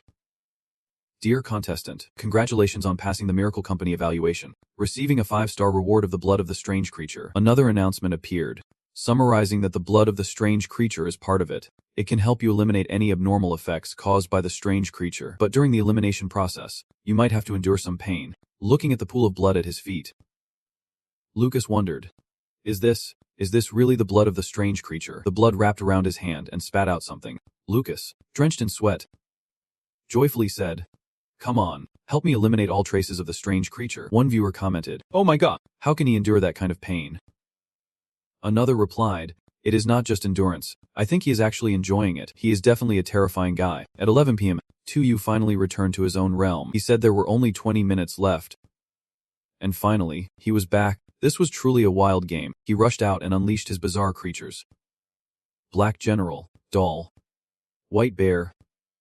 Charge ahead. A golden light flashed before him. He activated his protective talent for them. They charged straight at the monster's core. TKU cheered them on, saying, Great job. This is my realm. With protection talent, I am completely invincible. He commanded them. Attack it. Take it down. Finally, the monster was defeated, howling in agony. The system board displayed a notification. A good company treats its employees as the foundation, while a wolf in sheep's clothing company only thinks about exploiting them. Another notice appeared. Where there is oppression, there will be resistance. And resistance is not wrong. The real problem is that the upper class only wants to exploit others. When a toxic environment becomes the norm, those who stand by and watch are also guilty. Human life always holds value. Some people's values only shine briefly, but even that short moment is enough to leave a lasting mark. At this moment, the exit door also appeared. 2U looked at his empty hands, frustrated, and shouted, What is going on? Where's my reward? Damn it. Where's my reward? At that moment, another notification appeared. The talent system upgrade received a side effect, introducing the talent Rebellious Bone, and SSS level talent has upgraded to a bizarre SSS level talent. Talent analysis. 100 pounds of Rebellious Bones. You possess 99 pounds of Rebellious Bones. Initial effect of the talent. Rebellious Bone allows you to disregard the rules of right and wrong, breaking rules in a strange world. And during the rebellion, you want to be affected mentally or physically by bizarre entities. The side effect of the talent in the strange world grants you the right to change one rule at will, and after violating this rule, the talent will become effective again. After reading this, he thought, could it be that this round is designed to counter my talent? If that is the case, then this reward must be extraordinary. He then excitedly exclaimed, Whoa, I can change the rules at will. Doesn't that make me invincible? TKU thought, in the next dungeon, I might be able to use my upgraded talent to twist the rules. I can't wait. The general announcement board also appeared, congratulating TKU, Long Nation, Lucas, America, then, and a Hoving Nation for successfully passing. All 3 countries will be exempt from the invasion this time by the strange world. T2 Hiu. Long Nation passed with 6 stars and received a special reward. The territory of Long Nation increased by 3%, with an additional reward of 2% expansion. Lucas, America passed with 5 stars, receiving a premium reward. The obesity rate among the American populace decreased by 10%. Ange from Hengi Nation just got a 5-star rating and scored some high-end rewards, boosting the happiness index of the Heng Nation citizens by 10%. In the real world, he is standing on the balcony, reading the messages sent by Long Nation. First message, and asked us to send his condolences to you. The loss of Chuthit in Long Nation has broken many hearts. Second message, Lucas from America is undergoing treatment. Thanks to the blood reward from the last round's anomaly, his left arm is back to normal. He replies, Got it. Then he opens the chat screen with Chuthit. The last message they sent was on the 21st of last month. Chuthit texted, Happy New Year. T2 Hiu. You are really amazing. I hope you can lead Long Nation to the end. He also replied, You are awesome too. Let us survive together. Keep it up, was followed by a note saying the message failed to send. TKU thought to himself, I sent this message to Chuthit back on New Year's, and it still has not gone through. Then he sent another message. I understand. Just as you wished, Long Nation is still safe. You see the light you wanted to protect in every home. The gentle wind blows through, and I feel so lost. 3 days later, T-Hiu and the other players were transported again to the world of bizarre stories. The massive system board displayed the randomly selected nations for the showdown, including Long Nation, Hung Nation, America, Atam Nation, Fiidi Nation, Silent, Liyo Nation, and Batinnam Nation. This bizarre story world welcomes you to the Gratitude Healing Center. Room 13 belongs to Professor Daigus Gratitude Healing Hospital. Do you think the internet is a disease? Do you think you need treatment? Do you believe you can learn how to be grateful? Don't rush. In treatment room 13, Professor Deng will use a special mental therapy to tell you the answer. This bizarre story world is set for a personal game round. Reminder, All penalties faced by players in the bizarre story world will be permanently recorded. An opportunity for reminders in this bizarre story world. Once every 3 days, expose the wicked deeds of Professor Dong, and at the same time, uncover the outcome through hidden clues. Right now, T.U. is standing in front of the Gratitude Education Center, where a heartfelt voice resonates from within. Thank you for being here. He looks at the hospital and says, Professor Ding's Gratitude Healing Hospital is something else. Then he cheerfully adds, isn't this just the weird version of the Thunder King? How interesting. I can't wait. A person steps out and says to him, Hey newcomer, Principal Ding told us to come get you. Before you go inside, we need to search you to make sure you are not a threat or anything unusual. He playfully responds, Sure thing. He spreads his arms for the person to search him. After a thorough check, the person says, All right, no issues here. Let us go. He is led past a crowd, and everyone there has their own thoughts about him. Some sigh, thinking, another poor soul. Others think, the newcomer probably does not know the rules here. If anything goes wrong, he will take the fall. Some people feel sympathy, thinking that he will soon become as sorrowful as we are in here. Poor thing. That person led him to a room called Therapy Room 13 and said, The new guy, Principal Dong, is inside. When you see the principal, show some respect, or I can't guarantee you will be lying down in there. He replied with a measured tone. Yeah, I will definitely do that. Thanks for the heads up. As he stepped into the room, the person said, Principal Dong, we have brought the new guy. Duong Vintan had his back turned to them and said, Yeah, you all worked hard. You can head out now. I will have a chat with him for a bit. The person responded, Yes. Principal, we will keep watch outside. If anything happens, just call us. After saying that, the person left. At that moment, Duong Vintan turned around to look at him. Smiling gently, New guy, come sit over here. Don't be scared. A lot of people misunderstand our therapy methods. In fact, the therapy hospital is very human. We only punish students who misbehave. He smiled back. All right, then he asked, So do you know why I had them bring you here to meet me? He wanted to say me, but the words just would not come out, so he silently cursed himself for not being able to speak. Just then, a system selection panel popped up.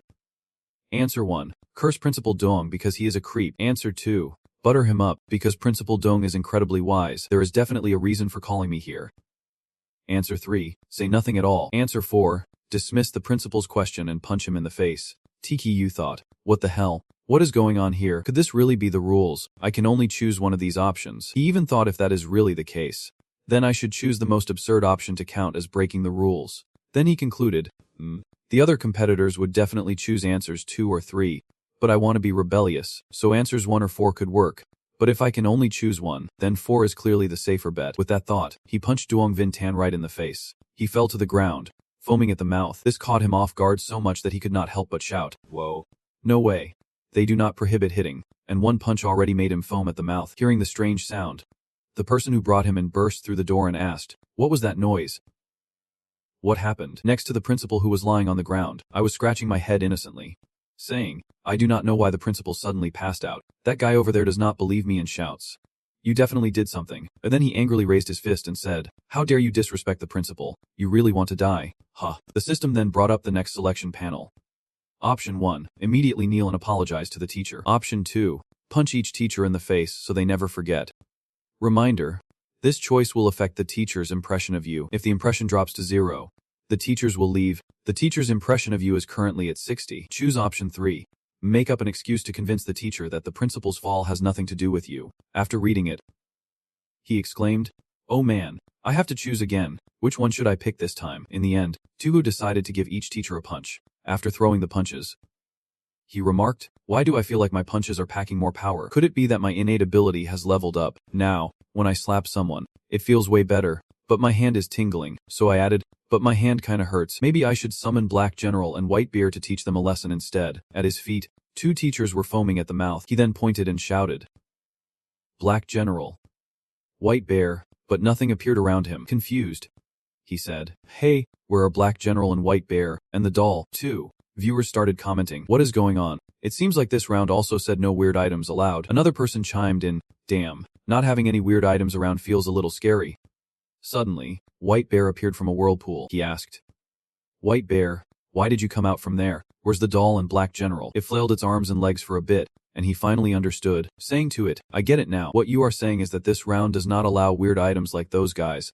Black General and the doll must have put in a lot of effort to get you here. Knowing this, he gritted his teeth and cursed. This damn system is not targeting my powers but is going after the weird items around me. Could it be that those bastards can't fight back? He then told White Bear, "All right.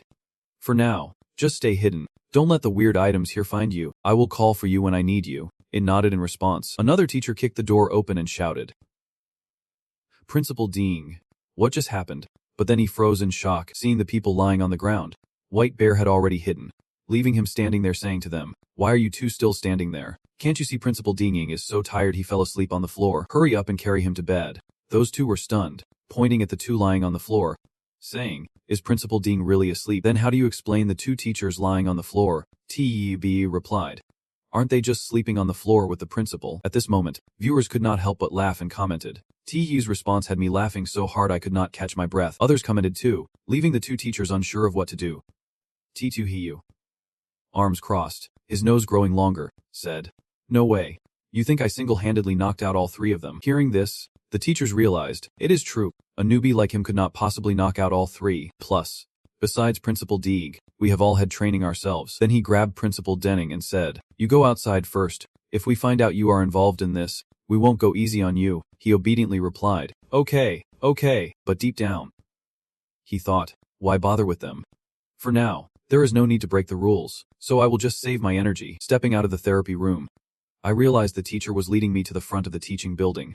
The teacher told him, "It is currently dismissal time, and students can move around freely." He casually responded. Then the teacher brought him in front of the crowd and introduced, "Classmates, this student's name is Hiyu.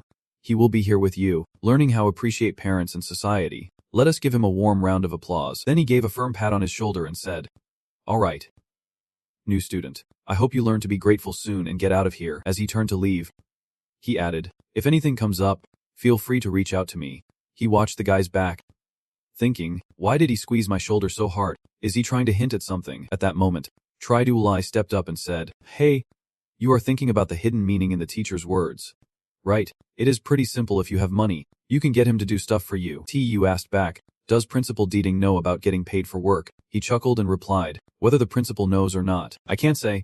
But the way they are acting, it might just be because Principal Dying is pulling the strings." He squinted one eye and continued, "Listen up.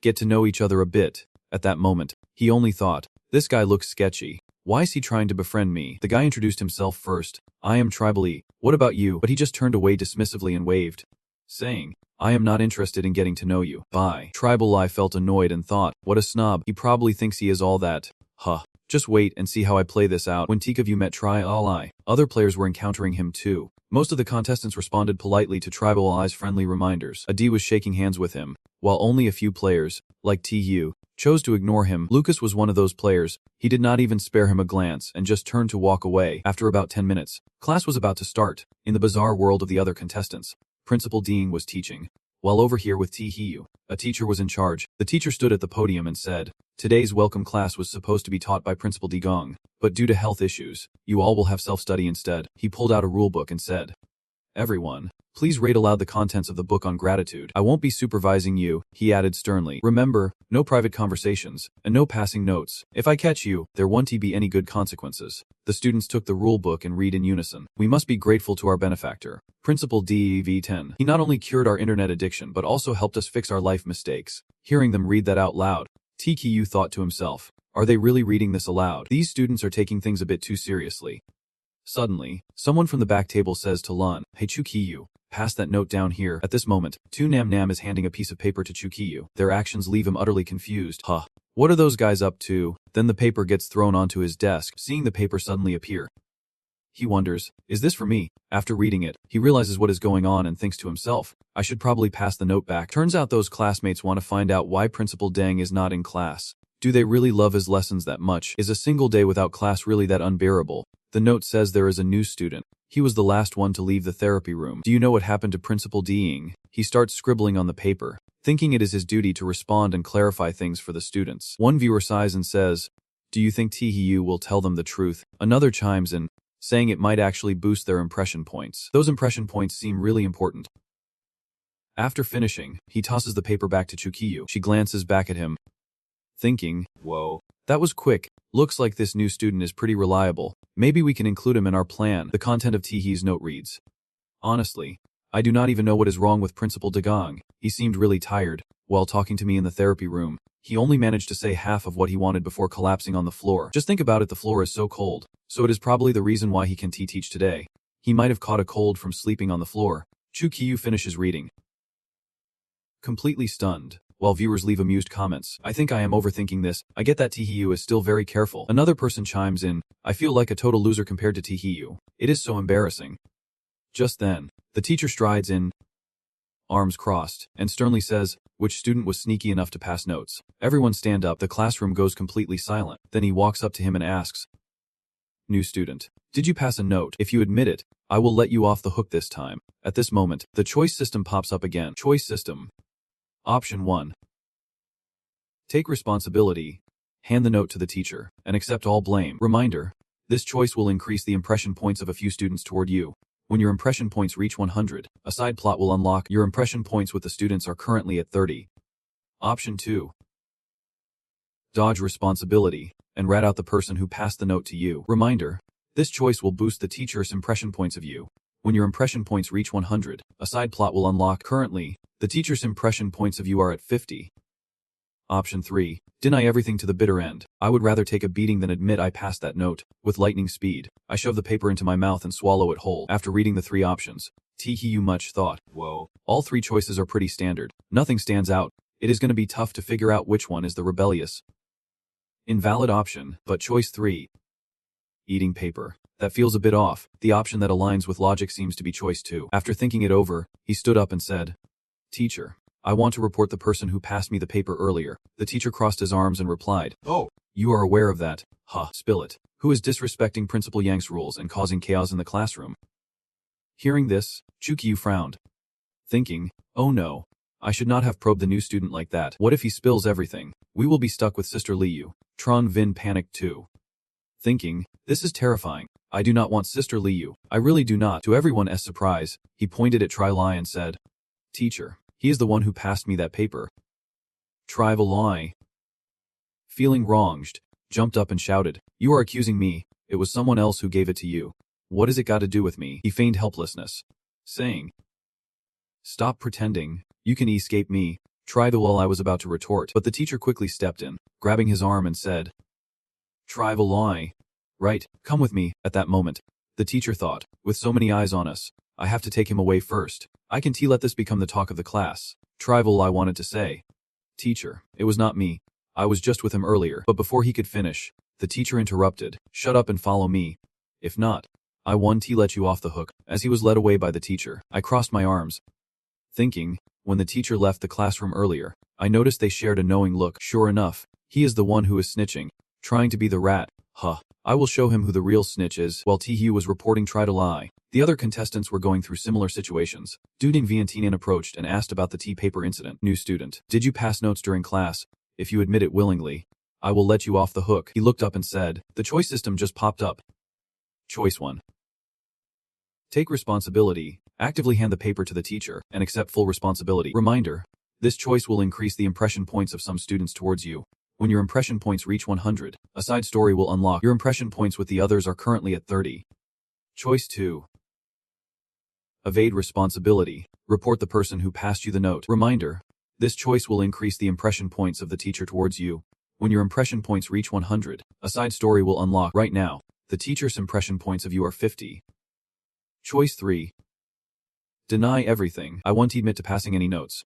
No way. In a flash, he shoved the paper into his mouth and swallowed it whole. He thought this school had something really strange going on. Students should band together. He should not betray them. After thinking this through, he tightly grasped the paper and, before everyone's shocked eyes, swallowed it down. The other students looked on, thinking, no way. Is he really that stupid? I am not taking any crap from Principal Dong. His actions are really ticking Duong Vin Tan off. He grabbed him by the collar and said, you dare to swallow that paper in front of me. I will make sure to give you the best treatment possible. All he could do was cry out in despair. No, please do not. He was strapped to an electric chair right in the middle of the room, his mind racing with worry. Thinking, what am I going to do? What should I do now? Before the session starts, any punishment received during this session will be permanent. He thought that if he got electrocuted, even if he made it through, it would be pointless. After that thought, he yelled to Duong Vin Tan. Principal Dong, I respect you. Please do not punish me. I will do whatever you say. I am begging you. Hearing this, He put on his gloves and turned around to ask. You should have said this earlier. It is too late now. Do not you think? Then, an electric helmet was placed on his head, and he went pale, pleading for mercy. No, please do not. But Principal Doong replied. Come on, accept the treatment. It is a crucial step to get in here. It will help me see if you are being honest or lying. Then he stepped forward and cranked the dial up to 10%. The electric chair victim screamed in agony. At that moment, he added, once the treatment starts, if you say what I want to hear, you can end your suffering a bit sooner. If you stubbornly refuse, the pain will keep multiplying. Then he asked again, tell me, why did you choose to protect those students earlier? Are you planning to band together with them against me and ditch this school? He screamed in terror. No, that is not it. I was just under a spell. Principal Dong, please spare me. Principal Dong twisted the knob and said, spare you, so you and those students can rebel against me. How naive. Don't you think I do not know what you are up to? As the dial hit 50%, the electric chair victim could not take it anymore and screamed. Principal Dong, I really know I was wrong. Please have mercy on me. He responded, I could spare you, but only if you give me the answer I want to hear. Otherwise, your pain will continue. At this point, the choice menu popped back up, and he wondered what he should pick. Begging for mercy was definitely useless. The third option was clearly to find a way out. The choice content included option 1, begging for mercy, and continuing to plead with Principal Dong. Option 2 was to thank Principal Dong and share his feelings with him. Everything he did was out of gratitude. Option 3, I won't be pushed around. If you are so great, just kill me then. Speaking of which, the 3 options are free to choose. Principal Dong's impression points will increase or decrease based on your answer. He was electrocuted so badly that tears streamed down his face, blood trickling from the corner of his mouth as he said, Principal Dong, everything I did was out of gratitude for you. I swallowed the paper to gain the trust of the students. Only then could I gather intel from them. Report to him anytime. Duong Ventan was quite satisfied with this answer, so it was acceptable to say that. He just twisted the knob and said, looks like saying thank you still works. Your answer surprised me. I am really looking forward to seeing how you perform from now on. If you can talk the talk but can't walk the walk, I think you will be back here again. He found it hard to say, yes, I will definitely help you gather intelligence. Meanwhile, D managed to pin that garbage on the head of the old 6 million lick man. If that is the case, he won to offend Principal Dong and will successfully earn some brownie points with the students. He pointed at Xiaolei and said, he passed the paper to me. Lucas chose to take the fall, accepting the blame for passing the paper alone. He pointed at his chest and said, I passed the paper. If you want to punish someone, punish me alone. He made this choice because he thought the previous answers had impressed the students. That impression was definitely important. Do I want to pass this trial? I absolutely must. Thus, Principal Dong directly took Lucas to therapy room number 13. Lucas was strapped to the electric chair but remained incredibly calm. Duong Ventan stood in front of him, silent, pretending to ponder. All right, I've got plenty of tricks up my sleeve. It is too late for you to regret now. He then put the electric cap on his head and said, let us see if your mouth is tougher or my therapy is more effective. The current surged into Lucas's body, but he did not react at all. Principal Dong frowned, thinking, how come there is no reaction? What is wrong with this guy? He then adjusted the knob to 50% and said, I underestimated you. It seems you are not just lightly sick. You need a stronger treatment. I really like students like you. The more you resist, the more I want to break your spirit. On the other side, Lucas seemed to revel in the sensation and cried out inside. This feels so good. Duong Ventan looked back and said, you can still smile at a time like this. Lucas, you really are a special case. But I told you, the more you act like this, the more excited I get. He said this while cranking it up even more. At this point, Lucas could no longer enjoy it. Blood trickled from the corner of his mouth, and cries of pain echoed. Duong Ventan remarked, looks like my therapy is still more effective. Now can you tell me why you are taking the blame all by yourself? What is in it for you to cover for those students? The choice board appeared right in front of him. Option 1, beg for mercy. Keep begging Principal Dong for mercy. Option 2, thank Principal Dong. Open up to Principal Dong. Everything I have done is to thank him. Option 3, a dog-eat-dog situation. I am not wrong here. If you are so good, just kill me. A reminder of the 3 freely chosen responses. Principal Dong's impression score will increase or decrease based on your answer. After reading all 3 options, Lucas contemplated his choice. I do not want to choose any of them. The thrill of this treatment might actually get my mind to function more smoothly. I am enjoying this way too much. Then he yelled, I am not wrong. Go ahead, shock me if you are so tough. After making his choice, he frowned and muttered, what the heck, how can my body make a decision on its own? Lucas, feeling the jolt, realized, I get it now. If I do not choose for a long time, my body will just take over. He then wondered what kind of consequences this choice might bring, feeling pretty pessimistic about it. Dudi Vientian thought, damn it, I have never met someone so reckless. In the end, he chose to shock him and said, Lucas, you really surprise me. But if you want to die, I am not letting you off the hook, he said. I need someone like you who does not follow orders. No rush. I have all the time and tricks to teach you some gratitude. You will definitely become a regular at treatment room no. 10. Meanwhile, in TUS space, dueling Venatine woke up, pointing and cursing. Kid, how dare you pull tricks on my turf, and hit me and the two instructors into the medical room. Now that I am awake, you will see what real cruelty looks like. TU sat on the electric chair, playfully saying, let us see your performance. Shall we? Hearing this, he turned to the person next to him and said, Instructor Trentine, get that special helmet on him. Let us see if he still talks big later. Instructor Trotting insisted that Principal Dining had to punish him, and he was curious to see how the kid would beg for mercy. Instructor Trotting put the helmet on him, and at that moment, he was still in the mood to joke around, saying, whoa, this helmet is pretty cool. He cranked the dial up to 30% and said, let us give you a taste of 30% first. Think about where you went wrong. He added, if you give me a satisfactory answer today, I will let you go. Otherwise, you will never learn how to be grateful and can forget about leaving here. As the current coursed through his body, he felt nothing and thought, well, aside from a tingling numbness, I do not feel anything special. It seems my talent might be immune to this electric shock. Could it be a bizarre attack source? He then said to Dean V10, is that it? Principal Dean, have you not eaten today? You think this little treatment is going to make me thank you? Crank up the voltage for me. We are in the middle of a gratitude treatment. Can you be a bit more professional? Instructor Trentine, feeling annoyed, said, kid, you are way too cocky, teaching the principal how to do his job. Does the principal even need you to teach him? He then said to Principal Yang, Principal Dean, I think this kid's mouth is pretty tough. If it does not work, let us give him a little taste of some real power. As he shocked him, Dooney Venatine said, are you trying to teach me how to do my job? He scratched his head and replied, no, not at all. He then cranked the dial up to 70% and said, you want more voltage? Well, let us satisfy that craving. 70% is something a regular person can handle. Let us see if you can still act tough, kid. At that moment, the selection system also popped up. Option 1, beg for mercy. Option 2, thank Principal Dean. Option 3, a dead pig is not afraid of boiling water. In Section 4, Principal Deeging's nightmare leads to the most rebellious students. Give the principal a heartfelt slap. Tie him to the chair to accept his gratitude for treatment. Reminder, for the free choice items, Principal Dean will adjust your impressive points based on your answers. When the impressive points hit 100 or lower, it will trigger a special plot twist, unlocking a new phase.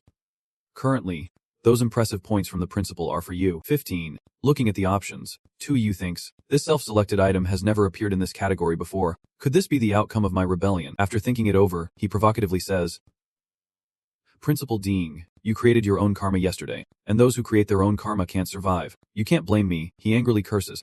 Damn it, you dare to insult me. I will kill you. Then he adjusts the dial, with a success rate of 100%. 2U still calmly asks, what is that? The more calm he is, the more confused Deacon Vacan gets, exclaiming, oh my god, what kind of demon is this kid? How can he endure this level? Could he be an electric shock machine? He then turns to Trang Giao Quan and says, Trang Giao Quan, I suspect there is a problem with the machine. Please wear the special helmet and give it a try. Trang Giao Quan, speechless, thinks, try it. What kind of nonsense are you talking about? How can your mouth feel 37 degrees and say such cold words? Can this even be tested? Who knows? Trying it might just end his life. Then he politely declines. Principal Dean, I do not think I need to test it personally anymore. If the machine is broken, calling in a repairman would surely be more effective than me. But Devine Vian insists, don't forget who feeds you. Without me, you would all be stuck eating dust. Hearing him say that, Tron and Giao Quan thinks to himself, yes. Our village is remote. Before you built this gratitude treatment center, people in the village struggled just to get by. But I am just working for you, not selling my life to you. Seeing him remain silent, the principal irritably says, why are not you talking? Still unwilling to comply. Then you can go back to the village tomorrow. What I need is someone who will obey me. Hearing this, he extends his hand and says, Principal Dean. At this moment, he interrupts. Principal Dean, I think what you need is not someone to obey you. What you need is someone who treats human lives like weeds. Just like you, the kind of societal scum who sees mistreating others as a joy. The three people in the room respond in unison. What did you just say? He arrogantly tells him, kid, you are not old, but you have got guts. That is right. I enjoy tormenting those disobedient students who do not know gratitude. What is wrong with that?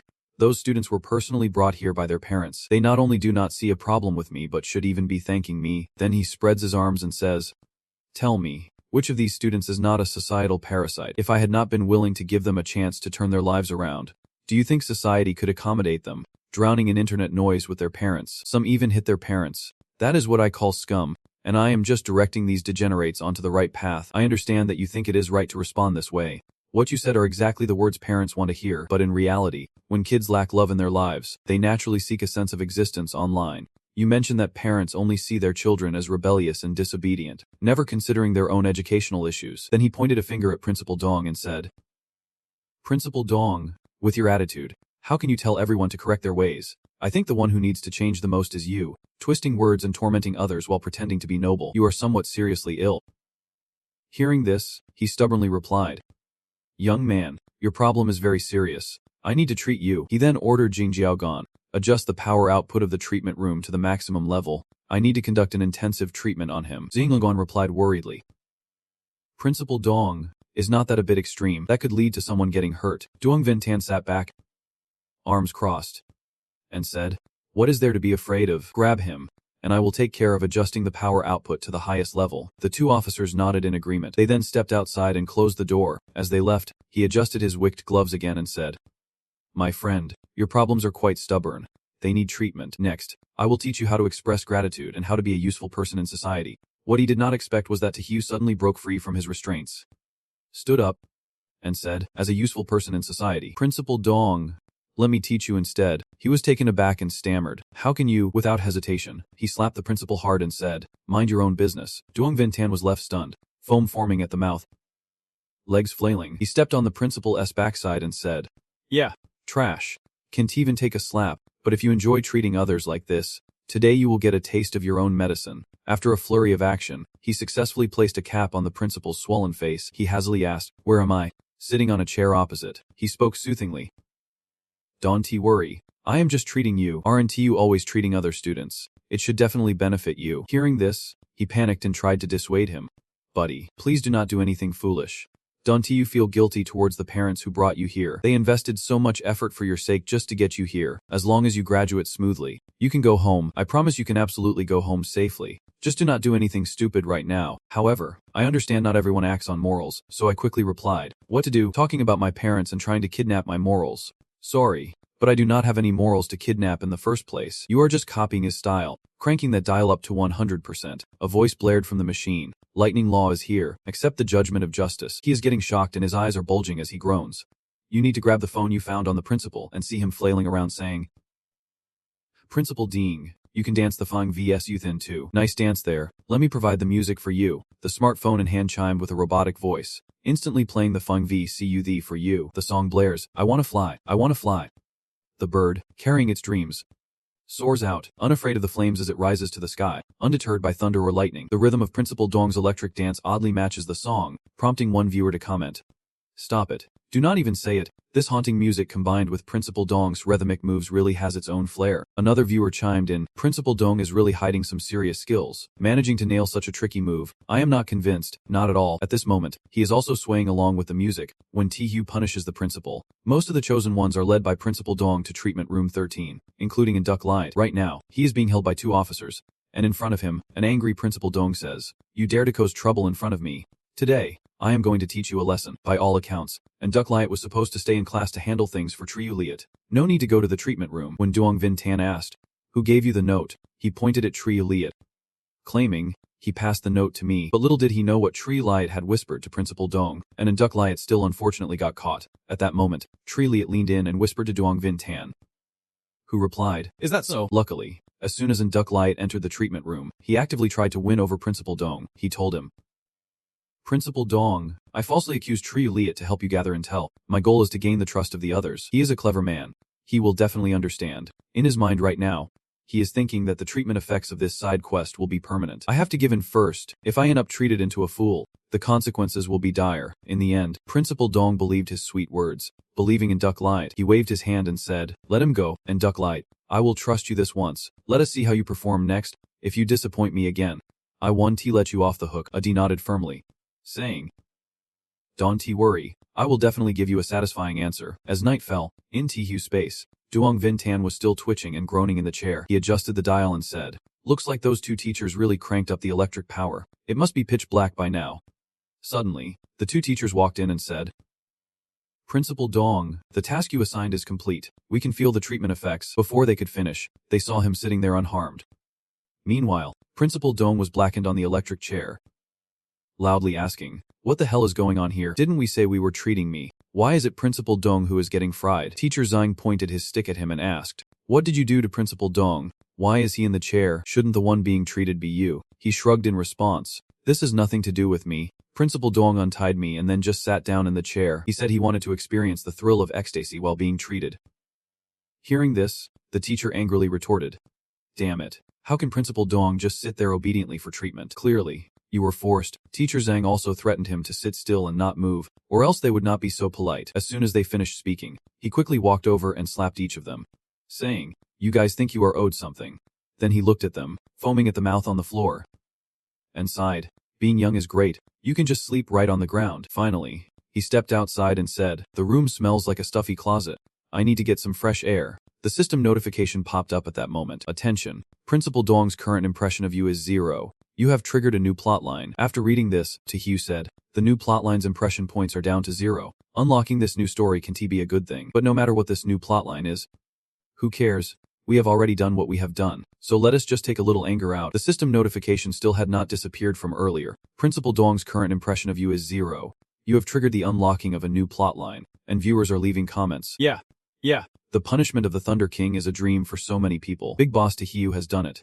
So cool. Another person commented, "I am all for Big Boss Taehyung. I am crazy about Taehyung, the wall-crashing boss." After triggering the new plotline, new rules were established. Rule 1 starts from this moment. You must unconditionally obey Principal Dong's orders. This is your only chance to leave the educational center. Rule 2, do not go against Principal Dong. His treatment is completely twisted and perverse. Please maintain your human sanity. Do not help the enemy.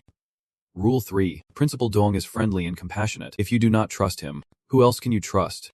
Go on, fall into his embrace. Rule 4, Principal Dong's authority is not to be questioned. If you notice any classmates acting out behind the scenes, you must report it to Principal Dong immediately. Rule 5, trust Principal Dong. He will help you leave here. Seeing those rules, Taehyung exclaimed, "Wait, new rules." Then he carefully pondered.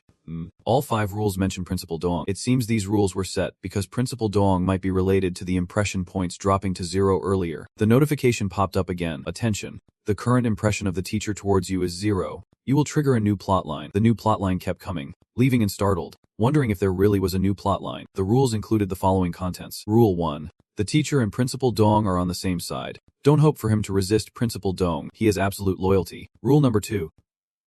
Pay attention. The teacher does not take bribes, so do not even think about trying to buy them off. Rule number 3. The teacher only works for Principal Dong, and sometimes you might actually trust him. Rule number 4. Do not try to spill your feelings to the teacher. That is just plain stupid. If the teacher locks you in the black room, you have got to escape. Rule number 5. Trust the teacher.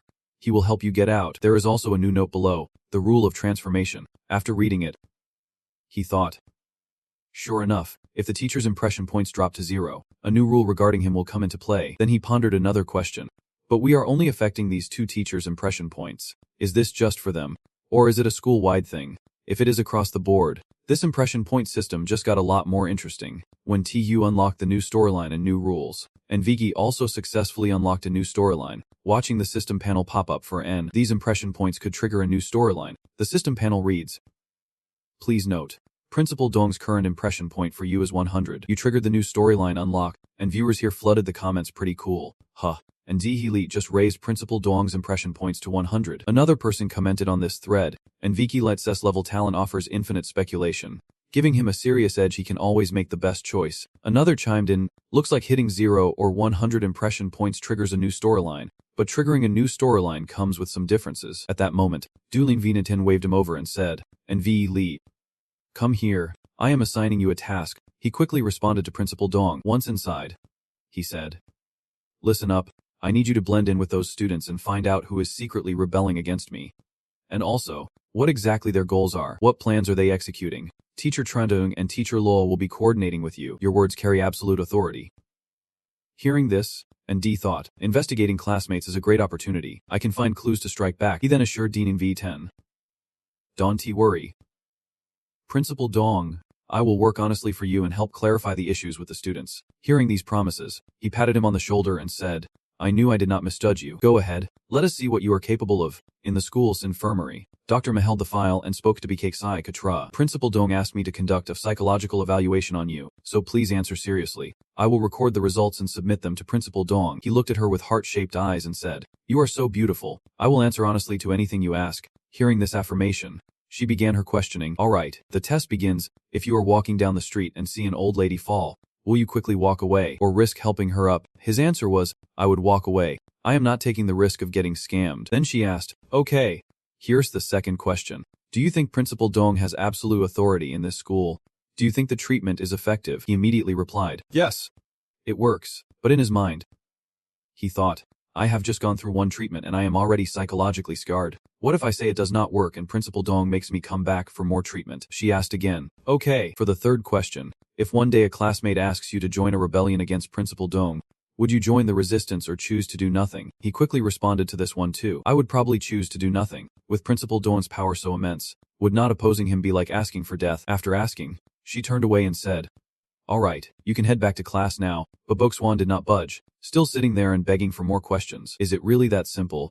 Doctor, can I come here to hang out when I have free time?" Dr. Mi replied, "It is up to you. If you are sick, you can come here." Then he added, "I will be back again and leave now." At this moment, she looked at his back and thought, "I initially thought he was a person with good intentions, but turns out he is like this. Good thing I conducted a check on him. Someone like that is absolutely not to be trusted." In a crowded conference room, the senior officials stared at the screen, angrily saying, "That stupid Boxwan. Clearly there is a deeper psychological test behind the doctor's evaluation, and he only knows how to flatter." Another person stood up and said, "This prolonged plot seems to have nothing to do with him. He missed an opportunity." And the previous person added, "We can only hope that Boxwan's talent can shine through, because his brain is beyond saving." At Tem, Suxao walked behind two students, listening to their conversation. The brown-haired guy said, "Finally, class is over. I have completely torn apart my thank you notebook." The other guy quickly cautioned, "Shia, do not say any more. Be careful not to get caught by the patrolling teacher.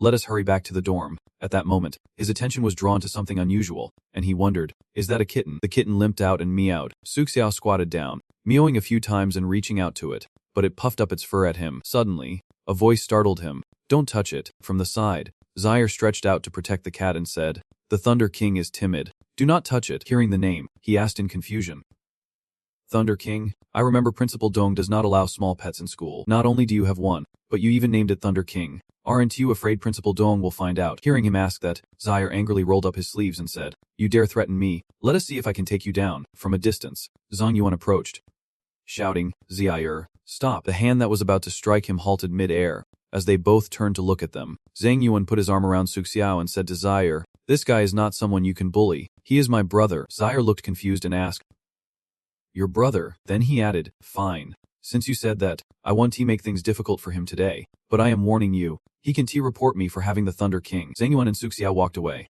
saying, "Don't worry, we won't report you. We are out of here." At this moment, all he could think was, these three suddenly helped me out. They must have something they want to talk to me about. Let us see what they want to say. They went to a secluded place. Zhang Yuan spoke first. "Hey, T2 Hiyu, thanks for not exposing us this morning. Otherwise we would have definitely been in deep trouble." He casually replied, "No need to be polite. It was just a lucky chance." He added, "By the way, keep an eye on Tri-Dolai. There is something off about him. It is best not to get too close, especially since he has some words that are hard to trust." Just as they were talking, a teacher approached, shining a light on them and commanding him, "I understand. You come here." Zhang Yuan stepped in front of him and said, "Bro, you run fast. We will cover you." Zukao Eket. "Yeah. If the teacher's calling you, it is definitely not for anything good. Get out of here." But he showed no fear, happily walking towards the teacher and saying, "Hello, teacher. I am coming right away. Your actions are something those two behind you just do not get." Zukai added, "Isn't there something suspicious in Tahyu's bag? Shouldn't we be avoiding getting caught by the teacher right now? Why would he willingly walk into trouble?" The teacher said to him, "Kid, instead of running away, you are following me for a little trip." Principal Yang ordered him to be locked in a dark room. Hearing this, he thought to himself, "Are they inviting me to the dark room?" According to the rules mentioned, the teacher's rule number 4 states, "Do not try to share your thoughts with the teacher. It is really foolish. If the teacher takes you to lock you in that dark room, just go along with it." Trumatang thought he had never offended this teacher, yet he really seemed to dislike him. It looks like the teacher's impression score from before was indeed a general consensus. So this means that in the teacher's group, as long as one person has a good impression of me, otherwise the overall impression score will drop. Well, I do not need to worry anymore. After thinking this through, he said to the teacher, "Teacher, you have not had dinner yet. Have you?" The teacher replied, "Not yet." "Why?" Then he slapped him and said, "Well, I am treating you to a slap. The hit made him spit blood from his mouth. The three others watching gasped in shock. Oh my god! The teacher, holding his face and crying, said, I did not want to do this anymore. He forced me. I did not want to go against my conscience. This was his idea. You can scold me. Hit me. I am not even human. I am just helping the enemy. Seeing him like this, he thought, the technique of sincerity really works. Then he began to reason. This technique only works on the strange. It never took effect before, but now suddenly it does, which must mean one thing. The teacher is probably no longer human. Right, it must be due to the 0 impression score. After hitting 0 on the impression score, they turn into something strange and then keep making my life difficult. While he was thinking, the teacher continued to hold his face and cry. Thinking about this, he rubbed his wrist and muttered, well, I want to see how they make things hard for me. Sure enough, on the way, various teachers appeared, using all kinds of excuses to pick on Tiyue, and each time they ended up on the ground crying after one of his slaps. I really am not human. Another one cried out, I am done with this. I want to go home. Yang Veen was a real nuisance. The people with Zhang Yuan had no idea what was going on, and Zhang Yuan blankly said, oh man, what is going on tonight? The teachers were not just crying, they were airing their grievances against Principal Dong. Meanwhile, Chukyu chimed in, saying, well, that is good. It will make it easier for us to overthrow Principal Dong's tyranny later. Finally, he made his way back to the dorm, where he spotted Xiao Li. He said, Tuko Hiyu, bro, are you staying in this dorm too? What a coincidence. Me too, Tuko Hiyu, seeing Xiao Li reluctantly replied, well, I am off then. Xiao Li countered, what are you talking about, bro? Our being in the same dorm is fate. Come on, I will make your bed.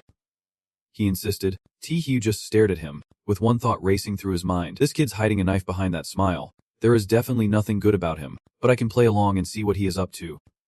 Eventually, he sat on the bed and said, thanks, man. I should not have reported you this morning. Xiao Li, ever so generous, replied, no worries. No worries.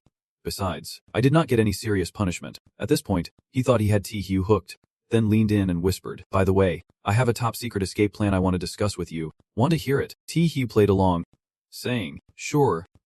Go ahead. Zurla pulled out a piece of paper and said, bro, this is a map I painstakingly drew. Just follow the route here, and we can escape. Hearing that, Hiyu only had one thought. This guy wants to escape and drag me along. There is definitely nothing good about that. The choice board popped up again, and he was carefully weighing his options. Those 50 points must belong to Zhang Yuan. Zurli definitely does not deserve 50 points in my case. From the teacher's current situation, it seemed like if just one person had a significant drop in their impression points, it would trigger a new plot development. The choices he had at the moment were to accept Xiao Li's escape invitation and discuss the escape plan with him. Option 2. Decline Zoli's escape request and explain that the risks are too high, and he does not want to take that gamble. Option 3. Stay silent. I honestly do not care about this escape plan. Option 4. Pretend to discuss it with Xiao Li. Then, during the execution, betray him with a warning. The choices will directly affect the impression points your classmates have of you. Right now, my impression points with my classmates are at 50. I figure with Xiao Li around, my impression points can possibly go up. I might as well choose option 4. After making up my mind, I told him, if you can assure me this plan is solid, then I will run away with you. Xiao Li replied, awesome, bro. I have been waiting to hear that from you. Now, let us go over the details of our escape route. Then he started pointing at the map saying, look, the student cafeteria has trucks delivering ingredients every day. We can sneak up to the cafeteria from here.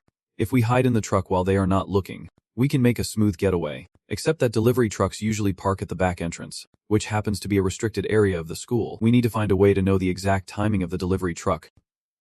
Hearing this, you wondered how we would figure out the precise timing. Tribal Eye started analyzing. The black house number 3 can see the back of the cafeteria perfectly. If we get into the small black room, we can definitely determine the delivery times. Then he said to you, bro, I will provide the map and the plan. You can only be in charge of watching the black room. If you stay there for just one day, we can leave tomorrow. After hearing this from him, Tukugyu pretended to resist and said, you want me to go to the black room? You are giving such an important task to me. I am afraid I will mess it up. I would rather stay in school. I suddenly feel like school is actually pretty good. He saw you giving up and grabbed your hand, saying, I get it. What you are saying does not mean anything anymore. We both need to escape together. It is not fair if I do all the hard work alone. At this moment, he was thinking, damn it. I have to drag you along. When it is time to run, I will expose Principal Di Yang. Who knows, I might earn his trust and get a pardon from him. He pulled his hand back and turned to you, saying, anyway, I am not going to the black room. Whoever wants to go can go. Tribal Eye, I think you are pretty suitable for this. You are definitely a regular in the black room. More familiar than I am. Before Tribal Eye could pull his hand away, he quickly replied, what does being familiar matter? You have to randomly get locked up in the black house number 3. Then Triwai came up with another idea. How about this? Let us not argue anymore. Let us just cause some trouble. If we all end up locked in the black room, is not that a win? So when someone gets locked up in the black house number 3, who is going to keep track of when the delivery trucks come and go? You are still arguing like it is no big deal. Your idea is pretty terrible. After that, Teagle Hiu flashed a bright smile and pointed with one finger, suggesting a different path for him. I think this is how it goes. If you stir up trouble, I guarantee you will find yourself locked in the black house number 3. How's that for a response? In disbelief, Tribal Eye clenched his fists and said, My brother, I get it. You are a bit unethical, and you are not taking any hits. Old folks say that taking a hit is a blessing. Hearing him say that, I immediately shot back. If taking a hit is a blessing, then you should eat a bit more. In the end, I made him so mad he was grinding his teeth in rage but could not explode. So he could only think to himself, damn it. So shameless. I kinda regret using this method against him, but now it is too late to backtrack. He thought if I tried to run, I would turn on him, and he would definitely report Principal DeYoung. Damn it. To get a pardon, I have to drag T-Hugh into this. After thinking it through, he patted his chest and said to me, I get it. If you are going to resist the black house like this, I will take a bit more of a hit. I will sit in this black house, but this plan I am sharing is just between us. You have got to keep it under wraps. I quickly agreed, saying, Don't worry. I will definitely keep it a secret. At the same time, Lucas also met with Tri-Dual Eye, and the choice board popped up. Option 1. Accept Tri-Dual Eye's invitation to run away and discuss the escape plan with him. Option 2. Refuse Tri-Dual Eye's request to run. At the same time, explain that the risks are too high and I do not want to take the gamble. Option 3. Do not respond. What escape plan? Honestly, I could not care less.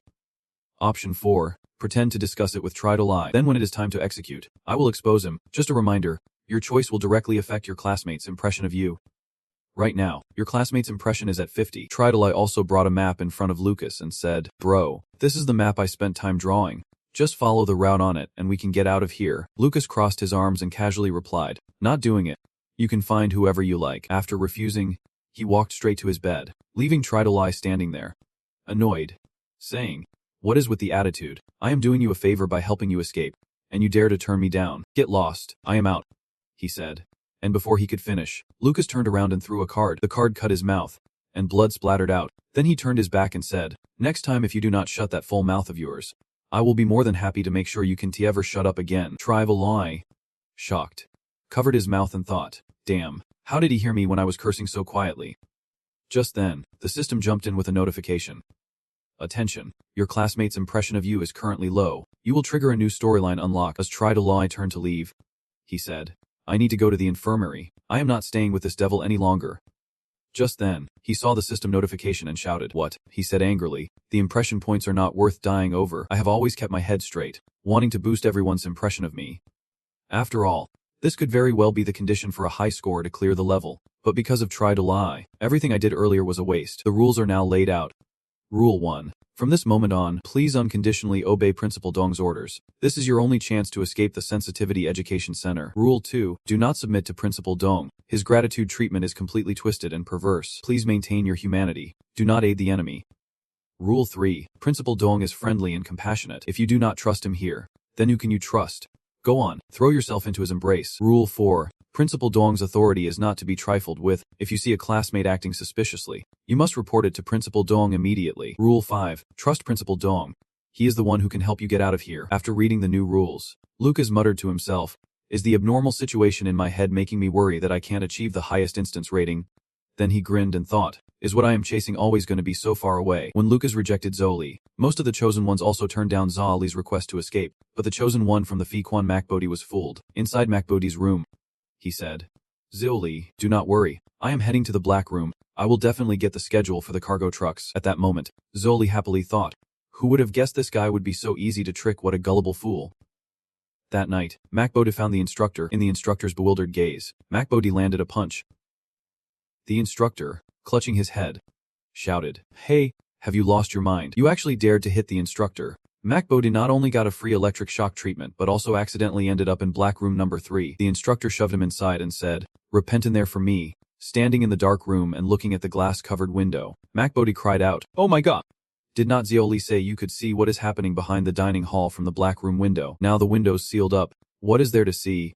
Then he muttered to himself, wondering if he could find any tools, opening the wooden panel on the window, but everything around him was completely empty. Finally, he found a piece of iron wire, picked it up, and swore. Damn it. After searching for so long, I only find this piece of iron wire. But does the current situation improve?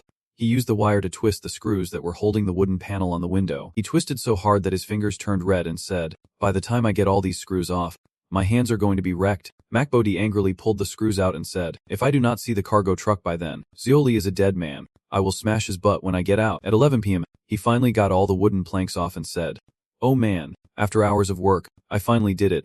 Then he looked outside and saw people gathering at the back door of the dining hall and muttered, "Looks like Zioli was not lying. I can really see the back door of the dining hall from here. Just do not know when the truck will arrive." Through the final window, he finally saw something that made him shout in his heart. "It is here. The truck has arrived." He felt a spark of hope and thought, "Great. Now I just need to wait for the truck to leave and record the time." The next morning, the students gathered in the Dongking courtyard to recite the school motto. Thank your parents. Remember their kindness. Quit the internet. Strive for progress. Thank the school. Obey orders. Start fresh. Become a better person. Principal Zhang Jiaguan stood at the front taking photos, while Yang Yingtan stood next to him, saying, "Once we are done, we should send these to the parents to showcase our educational achievements."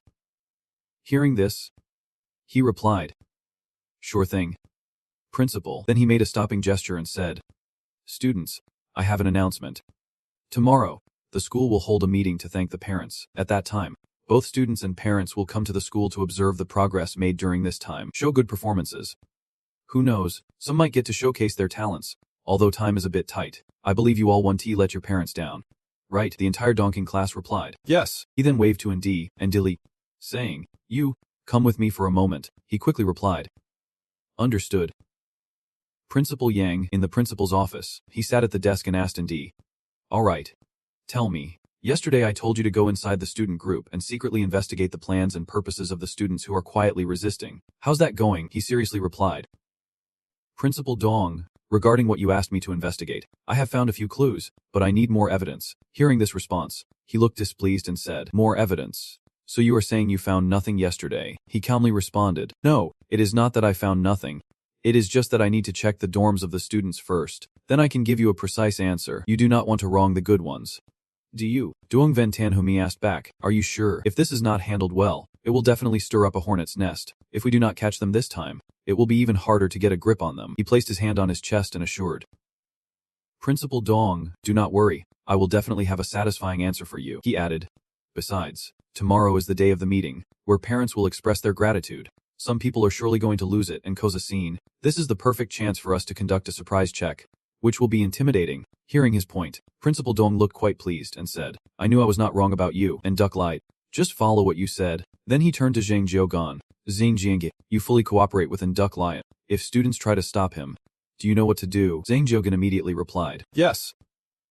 Principal Dong, once we are in the dorm, and Duck Light will start the inspection. Zhang Jiaoguan stood there keeping an eye on the students, saying, "Stand straight. Let Duck Light finish searching without any issues. Only then can you all go back to sleep." When Ndi entered, everyone nervously looked his way. As he was about to open the wardrobe to check, Chukwa shouted, "Wait a minute. Over there is just supplies. There is nothing to see. Check somewhere else." Sunan Nan chimed in as well. Chukwa was right. That area was just personal items, and even the principal had no right to inspect it. But Zhang Jiaoguan coldly told them, "Where to check is not up to you to decide.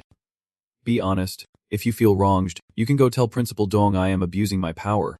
Let us see if he believes you." At this moment, Chukia panicked and thought, "Oh no, why would Principal Dong let Duck Light ambush us like this? If I had known, those things should have been destroyed long ago." And he pulled open the drawer inside, revealing a lot of papers. He began reading the contents of one of the papers. "On the day the reporters come to interview the academy, we will organize a riot. Expose Principal Dong, signed by Zhang Yuan, Chu Kiao, Sunan, and Zierwa." At this moment, Ndi thought they were indeed planning to expose the school tomorrow. This paper was solid proof. After realizing this, Jay tightly gripped the paper, but Zhang Jiaoguan suddenly stepped forward to grab his arm and asked, "So, what did you find?" Zhang Jiaoguan tightened his grip on Duck Light's wrist and asked seriously, "Have you discovered anything?" Chu Qiu stood next to them, sweating bullets, thinking, "Oh no, this is really it, and Viki It is definitely going to expose us. Zhang Yun will also be caught in our mess." And Viki Leet broke free and replied, "No, I need to check other areas. Don't waste time." Zhang Jiaoguan looked a bit stunned, thinking he would not dare to pull any tricks, so he let him search. Chu Qiu was utterly shocked and thought to himself, "Why is Nottingi Elite calling us out?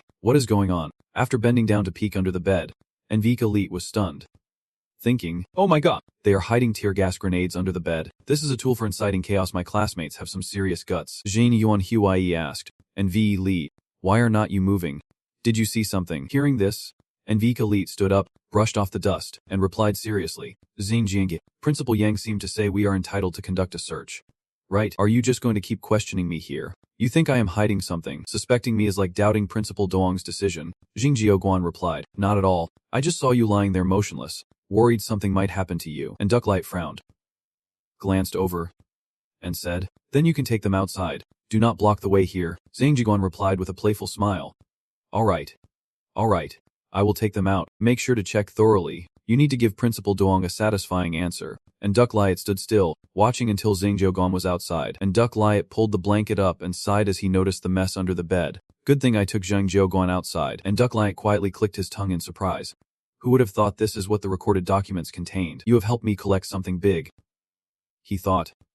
With this, I can easily turn the fake into reality. Zhang Jiaoguan stood there with his arms crossed, skeptically asking, did you find what you were looking for? So, what is the scoop?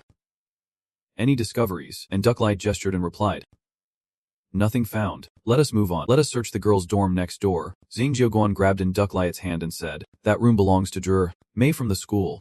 We do not need to check it. And Ducklight asked in surprise, Zhe Mei, you mean the female doctor in the infirmary? Zhang Jiaoguan replied, exactly, that is her. And Ducklight glanced at Zhang Jiaoguan with curiosity, silently thinking about his reaction. He must have some special connection with Zhe Mei. Regardless, I got what I wanted. No need to oppose him over Zhe Mei. With that thought, and Ducklight turned and smiled at Zhang Jiaoguan, saying, all right, if you say we do not need to check, I trust you. Zhang Jiaoguan grinned widely and replied, and Ducklight, we are good buddies. Let us hurry up and check the other girls' dorm before moving on to the boys' dorm. And Ducklight agreed without hesitation. Meanwhile, in the boys' dorm, a male student stepped out looking confused, saying, our dorm is always very clean. I do not see why we need an inspection.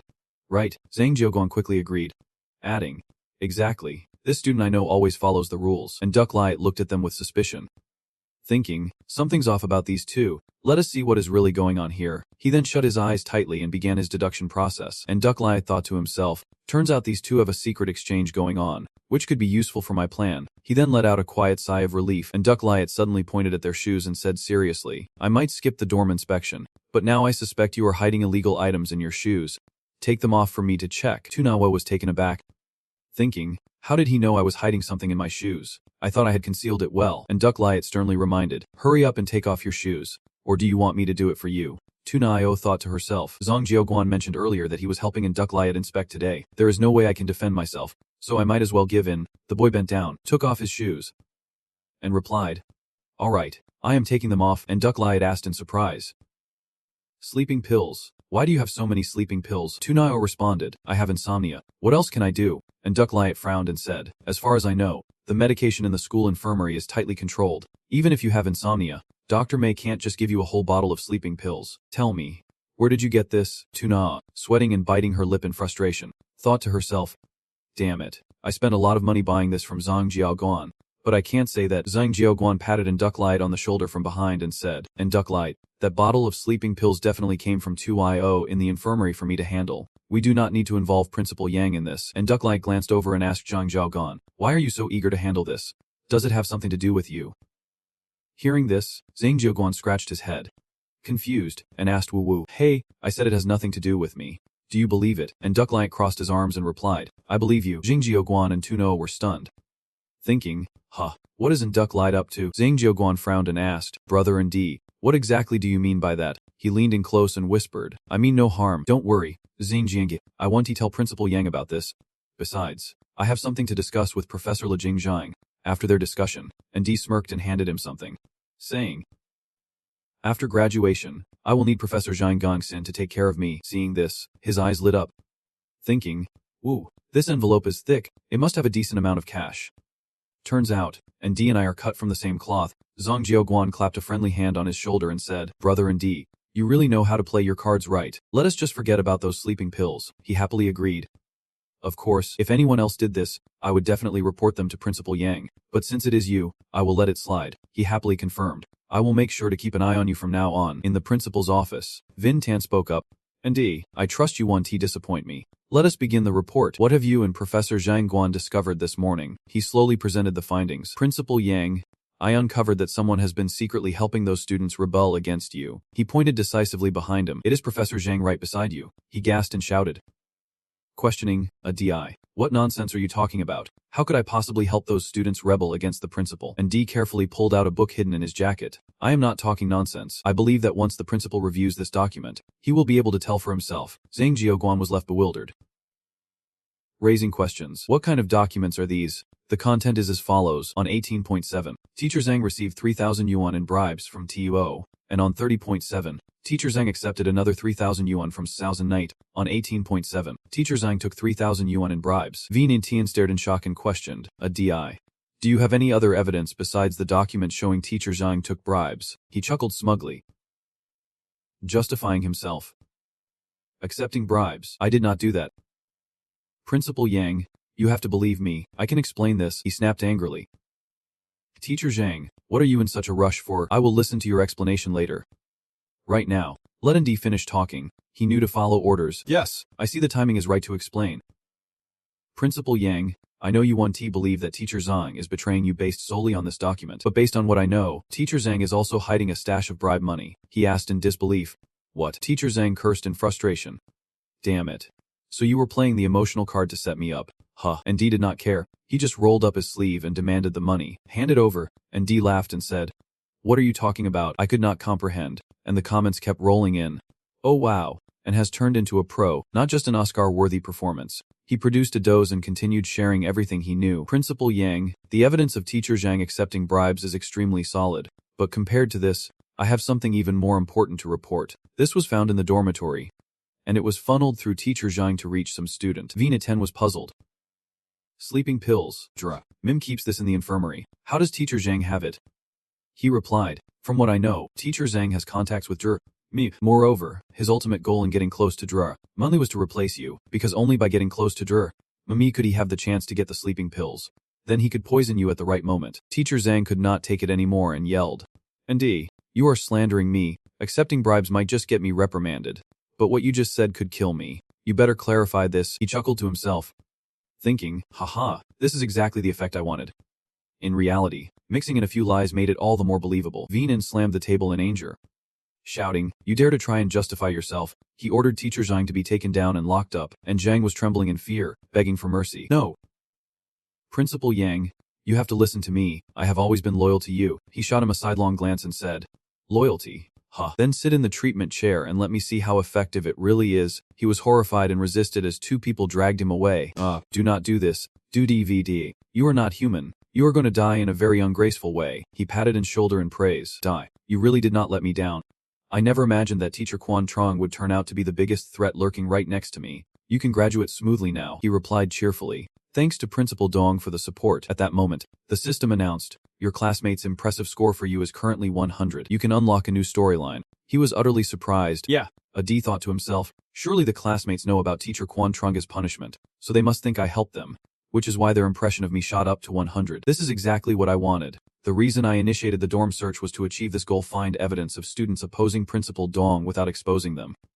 And surely, their impression would increase. As he walked down the hallway, he thought about how he needed to find those who wanted to incite a riot and team up with them. He approached a spot where 3 people were sitting and said, Zhang Yuan, I have something to discuss with everyone, he said. I know your plan. Can I join in? Zhang Yuan replied. Of course, you are welcome. Zuko enthusiastically said, we were just discussing how to get you involved. Right now, you are the closest ally to Principal Dong, and with you on board, we can definitely succeed. And Din joined them, determined to say, alright, the anti-Duong team is officially established. At the same time, Zhou Li, wanting to sabotage Suxiao, had locked himself in the dark room. By the afternoon of the next day, Zhou Li finally emerged from the dark room. His hands were covered in wounds as he pondered. Damn. I can believe the window in that dark room was nailed shut with a piece of wood. I could not sleep all night and had to use a steel rod to pry off the nails to make it look real. I had to bleed for this. This time, I must take down Suxiao. At that moment, Suxiao was lounging on the bed, laughing mockingly. Whoa. Zhou Li, what happened to you? Spill the beans. Did you play games in the dark room all night? He forced a smile and replied, ha, do I look like someone who would do that? Suxiao shook his head, teasing him. Ha! Zhou Li just gives off the vibe of a total loser, getting wrecked by Suxiao. I love Azali sat on the bed and spoke up. All right, let us get serious. I have figured out the exact time the delivery truck will arrive. Oh, tell me more. He began to explain in detail. The delivery truck will park at the back of the cafeteria around 11:20. After the cafeteria staff finish unloading, we will find a way to hide in the cargo area. The truck will leave at 6:00 am the next day, and we can sneak out of the school smoothly. After hearing this, he sat up and said, Yeah, I think this plan is solid, but with your current state of exhaustion, are you sure we can execute it tonight? Tribal Eye firmly replied, Don't worry about me. Take care of yourself. Just do not hold me back when the time comes. Tu smirked, thinking, is this guy still putting on an act? Wait, now's not the time to expose him. There is still a surprise waiting for you. That night at 11:40, they squatted outside the gate, looking at a piece of paper together. Tribal Eye said, This is the quickest route from the dormitory to the back of the cafeteria. Moreover, this way has the fewest patrolling teachers, making it harder to get caught. Tu replied, All right, let us head to the cafeteria from here. The route Tribal Eye led Tu on avoided many patrolling teachers, but as they got closer to the cafeteria, the patrols increased. When they reached the back door of the cafeteria, Tribal Eye, who had been careful all along, suddenly made some noise. He kicked a stone and turned pale. The people outside heard and shouted, Who is there? They walked around loudly. Warning, I suggest you come out by yourself. Otherwise, those Baitons one have eyes and could easily kill you. Tribal Eye quickly handed Tihayu the paper and whispered, I know I dragged you into this. I can't go any further. You need to go. I will distract them, he said with a frown. Tribal Eye, let me handle this tough mission. I will draw their attention. You run. He was taken aback and thought, No way, man. When did you start caring about me this much? Tribal Eye whispered back, No, let me distract them. I am slow, so you have a better chance of escaping. Tu rubbed his chin and chuckled. Huh. Tribal Eye, who said you could run slow? I will speed things up for you. He did not get it and asked back, Speed up what? Then Tikavu took off running, immediately followed by shouts from the group. Hey! After him, stop right there. Do not run. I can see your face clearly now. Stop. At that moment, Tribal Eye froze in place. Damn it. I never expected Tihiyu to suddenly do that. If he does not get into the truck, I can T-trap him. Then I guess I will head back. Suddenly, sharp white claws touched his back. The white bear appeared out of nowhere and hoisted Tribal Eye up, leaving him in shock. The bear took off so fast that Tribal Eye was left heaving. The comment section exploded. Can anyone explain why Tihiyu, the big shot, is hell-bent on helping Tribal Eye escape? Don't even try to guess Tihiyu's thoughts. Just watch and you will understand. After all, Tribal Eye is not exactly a good person. Tihiyu definitely is not helping him out of kindness. He has got plans to hurt him. When the white bear got there, it opened the back door of the truck and tossed him right inside. The comments were buzzing. Oh, that booming sound is definitely a headbutt. What if Tribal Eye wakes up midway and runs off?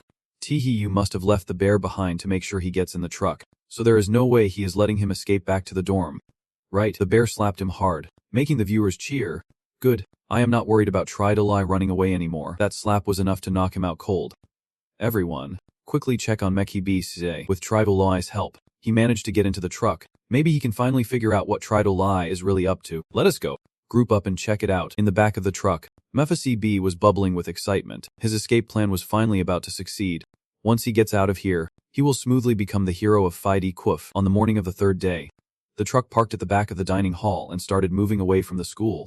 By the time the truck stopped, 2 hours had already passed. Mulisi B seized the chance to sneak off the truck, only to find himself in a strange little town. He looked around, puzzled.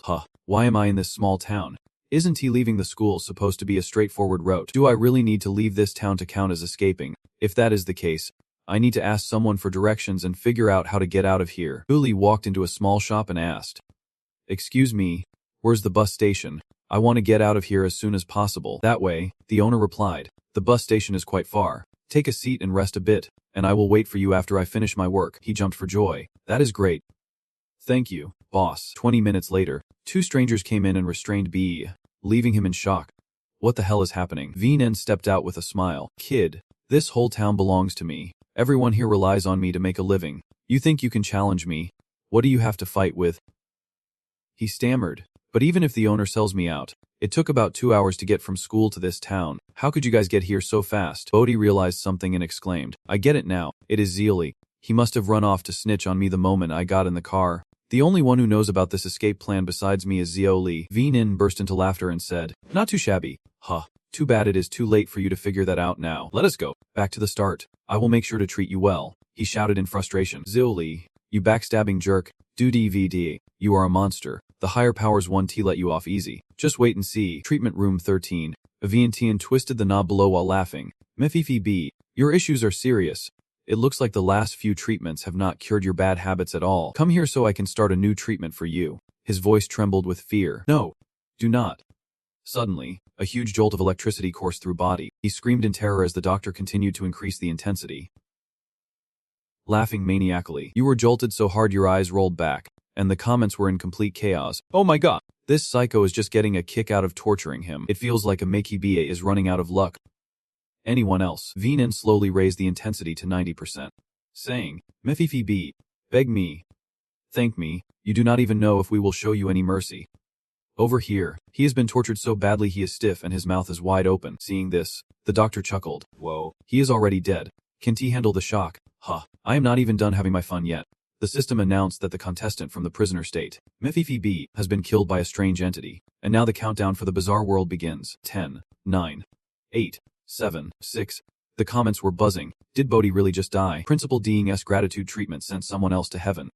Suddenly, I am curious about what is happening with Zolai and that big shot Tihiyu. Over here, Tihiyu not only successfully escaped pursuit of the patrol teacher at the cafeteria but also reported to the principal about Zolai's escape, which got him caught faster than expected. He waved happily as he spoke. Oh, is not that Zoli? I thought you got away. Why are you back here? He was dragged away. In a fit of anger, he shouted loudly. You piece of trash. You still dare to show your face. You clearly knocked me out and tossed me in the car, then snitched to the principal. You are not human. Tihiyu replied with a laugh. Zoli, how could you frame me like that? I do not know anything. I was just sleeping in the dorm. He struggled futilely, only able to scream in despair. I will kill you. I am going to end you. System announcement. Please note, your classmate's current impression of you is 0. You are about to unlock a new level of drama. He thought in amazement. Is Zoli really that impressive? Is he restoring all the students' good impressions of me? Zoli just would not quit, causing a ruckus. I get it. Even if I become a ghost, I won't let you off the hook. He thought helplessly. That gossipy kid is on the brink of disaster, but still trying to mess with me. Guess I am learning more about the power of this little snitch. He rubbed his chin in contemplation. But even if I gained 100% of the students' good impressions now, it would still be pointless. The principal and the educators would become corrupt.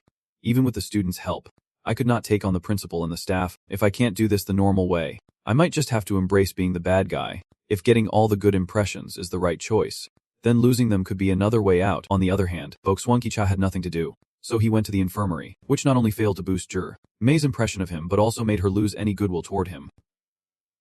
System notification. Please pay attention. May has no good impression of you. You are about to unlock a new plot twist. Rule 1. May remains neutral to the end. Principal Yang has no way to convince her, so do not think about trying to win her over. Rule 2. May has the basic qualities of a doctor. Her main job is to treat the students in the school. Besides that, she does not care about anything else. Rule number 3. Answer May's psychological test carefully, because it is not just a simple test. Rule number 4. You can't get any banned substances from Mei. She has a responsibility to everyone, so she won't get involved in any school affairs. Rule number 5 boosts May's impression of you. Perhaps at a crucial moment, Mei will surprise you with some joy. Rule number 6. Trust Mei. May will help you get out of here. Dadax1 is feeling extremely annoyed right now. What? May's impression of me is a no-go. I have been struggling for so long with no results. I 1T accept that. He received a notice about the dorm inspection and got Principal Dong's trust, and suddenly he was all smiles. The dorm inspection will gain Principal Dong's trust.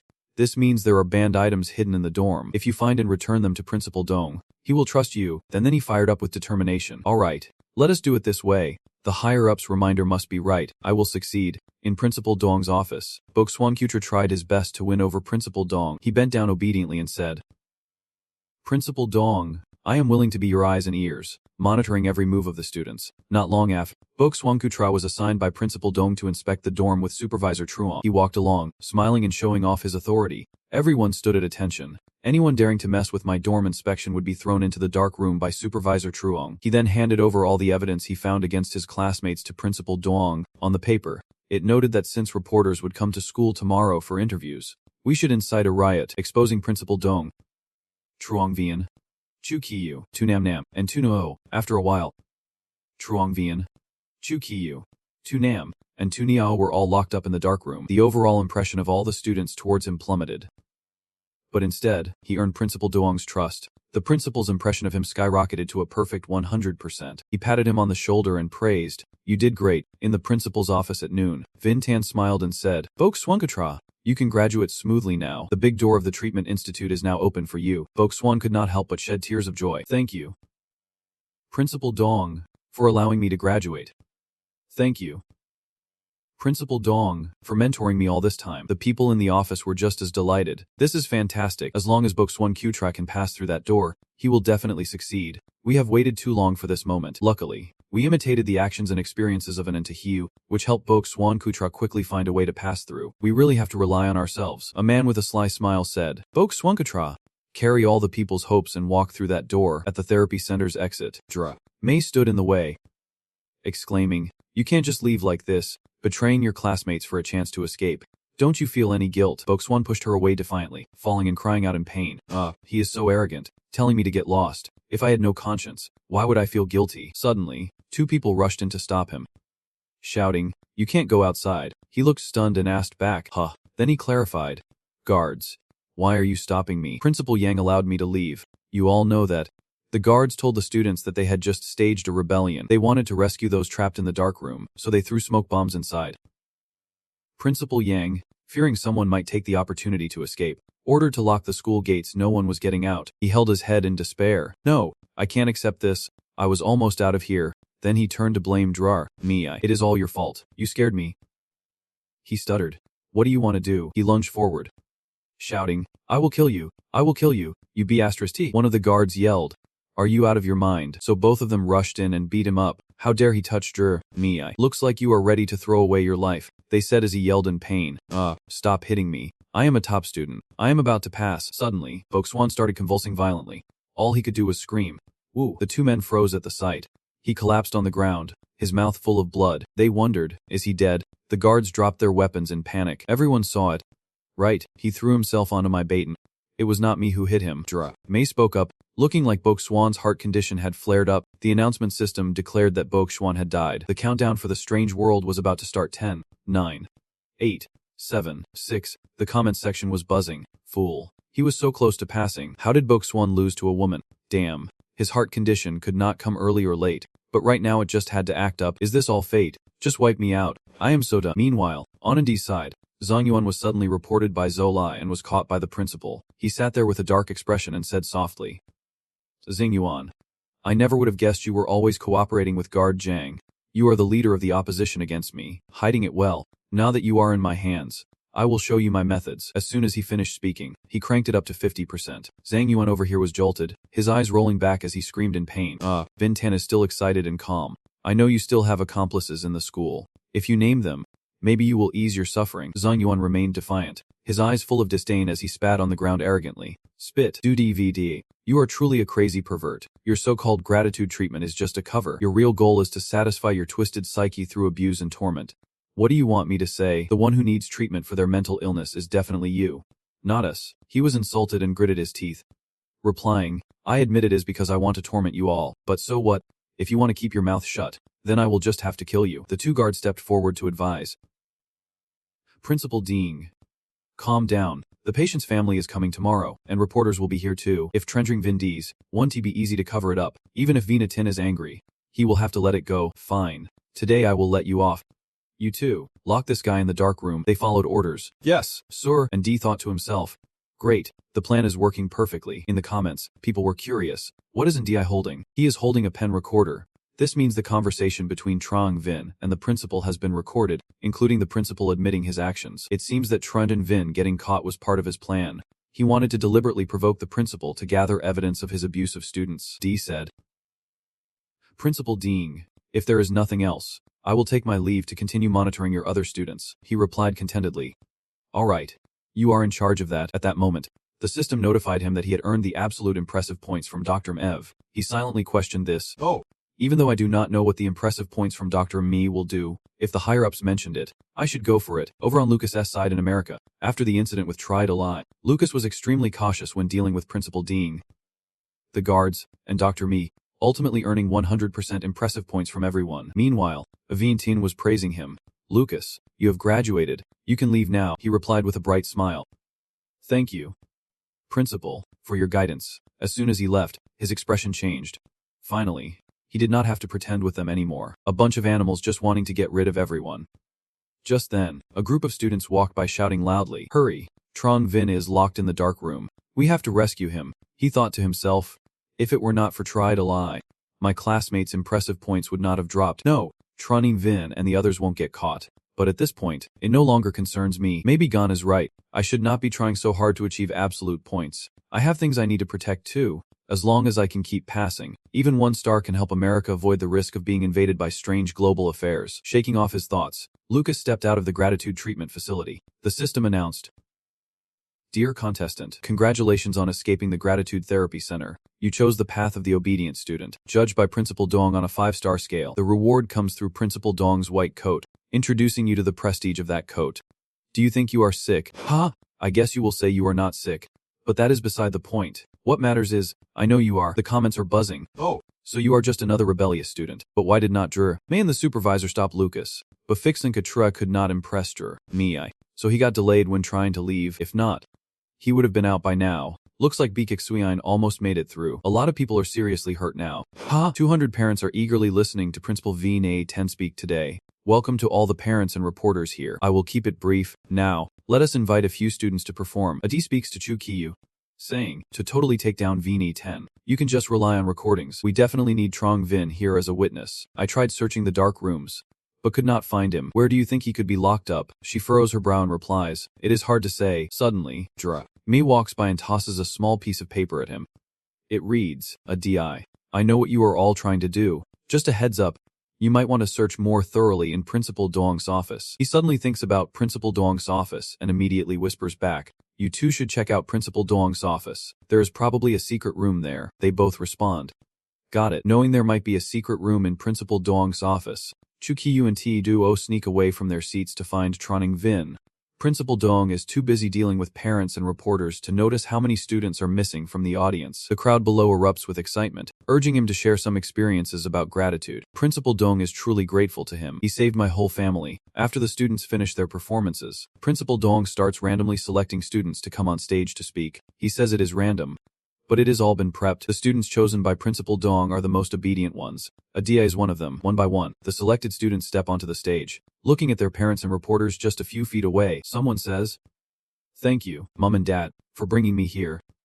Thank you, Principal Dong, for your care and support. Vinini eagerly adds, next, let us invite the last student to speak. This student has been outstanding during their time at the Gratitude Therapy Center. If we are talking about the effectiveness of the therapy, this student is the most qualified to speak. Adi thinks to himself, guess it is my turn to take the stage. I wonder if Chu Kyu and the others have found Trong Vin yet.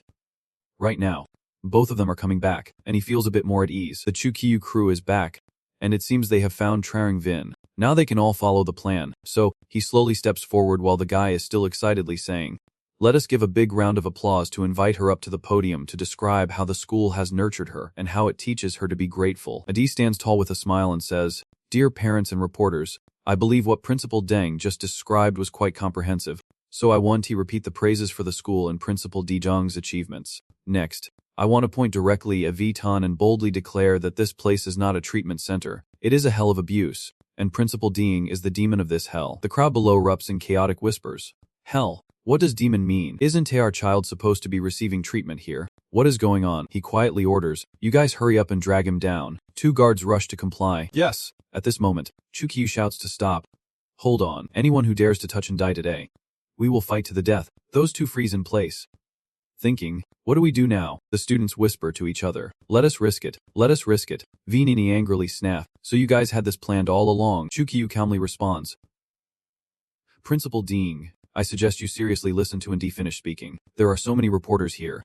Do you really want to punish us in front of them? He is left speechless and then orders everyone to step back. The guards step back upon hearing this. Yes. Principal. Adi takes out a recording pen and says, parents and reporters, I am sure you are all wondering why the school is called hell. Right now, I will tell you that Ding Vanyidanijin is a pervert through and through. The recording starts playing. Principal Deng, you are now in my hands. I will make you taste my tricks. Trong Vin, Principal Deng, I know you have accomplices in the school. Spill it. Just reveal them, and your suffering will be lessened. Trudgernawing Vin. Do DVD. You are a damn pervert. The so-called gratitude treatment is just your cover. Your true purpose is to satisfy your twisted desires through abuse and torment. To be honest, the one who needs psychological treatment here is you, not us. Principal Dean. I admit I enjoy torturing you. So what? If your mouth is that tough, let me shock you to death. D decisively exposes his crimes. The so-called gratitude treatment he talks about is just using high voltage to shock the students. In this school, if you say or do something wrong, you will get shocked. Don't you believe me? Listen to this. The parents below are in an uproar. Oh my god, this is really Principal Deeding's voice. Did he really electrocute a student? Is this the gratitude he was talking about? He is clearly a twisted fraud, and we cannot let him treat our kids like this. Vina 10 defended himself, saying, "Everyone, do not believe it. This recording is fabricated." The two guards next to him jumped in to help. Exactly. Our treatment center is legitimate. There is no way something like that could happen. Don't be fooled by them. Stay calm. Stay calm. The crowd looked at each other, thinking, that does make sense. How could such a big facility pull off something like this? Plus, there are so many guards. Are they all twisted too? The spokesperson is a student. Who knows if this student is just rebelling and intentionally slandering Principal Dugong like this? And Dee saw the crowd shifting toward Vinijian. So she spoke up, "Parents and reporters, please do not rush to conclusions. I know Principal Ding will definitely try to twist this, claiming this recording was fabricated by me. So to eliminate that possibility, I invite a fellow student to testify. He is the one in the recording, the one who suffered the abuse and got electrocuted. At this moment, no one is more qualified to condemn Principal Daig than him." Immediately, Trang Vin was pushed forward, his body covered in wounds. All the parents were furious, saying, "Look at those marks on the boy. Those are definitely from electrocution. This level of shock could only be done on purpose." This confirms it. Dueling Vina Teen is a monster. I can believe my child has gone through this here. I will never forgive Vina 10. They angrily rushed forward, shouting, "Do DVD. You better give us an explanation today. Damn it. That bastard. So this is how you teach our kids? I am going to kill you. I will expose you to the light so everyone knows your true face." Vina 10 was sweating and stammering, begging, "Please, let me explain. It is not what you think." The guard behind added a menacing threat. Don T lay a finger on him. "Do not do that." But the parents showed no mercy and punched him, causing him to spit blood, beat him up, kill him. Suddenly, everyone jumped in, attacking him as they cursed him for being unworthy of living. A woman cried, "You are all monsters. Mom is here to take you home. We want to come back here again." They hugged their kids, crying, "Dad will definitely get justice for you. Don't worry. They will pay for what they have done." They huddled together, reunited. "It feels so good to have the family back together." A D turned away to leave. "My mission is complete. You all can return to your normal lives, and Principal Dean will face the consequences he deserves. Maybe that is the real meaning of getting a perfect score." The system then announced that there are some issues that are not right or wrong. It is just that people have a misunderstanding about them. Just like thinking that internet trolls are a disease. This question, depending on the perspective you take, can have different interpretations and answers. In this world, there are two things you can never look directly at: the sun and the human heart. Dear Selection Committee, congratulations on passing the Therapy Institute of Gratitude. You have chosen the final counterattack. He just stepped out the gate and said, "See you later. Xing Yuan, Chu Qiao, and other classmates. I hope everyone lives joyfully in this world." The system popped up again. Evaluation from the Therapy Institute of Gratitude. 6 stars. Impressive score from classmates, 100%. Principal Yang's impression, 100%. The instructor's impression, 100%. Dr. May's impression, 100%. Each person gets 1 star. Twist the situation, 1 star. Exposing Principal Yang's true face, 1 star. Reward from Principal Yang's white gloves. Your classmate's voice recorder. Overview of Principal Yang's white gloves, an item used during gratitude therapy. When spirits are unstable, it can help prevent mental disturbances. Extra reward. Overview of your classmate's voice recorder. A jumbled, hard to understand writing, a strange song, single-use item. At a crucial moment, it can buy you some extra time. Note, your classmate's voice recorder can only be used in the next strange world. And D could not contain her excitement and shouted, 6 stars, I really did it. The comments were flooded with praise. Incredible job. To pass with 6 stars in a single round is tough, and D completely relied on her own talent, not even using any props. No wonder she is our national hero. She really pulled it off. This is so moving. Too bad D is already married. Otherwise, I would be ready to divorce and marry her myself. Now it is just the old man Suxia left, and his impression is a big fat 0. Is there still a chance for a perfect score for Suki? All students, instructors, including Principal Yang, are at the parent meeting in therapy room number 13. The audience was bewildered to see him standing there. Wait, why is not Suxiao at the parent meeting? What is he doing here? Maybe he has a special technique for passing. I totally trust Suxiao. His method must be unique. What is he pressing? Something then said, "Let us change this rule." The system announced, Note, activate the talent to change rules. Change of Rule 3 from Principal Yang. Principal Yang is a friendly, approachable person. If you can trust him here, who can you trust? Go on, dive into his embrace. Use any method you like, speak it out, whisper it, or write down the content you want to change. The comments are even more confused. What is the old man trying to change? The rules on the wall look invisible. I have no clue. It might be related to talent. Isn't Tsuxiao's talent about breaking the rules? Why would he want to modify it? I do not get it, but I am overwhelmed. Then he read out what he wanted. The rules have changed. The content after the change is the rule that Principal Dong is a friendly and approachable person, and hitting him is strictly prohibited, because doing so will boost others' impression of you by 100%. The gifted attention has worked, and he happily turns to leave, thinking to himself, now that he is done, it is his turn to take the stage. At this moment, the prepared performances have wrapped up. Principal Dong is giving his final speech. He smiles brightly and says, "We are a professional hospital. If your child is rebellious or addicted to the internet, you can bring them to us, and we guarantee to return a well-behaved child to you." Suddenly, Tu Yuhin strides in, leaving the parents dumbfounded. Who is this? Why is he heading to the stage? Looks like a student. Maybe he wants to say thank you or something. Vnen sees him and stutters, questioning him in confusion. I get you. What are you here for? He laughs and replies, don't be scared. I am here to give you what you love the most. Then he slaps him hard across the face. Vnun suddenly collapses to his knees, sobbing and confessing, I deserve to die. I deserve to die. I bribed the wardens and mistreated students. I opened the therapy institute not to heal students but just as a cover for my perversion. I am a monster. I deserve to die. I abused students. I deserve to die. I deceived parents. I deserve to die. I duped reporters. I deserve to die. The crowd below erupts in anger, shouting, what is going on? Is what Principal Dong said really true? If so, he is truly a demon. He confessed. Can it possibly be fake? Let us teach him a lesson for our kids. So they rush in, hitting and cursing him. You do not deserve to live in this world. Beat him. Beat him to death. The viewers worry that history is about to repeat itself. The system reminds that the warden, students, and juror, Mivi have changed their impression of you. Your impression score has increased by 100%. Tu smiles and says, oh, looks like I passed. The effect of the heartfelt move is truly terrifying. He thinks to himself that if it were not for reducing Principal Dong's impression to prevent his dark side from emerging, this heartfelt move would not have been able to work. This combo was just enough. As he steps outside, the screen lights up. Love imposed will not be met with affection in return. The essence of love is giving, understanding, not controlling. Parents do all this for their children's sake. This phrase has become a mantra for countless parents. But true goodwill is not about guiding without respecting their children's choices. Right, you can make choices for your own life, but please do not impose control or interfere in your children's lives. Kids are not tools. They are not learning machines. And they are definitely not the results of their parents' victories or failures. Families should communicate and listen more. Reduce the arguing and blaming. Wounds will fade like wrinkles on a blank sheet of paper. Once a scar is there, it can never return to its original state.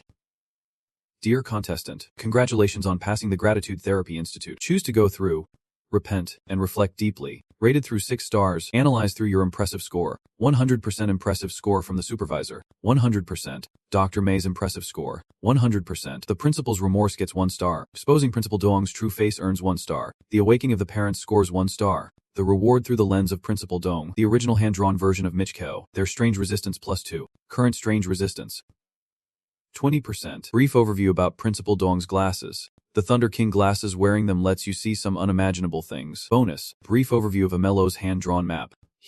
I am me and I will draw you a few things. Just a reminder, Michlo's hand-drawn artwork can only be used in the next strange story world. Usable only 1. 2. You immediately toss the paper aside, holding the glasses and frowning. They said, the Thunder King's glasses, these pervert glasses let you see the unimaginable. No way. Could it be those things? If I get those 2 items, I will speak up. If there is a chance next round, I might check what these glasses can see. I am pretty excited. The system now announces the items you have received. The Thunder King glasses and Mech Leo's hand-drawn map. Congratulations to Tihu Long Quof and D. Ung Kuf, Look Nicm, and Vo for successfully passing. The 4 countries will be exempt from this round of strange rules. Tu Long Ku passes with 6 stars and receives a special reward. The thinking ability of the people of Long Kuf increases by 10%, receiving an additional reward of 5%. A Yin Kuf passes with 6 stars and receives a special reward. The weapon crafting rate of Aki Hawk increases by 10%. An additional 5% reward for Luck Ain to CM passing with 5 stars, receives a premium reward. The economic yield of the special enterprise sector in America increases by 10%. And Vietnam Quo passes with 2 stars and receives a basic reward. The total livestock production increases by 2%. The discussions are quite spicy. For the first time, 2 people passed with a 6-star rating. Tikuyu and Ndi are truly amazing. Did Dumla from Frontam Cook also pass? How did that happen? Why did not I know about this? I know. I know. Last time, after being shocked by Ding Vei Tan, Eva's mind was not quite right. So when the students revolted, he just joined in without a second thought. Tu Nam Quoxnun charged in like a madman, taking down that beast Ding Vei Tan. Take him down, take him down. In the end, the riot ended with Ding Vei Tan going crazy. The students were sent home by their parents. Enva also seized the chance to run out of school. The system announces, "Dear contestant, congratulations on passing the Gratitude Therapy Institute. Choose to go through extreme violence. Rated through 2 stars, analyzing through the impressive scores of students. 100% impressiveness from Principal Doong's evaluation. Everyone gets a star. Rewards are just a formality. The viewers have just realized it. So that is how it is. What a lucky number. Huh. Quick, take a look. The global player rankings have changed again. The latest global rankings show the top spot goes to 18-year-old T Hugh Long from Long Country. Single. With incest talent level, the name of this talent is still unknown. A temporary prediction, violating the rules. Coming in second, and D Yang Country, 27 years old, with an S-level talent in infinite deduction, having cleared 6 strange story worlds in a row. In third place, Luck from America, 22 years old. Mentally unstable, with a talent level of S or higher in predictions. The name of this talent is still unknown. It is temporarily guessed that they use their body to gain the power of oddities, with side effects incredibly clear after clearing 4 strange story worlds consecutively. In 5th place, Chuthit Long Country, 20 years old, with a B-level talent in verification, having cleared 2 strange story worlds in a row, currently in a state of death. In 6th place, Law Flag from Paris, 25 years old, with an A-level talent in immersive acting, having cleared 2 strange story worlds in a row, currently in a state of death. And the comments are flooding in. Nothing interesting to watch. It is still TU on top. Damn. When will Korea finally take the lead? A bunch of idiots. You all need to wake up. The top spot will never be yours. Ha. Do you really think you can compete for number 1 with Long Country? Dream on. That only happens in dreams. 3 days later, the system announces that the countries participating in this challenge are Long Country, Kuang Country, America, and Tinanam Country, Cuba, South Korea, Pakistan, Norway. This time in the strange story world, the hotel is Tin Hung. When T-Hyu opened his eyes, he found himself sitting in a small room with a new announcement. Welcome to Tin Hing Hotel. Our entire hotel staff will serve you diligently. After checking into the hotel, please strictly adhere to the rules. If you encounter any problems that you can resolve, please immediately ask the hotel staff for help. The strange story world this time is particularly special. Is there an opportunity to remind in this strange story world? Please survive for 3 days here. Make sure to safely leave Tanging Hotel. The difficulty level has increased. The rate of high-level talent types has increased. This challenge will hide some reminders. TU stepped outside, glancing around, thinking about concealing a few reminders. This round seems to have upped the difficulty. I need to act more cautiously. He noticed a piece of paper and thought, there is a note on the table, probably containing the rules. He picked it up to read, and the content was as follows. Rules of Tin Hung Hotel. Welcome esteemed guests to the hotel. The room you are staying in is fully equipped. Inside the room, there is a standard single bed, guest table, wardrobe, refrigerator, gas stove, mirror, bathroom. That's your Rule 1. You may use the gas stove. When using it, absolutely do not open the cupboard to take ingredients from there to add to your food. Rule 2. The refrigerator contains cooking ingredients that you can use to whip up delicious dishes. The red meat in the black plastic bag should not be eaten. Rule number 3. There is only one mirror in the bathroom, but do not stare at yourself in the mirror for too long. Rule number 4. If you look in the mirror for an extended period and notice something strange about your reflection, shatter the mirror immediately. Then hand it over to the guest in the next room. Rule number 5. Please do not accept any broken mirror pieces handed to you by the person next door. Rule number 6. There is a free dining area in the hotel, located on the first floor. If you need a meal, come here between 1 p.m. and 10 m. During the remaining time, please stay away from the dining area. Rule number 7. If you notice the light bulb in your room changing to a color other than red, stay calm. But if the bulb turns a bright red, get out of that room immediately. Rule number 8. After leaving the room, if the lights in the hallway show similar issues, exit the hotel before the lights turn red, or seek help. Rule number 9. All housekeeping staff in the hotel are female. If you encounter a male staff member, do not trust anything he says. Get out of his sight immediately. Rule number 10. There is an axe in the fire extinguisher box. If you can escape the hotel when the light turns red, grab it. Rule number 11. The most dangerous thing in the hotel is a human-shaped creature. If you happen to encounter a mass of flesh stitched together to form a person, use the axe from the fire extinguisher box to kill it. Rule number 12. The axe 1 to kill it completely. Look for a chance to quickly leave the hotel. 2. You place the paper back in its spot, thinking there are 12 rules here, and quite a few of them contradict each other. This round is not going to be easy.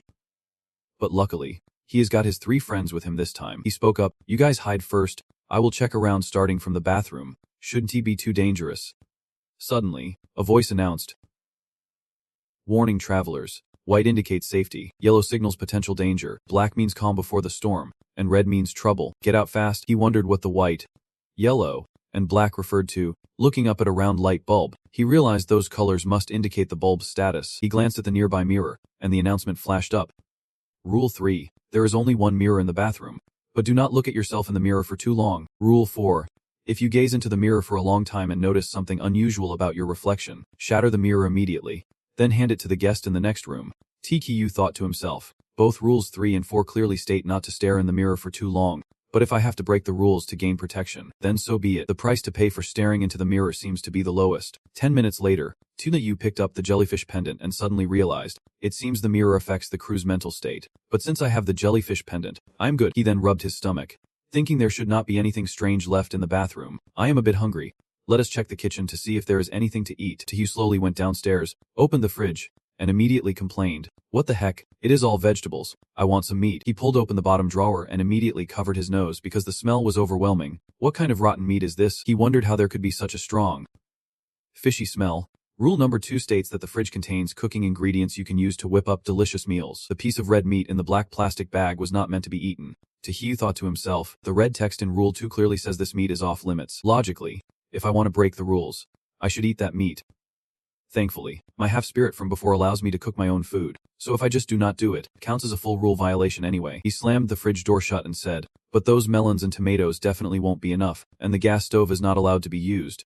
If I want to live a little more comfortably in here, maybe I can head down to the dining room on the first floor. At that moment, the system reminded him that the gas stove could be used. When using the stove, absolutely do not open the seasonings in the fridge, nor add any seasonings to the dishes. The clock struck exactly 12 of the clock, and the corner of his mouth curled up with a knowing smile as he thought, just in time. It is not even 1 of the clock yet, and going to the dining room can conveniently violate Rule 6. Rule 6 states that the hotel has a free dining room on the first floor. If you need to eat, you should go between 1:00 p.m. and 0 p.m. At other times, you should not go near the dining room.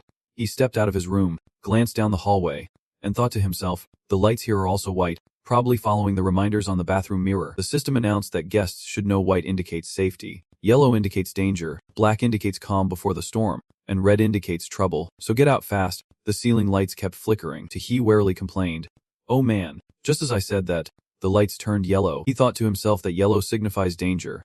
Looks like trouble is coming. Rule 9 states that all hotel cleaning staff are female. If you encounter a male staff member, do not trust anything he says, and immediately get out of his sight.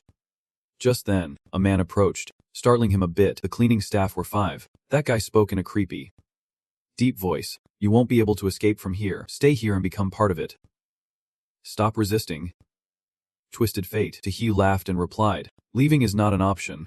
Mainly, I will be dealing with you guys with some violence. The guy lunged at him, screaming as if he wanted to devour him whole. He slapped the guy hard, causing him to spit blood and curse. Damn it.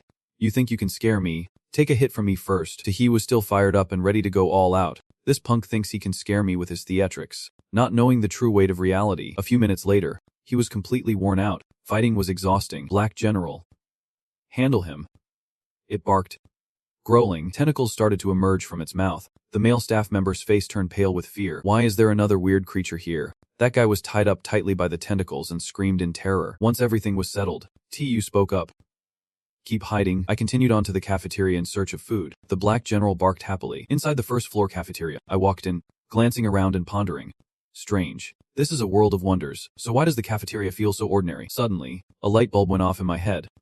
Oh right. Now's the perfect time to try on Principal Dio's glasses and see if they reveal anything special. No sooner said than done. I whipped out the glasses and put them on. The system announced, you have used Principal Diga's introductory glasses, introducing the effects of the Thunder King's glasses, which allow the wearer to see unimaginable things. As I looked down at the food tray, I was greeted by a disgusting sight of raw meat and skulls. It made me feel nauseous. What the heck is this? Even the comments section would be throwing up. Oh man, thank goodness for these glasses. Who knows what would happen if I ate that stuff? The true face of this cafeteria is chilling. T2 Hiyu, pale as a ghost, turned around and said, whoa, I did not expect these glasses to be so effective. Though it is a pity I can't see the things I should not. Let us try the glasses on the second floor. Who knows, maybe it is a whole new world up there. As I headed up, I found a hallway covered in cobwebs. Well, the second floor is just as old and decrepit as the first, but nothing too scary. Suddenly, 2 staff members approached, and one asked curiously, excuse me, sir, did you just have a meal in the cafeteria on the first floor? TQ thought to himself, huh. These 2 male security staff look normal through the glasses. Could it mean they are good people? I replied, I have not eaten. The food in the cafeteria does not suit my taste. The guy asked, did you happen to see a black cat in the hallway? I was flooded with questions about this black cat. Why are they suddenly asking about a black cat? I do not recall any rules mentioning it. Tu rubbed his head and said, sorry, I have not seen any cat. The male staff replied, okay, thanks for your answer. If you encounter any trouble, feel free to come to us. We will be patrolling the hallway. Then they left, leaving me puzzled. Is that it? What a strange conversation. I do not get it at all. Suddenly, one of the staff picked up a bloody axe and started cleaning it. The sight only deepened my suspicion. I remember seeing that axe clean last time. Why is there blood on it now? Seriously analyzed the situation, realizing something must have happened while I was away. Meanwhile, on the side of Vietnam Qua, he was drawn to the stench of rotting meat, calling out for fresh meat. The comments section echoed his unsettling vibes. Why do I feel like he is acting strange? A normal person would be disgusted by this kind of meat. How can he not find it repulsive? Did you forget, since the last round, his mind has been fried like a circuit gone haywire. He is definitely not acting normal anymore. Tunva grabs a huge chunk of meat and devours it like a dragon, leaving the audience in shock. Oh my gosh, I can't even stomach this scene. It is true, if you live long enough, you will witness every kind of vomit-inducing moment. Suddenly, he stops and thinks, what the heck just happened? Then he covers his mouth and runs off to hurl. The onlookers can only watch helplessly, shaking their heads. He is clearly out of it. This time, he might just spew so hard that I will feel sick too. Damn it. Yang Vintan, we just switched to another round, and you still want to mess with us. Envy is choking back nausea, silently wondering why he can't throw up. I just swallowed a piece of meat, and it feels like it is glued to my insides. He collapses to his knees, despair evident in his voice. Why? Why did I eat that piece of meat? My body feels like it is no longer under my control. It is like there is another person living inside me. What in the world is going on? Envy stumbles to his feet, looking in the mirror to see another version of himself, cackling madly and praising. This is delicious. So delicious. He clutches his head in fear, shouting, it is Yang Vintan. He shocked me, splitting my consciousness into a second self. Damn it. I do not want this. Suddenly, his head distorts grotesquely, and a bizarre voice echoes, no, I do not want to be like this. I do not want to. And on his face, he no longer looks human. Even he is terrified of the monster he is becoming. The lights flicker wildly, and he spirals into madness. Monster. He then punches the wall mirror with all his might. The lights stabilize again. Envy picks up the shattered pieces, his speech stuttering. Those shards need to be quickly taken to the next room. The system pops up Rule 4. If you look in the mirror for too long and notice something unusual, break the mirror immediately and give it to the guest next door. Envy rushes outside, banging on the neighboring room's door, shouting loudly, open the door, I am in the next room. I have something urgent to tell you. The system announces Rule 5. Please do not accept broken mirror pieces from guests in the adjacent room. He tries for a while, but nothing works, and he kneels down in despair. No one will take my broken mirror pieces. I am done for. What gives? Why am I the only one with issues during treatment? What is the deal? Why can I only be a useless target that dies? What on earth is this based on? Suddenly, Envy's pupils turn bright red. His secondary personality emerges, slowly standing up and saying, you guys made me suffer. Now, I will make all of you pay. He stumbles around until he accidentally encounters a black cat meowing. Meow. Envy sits down and gently says, come here,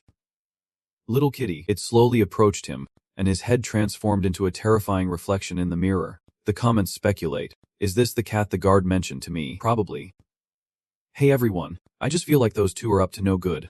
Like they are planning something. I realized after opening the cupboard that everything seemed normal, but when I saw the pieces of meat glowing with a red light, I could not help but say, but this meat definitely has something off about it. Looks like I am stuck eating veggies for a while. After munching on a cucumber, TTU felt a bit more alert and started pondering the guard's earlier question about the cat. Tua leaned back in his chair, chewing the cucumber with delight while deep in thought. He figured the guard would not just randomly go searching for a black cat. At the start of this round, they mentioned hiding some hints. One of those hints could include rules, which means there might still be a part of the rules I have not discovered yet. TTU stared intently at the jellyfish pendant on his hand and thought.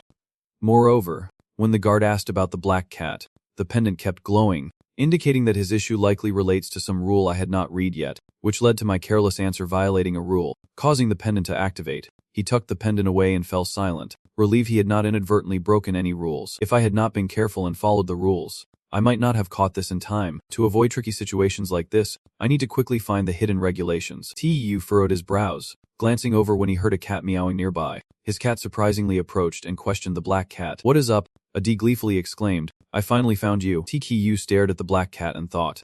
The black cat the guard mentioned is definitely not something good. Adi being with the black cat feels off. Maybe I should put on my glasses and take a closer look. With that thought, he picked up his glasses and put them on. Through the glasses, and's body was surrounded by a stream of red light, and spoke up, "What is wrong, man?" TKU thought to himself. That red light on him definitely indicates something's wrong. Without a second thought, he slapped N.D., who was pretending to be unconscious, and shouted, "Who is your brother? What are you pretending for?" He looked at the guy sprawled out on the ground and thought, "This guy is terrifying." One slap knocked him out cold. TKU suddenly exclaimed, "How strange. Why is not this guy confessing? Could it be that he's not an anomaly?" Then he turned his gaze to the black cat and said, "So this black cat is not an anomaly. Let me give it a try." The black cat heard this and panicked, shouting, "Meow. Do not come over here." Then it arched its tail and bolted away. TU scratched his head in confusion and exclaimed, "Oh man, why does that action seem so ugly? I have not even done anything to you. This anomaly is such a coward." After that, he sat down beside the imposter and died inside. This person is definitely not an DA, but I can't find any flaws in his appearance. So, what is going on? Who is this guy really? He stood up, shocked, backing away from the fake ND, wondering what the heck was happening. The impersonator had vanished like a puff of smoke. Seeing this, Tu rubbed his chin, asking in disbelief, "Wait, he just disappeared." Teleportation. The viewers were equally stunned, flooding the chat with messages. "Guys, I just came from Kunva's livestream. Ange, is this all Onva's doing? Why would he impersonate ND? How did he even get into TUS space?" Nemva's talent is impersonation. He can take on anyone's identity. As for how he managed to enter TUS space, I bet it is thanks to some weird artifact. That artifact brought him here. Woo. He and the black cat are definitely up to no good. What about the other contestants? If they fall for his tricks, it could be really dangerous. Time and space shift to Hotel Tainong. Cafeteria. 12:30 p.m. Korean contestant Hun Tatlai held a tray of food, thinking to himself, "Even though there is meat and veggies in the fridge, I can cook rice. Thank goodness the cafeteria food looks decent. Help yourself, everyone." Suddenly, someone behind Hun Tatlai said seriously, "If you do not want to die, do not touch that dish." Hun Tatlai turned around to see Lucas. Lucas, with a serious expression, warned him, "If you are really hungry, go for the veggies, but stay away from the other dishes. Of course, if you want to die, I want to stop you." Hun Tatlai gasped in disbelief. "Lucas, what are you doing here?" he thought. Confused, Lucas must have gone through a lot to get here. Plus, he has no grudge against me, so it is probably wise to listen to him. After mulling it over, he finally said, "All right, I will just stick to the veggies. Hey, do you want some?" Lucas replied, "Go ahead, I have already eaten." Hun Tatlai took a seat at the table, grinning from ear to ear. Well, I won tea hold back then. He did not even notice the odd behavior of Lucas sitting across from him. Oh. How surprising. One of Lucas's eyes suddenly fell out. Hun Tatlai's eyes widened in shock. Huh. What is that? He stared at the eyeball on the ground and shouted. The eyeball just dropped. Hun Tatlai spun around and bolted, covering his mouth while shouting, "Woo, where's the bathroom?" Lucas watched him go, grumbling, "This guy really has luck on his side, and he has not even had a bite yet." With that, he transformed into a cat. Lucas's impersonation suddenly blew up. This impersonator suddenly flashed a creepy smile and said, "No worries. Escaping this time does not guarantee he will escape next time." Viewers were taken on a roller coaster of surprises. The comments exploded. "Oh my gosh!" Lucas's eye turned red, and the black cat transformed into Hunva. "Looks like he is starting to mess with the other contestants. It is dangerous. He has managed to escape effortlessly. I hope the other contestants won't get tricked as well." Fingers crossed. At that moment, after a long period of deduction, and had uncovered quite a bit of information, but he still had more questions than answers. After finishing his deductions, he sat there like a ghost, and quietly concluded that the dining hall was definitely off limits. The food there was absolutely something we should not eat. It seemed there were other guests in the hotel besides him. But strangely, he had not encountered any of them since arriving. Where on earth were they? A paced back and forth, deep in thought. The hotel had cleaning staff, security, receptionists, and a manager, but what role did this person play? If I needed their help at a crucial moment, would they actually help me? He paused, propping his chin up, and recalled a black cat he saw in the hallway earlier. Was it a pet belonging to the hotel? Why did it give me such a creepy vibe? Just then, a knock at the door made him suspiciously wonder. 2 long knocks and 1 short. It was such an odd pattern. A notification popped up. "You have used the frog balloon item. Effect 1. When the balloon is nearby, it can help you avoid detection by strange entities for a short period. It won't draw their attention." Looking at the frog in his hand, he thought it was best to take it out as a precaution. Then, and moved closer and peered through the small peephole, quietly asking, "Who on earth is it?" He was taken aback, thinking, "Damn, where's the ghost? I can't see anyone out there." Yet the knocking continues. Whoa, this ghost really knows how to give someone a scare. Suddenly, a female ghost appeared before him, leaving him stunned and nearly toppling over. He held his breath and reminded himself not to move. His instincts told him that even a slight eye movement or blink would catch the woman's attention. A minute later, and exhaled in relief as the ghost turned and walked away. Phew. Finally, she is gone. Suddenly, there was a relentless knocking at the door. D thought to himself, damn. The lights just turned yellow, indicating a hidden danger. Could that woman really break down the door? He began his deductions again, trying to figure out what this woman really wanted as a result of his deduction, and stepped towards the door and shouted, "Stop knocking. I will take you on." In his mind, he pictured a bloody showdown with this ghost woman, standing before the heavily impacted door, and frowned and thought, "I will just stand still here and see what you can do." A few minutes later, the image of the ghost woman leaving flashed before his eyes again after finishing his deduction, and whispered to himself, "Alright, even though this second option is pretty foolish, I am not in the right mindset to keep deducing. I will just have to go with this." At the same time, T2Hiyu, in his room, was pondering where go to find the remaining rules when he heard the knocking too. He seemed intrigued and said, "Oh, this knocking has quite the rhythm. Let me see who is at the door." Peeking through the peephole, Tu chuckled. Let us see. As expected, the female ghost appeared, staring at him with a bright smile. T-Hiyu stroked his chin, amused, and thought, this woman is so pale. Who knows how much makeup she is wearing, and she is dressed like a security guard. The rules clearly do not mention anything about female guards. I get it now. She is definitely playing the role of someone else. Thinking that, he called out to her, "Hey, you out there? Just go. I do not need any special treatment. I am happy to give this chance to someone who really needs it." That line clearly was not part of the ghost girl's plan. She stood there, mouth agape in shock at what he just said. The knocking at the door grew more frantic, and T-Hiyu stroked his chin, thinking, damn, she did not even like being called sister. Looks like I need to spice things up a bit. A curious viewer commented, "What is TQ planning to do?" Someone else replied, "Don't even try to guess what is going on in that guy's head. You can't figure it out, just watch and see." His audience was absolutely loving it, commenting nonstop. A mirror. Could it be that T-Hugh wants to? I have this intense feeling that the girl outside is about to hit rock bottom. T-Hugh excitedly pressed a mirror against the small hole in the door and said, "You like watching, right? I have given you a good look.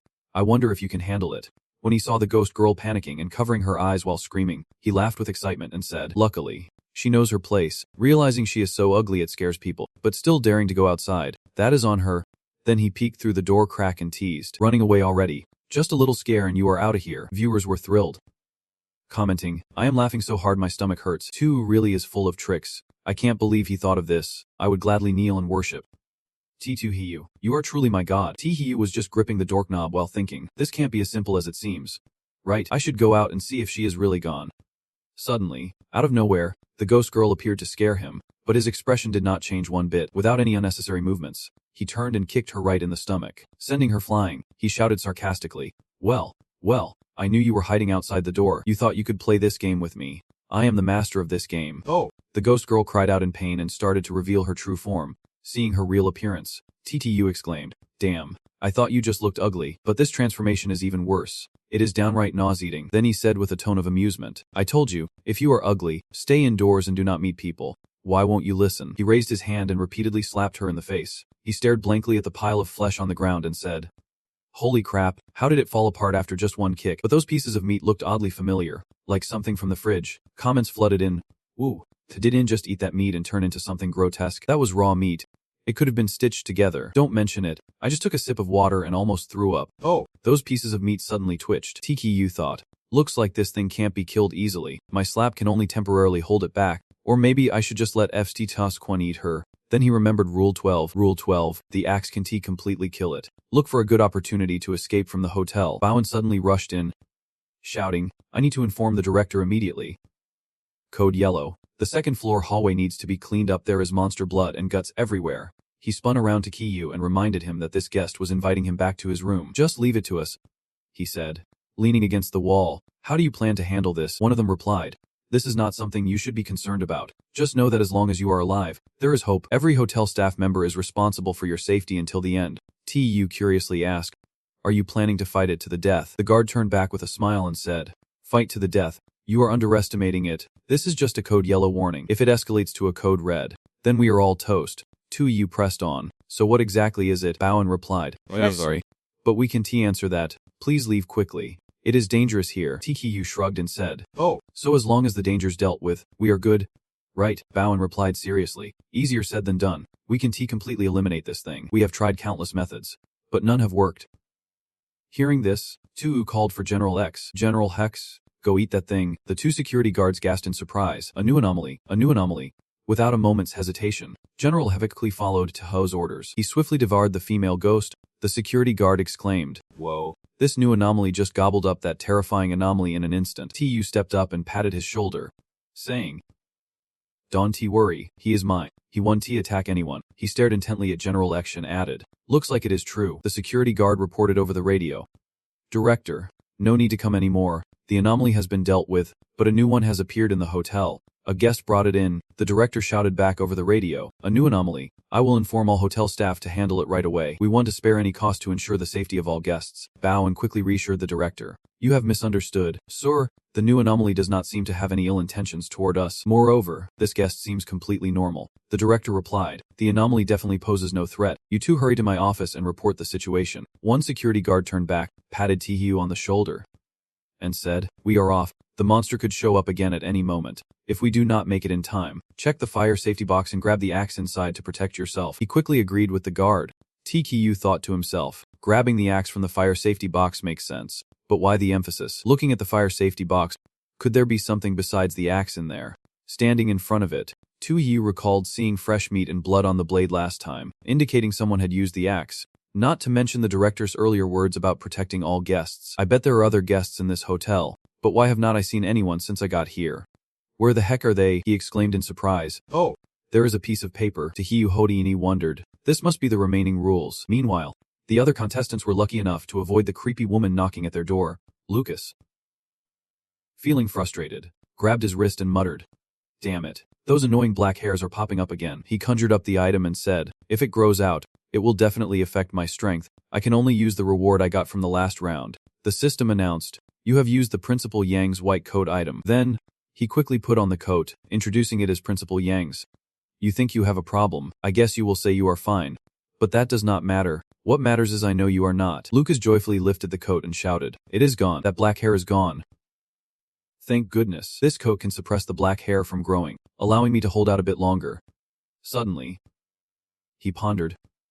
Fresh blood. Looking at the blood stain on the hem of the coat, Lucas thought to himself, "When I first took it out, where did the fresh blood come from? It seems the coat only temporarily suppresses the black hair, and once the coat is soaked with blood, this confrontation should come to an end." As he walked, he also thought thankfully that the spread of the fresh blood was not fast enough for him to hold out a bit longer. Then Lucas reminded himself, "There is no time to waste. I have checked my room. Now to check outside. The clues must be hidden somewhere outside." Meanwhile, the contestant from Paisiana, looking worried, stood defensively with a claw and said, "I finally made it to the first floor, only to find there is food here. Looks like I can only eat the veggies in the fridge." She widened her eyes and thought, "Someone is behind me." Anna turned and shouted loudly, her eyes going wide as she saw the monster in front of her. Anna was sweating profusely, closing her eyes tightly and continuously reminding herself, "Stay sharp. I must absolutely stay sharp." The screen displayed a notification. Using the level up skill, "Stay sharp," introducing its effect, can keep your mind sharp at all times. In any situation you won't panic. After that, she decisively threw the claw in her hand at the monster. The claw flew towards it at lightning speed, but it did not seem to affect the monster at all after Anna's attack. Anna's face went pale, panicking as she kept reminding herself, "Calm down. Calm down, Anna. Think about the rules. Think about what can be useful." She moved toward the fire extinguisher box and said, "The rules. Rule 11. Yes, yes. There is an axe in the fire extinguisher box that can deal with this monster. Rule 11. In the hotel, the most dangerous thing is humanoid creatures. If you unfortunately encounter a mass of flesh that forms a human, use the axe from the fire extinguisher box to eliminate it." She opened the fire extinguisher box and firmly grasped the axe in her hand. Anna was drenched in sweat, gritting her teeth as she whispered to herself, "Don't be afraid, Anna. It is just like chopping a chicken. Swing that axe down. You can do this. You absolutely can." Without hesitation, she turned and split the monstrous creature in half. As she ran away, she disgustedly muttered, "Gross. So disgusting. I need to get back to my room. It is safer in there." When she encountered the janitor, he warned Anna, "Miss, that axe you are holding is way too dangerous.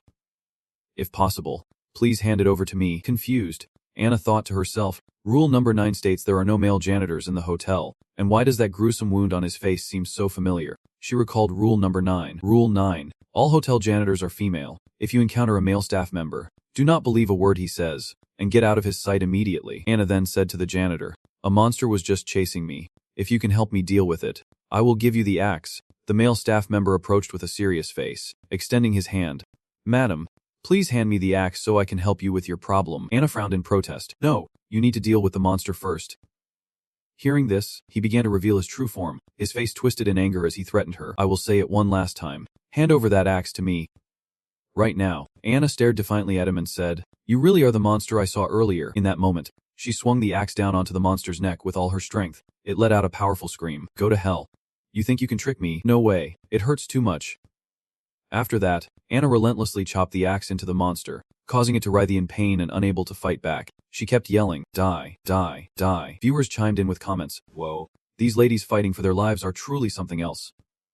But seriously, this thing does not seem like it can be killed. Chopping him like that and it is still ineffective. Another viewer replied, At least it is doing some damage. It might buy us some time to get back to safety. The other viewer added, Exactly. It is hard to get a girl involved.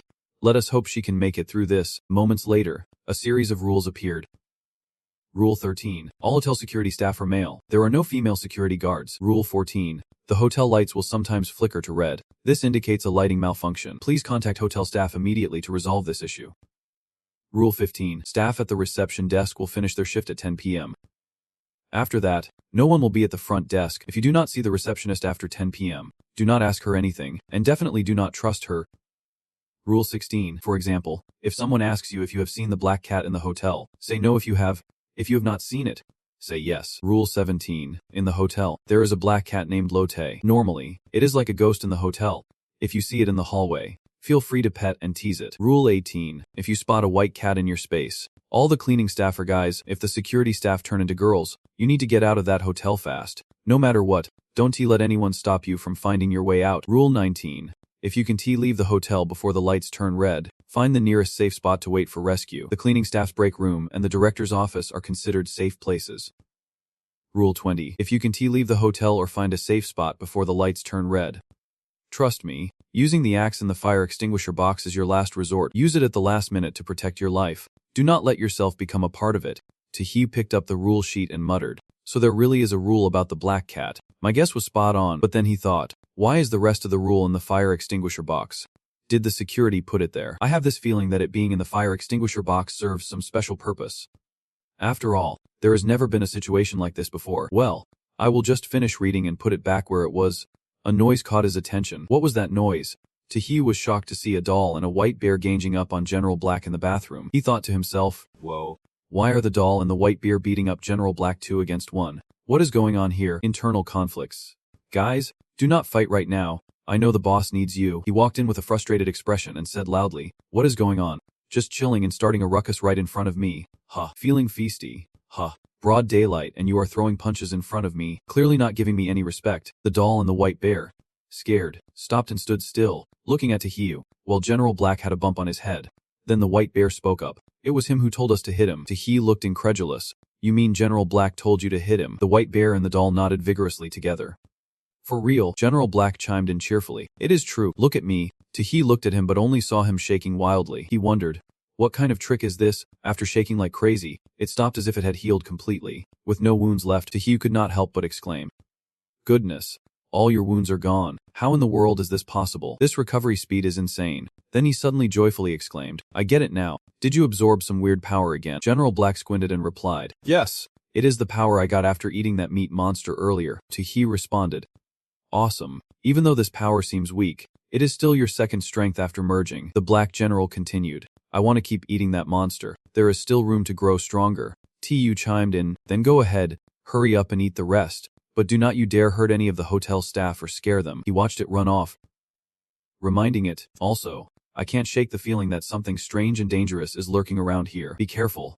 Once you are done eating, come back right away. The Black General ran off cheerfully in response. Sure thing. While the Black General was outside going wild with his feast, Tae stepped out of the room, holding the rule sheet he would found earlier, ready to put it back in the firebox. Suddenly, the rule sheet transformed into another piece of paper. Tae was astonished, confused about what was happening. What the heck is this? A paper-swapping spell? He picked up the new sheet and wondered what it said. It was a set of rules for protecting the hotel, filled with all sorts of details. Every day before the shift starts, make sure there are no female security guards in the team. This is absolutely crucial. Every day, you must increase gender awareness at least 3 times. Prevent yourself from having distorted views on gender. Strive to meet the guests' requests. Their safety must always come first. Be cautious with guests eating in the cafeteria. Their bodies might have undergone some strange transformations. Regularly clean the firebox and wipe off any blood or dirt on the axe's blade. Handle the organs and the rest of the body. If there is a full smell in the hallway, do not hesitate. Report it to the director immediately. Every day, ask guests if they have seen any black cats in the hallway. The appearance of a black cat signals temporary safety. If the black cat turns into a white cat, immediately notify all guests to evacuate the hotel. The director and all staff must prepare for the unknown entity. If the white cat does not show up and the lights suddenly turn red, protect yourself.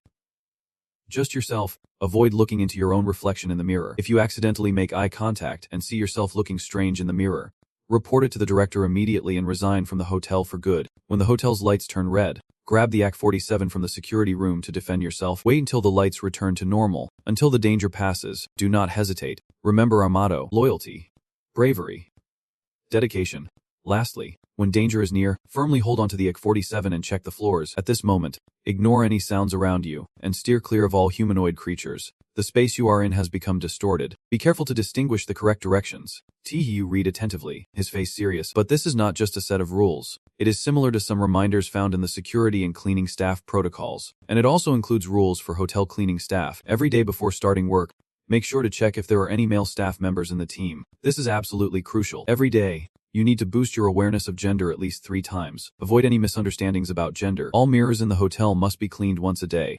No double cleaning allowed. Don't turn your back to the mirror. Don't check yourself out too many times. If you see yourself in the mirror changing gender, and your body starts to look asymmetrical, quickly bow to the security guard. They will know what to do. The hotel provides lunch and dinner. Please avoid the dining hall on the first floor from 1 p.m. to 10 p.m. Remember, white means safety, yellow means danger, black represents calm before the storm, while red signifies danger time to leave. Pets are not allowed in the hotel, so there are no black cats here. You probably won't see it either. Normally, if the hallway lights are blue, it means it is safe. Please do not chat too much with guests. Focus on your work. Keep this motto in mind: diligence, loyalty, do not listen.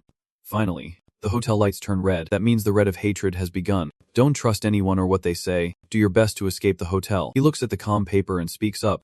Below, Tae-hyu is rubbing the paper in his hand with his thumb, folding it with a confused expression, observing it while thinking. The ink on the paper is not dry yet, proving someone just wrote it and put it in the firebox. But he is the only one in the hallway right now. When did that person slip the paper in? Suddenly, Tae-hyu exclaims, I get it now. Me and the other contestants, along with the tourists, are not actually in the same space. The space of this hotel is not only distorted but even stacked on top of each other. The firebox is used to connect the key points with the other contestants. The remaining link must be the space of another contestant. Over with Anna. She has come across similar things as he did. Then she placed the paper back where it belonged. Meanwhile, and discovered the firebox, but inside was an axe and a fire extinguisher. Not that rule paper. Tae-hyu continued. So, the missing guests, the axe being used for no reason, and the sudden appearance and disappearance of the paper all make sense now. He then quietly pondered while placing the paper in the firebox. No matter who wrote this paper, I have to put it back where it belongs. That way, the other contestants will have a chance to read it too, which could really help them out. Soon after, the paper Tae-hyu put back made its way to Lucas. He picked up the paper, looking puzzled, and said, this paper has some rule analysis written by someone. There is definitely something wrong with this firebox, but I can tell who put this paper inside. At the same time, and pulled out the remaining red rule paper from the firebox. He read it seriously and realized that this firebox could actually send messages between spaces. I hope what I risked putting in last time gets seen by a lot of contestants. After a while, the remaining rules and related analysis reached Tae-hyu. AG and Lucas were passing information back and forth using the firebox. The 3 of them kept circling around the firebox, exchanging info. Of course, the 3 of them had extremely high A stats, which made the firebox's function effective. Lucas carefully placed the paper into the firebox and was surprised to receive the paper Lucas had put in, and after reading all the information on it, he placed it back, hoping it would help another contestant. That evening, Anna from Bad D also discovered the 2 notes inside the firebox, and after reading the content, she too placed them back in their original spot. As she set the paper down, she wondered aloud, the handwriting looks so familiar. It must be from the grade in D. Then Anna turned back to her room, mumbling, could this firebox actually be a way to communicate between different spaces? The audience was very interested in her. Indeed, Anna's intelligence was not far off from ours, as she could guess that this was a way to transmit information. But figuring out the distorted hotel space was already quite a feat. Let us hope she can make it through this round. Once back in her room, Anna quickly locked the door and began to digest the information written on the 2 papers. She sat on the chair, hunching over, focused on her deductions, even though she did not fully grasp everything on the paper. If she could see what the grade in D wrote, then other contestants could too. I can't selfishly keep it to myself. Next, I have to rely on myself to remember all that content. Keep pushing forward. A noise outside the door made Anna cautious. She glanced out with a puzzled look, then she quietly crept up to the door, squinting through the small peephole. Who could it be? She saw Hiyu standing outside, hands on hips, looking in, and she jumped a bit. To Hiyu. With that, Anna opened the door in surprise and asked, T2 Hiyu. What are you doing here? He eagerly explained. It is not weird for me to be here at all, because the entire space is distorted. In fact, all of us contestants can be in the same space. For example, if you are on the 3rd floor of the hotel, other contestants could be on the 2nd, 3rd, 4th, 6th floors, and so on. Hiyu continued with a bright smile. In short, the hotel is much larger than you can imagine, so you feel like you are on the 2nd floor because this space has been distorted.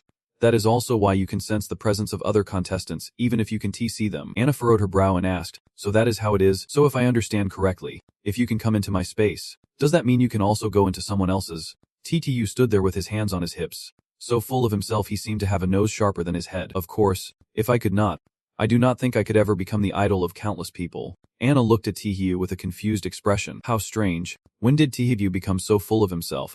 It feels like something's off. At the same time, Hunty T, who had not eaten anything all day, was so hungry his stomach was pressed against his back, which made his temper extremely fierce. He sat up, fuming. Damn it. It is late at night and you are still looking for trouble. If you want it that badly, I will grant your wish. Henzitai activates his rank ability. Foresight, revealing its effects. This ability not only helps Henzitai dodge dangers in the rules, but it also lets him foresee imminent threats. Blue circle glows in his eyes, surrounded by rectangular shapes. A screen in front of him displays the words, a strange female guard is at the door. He thinks to himself, what is up with that strange female guard? Then Henzitai rushes out the door to see how I will deal with her. The moment he bursts out, he collides with that strange female staff member. Using his momentum, he shoves the female staff aside and bolts forward. Reaching for the fire alarm, the strange female staff gapes at him in shock, and then Henzitai raises an axe, excitedly declaring, damn, you chased me just now, now it is my turn to chase you. With one hand holding the axe pointed directly at the strange female staff, he boldly proclaims, I am going to chop you into mush with this axe. Henzitai nails that monster perfectly. Viewers above are stunned, exclaiming, oh my god, how is this guy so accurate? Not only does he chop the monster, but he also dodges its bite. This is clearly beyond human reflexes. Viewers below speculate it might be related to his ability. Can someone explain what his ability is? The injured monster lets out a terrifying roar and charges straight at Henzitai. Annoyed, he curses, oh, damn it. I wanted to keep my ability under wraps till the end, but now I have to reveal it. Alright then, let us flip the script. My weak appearance before was all an act. Now I will show you what I am really capable of. With that, Henzitai swings the axe at the monster. He does not hold back on cursing the monster. You damn piece of trash. You have ruined my chance to keep pretending to be weak. You deserve to die. You really do. Seeing this scene, viewers immediately comment, what the heck? What is up with Henzitai? Looks like he is slaughtering a chicken. One viewer notices something special. Everyone, check this out. When Henzitai uses his ability, his eyes shine blue. Moreover, his attack patterns seem like he already knows how the monster will strike, so I guess his ability is in rank foresight. Another viewer gasped.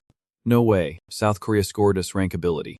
What kind of luck is that? Viewers below angrily say, the conscience of these countries is terrible. It is one thing for a big country to look down on us, but now even South Korea is stepping on our necks. I am so furious. I can take this. After a fierce chopping spree, the monster is now just a pile of minced meat. Henzitai breathes a sigh of relief. Phew, damn. Let us see how clever you are now. This is the thing that poked me. Hunta Ti turned his back and walked towards the firebox. He recalled that earlier, when he took the axe from the firebox, he saw a piece of paper. Now he is going back to see what it is. The paper read, during the time the hotel lights turn red, take the AK-47 from the security room for self-defense, and wait until the lights return to normal, until it is safe. After reading it, Hunty Tai happily exclaimed, ha! I can't believe the security staff is armed with an AK-47. I am totally loving this. Now that I have discovered this secret, I declare that I am going to steal the AK from the security room. It belongs to me now.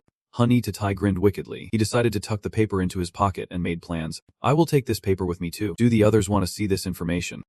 Hee. Not a chance. The viewers above expressed their frustration. Damn, that jerk is taking the paper with him. And what about the contestants who have not read it yet? Another viewer scolded Hunta Tai. Damn it. Does he even realize that his actions could cost other players their lives? The viewers below are also furious with Hunta Tai's inhumane behavior, hurling insults left and right. That selfish idiot. If anything happens to our player, we will immediately declare war on South Korea. They started this mess first. The next day, Tukuyu was leisurely munching on an apple. He thought to himself, the Black General has been out hunting monsters all night and still has not returned. What if something happened? Before long, the black general burst through the door. He came back with a full belly and let out a loud burp. Tuyu could not help but laugh and say, "Good grief, I told you to go eat, not turn into a balloon." The black general excitedly recounted his adventures. "Woof woof, there were so many monsters. I could not eat them all." Tkiyu stood up, unsure if he should praise him or not. He gently asked, "Really? That many? All right. I am at my wit's end with you. Take a breather. I will check if there is any new paper in the fire safety box." As Tkiyu stepped outside, he was startled by the commotion happening outside. "Oh my, why is it suddenly so lively in front of the door?" He suddenly paused, carefully analyzing the situation. Wait a minute. According to the rules, there should not be any female security guards in the hotel. These 2 male guards are with a bunch of girls and did not notice anything off. Clearly, their understanding of gender has gotten scrambled. Rule number 13 states that all hotel security staff must be male. There are no female guards. Just then, a female guard approached Tkiyu. "Excuse me, could you please step aside? We need to clean the fire safety box. Sorry for any inconvenience. We appreciate your understanding." Tkiyu replied politely. "Of course. No problem." He leaned over to a male guard and whispered in his ear, "Come here for a second. I have a question for you." Tkiyu directly asked the male guard, "Aren't there supposed to be no female guards in the security team? Why is your colleague a woman?" The male guard looked a bit surprised and replied, "Who said there are not any? Sir, there are always female security guards in the team." The jellyfish necklace around Tihayu's neck suddenly lit up. He thought to himself, "The glowing necklace indicates that this place could affect my mental state, but I have not done anything yet besides talking to the guard. Wait, could it be that my conversation with this guard disrupted my understanding of gender and affected my mental state?" A sudden thought flashed through Tiko's mind. He jolted, realizing, "Oh, I get it now. Even though I found the other half of the rules, it does not mean there are not hidden rules left. Clearly, talking to someone with a distorted perception will also affect me, leading to the warped understanding, which is the other hidden rule." After piecing it all together, Tkiyu smirked at the female guard, who said to him, "We are leaving now. Sir, if you need anything, feel free to reach out to us anytime." Tkiyu simply replied, "Okay." He turned and whispered to the doll, "Doll, follow them and see what is going on." The doll immediately responded, signaling agreement. A little while later, the doll returned, flailing its arms. Tkiyu interpreted its meaning. "You are saying the whole hotel only has 2 walls, no 3rd floor, and no way to get to a 3rd floor, and they vanished at the end of the 2nd floor hallway. You tried, but even you could not use your spatial distortion powers to get out of here." The doll made a mm sound, indicating that TQ's words resonated with it. Tkiyu speculated, "If I am guessing right, there might be a perception distortion or someone has become a part of it, which allows them to travel through its tricks between non-prisons. That fake and D from before must be related to this. The hotel definitely has more than just 2 floors. Otherwise, the security rules would not remind guards to check from the floor they are on to the one above when danger arises. Even the dark officer would not be stuck dealing with monsters all night long. The hotel's guards and cleaning staff all have rules they must follow. If there are no exceptions, then the director and the hotel receptionists must also have rules to adhere to." Tkiyu told the doll, "Doll, let us go down to the 1st floor together. Only by uncovering the director and the receptionist rules can we get closer to the truth of the Tenghang Hotel." The doll hummed and followed closely beside him. At the Tenheng Hotel, on the 2nd floor hallway, Tkiyu and the doll passed by the fire safety room. The doll suddenly tugged at Tkyu's arm. He stopped to check it out and discovered, there was a new piece of paper in the room box. The note detailed the hotel director's rules, the most dangerous job in the entire hotel.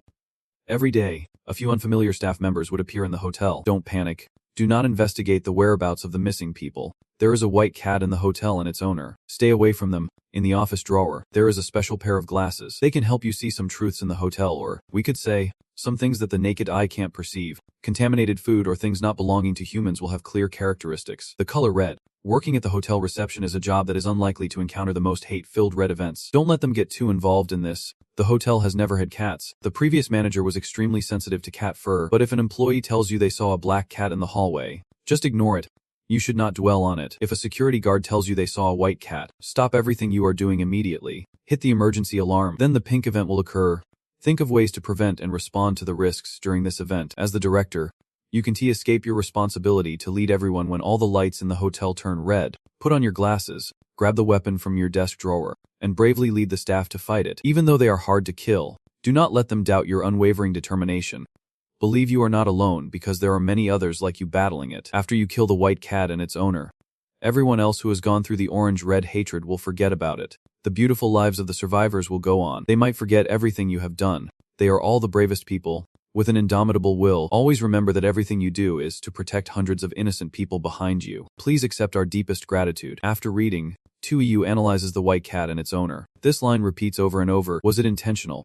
The white cat and its owner are the source of the monsters appearing in the hotel. If we deal with the white cat and its owner, the hotel will return to normal. 2U rubs his chin in thought. He still has not seen the white cat, but he can clearly see that the hotel director and the security guard are both armed, which can be considered a team fight. In this strange world where stench rules, you definitely have to rely on unity to get through. TU folds the paper, planning to put it back in its original place. He decides to leave the special glasses and those weapons for them. Maybe they will be useful later. As 2U opens the fire safety box, he exclaims that there is a new piece of paper inside. It contains the hotel front desk rules. Your main job is to guide guests and help them with hotel-related issues. If any strange guests ask you about unusual matters, just stay silent while guiding guests to their rooms. Please do not look directly into their eyes. Don't enter their rooms. Don't be curious about strange phenomena. You are female. The director is male. The security guard is male, and the cleaning staff is female. Pay attention to distinguish. During work hours, talking with colleagues is allowed. We all know that the front desk job is boring, but do not casually leave your position, especially during work hours.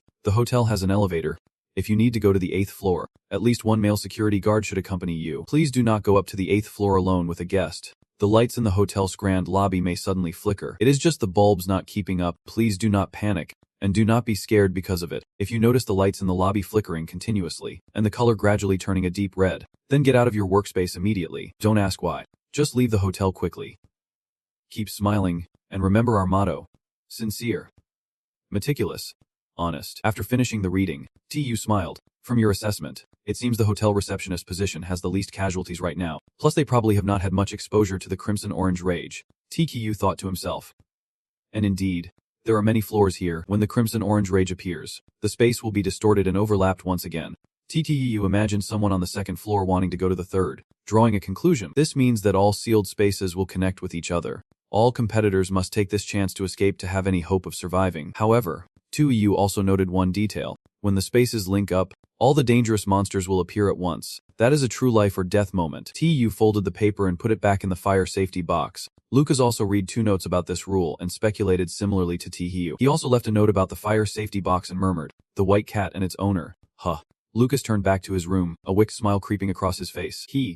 I can't wait to meet it. At Lucas's door, as he was about to open it, the lights started flickering. Just then, a female cleaning staff member and a male staff member walked up to Lucas and said, "Excuse me, sir, do you need us to clean your room? We have been professionally trained and can ensure you have a spotless experience." Loquette frowned and replied, "No, thanks." The viewers in the chat commented above. There were 4 male cleaning staff, unlike what was written in the rules. This female staff did not notice the oddity, indicating her perception of gender was off. Viewers below responded. Earlier, T-Hugh mentioned talking to a guard with perception issues, and the jellyfish necklace kept glowing. So, if Lucas talks to this female staff, is he going to be affected too? Sure enough, in front of Lucas, the images of those 5 people suddenly darkened, and he cursed, "What the hell is this?" He wondered, what is happening here? Why does it feel so weird? Just then, Lucas spotted a black cat. He exclaimed in shock, "A cat, a white cat, is the Crimson Rage about to arrive?" Viewers above felt something was off but did not dare to ask. Wait, was not it a black cat? Why is he saying it is a white cat? Am I colorblind? Or is he colorblind? Another viewer corrected. It is not color blindness. Lucas's perception is affected. Viewers below agreed. Exactly. Earlier, Lucas talked to someone with perception issues, so now his perception is affected too. After all, he does not have the jellyfish necklace for protection. The images before Lucas became increasingly distorted, and he screamed, "The Crimson Rage, the Crimson-Orange Rage is really here. This is too shocking. I just said I wanted to see it, and now it is happening." Lucas clutched his head, shouting, "No, no way. This is way too coincidental. Damn it. There is definitely something messing with my mind, and it is only getting stronger. What the hell is going on? What the hell is going on?" The more Lucas thought, the more confused he became. Finally turning to Chase after the black cat, he concluded, "It is definitely you messing with me. Damn it. I am going to take you out." The black cat, seeing Lucas frantically chasing it, panicked and took off running. All it could do was meow, urging him not to come any closer. The viewers above could not help but laugh. Haha. The black cat could not have imagined that even though Lucas was mentally affected, he was still a force to be reckoned with. Viewers below commented, "That black cat is no joke. This is how you play. Right." Meanwhile, Andy, having drained too much mental energy, was dozing off in his room. He thought to himself, "The frog's calming powers have worn off. I can only rely on resting to recover, but it is such a slow process." Suddenly, a voice from outside the room broke the silence. "Excuse me, sir. Do you need your room cleaned? Are there any personal items left in the room? Do you need me to bring in a few more things?" Then, feeling cautious, replied, No need. Just like Lucas, in front of him was a bizarre spiraling shadow. He furrowed his brows and asked, "What the hell is this?" And D shouted, damn it. What is going on? I can't think straight. My head hurts so much." The viewers above anxiously commented, "Oh no." And D is affected too. The viewers below were at a loss, and was still recovering mentally, and did not realize he had just been tricked by the cleaning staff outside, and thought of a way out. He could only use his last trump card. The system announced, "You have activated the principal's white glove item." It introduced the glove as something the principal wore during treatments. When mental disturbances occur, it can help block those disruptions. After a while, that strange feeling gradually faded away, and finally let out a sigh of relief. Phew, thank goodness for the principal's gloves. Otherwise, if I stayed in that state any longer, I would definitely become a total fool. He wiped the sweat from his forehead, and D walked over to a chair and plopped down, calmly analyzing the situation he just faced. It was strange. Just responding to the cleaning staff led to such serious consequences. The headache indicated that the bizarre entity had used some trick to attack his mind, altering his perceptions. This also meant that some of his current perceptions might have changed without him realizing it. Thinking this through, and stood up, deciding he could not just sit around waiting to die. He had to find a way to fix his own perceptions. He approached a mirror, standing in contemplation for a moment. Viewers above wondered, is D trying to fix his perceptions? Can looking in the mirror really help? Another viewer chimed in with an explanation. Mirrors inherently alter perceptions, but to return to the original state of mind, those false perceptions must be eliminated. The viewers below reached a conclusion, so D decided to place a bet. This is way too risky. What if it backfires and makes things worse? 3 minutes later, and saw his reflection in the mirror fading. An unease settled in his heart. The viewers above anxiously said, "If it does not work out, it is game over, but if you do not try, you will be dead anyway." Another viewer commented, "And DI is just too decisive. If it were me, I would not dare make such a risky decision." Viewers below agreed. "Same here." One said, sending a meme of someone bowing in admiration. 5 minutes later, N's reflection in the mirror transformed into a youthful girl. The viewers above gasped, "Oh my god!" And in the mirror has changed age. One viewer could not help but laugh. "Haha, sorry. Even though I know I should not, I just laughed out loud." Another viewer advised, "Don't say anything, just keep quiet. It might attack." The viewers below responded, "If it attacks, it will just be attacking you." 7 minutes later, Andy's reflection became grotesquely distorted. He gritted his teeth and endured. The viewer above confidently said, "Hey, where's that guy who said it would attack? Come out." Below, a viewer whispered, "Come on, my friend is already feeling faint." 10 minutes later, a bloody hand suddenly lunged out from the mirror and attacked Andy. Shockingly, he stood frozen, not moving an inch. The viewer above praised and saying, "No doubt about it, Aniswil is truly unbreakable. He is not just fighting for the nation." The viewers below agreed. At this moment, my admiration for An hit an all-time high. 10 minutes later, Anis' reflection finally returned to normal. He let out a huge sigh of relief. Phew, I did it. My determination and clarity triumphed over it. The viewers above only had one thing to say to Andai. "Legendary," the viewers below commended. "No wonder he is a powerhouse. We will never catch up." Meanwhile, Hunty was secretly grabbing an AK-47 and all the ammo in the security room. He grumbled, "Damn it. That stupid director has been holed up in his office all day, preventing me from getting that special pair of glasses. I could have been unstoppable." Just then, the voice of a cleaning staff outside rang out. "Hello, sir. Do you need your room cleaned? Are there any living supplies left in the room? Do you need me to bring you more?" Hunty used his special skill and realized he should not respond, or his perception would be distorted. He gritted his teeth and cursed, "Damn, that is devious. Good thing I am smart enough not to answer." Meanwhile, in Anna's place in Paris, she was staring at the fire safety box. It was completely empty, and she frowned, saying, "Strange. Why is there nothing in the fire safety box? Could it be that Anne has not found the rest of the rules? Or has he run into some trouble?" The viewers above cursed Hunty. "No, that damn Hunty took the paper and ran." Another viewer exclaimed angrily, "Just thinking about that guy makes me angry. Is there any chance that our only girl will get into trouble because he snatched that paper?" The viewers below share the same thoughts as the two above. "If anything happens to her, I swear I won't let that guy off the hook." Anna paces back and forth in front of the fire safety box. She thinks it is impossible, and will definitely be fine. Let us just wait and see if the content is written down. I trust and will remind the other contenders from start to finish. Suddenly, the lights flicker. 2 guys in black appear around Anna, along with 2 other suspicious figures. Startled, she asks, "What is going on?" One of the guys in black steps forward to talk to Anna.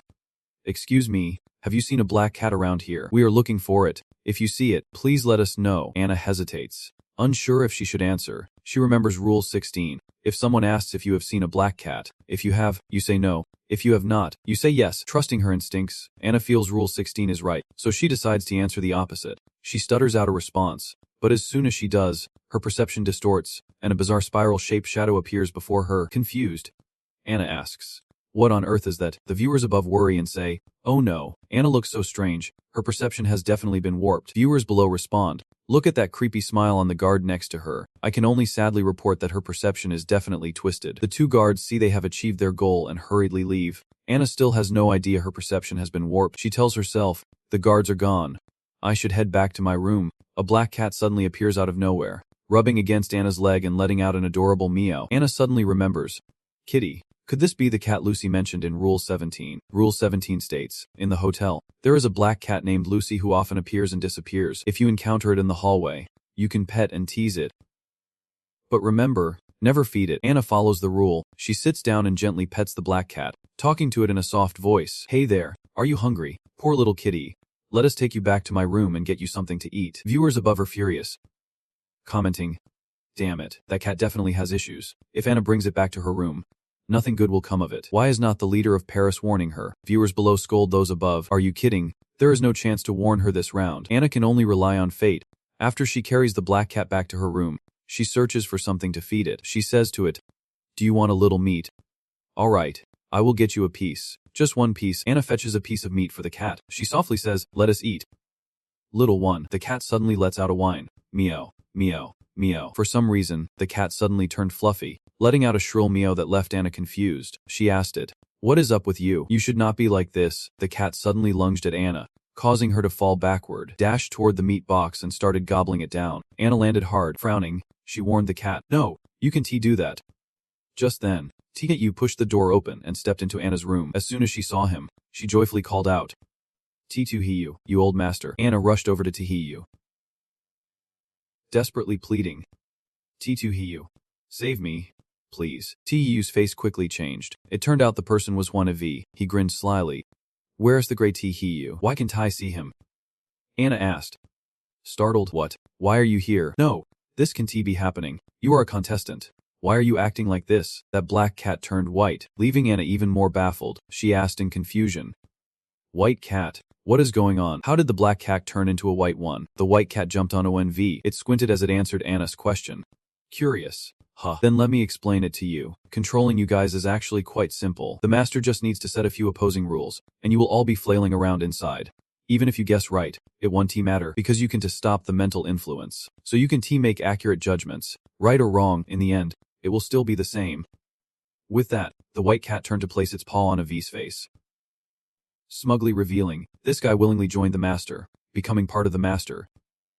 Your pride. He is way smarter than most humans, so open your eyes and look around. He can definitely upend your entire worldview. Right after that, numerous horrifying chunks of red meat appeared around Anna. They whispered eerie sounds.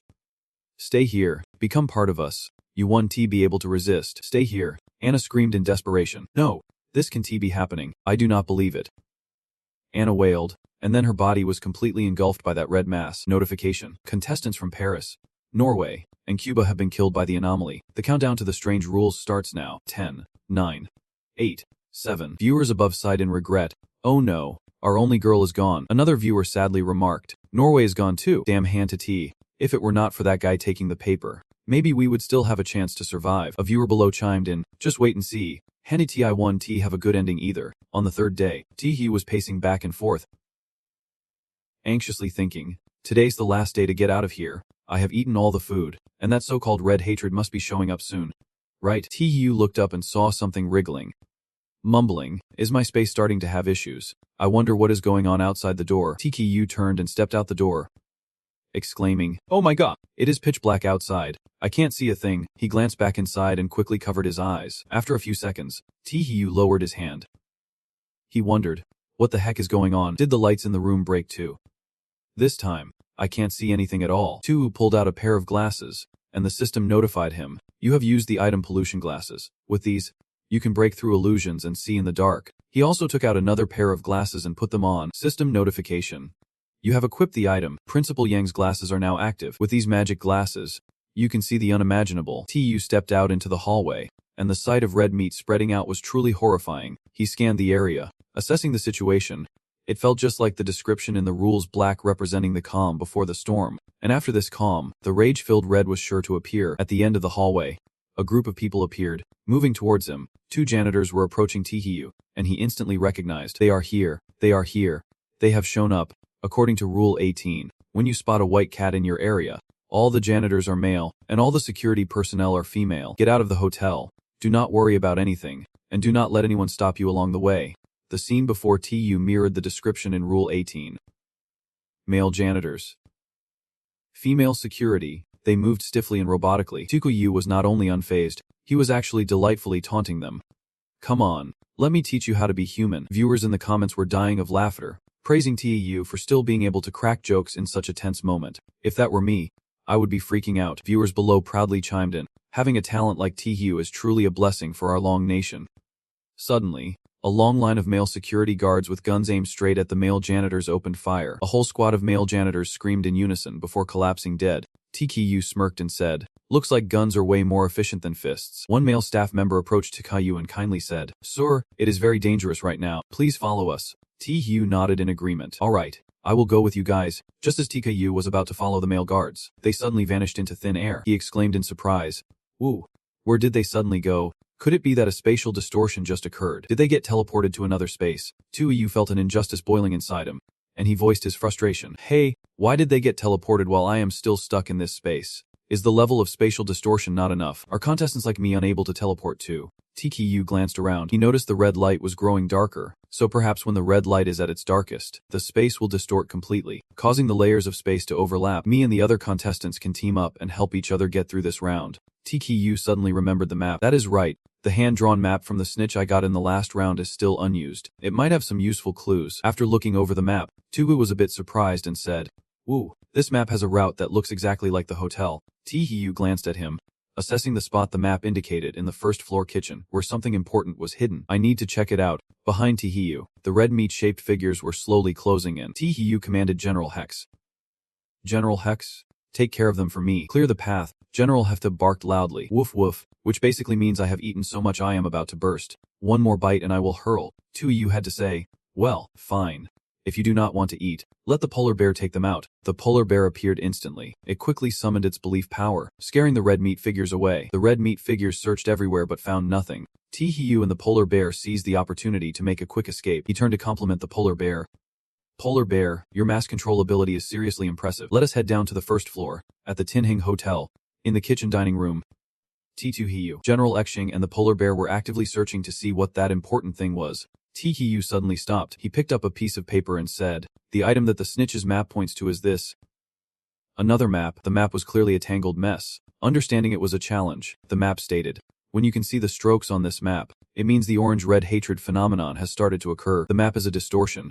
Stay away from the white cat. Wherever the white cat appears, that place is the most severely distorted. The space after being distorted no longer follows the usual rules of front, back, left, and right. Details are always hidden where the eyes can't easily see. For example, where the orange hatred light cannot shine. Far from any pathways and floating stairways. They could lead you to a deep pit you never knew about. Don't casually enter a few doors. The space you enter and exit is completely different. Corpses unaffected by the distortion are not trapped. Here, only the dead are the ones you can trust. Be careful of all the living humanoid creatures." TKU exclaimed in surprise. "Oh, are there raised letters?" Blood stains also appeared on the paper. After reading it, TU felt quite perplexed. He half laughed, half cried and asked, "So what happens next? Is that it? This part of the content has nothing to do with the map's function. Does Muncan even know what this map is really for? Thinking about it won't necessarily make it clearer." Tu decisively said, "Forget it. Let us head to the front desk and see what is up. Who knows? There might be an overall map of the hotel or some reminder board there."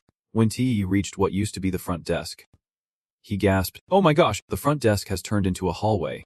It looks like the space here has been distorted to the point of overlapping. Even if there were clues, it is tough to find them now." Tu seriously analyzed. "These doors can just be walked through casually. Who knows what kind of hell lies behind these doors? Let us go over that twisted map again and see if there is another way out." TKU pulled out the map and read it again. Surprised to say, "Woo, suddenly there is a route clearly marked here, and it is exactly where I just passed through. Looks like this map can automatically track the paths I have taken, which means once I have explored all the routes, it will go back to normal, and then I will be able to easily find the right exit." TKU commanded the doll, "Doll, hurry up and use your teleportation power to take me around the entire hotel." The doll replied, At that moment, Un was also in the hallway when the red light flickered. He clutched the axe tightly, facing the soulless figures before him. A D cursed under his breath. Damn it. The appearance of these people completely defied all the rules described. No one was normal anymore. They were all monsters. The male staff began to lure him with their chilling voices. Stay here. Stay here. Become a part of us. ND resolutely swung the axe down. He declared, I am going all in against you bastards. After a while of chopping and swinging, ND was sweating as he said, damn, all I can do is hurt them. I can't kill them at all. Looks like I am only left with this, and took out a system notification pen. You have used the recording pen gifted by your classmate. Introducing its effect, a series of indecipherable writing, a strange nursery rhyme, a one-time item that can help you save some time in emergencies. After and opened the pen cap, those flesh-like figures immediately kneeled on the ground. Ange assessed that this sound pen was unexpectedly powerful. The reward for achieving 6 stars was indeed different, thanks to my classmates from the last round. Thank you, God. Adi seized the moment while those flesh creatures were temporarily immobilized and quickly made his escape. He thought to himself, this recording pen is only usable once, meaning the song could trigger at any moment. I need to take this chance to get out of here. After running for over 10 minutes, and started to feel exhausted, he was panting and grumbling. Damn it. This hallway seems endless. The surrounding space was severely distorted, making it impossible to escape. I have to use my spatial probing ability to figure out the cause of this distortion to find a way out. Just then, a cold voice shouted, don't waste your effort anymore. You can escape. Adi glanced over and saw a dark figure standing next to a white cat. He immediately recognized it. Cat. White cat. The white cat grinned slyly. It spoke to him in a human voice, saying, even if you escape this space, you can escape the hotel. If that is the case, why bother struggling? ND fell silent, as sounds of reasoning echoed around. After piecing everything together, ND slowly said, so you are the reason this space is so severely warped. The only way I can get out of here is to kill you. The white cat could not help but commend ND's intelligence. No wonder he was one of the elite among the chosen ones. With your brains, if you stay here, your master will definitely be thrilled. Adi asked the cat, with your master's abilities, keeping us here should not be too hard. Right, but why do you want me to stay voluntarily? What is the difference? The cat explained that staying voluntarily is different from being forced to stay after being tainted. The master needs your abilities to fight back. Just as the cat finished speaking, it suddenly realized it had been tricked by Ndi. It angrily said, damn it. You want to extract information from me? Ndi chuckled. Ha, I am not trying to get info from you. I did not do anything. You spilled everything yourself. The cat immediately fluffed up and shouted. No worries. If you do not agree to stay and become part of the master, then there is no need to keep you here. The recording pen sound suddenly cut off, and Dee was startled, thinking, crap, why did the recorder stop at such a crucial moment? The cat immediately ordered the male staff, rush him and tear him apart. The male staff advanced toward India. He gripped the axe tightly, thinking, what am I going to do? Relying solely on the axe in hand, he knew he could not handle the white cat and escape this place. He would surely meet a gruesome end. Suddenly, the sound of gunfire erupted. The male staff fell dead on the spot. Luckily for Indy, the hotel director arrived just in time, and it was the director who opened fire to save him. The director's security team also helped wipe out the entire white cat's cleaning crew. A bullet shot straight toward the cat. It screamed, damn it, you filthy creatures, how dare you ruin my plans? Just then, the space warped, allowing the white cat to dodge the bullet. It vanished in an instant and reappeared in the blink of an eye. And Dee wondered if this white cat could manipulate space to evade bullets. What exactly is its master? The hotel director urged Dee. Sir, you need to leave this place. Come with us. Hearing the director's voice, and Dee thought to himself, the cat saw this scene and went into a rage. Damn it. A mere manager wants to protect that human from escaping. I will take care of you first. The white cat lunged at the director and attacked him. The security staff screamed in terror. The director knew he was about to meet his end. He desperately tried to take off his glasses. He tossed the glasses to Dee, shouting, quick, put these on and find a way out. And Dia hurriedly caught the glasses and shouted, Director, look above. I can't hold back my tears. I am gonna cry. Guys, even in his last moments, the director wanted to pass on these specially made glasses to Indy. Seriously, I am losing it. Viewers in the comments were saying that according to his words, wearing these glasses would help find the way out. Hopefully, Indy can fulfill the director's last wish and leave this place safely. After the cat killed the director, it turned to him and shouted, damn human. Even if you get those glasses, do not dream of leaving here, and quickly put on the glasses. And immediately, the true nature of the hotel unfolded before him, revealing grotesque red masses everywhere. The white cat commanded those flesh masses to charge forward. All these people had to stay, and Dee now understood the true shape of the hotel. He panicked and said, so this is what the hotel really looks like. It seems almost alive. Could it be that the master the white cat mentioned is the entire hotel itself? And Dee glanced around. He noticed a faint glimmer of light in the corner of the room and exclaimed, wait. Over there is a place where the red light does not reach. That must be the way out of this space. Right. Adi quickly turned to the guards and said, hurry. Follow me. I found the escape route. But the guard refused. No, sir. You go on ahead by yourself. We have to protect the other guests. We will keep fighting. Adi could not bear to leave them behind. He told himself, no, I have to do something. I can just stand by and watch them rush into danger. Ange pulled out a round medal. System notification. You have used the Elite Staff Medal item. It is for those who strive to rise up relentlessly. Wearing it will earn you the respect you deserve. An unexpected kind of respect. After putting on the medal, Andy Ludley called out to the guards. Listen to me. Everyone follow me. The guards stopped in their tracks. They all turned their gazes toward Angie, under the influence of the medal and war on his chest. The guards said to each other, let us go. We will follow that guest. The viewers above could not help but praise him for his selfless act. No wonder Njay could think of a way to lead those guards to save their lives. The audience below agreed that selfish, profit-driven people like him could never compare to Ndi and the great elder T. Hiyu. Just as Ndi guessed, the place where the red light could not reach was indeed the intersection between spaces. The white cat stood aside, observing Ndi, and coldly remarked, what an interesting human. If you still have hope, I do not mind playing along with you. Meanwhile, Lucas was being tempted by the white cat. Your power is special. Stay here. The master really likes people like you. Lucas smirked and said, ha, you finally decided to show up. In his mind, he calculated that confronting these monsters directly was to wait for the white cat's appearance, as only from it could he get information about its master. This was also the only way to potentially find an escape. Thinking of this, Lucas shouted, come here, my friend. A shadow, unknown from where, flew in and surrounded Lucas. System notification. You have used the item Melancholic Shadow, introducing its effect. Want to know what your other self is like? Liberation and destruction can only choose one path. The audience gasped. Ooh. Is this the prize you get for going through the museum round? Looks pretty impressive. In an instant, the shadow of destruction appeared in the shape of another sandstorm. The shadow of destruction grinned with delight. Ha! Finally, you let me out. Honestly, I was feeling pretty cooped up. Now that I am free, you have no idea how thrilled I am. Lucas firmly ordered the shadow of destruction to deal with those monsters. Except for the white cat. The shadow of destruction flashed a wicked grin and made a chilling suggestion. So that is why you set me free. I agree with you. But first, I need a taste of your brain. Lucas fell silent. And suddenly, the shadow of destruction twisted and split apart. The shadow of destruction sprouted another head. The new head being the shadow of liberation. The shadow of liberation scolded the shadow of destruction. What nonsense are you spouting? Don't forget who let you out. Lucas needs us. Do not you dare underestimate the importance of this. The shadow of destruction scratched its cheek and chuckled. I was just kidding. Why so serious? Moments later, the head of the shadow of destruction merged with the head of the shadow of liberation. Now, the shadow of liberation was in control. It turned to Lucas and said, Lucas, do not mind him. I've got control now, and I will help you deal with this mess. Lucas nodded in satisfaction. All right. As the shadow of liberation moved forward to attack the red meat monsters, Lucas stood silently behind, observing the situation. He thought, if it were not for necessity, I would not want to use such a harmful shadow, because the shadow is a reflection of the spirit. If the spirit is troubled, the shadow splits into two, liberation and destruction. Suddenly, the shadow of destruction regained control and burst into joyful laughter. Ha! This is fantastic. The thrill of slaughter is truly amazing.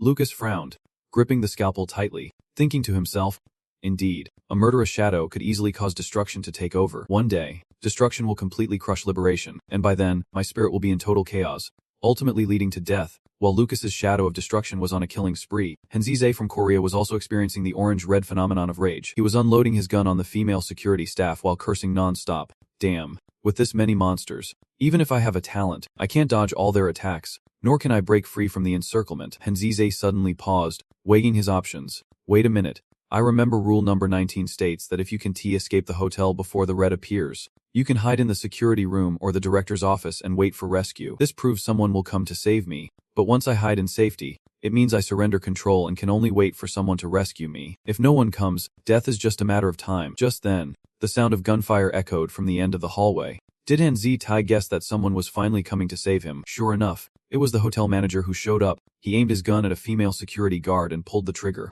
blowing her head off. Han Zi-Tai waved his hand, calling out to the manager, "Hey! Over here. I am here. Come save me." But as soon as the manager saw him, he exploded in anger, cursing at him. "You little shit. It was you who stole our ammo," forcing everyone to fight those monsters with axes and their lives on the line. The manager was fuming, aiming his gun at Han Zi-Tai and continuing to curse him out. "Damn it. We wanted to protect you, and you betrayed us. That selfish brat only cared about his own interests. Die." Han Zi-Tai frowned and asked, "What are you trying to do?" Boom boom. 2 shots fired back as the manager's response. Han Zi-Tai was so scared he screamed at the top of his lungs. "Aw." The manager held back tears, gritting his teeth as he said, "Damn it. Out of respect for your humanity, With that, he coldly turned and walked away, leaving Henzitai frozen in place, his face still pale. Viewers watching could not hold back their frustration, shouting, "Oh my god, why does not the manager just shoot this jerk already? Just looking at him makes me furious." One viewer explained. Perhaps that was the last shred of reason he had left. Henzitai managed to cling to his miserable life. The comments below were buzzing. "Just wait and see. This guy won't last long either. Hotel staff are supposed to help guests find their way out, but now this guy has to figure out how to escape on his own." But with that brain of his, while others were surrounded by monsters, Suxiao was being led by a doll to explore all the exits in the hotel. Suxiao was fuming. "This Tenhung hotel has a whopping 22 floors. And I have not even finished checking it yet." Suxiao looked over the map. He smiled smugly. Sure enough, the hotel was distorted from the start, making it impossible to find the other floors. Now the space was distorted again, so it might just revert to its original state. The pathways on the map were clearer now. Once I finish exploring all the floors, the map should return to normal. At that point, I am sure I can find an escape route by studying the map. With the map tucked away, Suxiao looked up and said with a smile, "Oh, it seems like there is a fierce fight going on up there. Let us go check it out." Suxiao was curious. Who was being cornered by the monsters? In the hallway, a crowd of red meat monsters was blocking the view, making it hard to tell who was being attacked. Suxiao guessed he could not see clearly, but the chances of a contestant being in trouble were not high. It could be the manager and the hotel security. Suxiao thought, "Whatever, I will lend a hand." Just as I wanted to head down that hallway anyway, he commanded the white bear, "Go." White bear. The white bear immediately charged in, unleashing its strength, making the red meat monsters bow down on the ground. Unexpectedly, at that moment, Andy suddenly fired a shot straight at Suxiao. At this moment, Tihiyu was completely unprepared and took a bullet straight to the heart. The strange creature was fighting with the doll, and at the same time, General Black and the white bear vanished and approached Tihiyu with a wicked grin, smugly declaring, "Gotcha, the plan of humiliation really worked." Just then, the tentacle of General Black shot out, successfully knocking Andy down, making him scream in agony. Andy jolted up, stammering, "Tihiyu, you are not dead." Tihiyu calmly walked closer, saying, "You know how to use humiliation tactics. Do you think I do not know how to fake my death? Tell me who you are." And D still kept his mouth shut, refusing to speak. Tihiyu smirked. "Not talking? Huh. General Black, take him down for me." And D immediately unleashed a power that distorted space. He laughed wickedly. "Hee. You think you can catch me?" Tihiyu ordered General Black. He was trying to escape. General Black, grab him. And D had already slipped into a spatial black hole, but General Black quickly ensnared him. It stubbornly pulled D out, and D shouted, "You think you can drag me out of here? No way." With a bit of strength, and D sliced through General Black's tentacle and successfully vanished. T fumed. "Damn it. Let him escape from General Black. Next time we meet, just attack directly." General Black immediately barked loudly, signaling his acknowledgement. "Yes." After that, Tugal led the three strange creatures onward, dealing with monsters as they went. After a while, Tu told them, "White Bear, Doll, let us take a break." General Black had been injured earlier, and since it had been working hard, it was time to rest and regain strength. The White Bear and the Doll nodded in unison. On the 29th floor, Tu saved a few security guards and brought them along. On the 31st floor, Tu spotted the White Cat and the hotel manager. The hotel manager was currently fighting valiantly, shouting, "I will fight you to the death." The White Cat immediately pounced towards the manager. It sneered, "A tiny human thinks they can challenge me." The manager, in despair, said, "I have tried my best. I fought to the very end, but the results are still disappointing." The cat extended its claws, pointing coldly at the manager. "Prepare to die. Human, this is your grave." The manager, with a look of defiance, provoked the cat. Even if you kill me, there are thousands more like me who will rise up. The fire of human shall never die. Our resolve to fight to the death will never waver for humanity." Two security guards following Caillou were moved by the manager's determination and rushed forward. "Manager, we are here." Tu also turned to give an order to General Black. "General, take it out." The manager paused when he saw others coming. General Black extended its tentacles, taking down that wicked white cat. The cat let out a meow of pain and fell to the ground. It quickly sprang back up, grinding its teeth in fury, saying, "Damn it, it is you again. I thought they would make you late, but you showed up faster than I expected." Tu scoffed at him. "That pathetic bunch thinks they can stop me. I guess your brain must be swimming in water." He commanded General Hef once more to finish it off. This time, the cat was ready, so Hekshi could not lay a finger on it. The cat dodged several of General Huck's attacks with ease and smugly said, "That was just a mistake on my part. This time, I am going to take you down for good." Asia unleashed a psychological attack, causing the cat to stumble and fall. The cat got back up, shook its head, and said, "I did not expect you to know how to attack the mind." Its eyes glimmered with a deadly intent as it split into two cats, shouting, "Too bad. I won't let my master lose face." The viewers above gasped in shock.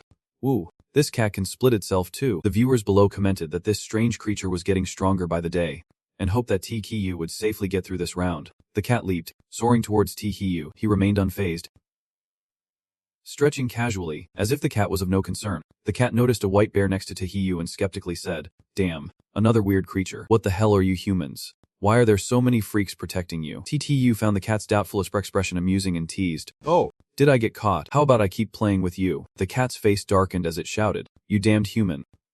Just wait. I will definitely be back." With that, the cat jumped into a spatial black hole and disappeared. General Hefta barked loudly, signaling the cat not to leave, but it was too late. Tahiyu comforted General Hex, saying there was no need to chase after it. They would meet again someday. The white bear and General Hefty nodded in agreement. At the same time, Lucas from America was also leaning against a shadow. Feeling woeful, the destructive shadow laughed loudly. "Ha! This is great. I want to kill even more monsters. Tremble in fear, you filthy scum. You are all as ugly as sewer rats." Even when reaching the 29th floor, Lucas could not stop it in time, allowing the shadow to slaughter several surrounded guards. Lucas chased after the destructive shadow, shouting, "No, stop." After a bloody rampage, the destructive shadow finally paused, looking at the chaos it had caused. It chuckled, "Oops, I accidentally killed them all. You are not mad at me, are you?" Lucas was furious, thinking to himself that the shadow was going on a killing spree. If it continued like this, it might become a more terrifying killing machine than the freaks they were escaping from. Lucas raised his gun, a thought flashing in his mind. Maybe using the gun to end it all would be a way out. Fortunately, the liberating shadow regained control. It turned back, shouting to stop Lucas from committing suicide. Lucas, would dying like this really honor Jian's sacrifice? The shadow's words suddenly jolted Lucas awake. He tossed the gun away and thought, "Damn, why do I want to commit suicide? This must be the result of a distorted perception. I absolutely cannot die that easily, nor can I let myself be destroyed so effortlessly. After all, my life was sacrificed by John Jason in exchange for this." At that moment, the shadow of destruction regained control. It looked at Lucas, grinning sinisterly, luring him in. "Come on, do not you want to go mad with me? Why not? You are already insane. Enjoying the thrill of slaughter with me could be fun, so why hold back?" Lucas was not the slightest bit tempted by the shadow of destruction's allure. He smirked back cunningly. "Hee, you are trying to drag me down into your depravity. From now on, I am definitely going to find a way to control you, to make you completely loyal to me." Meanwhile, Henzitai from Korea was doing his best and finally found a relatively safe spot in the hotel. He told himself, "Damn it, I have to hold on, wait for someone to rescue me." Henzitai reminded himself he had to make history for Korea, to become a hero. Suddenly, a deafening explosion rang out. The one who arrived was none other than the hotel manager. Henzitai called out softly, "You dare?" Hotel manager. Seeing the hotel manager, cuckoo, holding a gun, Henzitai cautiously said, "Manage. Let us talk this through. Even though I am a bit selfish, you can shoot me over this. We are all human. We need to stick together." Suddenly, the manager's head fell, and a white cat appeared slowly behind him. Henzitai gasped and exclaimed, "Cat, a white cat. Look above." It scared everyone. Homa said, "Woo, the manager got killed by the white cat." Another viewer shared the same thought. It must be so. After the white cat escaped from Tuhyu's space, it went to Hanzitai's space and then killed the manager. Viewers below sighed in regret. May the manager rest in peace. We will remember your contributions." Hanzitai pointed his gun at the white cat, shooting continuously, yelling, "You damn cat. You want to kill me? Huh. Come at me and try." The cat casually replied, "Ha. You think you can hurt me?" As expected, this cat has a barrier around it that makes Hanzitai's bullets go completely off course. Hanzitai was confused, asking, "How could this be? Why did the bullets change trajectory when they got close?" Before Hanzitai could grasp what was happening, the white cat lunged and sliced his throat. It then landed gracefully on the ground, disdainfully saying, "Foolish human, just die already." Not long after, the system announced that Korean contestant Hanzitai had been killed by a strange entity, and the countdown to the next rule began. 109876 viewers gleefully remarked, "Serves him right. If this guy had not been so selfish, he might have gotten help from the manager and the guards. Totally different from this ending." At the same time, following the guard's reminder, D also headed upstairs to investigate. He instructed the guard to conserve ammo, trying to use as little energy as possible to get through the corridor. The guard replied, "Understood." Suddenly, the guard pointed in one direction, shouting, "That terrifying white cat is back," and D turned to follow the guard's finger. And sure enough, the white cat was staring at D with a menacing glare, and D cursed under his breath. Damn it. The image of that white cat killing the director is still burned in my mind. There is no way we can take it on. All we can do now is run. D immediately turned to speak to the guards. "Listen up, everyone. That white cat is way too fast. You two stay here and shoot to slow it down." The others began to retreat, providing cover for the team. They all shouted in unison, giving the cat a moment to execute their plan. As it lunged toward Angie like a bullet, the two guards followed in Jay's orders, firing continuously at the cat to slow it down. The spectators above, filled with a glimmer of hope, said, "Andy's plan is working, the cat's speed is decreasing as it dodges the bullets." Viewers below commented, hoping they could succeed. Suddenly, a guard shouted in panic, "I can't see it anymore, the white cat is gone." A guard standing behind pointed above its head, yelling, "Watch out, it is right above you." In that critical moment, Ange pulled out a balloon frog. System notification. The first effect of the balloon frog is that when placed nearby, it can evade detection from the anomaly and won't attract its attention. The second effect, when in a life-threatening situation, the balloon can be popped. The little frog doll will appear to help you defuse the danger, but the price is that the balloon will be completely destroyed. The cat, blocked by the balloon frog, let out an enraged screech. "Meow, you wretched humans. I can't believe you have this." Reflected in the white cat's eyes was the image of the green frog charging to attack it. The white cat howled, "I will kill you. I will kill you all." One guard asked in disbelief, "Is that frog doll some kind of anomaly?" Another guard beside him also exclaimed in surprise, "How did that thing even appear? I can see it clearly. It is too fast." The guard replied, "Yeah," and D urged both of them, "Stop standing there in shock.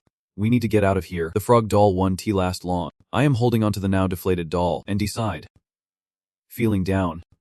I have used up all my support items this round. The guards surrounded and D. Guns drawn. One guard shouted, "Protect the guests. Don't let the monster get close." Meanwhile, D activated his special ability. Doors appeared in his mind, and he anxiously thought, "The first door is wrong, the second door too, the third door." Just then, the cat returned, screaming, "You pathetic humans. That frog is dealt with. Let us see what you can do now." A guard pointed in panic, shouting, "The white cat is back," and D asked, "What do we do now? How did it come back so fast? I still have not found a way out."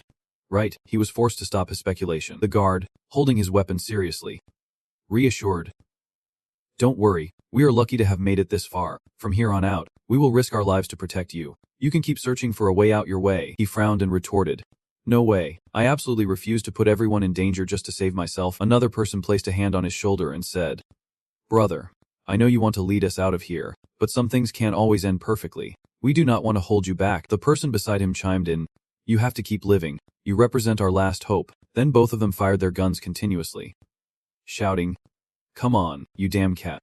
We are not afraid of you. We will never back down." At this point, the will of humanity is something you can't defeat, and D watched everyone with a heavy heart and softly called out, "You guys." Seeing the guard being attacked without a chance to fight back, he resolutely thought he had to quickly find the right escape route, doing his best to lead everyone out of here. A moment later, the hallway was littered with the bodies of the guards, and the white cat laughed menacingly, whispering, "I am sure these stupid guards are all dead now. Have you found the right escape route?" With that, it leaped up, extending its claws and screeching, "Die, you idiot." Adi remained focused, desperately thinking he still had not found the right way out. It seemed like this was really where it would end. The viewers instantly erupted. "Oh my god, isn't really going to die? I can't accept this. I can't take it. Wah. No, please do not. Why isn't fighting so hard? And why is this happening to him? God, please bless Angie. Don't let him die here. He should not die here. He has not completed his mission yet. I beg you. God." Suddenly, a force slammed the white cat against the wall. The viewers cheered. "It is General Black. General Black is here." The white cat trembled with rage, gritting its teeth and cursing. "Damn it. Why did that idiot T-Hugh bring that freak here? I can T-fight him. Running is the best option." The viewers burst into laughter, saying, "This cat is really scared. Took one look at T-Hugh and took off. Good thing it runs fast. Otherwise, it would have gotten knocked around." Eddie suddenly asked, "How did you get here?" T-Hugh smiled and replied, "I have searched the entire hotel and have a complete map now, but I could not leave on my own, so I came down to find you." He smiled, extending his hand. "Thanks, but if you had not chased after me, I might have been eliminated by now." He shook hands again and said, "Enough with the pleasantries. I have some important information to share with you." He asked, "What is it?" He quickly replied, "Our time is running out. Since the Orange-Red Hate event started, time has fallen into chaos. We only have 3 days to escape from here. By my calculations, we have less than an hour left." And he gasped in shock. "Only 1 hour left." Just then, Destruction appeared, grabbing another person in his hands, grinning as he said, "Aha, so you two were hiding here. It is not every day I get to meet both of you." D said, "Lucat," T.E. whispered, "Lucat, did you kill Anva?" Suddenly, Lucas, looking just like him, stepped forward and said, "It was the shadow that killed Anva disguised as Ndai to trick me." The shadow directly attacked and killed him. Destruction laughed. "To be honest, I could not really tell who he was either." Destruction turned back with a smirk and said, "I just saw him as Ndai to take him down. In other words, Right now. I want to kill all of you. Lucas gasped and shouted. What? He raised a hand to stop Destruction, who was charging forward. But it was too late. He could only reach out and shout. Destruction, stop. He immediately froze and said, damn it. How can you control me like this? What gives you the right? Is it mental power? Lucas shrugged it off and simply warned, I told you, I won't let you go crazy again. I am going to try and control you. He laughed, saying, all right then, let us see how long you can control me. Once your mind relaxes, I will take you down too. At that moment, the room began to shake. Tu said, it is here, the final attack is about to begin. He glanced over at the teddy bear and the doll, urging the white bear and the doll. Charge forward. Let us go. Lucas also commanded Destruction. You too, take down these monsters and the statues. Hearing this, he immediately ran off, replying, sure, I love doing this. The scene turned chaotic, with the white bear, the doll, and Destruction each attacking monsters in different directions. Half an hour later, and quietly said, this is not good. These monsters can not only heal their wounds but keep coming out. There is no way to kill them all. Tu pondered, continuing like this is not the answer. It seems I will have to use my talent to change the rules. The system quickly displayed the information, alerting him to activate the rule-changing talent. Rule change. Rule 20. If when the lights turn completely red and you have not escaped the hotel or found a safe hiding spot, trust me, grabbing the axe from the firebox is your last resort. Use the axe to end your life at the last moment to avoid becoming part of it. You can modify the rules using loud speech, whispers, or writing it down. He whispered, modifying the rule to say that when the light turns completely red, it will reveal its weakness. However, as soon as he finished speaking, the system displayed a notification. Notification. Talent modification failed. His pupils contracted. He was stunned, thinking, damn it, why did the modification fail? Tu frowned, deep in thought. Did the failure to modify the rule occur because the modified rule was too simple? If the rules could be casually changed, then modifying it to be invulnerable would not be amazing. The world of the strange surely would not allow that. Tu closed his eyes, deciding to try again. I think we need to make this a bit more challenging. Then he started mumbling, rewriting the rules. The new rule is, when the lights turn completely red, your final choice is to find its weakness. You need to lure the white cat. The white cat knows its own weakness. After finishing the rules, Tu turned to it and said, it seems like I have accidentally found its weakness, and looked a bit confused and asked, what? Tu laughed and said, in short, I am going to catch the white cat, and from its mouth, I will find out its weakness. And D was puzzled. The cat knows its owner's weakness. Tu confidently affirmed. Of course, he thought to himself. In reality, the white cat does not know its weakness, but by changing the rules, it means this world will transmit its weaknesses into the cat's mind. So now the cat definitely knows its weakness. Even so, and still had not fully relaxed, he said, but even if the cat knows its weakness, it won't be easy to force it to betray its owner. Suddenly, a black circle appeared in front of them. The white cat suddenly flew out from it, letting out a loud meow. Both D and Tu shared the same question. What is going on? Tu shouted. It wants to kill the cat. Sure enough, there is a bloody hand reaching out, ready to crush the cat. Tu immediately ordered the white bear. Black General, protect the white cat. With the cat saved, it was in a state of turmoil, wiping its tears while feeling grateful for Tiwahu and the bizarre things happening. No, I can't believe they saved me. I have always been loyal, yet my owner wants to kill me, and my enemy, whom I constantly chase, just saved me. I am really a bit touched. Seeing the white cat tear up, Tu guessed it must feel that the cat knows its weakness. To avoid being betrayed by the white cat, he wanted to kill it so that its weakness would not be exposed, which conveniently saved him time thinking of ways to manipulate the white cat. Tu approached the white cat and gently asked, White cat, can you tell me what its weakness is now? The white cat hesitated. I can't say. If I did, my owner will definitely kill me. Tu sat down facing the white cat. He patiently tried to convince the white cat. Whether you say it or not, it will kill you anyway.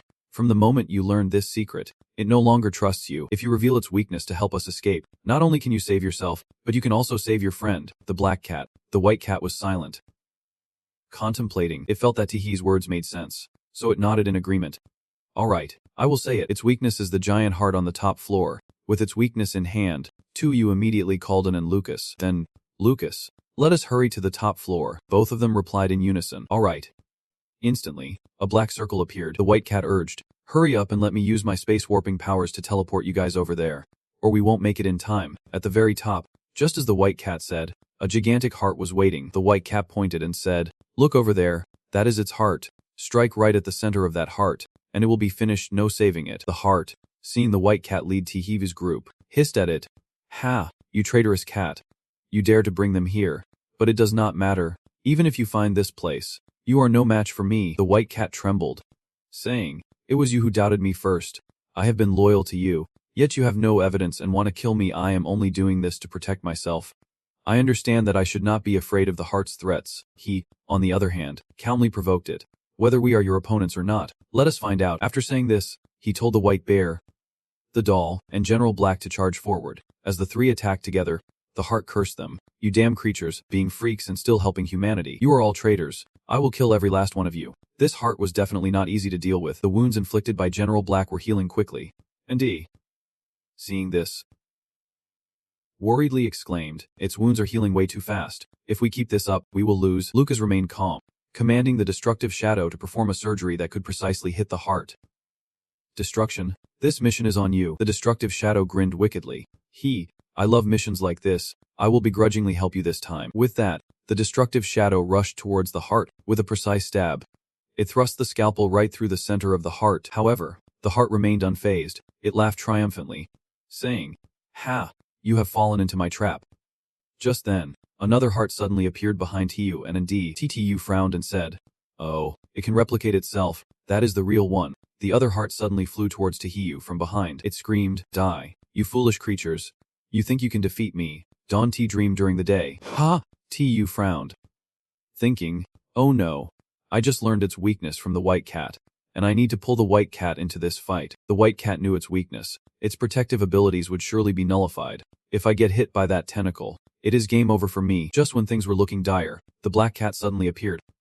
It meowed, grabbing Tihyu's attention. He saw it and asked, "Black cat." The black cat summoned a chunk of red meat. The red meat quickly transformed into a wall in front of Tihyu to block the heart's attack. Someone above exclaimed, "Woo, why did the black cat suddenly show up to help Tihyu?" Viewers below speculated, did not Tihyu say that the black cat and the white cat were friends?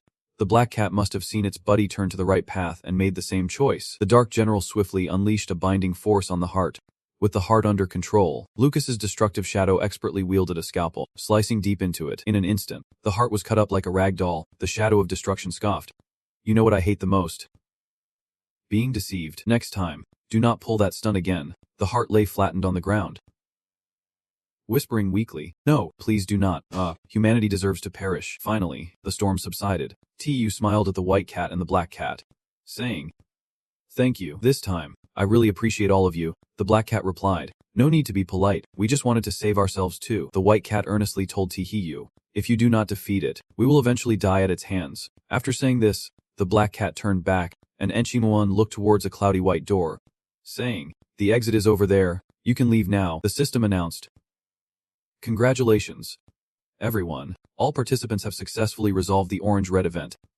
This time, apart from the contestants, all other survivors will have their memories wiped. In the face of terror and the unknown, humanity has always been able to muster the resolve to resist. The best way to conquer fear is to face it head-on. Never flee. Never hesitate. Boldly moving forward and persevering till the end. Unity is the exceptional quality that spreads among humanity. A single drop of water can gather into a stream. A river. The strength of one drop may be limited, but countless drops together can create vast rivers and mighty oceans. Rolling with unstoppable force, humanity's continuation relies not only on unity but also on the sacrifices of previous generations for the next, an unwavering determination. Before stepping through the cloudy white door, Tyu said goodbye to the black and white cats. The system sent a message to dear contestant and, "Congratulations on leaving the Starlit Hotel, a mind that sees far ahead, filled with the determination to confront the unknown, face danger yet bravely save others." Evaluated through the Starlit Hotel's rating. 6 stars. Analyzed through unity. Determination. Reward upgraded to hidden treasure. The origin of the blood and flesh monster, a piece of shattered mirror. Introducing the origin of the blood and flesh monster, possesses super healing abilities. In the world of the bazaar, every time you get hurt, it will take the hit for you. Introducing the piece of shattered mirror. All talents related to mental depletion will double their effectiveness. The system continued sending notifications to Lucas. Dear contestant, congratulations on escaping the Starlit Hotel, a showdown between destruction and liberation. The simultaneous existence of genius and madness. Evaluated through the Starlit Hotel's rating. It is 6 stars. Analyzed through unity and determination. Reward upgraded to hidden treasure. The spiritual rules of the Starlit Hotel. Red light. Introducing the spiritual rules of the Starlit Hotel. The spirit rules will issue any task, and completing the task will yield corresponding rewards. Introducing the red light, which automatically removes any anomalies left on you by strange objects. The system sent a message to Tihyu. Dear contestant, congratulations. You have escaped from the Tanghong Hotel.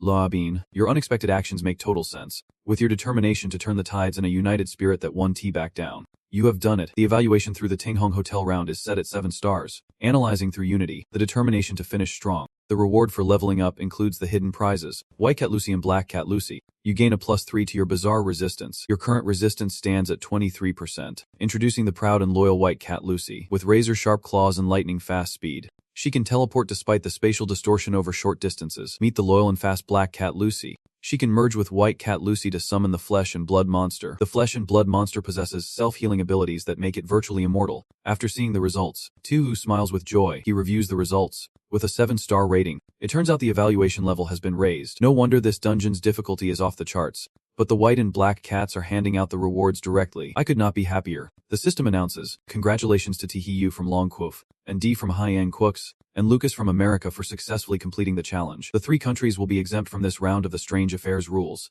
Tihiyu from Longquof receives a reward for achieving 7 stars. The diversity of species in the country increases by 17%. A D from Haiyan Quox receives a reward for achieving 6 stars. The death rate of the people in Akhai and Quox increases by 15%. Lucas from America receives a reward for achieving 6 stars. The mental healing rate of the people in America increases by 15%. The viewers above are absolutely blown away. I thought the highest rating was 6 stars. But there is actually a 7-star rating. Another viewer chimes in, with the 3 strongest working together. Of course, they are going to be powerful. But what is the hidden meaning behind this round testing their unity? The viewers below agree. I feel like this round is setting the stage for something bigger. The next round is going to be even more exciting. 3 days later, the world of Strange Affairs starts anew. The system announces that the countries participating in this challenge are Longquof, America, Paris, Siand, Egypt, Argentina, the Bahamas, Bermuda, Zeokuk, and South Korea. This time in the world of Strange Affairs, we have fog in a ruined city. Tu sits back on the sofa, relaxing while listening to the background introduction. A city shrouded in mist, filled with terrifying unknowns. This city has become a wreck for various reasons. This is an experimental zone. Humans are forbidden from entering. For years, humans have wanted to handle the anomalies here, while you unlucky ones have been brought to this place. Your mission is to deal with all the anomalies present, but I fear no one will survive to return. Your nickname is Yu Lin. To succeed in this world of strange affairs, you must unite. The opportunity in the outside world warns that this time, you should not seek clues related to this ruined city. Handle the anomalies. This round has no time limit. Only when every anomaly is fully dealt with will it end, or all members of the Yulin will perish. Raising the difficulty level, the viewers above commented after watching the recap. It really ties back to the unity from the previous round. Someone, quick chop off the head of that prophet from last time. The viewers below looked confused and asked, Ruined fog, unity through what? The system announced. Dear contestant, since you passed the previous round with a 7-star rating, you are rewarded with an extra item in this round, the Black Sun Totem. It is something you can temporarily hold onto as you step into the world of the bizarre. This totem will affect any living thing, and over time, the impact will deepen. You will have to experience its effects for yourself. Tu smirked. Experience it myself? Good, good, good. So you want to play like this? Huh. As he spoke, he examined the item. It looked like the head of a deer. Tu walked over to a wall that had a sign on it. He mumbled, let us check the rules first. Everything else is secondary. The sign read, before you prepare to carry out tasks related to the fog and the ruined city, please read the rules I have left carefully. This will save your life and the lives of your teammates. Rule number 1. The safe room is extremely safe. Rule number 2. The food in the safe room is only enough for your team to eat for one day. So before the food runs out, leave the safe room, search for more food in the fog, and bring it back to replenish. Rule number 3. After opening the door of the safe room, you will no longer receive the protection of the room. The fog is dangerous, and terrifying creatures exist within it. So far, no one has seen its true form. Rule number 4. Trust your teammates unconditionally, but do not trust it. Rule number 5. After leaving the safe room, there is a high chance you will encounter your teammates in the fog. This is normal. And moreover, it is very lucky. Rule number 6. The safe rooms of your other teammates are independent. If you are brave and lucky enough to find the key behind the wall in your safe room, you can access the safe rooms of your teammates. Rule number 7. There must always be one person guarding the safe room, or else it will no longer be safe. Rule number 8. Seek out the lucky survivors, but be cautious of them. That person could save your life or take it at any moment. Rule number 9. The creatures in the fog are extremely dangerous. Relying only on ordinary weapons won't hurt them. Encountering them, your best bet might be to run away. Rule number 10. If you see a temporarily intact command center in the fog, get away from it immediately. No reason given. Rule number 11. Do not trust anyone. The final note is to stay away from those monsters. After reading the rules, TKU smiled and remarked, there are 11 rules in here, plus monsters. This strange world is truly complex. Moreover, With such complicated rules, coordination with other contestants is crucial. Any slip-up could lead to unimaginable consequences. Tahiyu took a deep breath, walked over to a table, and said, "Phew, let us take stock of what is in the room. Shall we? Make sure we have enough to eat." On the table, there were 2 boxes, one filled with water bottles and the other containing meals. Tahiyu started counting quietly. Okay, if the second rule is accurate, then there should be 20 contestants participating in this weird world challenge. We need 20 meals, so why are there only 19? Tahiyu turned to count the number of water bottles. Sure enough, he exclaimed. No way. We are missing a bottle. Tahiyu frowned and said with dissatisfaction, I see how it is. The rules state that the food will be shared among us. Therefore, as soon as one contestant starts eating, the food supply will dwindle.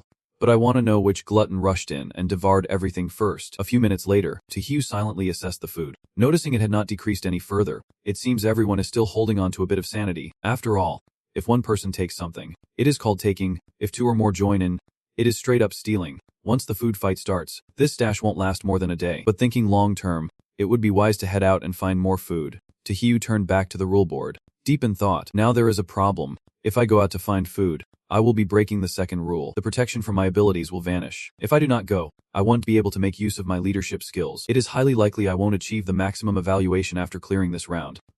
After all, this is a team game. According to the second rule, the food in the safe room is only enough for your team for 1 day, so before it runs out, we need to leave the safe room, search for more food in the mist, and bring it back. Tahiyu frowned slightly, considering that between unity and my abilities, I can only choose one. In the end, Tahiyu finally reached a decision. He declared his decision to go out and find food to bring back. Tahiyu picked up his gun, readying himself. Then he pushed the door open with determination.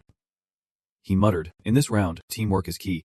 Outside, the mist is thick, and everything is in ruins. Tahiyu steeled himself. If I can't rely on my abilities, then it is time to showcase my true strength. After walking for a bit, Tahiyu lamented, this crazy situation, and I can't bring those 3 weird items. I am left with just you 2. It is seriously boring. The 2 he mentioned were the white cat and the black cat. Lucy, the white cat, hearing his complaints, reassured him. Don't worry, master. Lucy and I will ensure your safety. We won't let a single hair on your head get harmed. Tahiyu smiled at what it said, replying, thanks a lot. You guys. Suddenly, a beam of light shot down from the horizon, striking the ground. Rain began to pour down in torrents. Tahiyu looked up and exclaimed in shock. Damn, is this acid rain? The white cat suddenly fluffed up its fur and let out a loud meow. Meow. The jellyfish necklace around Tahiyu's neck also lit up at the same time. Tahiyu immediately heightened his alertness. He deduced that the continuous glowing of the jellyfish necklace suggested that this rain would also affect his mental state. Even though he had the necklace, it would be wise to quickly find a place to shelter from the rain. Tahiyu looked around and spotted a supermarket nearby called Vengia. He said to the white cat, this side of the supermarket has not completely collapsed yet. We can sneak in from here and maybe find some food. As Tahiyu approached the supermarket, he suddenly froze. What? From inside the supermarket, a monster that looked like a giant lizard was crawling out. He guessed this creature had a truly unique shape. Could this be the terrifying being mentioned in the rules? They were indeed the experimental products from this rundown city. Without thinking much, Tahiyu decided to start shooting at the monster continuously. He shouted, who cares if you are a test subject or not? Here's a bullet for you. Now let us keep talking. The monster shrieked as the bullet hit it. Soon enough, the monster lay still and motionless. Tahiyu called out to the white cat. Hey, white cat, go check if it is really dead. The white cat complied. Yes. As the white cat approached, the monster suddenly sprang back to life. The white cat angrily scolded it. What the hell are you doing? Don't you dare ambush us. Provoked by the monster, the white cat lunged at it. I am going to smash you to bits. According to rule number 9, creatures in the fog are extremely dangerous, and relying on normal weapons won't cause them any harm. Encountering them, running away might be your best option. Tahiyu stood by observing the situation, assessing that rule number 9 was indeed correct. Conventional weapons can kill them. Luckily, I did not rush him myself, but these experimental creatures are not a match for the white and black cats, so I can relax a bit. The rain began to pour harder. Tahiyu looked around and said, damn, it is raining harder. We need to get inside the supermarket now. As soon as he stepped inside the supermarket, Tahiyu gasped. What? The color red of fresh blood. He thought to himself, the blood of the monster the white cat killed was just blue, so the red must belong to a human. Someone else has been here besides me. Tahiyu quickly headed to the supermarket's food aisle. He stopped in front of a shelf stacked with canned goods. Tahiyu speculated that if someone truly had been here, there was a good chance they left behind some clues. I need to quickly check around here, looking for food and clues at the same time. As he passed by a shelf, Tahiyu suddenly halted. He noticed that most of the items here were covered in mold. Whatever was edible had already been taken. Although it did not resemble regular canned fish, humans would find it hard to swallow cat food. But in this situation, having any food at all was great. So who is going to be picky? Thinking this, he tossed a pack of instant noodles into his bag. Tu glanced over to a corner of the supermarket. Surprised, what is this paper? Indeed. There was a piece of paper on the floor with some writing on it. TQ picked up the paper, which read, "You have been forced to participate in a top-secret biological experiment plan. At first, I strongly opposed this plan because it is too cruel. Besides using animals, they even experimented on living humans. My objections were in vain. I am sorry because what they offered was simply too much." After reading, Tu smirked, conducting his experiment on living subjects. He disdainfully remarked, "How embarrassing. If you are going to be human, at least have some limits. Pushing it further should not mean doing this kind of experiment." After a round through the supermarket, Tu concluded there were no more clues here. He headed to the car. The acid rain had stopped, ready to search elsewhere. Then, Mio Trung replied. Mio showed agreement with him. Out of nowhere, a figure was rushing towards Tu from a distance. That person shouted, "Help me.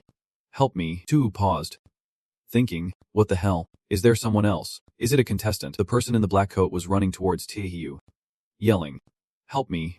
Help me." Tu silently assessed the situation. No, this guy is not a contestant. If those monsters really wanted to kill him, he would not have made it this far. Sure enough, there was a monster chasing the guy in black. He kept pleading for Tu's help. "Help me. Help me. Bro, hurry and save me." Tu pretended not to see him. He looked left and right, asking Vup, "Where's my bro to save him?" Where did your bro run off to?" The guy in black shouted. "Brother, what time is it that you are still joking around? If you do not save me, I am really going to die right in front of you." Tu feigned innocence, saying, "I know you are in a hurry. But first, do not panic. It is raining too hard. I am not wearing a raincoat, so I can help you." The guy in black was left speechless by Tu's response. Viewers in the comments were dying of laughter. What kind of show is TQ putting on, making him lose his cool? Another viewer chimed in, "Damn, do you really need a raincoat to save someone? Also, this is acid rain. Does a raincoat even matter?" Viewers below agreed. You have got a point, but TU's specialty is dodging logic. Huh? The guy in black realized he could not count on TQ and quickly ran into the supermarket. Inside, he could not stop cursing TQ. Damn. This guy is really something. I can only rely on myself. In a flash, he stood in front of TQ. He turned around, ready to blame TQ. Bro, we are all contestants here. What do you mean by just watching me die? TQ lied without blinking. I am not a contestant. The guy in black dismissed TQ's answer. Don't talk nonsense. There is no one else here but contestants. You can fool me. Tu smirked. So tell me, what is my nickname? The guy in black quickly replied. You are TQ. Your nickname is of course the war god. Before he could finish, TTU suddenly slapped him. Taken by surprise, the guy yelled in rage. What the hell? Are you crazy? What the hell are you hitting me for? Tu protested. As he hesitated for a moment, the guy in black stood up straight and confidently declared. Go ahead, ask me more. I will prove to you that I am the real deal. Tu replied nonchalantly. Alright then, what is your name? Well, he asked as a formality. Inside he thought, I will just pretend I did not see anything and play along with him. The guy in black introduced himself as Hakimi, and just as he finished, Tu slapped him across the face again. Hakimi, clutching his cheek in pain, asked miserably. I was not hesitant this time. Did I get my name wrong too? TQ smirked and replied. Nope. I just wanted an excuse to hit you because I have already figured out you are not the real player. Hearing this from TQ, Hakimi's expression darkened as he coldly said. So you realized from the start that I am not the player, and you have just been messing with me all along. TQ did not deny it. He calmly exposed Hakimi. Oh boy. If you want to blame someone, blame your terrible acting skills. Those creatures may have chased after him relentlessly, but their scary antics did not cause him any harm. So how could I possibly believe that? Hakimi could not hide his excitement anymore. He let out a sharp laugh. To hide behind the rain and still managed to pick up on this detail from afar impressive. As he spoke, the skin on Hakimi's face started to peel away in a horrifying manner. He bared his sharp fangs and said to TQ, Human, you have successfully caught my attention. Hakimi proclaimed, I am looking forward to your next performance. The stronger the opponent, the more joy I get from this. He raised both hands. And instantly, two hideous monsters appeared. They crawled across the ground towards TQ. He shouted, He is trying to run. White cat. Black cat, go. After Hakimi commanded the two monsters to attack, TU quickly vanished. The white cat and black cat lunged forward, tearing at the two monsters. After defeating them, TU cursed angrily. Damn it, he got away. If only I could caught him to study. The other one looked like a test subject just from one glance. The white and black cats lowered their heads and said to TU, Sorry, Master, we did not expect him to disappear so quickly. He gently reassured them, It is okay, we will definitely encounter him again. Let us keep looking for food. Half an hour later, Tu scoured the wreckage and stumbled upon a suspicious structure. He stood outside, observing and assessing, thinking it looked like a secret base. Who knows what we might discover inside? There were several splashes of blood on the walls, and Tu guessed some dried blood was present too. It seemed something had definitely gone down here. Suddenly, a bullet whizzed past Tihiu's face, slamming into the wall behind him and exploding. Tu stared wide-eyed, exclaiming, "What the hell? That shooting skill is insane." He thought to himself, regular firearms can harm monsters around here. This bullet must have been modified. It is definitely not a normal one. Just then, someone stepped up and said, "I get it. Let me see who is brave enough to show up." The way he dressed and held his gun made it clear he was trained in some elite squad. Tu turned to him and asked, "What do you mean by that? Who exactly are you?" But he ignored Tihiu's question, remaining silent, his expression focused as if he were searching for an enemy. Then he grimaced and muttered, "I have to find them. I have to." With that, he took off running, and Tu and Mitrunning chased after him, calling out, "Hey, wait up." A little later, in the lab, Tu walked in, looking for him. However, the room was filled with the full stench of the experiments inside those huge tanks. Tu gasped in shock at what he saw, barely able to speak. Right before his eyes was a test subject breathing through a machine in a containment tank. He thought to himself, "This experiment is insane. They are really using people for tests. And there are so many of them." Suddenly, a fist slammed hard against the thick glass, accompanied by a voice echoing his own foolishness. If it were not for that, they would not have fallen into the enemy's trap. It turned out to be the guy Tihiu was chasing. The 8th rule popped up, "Please search for the lucky survivor. But you need to be cautious with that guy. He could save your life or take it at any moment." Tu regarded him thoughtfully. It seemed he was indeed the lucky survivor mentioned in the rules. The people hooked up to those breathing machines in the tanks must be his teammates. And he kept trembling, repeating, "It is all my fault, all my fault." He thought that if the 8th rule said there is a lucky survivor, then this guy must be the key to getting through this round. I need to see if I can communicate with him. With that in mind, he stepped forward and addressed him. "Hey, brother, calm down a bit. I want to ask you something." But before he could finish, the guy had aimed his gun at Tihiu, glaring at him with hostility. "I have to kill you. I have to wipe you all out." Menlo Trang swooped in and knocked the gun out of his hand. He was caught off guard and lost his balance, falling backward. He then stood up, clutching his wound, staring at Tihiu in surprise. Not an enemy. Suddenly, he pulled out a smoke grenade for who knows what reason. He spoke up, "The Yulin squad want to attack non-enemies. I broke the rules. If they are still alive, they will definitely scold me." Then, with a pained expression, he threw the smoke grenade. "I would rather be a scared rookie for life than turn into a cold-hearted monster like I am now. But it is too late to turn back." Taking advantage of the smoke cloud, he ran off. Tu watched him go and said, "Seems like everything you just did was not your choice. Like a post-war trauma." He sighed, realizing the lucky survivor was not really that lucky after all. Just then, Tu remembered something and noticed Mio Trong holding a file in its mouth. He looked at it and said, "Nice job, buddy. You really nailed it." He focused intently as he picked up the notebook to read. "This seems to be the notes from the lab staff. It mentions that I was coerced into participating in this biological experiment plan. I had never even dissected a fish before. They offered me an extremely generous salary. With that kind of money, I could live carefree for the rest of my life. This was an incredibly brutal and twisted experiment. Right now, the machinery and the organism are rejecting each other. If I had not taken their money, I would never have agreed to work for them." A researcher is jotting something down. "Today, for the first time, the machinery merged with the organism. Even though the organism did not last long, we were overjoyed because we had seen a glimmer of hope for success. Thanks to that previous success, we were quickly able to implement a groundbreaking technique to replace human limbs with machinery. Then we began to proceed to the next step of the experiment, installing a permanently functioning heart into the organism. A man is holding a heart, preparing to attach it to the unconscious dog. Using a mechanical heart to replace the organism's heart is an incredibly labor-intensive task. But we were very fortunate. We actually did it." The man was elated to see that the test subject was functioning normally without any symptoms. Later, their demands became increasingly twisted. They wanted to transfer human consciousness into machinery so that consciousness could live forever. Humans trapped as test subjects in containment have lost all sensation. I have not taken any notes in the past 2 years. Ever since the Permanent Consciousness Project started, all of our staff has been living and eating in this lab room, treated like prisoners. The researchers looked through the window with discontent, but the experiments kept failing. Over time, my colleagues began to lose it one by one, wanting to resign. Other researchers kept shouting, "Let us out. We want to go home. We do not need the money. We just want to go home." In the end, they actually did get to go back home, but only their hearts returned while their bodies stayed forever in the lab. "That is right, they became test subjects," the researcher noted. "Recently, I have started to draw attention, so I probably can't keep writing in this notebook anymore. We are prohibited from recording any information during the experiments. If they find out, there is a high chance I won't survive the night. But the writer ended with a mocking remark. Do you think I stopped writing out of fear? What the hell am I scared of? The sky is clear. The earth is vast. I am a rebel, and I am leaving.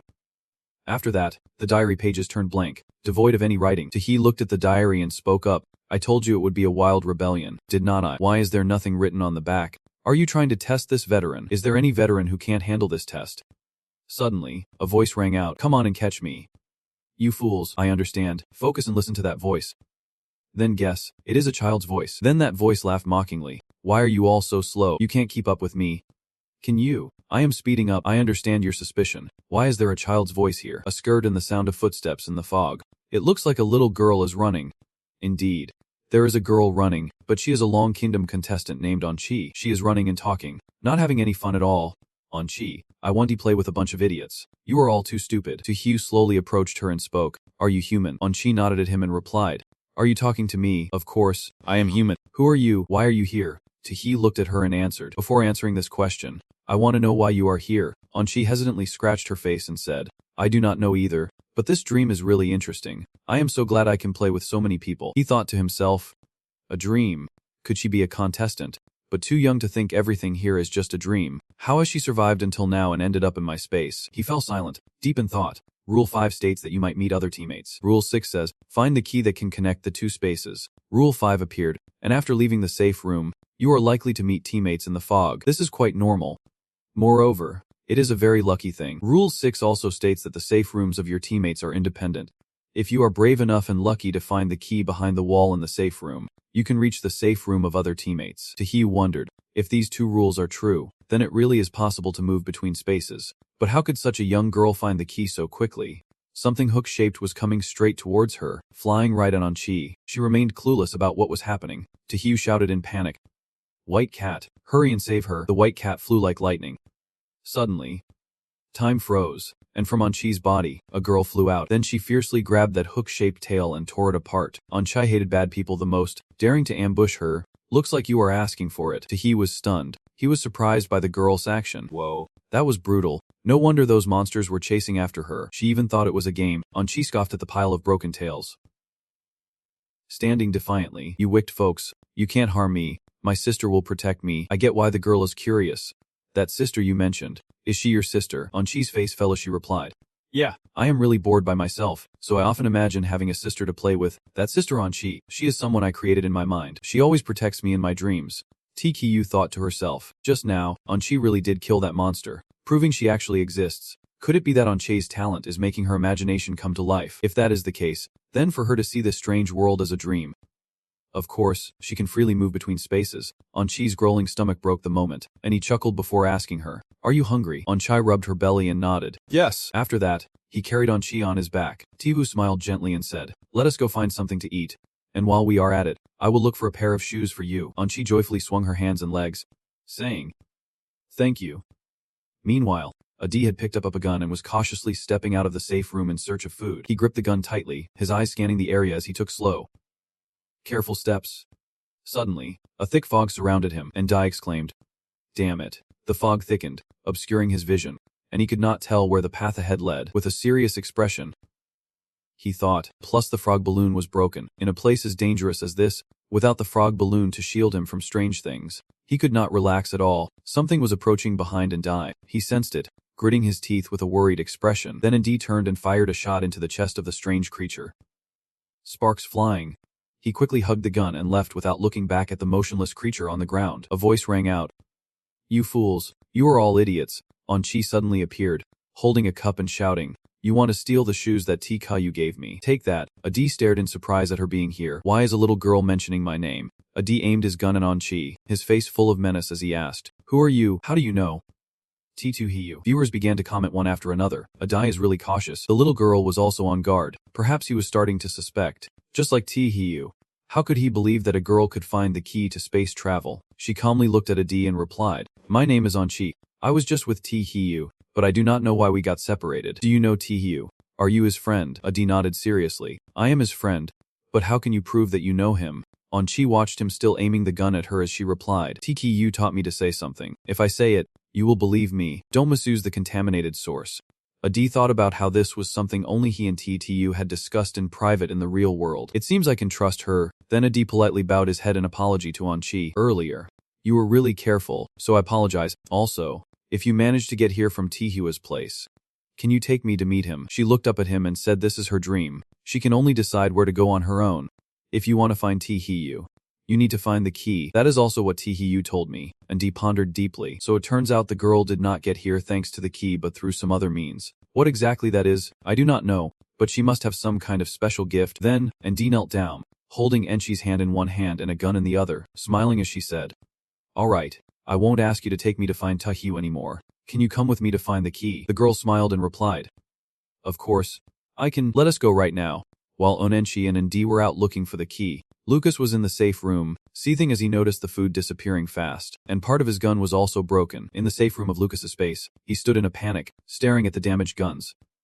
He shouted, "What the hell? Fought. Running out of food is one thing, but why break the guns too? Are these people insane?" The comments from viewers were blank. This round just started. Who is the one wasting food like this and breaking guns too? I just watched all the live streams of the contestants. The only ones I can confidently blame are the contestants from South Korea, Dong Island, and Egypt. Seriously, I want to see how terrible their eating habits are. Someone's voice echoed. I just went outside. It is terrifying out there. I am definitely going to die here. One person was stuffing food into their mouth. Turns out it was the South Korean contestant leading the AA. He was holding a bun in one hand, a drink in the other, and chewing away while talking. "So before I die, I have to eat my fill. I want to be a hungry ghost even in death." His eyes were still fixated on the food box.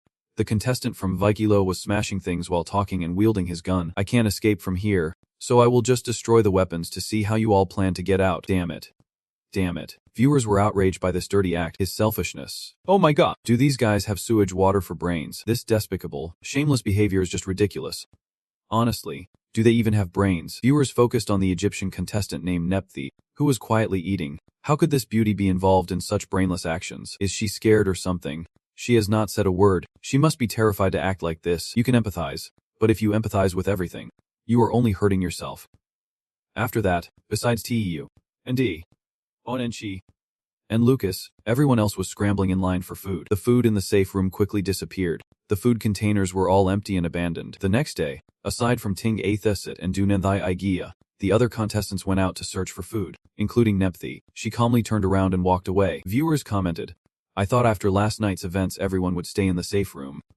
After all, if you find food, someone else might just eat it. No one wants to be the one doing all the work. I suspect they are not just looking for food. They are trying to find the key that connects to the other dimensions mentioned in the rules." Rule 6 states that the safe rooms of other teammates are independent. If you are brave enough and lucky to find the key behind the wall in the safe room, you can access the safe rooms of other teammates. Another viewer commented, "Nice. Whoever finds the key first can enter someone else's space, making it so much easier to snag their stuff." And Dee has not returned since last night. She is still looking for the key with 1inch, hoping they can find it before the others. Over here, and Dee and Enchi are on their way back to the safe room. He carried a bag of supplies while looking at Enchi and smiling. "Even though we did not find the key, we scored quite a bit of food, so that is something. Now let us head back to the safe room to eat and rest. Then we will continue the search." She smiled back at him. "Yeah, Enchi is really hungry and wants some rice." Suddenly, a white shadow zipped past an S field of vision, startling him. Then that white shadow zoomed right in front of him and Konenchi, and Dee was shocked to see a key lying on the floor. "Is this the key we have been looking for?" He reached down to pick it up. Onench looked at the key in Dee's hand, wide-eyed, asking him, "This is the key that someone left behind earlier. Who is he?" And Dee looked at it suspiciously and replied, "Maybe he is the lucky survivor mentioned in the rules." Then his face turned serious and worried as he continued, "I really can't believe someone would leave a key for us. In any case, we should head back and connect with other dimensions." In a strange room, and was so anxious he was sweating, holding the key and mumbling. He had no idea whose room this was. It was completely random, hoping it belonged to someone willing to cooperate. Encha stood behind him with her hands clasped, saying, "Onencha will pray for you. The key has opened that space." To his surprise, that space belonged to Tihiu. He was shocked to see Ndi. He exclaimed joyfully, "Tihiu is Tihiu." Enchi happily ran over to wrap her arms around him. "I get it." He was smiling brightly. He looked at her and said, "Last time, you just vanished. I was worried something happened to you. Turns out you teleported to Nji." Ench responded with a beaming smile. "That is right. I wander everywhere in my dreams, and I do not even know how I ran into him." Tu jumped in surprise. "Uncle." Adi stood by, pretending not to notice. He cleared his throat and said, "Don't pay attention to that detail. Then he deliberately made a racket. So let us grab a bite, rest a bit, and then we will head out. We still have a lot of information and things to find. T-Hugh seemed to catch on that he was avoiding the issue and frowned. All right, let us go quickly. T2-Hugh. Adi finished his meal and got ready to set off again. They arrived at a place that looked really dilapidated. The heavy breathing of strange creatures echoed all around. They were injured, lying helplessly on the ground. T-Hugh wondered aloud, what is that sound? Up ahead, there was someone, and the three of them hid behind some large wooden crates, peeking at a shadow moving closer to them. T-Hugh whispered in surprise, it is the lucky survivor. What happened to him? He stumbled as he walked, his body battered and a mechanical heart strapped to him. He held a knife, wary of something, and whispered, do you know him? Tua replied quietly, I met him once. He seemed unstable, probably fought with those monsters. A huge robot that looked like a machine moved towards the lucky survivor. The robot laughed heartily and said, I thought you had kicked the bucket in this crumbling city, but here you are. Still alive, surrounded by white smoke, the robot continued, it is hard to imagine how you have made it this far, but it is okay. At first, I let you escape by chance, and I have always felt regret about that. Now, I am here to send you off, so you can reunite with your poor, foolish teammates. Both T-Hugh and were taken aback by the robot. Billy then exclaimed, holy robot. The survivor, with a face full of resentment, fired a shot at the robot, shouting, I swore I would avenge the captain and everyone else. I have been waiting for this day for so long. Come here, you big-headed freak. Let me enjoy the thrill of revenge. Not just you. I will take all of you down. You all will pay dearly for what you have done. The robot was hit by the survivor's bullet. It let out a groan. But soon, the robot recovered completely. There was not a scratch on it. It mocked the lucky survivor. Whoa. Is this your proud revenge tactic? Pathetic. I am the ultimate result of this experiment. You think those little things could even scratch a hair on me? The survivor gritted his teeth and cursed in anger.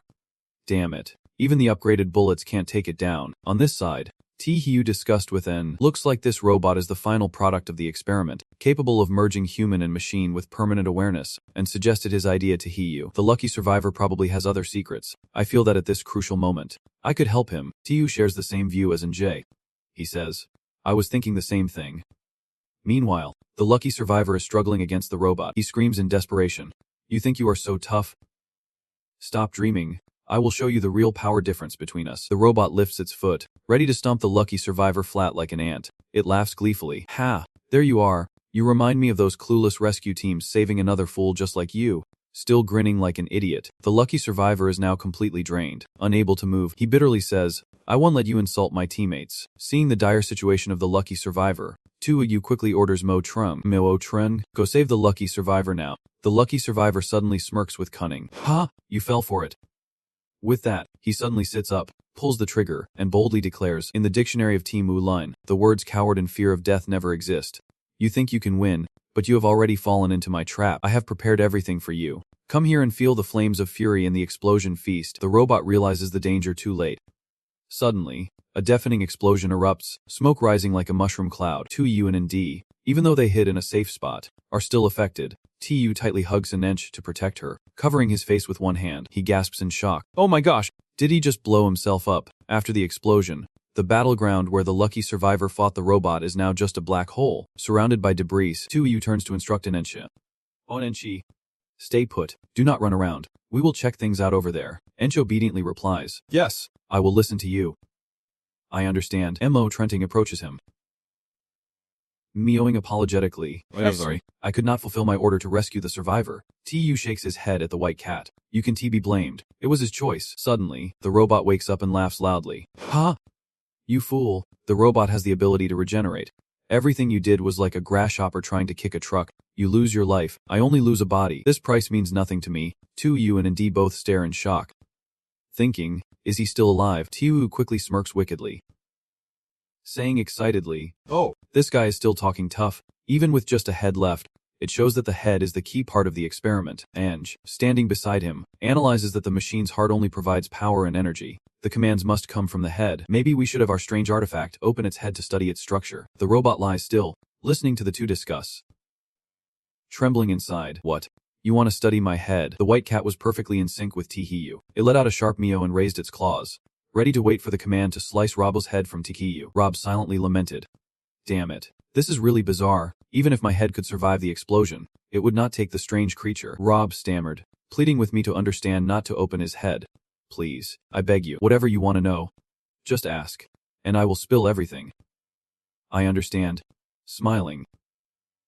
Willingly obliged. All right, then tell me, who is involved in this experiment, and what is your real identity, the current progress of the experiment and your goals? The robot honestly told me, I currently have no name because I have abandoned my humanity. I only have a nickname now, the Wandering Planet. Involved in this robotic organism experiment, there are a total of 3 people. We were all high-class merchants before, but to prevent our secrets from being exposed, we hid our true identities from each other and only used nicknames. TU asked the robot, how strong are the other 2 now? Are they like you? The robot obediently replied, well, actually, I am the weakest of the 3. The competition in this experiment is all about finances. The more you invest, the greater the benefits you receive. I am the poorest one, so standing behind a TU chimed in. Are there still experiment staff alive in this ruined area? Are you conducting some kind of experiment? The robot answered Angie's question. The experiment is in this ruined area. Before it could finish, the robot system suddenly issued a warning. You are about to reveal a secret. You have violated the rules. In 3 seconds, you will self-destruct. Good luck. Just then, the robot managed to scream before it suddenly exploded. The white cat quickly used spatial teleportation to protect TU and from the blast, escaping in an instant. Tu let out a sigh of relief. Phew, thank goodness the white cat teleported us further away, or we would be all been blown to bits, right? And said angrily, they really are cruel, not even sparing their own. TKU turned to Nd. Let us go. We have managed to gather some information this time. It was not a complete waste. Nd nodded. Meanwhile, Lucas was outside looking for the keys when he was ambushed by monsters. He cursed. Damn it. Now I have to fight off these monsters. Behind Lucas were still plenty of monsters. He glanced back, calculating in his mind that these monsters were completely fearless of guns, and he could not deal with them using a scalpel in time. He could only continue using the shadow. Lucas ordered the mournful shadow. The mournful shadow dashed out to take care of them. Upon receiving the order from Lucas, the shadow cheered. I finally get to see the sunlight. The mournful shadow glanced at Lucas, baring its teeth in a sinister grin. Lucas, do you think you can recall me this time? The vengeful shadow released by Lucas went on a wild rampage, joyfully screaming, kill them all with style. It is an honor for you to die at my hands. You stupid, ugly monsters. In the blink of an eye, the vengeful shadow wiped out all the monsters. Lucas commanded, all right, return to destruction. However, the vengeful shadow ignored his orders, standing still and mocking Lucas. I do not want to go back. If you have got the guts, try to suppress me again. Lucas decisively waved his hand and said, you asked for this yourself. Soon, you will see just how strong my will is. Destruction, come back to me. At Lucas's command, the vengeful shadow was finally restrained. It grumbled in frustration. Damn it. It had not been long, yet his mental strength had become so powerful. Before long, Lucas had tamed the vengeful shadow. Before disappearing, the vengeful shadow kept screeching. Lucas, I can take these days anymore. Next time I am here, I will definitely kill you, and we will both meet our end together. After subduing the vengeful shadow, Lucas stood still, contemplating. Fortunately, he still had a key. At least it was not all for nothing. The effort to suppress destruction had drained a lot of his energy. He needed to take this key back first and find a suitable space to merge before checking it out. Lucas returned safely to his room. Inserting the key into the lock, the door swung open, revealing a girl dressed like an Egyptian already waiting inside. That was Nethi. Upon seeing Lucas enter, she coldly told him, no matter who you are, stay at least 10 meters away from me. Lucas calmly replied, what a coincidence. I also enjoy being alone, so do not bother me. In the spacious room, Nethi and Lucas indeed kept to their corners, like water from different wells, both sinking into silence. Viewers in the comments chimed in.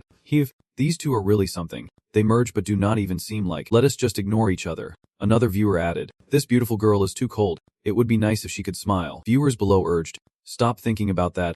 Quick, check out Master Tihiu. He has found another safety room merge key. Meanwhile, on TU's side, Onenchi and Ndi had just returned to their safety room. The door creaked open, and inside sat a young man, devouring his food. The young man, surprised to see Tu and Ndia, exclaimed, Master Tu and Master Ndi, what are you doing here? Tihiu stepped into the room, asking the young man, what is your name? Which country are you a contestant from? The young man awkwardly introduced himself. I am leading Taide, from the country of Kimchi. Enchi innocently asked, leading Taide, what is that? Teased by a girl, leading Taide was left speechless. Tu frowned, asking him, do you just stay in the safety room eating all the time? Seeing Tu's face radiating dangerous vibes, Dunithai stammered. Aye. He unexpectedly slapped himself and kept apologizing fervently. I was wrong. I am so sorry. Really sorry. I should not have been lazy. I should not have snuck snacks at midnight. I should not have been so indulgent. I should not have just enjoyed myself. I am truly too much. Please forgive me. I am willing to make amends for my crimes. I will do anything. This act by Daite made Hugh feel a mix of laughter and tears. He pretended to be serious and told Duan Daite, "All right. I will let you off this time out of kindness, since it is your first mistake, but you better find some food later. You have to come with us. Become the punishment for trying to divide us." Daite was overjoyed that Hugh had forgiven him, almost moved to tears. Van Tam clasped his hands in gratitude and said, "I understand now. I really do. I will definitely make up for my mistakes. Thank you two elders for not killing me." On the third day, due to safety regulations requiring one person to stay behind, Hugh decided to leave Ndi behind while taking on Chai and Duan Daite to search for supplies. On the way, Hugh struck up a conversation with Duan Daite. "By the way, Duan Daite, what is your special talent?" "Of course, if it is classified, feel free to skip it." Duan Daite chuckled and said, "No, it is not classified at all. Honestly, my talent is just being able to read people. You know, basically, I can tell if someone is lying through their words, eyes, and even body language." Hugh commented, "Whoa, that is pretty amazing, especially for this mission testing our unity. That talent might come in handy in a bigger way." Flattered by Hugh's compliment, Duan Daite shyly replied, "Really? Thank you.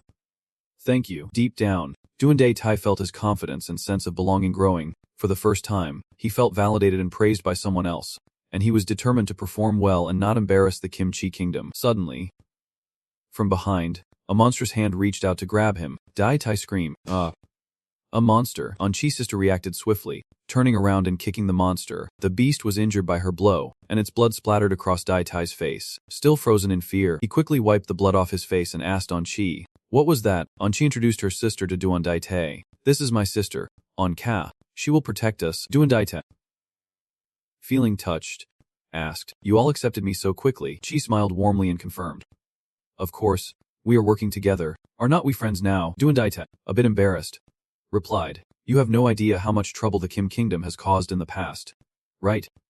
Just then, Hugh stepped up beside Duan Daite. He placed a hand on his shoulder and sincerely said, "Don't worry, our long kingdom embraces all. As long as you are kind, we are very forgiving. True strength is not about going solo. It is about blooming together." Duan Daite was moved to tears by Hugh's words. He marveled at his character and spirit. They unexpectedly kneels before Hyu. He respectfully says, "In the land of Kimchi, we truly can compare to your long country. I will definitely risk my life to repay everyone and correct the mistakes made by the chosen ones from our country." Ench Tungang runs up ahead and says, "All right, let us see how you perform." After a morning of searching, Yu and his crew find some supplies and a brass key.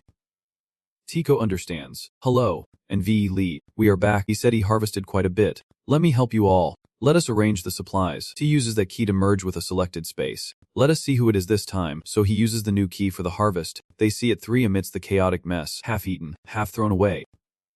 Tico understands. Suddenly, Andrew gets punched straight by someone else.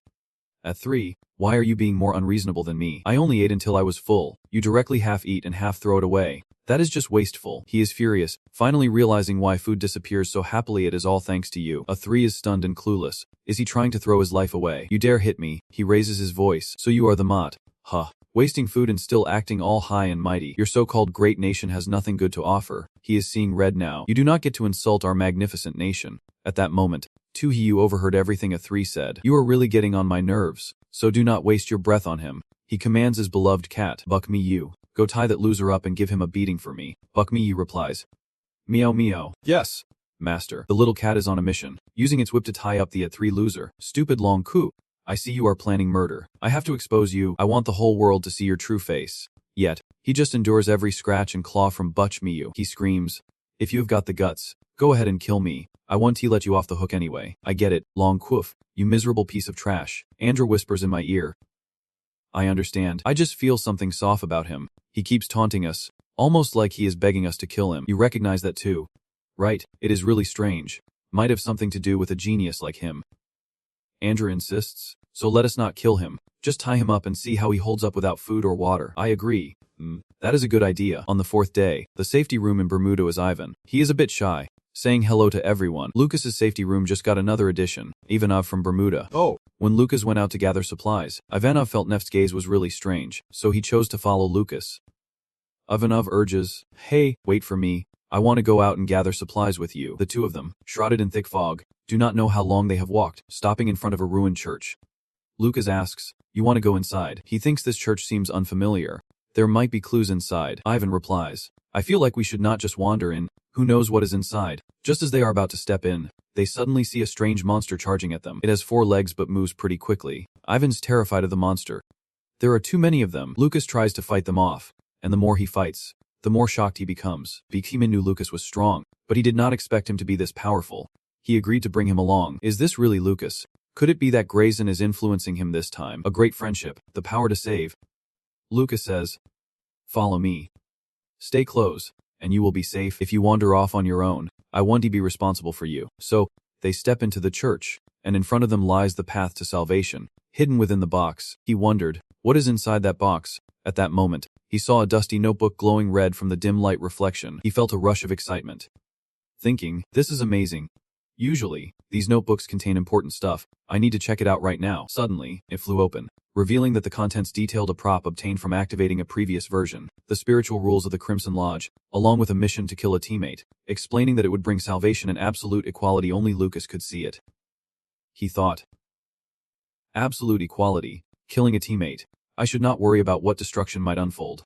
Right now, the opportunity is right in front of us. Ivan asked, what is up with you? Why are you staring at me? Is there something on my face? Lucas closed the notebook.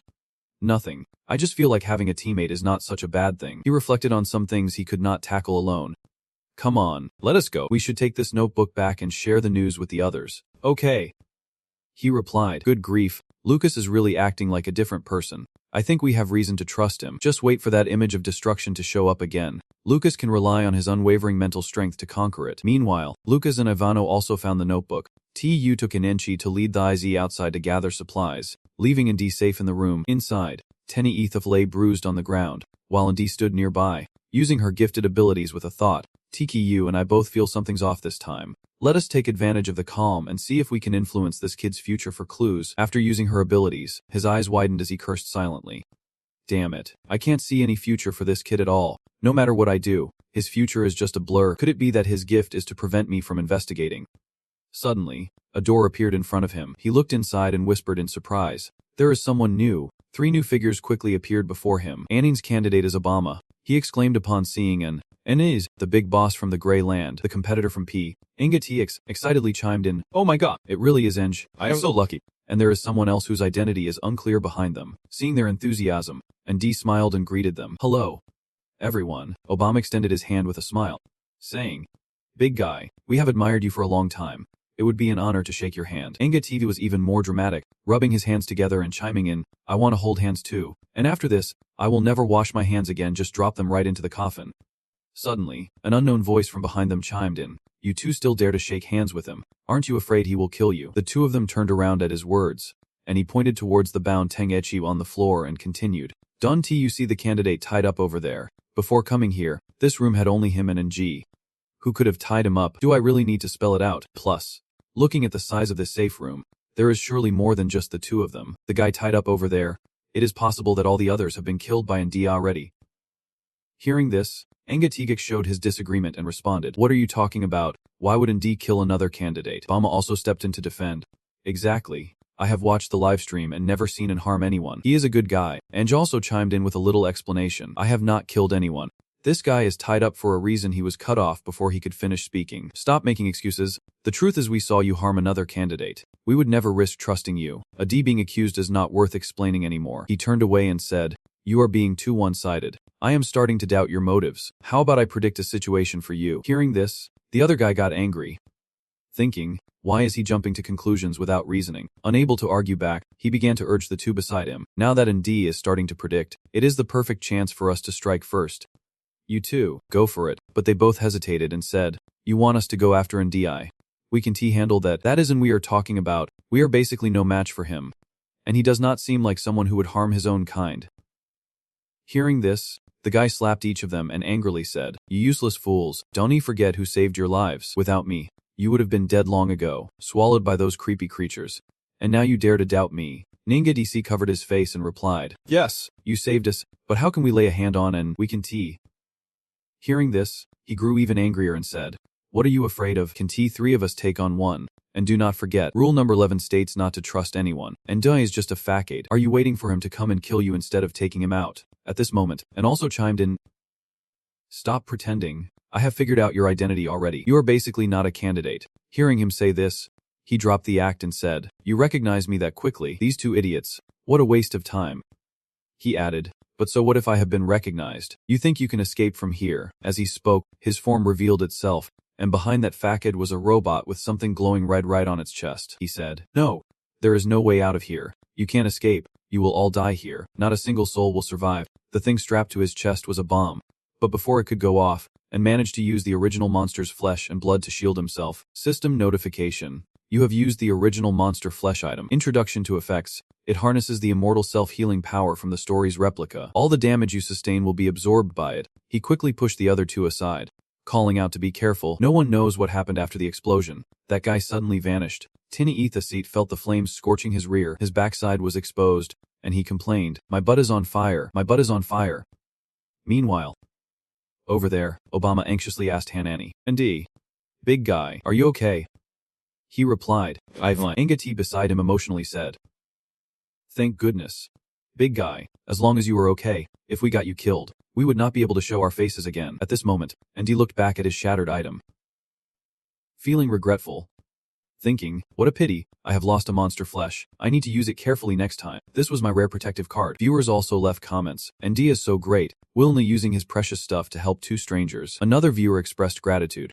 Bahama, we will forever remember this favor from Andy, in the end, and believe so too. At this point, TTU's group had returned, carrying big and small bags behind them. He stepped in and asked first, then, I just heard a loud explosion. What is going on? And replied, just now, robot disguised as a candidate tried to use these two to kill me. But they did not believe it. That guy self-destructed after failing. Obama scratched his head, awkwardly saying, it is our fault. We were manipulated. Hearing this, Im Chiyu pondered and then said, a robot posing as a candidate. If that is the case, there might already be a robot blending in with us. Who could it be? Ench curiously asked. Why is there a monkey here? Tihiyu and Zienthai Zia, not seeing Ting Atha sat in the corner, wondered to themselves, a monkey? What monkey? Then Zienthai Zia stood in front of the girl and said, oh dear ancestors, that is not a monkey. It is something kids should not see, not suitable for children. Oninchinintha responded, why would not it be a monkey? I heard people in the village say only monkeys have red bottoms. Tuiyu also chimed in, Onenchi, do not be silly, he is not a monkey. It is a gorilla. Listen to your brother. T2Hiyu, do not look at him, or you will go blind. Finally, the girl dropped her curiosity and said, all right then, if Big Brother Tiu says I can to see, then I won't look anymore. Dunenthoiz let out a sigh of relief, thinking that Tihi's words were easy to use, frustrated at being called a gorilla. He yelled, you idiots, you really underestimate others. You are the gorillas. Your whole family is a bunch of gorillas. One viewer laughed and said, this kid's defenses just crumbled. If you ask me, we should just drag him out and beat him to a pulp. But another chimed in, hold on, we can't kill him until we figure out his talent. Otherwise, we might fall into his trap. Just as they were about to uncover his talent, a flash of light suddenly appeared, and another group of people showed up. Enji glanced over, remembering someone had invited them. It was Ji, the candidate from Ceylon. He was startled to see them and called out, T2Hiyu, the Great Elder. An elder. Next came Bali's candidate, Martin, followed by Anne's candidate. He exclaimed, am I dreaming? I am actually seeing the real deal. T-Hiyu waved at them with a friendly smile and said, hello, everyone. As they appeared, a viewer suddenly voiced their suspicion. Their reaction seemed too strange. Could they be those mechanical creatures in disguise? Another person replied, they do not look like it. It seems like they have formed a small team and do not want to team up with T-Tavu. Someone else added, I agree. It is pretty clear that the young man in front is the leader of their team. Dipeep. The representative spoke up. I understand. Great Elder T, a DI. The Great Elder replied, hello, everyone. I am Deep from Ceylon. Nice to meet you all here, he said directly. If you have something to say, just say it. No need to beat around the bush. He chuckled and added, nothing can escape your keen eyes. Actually, I wanted to mention, before he could finish, and cut in. I know you want to talk about the new crew you are leading. Right, no worries. We have not even sorted things out for ourselves yet. He continued, but I have to remind you of something. The newcomers wanting to prove themselves is not a bad thing. But there are many things you still need to assess your own strength on. Hearing that, Jikulp laughed and said, we will prove ourselves. A few minutes later, the space around Lucas also merged together. Ivan, next to Lucas, enthusiastically said, I understand. Great Elder T, Great Elder, this is fantastic. I finally get to gather with all three of you. From this moment on, all the surviving candidates finally gathered together. However, the team had split into 2 individuals and 3 small teams, all consisting of newcomers. The squad led by Jehu, a 5-member team led by Tu and another 2-member team led by Lucas. At this moment, Lucas pulled out a notebook and handed it to the person next to him, saying, Ivan, I have looked over that notebook already. Can you bring it to me? Ivan happily replied. Sure thing. As he was about to receive the notebook, he thought to himself, Lucas suddenly learned how to share. He smiled and said, Thanks. Tu opened the notebook and glanced back, saying, Let us all take a look. After all, we will be facing things together from now on. Hearing him say that, Diop immediately responded, I understand that the old man is really a good person, willing to take us through the gate. No matter what happens from now on, I am ready to dive headfirst into trouble for him. The people in his team chimed in. Me too. The logbook mentioned that they had not received my previous journal, and they went on a wild rampage schooling me. But that could not stop me. It only strengthened my resolve to document my experiment. A rebel never backs down. He read aloud while mumbling. They have not received my previous journal. The journal also states that the experiment, the essence of eternal consciousness, is still ongoing. Recently, I noticed the team leader getting stranger by the day. She often worked late into the night, to the point where I forgot to eat or sleep, so I started paying attention to her odd behavior. One late night, the team leader dragged me along for an experiment that went on until the early hours. I felt that this experiment was not aligned with the core operations of eternal consciousness. It seemed like the team leader was plotting something. This kept me up all night, unable to sleep. My instincts have always been spot on. Today, we discovered that the team leader had gone into hiding, and she took a ton of experimental data with her. Everyone halted the experiment and started searching the city for the team leader. I spotted her, but I did not alert anyone else. Instead, I quietly let her slip away. Maybe I was wrong. At that moment, he turned around and said, You go on. Pretend I never saw you. After letting the team leader go, she began to vanish completely so as not to disrupt the progress of the experiment. We stopped looking for her and started the experiment all over again. 2 years after the team leader fled, the experiment on eternal consciousness achieved significant success. But I could not feel happy about it, because I remembered that day when I let her go. She told me, When you realize the experiment has no way to end, this city will turn to ruins. Everyone will die in agony and chaos, including you. No one can survive and leave this place. At first, I did not understand her words, but the moment the acid rain started falling, I stepped on the flooded ground and walked over the rubble. Finally, I understood that this experiment brought catastrophic destruction to the entire city. The experiment succeeded, but they had to execute all the staff in the pouring rain. The moment I saw the dark muzzle of the gun aimed directly at me, I knew I could give up money, commitments, everything. All I wanted was to survive. In that downpour, I saw a familiar pair of eyes standing not far away, watching us. The bullets left the barrels. The gunfire echoed chaotically. I fell into a pool of blood. My vision fixated on those eyes. A bullet pierced through my head. I do not know if I am still alive. I also do not know what mood I was into right about the moment I got shot. All I remember is that I must still be alive. It is just that my memories are starting to blur. Back to the present. My friends gathered in a circle to discuss together, he said. After going through the notes, everyone can share their thoughts. Adi was the first to speak up, saying, Let me share my thoughts first. This record has been repeated multiple times by the captain, so that must be an important character. Moreover, her attitude towards the experiment changed significantly before and after, as if she knows a crucial secret about this experiment. Therefore, I believe we should find this captain first. Hearing this, Lucas was the first to agree, saying, I am on board with Angie's way of thinking. Next up was Ivan, who joined Tie-Dye in saying, I agree to. I agree. Finally, he stood up, picked up a board, and declared, All right, if no one has any objections, we will go with Angie's plan. Tomorrow, everyone will split into groups to search for supplies and the captain mentioned in the notes. Most of us need to head out to gather clues and resources, so we will draw lots to decide who stays back in the safe room. After the draw, the one left behind was Nepthi. Of course, there was also Ting A, who was always overlooked. Tihiyu picked up the slip of paper and read out a name. Nepthi. She nodded at him. Next to her, Jay crossed his arms and said, All right, let her and Ting A stay behind to guard the safe room. Once it was confirmed who would stay, everyone automatically split into 3 groups and filed out of the safe room. Group 1 included Lucas and Ivan. Lucas was the team leader. Group 2 consisted of Tihiyu, Onenchi, Dune and the IV, then Obama, and Nigidi Asif. Tiku and Angie were co-leaders. The third group included Jekko, the San, Martin, and 2 others. Deekup was the team leader. At this moment, Asen looked around nervously and said, Jep, the fog seems to be getting thicker. We might not be able to see the path anymore. Should we keep going? Dite replied. Don't panic. My talent is detecting danger. If I sense anything, I will alert everyone immediately. Just follow my lead, and you will be safe. Martin chimed in with a nod. Yeah. Suddenly, a pair of glowing red eyes appeared in the fog. Reaching out, Jup fired his weapon and shouted, "There is danger. Everyone, gather around me. I will lead you to a safe spot." He also shot at the monster, yelling, "Jup, everyone can TC you. Where are you?" A voice called out from the other side. "Lethathan, help, there are too many monsters here. They are everywhere." Everywhere. Behind Diep. Cries for help echoed. "Deep, help me, please." Deep shouted back, "I am on your left. Hurry over here." Matin and Azant, both injured, rushed over. Matin exclaimed, "Jup, run. There are too many monsters." Deet saw them and yelled, "Where are the others? Are there only 2 of you left?" The reply came, "They are gone. You need to use your talent to get us out of here." In the thick fog, Jacob led the team, gun in hand, running ahead and telling the 2 behind him, "Come on. Follow me. My talent predicts this way is safe." 10 minutes later, they had escaped. Matin, crying, said, "They are terrifying. We are no match for them at all. This situation is hopeless." Asen added, "If I would known it would be like this, I would rather have gone with Tihiyu. At least I would have a fighting chance with experienced people. Relying on these newbies, escaping here is just a fantasy."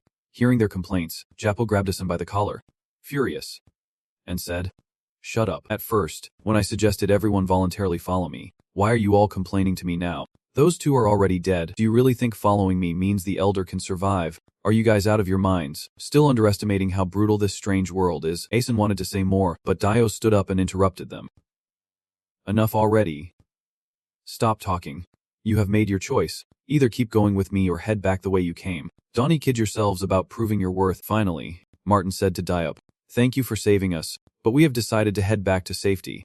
"Sorry." Asen also said, "We know our limits. We are just ordinary people. Being able to escape with the elder is enough for us. We won't be daydreaming anymore. Good luck to you." Diop watched them walk away, disappointed, saying, "What a useless bunch. The moment they hit a snag, they just back off. How do they expect to escape from here? I am moving on. Even if I am the last one left, I still want to find a useful clue before going back." While Jaws continues to explore the maze alone, Martin and Asen have safely returned home. When Nethi saw them, she was startled and asked, "Why are only 2 of you back?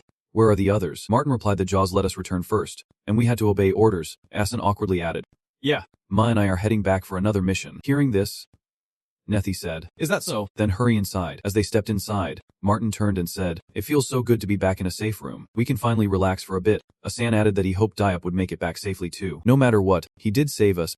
However, they were so caught up in conversation that they did not notice Nethi seemed a little off at that moment. Suddenly, a hand pierced through Anne's chest, and Matin, standing nearby, exclaimed, "Oh my god, what is happening?" Nethi said, "Unfortunately, even in a safe house, you can rest easy." Hearing this, he could not believe it and said, You are not the chosen one of Egypt. Are you? What are you?" She stabbed Martin in the chest and said, "Sorry, you want to get the chance to know my identity." After finishing him off, she turned to Ting Aethaset and said, "Almost forgot about you." Ting Aethaset, terrified, shouted, "Nephi, you are the mechanical monster that snuck in. You are definitely not the chosen one." She did not deny it and continued, "It is a shame for someone like you to hear what you should not." She added, to ensure safety, "I can only deal with you cleanly." Hearing this, Ting Aethaset screamed, "Come on then. I am not scared of you at all." "Bring it," he said. "I am not afraid of you at all. If you are brave enough, go ahead and kill me," he said. "I am not afraid of being cornered at all. If you have got the guts, go ahead and kill me." Nephi reached out, grabbed his throat, and laughed. "You are not afraid of death, huh?" Then she snapped his neck. After wrapping things up, her group laughed, saying, "All the obstacles are gone. Now we just wait for the others to come back and enjoy the show." Suddenly, Tungathusat was engulfed in a burst of red flames. He stood up amidst Nephi's shocked gaze, revealing that his skill was incest level innate ability. "Nirvana," she thought in surprise. "What is going on? Why is this guy's body moving?" Tungathusat chuckled and said, "Finally, there is someone strong enough to agree to kill me. I have been waiting for this moment for ages." A viewer commented on the impressive innate talent, noting that he had received a resurrection opportunity before, along with powers similar to those he was meant to kill. Another viewer cursed, saying, "So his innate talent is Nirvana. No wonder he always wanted Elder Tikauhiyu and indeed to take him out." Another viewer chimed in, curious about what he would do next now that he had the upper hand. He remarked, "Your talent really surprises me, but even if you were like me now, killing me would not be easy." He shot a glance and said, "Kill you? Why would I want to kill you? I just got this powerful skill. I am not wasting my time with you." Finishing his words, he walked toward the door and continued, "I want to go out and show off. Prove that my abilities are no weaker than T. Kelyu from Long Kwuk. Nep watched him leave, chuckling. Whoa, he just bolted. Then she wickedly added, but letting him run is fine. After all, when prey is desperate to escape, that is when the hunter gets intrigued. Just then, Obama popped his head up and whispered, "Look, there is electricity. That building ahead actually has power." Enga Tigixi exclaimed, "Oh my god, what on earth is that place? How can there be a location like that in the ruins?" Tu Yu turned to Nd beside him, saying, "Nd, do you remember the last time Lu Long Tinshu mentioned the experiment? It could still be ongoing, and that building with power in front of us might be the lab." And Dai replied, "I agree with your perspective. Just let me analyze the layout and personnel inside." After saying that, his whole body started to glow, and his skill began to activate. In the vision, there was a robot patrolling. Adi turned to him with a serious tone. Inside, it was indeed an experimental base, and there was a significant number of patrolling robots. He asked about the robots. Adi replied, "Yeah, they look similar to the ones from O Lunging Tinshu, but they are a bit smaller." Finally, I understood what to do. I will go in with Bakmiyu to search, while everyone else waits here with Hefimiyu. Di insisted, "I am going with you." Tugu expressed his reluctance, saying, "It is easier for me to go alone, and Ingienchi and the others need your protection." Eventually, he agreed. "Alright, just be careful." After discussing, he bent down and said to Bakmiyu, "Bakmiyu, use your teleportation to get me into the lab." Bakmiyu responded with a meow as they vanished, and Di turned to those left behind, saying, "We need to stay alert while we wait here. If T-Hiyu gets into trouble, we must rush to help." Aninchi and Thaige nodded in agreement. Not long after T-Hiyu left, Obama looked in one direction and suddenly exclaimed, "Oh my god! Everyone, look!" A group of robots appeared in front of them. He added, "These robots seem to have detected us. All eyes are on us," and pulled Onchi to run and shouted, "Let us go!" Leaving this place, the others followed behind. As they ran, they saw another group of robot soldiers up ahead. Obama shouted, "This is bad. We are surrounded." Dai swore and said, "Damn it. When did they trap us like this? Why did not we sense anything?" At that moment, Onji appeared behind Onchi, then, standing beside him, worriedly said, "Damn it. They must have found us a long time ago. With this many robots, even if we had a black cat, we could not take them down. Even getting out in one piece seems impossible. What do we do now? What should we do?" The group led by Thaiday looked at them defiantly and said, "Di, let the black cat take Onchai and you out first. We will hold them off." Obama chimed, "He is right. We are just rookies here. We never expected to escape. Getting this far is already a win." Engadadek added, "The black cat and Onji can only save the two of them. You and Onchi are the best choices. Di, you need to go now." Hearing this, and firmly disagreed and replied, "No, I absolutely will not leave everyone behind. If I understood, I would not do that." Onchi cried out, barely holding it together. Onchi is not going anywhere either. Onchi did not want to abandon her friends to save herself. At that moment, the robotic army advanced, their mechanical sounds indicating they were in range to attack, and they opened fire. The three led by Thaiday huddled together for cover, and Onchi had to bear the brunt of the gunfire from the robots, and was stunned and shouted for Thaiday. Finally, he pulled out the reward from the previous round from behind them. The system also displayed a notification. "You have used the reward obtained from the previous round." The blood monster's origin introduced its effects. Possesses an incredibly strong healing ability. In this strange world, every time you get hurt, it takes the damage for you. However, bullets still pierced through the blood monster and struck the group led by Thaiday. Thaiday was shot, bleeding like a flower, tears streaming down his face as he weakly told Ndi, "Hurry, these blood monsters won't hold off for much longer." Obama weakly added, "We are out of options. Just go. At least do not let our sacrifice be in vain," and cried as he looked at them, helplessly saying, "I will remember all of you." Then turned around and shouted, "Black cat, Onji, take me and Onchai away."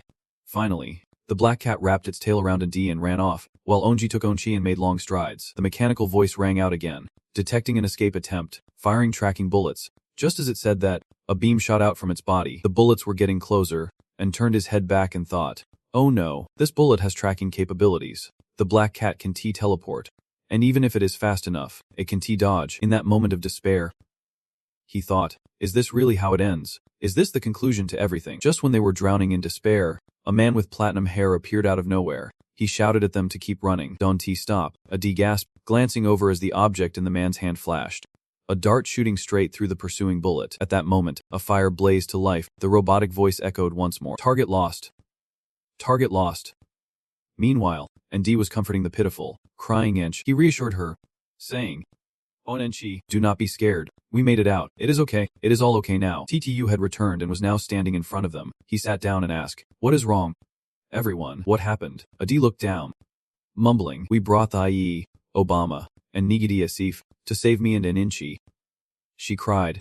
If it were not for Enchi, they might not have died. Understanding the situation, he gently patted her head and said, "Oh Enchi, do not cry. This is just a game. The players who lose will go home, so you do not have to be sad." Got it. With her tear-streaked face, the little girl looked up and asked, "Really, is that true?" He replied, "Absolutely," after a moment of sadness, and finally pulled himself together and said to me, "Hey, do you know who saved us right before we escaped?" He asked again, "Who?" And D continued, "The lucky survivor." Hearing this, he looked confused and asked, "The lucky survivor? Wasn't he that guy killed last time? How did he show up?" A began to stroke his chin and analyze. "I feel like there is something fishy here. Either the lucky survivor is the key to this loop, or figuring out how he can keep coming back to life is the way out of here." He nodded in agreement, saying, "Everything you have analyzed makes a lot of sense. I am with you on this." After saying that, he stood up, taking Enchi's hand as he continued, "But it is best if we head home first. We left Nempthi and Tengech behind, and something weird must have happened by now." As Tihiyu and Enchi, along with an returned safely to their room, they happened to see Lucas and Jop. Ivan, who was with Lucas, was nowhere to be seen, clearly having run into some trouble. Meanwhile, Jaos was carrying a heavy backpack. Looking at his injured state, it was clear those supplies were not easy to come by. The group fell silent, and Jaos directly started knocking on the door. He banged on it while shouting, "Open up. Nempthi, let that assassin go. We brought back the supplies. Hurry up and open the door." After knocking for a while with no response, Dios questioned, "Why is it so quiet in there?" The rules state, Rule number 7, the safe room must always have someone inside to guard it. Otherwise, the safe room is not safe anymore. At that moment, TU casually remarked, "This door probably won't open again because we broke rule number 7. Rule number 7 was definitely on point. We are leaving 2 people behind not because we broke the rules." He explained his suspicion. "What I mean is that in the safe room, we have to leave one of ours behind." Jeep seemed to get the hint and exclaimed, "One of ours?" What he meant was that out of the 2 of us left, one is a fake candidate. He also said, if he kills the other one, it means the safe room will be empty. He did not argue, saying, "Right, I intentionally left a decoy in the safe room to make them reveal their true identities." Jeep questioned, "But if that is the case, if we figure it out, are not we losing a safe room?" He replied, "No, the safe room in Wenji's space has not been merged yet." At this point, it was Lucas's turn to wonder, but her safe room has no one in it, so there is no way to open it. Right, he did not answer Lucas but handed the key to Wenji and said, "Wenji, show them your talent." The girl smiled at him. "Okay, I got it. Just a moment, I will open the door for everyone." After saying that, she suddenly vanished, leaving Jip in shock. He turned and asked, How did she disappear like that?" Sushu explained, "Her talent allows her to turn her consciousness into physical objects, enabling her to pass through space. So she could choose to phase through her safe room, then use the key to unlock the wall of the safe room, moving to the one in front of us and opening it." Jip worriedly asked, "But if that fake candidate is still inside, won't she be in danger? Then, who was beside him?" Mysteriously said, "Don't worry. Her sister is not someone you can easily mess with." Inside the safe room, Wenzi inserted the key into the lock. Nezda stood ready inside and said, "So you can actually get in here? That is truly unexpected." Then she stepped closer and said, "Too bad. You are going to regret being here." Wenzi screamed, "Sister." Right away, Wenji appeared, grabbing her hand and saying, "You want to hurt Wenzi?" Nezda held tightly, yelled, "What are you? Strange." She shouted, "You annoying brat, I will deal with you first. Then get to this little girl and do not even think about escaping. You can to stop my path to eliminate all of you." Wenji shouted while holding her ground. "Wenji, do not worry about me, just open the door." The girl quickly ran to open the door and told everyone, "I got it. Everyone hurry in." Jep looked utterly surprised, exclaiming, "Oh my god, she can really do it. She is actually pulling it off. This is truly a miracle that is hard to believe." Sushu suddenly said, "Let us go. We need to get in there to help Wenzi's sister." Nezdi hit Wenzi, sending her flying, gleefully saying, "You actually let that little girl open the door." She added, "But it does not matter. You will still have to come back to the safe room." At that moment, Suchi stepped in from outside and said, "You do not really think you are invincible, do you? Baimio, give her a little face." As soon as he finished speaking, Baimio charged at her, countless lights shot toward her, causing her to scream. Then she gritted her teeth and hissed, "Damn it. He has some tricks too." He ordered again, "Baimio, finish this." Bakmiyu charged forward again at the command, when suddenly a girl appeared out of nowhere, grabbing Nenep's hand. And Dee looked at them and said, "Another one has joined the party." Tuiyu felt something was off. She was seeing this girl for the first time. Yet why did she feel so familiar? It seemed a shadow flashed in his mind, causing him to gasp. "It is Hakimi, the one I met before." Hakimi glared at Tu and snapped, "Damn it. It is you again, you pesky human." Net turned to ask, "Do you know Tuka Yu and her crew?" Hakimi replied. Save your breath, let us move. This person won't be easy to deal with. TKU was not about to let them escape that easily.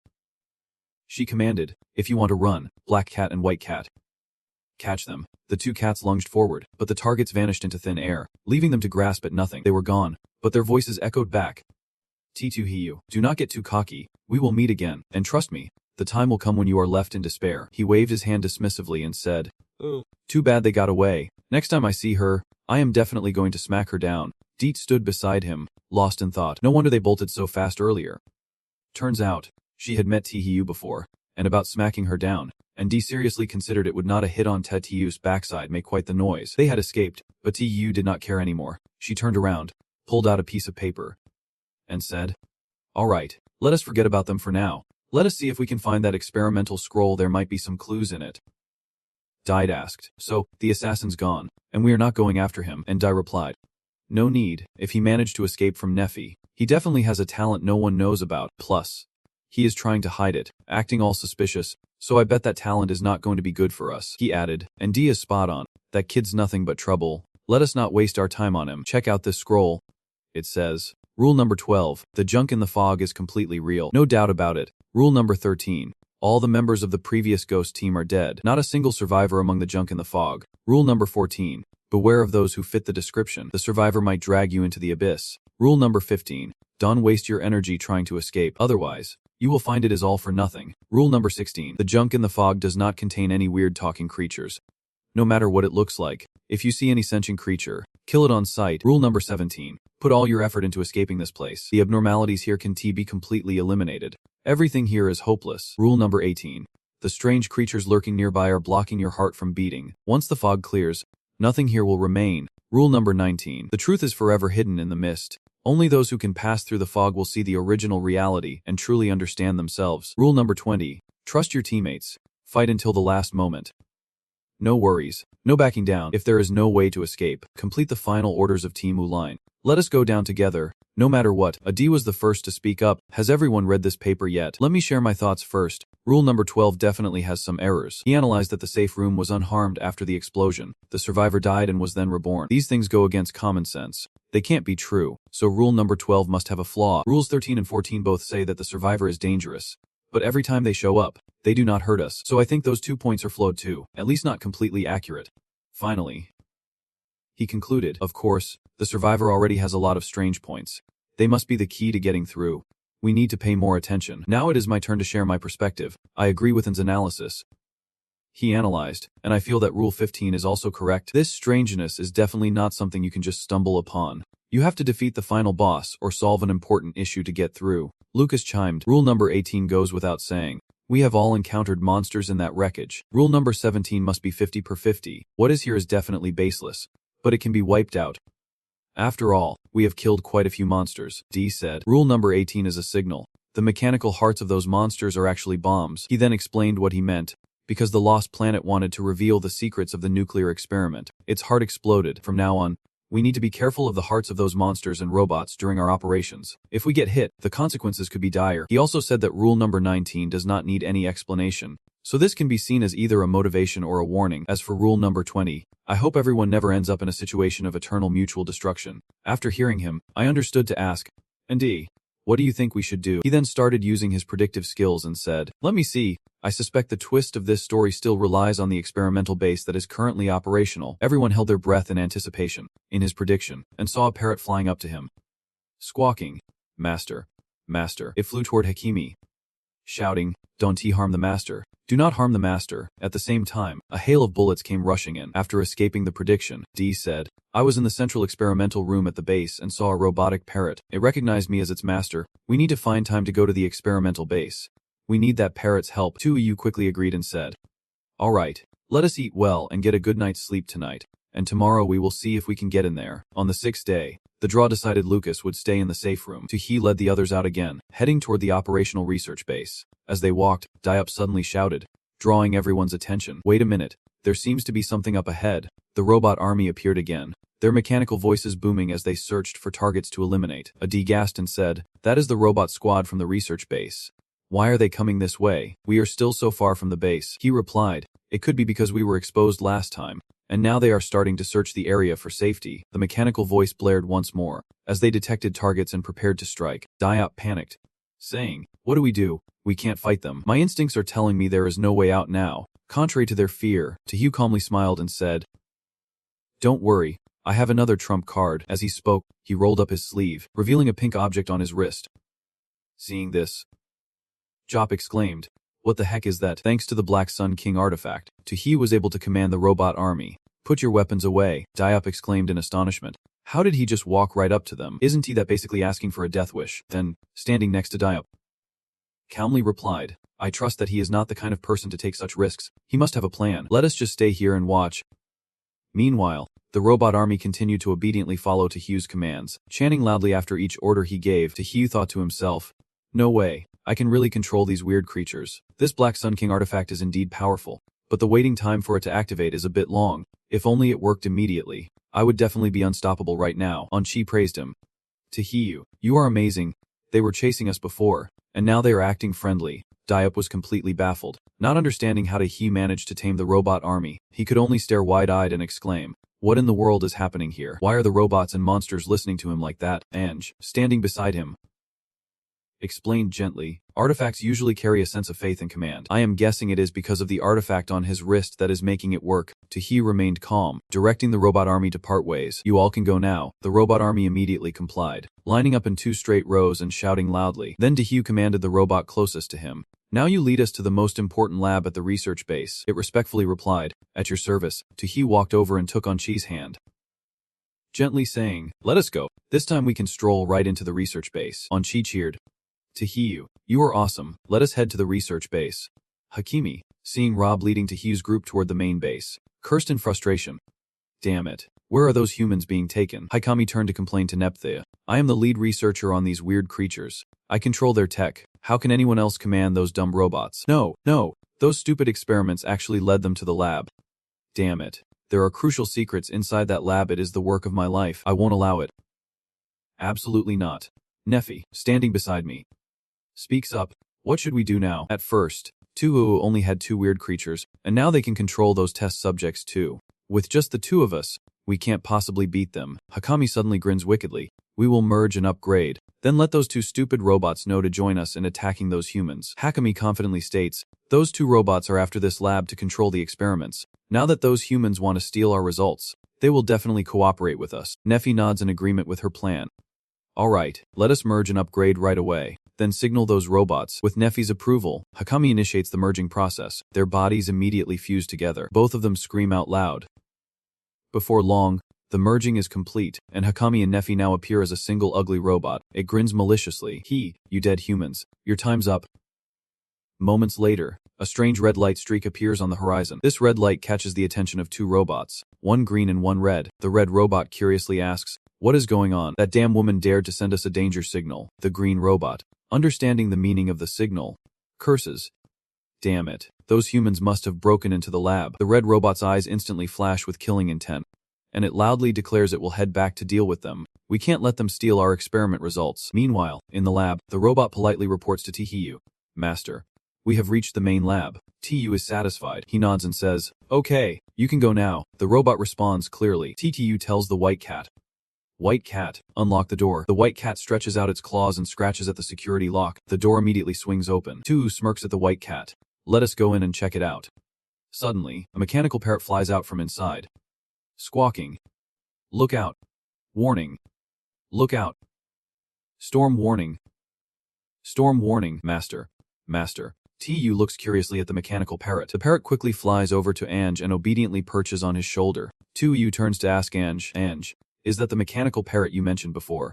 Ange nods. "Yeah, well, I was theorizing the results. This parrot will be a huge help to us." At this point, Ange looks a bit worried and says, "Plus, once we get it, we will quickly head to the final showdown in this strange world." Diop, hearing Ange mention the final showdown, asks in confusion, "We are going into the final battle soon." Here, D solemnly confirms, "That is right. Right here, right now. Those hiding in the shadows are probably on their way here." Jop was getting more and more anxious, so he turned to ask Tihiyu, "Should we call Lucas over? He is an excellent fighter. We do not need to guard the safe room anymore. It would be better if he comes here to fight alongside us." Dai disagreed with Jop's suggestion. He explained, Actually, we intentionally left him there because in my theory, he is going to solve a critical issue. Tuki agreed with an S perspective. Don't worry. And G, once he is done, he will arrive just in time to back us up in the safe room right now. The shadow of destruction waved its hands.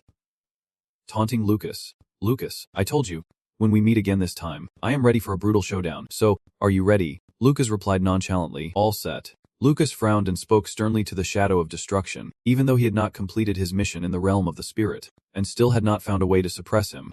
But since you are already out, let us fight. This is your last chance. If you can kill me this time, there won't be another opportunity, the shadow of destruction confidently declared. I think my odds of winning are pretty high. Right, I used to be you, but now you have learned mercy. Mercy is a critical weakness. You are no longer my match. Come on, Lucas, darkness will envelop us again, and we are just creatures writhing in it. With that, the shadow of destruction unleashed a burst of purple energy towards Lucas, but he quickly dodged to the side. Lucas's swift reaction shocked the shadow of destruction. In an instant, Lucas stood right in front of the shadow of destruction. He let out a triumphant laugh. Ha! Gotcha! Lucas suddenly grabbed the shadow of destruction's arm, causing it to exclaim in shock, how can you be faster and so much stronger than me? Without saying a word, Lucas plunged a scalpel straight down into the shadow of destruction. Viewers commented above, feeling like the shadow of destruction was about to meet its end. Even if this strike did not kill it, it would definitely be gravely injured. Viewers below replied that once it is severely wounded, it could be overwhelmed, never to return again. Just then, the shadow of destruction suddenly vanished. Laughing wickedly, no, you want to kill me that easily. Lucas momentarily did not grasp the meaning behind the shadow of destruction's words. While he stood there frozen, the shadow of destruction shifted behind him. It chuckled triumphantly. Ha! The white coat you wear is to prevent black fur from growing red all over. Looks like you are reaching your limit, Lucas replied flatly. Don't worry, before I hit my limit, I will definitely take you down, the shadow of destruction mocked. Then let me drag you down into the abyss once more. That is where we belong. That is where you and I should go. As it spoke, it lunged towards Lucas with a scalpel in hand. Lucas stood his ground, boldly awaiting the shadow of destruction's attack. When the surgical blades of both Lucas and the Annihilator clashed, the fierce battle officially began. The viewers above sighed, saying, this day has finally come. I knew there would be a showdown between Lucas and Annihilation, but I did not expect it to happen so suddenly. Another viewer chimed in, Annihilation is Lucas's past self. As long as Annihilation exists, Lucas can never fully transform. The only way for him to start anew is to completely say goodbye to who he was. The comments below read, but no matter how they fight, one of them will definitely lose. I really hope Annihilation can coexist peacefully with Lucas. You do not have to completely erase your past. No matter how terrible the past is, it is what helps shape us into better people. Meanwhile, the shadow of Annihilation attacked mercilessly at Lucas. It swung its scalpel, nearly hitting Lucas, but he quickly dodged just in time. The viewers above commented honestly. Honestly, I won't be happy no matter who wins Lucas or Annihilation. One viewer agreed, saying, right, in the hotel room, Annihilation stood side by side with Lucas. Annihilation could actually be Lucas's ally, not his enemy. Suddenly, in the blink of an eye, the scalpel in the shadow of Annihilation slipped from its grasp. The viewers below sighed, sigh. We can change everything. I believe Lucas will make his own choices. Defeated by Lucas, the shadow of Annihilation incredulously asked, how is this possible? How could you become so strong in such a short time? Lucas declared calmly, because you lost. Kindness is not a weakness. It is a tremendous strength. Being kind won't make me soft. It will make me more determined to achieve better outcomes. Lucas' answer seemed to satisfy the shadow of Annihilation. It acknowledged its defeat wholeheartedly. Ha! Fine. I admit defeat. You indirectly created me, but as an independent entity. I also want to be remembered by others, to show off, to wield this power as I please. I naively thought I could replace you.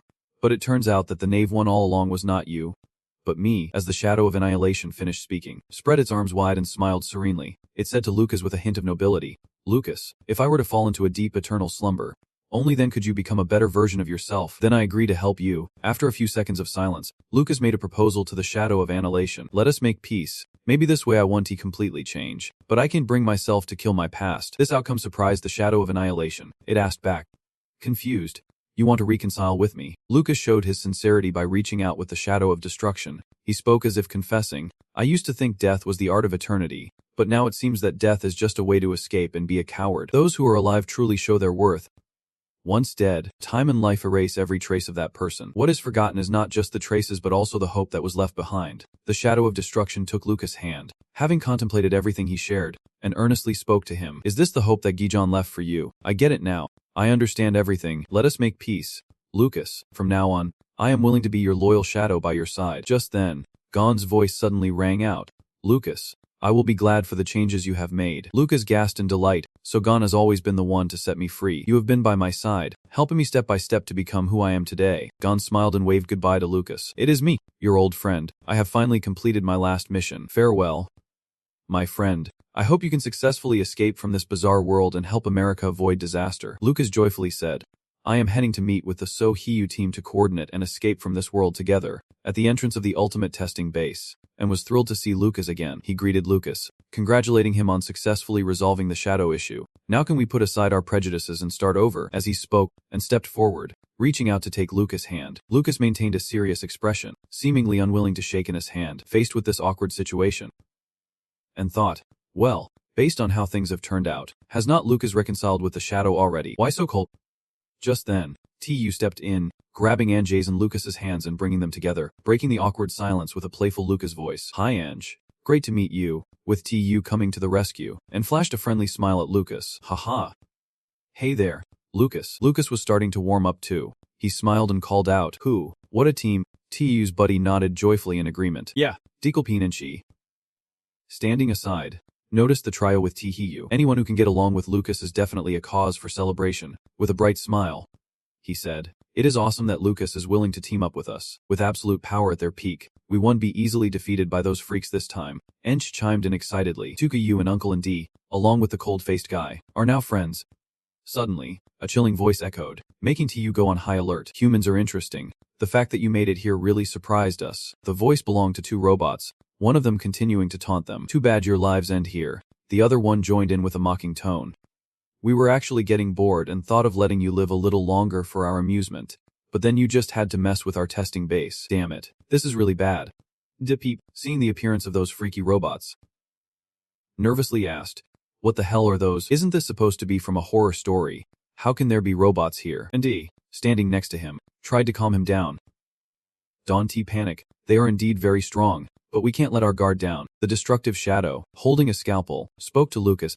Lucas, let us go. Just say the word, and I will bring that head back for you. Lucas picked up a scalpel too, smirking as he said, I am excited to fight alongside you. Let us wipe them out. Two of you commanded the black and white cats. Huxi me you. Buck me you. You two get in there to help Lucas and the destructive shadow. The two cats meowed in unison, showing their obedience to Tihiyu. The robot could not help but laugh. Haha, I will admit, your team is pretty strong. But unfortunately, we are not fighting alone. These test subjects belong to us. Come back here. As it spoke, the robot sent a control signal to the massive army of robots standing behind it. After receiving the signal, the robot army fell into chaos. They shouted their master's command in bursts, with scattered beeps confirming they had received orders. Depeep, seeing the robot army operating chaotically, stuttered, What is going on? TKU explained. The orders from the Black Solar Emperor and theirs are conflicting. These bizarre creatures were struggling to decide whose orders to follow. After a struggle, it seemed the robots' commands were overpowering the Black Solar Emperors, causing the robot army to fall under their control. They shifted their target to attack Tihiu's group. They yelled loudly. Receiving orders. Wipe out humanity. Tear them apart. Tear them apart for me. Tihiu sensed the situation was getting tense. He frowned, instructing G that it seemed I had to fight to regain control and battle against them. Giplip. You and N should find a safe place to hide. Deepo quickly replied. All right, Master Tihiu, everyone stay calm. With that, Deep hurriedly grabbed Ndech's hand and dashed off. Ench anxiously turned to look back at Tihiu's figure. Stubbornly, she said, No, I want to stay with Tihiu. Deepy gently coaxed Enchi. Oh Enchi, listen, staying safe right now is the best help we can offer them. Meanwhile, Tihiu concentrated, trying to take command of the robot army. He raised the Black Sun King artifact and ordered the robot brigade to seize their weapons and take down 2 robots. After I understood the command, a few robots received the signal from him and turned back, shouting to follow the order to eliminate the robots. The remaining robots, still under the control of the other robots, continued advancing toward Tihiu's group. Receiving the command, they shouted in unison to eliminate humanity, while viewers above eagerly commented, Amazing. Master Tihiu's mental strength is incredible. He has already taken control of half of them. The viewers below chimed in, saying this was just like a robot war. So cool. Seeing that Tihiu had managed to control half of the robots, Rob angrily shouted. Damn humans. You want to steal our experimental results. Let us see if I can roast you alive. Lucas and the Shadow of Destruction charged in unison. Lucas teased the robots. Where do you think you are going? Your opponent, the Shadow of Destruction, is us. Rob was getting more and more furious, screeching in rage. Damn it. Damn it. Let me deal with you first. The white cat and the black cat teamed up with Lucas's group, lunging at the robot, meowing to say, Don't forget about us, the shadow of destruction happily told Lucas. Lucas, finally we stand shoulder to shoulder. This is the nostalgia-inducing feeling. The thrill of slaughter truly only comes from slaughter. At this moment, Hikami and Nepth merged into the form of Rob, stealthily observing both sides. They were about to strike. Now there is only the weakest one left, Angie. We must retrieve the Zero Bazot test sample. Seeing Hikami arrive, the machine parrot quickly alerted Angie. Hikami. Hikami. At this moment, Hikami stood behind Angie. She coldly said, Damn humans. The Zero test subject is the result of our research. Give it back. Upon seeing her, Angie smirked and said, You finally made it. I have been waiting for you for a long time. With that, Angie commanded the machine parrot. The parrot sprang into action, soaring high into the sky, flapping its wings. The feathers from the parrot immediately transformed into darts, shooting straight at Hikami. The parrot scolded her. Experiment. Experiment. So annoying. So annoying. Hikami was injured by the feather darts but remained calm, standing still and laughing.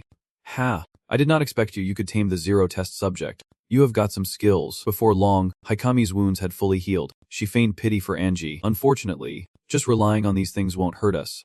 The viewers above were shocked to see that the robotic parrot could not inflict any damage on Hikami, exclaiming, Oh my god, her recovery ability is insane. Is this the perfected version of Hikami? Another viewer chimed in, if Tunathu-sat knew that he only had a fraction of the power, he would probably be crying his eyes out in the bathroom. The audience below agreed with the viewer above.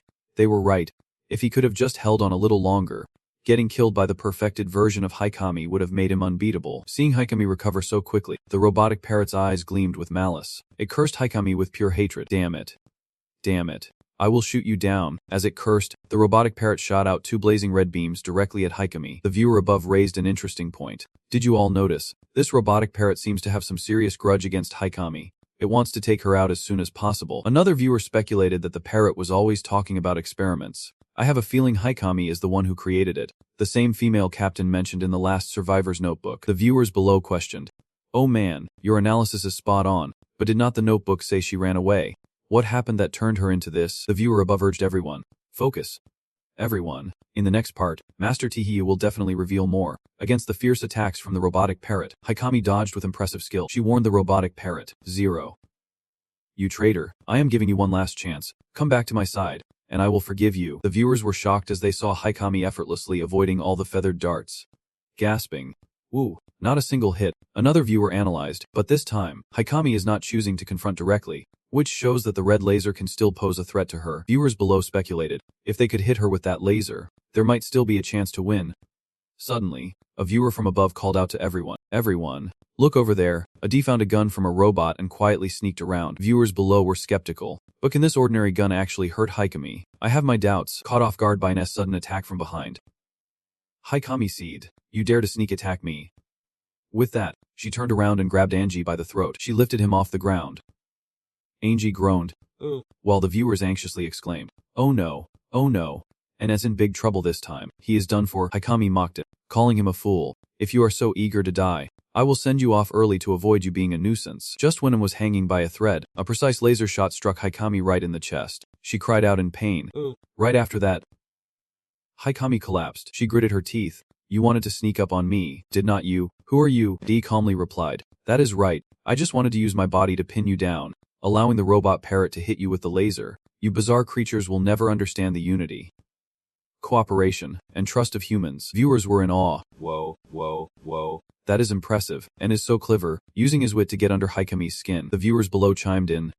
Everyone, look at Master Tihiyu. The battle is getting intense over there too. At this moment, Tihiyu was focused on commanding the robot army using the Black Sun artifact. The robots were forming ranks. The robots listened to him, lining up tightly with weapons ready to unleash chaos.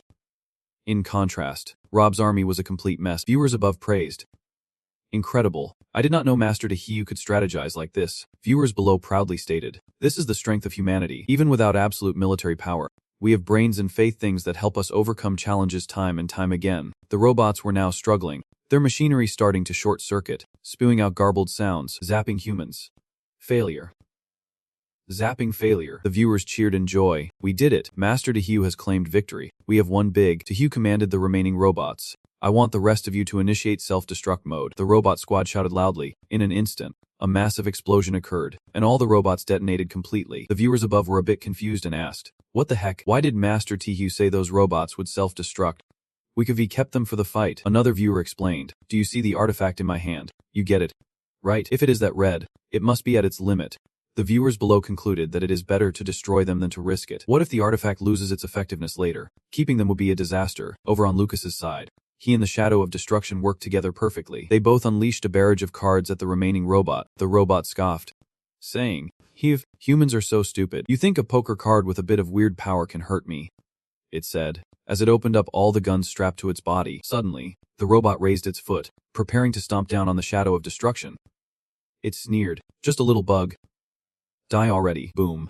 The robot's foot crashed down right where the Shadow of Destruction was standing. Lucas cried out in pain.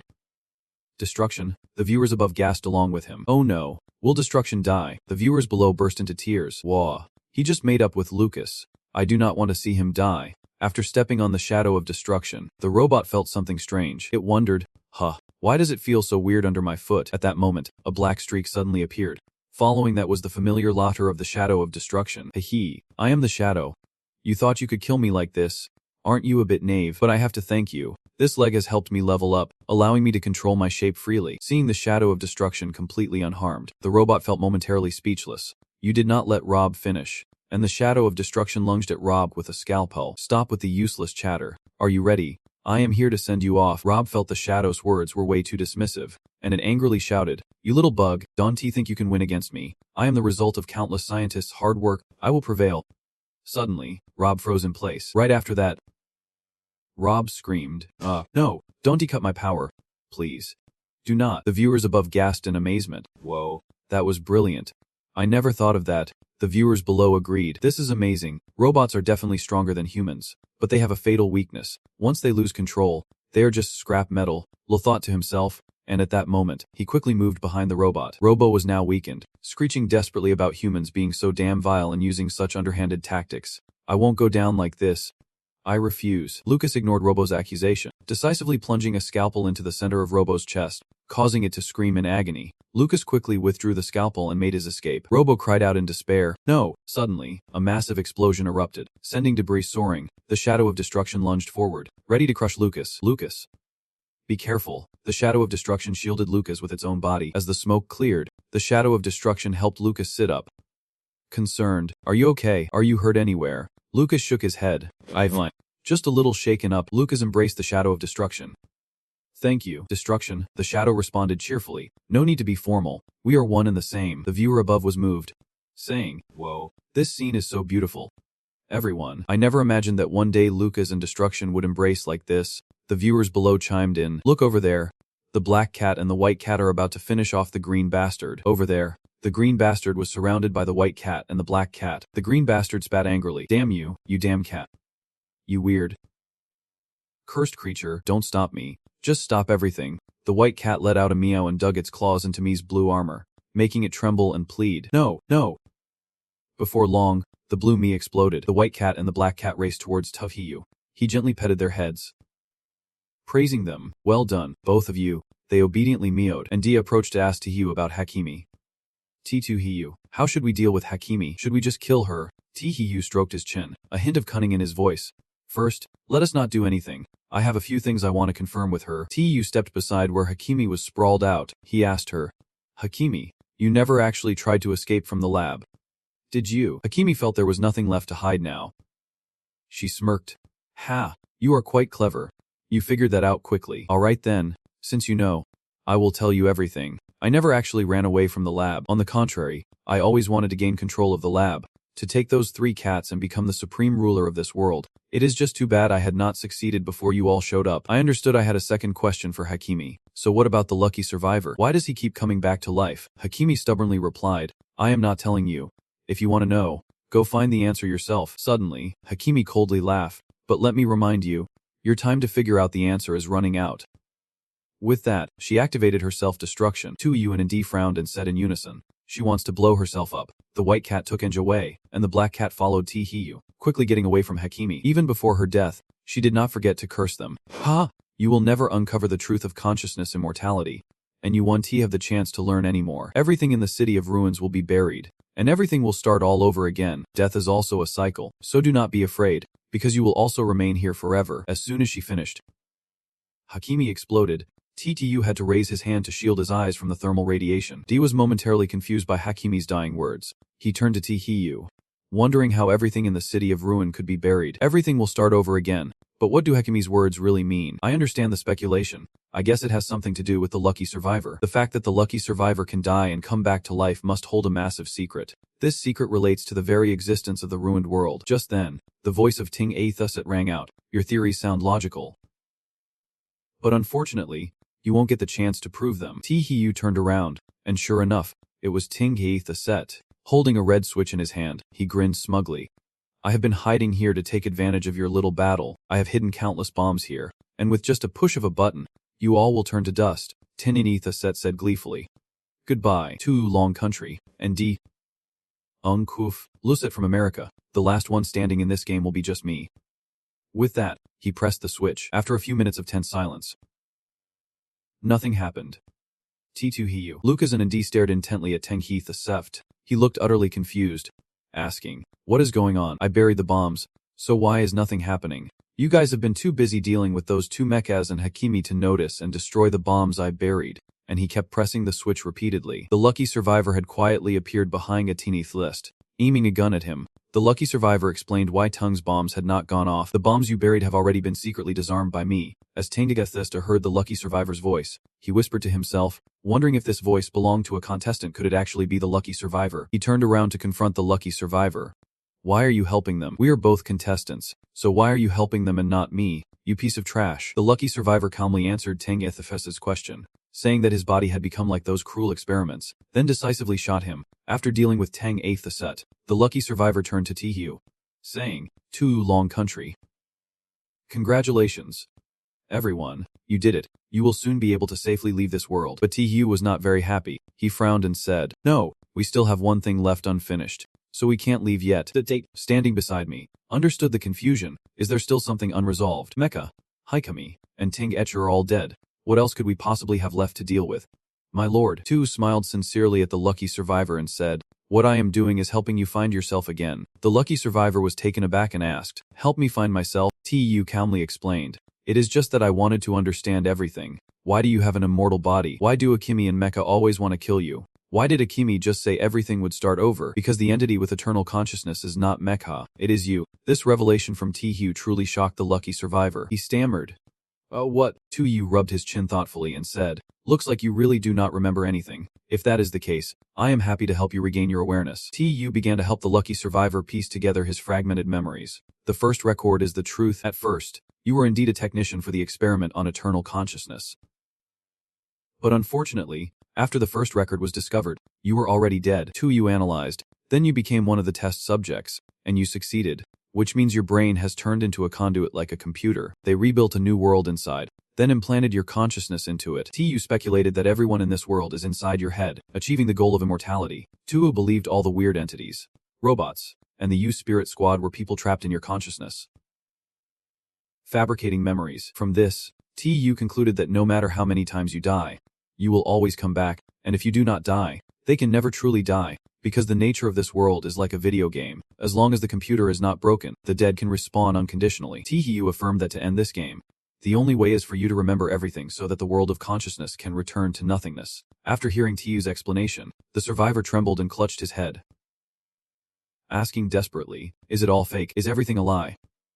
My teammates, my quest for revenge, is that all fake too? No, it can't be. This can't be fake. All my efforts for revenge can't be fake." Tu took off the jellyfish necklace, stepped closer to the lucky survivor, and said sympathetically, "I know remembering the cruel truth is painful, but it is better to be awake in suffering than to be manipulated." He put the jellyfish necklace around the lucky survivor's neck and said, "Survivor, I hope this necklace can help you remember the truth and find yourself again." The jellyfish necklace instantly glowed, bringing all the memories back to the lucky survivor. Finally, he smiled contentedly and said, "I remember now. I remember it all. I died a long time ago. My body is just a brain kept in nurturing solution in the lab." The moment he remembered everything was also when the body of the lucky survivor began to fade away. Before disappearing, he thanked Tihiu's group. T2 Hiu, "Thank you all for waking me up. Living like this, I would rather be dead." The system simultaneously reports that this acid rain has stopped, but it will return, as long as desire does not end. Planting the seeds of evil will ultimately force humanity to taste its own consequences. Dear contestants, Congratulations on passing through the wreckage and the fog. Evaluation through unity, helping each other, trust, compassion, dedication, sacrifice, and protection. You have perfectly demonstrated the beautiful qualities of humanity. Where light meets darkness, it will be pushed back. Don't admire the light. In this moment, you are that light. Collective evaluation in the world of wreckage and fog. A 7-star reminder. Depending on each person's level of dedication, different rewards will be given. TTU watched until the silhouette of the lucky survivor completely vanished. TTU said goodbye to him. Farewell. Although we do not know your name, we will forever remember your presence. Returning to the real world in a psychiatric hospital in America. A few days later, the world of strange tales has yet to appear. A D and TU have come together to the psychiatric hospital where Lucas is undergoing treatment. 2U spoke first, asking Lucas, "How have you been lately? Any improvements in your condition?" And Dai excitedly chimed in, "Maybe we have discouraged the world of strange tales, so it has not shown itself recently." After a pause, and speculated, "But it is also possible they are plotting something. In short, the three of us need to live well, preparing for the world of strange tales to appear at any moment." Lucas smiled and said, "I am feeling much better now. Do not worry. If the world of strange tales shows up, I can join in." As he spoke, he reached out to shake hands with Titayu and Nd. 2U and Nd immediately took Lucas's hand.